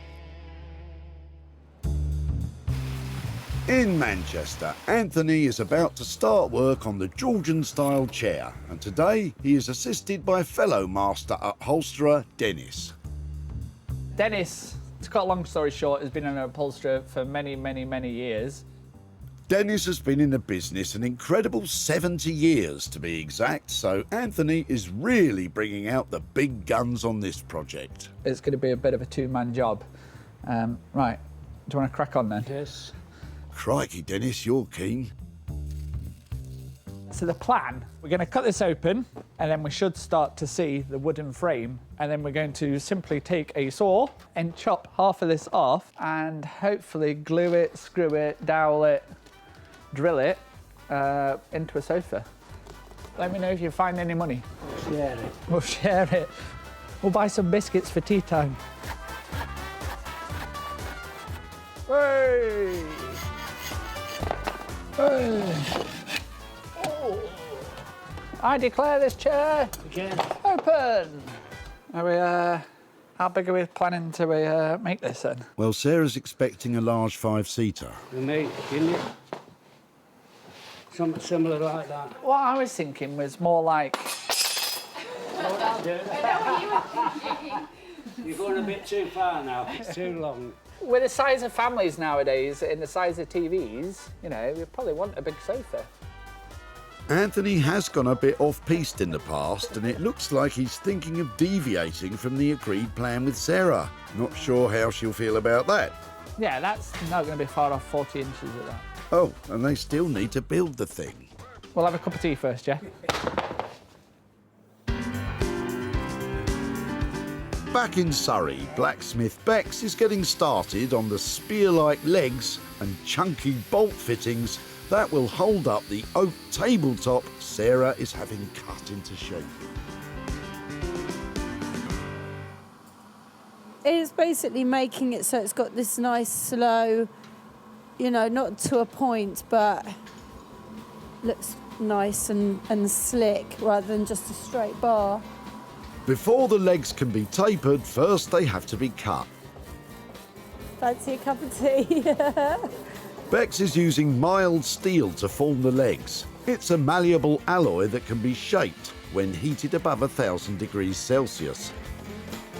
It's more often used in a building context, and so will provide this coffee table with an industrial feel. Shall I make the bolt, just use that material, make the bolt so it's like quite slick and small, or go nuts and do a big fat bolt, but then it's a coffee table, it might get in the way. It's a tough decision to make. Yeah, doing the smaller, neater, using that material. So, small and elegant is the way forward, and she can check out her design against the tabletop as Sarah has now returned the chunk of oak all shaped and finished. Oh wow, it's like a giant kidney bean. Oh, it's really nice, look, with her dirty hands. No, it's got a really nice shape. It'll go well with the legs. We haven't told her that we're going to countersink, you know, the nuts and stuff, so, you know, rather than it looks like they're sort of plonked on, they're going to be, you know, set in nicely with a little top, so it's a really nice detail. With the top ready to go, Bex concentrates on putting the finishing touches to the metal legs, with a bit of help from Dave's pants. Quite a few. Actually, there's a new pair that I've been planning to bring in. So when they start to look a bit like a skirt. Perfectly good underpants, then. I don't know what she's doing with them in here. Very, 4 or 5 years in them. Very unflattering, dear. Very unflattering. Poor Dave. Now all that's left to do is drill and stain the wood, fix it together, and then show Sarah. I can't wait to see this one. Hope she likes my nuts. Anyway, so mature. Right. Back in Manchester, there's been a small change of plan at Anthony's place. So originally we talked about doing it in an indigo kind of deep blue colour, but now we choose this kind of tulipy colour. But I'm not sure it's going to be one of Sarah's favourite colours, I've been told. Brave man, Anthony. Also, that sofa looks a lot smaller than the 5-seater you promised Sarah. How big is it? We cut it in half, And then we've now rebuilt it all. So we've kind of gone for, I think it's just under 54 inches wide in total. There was no scientific way of doing this. We basically clamped a bit of wood down and we stepped back and went, and then we had a position, can 2 people get on there? That's it, that's how we did it. And it's basically a chair, but just wider. Yeah, but that's very different from a large sofa. It's all about the sound. They're getting the right tension. So we're going to put another probably half a dozen this side, another half a dozen that side, and then we're going to weave them across. I can't stop twanging. Weave them across, and then opposites, and then individually, they're quite weak, but collectively, when they're all woven, they become nice and strong. Oh. The one pressure that we are under is just make sure we get it finished in time for her ladyship arriving. But it's so addictive. It's the wrong size, the wrong colour and potentially unfinished. But at least you'll be able to play Sarah a tune, Anthony.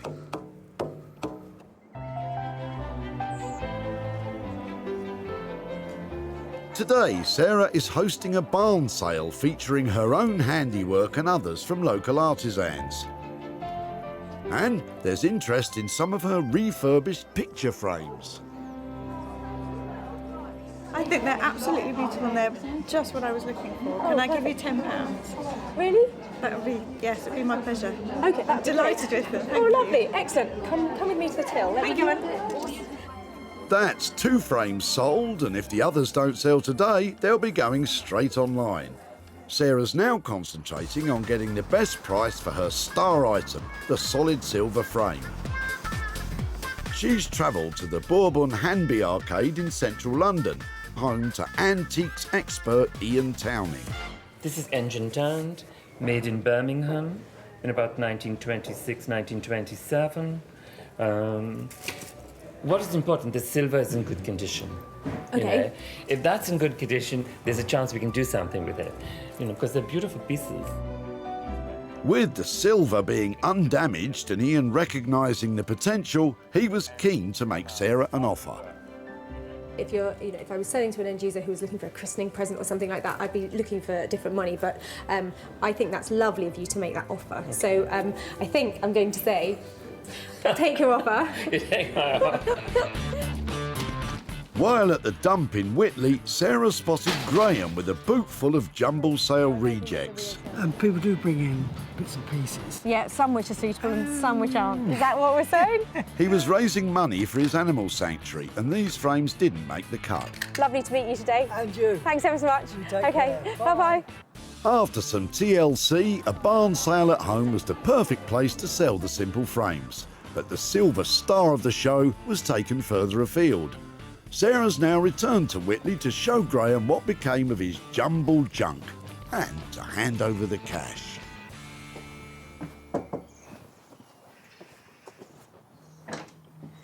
Hi, Graham. Hello, Sarah. Lovely to see you again. And you. Looks like you're busy. How many of these people have you got around here? Don't ask me to count. When I last saw you, you were having a big clear out of stuff before a sale, is that Just right? a bit, yeah. Yeah, and how did the sale go? Very well. Very well indeed. Now, the stuff that I took from you, there was a box which had some old frames in That's it. right. So I took the frames and used some old wallpaper. Oh, yes. That's amazing what you can, how it transfers itself from just a bit of old junk. That's amazing. Amongst them, there was a lovely frame, actually. It was an Art Deco silver frame. So I took it to London and I took it to an antique dealer and he made me a really good offer on it. I did accept the offer and there is some money for you, actually. There is £4 here. Oh, excellent. And £200 there. And that's all for you to do whatever you need to do with it. You're joking. Oh my God, that is amazing. That is amazing. That is definitely money for nothing there. There was no cost incurred sprucing up the old frames. Sarah made £10 from the barn sale, £150 from the Art Deco silver frame, and another £44 from selling 7 of the more simple frames online. That's £204 profit. Well, Graham was clearly so pleased with that, and you get a really warm, fuzzy feeling handing over money for nothing.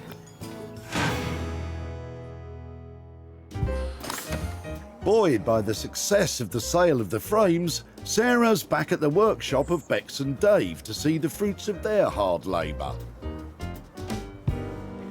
Did you spit on it? Yeah. I think she'll be pleased, don't you? Yeah, no, I think she'll like this one. And There's not much to not like about it. it's been in our house for a little bit for the wood to dry. And it looked quite nice in there. I've been really looking forward to see what Bex has managed to do with that old piece of worktop, because although it was only quite a small item, it's potentially a really big transformation.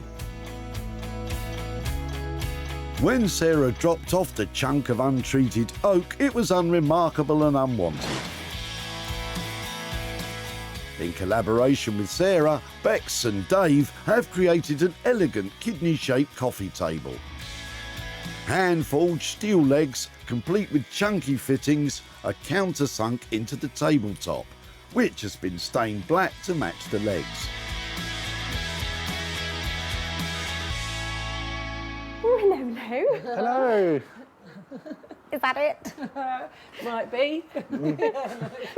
So let's have a look then. There you go. Oh my word, are they metal? Yeah. How cool are they? Oh, it looks really good, doesn't it? Yeah, it's worked out nicely. I thought it was going to be sort of less polished, a bit, you know, like metal-y, kind of rough. It's really fine. So tell me, was it a good thing to do? Was it a nice make? Yeah, no, definitely, because we got to do a bit of forging on it. So we made the nuts and we made taped the legs down just to have that nice sort of, you know, clean shape going down. These are great, aren't they? Because you can't get those off the shelf, can you? They look amazing. I think I cunningly chose a 3-legged table because we were paying by the leg, weren't we? Yeah. 60 quid a leg. Anywhere near that? Yeah. It's about right. By the time, you know, you've messed about with the wood, you know, got it all working and nice, it's about right. It's very cool. I'm glad you like it. I think it's a charming thing made out of something that was, you know, scrub top utility piece of wood. So I'm really pleased with that. Thanks Brilliant. so much. Thank you. Always lovely to see you. Yeah, how heavy is it? It's not too bad. Not too bad. Not You'll too be bad. okay. That's what we always say. Take care. See you later. Bye. There's always the question of what other people will think of your work. Yeah. Yeah, no, it's really good, and she was really pleased, so that makes us really pleased. You're wearing my hat. Yeah, all right. My hat now. Those guys just pull it out of the bag every time. Look at the finish on that. It's fantastic. When Sarah spotted Jason at the tip in Whitley, she immediately spotted potential. You've got some nice pieces of wood and bits. What is it? A new kitchen? This is an old part of the sink that we took out. We put a new sink in. Jason was quick to catch on with ideas of his own. I looked at that and I thought I could possibly make a coffee table out of it, but my hands are hurting after all of this work, so I just ran out of steam on it. Fortunately for Sarah, it was full steam ahead when the finished coffee table was offered for sale, and it was soon snapped up by a vintage and retro retail outlet in London. Sarah's returned to Whitley to show Jason what became of his oak cast-offs and possibly hand over some profit. Hi, Jason. Hi, how you doing? Yeah, really well. How are you? Yeah, good, thank you, good. Nice to see you again. Yeah. I said at the tip that it would be great to catch up if I'd managed to do anything with your chunk of oak. So I'm Right. here. I'm here. Yeah, we great. actually managed to use it. Do you want to see what we did? I'd love to, yeah, this sounds great. So that's how it turned out. Wow, that's unbelievable, isn't it? That is great. I honestly just thought it would be just a nice square oblong of, that's what I was going to make. Yeah. But yeah, that looks fantastic. Good news is it sold and it sold at a profit. So I've got some money to hand over to you here. I've got Wow, that's incredible. I wasn't expecting that at all. £4 there and another 60 more to go with it. That's so. unbelievable. I wasn't expecting that at all. Thank you so much. So this is unbelievable. 64 quid. Yeah. Any ideas what you do with £64? There's a lot of things I'd like to do with it, but my children might have a different idea about what I can spend it on. But yeah, no, I'm sure we'll find something fun to do with this. Excellent. A day out, I should think, at least. Yeah. Well, thank you so much for all of your time and for letting us come back and show you what we did. Thank you. Take care. Bye bye. Sarah spent a total of £206 on the coffee table, £180 for the 3 hand-forged legs from Beck's. The cutting of the wood cost £6 and £20 was spent on wood stain. With a sale price of £270, that left £64 to return to Jason. Well, I think Jason was genuinely surprised and quite pleased with what we did with his chunk of oak. And £64, I think the family are going to have a lovely day out with that.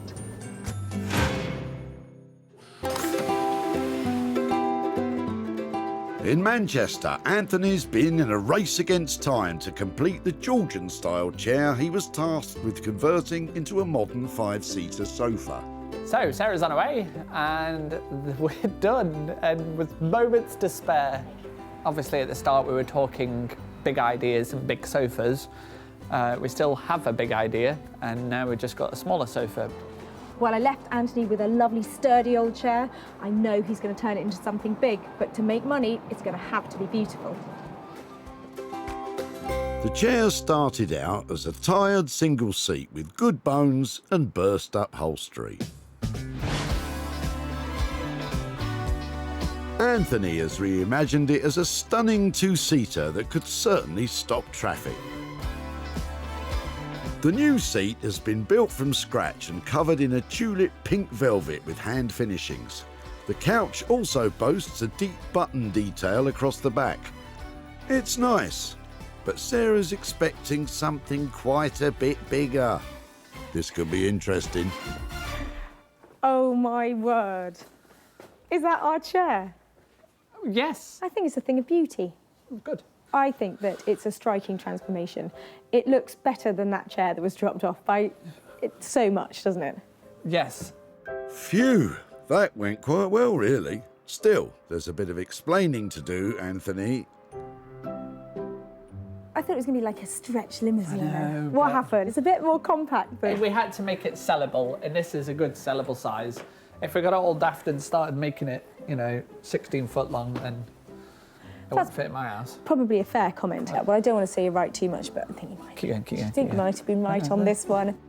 Sarah's won over, despite its reduced proportions. I am slightly worried that I left nearly £1,000 on this. Is that what that costs? Is there any leeway on that? Or is By that the time we bought all the fabric and we paid for all the pizza that we had to eat during the making of it, it's not cheap pizza, Or velvet? All the velvet, to be honest. So you're telling me that that's... Yeah, the budget's that's- gone. Budget's gone. I think you've done well, OK? If you can get it wrapped up for me, I'm going to get that taken away and whisked off to some about? boutique somewhere, probably near here, and say thank you very much. Thank you very much.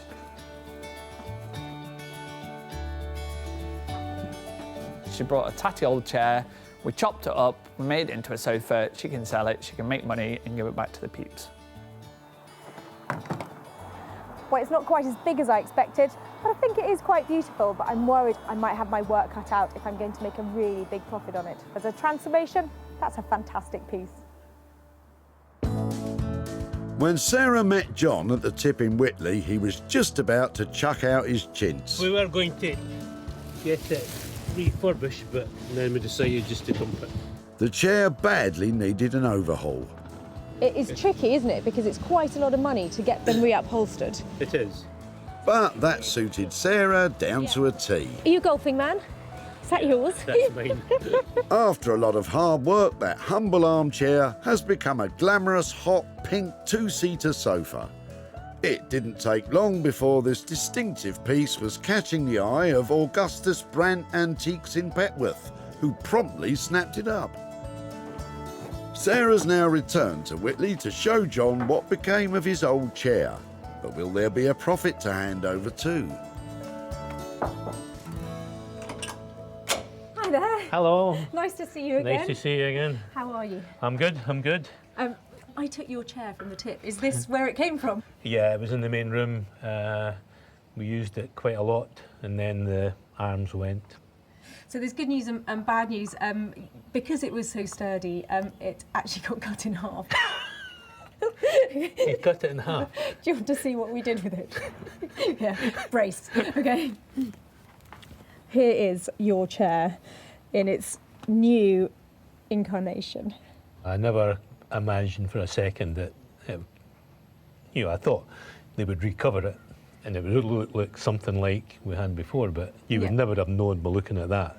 It was the same chair. Well, there was a reason why we did that to it, because as a chair, as a process to recovering it, it is it's an investment to have a piece recovered. And what we want to do is try and stretch it a bit and hopefully get some more money for it. And so we sold it at a profit. I have got £215 here for your old chair. Thanks very much. Absolute pleasure. I am now not taking things to the dump. I'm now thinking, where can I take them to get them fixed? So it's £215. What are you going to do with that? Well, I'd like to think I'm going to get more golf lessons, but my wife will probably say she's going to have it for the house. Oh, really? Yeah. Oh, well, something towards a new chair, maybe? Something towards a new chair. Thank you so much. Bye-bye. Bye-bye.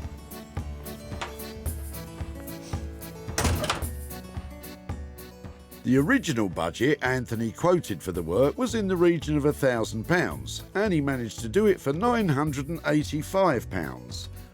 The fuchsia pink sofa sold for £1,200, which left Sarah with a profit of £215 to return to John. Well, I don't think John was expecting that, but frankly, I don't think any of us were, because it was a stretch of the imagination. £215 of profit handed over, and although John might not be getting golf lessons, I think he's definitely going to be in his wife's good books.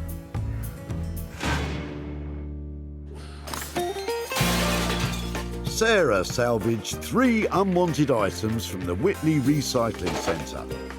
The chunk of oak was turned into a classy industrial coffee table. The tired old Georgian-style chair is now a magenta marvel.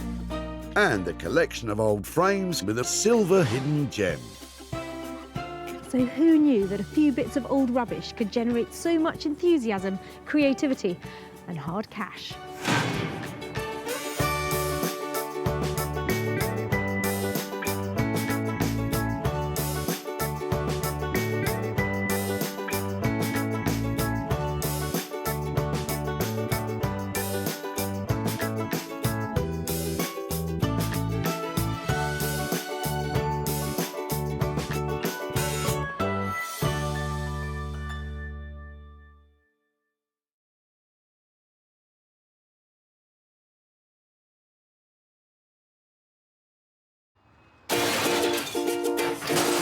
Have a little rummage around in your rubbish. How do you make money for nothing? I love that. The answer could be hiding in the 30 million tonnes of household waste we throw out every year. So heavy, they don't make them like this anymore. Look at that. That's why entrepreneur Sarah Moore wants to get her hands on things before they hit the skip. I'm a passionate maker, buyer and user of old stuff, and I've turned that passion into a money-making business. I make new stuff out of old stuff and I sell it for a profit. And with some of the country's elite designers and makers... Say something nice about it. My juices are flowing in this one. They are going to be wow. She can transform her finds into desirable, Isn't that stunning? valuable Oh, wow. and hopefully saleable items. That is bonkers. If Sarah is successful, then she can hand the profits back to the very people who had no idea there was cash to be made from their trash. Got £350. Wow.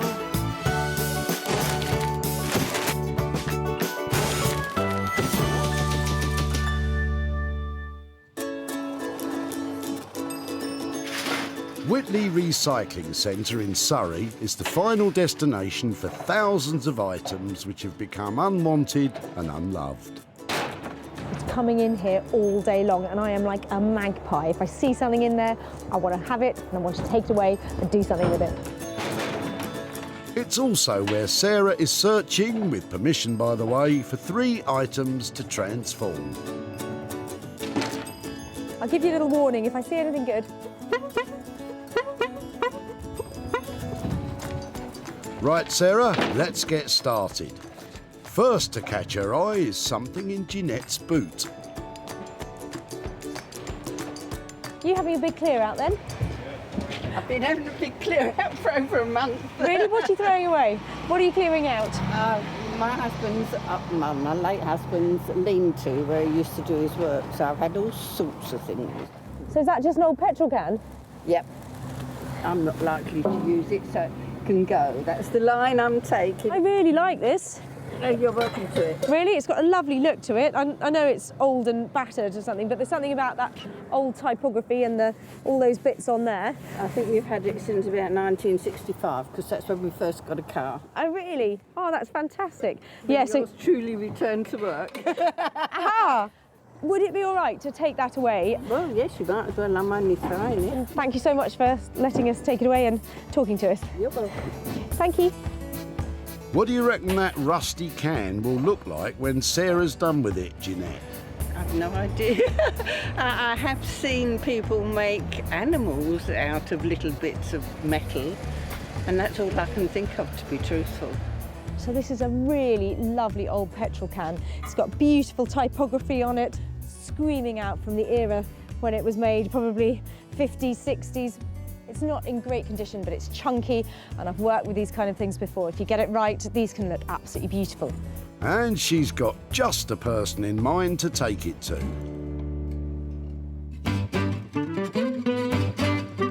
If you like lamps made from all sorts of crazy stuff, Guy Trench is your man. Retired North Sea diver Guy works tirelessly with his band of happy helpers to make one-of-a-kind furnishings from, well, anything really. I love what I do. I mean, every day I get up, I just walk across the yard, get into my workshops and have a look around, and I'll suddenly see something in the corner and I thought, oh, wouldn't that be great just to do that today? And how about every single day you go to work, you're doing something different? I mean, it's just marvellous. Will Guy's passion for all things old be enough to get excited about the rusty petrol can? One item down and 2 still to find. Oh, she's onto something, look. It's the plastic version, isn't it? Yeah. I've got a really clear idea about what I need. If it looks too new, it's just not good enough. If you can't cut it up, if it hasn't got that real strength, if it's flat packed, there's just no point in taking it away. So I feel a bit rude, but sometimes it's yes, sometimes it's no. Oh, maybe not then. But how about some pine drawers being unloaded by Corinne and Graham? Chucking it out? Yeah. Had enough? The drawers don't work particularly well. They're quite sticky, so... That is so annoying, isn't it? I know. It looks like a nice solid bit of furniture though. Is it quite heavy? Yeah, it is fairly heavy, yeah. Do you want a hand getting it out? Is it? Corinne's got the muscle. Pop it down, yeah. Brilliant, it looks really solid, but as you say, if they, oh my word, they don't work, do they? They don't work at all, do they? Yeah, they do, they are supposed to though, aren't they? It's not... Yes, absolutely, it's just that it's... They're fudging a little.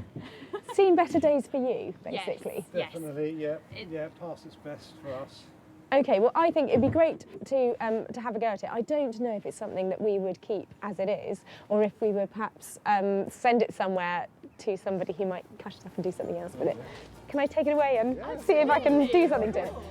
I'm here all day if you want to stay and help. What do Corinne and Graham think should happen to their old drawers? I think she might chop it up completely, because with those sticky drawers, I just can't see a way around them. So I think she might repurpose the wood somehow.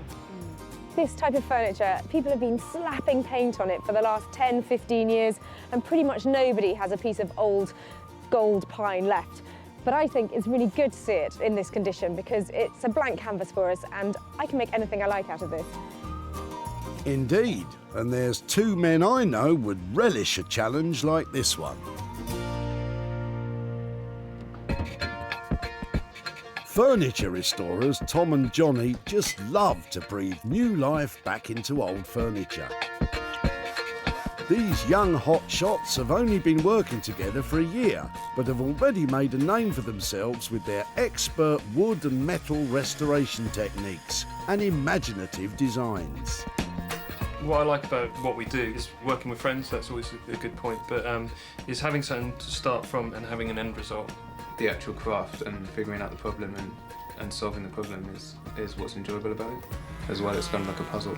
You know, it comes in not in very great condition, and then you get to see the person's reaction when you get it back. That's what I enjoy the most. Well, fellas, Sarah's latest find is certainly going to test your skills. That's 2 items found for the artisans, and now Sarah needs to find one for herself. Just going to have a look at some rubbish. No need to follow me. You really are following me now, aren't you? Go away, go and find your own rubbish. Sarah's in a hurry as she spotted Brent, who she's met before. He's been back and forth a few times clearing out the contents of his father's house, who has sadly passed away. Sorry to bother you, I'm just wondering what you're clearing out today. My parents, their father's just died, so we're emptying Oh the house. no. Okay, so it's not a happy task. Oh dear, oh dear. Are you a long way through it? Have you got lots to do? Fair about. I've got 2 sisters to do it as well, so No, really. I'm taking the day off to have a big clear up. And is it very emotional, or are you getting through it? You don't mind. I can't believe it's 65 years with clutter. I'm looking for things today that either might have some value or that I might be able to do something with rather than being thrown away. It's not much I don't have any value. What's... Wicker chair might be. Oh, and that is old, that is. That is a lovely original Lloyd loom, actually in really good condition. It's something that people are collecting. So what happens often is they go on the corners here and they all start unravelling, but yours is lovely. Would that be something that I could maybe take away and see if anybody would like to own, or would that be all right? Yeah, we've filled the charity shops up in town, so we can't Excellent. take any more. No, and lots of... And the churches are taking as much as they can, but... Well, do you know something? I'm the end of the line just before it goes in there. So if I could take that, that would be lovely. Somebody might like it, and I think it's lovely to see one in such good condition. Lovely, thank you. This chair was manufactured by British company Lusty & Sons using the Lloyd loom technique. These types of chairs were hugely popular in the 1930s and in decent nick can still fetch good money. Given the circumstances, Brent probably hasn't thought how much his parents' old chair would be worth. I've no idea. It's not something I ever looked into, so probably I'll find out when I get back. My sisters wanted to keep it, but never mind. So this is instantly recognisable as Lloyd loom. So that is a really pleasing, lovely find and in very good condition. Far too good to go into the tip. That's another day done at the recycling centre. Guy will light up the petrol can, Tom and Johnny will tackle the sticky chest of drawers, and Sarah hopes to breathe new life into a classic old chair. I am really inspired by today's motley crew of gathered items, but I'm going to have some big ideas if I'm going to make big bucks.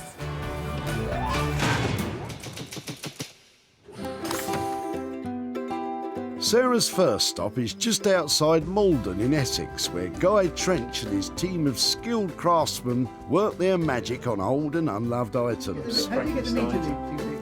Speaking of which, I'm always looking forward for Sarah bringing me something. Anything that's thrown away, there isn't a second life for it. We'll just see what she brings this time. It could be a really big challenge for me. I have no idea. We'll just wait and see. Always looking forward to see her. I hope he's still as keen when he sees what's headed his way. Hiya. Oh, hi Sarah. Lovely to see you again. And you. Oh.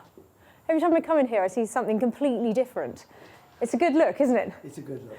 I'm a bit embarrassed to add that to it then. I just couldn't see it go into the metal skip and get thrown away because there's something about the typography and the bits on it that I thought had enough appeal to maybe go into an interior. It's a sort of 60s, 70s petrol can. I think my dad had one of these in his old Ford Capri. You open it up here and you pour your petrol through here. It's quite a clever design, It is a clever design. It's Keith, are you about here? Yeah. Come have a look at this. Yeah, come and say enthusiastic things about my quite ugly petrol can. Enthusiastic. Okay, so I was thinking, I have had a little play with it. What do you reckon? It's not something you usually convert, is it? No, lettering's nice. Colour's not that great, is it? I was wondering about an old headlight or something to come off it so that it ties it back into the fact it's come out of a garage or it's car related. Luckily, Guy has some old headlights lying around. What you're thinking is if we just had this sort of silvery bit here and we put that on the front there. That might work, and I was sort of wondering what it'd be like if you had something coming out of the top of it, more like something like that, but... Almost looks like a sort of road thing, doesn't it? You put that on a railway, or on the railway like line. a petrol pump or, whatever. I mean, realistically, because this isn't brilliant, I would be reluctant to spend much more than 150, 100. Right. Okay. Well, whatever we do, it will be a total one-off. So whoever you're selling it to, it's the only one in the world that looks like this. It's a challenge, but if you're prepared to take it up. Yeah, we'll give it a go. Give me a shout when it's up and running. Thank you. Well, this time she's left me with a real challenge. We're going to do our best and have a good go. It's the real mark of a maker to take on a challenging item and turn it into something fantastic. And I think Guy is the man for the job. With a capped budget of £150 and with Guy still to work out how to make it, will this petrol can prove to be too challenging?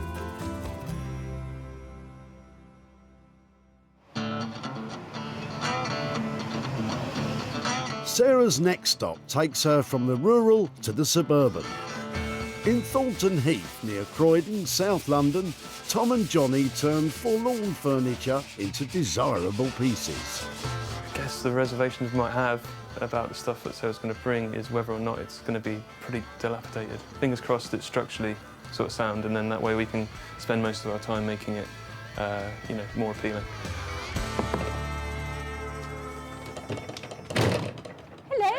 How are you doing? Yeah, you all right? Yeah, doing you all right? Yeah, cool. I've got something really heavy. I definitely need a hand bringing it in. Cool, let's see. Yeah, come and see what little tip treasure I've got this time. Tip treasure? I think that remains to be seen. Cool. All right. Cool, I'll take cool. Any chance you can give me a hand out with it? Yeah, It's Are the boys happy or just relieved?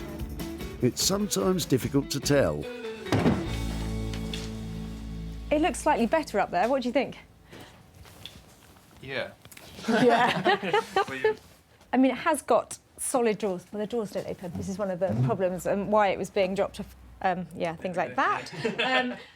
This one opens and it's dovetailed. It's really solid. I think it's just had all these sort of trims and moulding stuck onto it to give that mock country look. I think it's kind of over to you what you think you're capable of doing with it, or if you've got some ideas for it, because it needs help at the moment. I think we're going to start removing. Rid of the trim, remove this.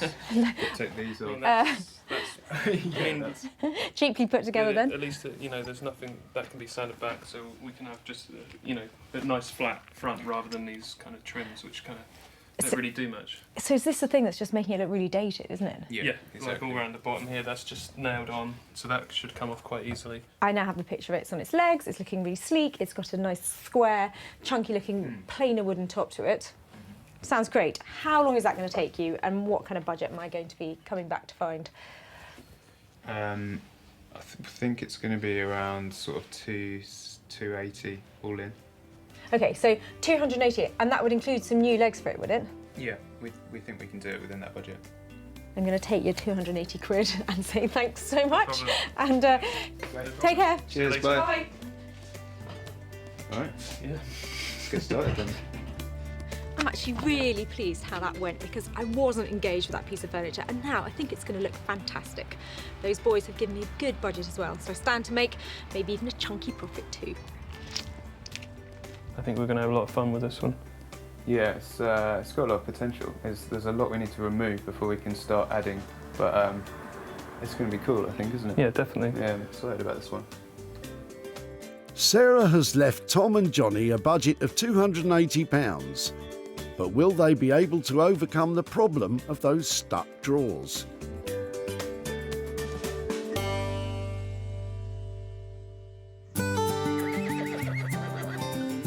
Having left the petrol can and the pine drawers in safe hands, Sarah has returned home to West Sussex in order to begin work on her own restoration project.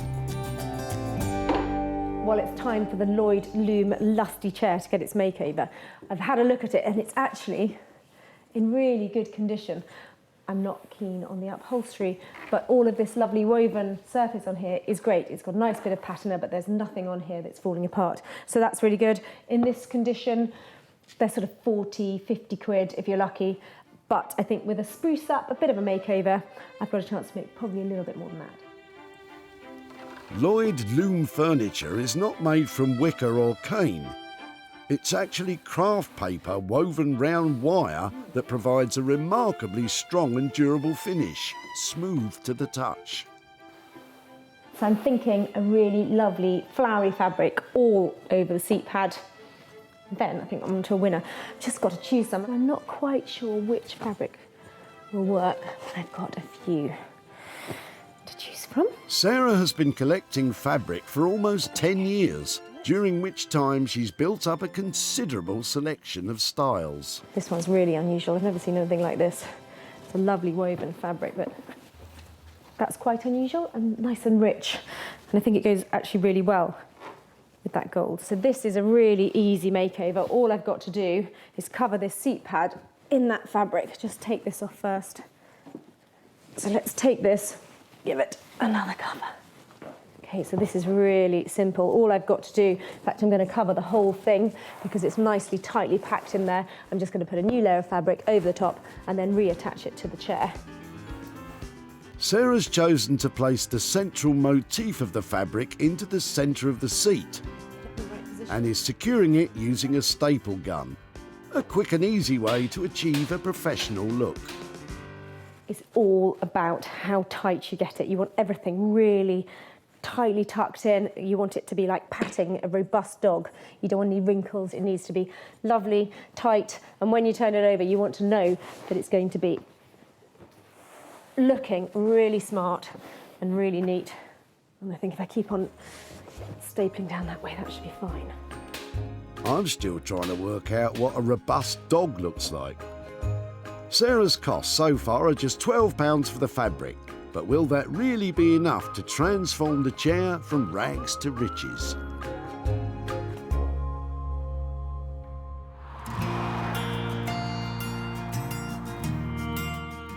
Nestled in the Essex countryside are Guy Trench and his skilled companion, Keith.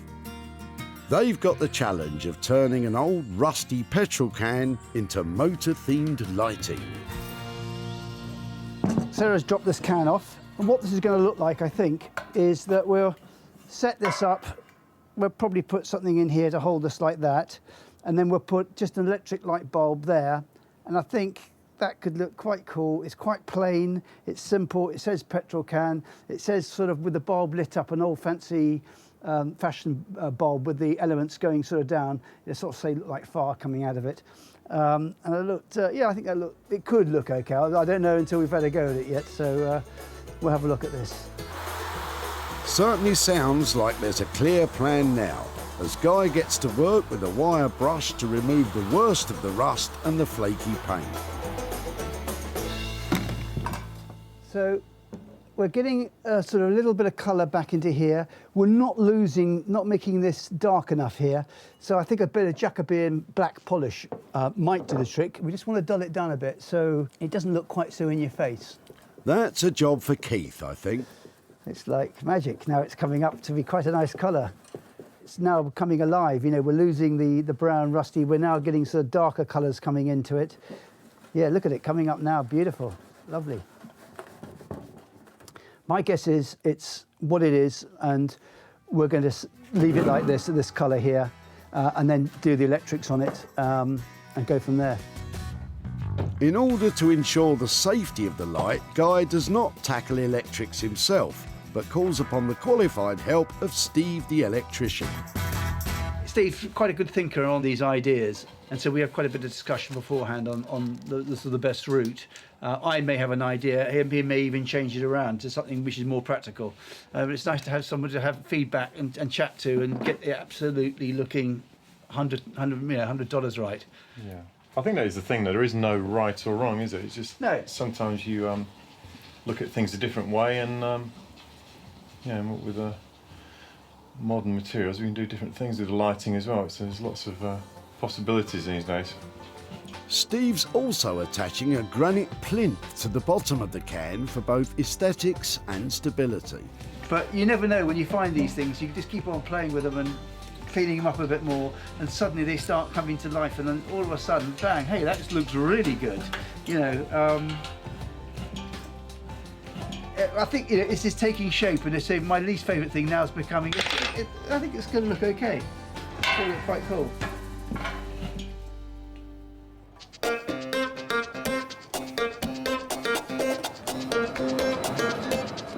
In Thornton Heath, near Croydon, Tom and Johnny are getting started on the chest of drawers. I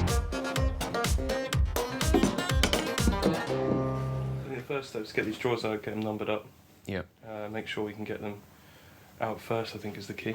Yeah. They're pretty stuck in there. Yeah. It's well and truly stuck. We need to get this out. I'm not quite sure how we're going to do that. The wood's swelled. When it gets lots of moisture in the air, it kind of soaks it up like a sponge and expands. That's why it jams. To free the drawers, Tom and Johnny are using brute strength. However, too much force could cause irreparable damage. This was always going to be the first kind of big challenge in this one, getting these out without sort of damaging it too much. For a better grip, Tom has devised a plan to use the screw holes of the old handles to attach a long piece of wood. This provides the boys with something substantial to pull on. Let's give it, if we sort of do, yeah, there you go. Leverage. One way of doing it. I was wondering if it was ever going to come out, to be honest. 2 more to go, but these ones are a little bit easier to access. Finally. It's almost like, anti-climax, because all it is getting the drawer out. With the drawers removed, the old-fashioned pine moulding is taken off. And to prevent the drawers from sticking in the future, the sides and edges of each drawer are being planed in an attempt to make them fit and slide perfectly. It seems better than it was, but it's catching here still. So I'm just trying to figure out if it's tight on the sides or if it's the top or bottom edge. It could be both. It looks very tight there. So I might just take a little bit off that top edge. Trying to get these drawers to run smoothly is basically a trial and error thing. Just got to take a bit off here, take a bit off there, figure out where it's tightening up, and just keep taking little bits off, a little bit at a time. So it can take a while sometimes. Something about a drawer sliding in, just it's quite a weird sensation when it fits. Even though it should do in the first place, but it's good. With the drawers sliding effortlessly, it's time to remove all the old varnish. The guys are using a paint stripper, which is why they're wearing protective gloves and masks. So you need to put quite a bit of this on and sort of keep the surface quite wet. Sometimes the polish, it'll react very quickly and you can take it off again pretty much instantly, and other times you need to keep it on there for, up to 20 minutes sort of thing, half an hour sometimes. Chemical paint removers are the best way to remove old paint coverings if you want to prevent damage to the wood underneath. However, they should be treated with extreme caution, as they can cause a variety of health problems if not used correctly. With the varnish gone, the whole thing is given a final sanding before the addition of a very modern twist. It's going to really change the overall look of the piece of furniture having these legs on it. It's going to make it look a lot more modern. It's the original style of the piece was kind of Victorian furniture, but we've removed all of that styling, so now it's just going to be a lot more clean lines, kind of more of a 20th century look. Right, it's ready to stand up then, mate. Cool, let's have a look. It's added a bit of weight. Cool.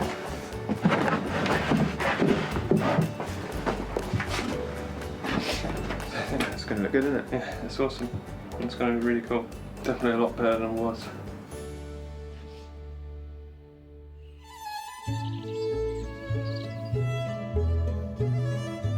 Back home in West Sussex, Sarah has taken on the challenge of revamping a chair, providing it with a classical update by using fabric offcuts and a little bit of TLC.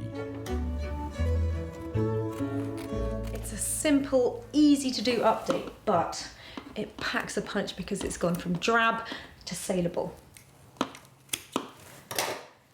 And the fabric hoarder in me says that if you were to make 4 beautiful little lavender bags out of that, that would pay for the fabric for the chair. We don't have time for that today.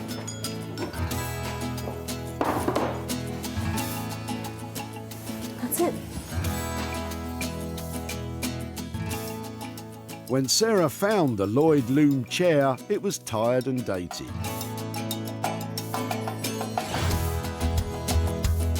Sarah has respectfully provided this chair with a sympathetic makeover, giving it a thorough clean and recovering the seat with a classic Sanderson fabric. Small but effective changes that have given the chair a new lease of life. So I'm really pleased how this has turned out. It's a simple thing to do, but it is a really good update. And this makes it saleable now. There are going to be people out there who love Lloyd loom and those that like this kind of floral fabric that will definitely give this chair a good home for a bit of cash. Sarah plans to send photos to several antique and retro dealers in the hope that she's sitting pretty on a profit. When Sarah spotted Brent at the Whitley Recycling Centre, he was in the middle of the difficult task of clearing out his late father's house. It's not much, I don't think, any value. What's... With the chair, might be. May I pull it out? Yeah. Brent was happy for Sarah to take the chair and was unaware of its potential popularity. It's not something I ever looked into, so probably I'll find out when I get back that my sisters wanted to keep it, but never mind. Sarah refreshed the faded seat fabric and offered it for sale. And it wasn't long before it was on its way to a new home beside the seaside. Southsea to be precise, and the Antiques Emporium of Ian and Sue, Parmiter Antiques. Every chair we buy, we know if it's going to be good because if Duke jumps in it, then we know that he likes it, so we're bound to sell it. With Duke approving Sarah's handiwork, a deal was struck. Sarah has travelled to Brackley to show Brent what became of his parents' chair. Hi there, how are you doing? Fine, thank you. Yourself? Yeah, very well. At the tip, I know that you've been there a lot and you got lots of things that were coming out of your parents' house. Yeah. And that's where this chair came from. It is. Now, it was a Lloyd loom chair. Had you grown up with that? Is that something you remember in the house? Oh, yes. Yeah, from a very early age, it's always been there as far as I can remember. So, oh, really? So I don't know where it came from or whether it's a moving in present to them or what. Never really spoke about it. There are plenty of them around, but not many of them in as good a condition as yours was. Good. So it was well looked after, and that made it something that was quite easy to just update a little bit. So it was my job to do that. Do you want to see what happened to it? Yes, please. I hope you approve. So there it is. To go with the lovely original gold paint on it, we just picked some fabric that had those sort of tones in it. Good, excellent. Altogether, it looks quite decorative now. So a lovely antique shop has snapped it up. So I've got a little bit of profit to share with you. In fact, I've got £5 and another £50 here to go with that. Excellent. Okay, brilliant. Thank you very much. 55 quid. What is going to happen to that? Not sure yet. Might just give it to the dementia charity. Oh, well, that's a lovely thing to do with that, because I know that chair has obviously memories for you, but it's going to go into the heart of somebody else's house and be part of their life now, and hopefully they'll have happy memories to go with that as well. So, yeah, lovely. Thank you so much for catching up again. No problem. And, yeah, that sounds like a lovely thing to do with that money. Bye-bye. Thanks, bye. Sarah's only costs revamping the chair were £12 for material. The chair sold for £67, which left £55 for Brent to donate to a cause close to his heart. Well, Brent's a very generous man, because that was a lovely little chair to work on, and I really enjoyed giving it an update and raising that little bit of money that's going to a good cause.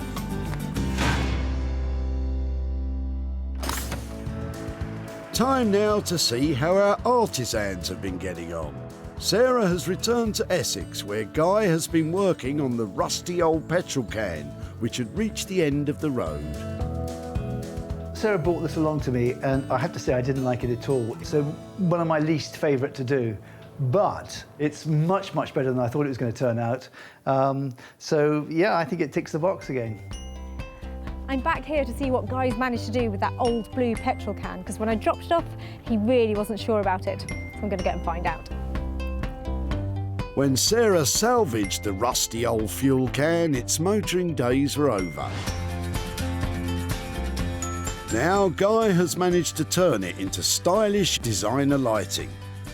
By polishing the surface, highlighting the patina and wear, and with the addition of the old-fashioned looking bulb, he's managed to create a petrol can with a bulb on top. Oh, wow, Guy. Hi. Go on then. What do you think of it? You know, it was a 60s, 70s plain, boring can, and but now, oh wow, we've made it look like it's firing far out of it. You know, we've polished it up, we've given it a good gleam, which has dulled down the colours here a lot, but given a really rich colour. And with that rust coming through there, I think it just makes it look really cool. I love it. I think it's quirky. I think it's entertaining. It's funny. When you look at it, you want to smile, don't you? Because it's really unusual. Yeah. I love the base you put it on, and it really adds to it, doesn't it? I love using these bases, which I always put on my lights. It's a granite, it's textured, so it sort of looks like antique. We're using, again, the old silk wire here. Again, it's a little touch, a little detail, going to a decent clicker switch, so you don't have to put your hands up here to turn the light on. And it's obviously got a patch certificate, so it's all tested, ready for one of your clients. The budget for this transformation was £150. How have we got on? Spot on. No problem at all with that. We can do it for that price. Oh, that's great. You've created something really simple, elegant, really cool from an old can. Well done, Guy. I think Sarah was very pleased with it. It wasn't my favourite thing. I didn't know really what to do with it. And just a little bit of thinking, a bit of playing with it, and it really has turned out extremely well. Well, I am so pleased that Guy got behind this, because look what he's created. It's just so quirky. When Sarah spotted Jeanette in Whitley, she was having a ruthless clear-out. I'm not likely to use it, so it can go. That's the line I'm taking. The rusty old petrol can was enough to fuel Jeanette's imagination. I have seen people make animals out of little bits of metal, and that's all I can think of, to be truthful. Guy made it into a trendy new light, and it soon followed in the footsteps of the woven chair to the seaside. This time it was Eastbourne and the Little Chelsea Antiques Emporium run by Steve. 2, 3, hey! Sarah has returned to Whitley to catch up with Jeanette and to show her what became of her old rusty can. Hi Jeanette, hi, lovely to see you again. Nice to see you. How are you? I'm fine, I'm fine. I finished my work on my conservatory, which was what the clear out was all about, so I'm well pleased. Excellent. And is it right, so that petrol can was from your first car in 1965? Yeah, that's right. Yes, so it did have a real retro look to it, didn't it? It did, yeah. yes. So do you want to see what we did with it? Yes. What do you think? I'm astonished. I wouldn't give it house room, but lovely. Did you hear that? Wouldn't give it house room. Well, other people like it. An antique shop in Eastbourne. They took one look at it and they bought it, and I've got a little bit of profit. For your petrol can, I have got £25 here to give to you. Good heavens, thank you. I'm astonished. Well, I'm really That's pleased. a big surprise. Oh, excellent. We like surprises. I hope that you can find something to do with the £25. Oh, I'm sure I shall. I shall probably buy something for the conservatory that's newly constructed, but and I shall probably buy a lamp That Not would be one funny, like wouldn't it? Well, I hope you don't mind too much what we did with your old Oh, petrol can. no. I'm pleased to see somebody's made use of what was my rubbish. Well, I hope you find a lamp that suits you, and thank you so much for letting us have your old petrol can. Lovely to see you again. Thank you. Bye-bye. Bye-bye. Clearly, Jeanette's not a fan of rusty lighting. The cost of creating the motor-themed lamp was £150. Sarah managed to sell it for £175, which left £25 profit to hand over to Jeanette. Well, I think Jeanette was pleasantly surprised that we were able to reuse her rubbish, and although it might not have been up her street, I think there's plenty of mileage left in that old tank. Sarah's returned to South London on a roll, having achieved a profit from the first 2 items. She's here to find out how Tom and Johnny have got on with the old pine drawers. We're hoping when Sarah comes along that she's going to like what we've done with the piece, the colours. Hope she likes the paint. I think that's the most drastic kind of change. I think it's worked quite accurately to what we proposed we were going to do. But it's always a bit hairy, I suppose, isn't it, when you don't know when someone hasn't seen something like that. When Sarah dropped off the pine drawers, they were old-fashioned and out of favour. Tom and Johnny have transformed them almost beyond recognition. They've squared all the edges, creating clean lines. The dumpling feet have been replaced by stylish, industrial-looking pin legs, and the handles have been updated. Finally, the top has been stripped, sanded, bleached and re-waxed, and the carcass has been painted a stylish teal colour. Hello. Hey. Yeah, really well. How are you doing? Nice to see you. How you doing? No way, is that it? Yeah. Guys, Looks that's a bit amazing. different. How it looks fresh and modern and really cool, doesn't it? Yep. Can I see if the drawers open? Yeah. Oh, they work beautifully, don't they? That is a really fresh look. Love the little hairpin legs to make it look sort of fresh. Brought it up higher as well. Yeah, and nice choice of handles. And that is the original pine top. Yeah. But did it have? Quite a lot. I can't remember what it had. Was It it? had like the mouldings on the side, which were that, that fake kind of Victorian, wasn't it? Yeah, so we took that right off and took it back, and then had to quite heavily sand the top as well, because it was quite pitted and scratched and had water stains all over it, so. I left you, I think, with about 280 quid bar fixings. How did you come out on budget? Pretty good. I think we went over by about £10. Yeah, right? I think it was about 290 all in, yeah. I'm so pleased with what you managed to achieve. Thank you so much. Cheers. Take care. Bye. Well done, boys. I think Sarah really liked it. Those lads have done so well, haven't they? That now looks like a beautiful, crisp piece of furniture that you want to have in your home. Bingo. It went really well, yeah. She seemed really surprised, which was good. A really good surprise. Yeah, she seemed really happy. Yeah, I think she genuinely thought it looked really good. Either that or she's a very good actor. When Sarah first met Corinne and Graham, she discovered their old pine drawers had more than just cosmetic problems. The drawers don't work particularly well. They're quite sticky, so... That is so annoying, isn't I know. it? Thankfully, that didn't put Sarah off. They don't work at all, do they? Yeah, they do. They are supposed to, though, aren't they? It's not Yes, absolutely. Once transformed, Sarah advertised the drawers online, and they sold. She's now travelled near to Guildford to visit Corinne and Graham. But will she be handing over any profit? Hi there. Oh, yeah. Hello, how are you doing? Yeah, good, thanks, you. Oh, hello. Hi, nice to see you again. Nice to see you.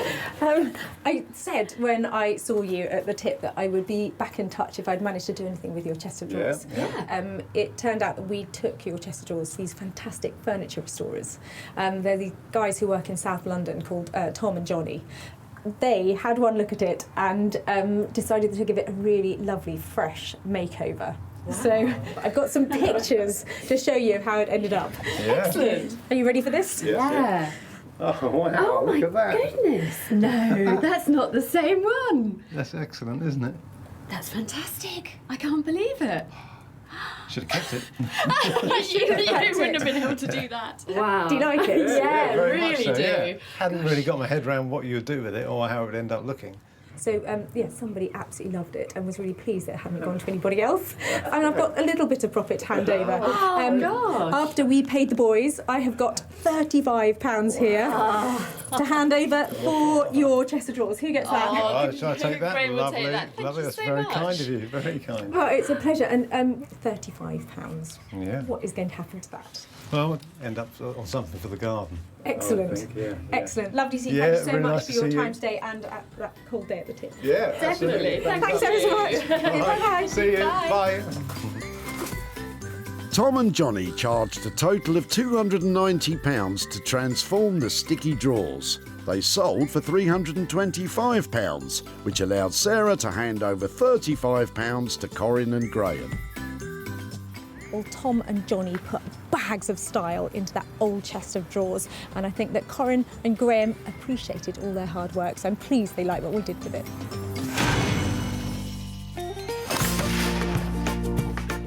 Sarah salvaged 3 unwanted items from the Whitley Recycling Centre. Jeanette's old rusty petrol can has become motor-themed lighting. Corinne and Graham's pine drawers went through a thoroughly modern makeover. And Brent's chair received a sympathetic restoration. Well, handing over money for nothing is a great feeling, and knowing that we've saved something can go and take pride of place in a new home and maybe be loved again, well, that's even better.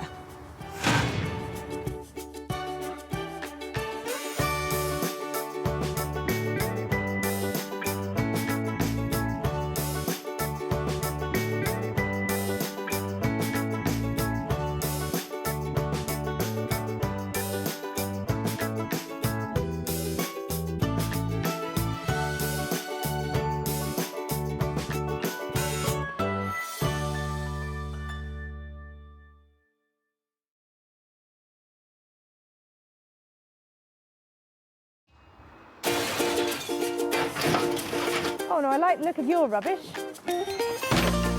How do you make money for nothing? I love a little rummage. The answer could be hiding in the 30 million tonnes of household waste we throw out every year. I think that I might be able to make something out of that. That's why entrepreneur Sarah Moore wants to get her hands on things before they hit the skip. That's wartime. I'm a passionate buyer, user and maker of old stuff, and I've turned that passion into a money-making business. I make new stuff out of old stuff and I sell it for a profit. And with some of the country's elite designers and makers, That was brave. All the potential. No! she can transform her finds into desirable, Work of art. valuable, and hopefully saleable items. Holy moly. If Sarah is successful, then she can hand the profits back to the very people who had no idea there was cash to be made from their trash. Thank you. I'm astonished.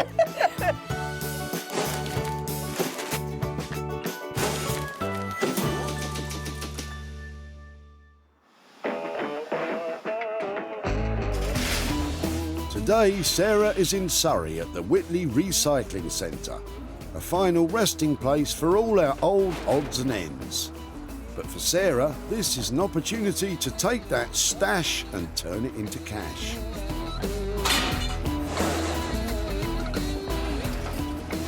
The sun is coming out and the cars are rolling in here, and I'm patrolling this place to try and find the treasures that are being thrown out and make some money for nothing. Sarah's been granted special permission from the recycling centre to undertake this venture. Come on then. She does so with some style and grace. And if it's style she's after, perhaps Robert's old sewing machine could add a bit of flair. Is that going back in the car or into the skip? I was hoping somebody would be able to reuse it. It's a really sweet little one, isn't it? Do you ever remember it being used? I do. My mum regularly make clothes for us. Oh. Really? I bet they went down well at school, didn't they? No, I didn't dare wear them to school. Luckily, I had a uniform that you had to buy from a shop in Guildford. No. Have you got the key? Not with me. It's probably at home somewhere. I'd really like to have a look inside it because some of them are really collectible, some of them are just decorative, but some of them are hundreds of pounds worth of Singer. But you need a key. You need a key. Do you want me to have a quick look in my store? If you've got a key or a screwdriver, that would be great. Do you have a second? I'll be back in a moment. Where is Sarah going to find a screwdriver at the dump? Ah, perhaps in the toolbox graveyard you'll find in many recycling centres. I'm just wondering if there's a little screwdriver or anything we can use. You know how to pick a lock too, Sarah. Very talented. That might. Yeah, give that a go, yeah. Harder than it looks, eh? Right for tight, loose for left. Oh, I really want to see in here now. Oh, good, no, it's stuck. Would you mind if I took it away as the mystery machine? If it is in usable condition or valuable, or I can sell it for you, can I get back in touch and show you what I've done with it? Super, yeah, thank you very much. But thank you ever so much, really nice to have met you here. Oh, the mystery machine. Sarah's taking a gamble on there being something usable under there. From what you can remember, Robert, do you think Sarah will be able to make anything from it? I don't want to say a doorstop because that just wouldn't be appropriate. Maybe a lamp stand. Maybe a beautiful lamp stand, that would be nice. It really is quite exciting what might be under there. I just need to find a key so I can find out. Well, I know a couple of boys with the key and the secret for success.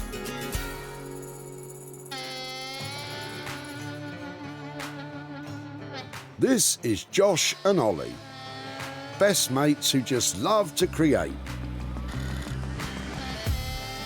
The pair thrive on taking disused materials and turning them into unique handmade furnishings with flair and imagination. I'm Josh and this is Ollie and we're Forge Creative. I think the main thing we love is designing new products and new furniture where you've got that idea and you come into the workshop and just see it come to life. The sort of thing we'd like Sarah to bring us would probably be something with a bit of character, a bit of age to it. I think we like something with a bit of a story. Like a rusty bit of metal or like a weathered bit of wood, something like that. It's got a bit of history and character to it. Well, we're not sure exactly what it is, although it's probably just a sewing machine.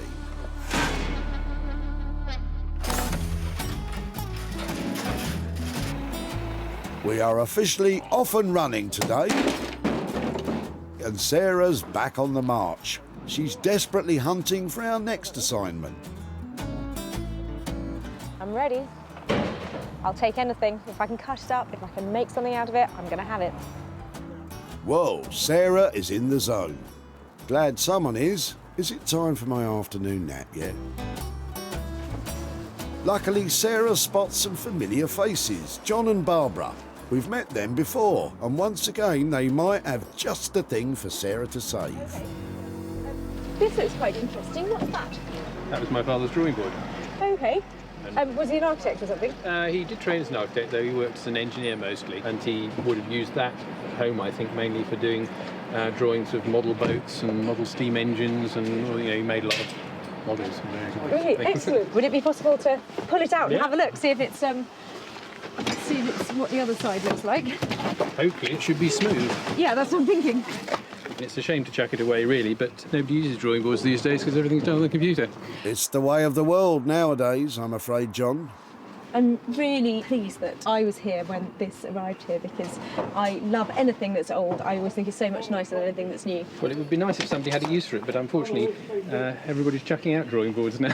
If it would be something that you'd let me have rather than going in there. Oh, great, yes. Yeah, thank you very much. And I hope I do something with it that does it justice. It's charming, I think. Charming is exactly right, Sarah. Any thoughts from John and Barbara about its future? I can imagine it could make maybe some piece of furniture, make a very nice tabletop. Yeah. I think her looking at it with different eyes made me look at it with slightly different eyes rather than just something that can be got rid of. Let's hope she does something good. I'm sure she will. Good on you, Barbara. I know what you're thinking. You're going to be making all sorts of jokes about going back to the drawing board, making up new designs. But seriously, this is a fantastic find. Anything industrial with this chunky look and this beautiful surface has got to have potential to be transformed into something that makes money. It better, Sarah, or it'll be back to the old drawing. All right, I won't say it, but I know a lady who may. Designer Beck Simon is an artisan blacksmith who can manipulate metal into magnificent money makers. Blacksmithing as a craft, you know, it hasn't really changed over the hundreds and hundreds of years it's been around. We still use fire as a tool. We've got an anvil and a hammer. There's something very sort of medieval about it. With husband Dave by her side, this team produces high-end furniture and bespoke metal commissions. My passion for the craft is trying to use it in a very contemporary way, still keep it alive and involve it as much as I can with any job that we do. Well, I'm not sure how many blacksmithing techniques you'll be able to use on this wooden table.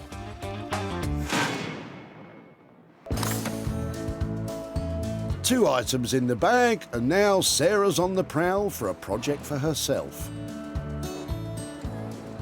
So picture yourself spending all day at the tip. I'm starting to worry about your frame of mind, Sarah. I know, we're both as bad as each other. Nick, save us. Anything interesting in your car today? I'm throwing away probably the contents of the loft today. It's about my 15th trip to the dump. I'm moving house after 25 years. 25 years of stuff. Music to Sarah's ears. Hello, hello. Oh, I like your china. Hi. Are you moving? Are you clearing out? Moving house. Anything that might be interesting for recycling? No, that's an electrical. Electricals, okay. Is that going in there? That's going in there. Nobody wants silver plate cutlery. I can't give it away. It's nicely plated. Yeah. It's A1, which is best quality. Yeah. Lovely stuff. They're beautiful. When did you last use this lot? That was my mother's. Right. And I've kept it since she died, trying to do something with it. But as we're moving, got to limit the stuff we take with us. No, I totally understand that. If I could take that bit, You can take that. I would love to try and save some of it or do something with it. And You're then, welcome. if it's all right to come and show you what I've done or see where it's gone to, it'd be great to keep in touch. But that to me is a bag of history in there that I would love to just make sure that it can. Whatever you like. Brilliant. Thank you so much for letting me have it. All right, Good luck with the move. Thank you. Thank you. Lift with the legs, Sarah. So heavy. Does Nick have any thoughts about Sarah's plans for his mum's old cutlery? I've no idea. I hope she finds a good use for them because it breaks my heart to throw some of it away, but nobody wants them anymore. Well, Sarah certainly does. And she looks very happy about it indeed. I feel like a very proud mother. At the end of a successful day, Sarah has her 3 items. Josh and Ollie will endeavour to open this sewing machine box. Bex will take on the architect's table. And Sarah will sort through Nick's family silver-plated cutlery. I'm confident that I've saved items that are worthy of transformation. It is, after all, at this stage, a game of chance. But as far as I'm concerned, game on.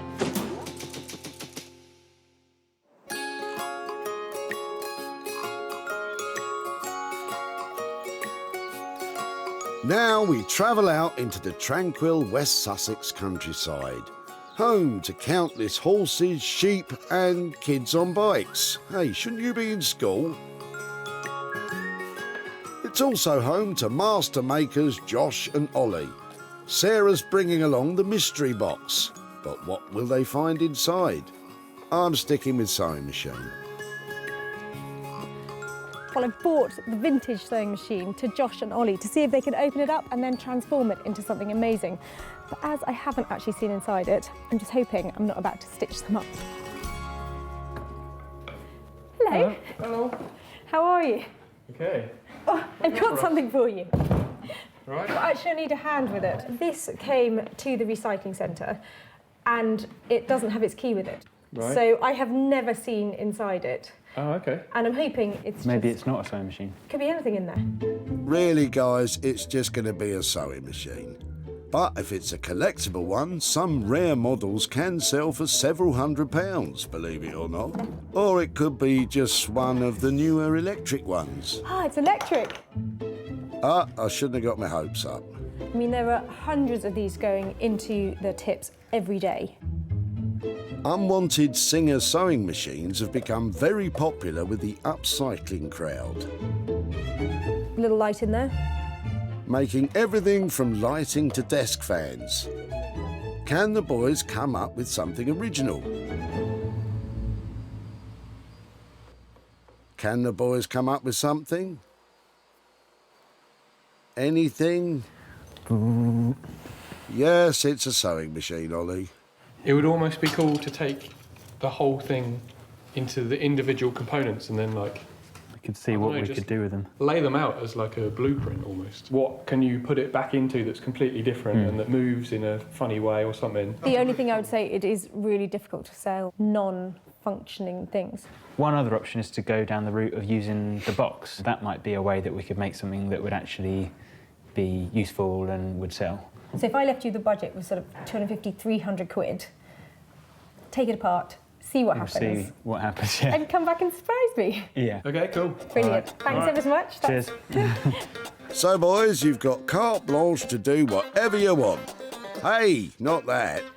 Well, they've sown a few ideas about what they might come up with, but that sewing machine is a real challenge. So it's going to be a total surprise to see what they make out of it. They've set a budget of £250 to £300. It's a fair chunk of money, so Sarah's taking a gamble on the boys coming up with something that will be saleable, or coming up with anything at all.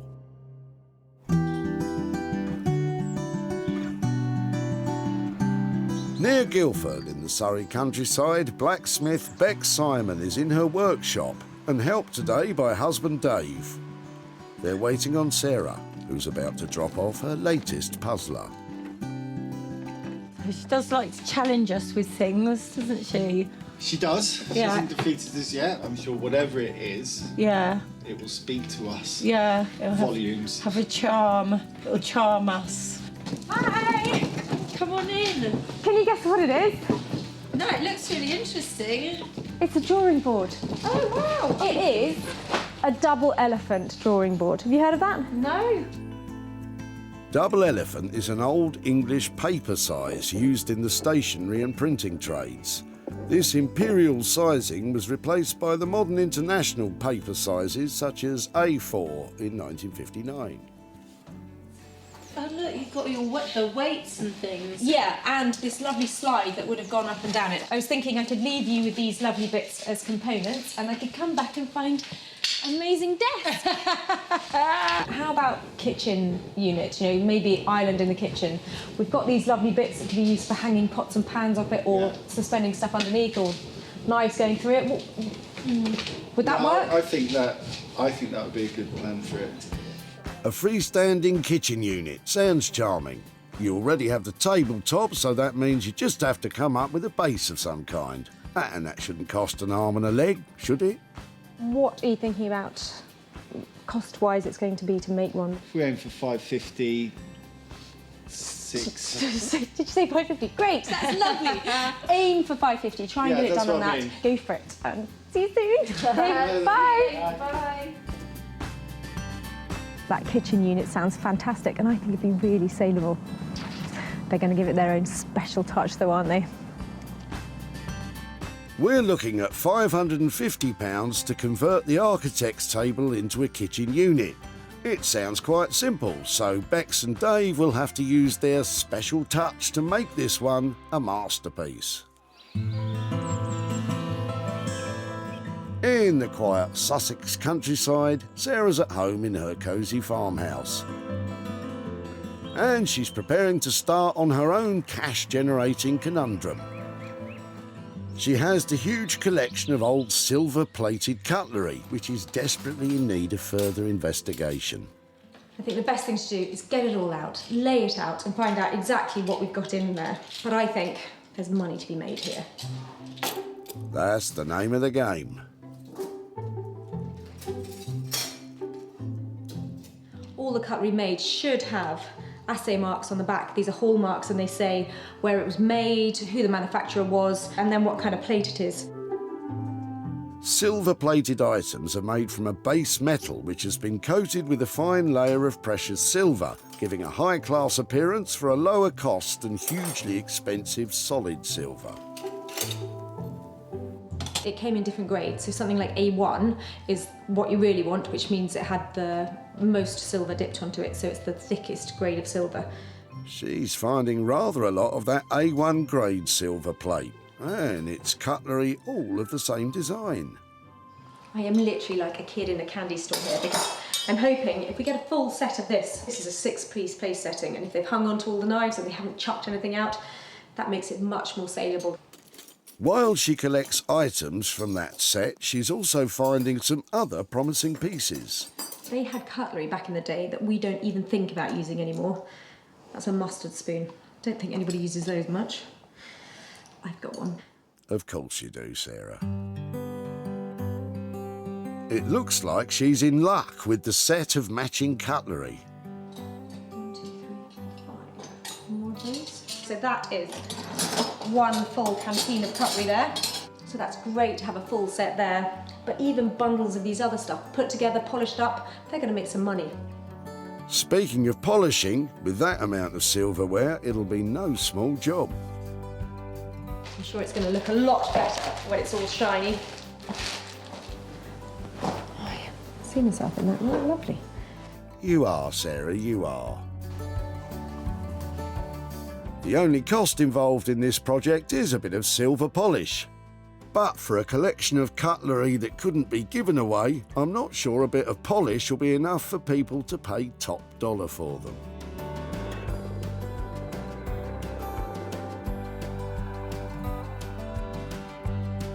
Elsewhere in Sussex, let's see if Josh and Ollie have finally come up with a plan for the old sewing machine. So this bit holds your tea bag, and when you start it, it drops it into the mug, and then that gives it a good old stir. Yeah, you get some real good brittle effect. Yeah. I take it that's a no then. Let's get this thing apart. Righto.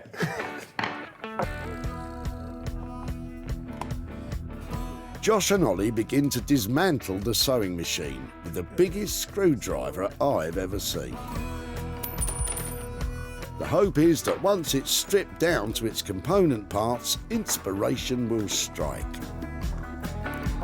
Somewhere within this is some gold. Yeah. Gold paint, maybe. As a backup plan, the boys have still got the wooden box the sewing machine came in. It might be a safer bet than what they're doing just... Oh no, here we go. It looks like Ollie's come up with something. Ah, he's made himself a little friend. Josh, I made a robot. Oh, sweet. Yeah, that'll do. Get Sarah back now. Yeah, get Sarah back in and let her see a £300 robot. I've got a feeling she's not going to be happy. Oh, Josh, Ollie spent ages on that. Sorry, Ollie. Maybe you can make another robot friend with the leftovers. Well, it's clear nothing much is getting achieved around here. We'll give you some more time to think, but you better get your thinking caps on and come up with something. And quickly. Thank you.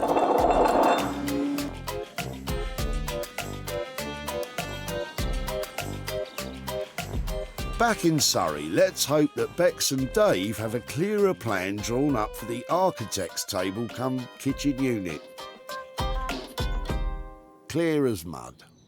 Okay, so this is the, the structure of how it's going to be. It's going to be 3-leafed, 2-leafed with a centre bit. So we're going to split some steel, so that's sort of your framework, and these will be the swinging leaves out. So that's the plan.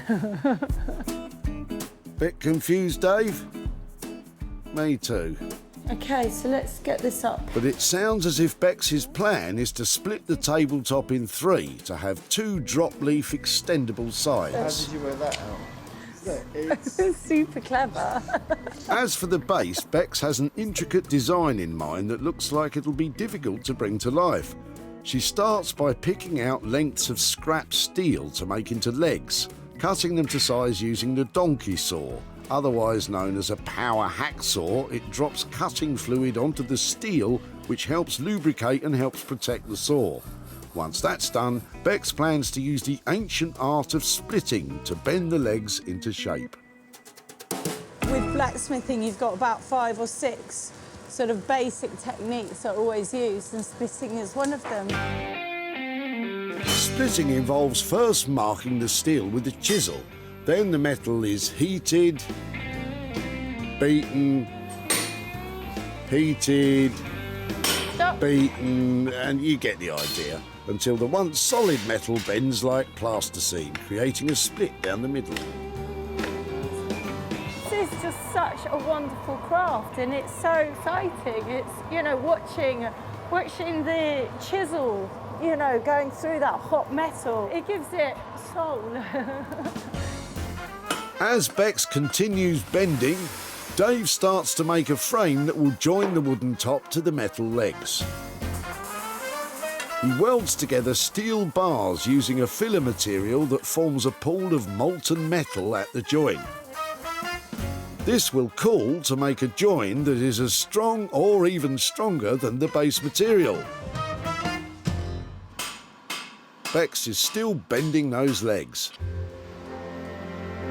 She's just about done with one of them, but she's still got another 3 to do. And time's getting on. It's going to look nice.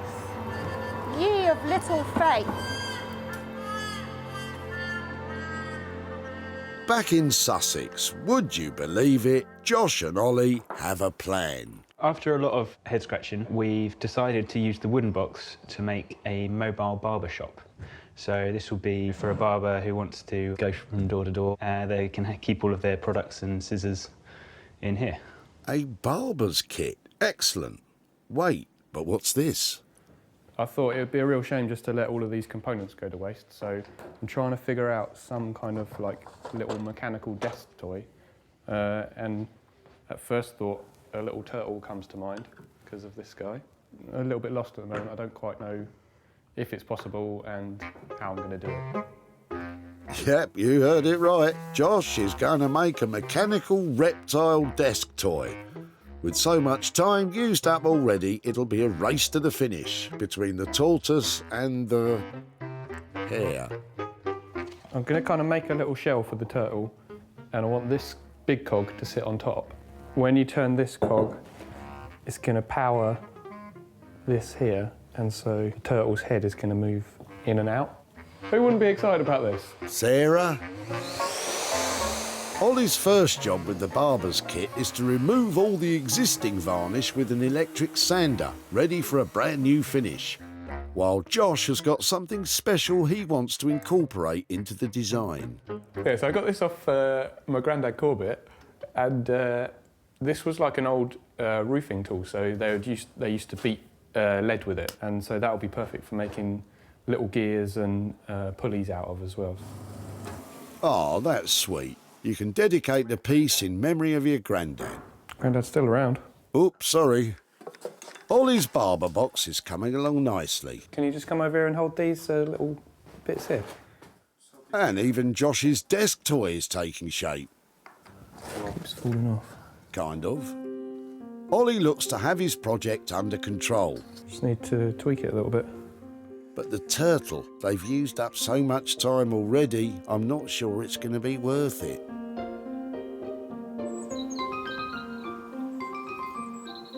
Back home at her farmhouse, Sarah's, yep, still polishing. In amongst the silver plate, Sarah's found a few items that look to be the genuine article. That is an 1840 Georgian silver spoon.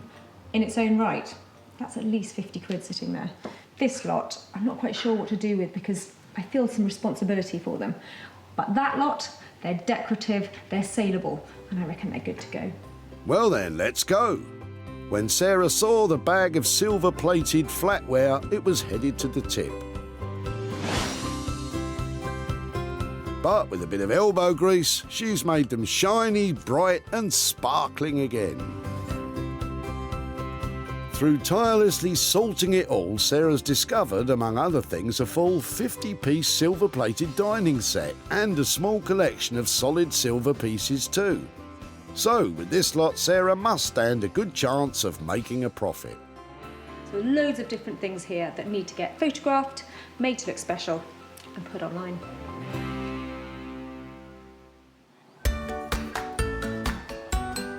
Oh, I like your china. When Sarah stopped Nick at the dump, she pounced on his bag of tableware. That was my mother's. Right. And I've kept it since she died, trying to do something with it. Although it wasn't solid silver, Sarah still thought it might be worth a bob or two. It's A1, which is best quality. And Nick was just happy that it didn't end up in the skip. I hope she finds a good use for them, because it breaks my heart to throw some of it away, but nobody wants them anymore. Well, Nick, that might not be the case. Sarah shared pictures on social media to see if any of the flash flatware would sell. And you know what? Some of it did. Sarah's travelled to Pilton in Somerset to catch up with Nick, and she might just have a little surprise for him. Hi, Nick. Hello, Sarah. Hi there. How are you doing? Very well, thank you.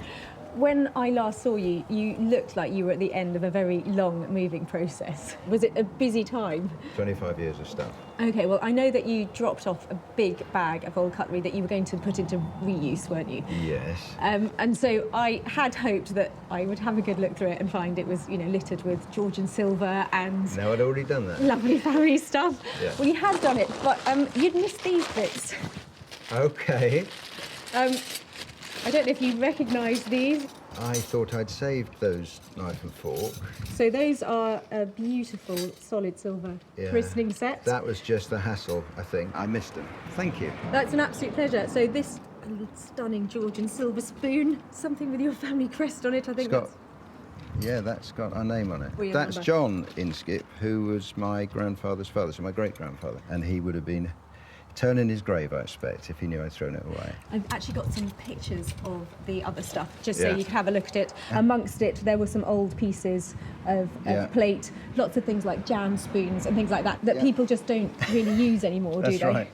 Well, I did share the pictures of your cutlery online, and it turns out some people love a jam spoon and really like a fish knife, so I have actually got some money to hand over to you as well. I've got £205 here for the rest of your cutlery.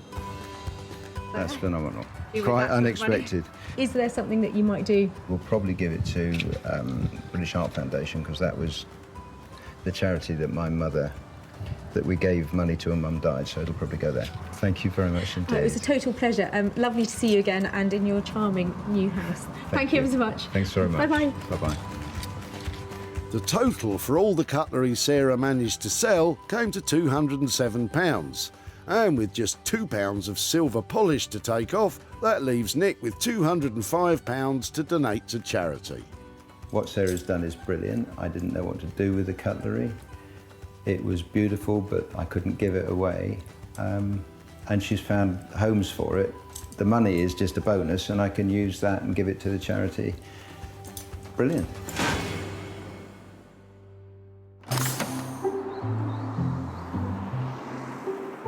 And now we head back to Sussex. When we left them, Ollie was getting on well with his box of barber's bits, and Josh was still tinkering with his toy turtle. It's time for Sarah to find out just what they've been up to. I see vintage sewing machines at the tip all day long. I'm just hoping that Josh and Ollie have done something inspirational with this one to give us all a few more ideas about what to do with them. Well, it took them long enough, but where once there was a sewing machine, now there's a sleek and cool-looking mobile barber's shop.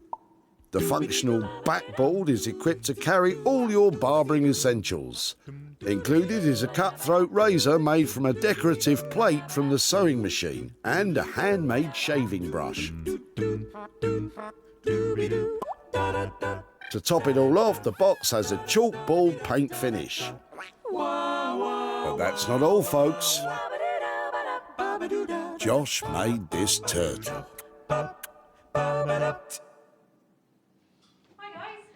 Hey, Sarah.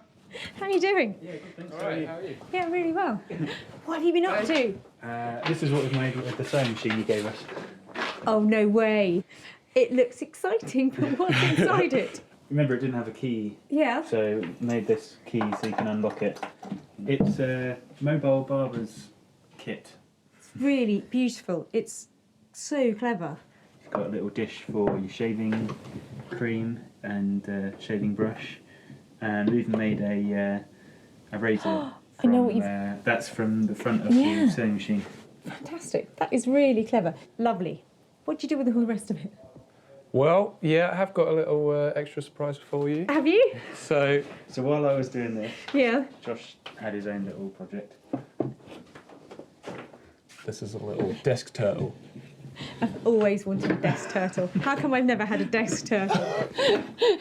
That is so funny. That is just hilarious. So all of the components that actually came from the machine. The drive belt is off the original motor. Lovely. And just, yeah, used all of the components that I could. Fantastic. I really like what we've done there. Thank you for making something commercial out of the other bit. But What are you saying? What? The turtle's not commercial? Okay, so 300 quid. Are we splitting that between that, or have we gone slightly over budget? I think we tried to keep to budget. I think we probably put more time in it than what we were going to, but we call it 300. Really? Yeah. Okay, well, I think the world's first fully operational desk turtle and mobile barber shop is a triumph. Thank you ever so much. Cool, you're welcome. Well, I have learnt to expect the unexpected every time I come here. Fantastic transformation of the old sewing machine, and I think there's money to be made even from that desktop turtle.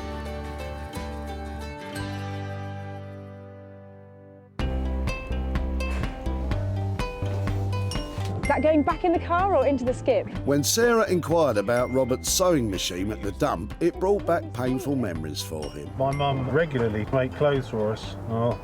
Really? Despite not being able to see inside, Sarah wanted it. Would you mind if I took it away as the mystery machine? And Robert hazarded a guess as to what it might become. Maybe a lamp stand. Maybe a beautiful lamp stand. Well, I bet even 100 monkeys with 100 typewriters wouldn't have come up with what Josh made. But the barber's box proved to be a hit and was snapped up by Nick, a regular customer of Sarah's who operates online store Smithers of Stamford. Sarah's travelled to Hascombe in Surrey to hand over the profits from the barber's box to Robert. And she's even got a certain little something for him in that bag. Hi, Robert. Hello. Hi, Sarah. How are you? I'm very well. How are you? Oh, hello. Who are you? I'm Sky. Hi, Sky. Hello. I'm Mia. Mia. Oh, hi there, Mia. When I first met you at the recycling centre, we couldn't open your sewing machine. And it's odd that I've actually found the key since, but I wasn't sure if you were coming back, so I threw it out. Probably, what, a month ago, Sky, was it? Yeah. Well, that didn't matter because I've actually taken the sewing machine to somebody who knew how to get into it. Have you thought about something that might be done with it? I thought rather uninspiringly that you might make it into a lamp. My wife thought you might use it as a stand for a coffee table, so we're interested or intrigued to see what it might have turned out like. I've got some pictures to show you of what they did with your sewing machine. So here is a mobile barber shop. Wow. I love that colour, don't you? So it's proved really popular and it's sold. Really? How fantastic. Yeah, so I have actually got £25 here to give to you for your old sewing machine. Thank you so much, great. This money is going to go to a lovely local charity, so thank you. Oh, it's an absolute pleasure. That sounds like a great place for that to go. Oh, and before I go, I've actually got a little something here as a memento for you. Here is the world's first sewing machine desk turtle paperweight. What do you think? Do you want to have a turn? They saved some of the bits of it. They wanted to make something mechanical out of it. I remember this wheel. My mum's sitting at the table turning the wheel around. That's really sweet, isn't it? It's a memento from your sewing machine, and just to say thank you so much for letting us take it away. Thank you so much. My pleasure. Lovely to have caught up with you. And you too, Thank you. thanks. Nice to meet you, girls. Josh and Ollie's labour and materials came in at £300. With the barber's box selling for an impressive £325, £25 can be shared with Robert. Well, that really wasn't about the money, was it? I think Robert liked what we did with his sewing machine, and I think he's going to cherish that turtle. Lovely.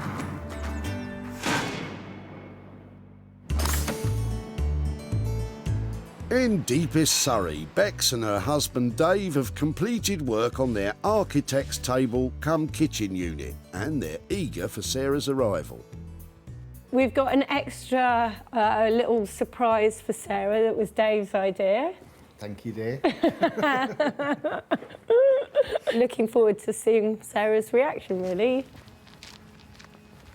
I'm coming back to the drawing board to see what Bex and Dave have managed to do with it. Fingers crossed, it's a fantastic kitchen unit. When Sarah dropped it off, the best days of the architect's table had drawn to a close.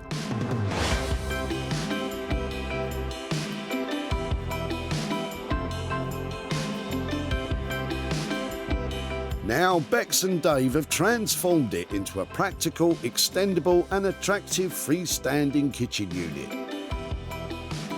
The wooden tabletop has been split in 3 and hinged to make fold-away surface space. All of Bex's hard work crafting the steel base has paid off with a geometric, architectural-inspired structure, which is sturdy as well as beautiful. And leaving nothing to waste, Dave has used old parts of the drawing table to make a quirky and useful cookbook holder. But what will Sarah make of it?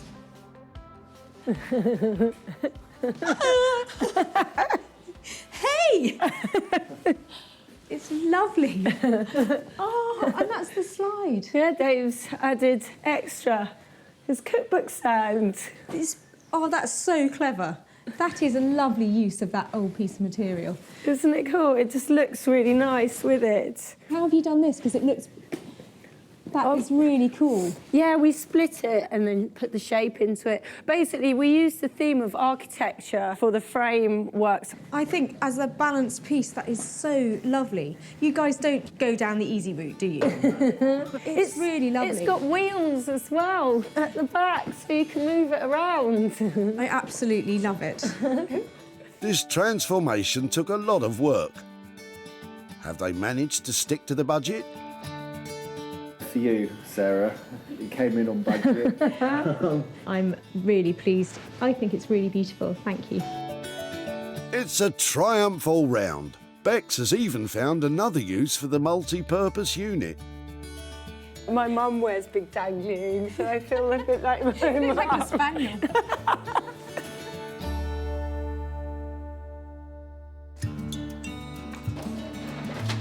This looks quite interesting. What's that? When Sarah met John and Barbara at the dump, she loved the look of John's dad's architect's table. He would have used that for doing drawings of model boats and model steam engines. John was sad to see it go. Well, it would be nice if somebody had a use for it, but unfortunately, everybody's chucking out drawing boards now. But was confident it was in safe hands. Let's hope she does something good. I'm sure she will. You were right, Barbara, she has. Sarah was then on a mission to find the kitchen unit a new home. She listed it online on sites including eBay, Etsy and social media. But were there any takers? Sarah's now meeting up again with Barbara and John to show them what became of their drawing table. Hi there, hello. How are you? Really nice to see you again. I saw you last coming to and from the tip. I loved the architect's drawing board that you brought along. Did you wonder what we might do with it after we took it away? Yeah, I could see that the piece of wood might be useful, but nobody wants drawing tables anymore, so... I took it to a blacksmith called Bex and her partner Dave, and they really wanted to work on it. So I've actually got some pictures to show you of how it ended up. So they have turned it into... a kitchen island. Oh, that's beautiful. Dave has made a cookbook stand to go on top of it. Right, yes, and that's very clever. so Marvellous. all together, what do you think of that? Well, that's pretty amazing, actually. And do you think your father would approve of its reuse? I think he very much approved of the fact that it was reused at all. I think he would have been horrified that I was taking it to the dump in the first place. It is currently up for sale. I haven't managed to find a buyer for it yet, but I have high hopes that it will sell and I'll make some profit out of it. And when I have done, I'll be back in touch to share it with you. Well, thank you for being there and for taking it. Yes, and reusing it. Definitely reusing it. It was lovely to catch up. Okay, Thank you nice so to meet much. you again. Okay, bye-bye. Yeah, bye. Bex and Dave came in on budget of £550, but as it is yet to find a new home, we might be £550 down. But it's a cracking bit of furniture, so I'm sure it won't be long before it's snapped up. Sarah salvaged 3 unwanted items from the Whitley Recycling Centre. The bag of cutlery was buffed up and brought back to life. The sewing machine was totally reimagined. And the architect's table became a freestanding kitchen unit. Well, we started off with stuff that was destined for the tip, and we ended up with items that would take pride of place in any home. You can't ask for a better result than that.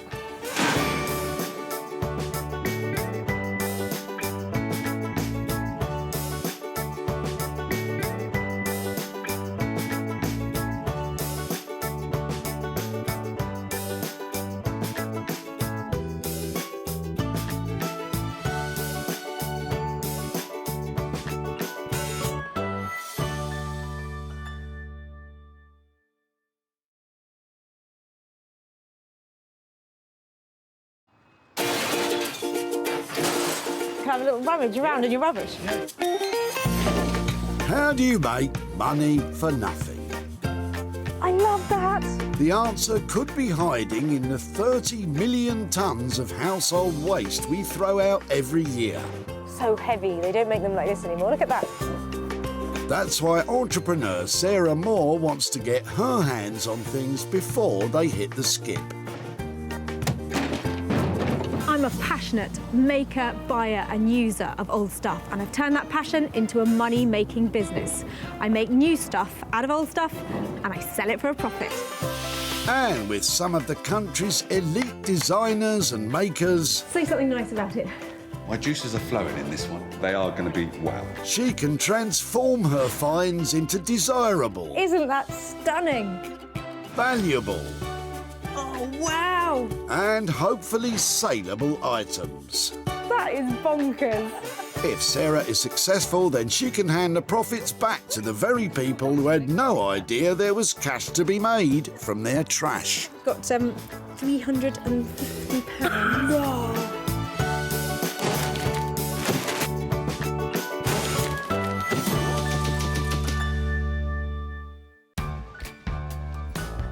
Today we're at a recycling centre in Altrincham, just south of Manchester. Sarah is in her element. For her, being down the dump is like a visit to a chic boutique. When you come to a place like this, you're on a mission to clear out, whereas I'm on a mission to clean up, because there are mountains of money to be made out of piles of rubbish. The recycling centre has given Sarah special permission to do what she does best, treasure hunt. I think it's going to be a top-tastic tip day today. She must find 3 unwanted items to rejuvenate or repurpose to sell on for a profit. What will she uncover? Will it be trash or treasure? I think it's fair to say that's trash. Take it that way. Can Jean-Luc add a little je ne sais quoi to proceedings? Oh, hello. Hi. Hi. That's not going in there, is it? It looks brand new. I'm afraid yes. Really? I tried to recycle to charity, but it wouldn't go because it doesn't have the labels on. Oh, I know, I hear that all the time. Do you mind if I have a little closer look at it? You can have a look at it. So is it yours? It's my daughter's. She needs some room in the house. It's been used, but it's absolutely fine. There's nothing wrong with it. Would it be right to pull it out and have a closer look to see what it's like? Jean-Luc's talking about the UK fire safety label. All upholstered items should have one. Charity shops can only accept sofas if the label's attached. It's not a concern for Sarah though, as once she's finished, it will comply with all the regulations. Come on, let's have a seat. Are they going to bring us a cup of tea? Yeah, I think so. What do you reckon? That's the baba. You see, I'm looking for things I can maybe use again, maybe reupholster, and if it's not comfortable, there's probably no point. But this is... It's quite comfortable. Okay. Great, so glad you came. I might stay the rest of the day here. 2 sugars, please. I don't think it's funny. If it's all right, I'll take it away. You can Can I keep in touch? And yeah. If I manage to make something out of it, I will show you what I've done. And that'd be fantastic. Okay. Let's save this for another day. Okay. Jean-Luc's trip to the tip has turned up trumps for Sarah. If you do something with it, that'll be great. That'll make my day.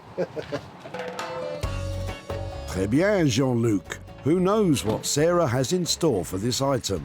It's que sera for this settee. This sofa is a little bit newer than the stuff I normally take, but it's compact, it's in really good condition, it's comfortable, and therefore it's saleable. I think I have potential to turn this into some cash.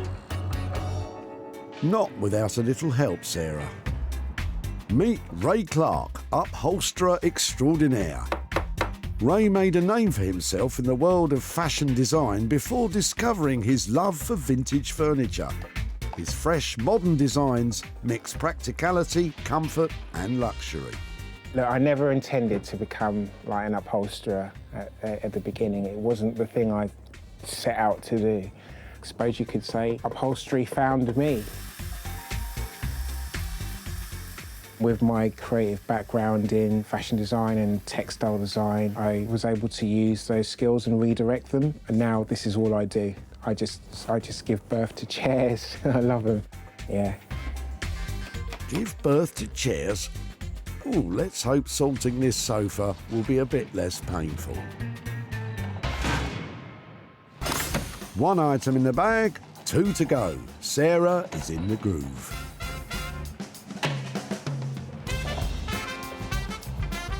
Down at the tip. Let's get down to business. I think that's... And it's not long before Sarah hones in on Paul. Hiya. Hello. That looks like some interesting stuff in there. Yeah, it's just the contents of a garage that's built up over the years. Okay, can I have a close look? Can I have a little rummage around in your rubbish? Yeah, you're welcome. Yeah. Luckily for Sarah, Paul's having a clear out as he's soon going to be moving home. Side toolbox. So she's on the hunt for a gem in his junk. Oh, lovely. I love that. Who'd have thought an old toolbox would catch your eye? I really like that. Oh, right, okay. It's got, I think they call it patina these days. Most people call it rust and wear on it, but so maybe something I could do with it. Well, I call it patina, but it's all the same thing. Oh, look, she spied a filing cabinet too. I really like that. It's decorative as well as being industrial. They've got a certain look to them. Don't know what that look is. Rubbish chic or something. The next new trend, maybe. But what does Paul think Sarah will make with them? I'm not too sure, but I have seen some of the stuff before, and I'd be interested to see what she does with it. There's a real sense of history with this lovely old case, and I'm loving the utility chic of this filing cabinet. And I'm going to take them to somebody who makes magic out of metal like this, and money for me. Artist blacksmith Beck Simon is an expert in manipulating metal into high-end furniture and bespoke metalwork commissions. When I went to art college and I was looking around to see what degree I wanted to do, I went into the forge and I saw people working with fire and the anvils and hammering metal. Oh, that was it. I just knew that that was what I needed to do. Together with husband Dave, this formidable team has the skill and imagination to create something special from any old iron. There's nothing more exciting to come into work, light a fire, heat up your metal. It's very magical. I hope Beck still feels that way when she gets a load of the rusty toolbox and filing cabinet.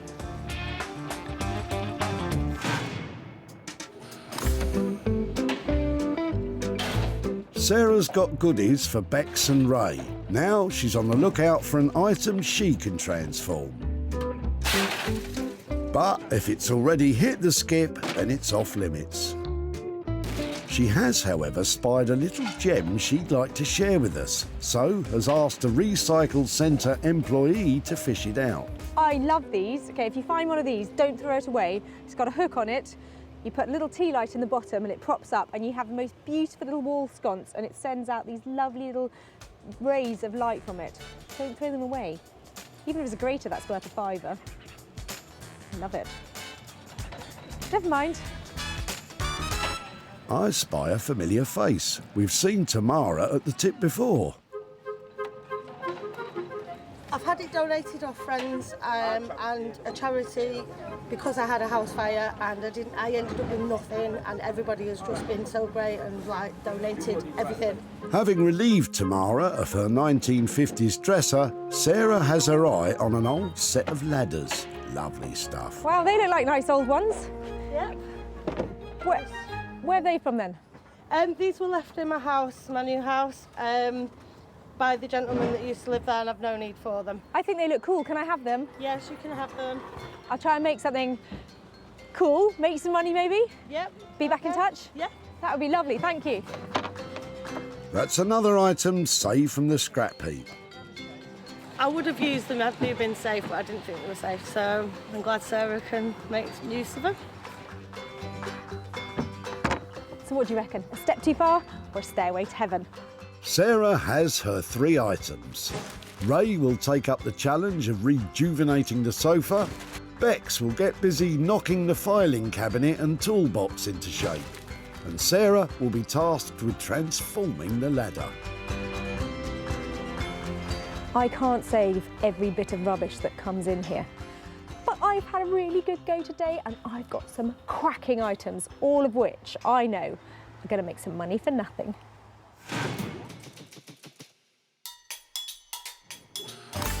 London's East End, as famous for Albert Square as it is for the Olympic Park. The area is a cultural crucible that blends innovation with tradition, just like upholsterer Ray Clark. I wonder what Sarah's going to bring me. Yeah, she always brings some really mad projects. Look, it's a sofa. How mad can it be? Hiya. Let me just pop that there. I've got a little something for you outside. Will you come and help me in? Yeah, sure. Wow. Let's get it inside. Wow, look at this.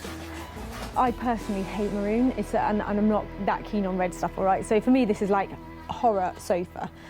Yeah. I am really keen on this. Natural. Now, I did bring along a little bit of natural linen, and what I was sort of wondering about this is if we could rough it right up and make it look really rustic. I don't want to say the word knackered, but I want this to look like it is something that the dog has been sleeping on. A dog bed? Now that's barking mad. Is that really bad to ask? No, it's not bad to ask if that's what you feel it deserves. I can deliver that for you, yeah, sure. Less show home. Less, yeah. More, rustic, more traditional. Boutique, yeah. Rustic. I'm pushing on the rustic, I can tell, aren't I? Look! I'm going to end up dreaming of rustic. Do you use any Hessian fabric or I do. Is there, yeah. I mean, that's not quite the grade that you'd want to sit on, is it? No, it's not. That's grim, Sarah. It's not meant to be seen, let alone sat on, even by dogs. I do have some linen scrim. It's quite thin, but it can be doubled up. I'm looking at designer stuff. £50 a metre. How much is this a metre? That's about £3 a metre. Now that's my kind of money. But it's the look. It's the overall look. But do you know something? You are so good at your craft. If you can make it look good in a sack. Sarah's made a saving on the material, but how much will it cost for Ray to weave his magic? Ballpark figure? Between 600, 650 for recovering. It's just recovering. Okay. Yes. I would happily leave you with 650 quid to do this. Right, done deal. Fantastic. Well, best of luck. Thank you very much. Bye. Bye. Fantastic. I think Ray is going to duff that sofa up and make it look really rough, rustic, but reassuringly expensive. I can understand where she's coming from. I know the kind of work that she wants to have done, but it's got to be done properly. It's got to be done well, done right. And I'm a bit of a stickler for that as well. Ray has a budget of £650 plus materials for the transformation. Oh, where do I begin? But can he really get on board with Sarah's cost-cutting design?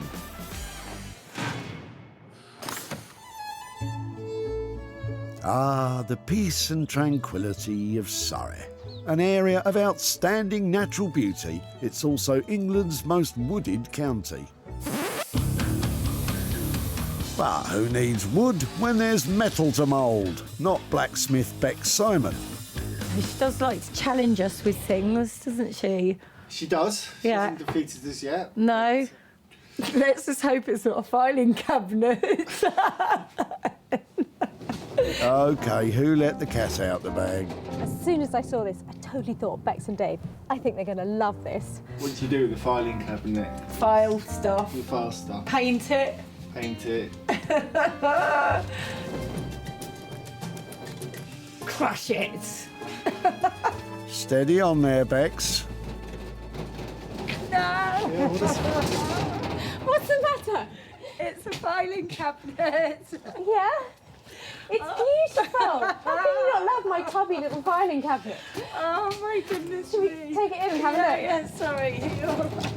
You don't like my filing cabinet. I'm really offended. Anything I found this as a tip, you know. Amazing. And if Bex has anything to do with it, it's going straight back there. Oh, I'm thinking classic 1950s styling here. It's got beautiful handles, the drawers go in and out. Look.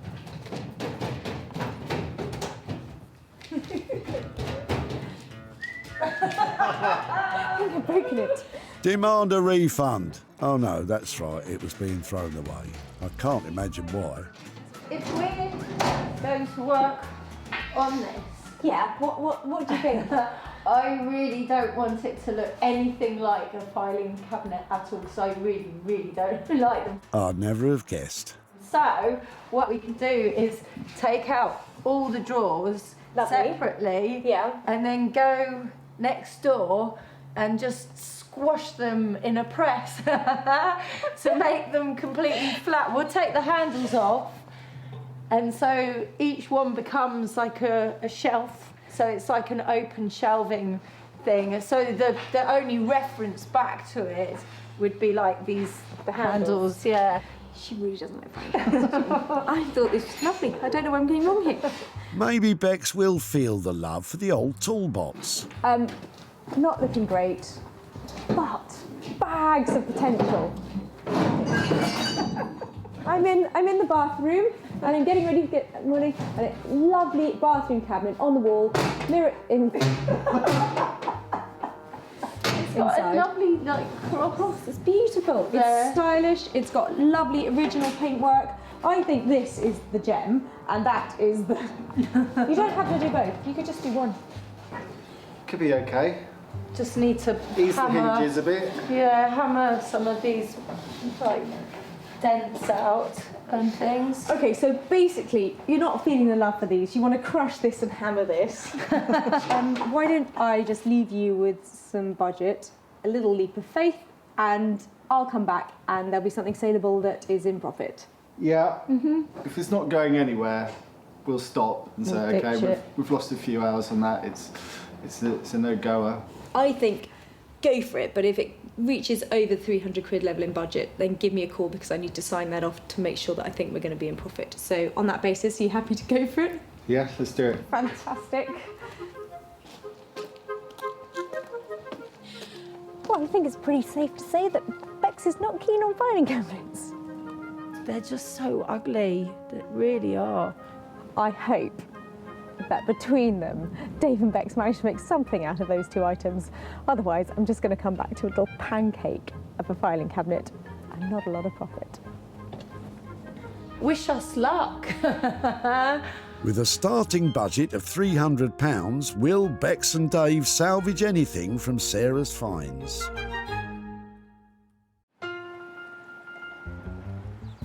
Back at home in Sussex, Sarah is hopefully taking steps in the right direction.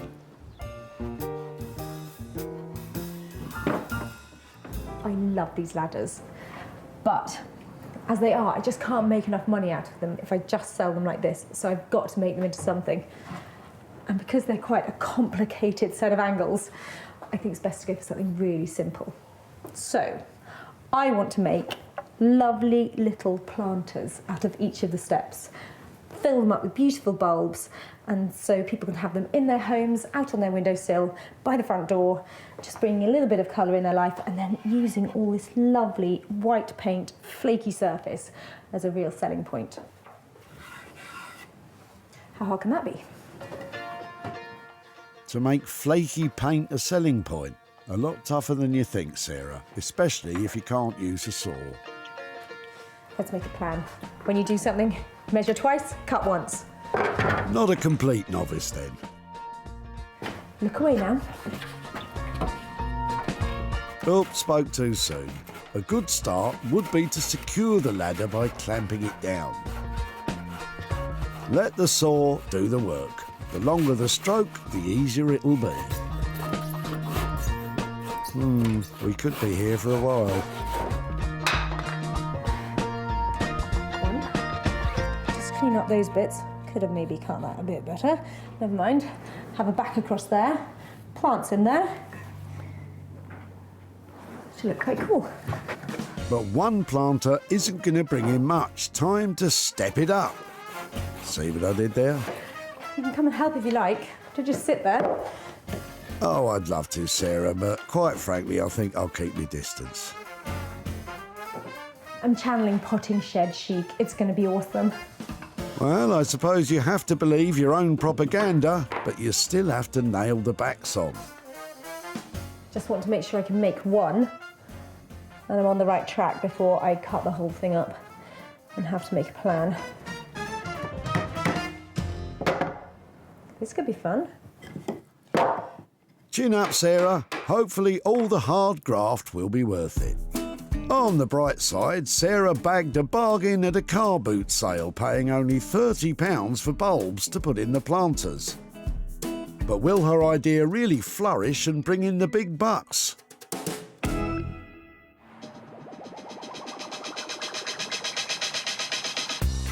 At his studio in Poplar, East London, it sounds as though Ray has come up with a design compromise for the old maroon sofa. The overall look is quite rustic, like a countryman's jacket with, you know, the leather patches, kind of that look, but translated into a two-seater sofa, if you know what I mean.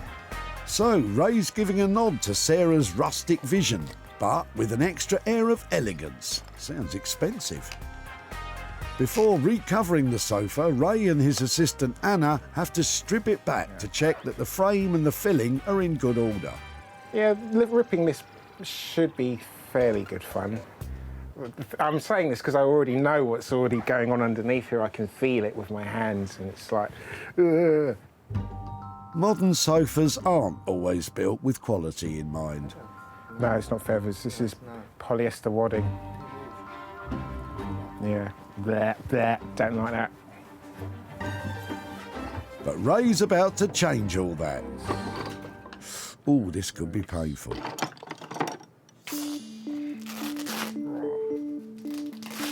Cardboard here, cardboard here, cardboard here. They haven't even bothered putting webbing in here. It's just, I could punch through that. I'm not going to. But yeah, it's a cardboard sofa.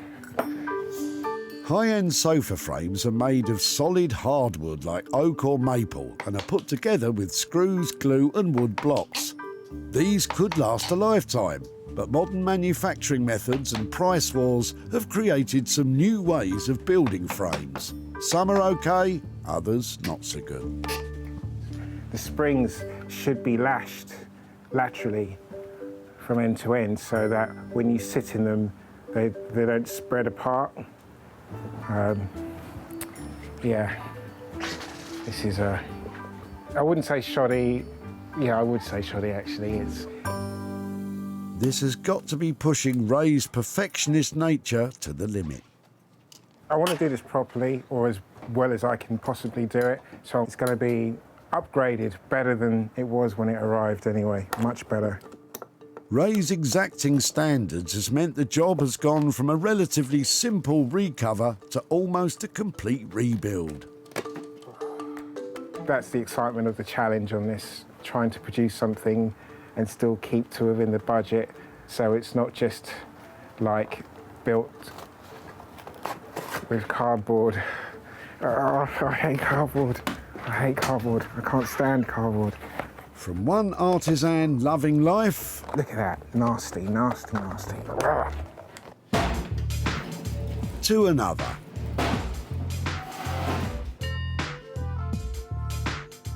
At her workshop in Guildford, Surrey, it's time for Bex to face her nemesis. Do you want to have a go at having a look at this? No.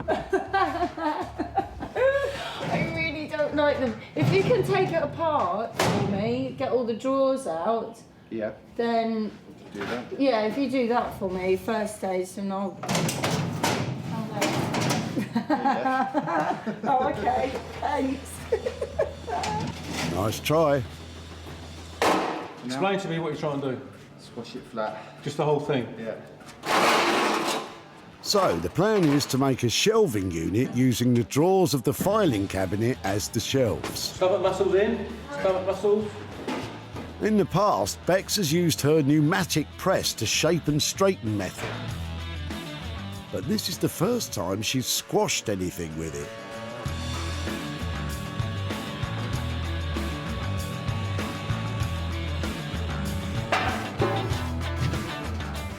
Oh, what a nice shape. Yeah. Ooh! Oh, look at that. That's really nice. Look at the way the corners have gone. Nice one. It's like a tray. I can go and make some tea. See, that wasn't so difficult after all. All right, Mr. T-Boy? Now, onto the toolbox. A quick buff was the plan to make it into a bathroom or kitchen cabinet. But This is taking ages. It's working though. Yeah, but it's like, to do the whole thing... Well, you nearly done the whole thing. Well, no, but I think... Look, imagine being someone who's going to buy... this was supposed to be a quick and easy job with real retail value. Looks like a piece of junk. No, but a very artistically treated piece of junk. Nice sales pitch, Dave. You know, just look at that. At the moment, I'm not feeling the potential anymore. I mean, what an idea that I did just have was those hinges. You know how the old metal hinges, you know, and they're all scrolled and beautiful, and they're like on a wooden door. I know what you mean, but I can see the budget just going completely out the window on that. I know, but just doing this, I don't think the finish is good enough. I think that's all right. Really? I think that'll be okay. Well, at least someone is optimistic. Personally, though, I think this one could be Bex's undoing. Oh, I don't like this one.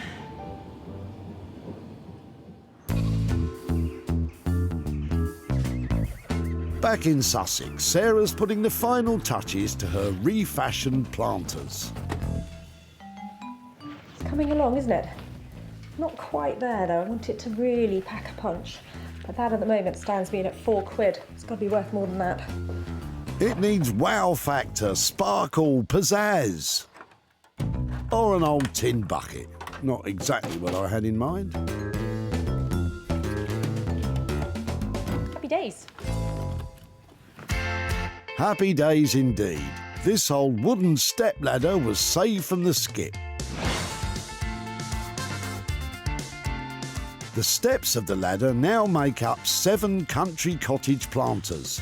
Sarah kept costs down by using soil from her own molehills and bulbs from a car boot sale.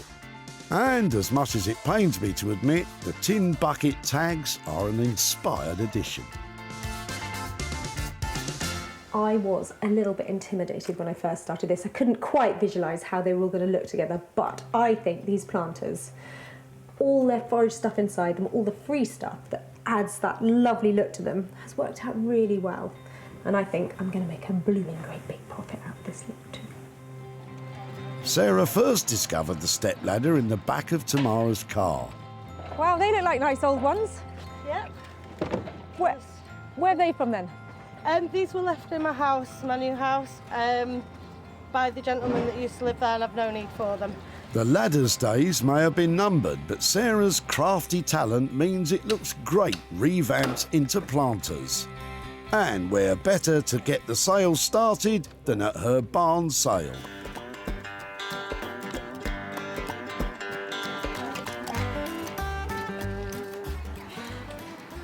Get it out there, make it sell. So, do you know what that's made from? No. Door frame or something, or...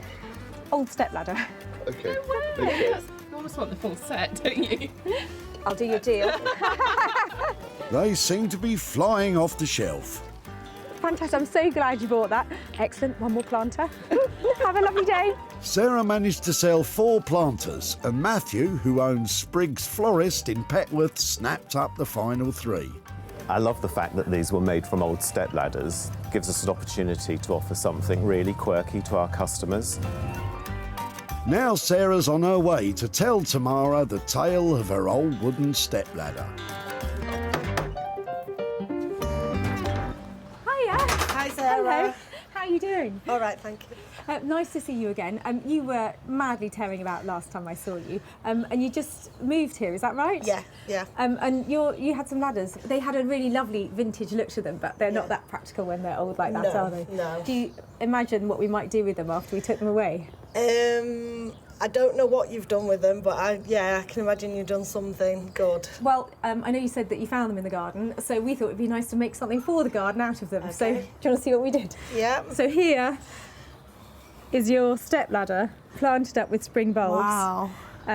We managed to make 7 of them. They're lovely. So I've got a little bit of money to hand over to you. Oh, thank you. I've got £90 here. Wow.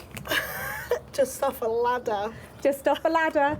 Wow, thank you, Sarah. What will you do with £90? Probably buy some paint and some new fabric to go on my couch, because I need my couch recovering. Oh, fantastic. So that's what that will be going toward. It was great to catch up, and so pleased that you let me have your ladders. Thank you. Take care. Sarah. So nice to see you. Thank Bye-bye. you. Bye. Thank you. Well, I loved working on those step ladders, turning them from practical into pretty planters. And it sounds like Tamara has projects on her mind too, and that money's going to be helpful. Sarah did well in keeping her costs to just £30, and even better in selling the lot for £120. That leaves £90 for Tamara and her family to enjoy.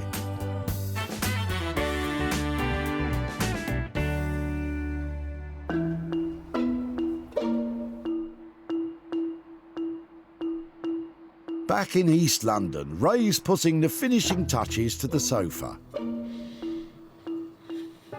Actually, I'm more nervous than confident, to be honest. Yeah, it's always a bit nerve-wracking when Sarah comes to see the piece. Just never quite know what her reaction is going to be.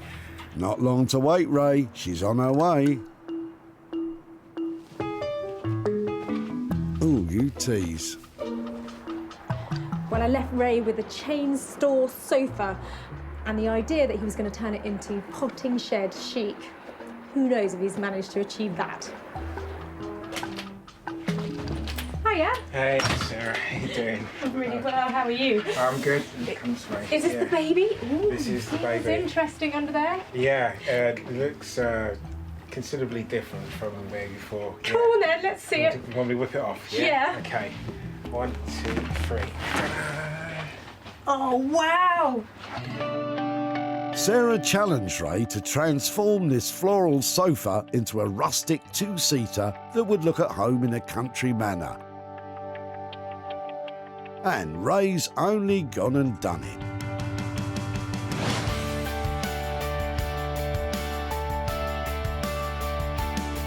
Hours of love and attention have seen this sofa stripped back and reassembled using master craftsman techniques. The mix of rustic raw linen with luxury leather and suede makes the old sofa almost unrecognisable. The vision I had was not something as sophisticated and loved as this. Oh. You have created, you know, a bit of the potting shed chic that I was after, Okay. but with some lovely detail. Yeah, yeah. It's lovely. I love the scruffy look. Thank you for giving it that. But it's not. But the thing is, to actually achieve this type of look takes so much work. And they're all hand stitched, aren't they? That's They're hand top stitched. stitched. That's like just hours and hours just getting that looking really quite perfect. Well, you know what they say. The devil is It's in the detail, details. and Yeah, that's what exactly. you put into this. Did it blow the budget then? Because this isn't the spec that I left with. This I was on the £3 a metre fabric, and I'm not looking at that for that, am I? You're looking at somewhere around the £9.50 mark for this. Okay. That's £6.50 for the labour plus the materials. Okay, You so know. that's a bit more than we were hoping It's a to get bit away more with, than wasn't it? we're hoping, but to be honest with you, it's infinitely more sellable, I think. Yeah. It's a case of the cobbler's shoes. I would love to have something like this at home as well. Great, we'll go to a tip near you, and you too may have a sofa like this. Yeah. You just need to have a keen eye like Sarah. It was at a tip in Altrincham that she struck lucky when she met Jean-Luc. Oh, hello. Hi. Hi. That's not going in there, is it? It looks brand new. I'm afraid yes. Really? I tried to recycle to charity, but it wouldn't go because it doesn't have the labels on. Oh, I know, I hear that all the time. In re-upholstering the sofa, Ray has also ensured it complies with all the fire regulations, complete with fire labels, so it's ready to sell. And where better to flog a high-end piece of furniture than at her barn sale? Well, it's a rustic setting, I suppose, and it's certainly caught Ron's eye. If you bought it, yeah. But I love this. I think I'll go for it. Really? Yeah. You sound surprised, Sarah. Well, I didn't expect to sell it today because I didn't think it was quite the right environment to sell it, but... In here, the set, it's like, we just love it. Another happy customer, but with a £300 overspend, has it made enough of a profit to make Jean-Luc, its original owner, happy? Sarah's travelled to his home in Hale to show him what Ray did with the old sofa. Hi there. Hello. How are you doing? I'm doing very well, thank you. Last time I saw you, I think you were being a very helpful daddy, or you were helping drop off a sofa. That's right. It wasn't yours, was it? No, I was dropping it for my daughter. Yeah. That's right. In the end, it went up to London to a great upholsterer called Ray Clark. Mm-hmm. Do you want to see what he did with it? I'd love to. Okay, see if you recognise this. Wow, that's very smart. That's outstanding. I love the leather on it as well. It's really nice. Yes, we were really pleased with how it looked. And I know you said that you couldn't give it away, That's right. but we managed to sell it. You did? Yes, and I have some profit to hand over here for you. So I have £100 here Wow, from the that's sale. Fantastic. Thank you very much. That's not for me anyway. That belongs to my daughter anyway, which will go to my granddaughter, hopefully. Everybody's happy. Perfect. Thank you ever so much. Thank you very much. Bye. Bye. Even though Ray went over budget, bringing his cost to £950, Ron was happy to pay £1,050 for the sofa, which meant a lovely £100 profit for Jean-Luc's granddaughter. Not bad for a sofa a charity shop had to turn away. Over in Surrey, it's time for Bex to reveal to Sarah what has become of the old filing cabinet and toolbox. I was really quite pleased when I found the filing cabinet at the tip, but Bex and Dave were not keen on it at all. In fact, when I left them, they said they were going to crush it and I was going to pay them for the privilege. I can't imagine what they've done with it. It has been a challenge because obviously a filing cabinet's quite, Well, it's just quite big and bulky and... As blacksmiths, there's not a lot you can do No. with that sort of material. You know, I think we've managed to come up with something out of the two items that works quite well in a sort of wacky kind of way. It's one for a niche buyer, I think, this one. No, stop pigeonholing it. Don't pigeonhole it. So, a shelving unit and a bathroom cabinet then. Nothing so conventional from Bex. She fought her phobia of filing cabinets and has seamlessly brought together the old toolbox and filing cabinet to produce this contemporary locker. A drawer of the cabinet was squashed to form a shelf, and the lid of the toolbox makes an eye-catching door. And the quirks continue on the side with these hinge detail things.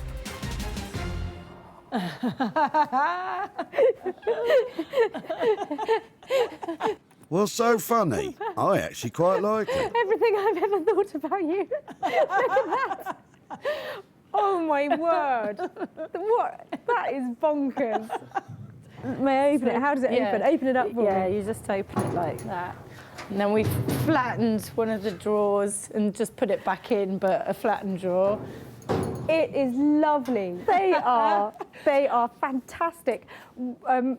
They look sort of alien, don't they? Yeah, well, it's basically based on circuit boards because it's, you know, filing and systems and stuff. It is brilliant. It's funny. It's useful. It's these hinges, really cool. Bex and Dave took on those 2 tip finds and won. What's more, they managed to do it within the agreed budget. I was have to say, teeny bit worried about the sort of idea that you had before, so it's actually quite a relief as well. Well, it's not often you get a good old laugh out of an old filing cabinet. They've done a fantastic job. My turn now to make some money out of it. Paul was moving home and clearing out his garage when Sarah spotted the filing cabinet and toolbox in the back of his van. I really like that. It's decorative as well as being industrial. Paul struggled to see its potential. I'm not too sure, but I have seen some of the stuff before, and I'd be interested to see what she does with it. And Bex certainly took some convincing, but she finally unleashed its quirky charm. It didn't take long for Sarah to entice Nick, an online retailer, into buying the bespoke piece to sell through his shop, Smithers of Stamford. This is absolutely bonkers, I love it. Sarah's on her way to Paul's new home to tell him what became of his old filing cabinet and toolbox. Hello. Hi, Paul. Hi. How are you? Good. So you made the move? Yeah, we're here eventually, yeah. And so from what I remember, you were clearing out the garage in your old house. Is that right? That's right, yes. Yeah, so I love the look of your sweet little filing cabinet, and we took away an old metal box case as well. Yeah. I took them to Bex Simon, who is a fantastic blacksmith artist who works with her partner Dave, and between them they decided they were going to make one lovely piece of furniture. Would you like to see it? Oh yeah, I'd love to. Okay, so brace yourselves because it doesn't look quite like you might remember it. Crikey. Wow, that's striking. Striking. I was wondering what you'd make of it, but that looks fantastic. And it's been sold, so it's gone off to a retro and vintage store, and I've got £40 here, which is the profit made from selling your filing cabinet. Right. Yeah, brilliant. Thanks very much. So you've just moved. Is there anything you think you might be using that for? We're looking at shrubs this weekend, so I think the garden's going to get a little makeover in one corner. Oh, fantastic. Well, if that helps to go towards that, then I'm really pleased. Yeah. But thank you so much for letting me have it. It's bright and it's beautiful, and it's going to go on to be in the heart of somebody else's home. Wonderful. So it's lovely. Really nice to catch up. Yeah, Bye-bye. lovely. Well, Bex completely squashed Paul's filing cabinet, but we managed to squeeze a little profit out of it too, and I think Paul's happy with that. Coming in on budget of £300 and selling for $340 means Bex and Dave turn Paul's old metal into a £40 profit. Not bad considering she hated it at the start. Sarah's managed to make money from all 3 items she salvaged from the dump. The sofa is now trendy with at least 25 years of good use ahead. The filing cabinet and toolbox became a new look locker. And of course, Sarah's idea for the ladder flourished into spring planters. Well, I really couldn't be happier. That's 3 amazing items, 3 fantastic results, and the chance to hand over 3 chunks of cash to some very delighted people.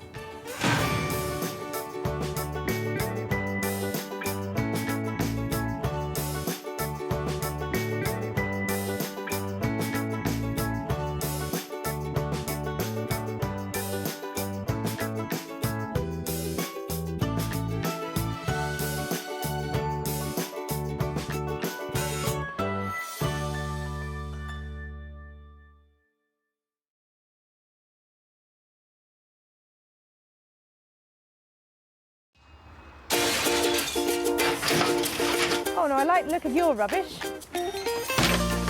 How do you make money for nothing? I love a little rummage. The answer could be hiding in the 30 million tonnes of household waste we throw out every year. I think that I might be able to make something out of that. That's why entrepreneur Sarah Moore wants to get her hands on things before they hit the skip. That's wartime.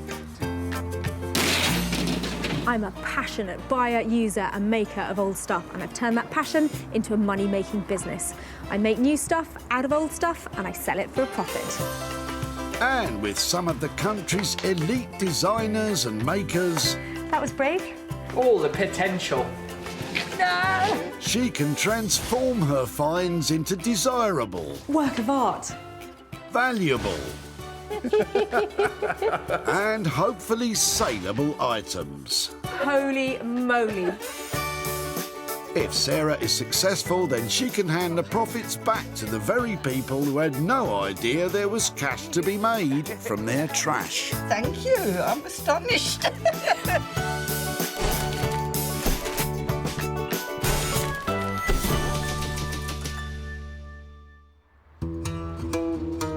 Today, Sarah's in Altrincham, south of Manchester, where thousands of locals come with their rubbish, rain or shine. People throw away all sorts of goodies. All I've got to do is make sure I get my hands on them before they go in the skips. Sarah has special permission from the powers that be to have a good old rummage around. No TVs. What? No TVs. Remotes? There should be something here. Grammar policewoman Sarah is on the lookout for a trio of transformable trash. And Trevor has some rotten old wood. Is that out of your garden? It is, yes. What is it? Hawthorn. It was a tree that I cut down because I wanted my fencing was bad at the back. God, it weighs a ton, doesn't it? But it's gone through 3 chainsaw blades. Just blunt them straight away. It looks to me like there's enough left in it that I might be able to do something with it. I'm not sure that Trevor's too convinced, to be honest. I shall take that away, and if I manage to make a chopping board or a little spoon, can I come back and show you what I've done with it? Of course you can, yeah. Take it with my blessings. Thank you so much. Yeah. Hawthorn is one of the hottest burning woods, so if Sarah can't come up with a plan, at least they'll make a nice fire. But what does Trevor think she'll make? There's some good wood there. I'm sure she'll get more than spoons out of it, but it's going to take a lot of hard work. Oh, she's got sharp tools because it's very, very dense. This may look like dirty old chunks of wood at the moment, but I know exactly who to take it to so I can clean up and have a real chance of making some profit. With the first item found, Sarah knows just the people who can tackle all that wood. Say hello to Josh and Ollie, designer makers, business partners and best friends. These boys use natural and recycled materials to create handcrafted furnishings and high-end interior pieces. I'm Josh and this is Ollie and we're Forge Creators. I think the main thing we love is designing new products and new furniture where you've got that idea and you come into the workshop and just see it come to life. The sort of thing we'd like Sarah to bring us would probably be something with a bit of character, a bit of age to it. I think we like something with a bit of a story. Like a rusty bit of metal or like a weathered bit of wood, something like that. It's got a bit of history and character to it. Well, they're in luck, as Sarah's Hawthorn stumps are definitely old and definitely weathered.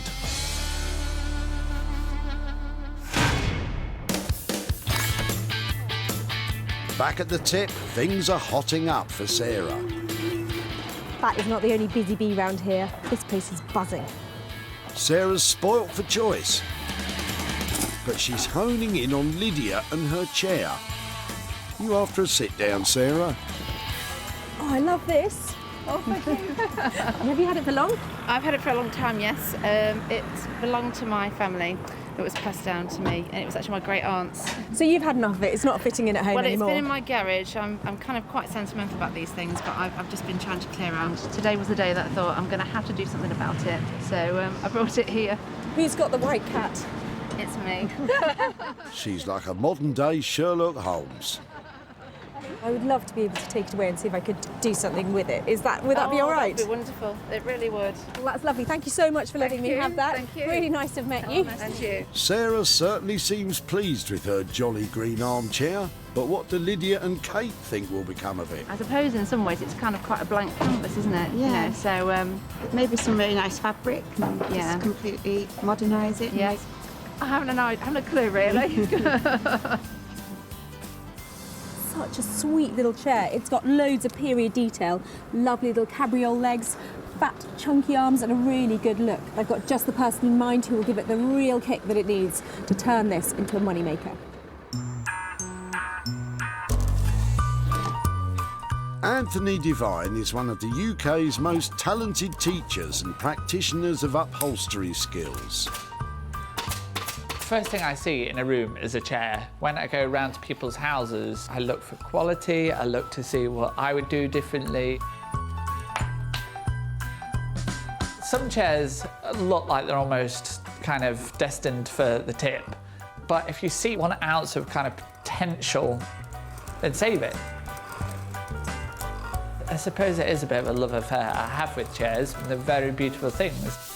That's maybe the case for some chairs, Anthony, but you've not seen what Sarah's saved for you.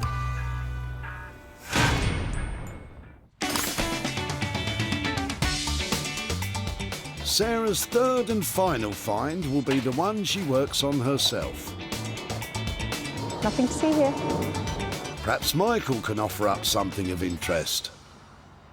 Is it dead? Is it not working anymore? No, it works perfectly well. It works perfectly well. The motor's very, very good. Right. It's just that the blades are blocked. But somebody who knows anything about it could do it. It's in quite good condition. I've never thought about taking a lawnmower away from the dump before.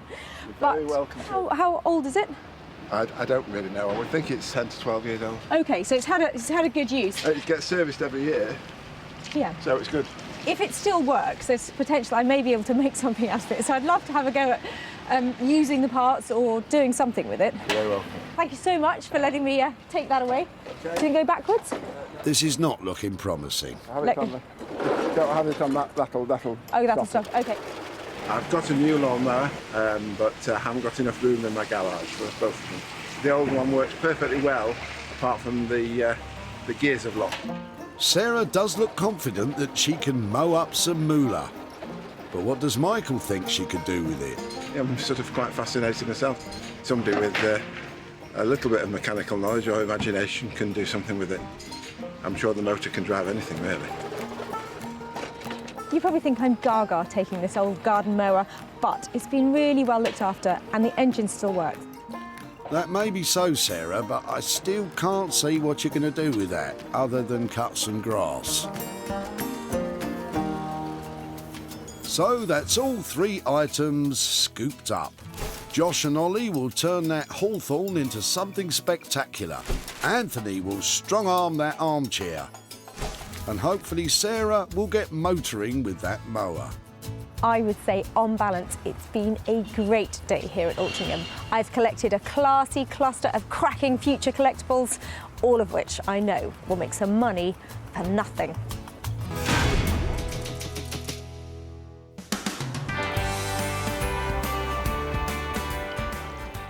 In the West Sussex countryside is the headquarters of the dynamic duo of wood wizarding Josh and Ollie.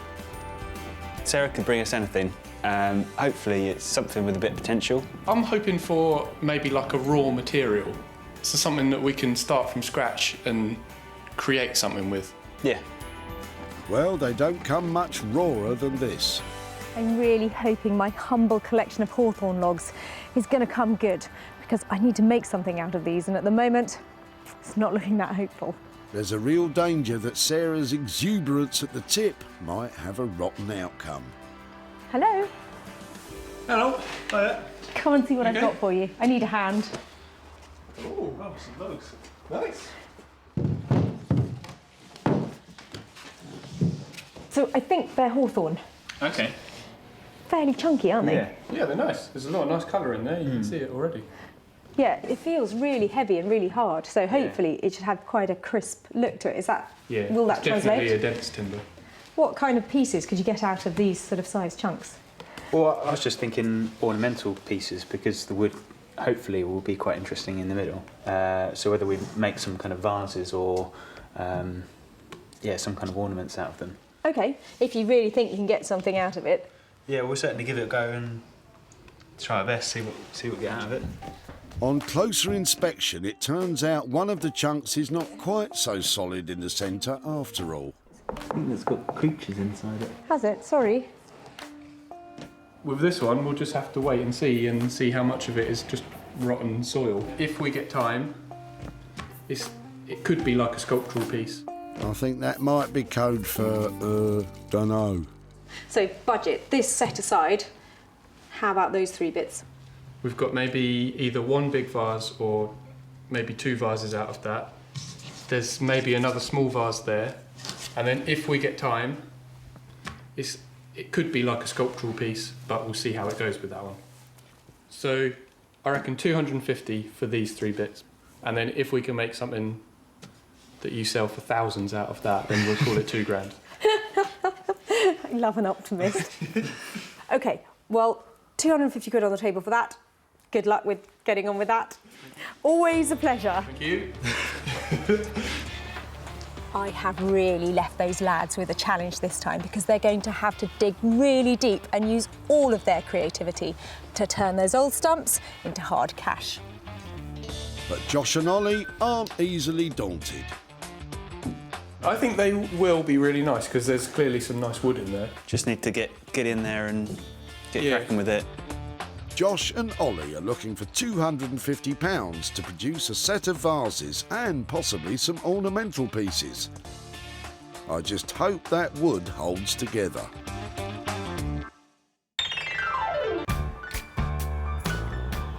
Manchester is a northern powerhouse of art and culture.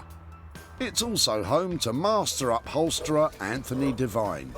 So my buddy's coming back, and she's got another item. She promised me this is a good one, and I believe she's giving me free rein on it. So I'm very excited. Well, who else was I going to bring this little beauty to? It's come to Manchester for a makeover. We saved it from a skip, and now I want it to look lovely again. Let's go and see what he thinks. I just hope he likes it. Anthony?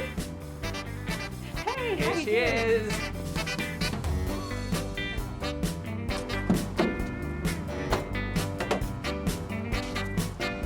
Nice. It's good, isn't it? Yes. Should we get it in? He really does love chairs, doesn't he? Not too bad. That's good. Good sign of quality. Good weight. Yeah, yeah.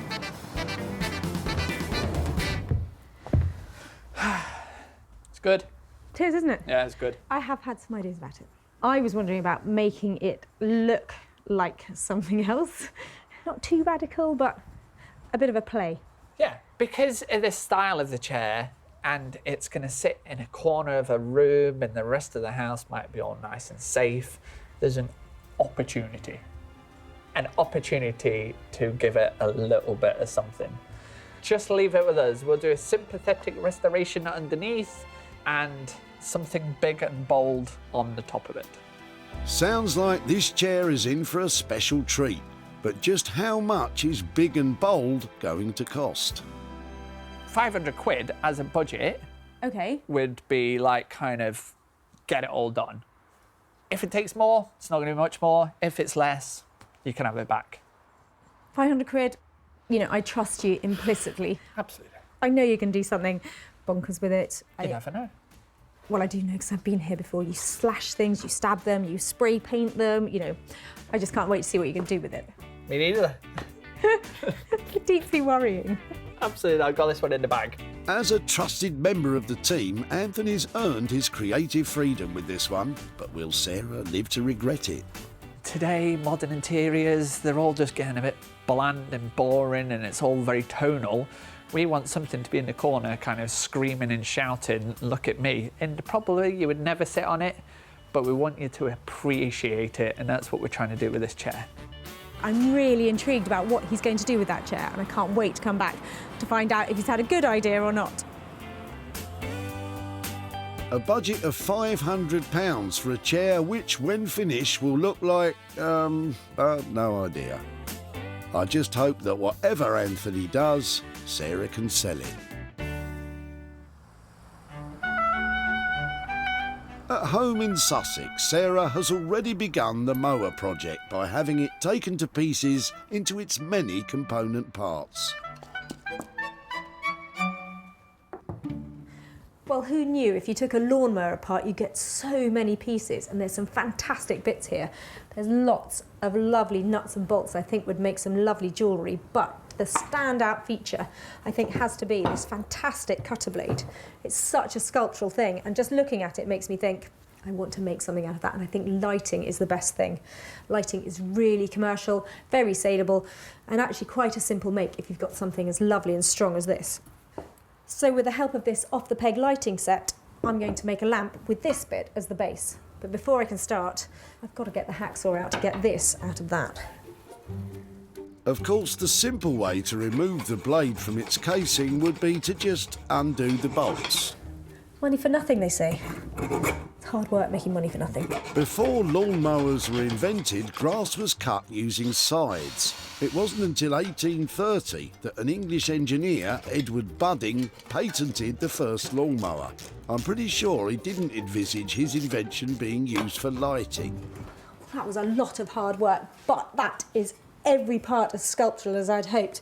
And this bit, another part of the lawnmower, it's going to make the best base for it. I reckon put it in that way up. Looks like a light already, doesn't it? I've just got to clean it up and see if I can get the wire going through the holes that happen to be there already. And that's going to look amazing. Sarah gives the blades a thorough clean with warm, soapy water to remove old encrusted grass and mud. Next, in order to remove any sharp edges and make the blades safe, Sarah uses a coarse sandpaper and a whole load of elbow grease. Finally, the little bits and bobs are given a thorough wash. I'm just cleaning up these two pieces because these are going to help me connect this to that. I love the way that design evolves when you're reusing pieces like this because that is a really chunky, lovely bit. And it adds so much by putting it on there, and you probably wouldn't design that unless you'd just found it. Well, unless, of course, you're Edward Budding, inventor of the lawnmower. Then you probably did design it. Okay, so on to the final stage, which is wiring up the lamp. And I've got this fantastic lighting component, and loads of lighting shops have these now. So you can choose the kind of bulb holder and the flex that you have, either the colour or if it's twisted like this one. And it makes a really quick and easy way of making a light. So I've just got to get this wired up, and I think it's going to look pretty cool. So I think we go from the top. Sarah's costs for the lawnmower lighting are £60, which includes the cost of the flex, light fitting, bulb, and also the services of a qualified electrician to make sure everything's safe. But will she really be able to create a desirable interiors piece from a bit of old lawnmower? Back in Manchester, Anthony has an extra pair of helping hands in the form of his assistant Tom, who specialises in making furniture frames. So what I'm thinking for this chair is quotes. So, the wise words of Winston Churchill, yes, British and all, icon, never, never, never, not Rick Astley, give up. So Winston Churchill. Yep. I like it. Maybe a cigar holder to go in the arm for extra authenticity. Yeah, Churchillicity. Anthony plans to use the paper stencils to work out the placement of 3 well-known quotations. Give us a V.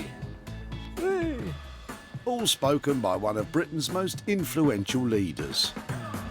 I mean, this is possibly the worst job in the world for me. I cannot spell to save my life, but these are all good words. I'm all right with this. Winston Churchill became Prime Minister on the 10th of May 1940, and the quotations Anthony has chosen were all spoken during a time of conflict. They helped to inspire the nation on to victory in World War II. I've managed to spell hell wrong. Hell is spelt with 2 L's, E's. Heel. If you go through hill. If you're going through eel. Right, go on. It's a place in Yorkshire. Yeah. Once the boys know the quotations will fit on the chair, the next stage is to lay them out on brown paper that will later be photographed and printed onto fabric, giving the appearance of the chair being wrapped. The quotations are being sprayed onto the paper to give a stenciled graffiti look. This is the alfresco part of the operation. Has it worked? Yeah. Yes, that's what we want, isn't it? Yeah, that's all right. Okay, good job. Good job, me.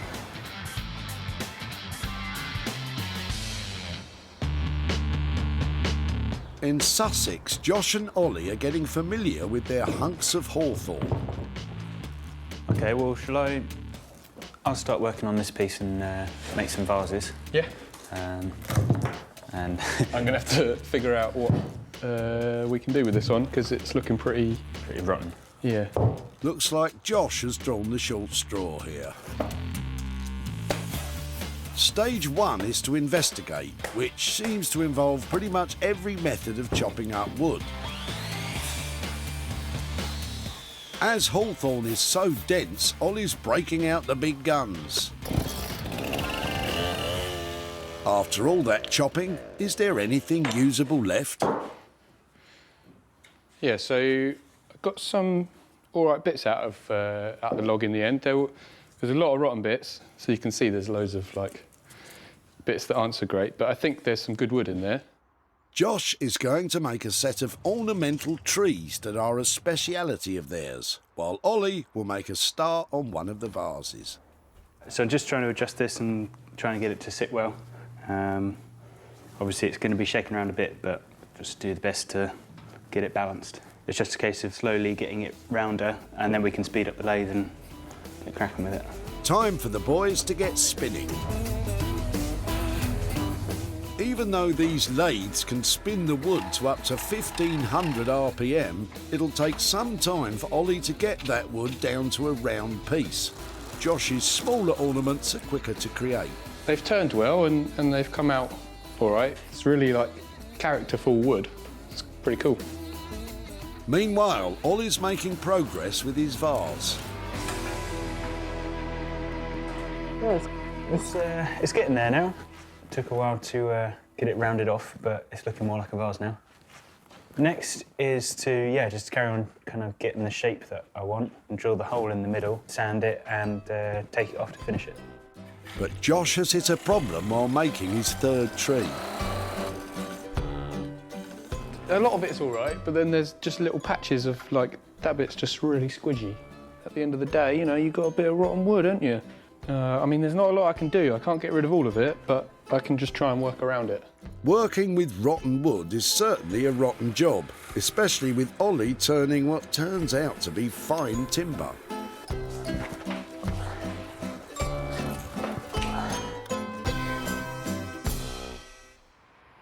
In Manchester, Anthony and Tom have successfully managed to spray the Churchill quotes onto paper. Having been photographed, the finished fabric is now back from the printers. So this is printed onto a moleskin velvet. So this is an upholstery grade fire retardant fabric. In terms of happiness, I love it. I mean, I actually genuinely love it. We've blitzed the budget. It's it's always daunting because we have absolutely no room for error. And like sometimes we can play around with things, but this time the printers are already closed. Sarah's due in the morning. It's going to be another late one. Anthony's known for his last-minute makeovers, but this is perhaps his most ambitious. He's already stripped the chair, but has to build it back up and cover it, making sure the quotes are positioned inch perfect.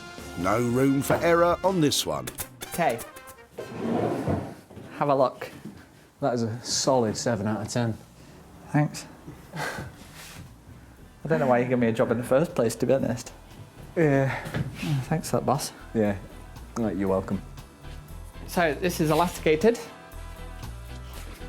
And this gives us the suspension. With the fabric secured to the arms, Anthony now has to rebuild the seat and the back of the chair. He starts with the elasticated webbing. So basically, because the tension that I'm pulling this under, to get the kind of suspension in the back, this rail is starting to twist. So it's going to have to be changed. So where's the right quote? Here we are. Never, never, never give up. And if you're going through hell, keep going.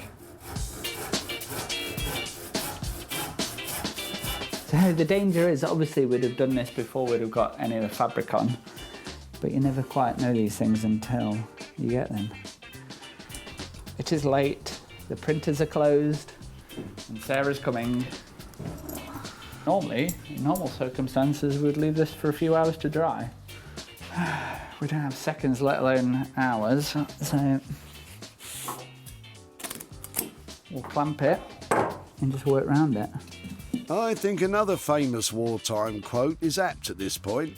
Keep calm, Anthony, and carry on.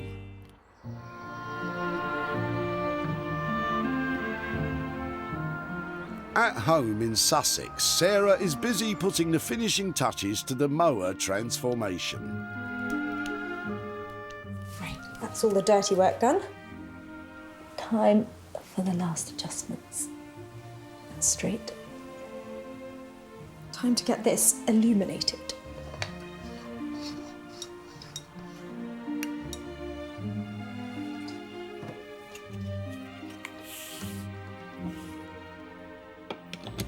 When Sarah took possession of the mower at the tip, its days of trimming lawns were over. Sarah's used the dismantled mower's sculpted blades to create a unique table lamp.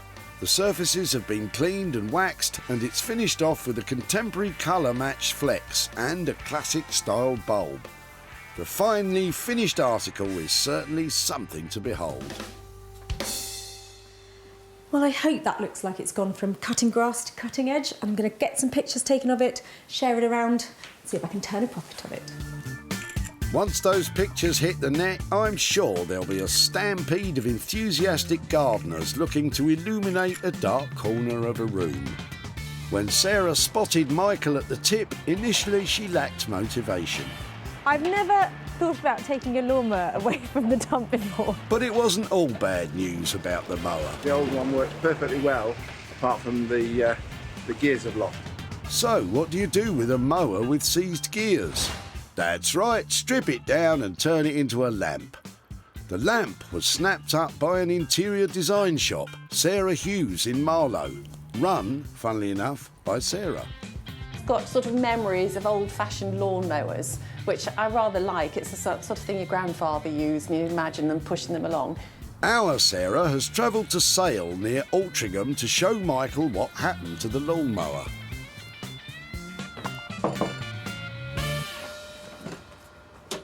Hi there. Hello, Michael. Hi, how are you? I'm very well. How are you? Fine, thank you. I said at the tip that I wanted to keep in touch, so here I am. There we are. I took away your old lawnmower, but your lawnmower was still slightly working when I took it away from you. It was. It still worked, but it was jammed, wasn't it? Yeah, it was. I have made something out of it, but have you thought what that might be? I had no idea. Apart from a lawnmower again, I couldn't imagine what you might have made of it. Well, it was a bit of a puzzle, and I did have quite a long think about it. But in the end, I've made a light out of it, and I've got some pictures here to show you. Go on, I'll put my glasses on so I can see it clearly. Your old lawnmower, I used a little bit of it, and it turned out like this. Wow, how on earth did you do that? Well, actually, it was really easy because your lawnmower blade had all the right holes in blades, it. Yes. Yeah, had all the right holes in it and all the right pieces in just the position to make it into a lamp. It was That's your interior design expertise, isn't it? Well, it did look quite striking. Your lawnmower blade has gone on to be bought by a shop down in Marlow. And they have all sorts of very smart things in their shop, and now they've got your lawnmower light. And I've got a little bit of money to share with you. I've got a £40 profit to give to you for the old lamp made out of your blade. That is incredible. That is absolutely incredible. What might you do with that? I know what I'm going to do with it because in the 90s I was a bank manager, and I don't tell people that very often, but we were better then, I think. And I opened a little bank in the Royal School for the Deaf where they had multiple handicaps, and we had dinners for them and raised money. And we opened this little bank and they all came and banked, so I'll give it to them. Oh, well, that is a fantastic place for it to go. Really good to catch up. That is wonderful. Wonderful. Absolute pleasure. Thank you. Thank you so much. A total of £60 was spent creating classic lighting from the lawnmower. Sarah managed to sell the lamp for £100, which left her with a profit of £40 to give to Michael. Well, I think Michael approved of my cutting-edge design, and the money is going to a really good place too.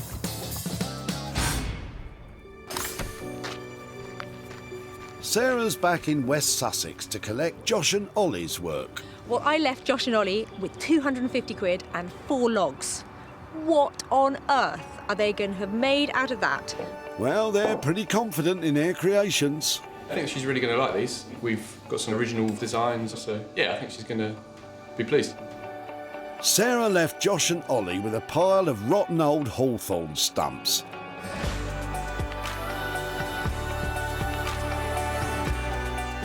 Now they've created a set of beautiful hand-turned vases and ornamental wooden trees. They've carefully squeezed every usable inch out of those logs and made a virtue of the wood's imperfections. The vases are bursting with character with a delightful finish. And those little wooden trees are an exquisite set of curios that put the texture of the hawthorn front and centre. Hello. All right. Wow, I'm really well. How are you? Yeah, good, thanks. Look at those. Let me come and have a look. I can't believe it. Aren't they beautiful? Were you pleased? Think so? Yeah, we're really chuffed. Yeah, they came out really nice, and the wood's amazing. It is unbelievable. It feels like marble. Yeah, it's really dense. These vases are a triumph. They're stylish and beautiful, and you can tell they're handmade, and they have this just fantastic feeling. How was it to work with them? How have you made this out of those logs? Yeah, we had to do a lot of chopping and splitting because there was a lot of rotten stuff in there. It looks like you made a virtue out of the faults because I can imagine that might have been quite tricky to work with. It looks beautiful, doesn't it? They're beautiful and a little forest as well. Now these look like fun. They've got this beautiful mid-century look to them. They're just so tactile, aren't they? Really lovely and so surprising given what you were left with. I left you with a slightly flexible budget, around 250 quid. How have we come out? I think, yeah, we were right. I think that is it. We did have another piece that we were going to try and do something with, but it was just too rotten. Okay. So yeah, 250 is. Well, I think you've made something very special out of something that was really not very special. And I reckon we can make money on it as well because they're beautiful, beautiful pieces. Well done. Good. Thank you very much. Excellent. Thank you. Yeah. Great job. Cheers. Let's get them packed up. Yeah. Well, I don't think there are many people who could have made all of those beautiful things out of a load of old logs. Massive credit to the lads. The wood, it had lots of splits in it, a lot of it was all rotten, so I think we managed to get something pretty good out of it in the end. We were really happy with the shapes, and Sarah seemed to be really chuffed with it also, yeah. At the recycling centre in Altrincham, Sarah unearthed Trevor's hunks of Hawthorn and he was after a full cutlery set from them. There's some good wood there. I'm sure she'll get more than spoons out of it, but it's going to take a lot of hard work. Josh and Ollie did their best to help Sarah prove that sometimes money really does grow on trees. Sarah advertised Josh and Ollie's wooden creations online, and just like real trees, sales began to grow slowly. Sarah has come to just outside Altrincham to visit Trevor and to show him what became of his Hawthorn stumps. Morning, Trevor. Hi, Sarah. Nice to meet you. And you, how are you doing? I'm good. How are you? Yeah, very well. Good. Now, I can see from your immaculate garden why you might have been throwing away those Hawthorn stumps. Had they been lying around for a while? No, I actually dug them out just a few weeks before. Well, I took them to some lovely guys who are based down near Goodwood, who actually got quite enthusiastic about them. But did you think, I wonder what we might do with them when we take them away? I thought if anything you make a lamp out of it of some sort. That's all I thought. Yeah. Really? Well, that was actually part of the discussion. The guys I took them to are called Josh and Ollie, and they both actually got quite enthusiastic because Hawthorn is a wood, because it's got such a slow growth. It's a lovely dense wood with lots of colour in it. So I've got some pictures. Do you want to see what we did? Yes, please, yeah. Here are your tree stumps. Wow, that's really good, isn't it? So what they did is the big chunks of them here, they've turned into beautiful vases. Mm-hmm. So they've got all the character of the hawthorn and all the lovely colours and shapes that come out of it when you cut through it. They look fantastic, yeah. And also, they've turned 9 beautiful little trees out of them. That's fantastic, that's really good. Really, you approve? Really good. Yeah, I approve of that, yeah. Well, they were really pleased with them, and they are lovely decorative things. Those little trees sell for about £12 each, and the vases are significantly more than that. And they have been for sale, and I've been selling them really well, but I haven't tipped over into the profit point yet. Well, I'll buy one if there's any spare. Really? Yeah, I'll have one, yeah. Fantastic. Well, I'll definitely be in touch then. Oh, good. Hopefully with a small tree and a bundle of cash. Well, that's good. That's very good, that, yeah. Well, lovely. Trevor, thank you ever so much. And thank you yes, for that, I shall be sending something your way very soon. Thank you very much. Thank Bye-bye. you. Thank you. Bye-bye. Josh and Ollie charged £250 to transform Trevor's Hawthorn into beautiful wooden vases and ornaments. Sarah has so far managed to sell 1 vase and 1 tree for £67, which means, as things stand, there could well be a potential loss of £183. Well, it's always great when you make something and the original owner wants it back. So Trevor's getting a tree and I'm going to be in touch with profit soon.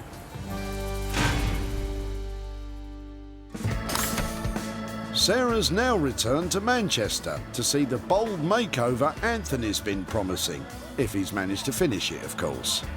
So this chair, as complicated as it was, that was kind of our own doing.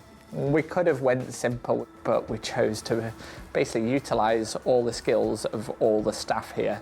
Everybody's loving it. Everybody loves it for the impact. Yeah, so hopefully when she arrives, she's going to love it too. Well, Anthony was being really quite secretive about my little chair when I dropped it off, so I'm dying to see what he's done with it.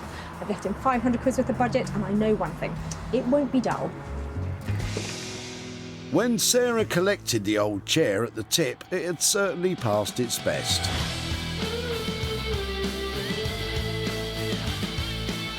As Churchill himself said, there's nothing wrong with change if it's in the right direction. And Anthony has certainly changed the direction of this old chair. Covered in iconic quotes, hand-designed and digitally printed on velvet fabric, this chair is a one-of-a-kind masterpiece. Anthony promised bold and he's delivered. But will Sarah like it? Hiya. Hello and welcome to the war bunker. How you doing? I'm very good. Where is it then? It's... What have you done to it, dare I look? Hey! Anthony Devine. What an original piece of design. Basically, we wanted to do something. Just something. You gave us a bit of artistic license, yeah, and we gave you this back. So we went from taking the chair and we positioned all the letters up, stenciled it all out, worked out roughly where it's going to go. Then we went and stenciled and sprayed them all up and then had it all photographed sent it off to our printers, and then out she popped, or he popped. This is a lovely transformation, but 500 quid? Have you blown that out of the water? Well, let's just say the 500 quid, we owe another 20 quid just to the fabric printers. Right, this isn't sounding, No, this isn't sounding very commercial. no, it is. I'm just going to say 750. I never said it. How much? I mean, 750 quid. Yeah, a little bit over budget, but I can tell why, and I appreciate the fact that you really went to town on it, because it is very cool. Thanks. It's really good. Love it. Sarah seemed to take that very well, considering it's £250 above the original budget. Well, that chair is anything but dull, isn't it? And beautiful. Not cheap, but that's because of all that hard work that's gone into it. I love the fact that Anthony's had free rein to create something that's unique that could have ended up in a skip. When Sarah spotted Lydia dropping off the old green chair, it certainly had some history. It belonged to my family. It was passed down to me, and it was actually my great aunt's. Sarah chose to save it from the skip and allowed Anthony free rein to do whatever he liked. The inspirational armchair was quickly snapped up by Nick Smith, a regular client of Sarah's who's an online vintage and retro retailer. Oh, it's nice and comfy. Sarah has returned to the Altrincham area to show Lydia what became of the old green chair.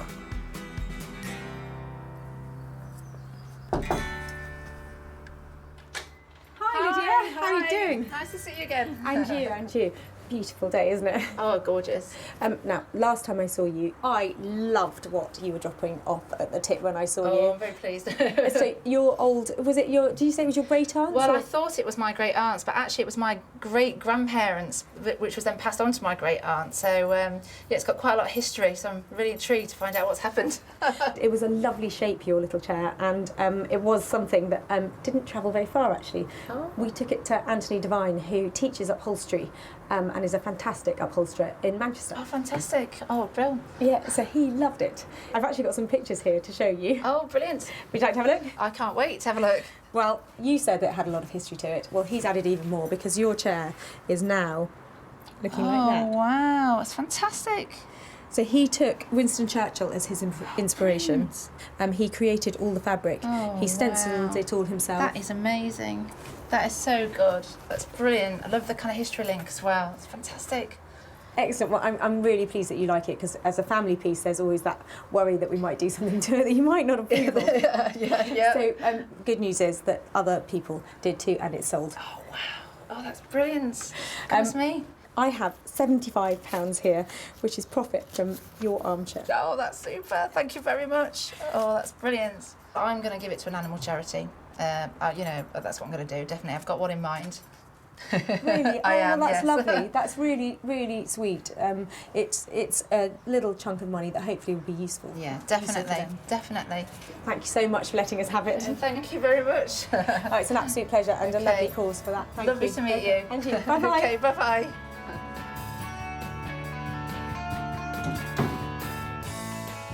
Anthony charged £750 for the transformation of the old green armchair.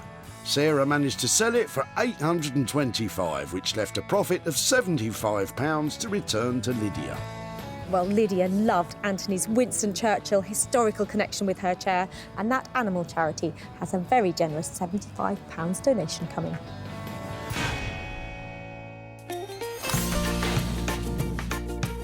Sarah salvaged 3 unwanted items from the Altrincham Recycling Centre. Michael's old mower became cutting-edge lighting, Trevor's Hawthorn stumps became sideboard essentials, and Lydia's old green chair was rewrapped and covered in Churchill quotations. It takes a lot of talent, plenty of imagination and lots of good old-fashioned hard work to transform every item that we save. But it's definitely worth it, especially when we get to hand over some money for nothing.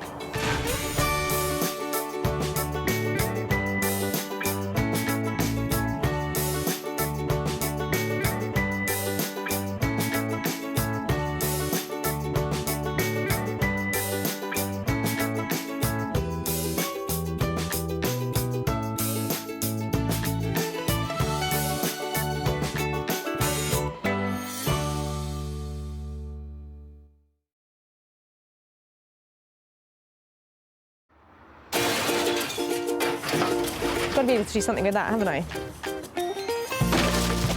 How do you make money for nothing? I'm going to take one and be back for the other. The answer could be hiding in the 30 million tonnes of household waste we throw out every year. They're beautiful. That's why entrepreneur Sarah Moore wants to get her hands on things before they hit the skip. I'm a passionate user, maker and buyer of old stuff, and I've turned my passion into a money-making business. I make new stuff out of old stuff. I sell it for profit.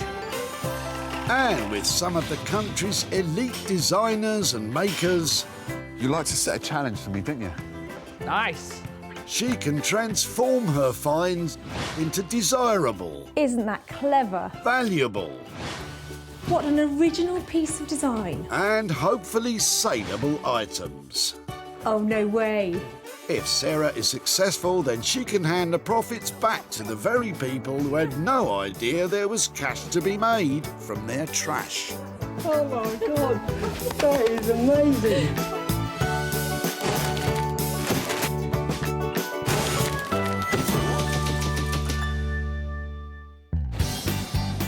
Welcome to the Altrincham Recycling Centre in Greater Manchester, where carload after carload of rubbish is tossed every day.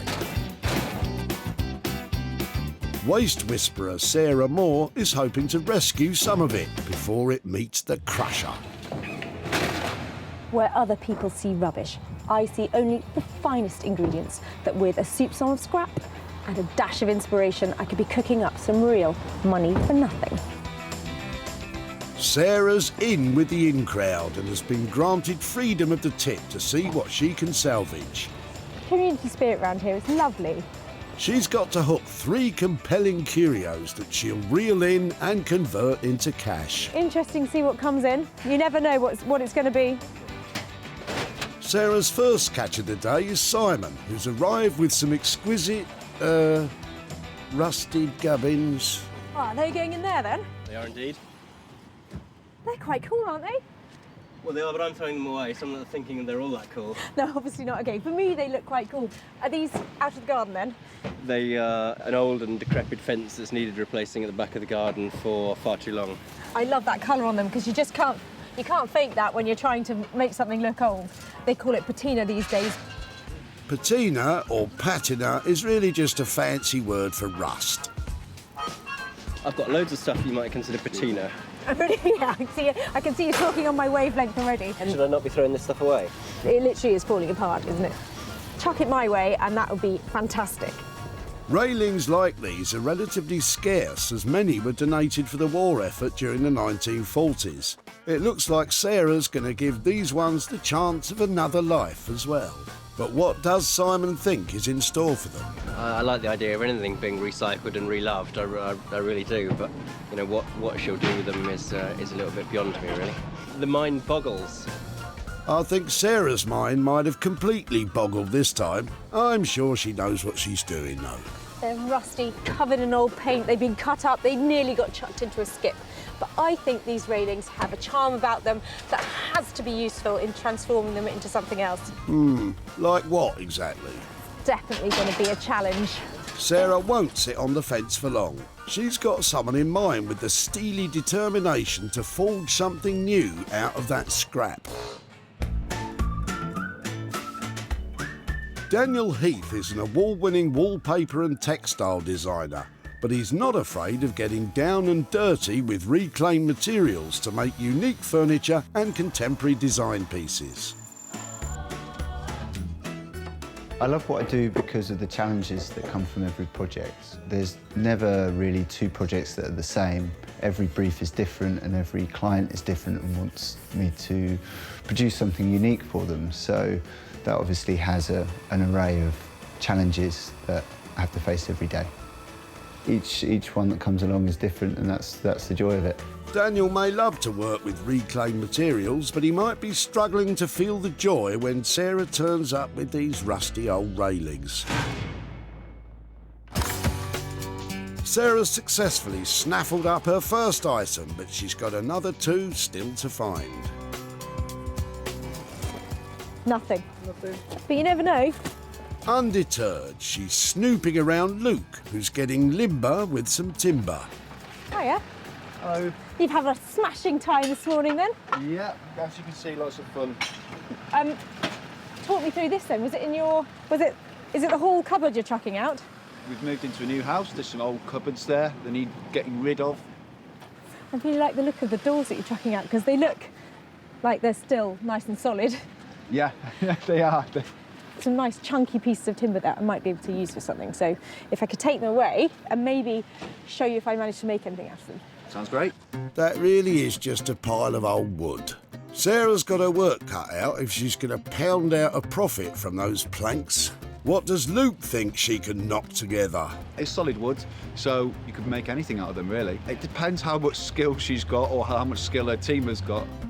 Don't worry, Luke. Sarah's eye for awesome offcuts is never wrong, or hardly ever. I can never resist a really chunky bit of timber, and these components from a 1940s house have got all the right credentials to be made into something amazing, and I've got just the person in mind to take on the job.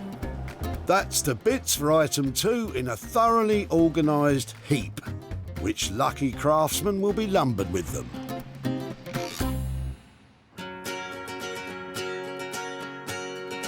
Norman Wilkinson, a master of his craft. With 25 years' experience in the furniture making business, what he doesn't know about wood isn't worth knowing. I love the timber, I love the finishing of it, I love the product. It makes me tick. Yeah, there is a passion for it because there's no point getting up in the morning and not doing something you don't like. Coming in and then picking up the wood and then turning it into something lovely, makes me happy. And also using second-hand materials, it's a great joy. The old saying, isn't it? Another man's rubbish, another man's... can't think of the saying now. Another man's rubbish in this instance is a couple of old doors and bits of random wood. Bet you can't wait to get your hands on this little lot, Norman. Sarah's not gone for the easy options. She's bagged the beaten-up railings and the broken-down cupboard for her artisans. Now she's on the lookout for an item of her own. Let's hope there's something a little less dilapidated in Jane's boot. What lovely legs on those. They are nice, aren't they? They're so nice, in fact, Jane's sorry to see them go. But she's moving house, and where she's going, there's no room for these two. They've got a lovely look to them. They were utilities of 1950s. 50s, 60s. Yeah. I think one of them was belonged to my mother.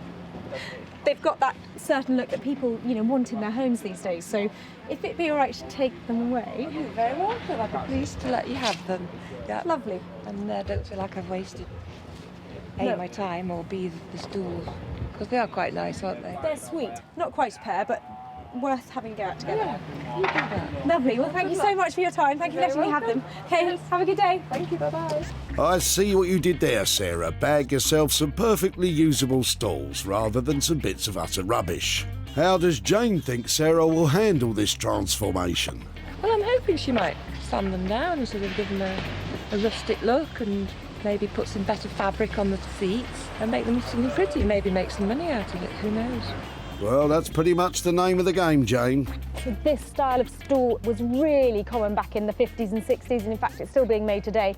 These are slightly older examples, I think, and there's lots of interesting makeovers you can do with them. I'm hoping that there's a few pounds to be made here. With 3 items successfully saved, Sarah's work here is done. The ripped-apart cupboard will be placed in Norman's masterly care. The rusty old railings will be given a new lease of life by Daniel, and Sarah will set to work on the pair of stalls. I can't save every bit of rubbish that comes in here, but I've had a really good go today and I've got some cracking items, all of which I know are going to make some money for nothing.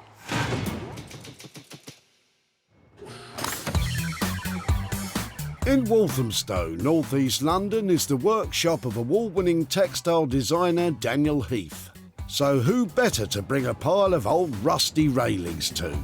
Sarah's been in touch to tell him to expect the unexpected. It seems like she's got something that I'm going to be a bit unsure about, so I'm a little bit more anxious than normal. I guess we'll have to as ever, see what comes when it gets here. Now, these aren't the type of materials that I immediately think of when I think of Daniel's work, but I've got a few ideas, and I'm hoping this old cast iron railing can be incorporated into something amazing that can be sold to make some money. Hiya! Hello, how you doing? Yeah, really well. So, did you have any thoughts when I said it was mad? Well, I had things pop into my mind, but okay, yeah, really quite bonkers. Yeah, it's like, let me out. Oh, God. Okay, are they even sound? Are they, I mean, they're okay. Should we take them in and have crumbly. Crumbly? I think you'll find that's a highly desirable patina, Daniel. I think there's something about them that is really beautiful because of the colour. I'm pretending they're not beaten up iron railings. That's all very well for you, Sarah, but it's Dan who has to work with those beaten up old railings. From what I understand, because these are cast, they are brittle. They're not the kind of material that is terribly nice to work with. It just gets better and better, doesn't it, Daniel? I've had a bit longer to think about them than you have, but I'm sort of wondering whether they could be used as the support for a table, a sort of console table or something. Sure, okay. You can see that, can't you? You can feel it. Yeah. You know, it's going to depend on what we pair up with it, material-wise, because we can't do anything with them on their own. They're going to have something that bolts them together or holds them together, and a surface involved in it somehow. Something like a contemporary material like jesmonite might work well. Jesmonite is like compound. Is that the pourable stuff? It's pourable. It's like a synthetic stone. Okay, so posh concrete. Yeah. Okay. You like a challenge, don't you? I do. This is certainly one of those. Great. When you're prepared to take on them? Well, they're here now, so I may as well. That's the spirit. That's why we love our Daniel. He never shies away from a challenge. It'd be good to tie down a price where we think we might make some profit. If we say a broad ballpark, 500 to 600. Okay, 500-600 quid. Nearer to 5 is always good, but if you create the £2,000 console table, then, you know, just go all the way. Thank you, Sarah. Thanks ever so much. See you. Bye. It's a dirty job, and now it's Daniel's job. He is going to create something just unbelievable out of those railings. I know he's got this vision. We'll have to wait and see what it is, though, because at the moment, it's a long way from looking commercial. These are a big challenge. I mean, they are in a real state. Hopefully, we'll make something nice with it, as ever. Daniel's wisely bid high for this work, as it will involve a lot of experimentation and other materials, but with £500 to £600 of costs, it's going to have to be pretty special to turn a profit.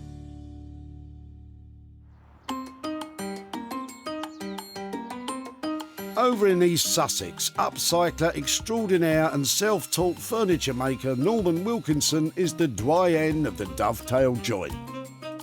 But will he thank Sarah for bringing him a pile of broken wood?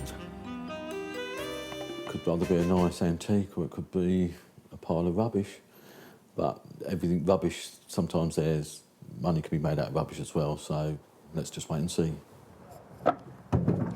We have definitely got the bare bones of something really good here. Lovely pair of cupboard doors, some nice bits of hardware. Norman is going to have to take this on and turn it into something beautiful and useful. Oh, Sarah, you don't ask for much, do you? Come out here, see what I've got for you. And you. I know. You have spoilt me today, I can really see this one. Bring it in and let's have a chat about it. So what's it going to be this time, Sarah? A revolving bookcase? His and hers welly boot taker-offerer? I thought just a really lovely, simple wall cupboard. Wall cupboard, OK. Well, I wasn't expecting that. Why don't we take the paint off and see where we go to and see what nice pale colour we find. There might be some nice pale paint, and let's really go for it, because, you know, you can see under there it could be something. Are we going to make it as a wall cupboard? Are we making it for a kitchen, or are we going to make it for a bathroom, or universal? Kitchen, trick kitchen. Well, looking at the doors and how they are, I think maybe we could take the panels out, put some chicken wire in it for kitchen, so it gives it a nice, different feel. Yeah. Chicken wire, eh? That would be a different feel. Not so much boho chic as barnyard chic. And chicken wire's still in and it's still quite trendy, so I think it'd be great. It's geometric. People love geometrics. You love geometric, don't you? Well, do you know something? There is there is an appealingness to the fact that it's so regular and even, and I think mixing it up with old, new, I think it's in safe hands. But we need to sort of try and incorporate all this as well. So, looking at the hooks, maybe we could put them under there so they can put their cups on them or stuff like that. I love it because what you're saying, it's not too big, it's not too small. If you can make it easy for me to sell by putting something that DIYers can attach it to the wall with. We'll do that as brackets, well. So we'll make you... it so it's ready to rock and roll. Perfect. Okay. How much money are you going to be wishing for to transform it into that useful cupboard for me? If we get this into showroom condition, so you can sell it, £200. I think you're being nice to me, aren't you? I think you feel trying, sorry. yeah. You feel sorry for me because of where I've been to get this, don't you? Yeah, precisely. Well, keep it nice and simple for 200 quid. I don't want you, But spending too much time on it, but good. Lovely. Thank you. Give us a shout. Thanks very much, and I'll see you soon. You will see me soon. Okay, see you later. Take care.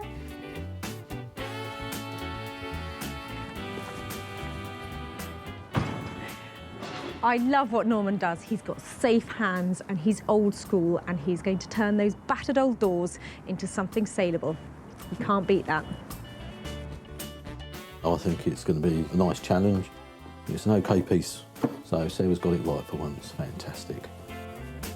For the princely sum of £200, Norman is going to turn a couple of wooden doors and assorted bits and bobs into a wonderful one-off kitchen cupboard using chicken wire. I can't wait to see it.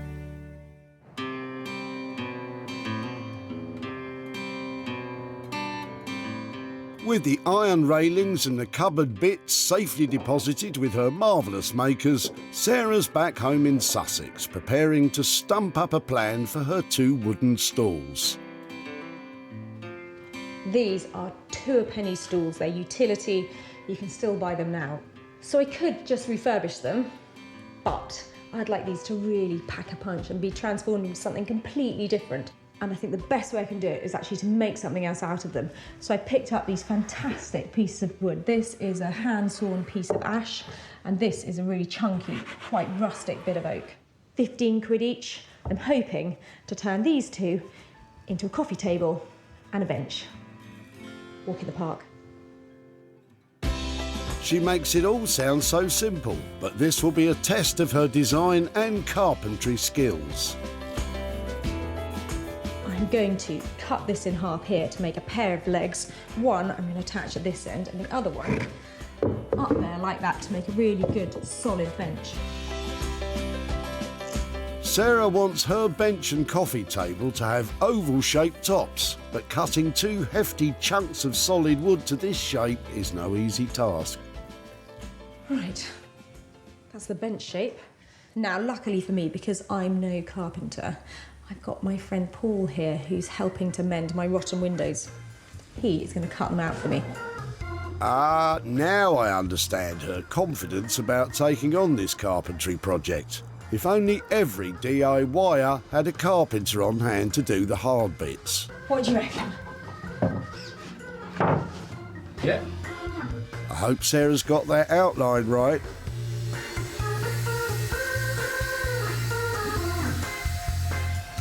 While sawing wood may not be a stretch for a master craftsman, you do need the right tools for the job. You can pick up a circular saw or jigsaw like this from a DIY store, or even hire them in. Since we're here, why don't we ask Paul to cut the stalls in half too? What do you reckon? Can you cut through there? Yeah, no problem. Well, we might as well, seeing as money is no object. Oh, sorry, no, it is. Does Sarah know?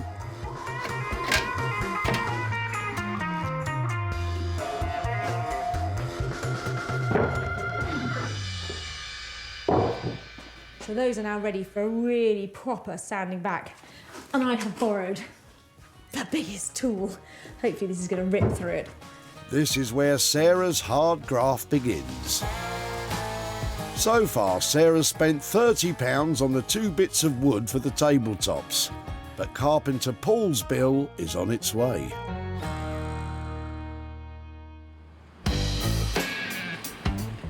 In Walthamstow, award-winning textile designer Daniel is getting his hands dirty with the rusty old railings. This is not a material that I've worked with before. I hope that we can maintain some of their decrepit beauty.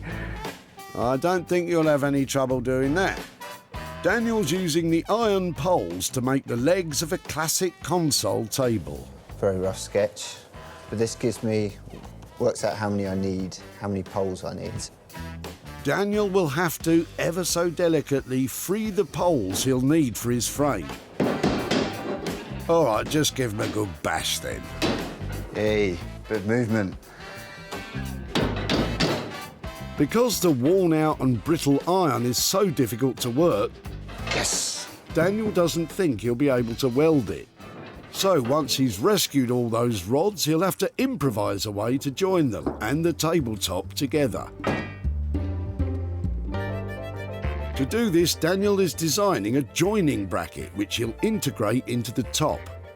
Now, I hope you're all listening carefully, as this is where it gets tricky. The tabletop and integrated bracket will be made of jesmonite. Nope, I've never heard of it either, but I know this, it's expensive. So he's making a prototype of this bracket from wood to see if it works. Very sensible. These are fitting into there quite well, but we don't need the pointy end, so we're just going to go and chop the ends off.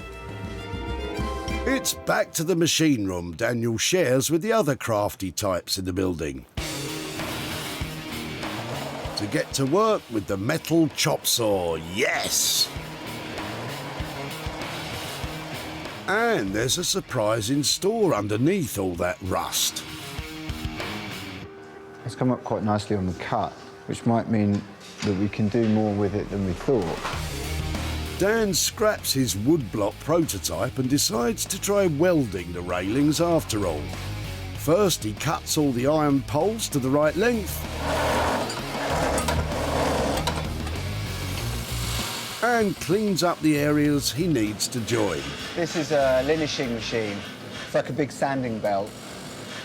And it's basically exposing the metal underneath because we need to have a clean contact point for the weld so that we have a strong finish to it.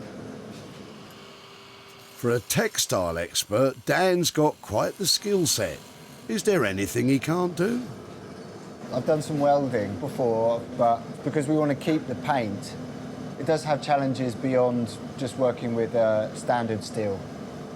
Got all my joins square, so hopefully it will weld up quite straight. Quite straight. No one will pay over £500 for a quite straight table, Daniel. Daniel's welding iron will heat the metal to melting point. That's a whopping 1500 degrees centigrade. The poles will melt together, and when they cool, they'll form a solid bond. At least that's what should happen if Daniel's done it right. It's quite hard to tell whether it's worked until I undo the clamps. Here's hoping the welds are strong enough to hold up that exotic-sounding and expensive jesmonite tabletop.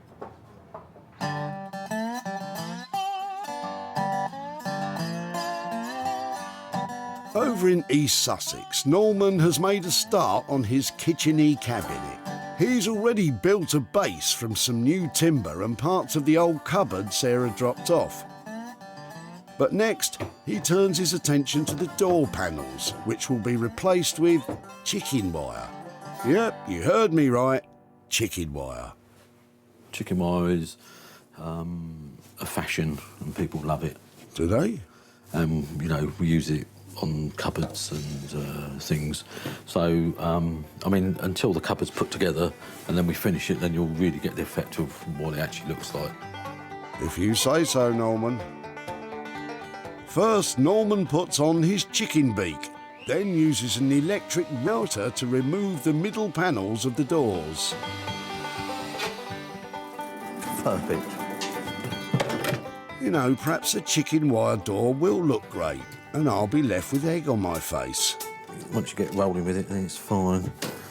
It's just a bit finicky. Get in there. Credit where credit's due, Norman. Your cupboard door is starting to look pretty good. That's really nice and tight now. You know, I expect if it was laying on the floor, the chicken could actually use it as a trampoline. But he can't because we're going to use it as a cupboard. So, happy days. What is he on about? Next, Norman cuts lengths of wood that will make up the back panel of the cabinet base. The T&G, we call it T&G, but it's tongue and groove because it's got a tongue on that bit and it's got a groove down in there. So when we put it together, it all slots nicely together. Norman applies PVA glue to the base, staples the wood in place, and repeats. Do a bit of icing. I should have been in cakes.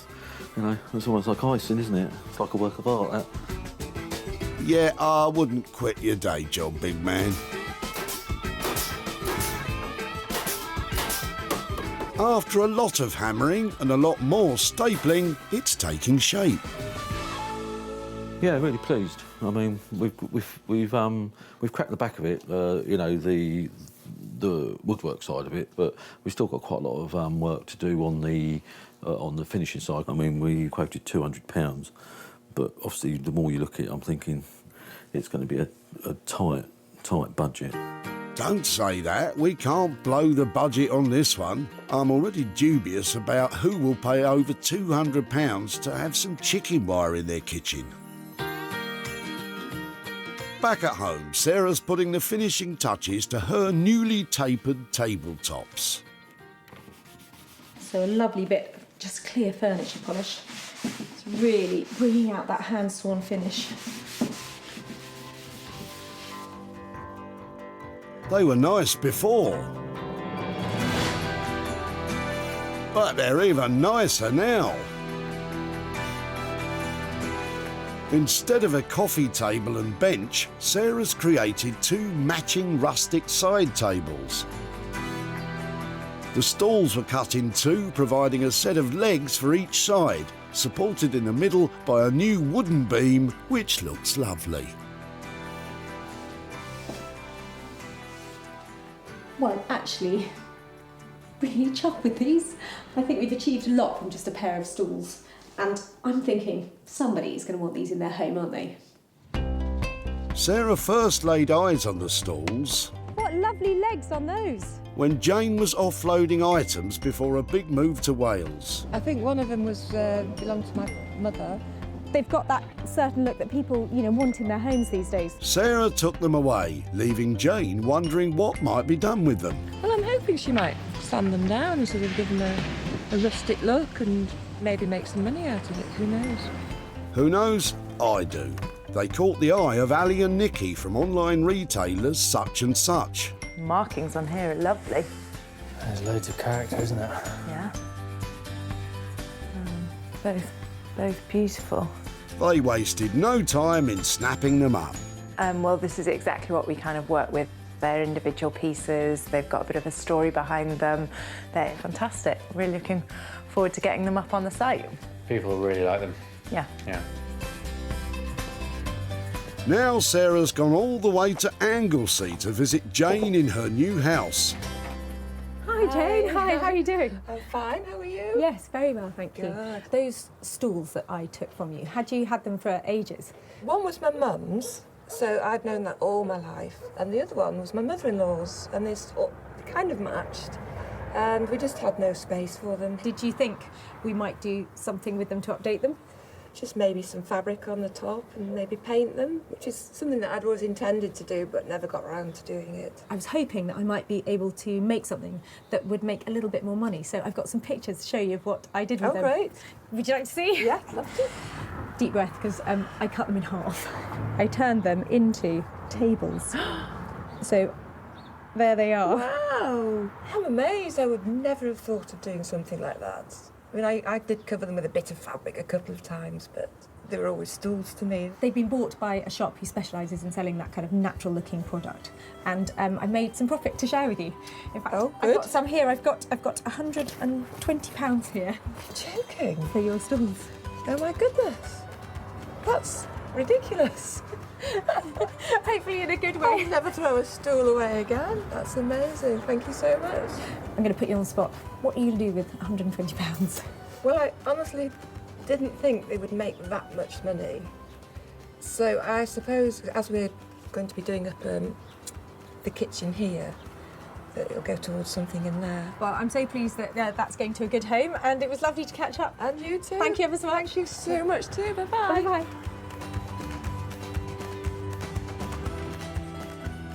The cost of the tabletop plus the carpenter's labour came to £70. Sarah sold the tables for a total of £190, meaning Jane has £120 to put towards her new kitchen.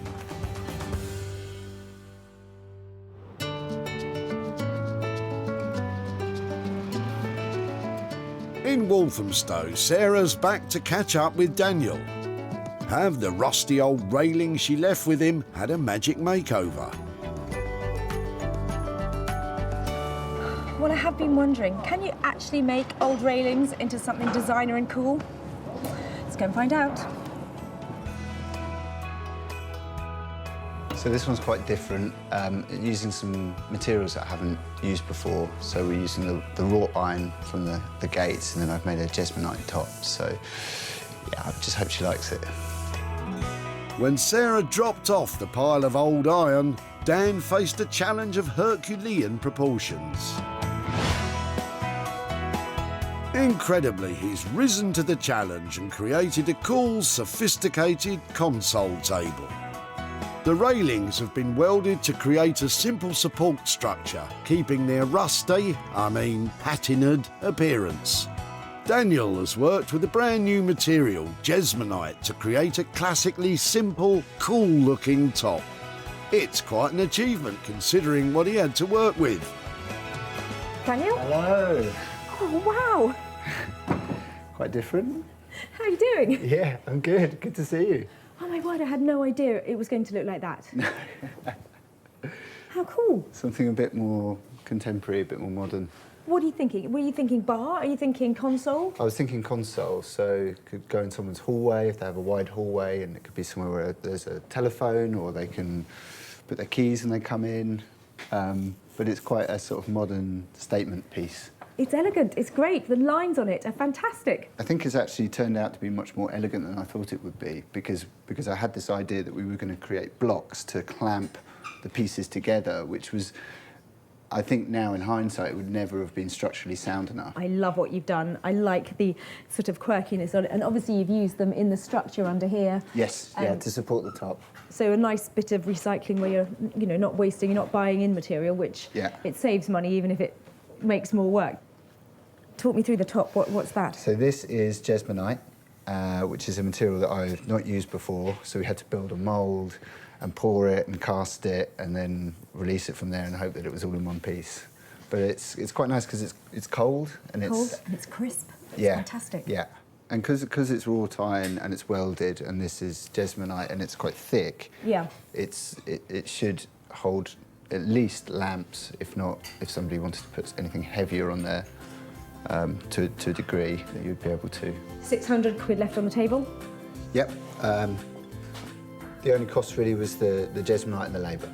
Well, it's a fantastic piece, Daniel. Thank you so much. Thanks, Sarah. Let's get it packed up and let's sell it. All right. I'm really happy that Sarah's happy with the piece, but this piece is quite different for me. It's exploring new materials and different aesthetics, so really, really happy with how that went. So as it turns out, yes, you really can make railings into a stunning, high-end designer piece of furniture. Who knew? When Sarah met Simon at the recycling centre, there was a difference of opinion. They're quite cool, aren't they? Well, they are, but I'm throwing them away, so I'm not thinking they're all that cool. No, obviously not. Okay, for me, they look quite cool. But it wasn't long before he was embracing Sarah's love of all things old. I've got loads of stuff you might consider patina. Yeah, I can see you talking on my wavelength already. And in no time at all, the old became new again. Determined to find the console table a new home, Sarah opened her laptop and uploaded pictures onto the internet. Apparently that's how you sell things these days. Look, it got 51 hearts. I don't know what that means. Sarah's travelled to Altrincham to catch up with Simon and let him know how she got on online. Hi, Simon. Hi, good morning. Hi there, how are you doing? Very good, thanks. How are you? Yeah, very well, very well. Distinct lack of railings at the front of your house. Yes, and even fewer at the back now than there was a few months ago, yeah. So were those railings were original to the area? I think they were original to the area. If you look around, there are all around the perimeter there, so... Did you wonder what we might do with them? I certainly did. I thought, yeah, I had no need for them. I kind of... you wonder what anyone else does, yeah? Your railings went up to Walthamstow to a guy named Daniel Heath, who is a well-known maker and designer, and he thought really carefully about what to do with them, and I've got some pictures to show you how they ended up. Here goes. Wow. It's very different from what I took out my back garden. So this is a console table that he's created out of them. What do you think? Yeah, it looks a damn sight better than it did in the back garden. They're currently still for sale. I haven't sold them yet. When they have done, I will be back in touch and hopefully handing over some money to you. Fantastic. Even better news. Lovely to catch up again, and I'm going to keep my eye open for some railings around here. There's plenty there. Thank you ever so much, Simon. Bye-bye. Cheers. Daniel came in on budget of £600, but with the railings tables still to be snapped up, we could end up being £600 down. Hopefully, though, it'll find a new home soon and we can share the profits with Simon. Well, it was lovely to catch up with Simon. I don't think our console table was exactly his cup of tea, but it will be somebody, so I'm hoping to be back here and handing over some profit very soon.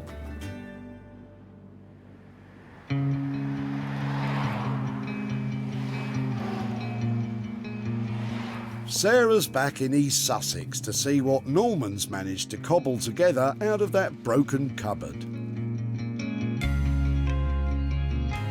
Well, I left Norman with the merest remnants of a cupboard in the hope that he'll be able to transform it into something fabulous. I can sell at a profit. I cannot wait to see what he's managed to do with it. Sarah had gathered a pile of broken wood that was apparently once a cupboard. Norman has miraculously pieced it all together to create a gorgeous kitchen cabinet. He's taken great care to keep just the right amount of wear so it's brimming with cottage charm. Those original hooks have been incorporated, which will be perfect for crockery. And that chicken wire frontage is adorably rustic without over-egging the farmyard ambience. It's a perfect rural accent for any bohemian kitchen. I'm impressed, but what about the boss? Norman? Hiya. Hello, how are you doing? Hello, yeah, I'm great. You? Yeah, I'm good now. Look at that. That's great, isn't it? It looks amazing. I can't believe that's what's come out of that pile of timber, offcuts and stuff that I left you. It's amazing. Yeah, it's great, doesn't it? I think it looks lovely. You've left just the right amount of old, beaten up detail on it and made it fresh enough to go straight into a kitchen. Yeah. I love it. Yeah, we kept the hooks. We've done the hooks under here so you can have your cups. Yeah, so we used all the old timber that we could, the sides, the hooks, but then we had to have new shelves in the back, and then that's what we came up with. It's great. I think it's lovely. Excellent. Once on a wall filled up with chickens. They look great. I think we can find something better than that to put in it. Well, Norman's feeling like cock of the roost now, but did he come in on budget?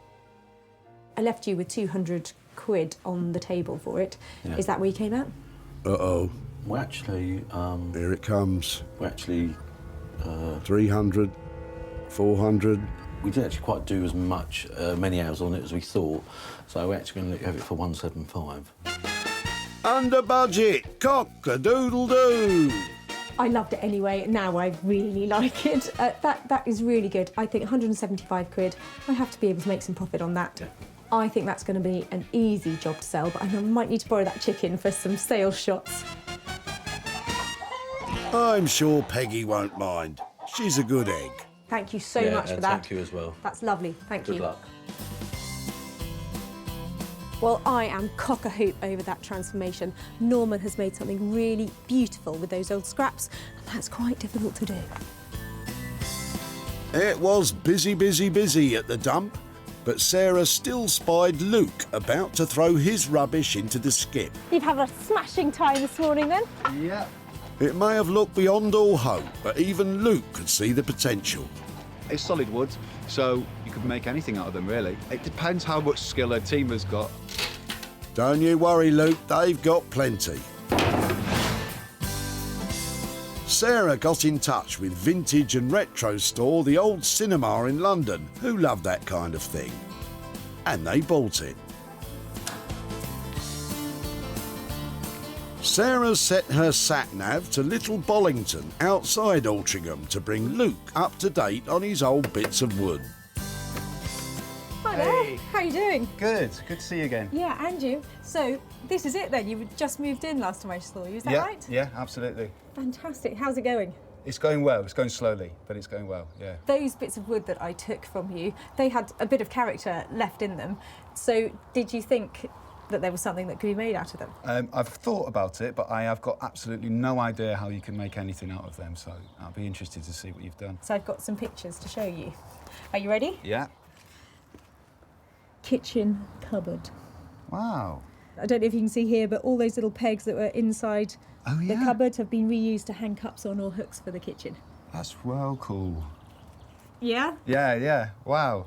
Is that a surprise? It's a big surprise, yeah, it's creative. It was snapped up by a shop in London, and that is going to go into somebody's house somewhere and be on their kitchen wall, being loved by them. And good news, I made some profit on it. Oh. So I bought that for you, and I have £100 here for your old doors.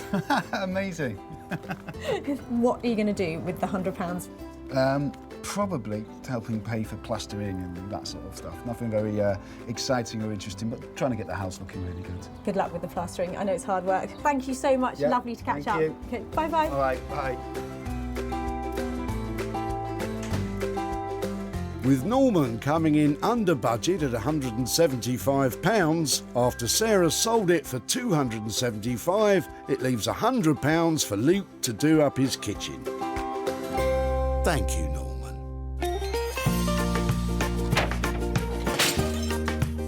Sarah saved 3 unwanted items from the skip. And now, rather than being chucked in the landfill, they've been given a new lease of life. So you've seen the transformations from old rubbish into lovely stuff. How about you have a go? Pick up those tools and just get started.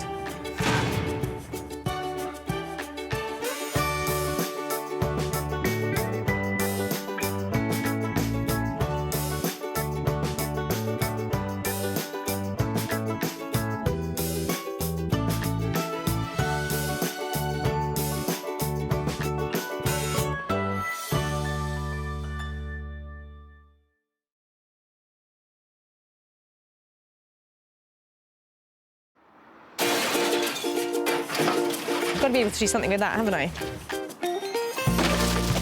How do you make money for nothing? I'm going to take one and be back for the other. The answer could be hiding in the 30 million tonnes of household waste we throw out every year. They're beautiful. That's why entrepreneur Sarah Moore wants to get her hands on things before they hit the skip. I'm a passionate user, maker and buyer of old stuff, and I've turned my passion into a money-making business.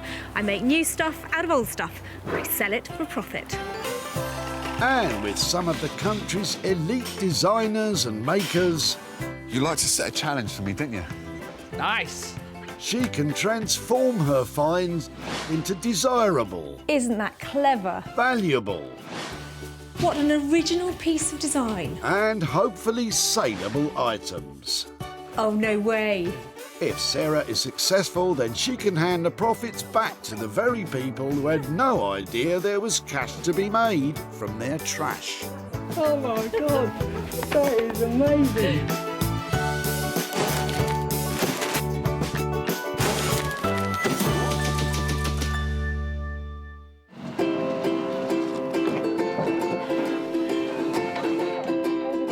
Sarah's travelled to Surrey today to the delightful Whitley Recycling Centre.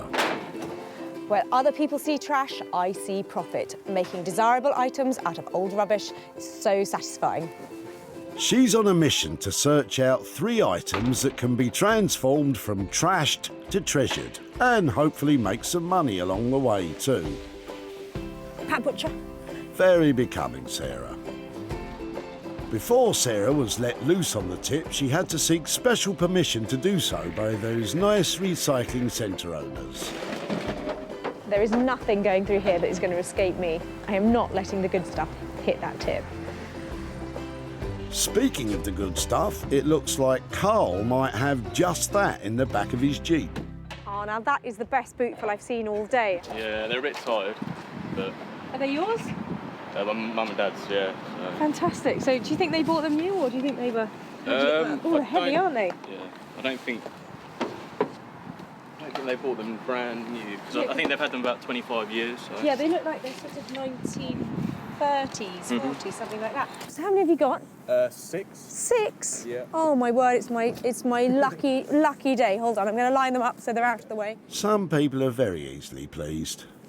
They've got such a great look to them. It's such a shame the seats are going, but the tops look like they're salvageable, don't they? This one is the worst one. I don't know what's best to do with them in order to mend them, but I know somebody who takes on this kind of thing all the time. So they'll go to somewhere where we can really sort them out. I'm going to check one out. I bet they're comfortable as well, aren't they? Comfortable, yeah. So they've got a nice new set of them. Yeah, they have, yeah. I'm so pleased for them because I get their old ones. That's amazing. Yeah. They've got fantastic style and a really good look to them, so I'm really pleased you're going to let me have them. Thanks so much. Okay, I really appreciate it. Okay, take care. Cheers. Sarah has taken on not 1, but 6 old battered chairs. The mind boggles. What does Carl think? They're in a bit of a tired state, but yeah, apparently there's going to be something good happening to them, so I'm quite looking forward to see what happens. You and me both, Carl. These are absolutely cracking. There are 6 of them. They've got beautiful worn leather on the backs of them. Unfortunately, the seat pads are really deteriorated, but the style of these is amazing. It's bang on trend. We've got lovely pale grey and some limed oak coming down here on the legs. These are absolutely cracking. Are they? Really? Never mind cracking, they look more cracked to me. I know just the person who can restore those seats, and I'm going to be sitting on a pretty penny here.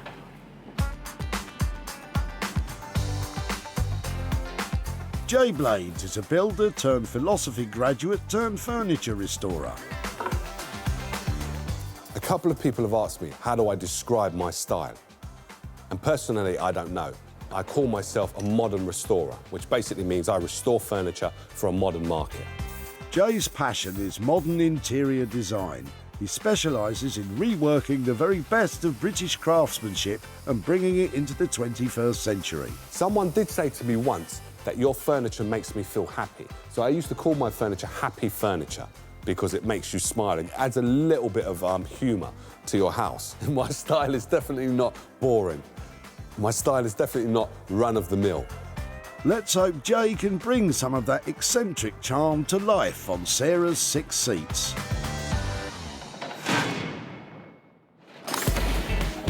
Sarah has secured 1 item, but she has another 2 to find, and she has her own unique strategy. Service? Any rubbish? Remember, if it goes in there, it ain't coming out. Undeterred, Sarah's spotted something interesting in Rob's hatchback. Prepare yourself, Rob. Here she comes. What have you got in the back there? Hello. Hello there. Hiya. What are they? Some old detail from a property we owned before the one we're currently in. Okay. Lovely Victorian place, and we had to take a chimney out, and this was the detail above the cupboard. Okay, so it was sort of. May I have a look at them? So tell me if I get. Was it an arch or that way? Yeah. So okay. An arch above a lower cupboard with a shelf in the scap. Aren't they cool? Sarah's uncovered a wooden architrave. This architectural piece dates from the 19th century. Fantastic. Would it be possible to get them all out and just have a quick look at them? So what do we think? Victorian detailed? Yeah, I think the house was mid-1890s or so. So you definitely shouldn't go in the wood skip. There's something to be done with these, I'm sure, and I'd love to take them away and, you know, have a think about something for them. Would that be okay? Please do, yeah. I'd love to see them be made use of. Those are fantastic. Thanks ever so much. Pleasure. Don't run off, Sarah. The carved detail in these pieces is well worth preserving, and Sarah can see a pleasurable amount of profit in those Victorian offcuts. What about Rob? It will be a lovely piece of timber if someone takes the time to strip it. It'd be nice if someone could get creative and make a nice piece that someone else can benefit from. Look at those. They are so beautiful. Things like this just don't grow on trees, especially at tips. Architectural detailing like that has a value in its own right. Sarah's got just the man in mind to help her maximise the potential value in this special find.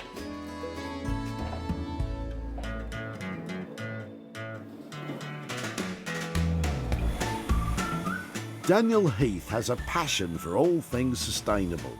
An award-winning wallpaper and textile designer, Daniel loves adding an artistic flair to reclaimed materials to create made-to-order furniture and contemporary design pieces. I've always been interested in drawing. I've always drawn things from a very young age. Used to watch wildlife programmes and come away and draw the animals. I guess I always wanted to be able to apply those drawings to something. So the roots were graphic design or textiles, and it's actually meant that I've been able to take my imagery and put it on all sorts of different things, and it's been really good fun doing that. How is Dan going to transfer his skills onto those old Victorian architraves?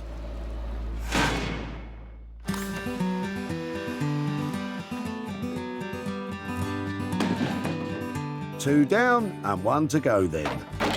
This time Sarah's searching for her own money maker. I'll take on most things for recycling, but I'm not going there. Beggars can't be choosers, Sarah.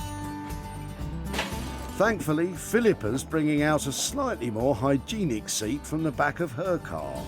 Hi there. I really like your chairs. Are they going in or are they going back? Well, I'm hoping they go through the recycling. Okay.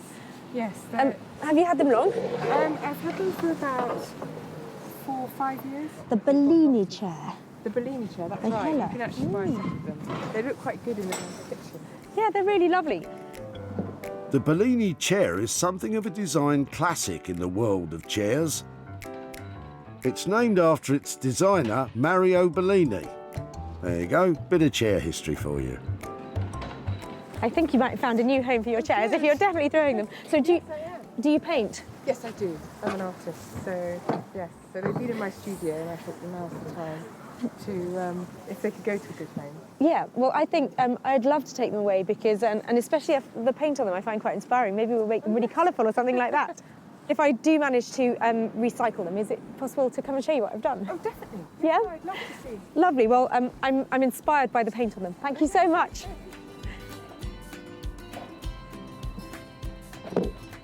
So they look quite cool, don't they? This is classic 1990s sort of shape when everybody had a studio-style apartment and wanted to have something cool and bright white.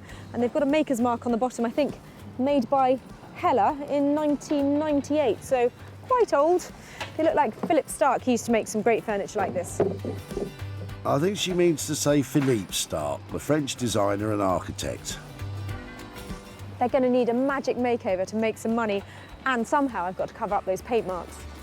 So that's 3 items collected by Sarah. Jay will try to reinvigorate Carl's 6 chairs. Daniel will hope Rob's architraves aren't too much of a learning curve. And Sarah's got Philippa's chairs to reimagine.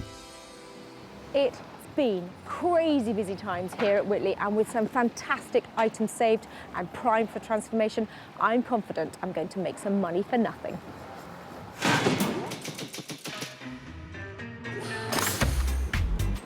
The vibrant city of Wolverhampton in the West Midlands is where Jay Blades plies his trade.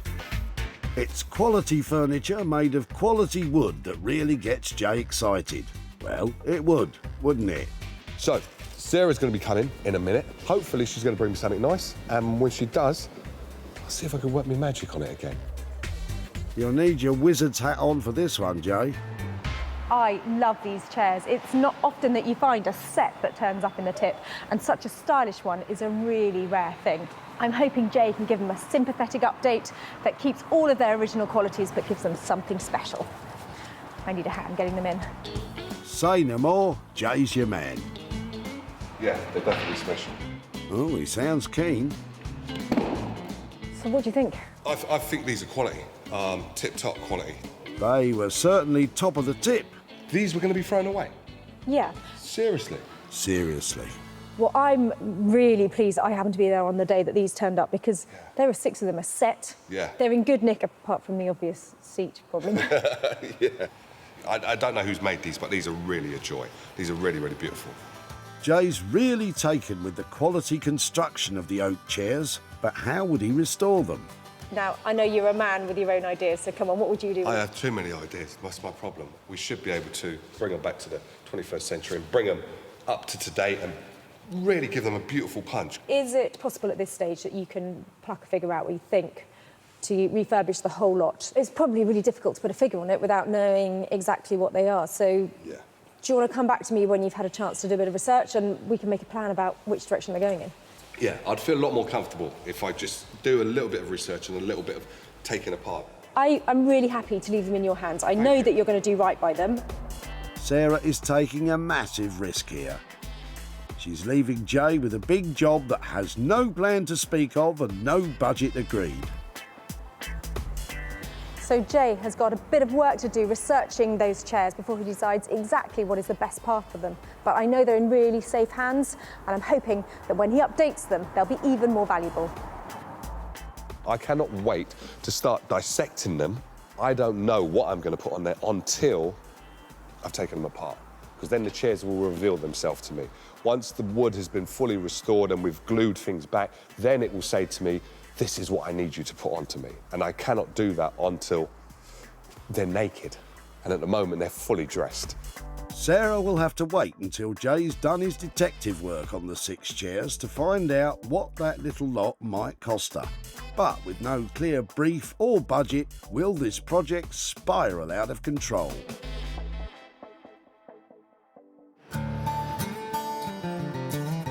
Back in 1885, the famous market here in the East London area of Walthamstow opened. Today, designer Daniel Heath works locally and he's waiting for Sarah to pop up the old apples and pears and pay a visit to his studio. So he's obviously collected an item. I'm excited to, and slightly in anticipation of seeing what's going to arrive. So you should be, Daniel. Sarah's on her way with her bits of 19th century wooden detailing. Well, those old bits of Victorian architrave might be a bit messy, but cleaned up, they could make something really fabulous. I'm hoping for some sort of console table, something that shows off all their lovely decoration and detail. Daniel's the man to make that happen. Ooh. Oh, they look interesting. I'm really excited about these. I think Yeah. they've got heaps of potential. Look at them. Right, okay, yeah, that's nice. Pretty strong Victorian styling on them, isn't there? Yeah, they're quite nice things as they are. Sarah's initial idea was to transform the architectural oddments into some kind of a table. But design brain Daniel might have other ideas. Whatever it is that you do, you kind of want to see, all of them. You don't want to hide away any of the detail, and I think maybe if there's a tabletop on top, they're kind of underneath. So I think they can go together in some way, can't they?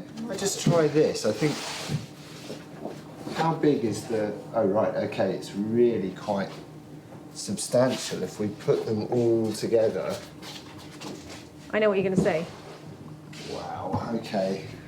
It's a corner bath, isn't it? Jacuzzi! No, it's not. It's a massive mirror. It's a massive mirror, yeah. It's a real statement piece. The killer idea. That's Yeah. genius. I'm blown away. I'm just thinking it's going to be a huge, huge piece, and it's going to really increase the value. Daniel has completely reimagined the cornices into a huge mirror frame. He may also engrave the mirrored glass with a pattern of his own design. I have some beautiful birds that we can put swooping in and various foliage. I think that sounds beautiful, and I'm thinking I'm going to have to pay up to have something like that created. I think we're talking about £500 to £600, and the main cost will be actually the glass, the mirror, and the engraving of a piece of that size. Okay, well, I think if it comes out anywhere close to how I'm imagining it, it's going to be a very beautiful thing. I hope it goes well. Don't break any mirrors, because I want to be lucky on this one, all right? Okay.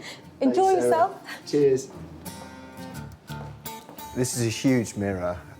It'd be one of the biggest that we've done. So it does have its challenges, and making sure the whole thing comes together without any hitches.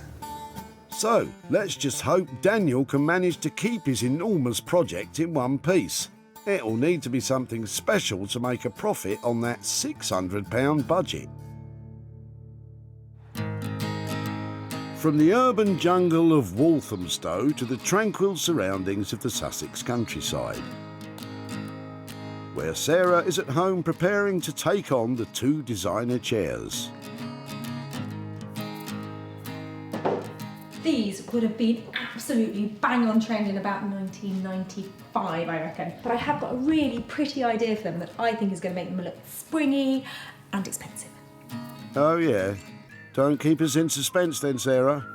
My plan is give them a quick wash up, then drill tiny little holes all the way through them. You with me? Like a grid of them across the back, and stitch on pretty little hand-cut flowers all the way over it, so it looks somewhere a cross between one of those kind of swimming hats that people wore in the 50s and a wedding cake. Sounds brilliant, doesn't it? Inspired, I thought. Yeah, who doesn't want a chair that looks a bit like a wedding cake crossed with an old lady's swimming cap?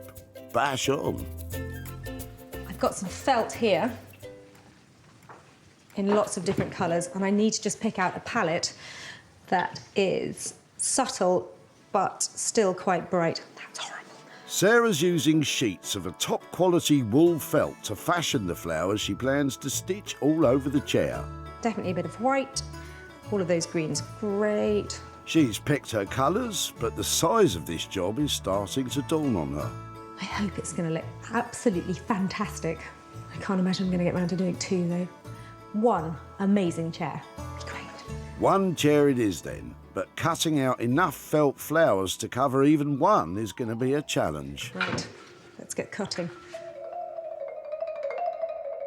Goodness, look at her go!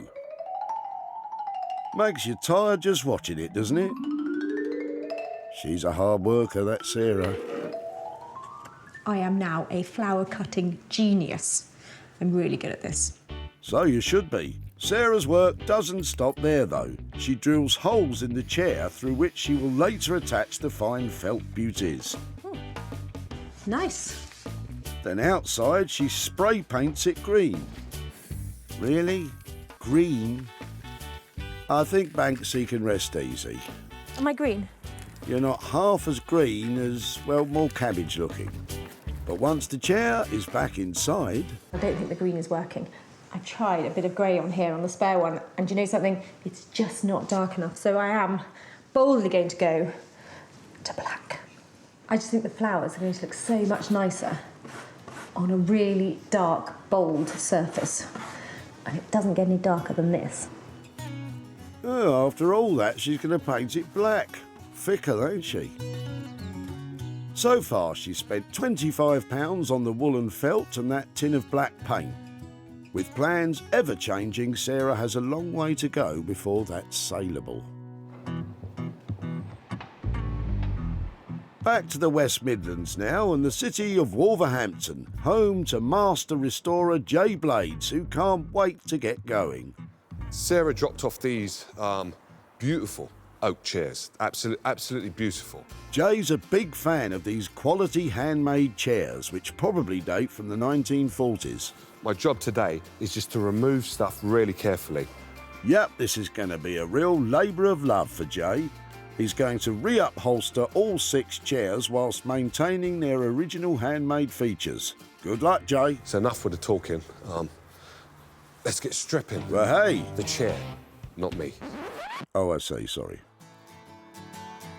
Jay gets down to removing the tacks which secure the chair's piping with the appropriately named tack lifting tool.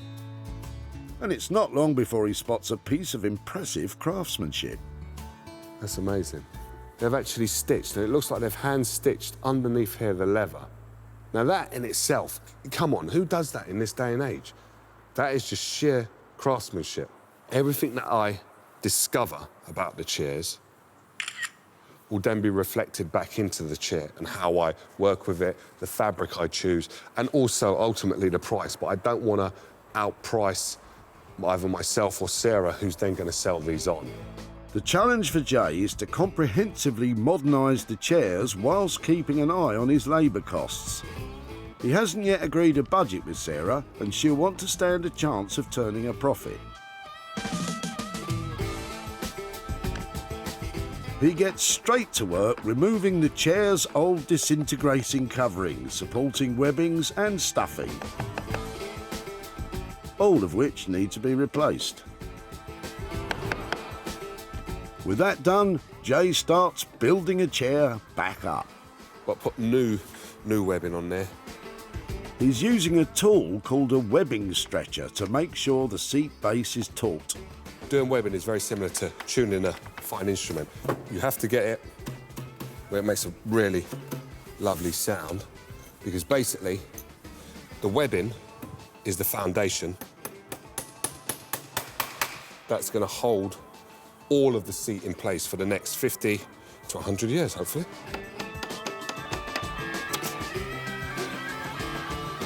Once Jay's fitted the new webbing, he still has to work out how he'll cover them. The chair is really, really cool. It's a beautiful form chair. Yeah, we know you love them, Jay, but there's loads of work to do and still no word on the budget. Will he be able to deliver 6 sympathetically restored and re-upholstered chairs that Sarah will be able to make some profit on?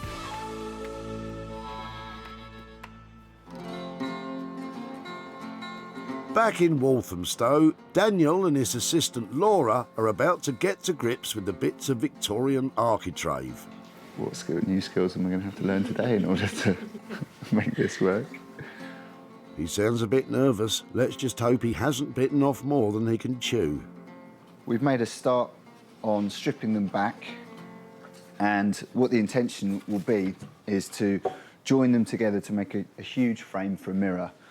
So we're just going to strip down these other 2. The heat is on for Daniel and Laura as they get down to stripping the chipped layer of gloss paint from the wood beneath using heat guns. Dan also removes any old nails in the architrave and the ornate ends which he hopes to include in the finished item. That wasn't too bad. Nice. He has to be careful using a heat gun, especially on soft pine like this. Too much heat and your wood could burn and, well, I'll let Dan explain the other problem. I was a bit overzealous with the scraping. I scraped off a little bit of wood. I have to take it easy for now. Careful, Dan, you don't want to make any more holes.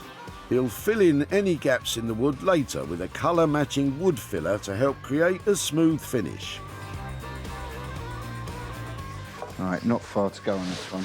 With the wood stripped, it's time for Daniel to start fitting those huge pieces together. Now, the risk is, with these arches, is that they won't be completely identical. So I might need to see how they marry up, basically, once I've joined these 2 together, and see if I need to make any adjustments.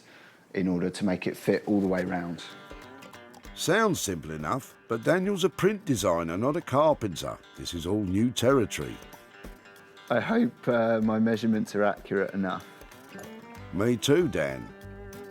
He's carefully drilling holes into each arch end, into which he places dowels. I'm just going to hammer them in with some glue on the end, some wood glue on the end, and then bring those pieces together, and they should marry up quite well. If he's done his measuring right, these will hopefully match up and secure with the corresponding architrave corner, which in turn will create a frame for the huge mirror he hopes to eventually fit.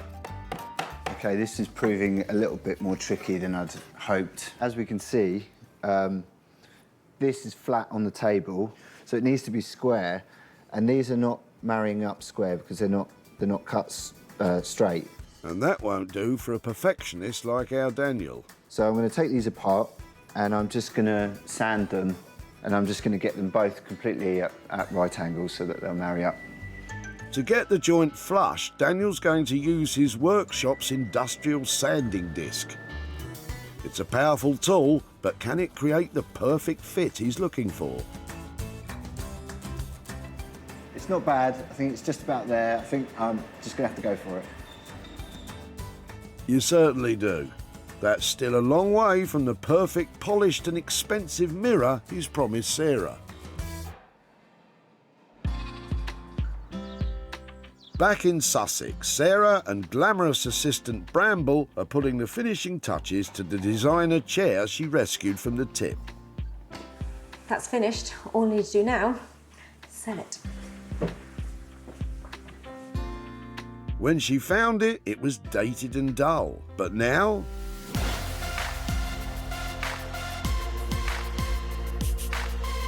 Sarah's worked her socks off to reimagine the chair into a work of art in its own right. After drilling small holes through the seat and back of the chair, Sarah sewed on the individually cut felt flowers. It's intricate work, and Sarah has transformed this chair from a piece of furniture in a corner of a studio into the main attraction. So it was a stylish but quite harsh plastic chair. Now it's covered in a profusion of flowers. I'm really pleased with it. I think it looks so different, and I love flowers. Sarah met Philippa and her pair of designer chairs at the recycling centre. Have you had them long? I've had them for about 4 or 5 years. Thankfully, Philippa was happy for Sarah to take them away. I think you might have found a new home for your chairs if you're definitely throwing them. Sarah worked her creative magic on one of the chairs, and it was snapped up by online vintage and retro dealers Smithers of Stamford, run by husband and wife team Nick and Kim. This must have taken Sarah hours. So, on a bit of a wet day, it's time for Sarah to report back to artist Philippa and her 3 girls, Helena, Alice and Iona. Hi there. Hello, nice to see you again. Oh, hello. Hi. Are you coming out too? Yeah. You're going to come and see what happened to your chairs? Yeah, really excited. Are you? Any ideas what we might have done with them? Have you thought about it? I'm not sure. They've taken all the paint off, made it look a bit smarter. Do you want to see some pictures? Yes, please. Okay, so this is probably how you remember them, with the paint bits on them. And I actually only worked on one because it took me quite a long time. So it ended up like this. Wow. Oh my goodness. That's amazing. Good reaction. That Thank is you. incredible. So there's a couple more pictures I can show you. Oh my gosh. So I cut out lots and lots and lots of flowers, and I cut them all out by hand so they were all different. Thank you. So I did manage to sell it at a profit, and I've got a little bit of money here for you. £65 here for you. Oh my for your goodness. chair. Oh, thank you. Anything that springs to mind that you might do with that? Gosh, I'd buy some artist materials. Yeah. Oh, fantastic. Well, it was an absolute pleasure. So Thank you for your enthusiasm, and I hope it was the right thing to do with the chair. It was Yeah. amazing. Oh, well, lovely. I was really excited. Oh, really? Oh, well, it was great. The profits from Sarah's creative endeavour will go into creating more artwork. Marvellous. Sarah spent £25 on felt and paint in order to transform one of the chairs. She sold it for £90, leaving £65 to hand over to Philippa and family.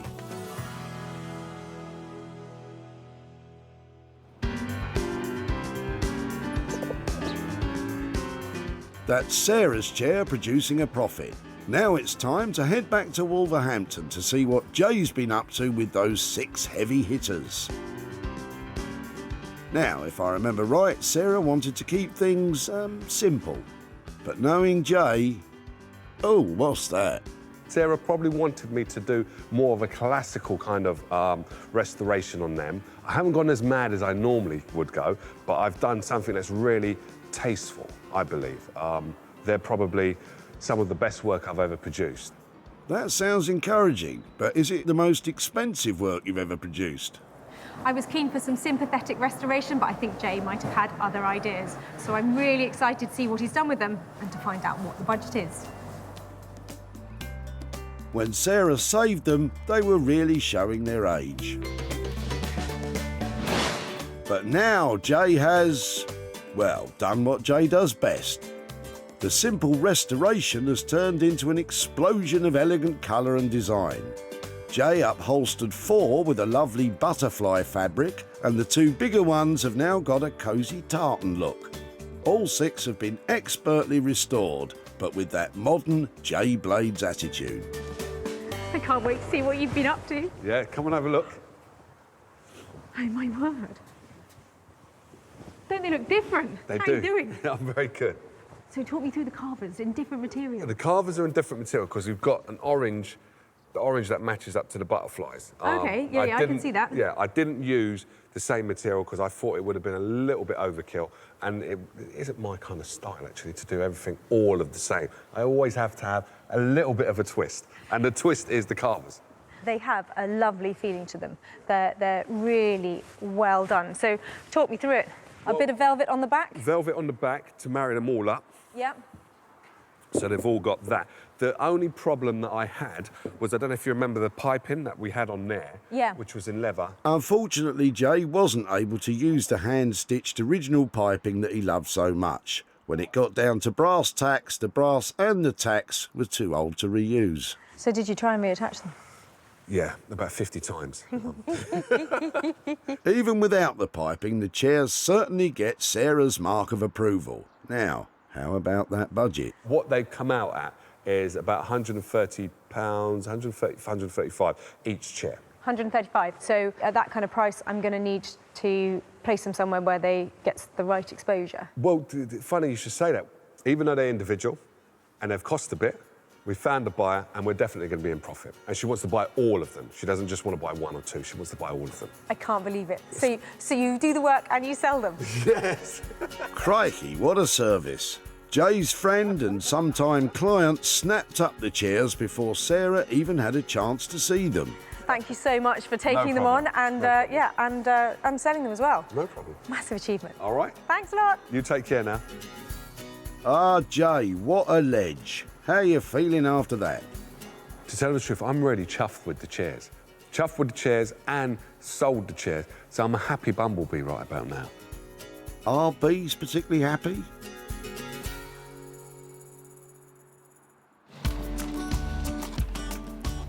Oh, now that is the best bootful I've seen all day. Sarah was lucky enough to spot Carl at his mum and dad's old chairs. I think they've had them about 25 years. Sarah couldn't contain her excitement. Oh my word, it's my lucky day. And Carl was just happy to get rid of them. I'm quite looking forward to see what happens. Bloomin' Jay Blades is what happened. Not only did he give them a fancy makeover, but he sold them too. Sarah's travelled to Surrey to meet up with Carl once more, but how much profit can she hand over?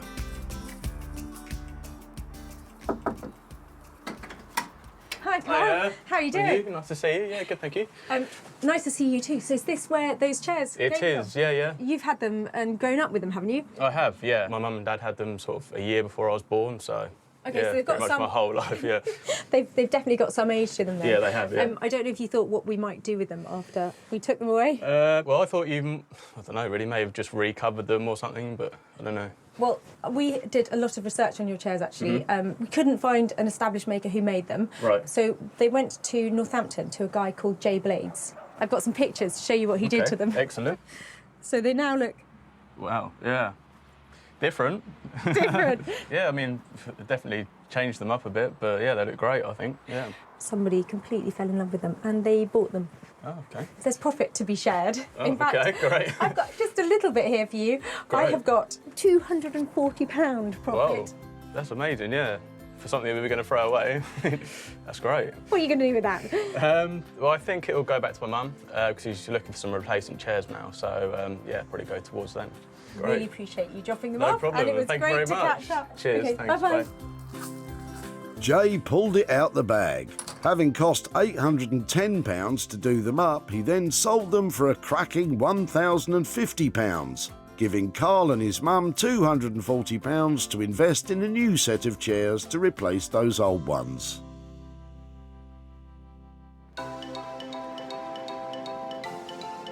Back in Walthamstow, Daniel has put the final shine on the Victorian architrave, which has become a massive mirror. I'm really excited to show Sarah this mirror because it's quite a big one. Yeah, pretty excited. And on reflection, Sarah's very keen to see it too. I am truly excited to see what Daniel's done with our old architrave. I think this item is going to be stunning. When Sarah dropped them off, these bits of 19th century woodwork were chipped, cobwebbed and destined for dereliction.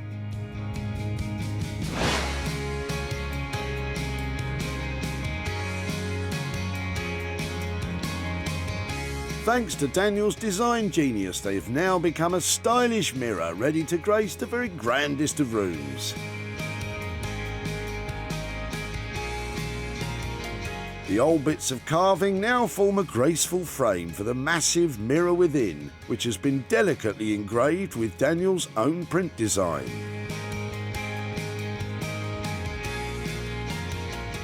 The original floral details in the architrave have been retained, reflecting the new item's origins and adding a hint of trendy, distressed detail to a very polished piece.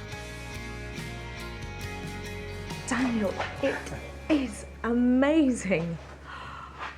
Thank you, thank you. I work with a lot of different people and I'm lucky enough to see some pretty stunning things, but honestly, Daniel, this is just amazing. These things were, you know, nearly in the tip, and look what you've done. It is genuinely a stunning piece, really. I'm so proud of you for doing that. I can't believe how beautifully these have come up. Yeah. Talk me through the etching on it, because it's just lovely. Well, the etching, I didn't want it to cover it completely because people always want mirrors to be functional in some way, but we had so much room to play with, so I thought two J's, one swooping in from one side and one perched on the other, was just enough to give it a little bit of narrative and storytelling. I think whoever ends up owning this, and I have to say, unfortunately, it can't be me, because I would really like this. They're going to be really lucky. It's a beautiful piece. Sarah left Daniel with a top budget of £600, and not surprisingly, he used every penny. But the craftsmanship is definitely reflected in the final piece, and hopefully also in its resale value. I would put such a high price on this, because I think it's absolutely lovely. I think it's so original, and what you've done with what you had and what you've done, you know, the whole thing, what you've done is lovely. And I want to see this making a lot of money, and I'd love to be handing back a big profit to the guy who dropped the architrave off, because it should sell well, shouldn't it? It should do, yeah, yeah. Sarah is delighted with the massive mirror. Well done, Dan. Well, I had high hopes for that mirror, but even I was surprised how absolutely amazing it looks. That is a total winner. Sarah's eyes lit up when she spotted Rob's Victorian bootful, What have you got in the back there? and Rob was delighted to see them rescued. I'd love to see them be made use of. Rob's luck was in because Sarah was more than happy to oblige. Something to be done with these, I'm sure. She wasn't wrong. The architraves were completely reimagined and Sarah was on a mission to find the mirror a new home. She hosted a pop-up sale in her barn and put it out on sale. Sarah also tried listing it on online sites including eBay, Etsy and social media. But were there any takers? Sarah's off to see Rob to tell him what became of his architraves. Since they met, Rob's relocated to North Berwick in the east of Scotland. Hi there, hello. Hello again. How are you doing? Very well, nice to see you. Yeah, and you. I met you in Godalming. That's right. And you were on the move to here, isn't this fantastic? We've changed a bit, but yes, now we're east coast of Scotland. Absolutely stunning. On a day like this, yes. You had held on to your architrave for quite a while, hadn't you? I had. I'd already moved one property and then it came to another big move, and whilst I didn't want to lose them, I hadn't used them then, and it just felt it's a bit of a stretch to take them to Scotland again. What were you going to do with it if you'd used it? I never knew. I mean, I enjoy doing up properties and I just thought they might slip in somewhere in a subtle way, but I never would have made something creative out of them. It just would have been a little prop for a shelf or something of the sort. I took it along to a guy called Daniel Heath, who is this fantastic surface pattern designer. I've got some pictures here to show you what he did. I hope you approve. Here is your architrave turned into the biggest mirror. That is stunning, isn't it? You can completely see what it originally was, but repurposed beautifully. I love it, absolutely love it. I mean, that's brilliant that you've got people you know that are that skillful to produce wonderful things from something that I had no purpose for. So, fantastic, love it. It's still for sale, and it is one of those things that I need to get lots of people to go past it because it's going to be a big investment piece. When it does find a home, I'm going to be back in touch, hopefully brandishing some profit for you. Wow, well, you never expect that, but that'd be lovely. We've got a lot of work to do on a new house, so anything's a help, but I just love seeing it repurposed and go in someone's home. That'd be fantastic. Well done. Great work. Excellent. Thanks ever so much. Thank you so much. Good luck. Bye-bye. Cheers. Bye. With Daniel's labour costs coming in on budget of £600 and the mirror yet to sell, it does mean we may have a loss of £600. But I've got a feeling it won't be long before it's snapped up and we can return any profit to Rob. Thanks to Sarah, 3 items have been rescued from the rubbish. The dated designer chairs became fabulous and floral. The Victorian architraves went from tip to terrific when they became a stunning mirror. And the 6 dining chairs have now been transformed into funky furniture. It is just brilliant when taking a chance on something from the tip really pays off, because we had 3 great transformations and made loads of profit, and it's handing over that money for nothing that makes it even more worthwhile.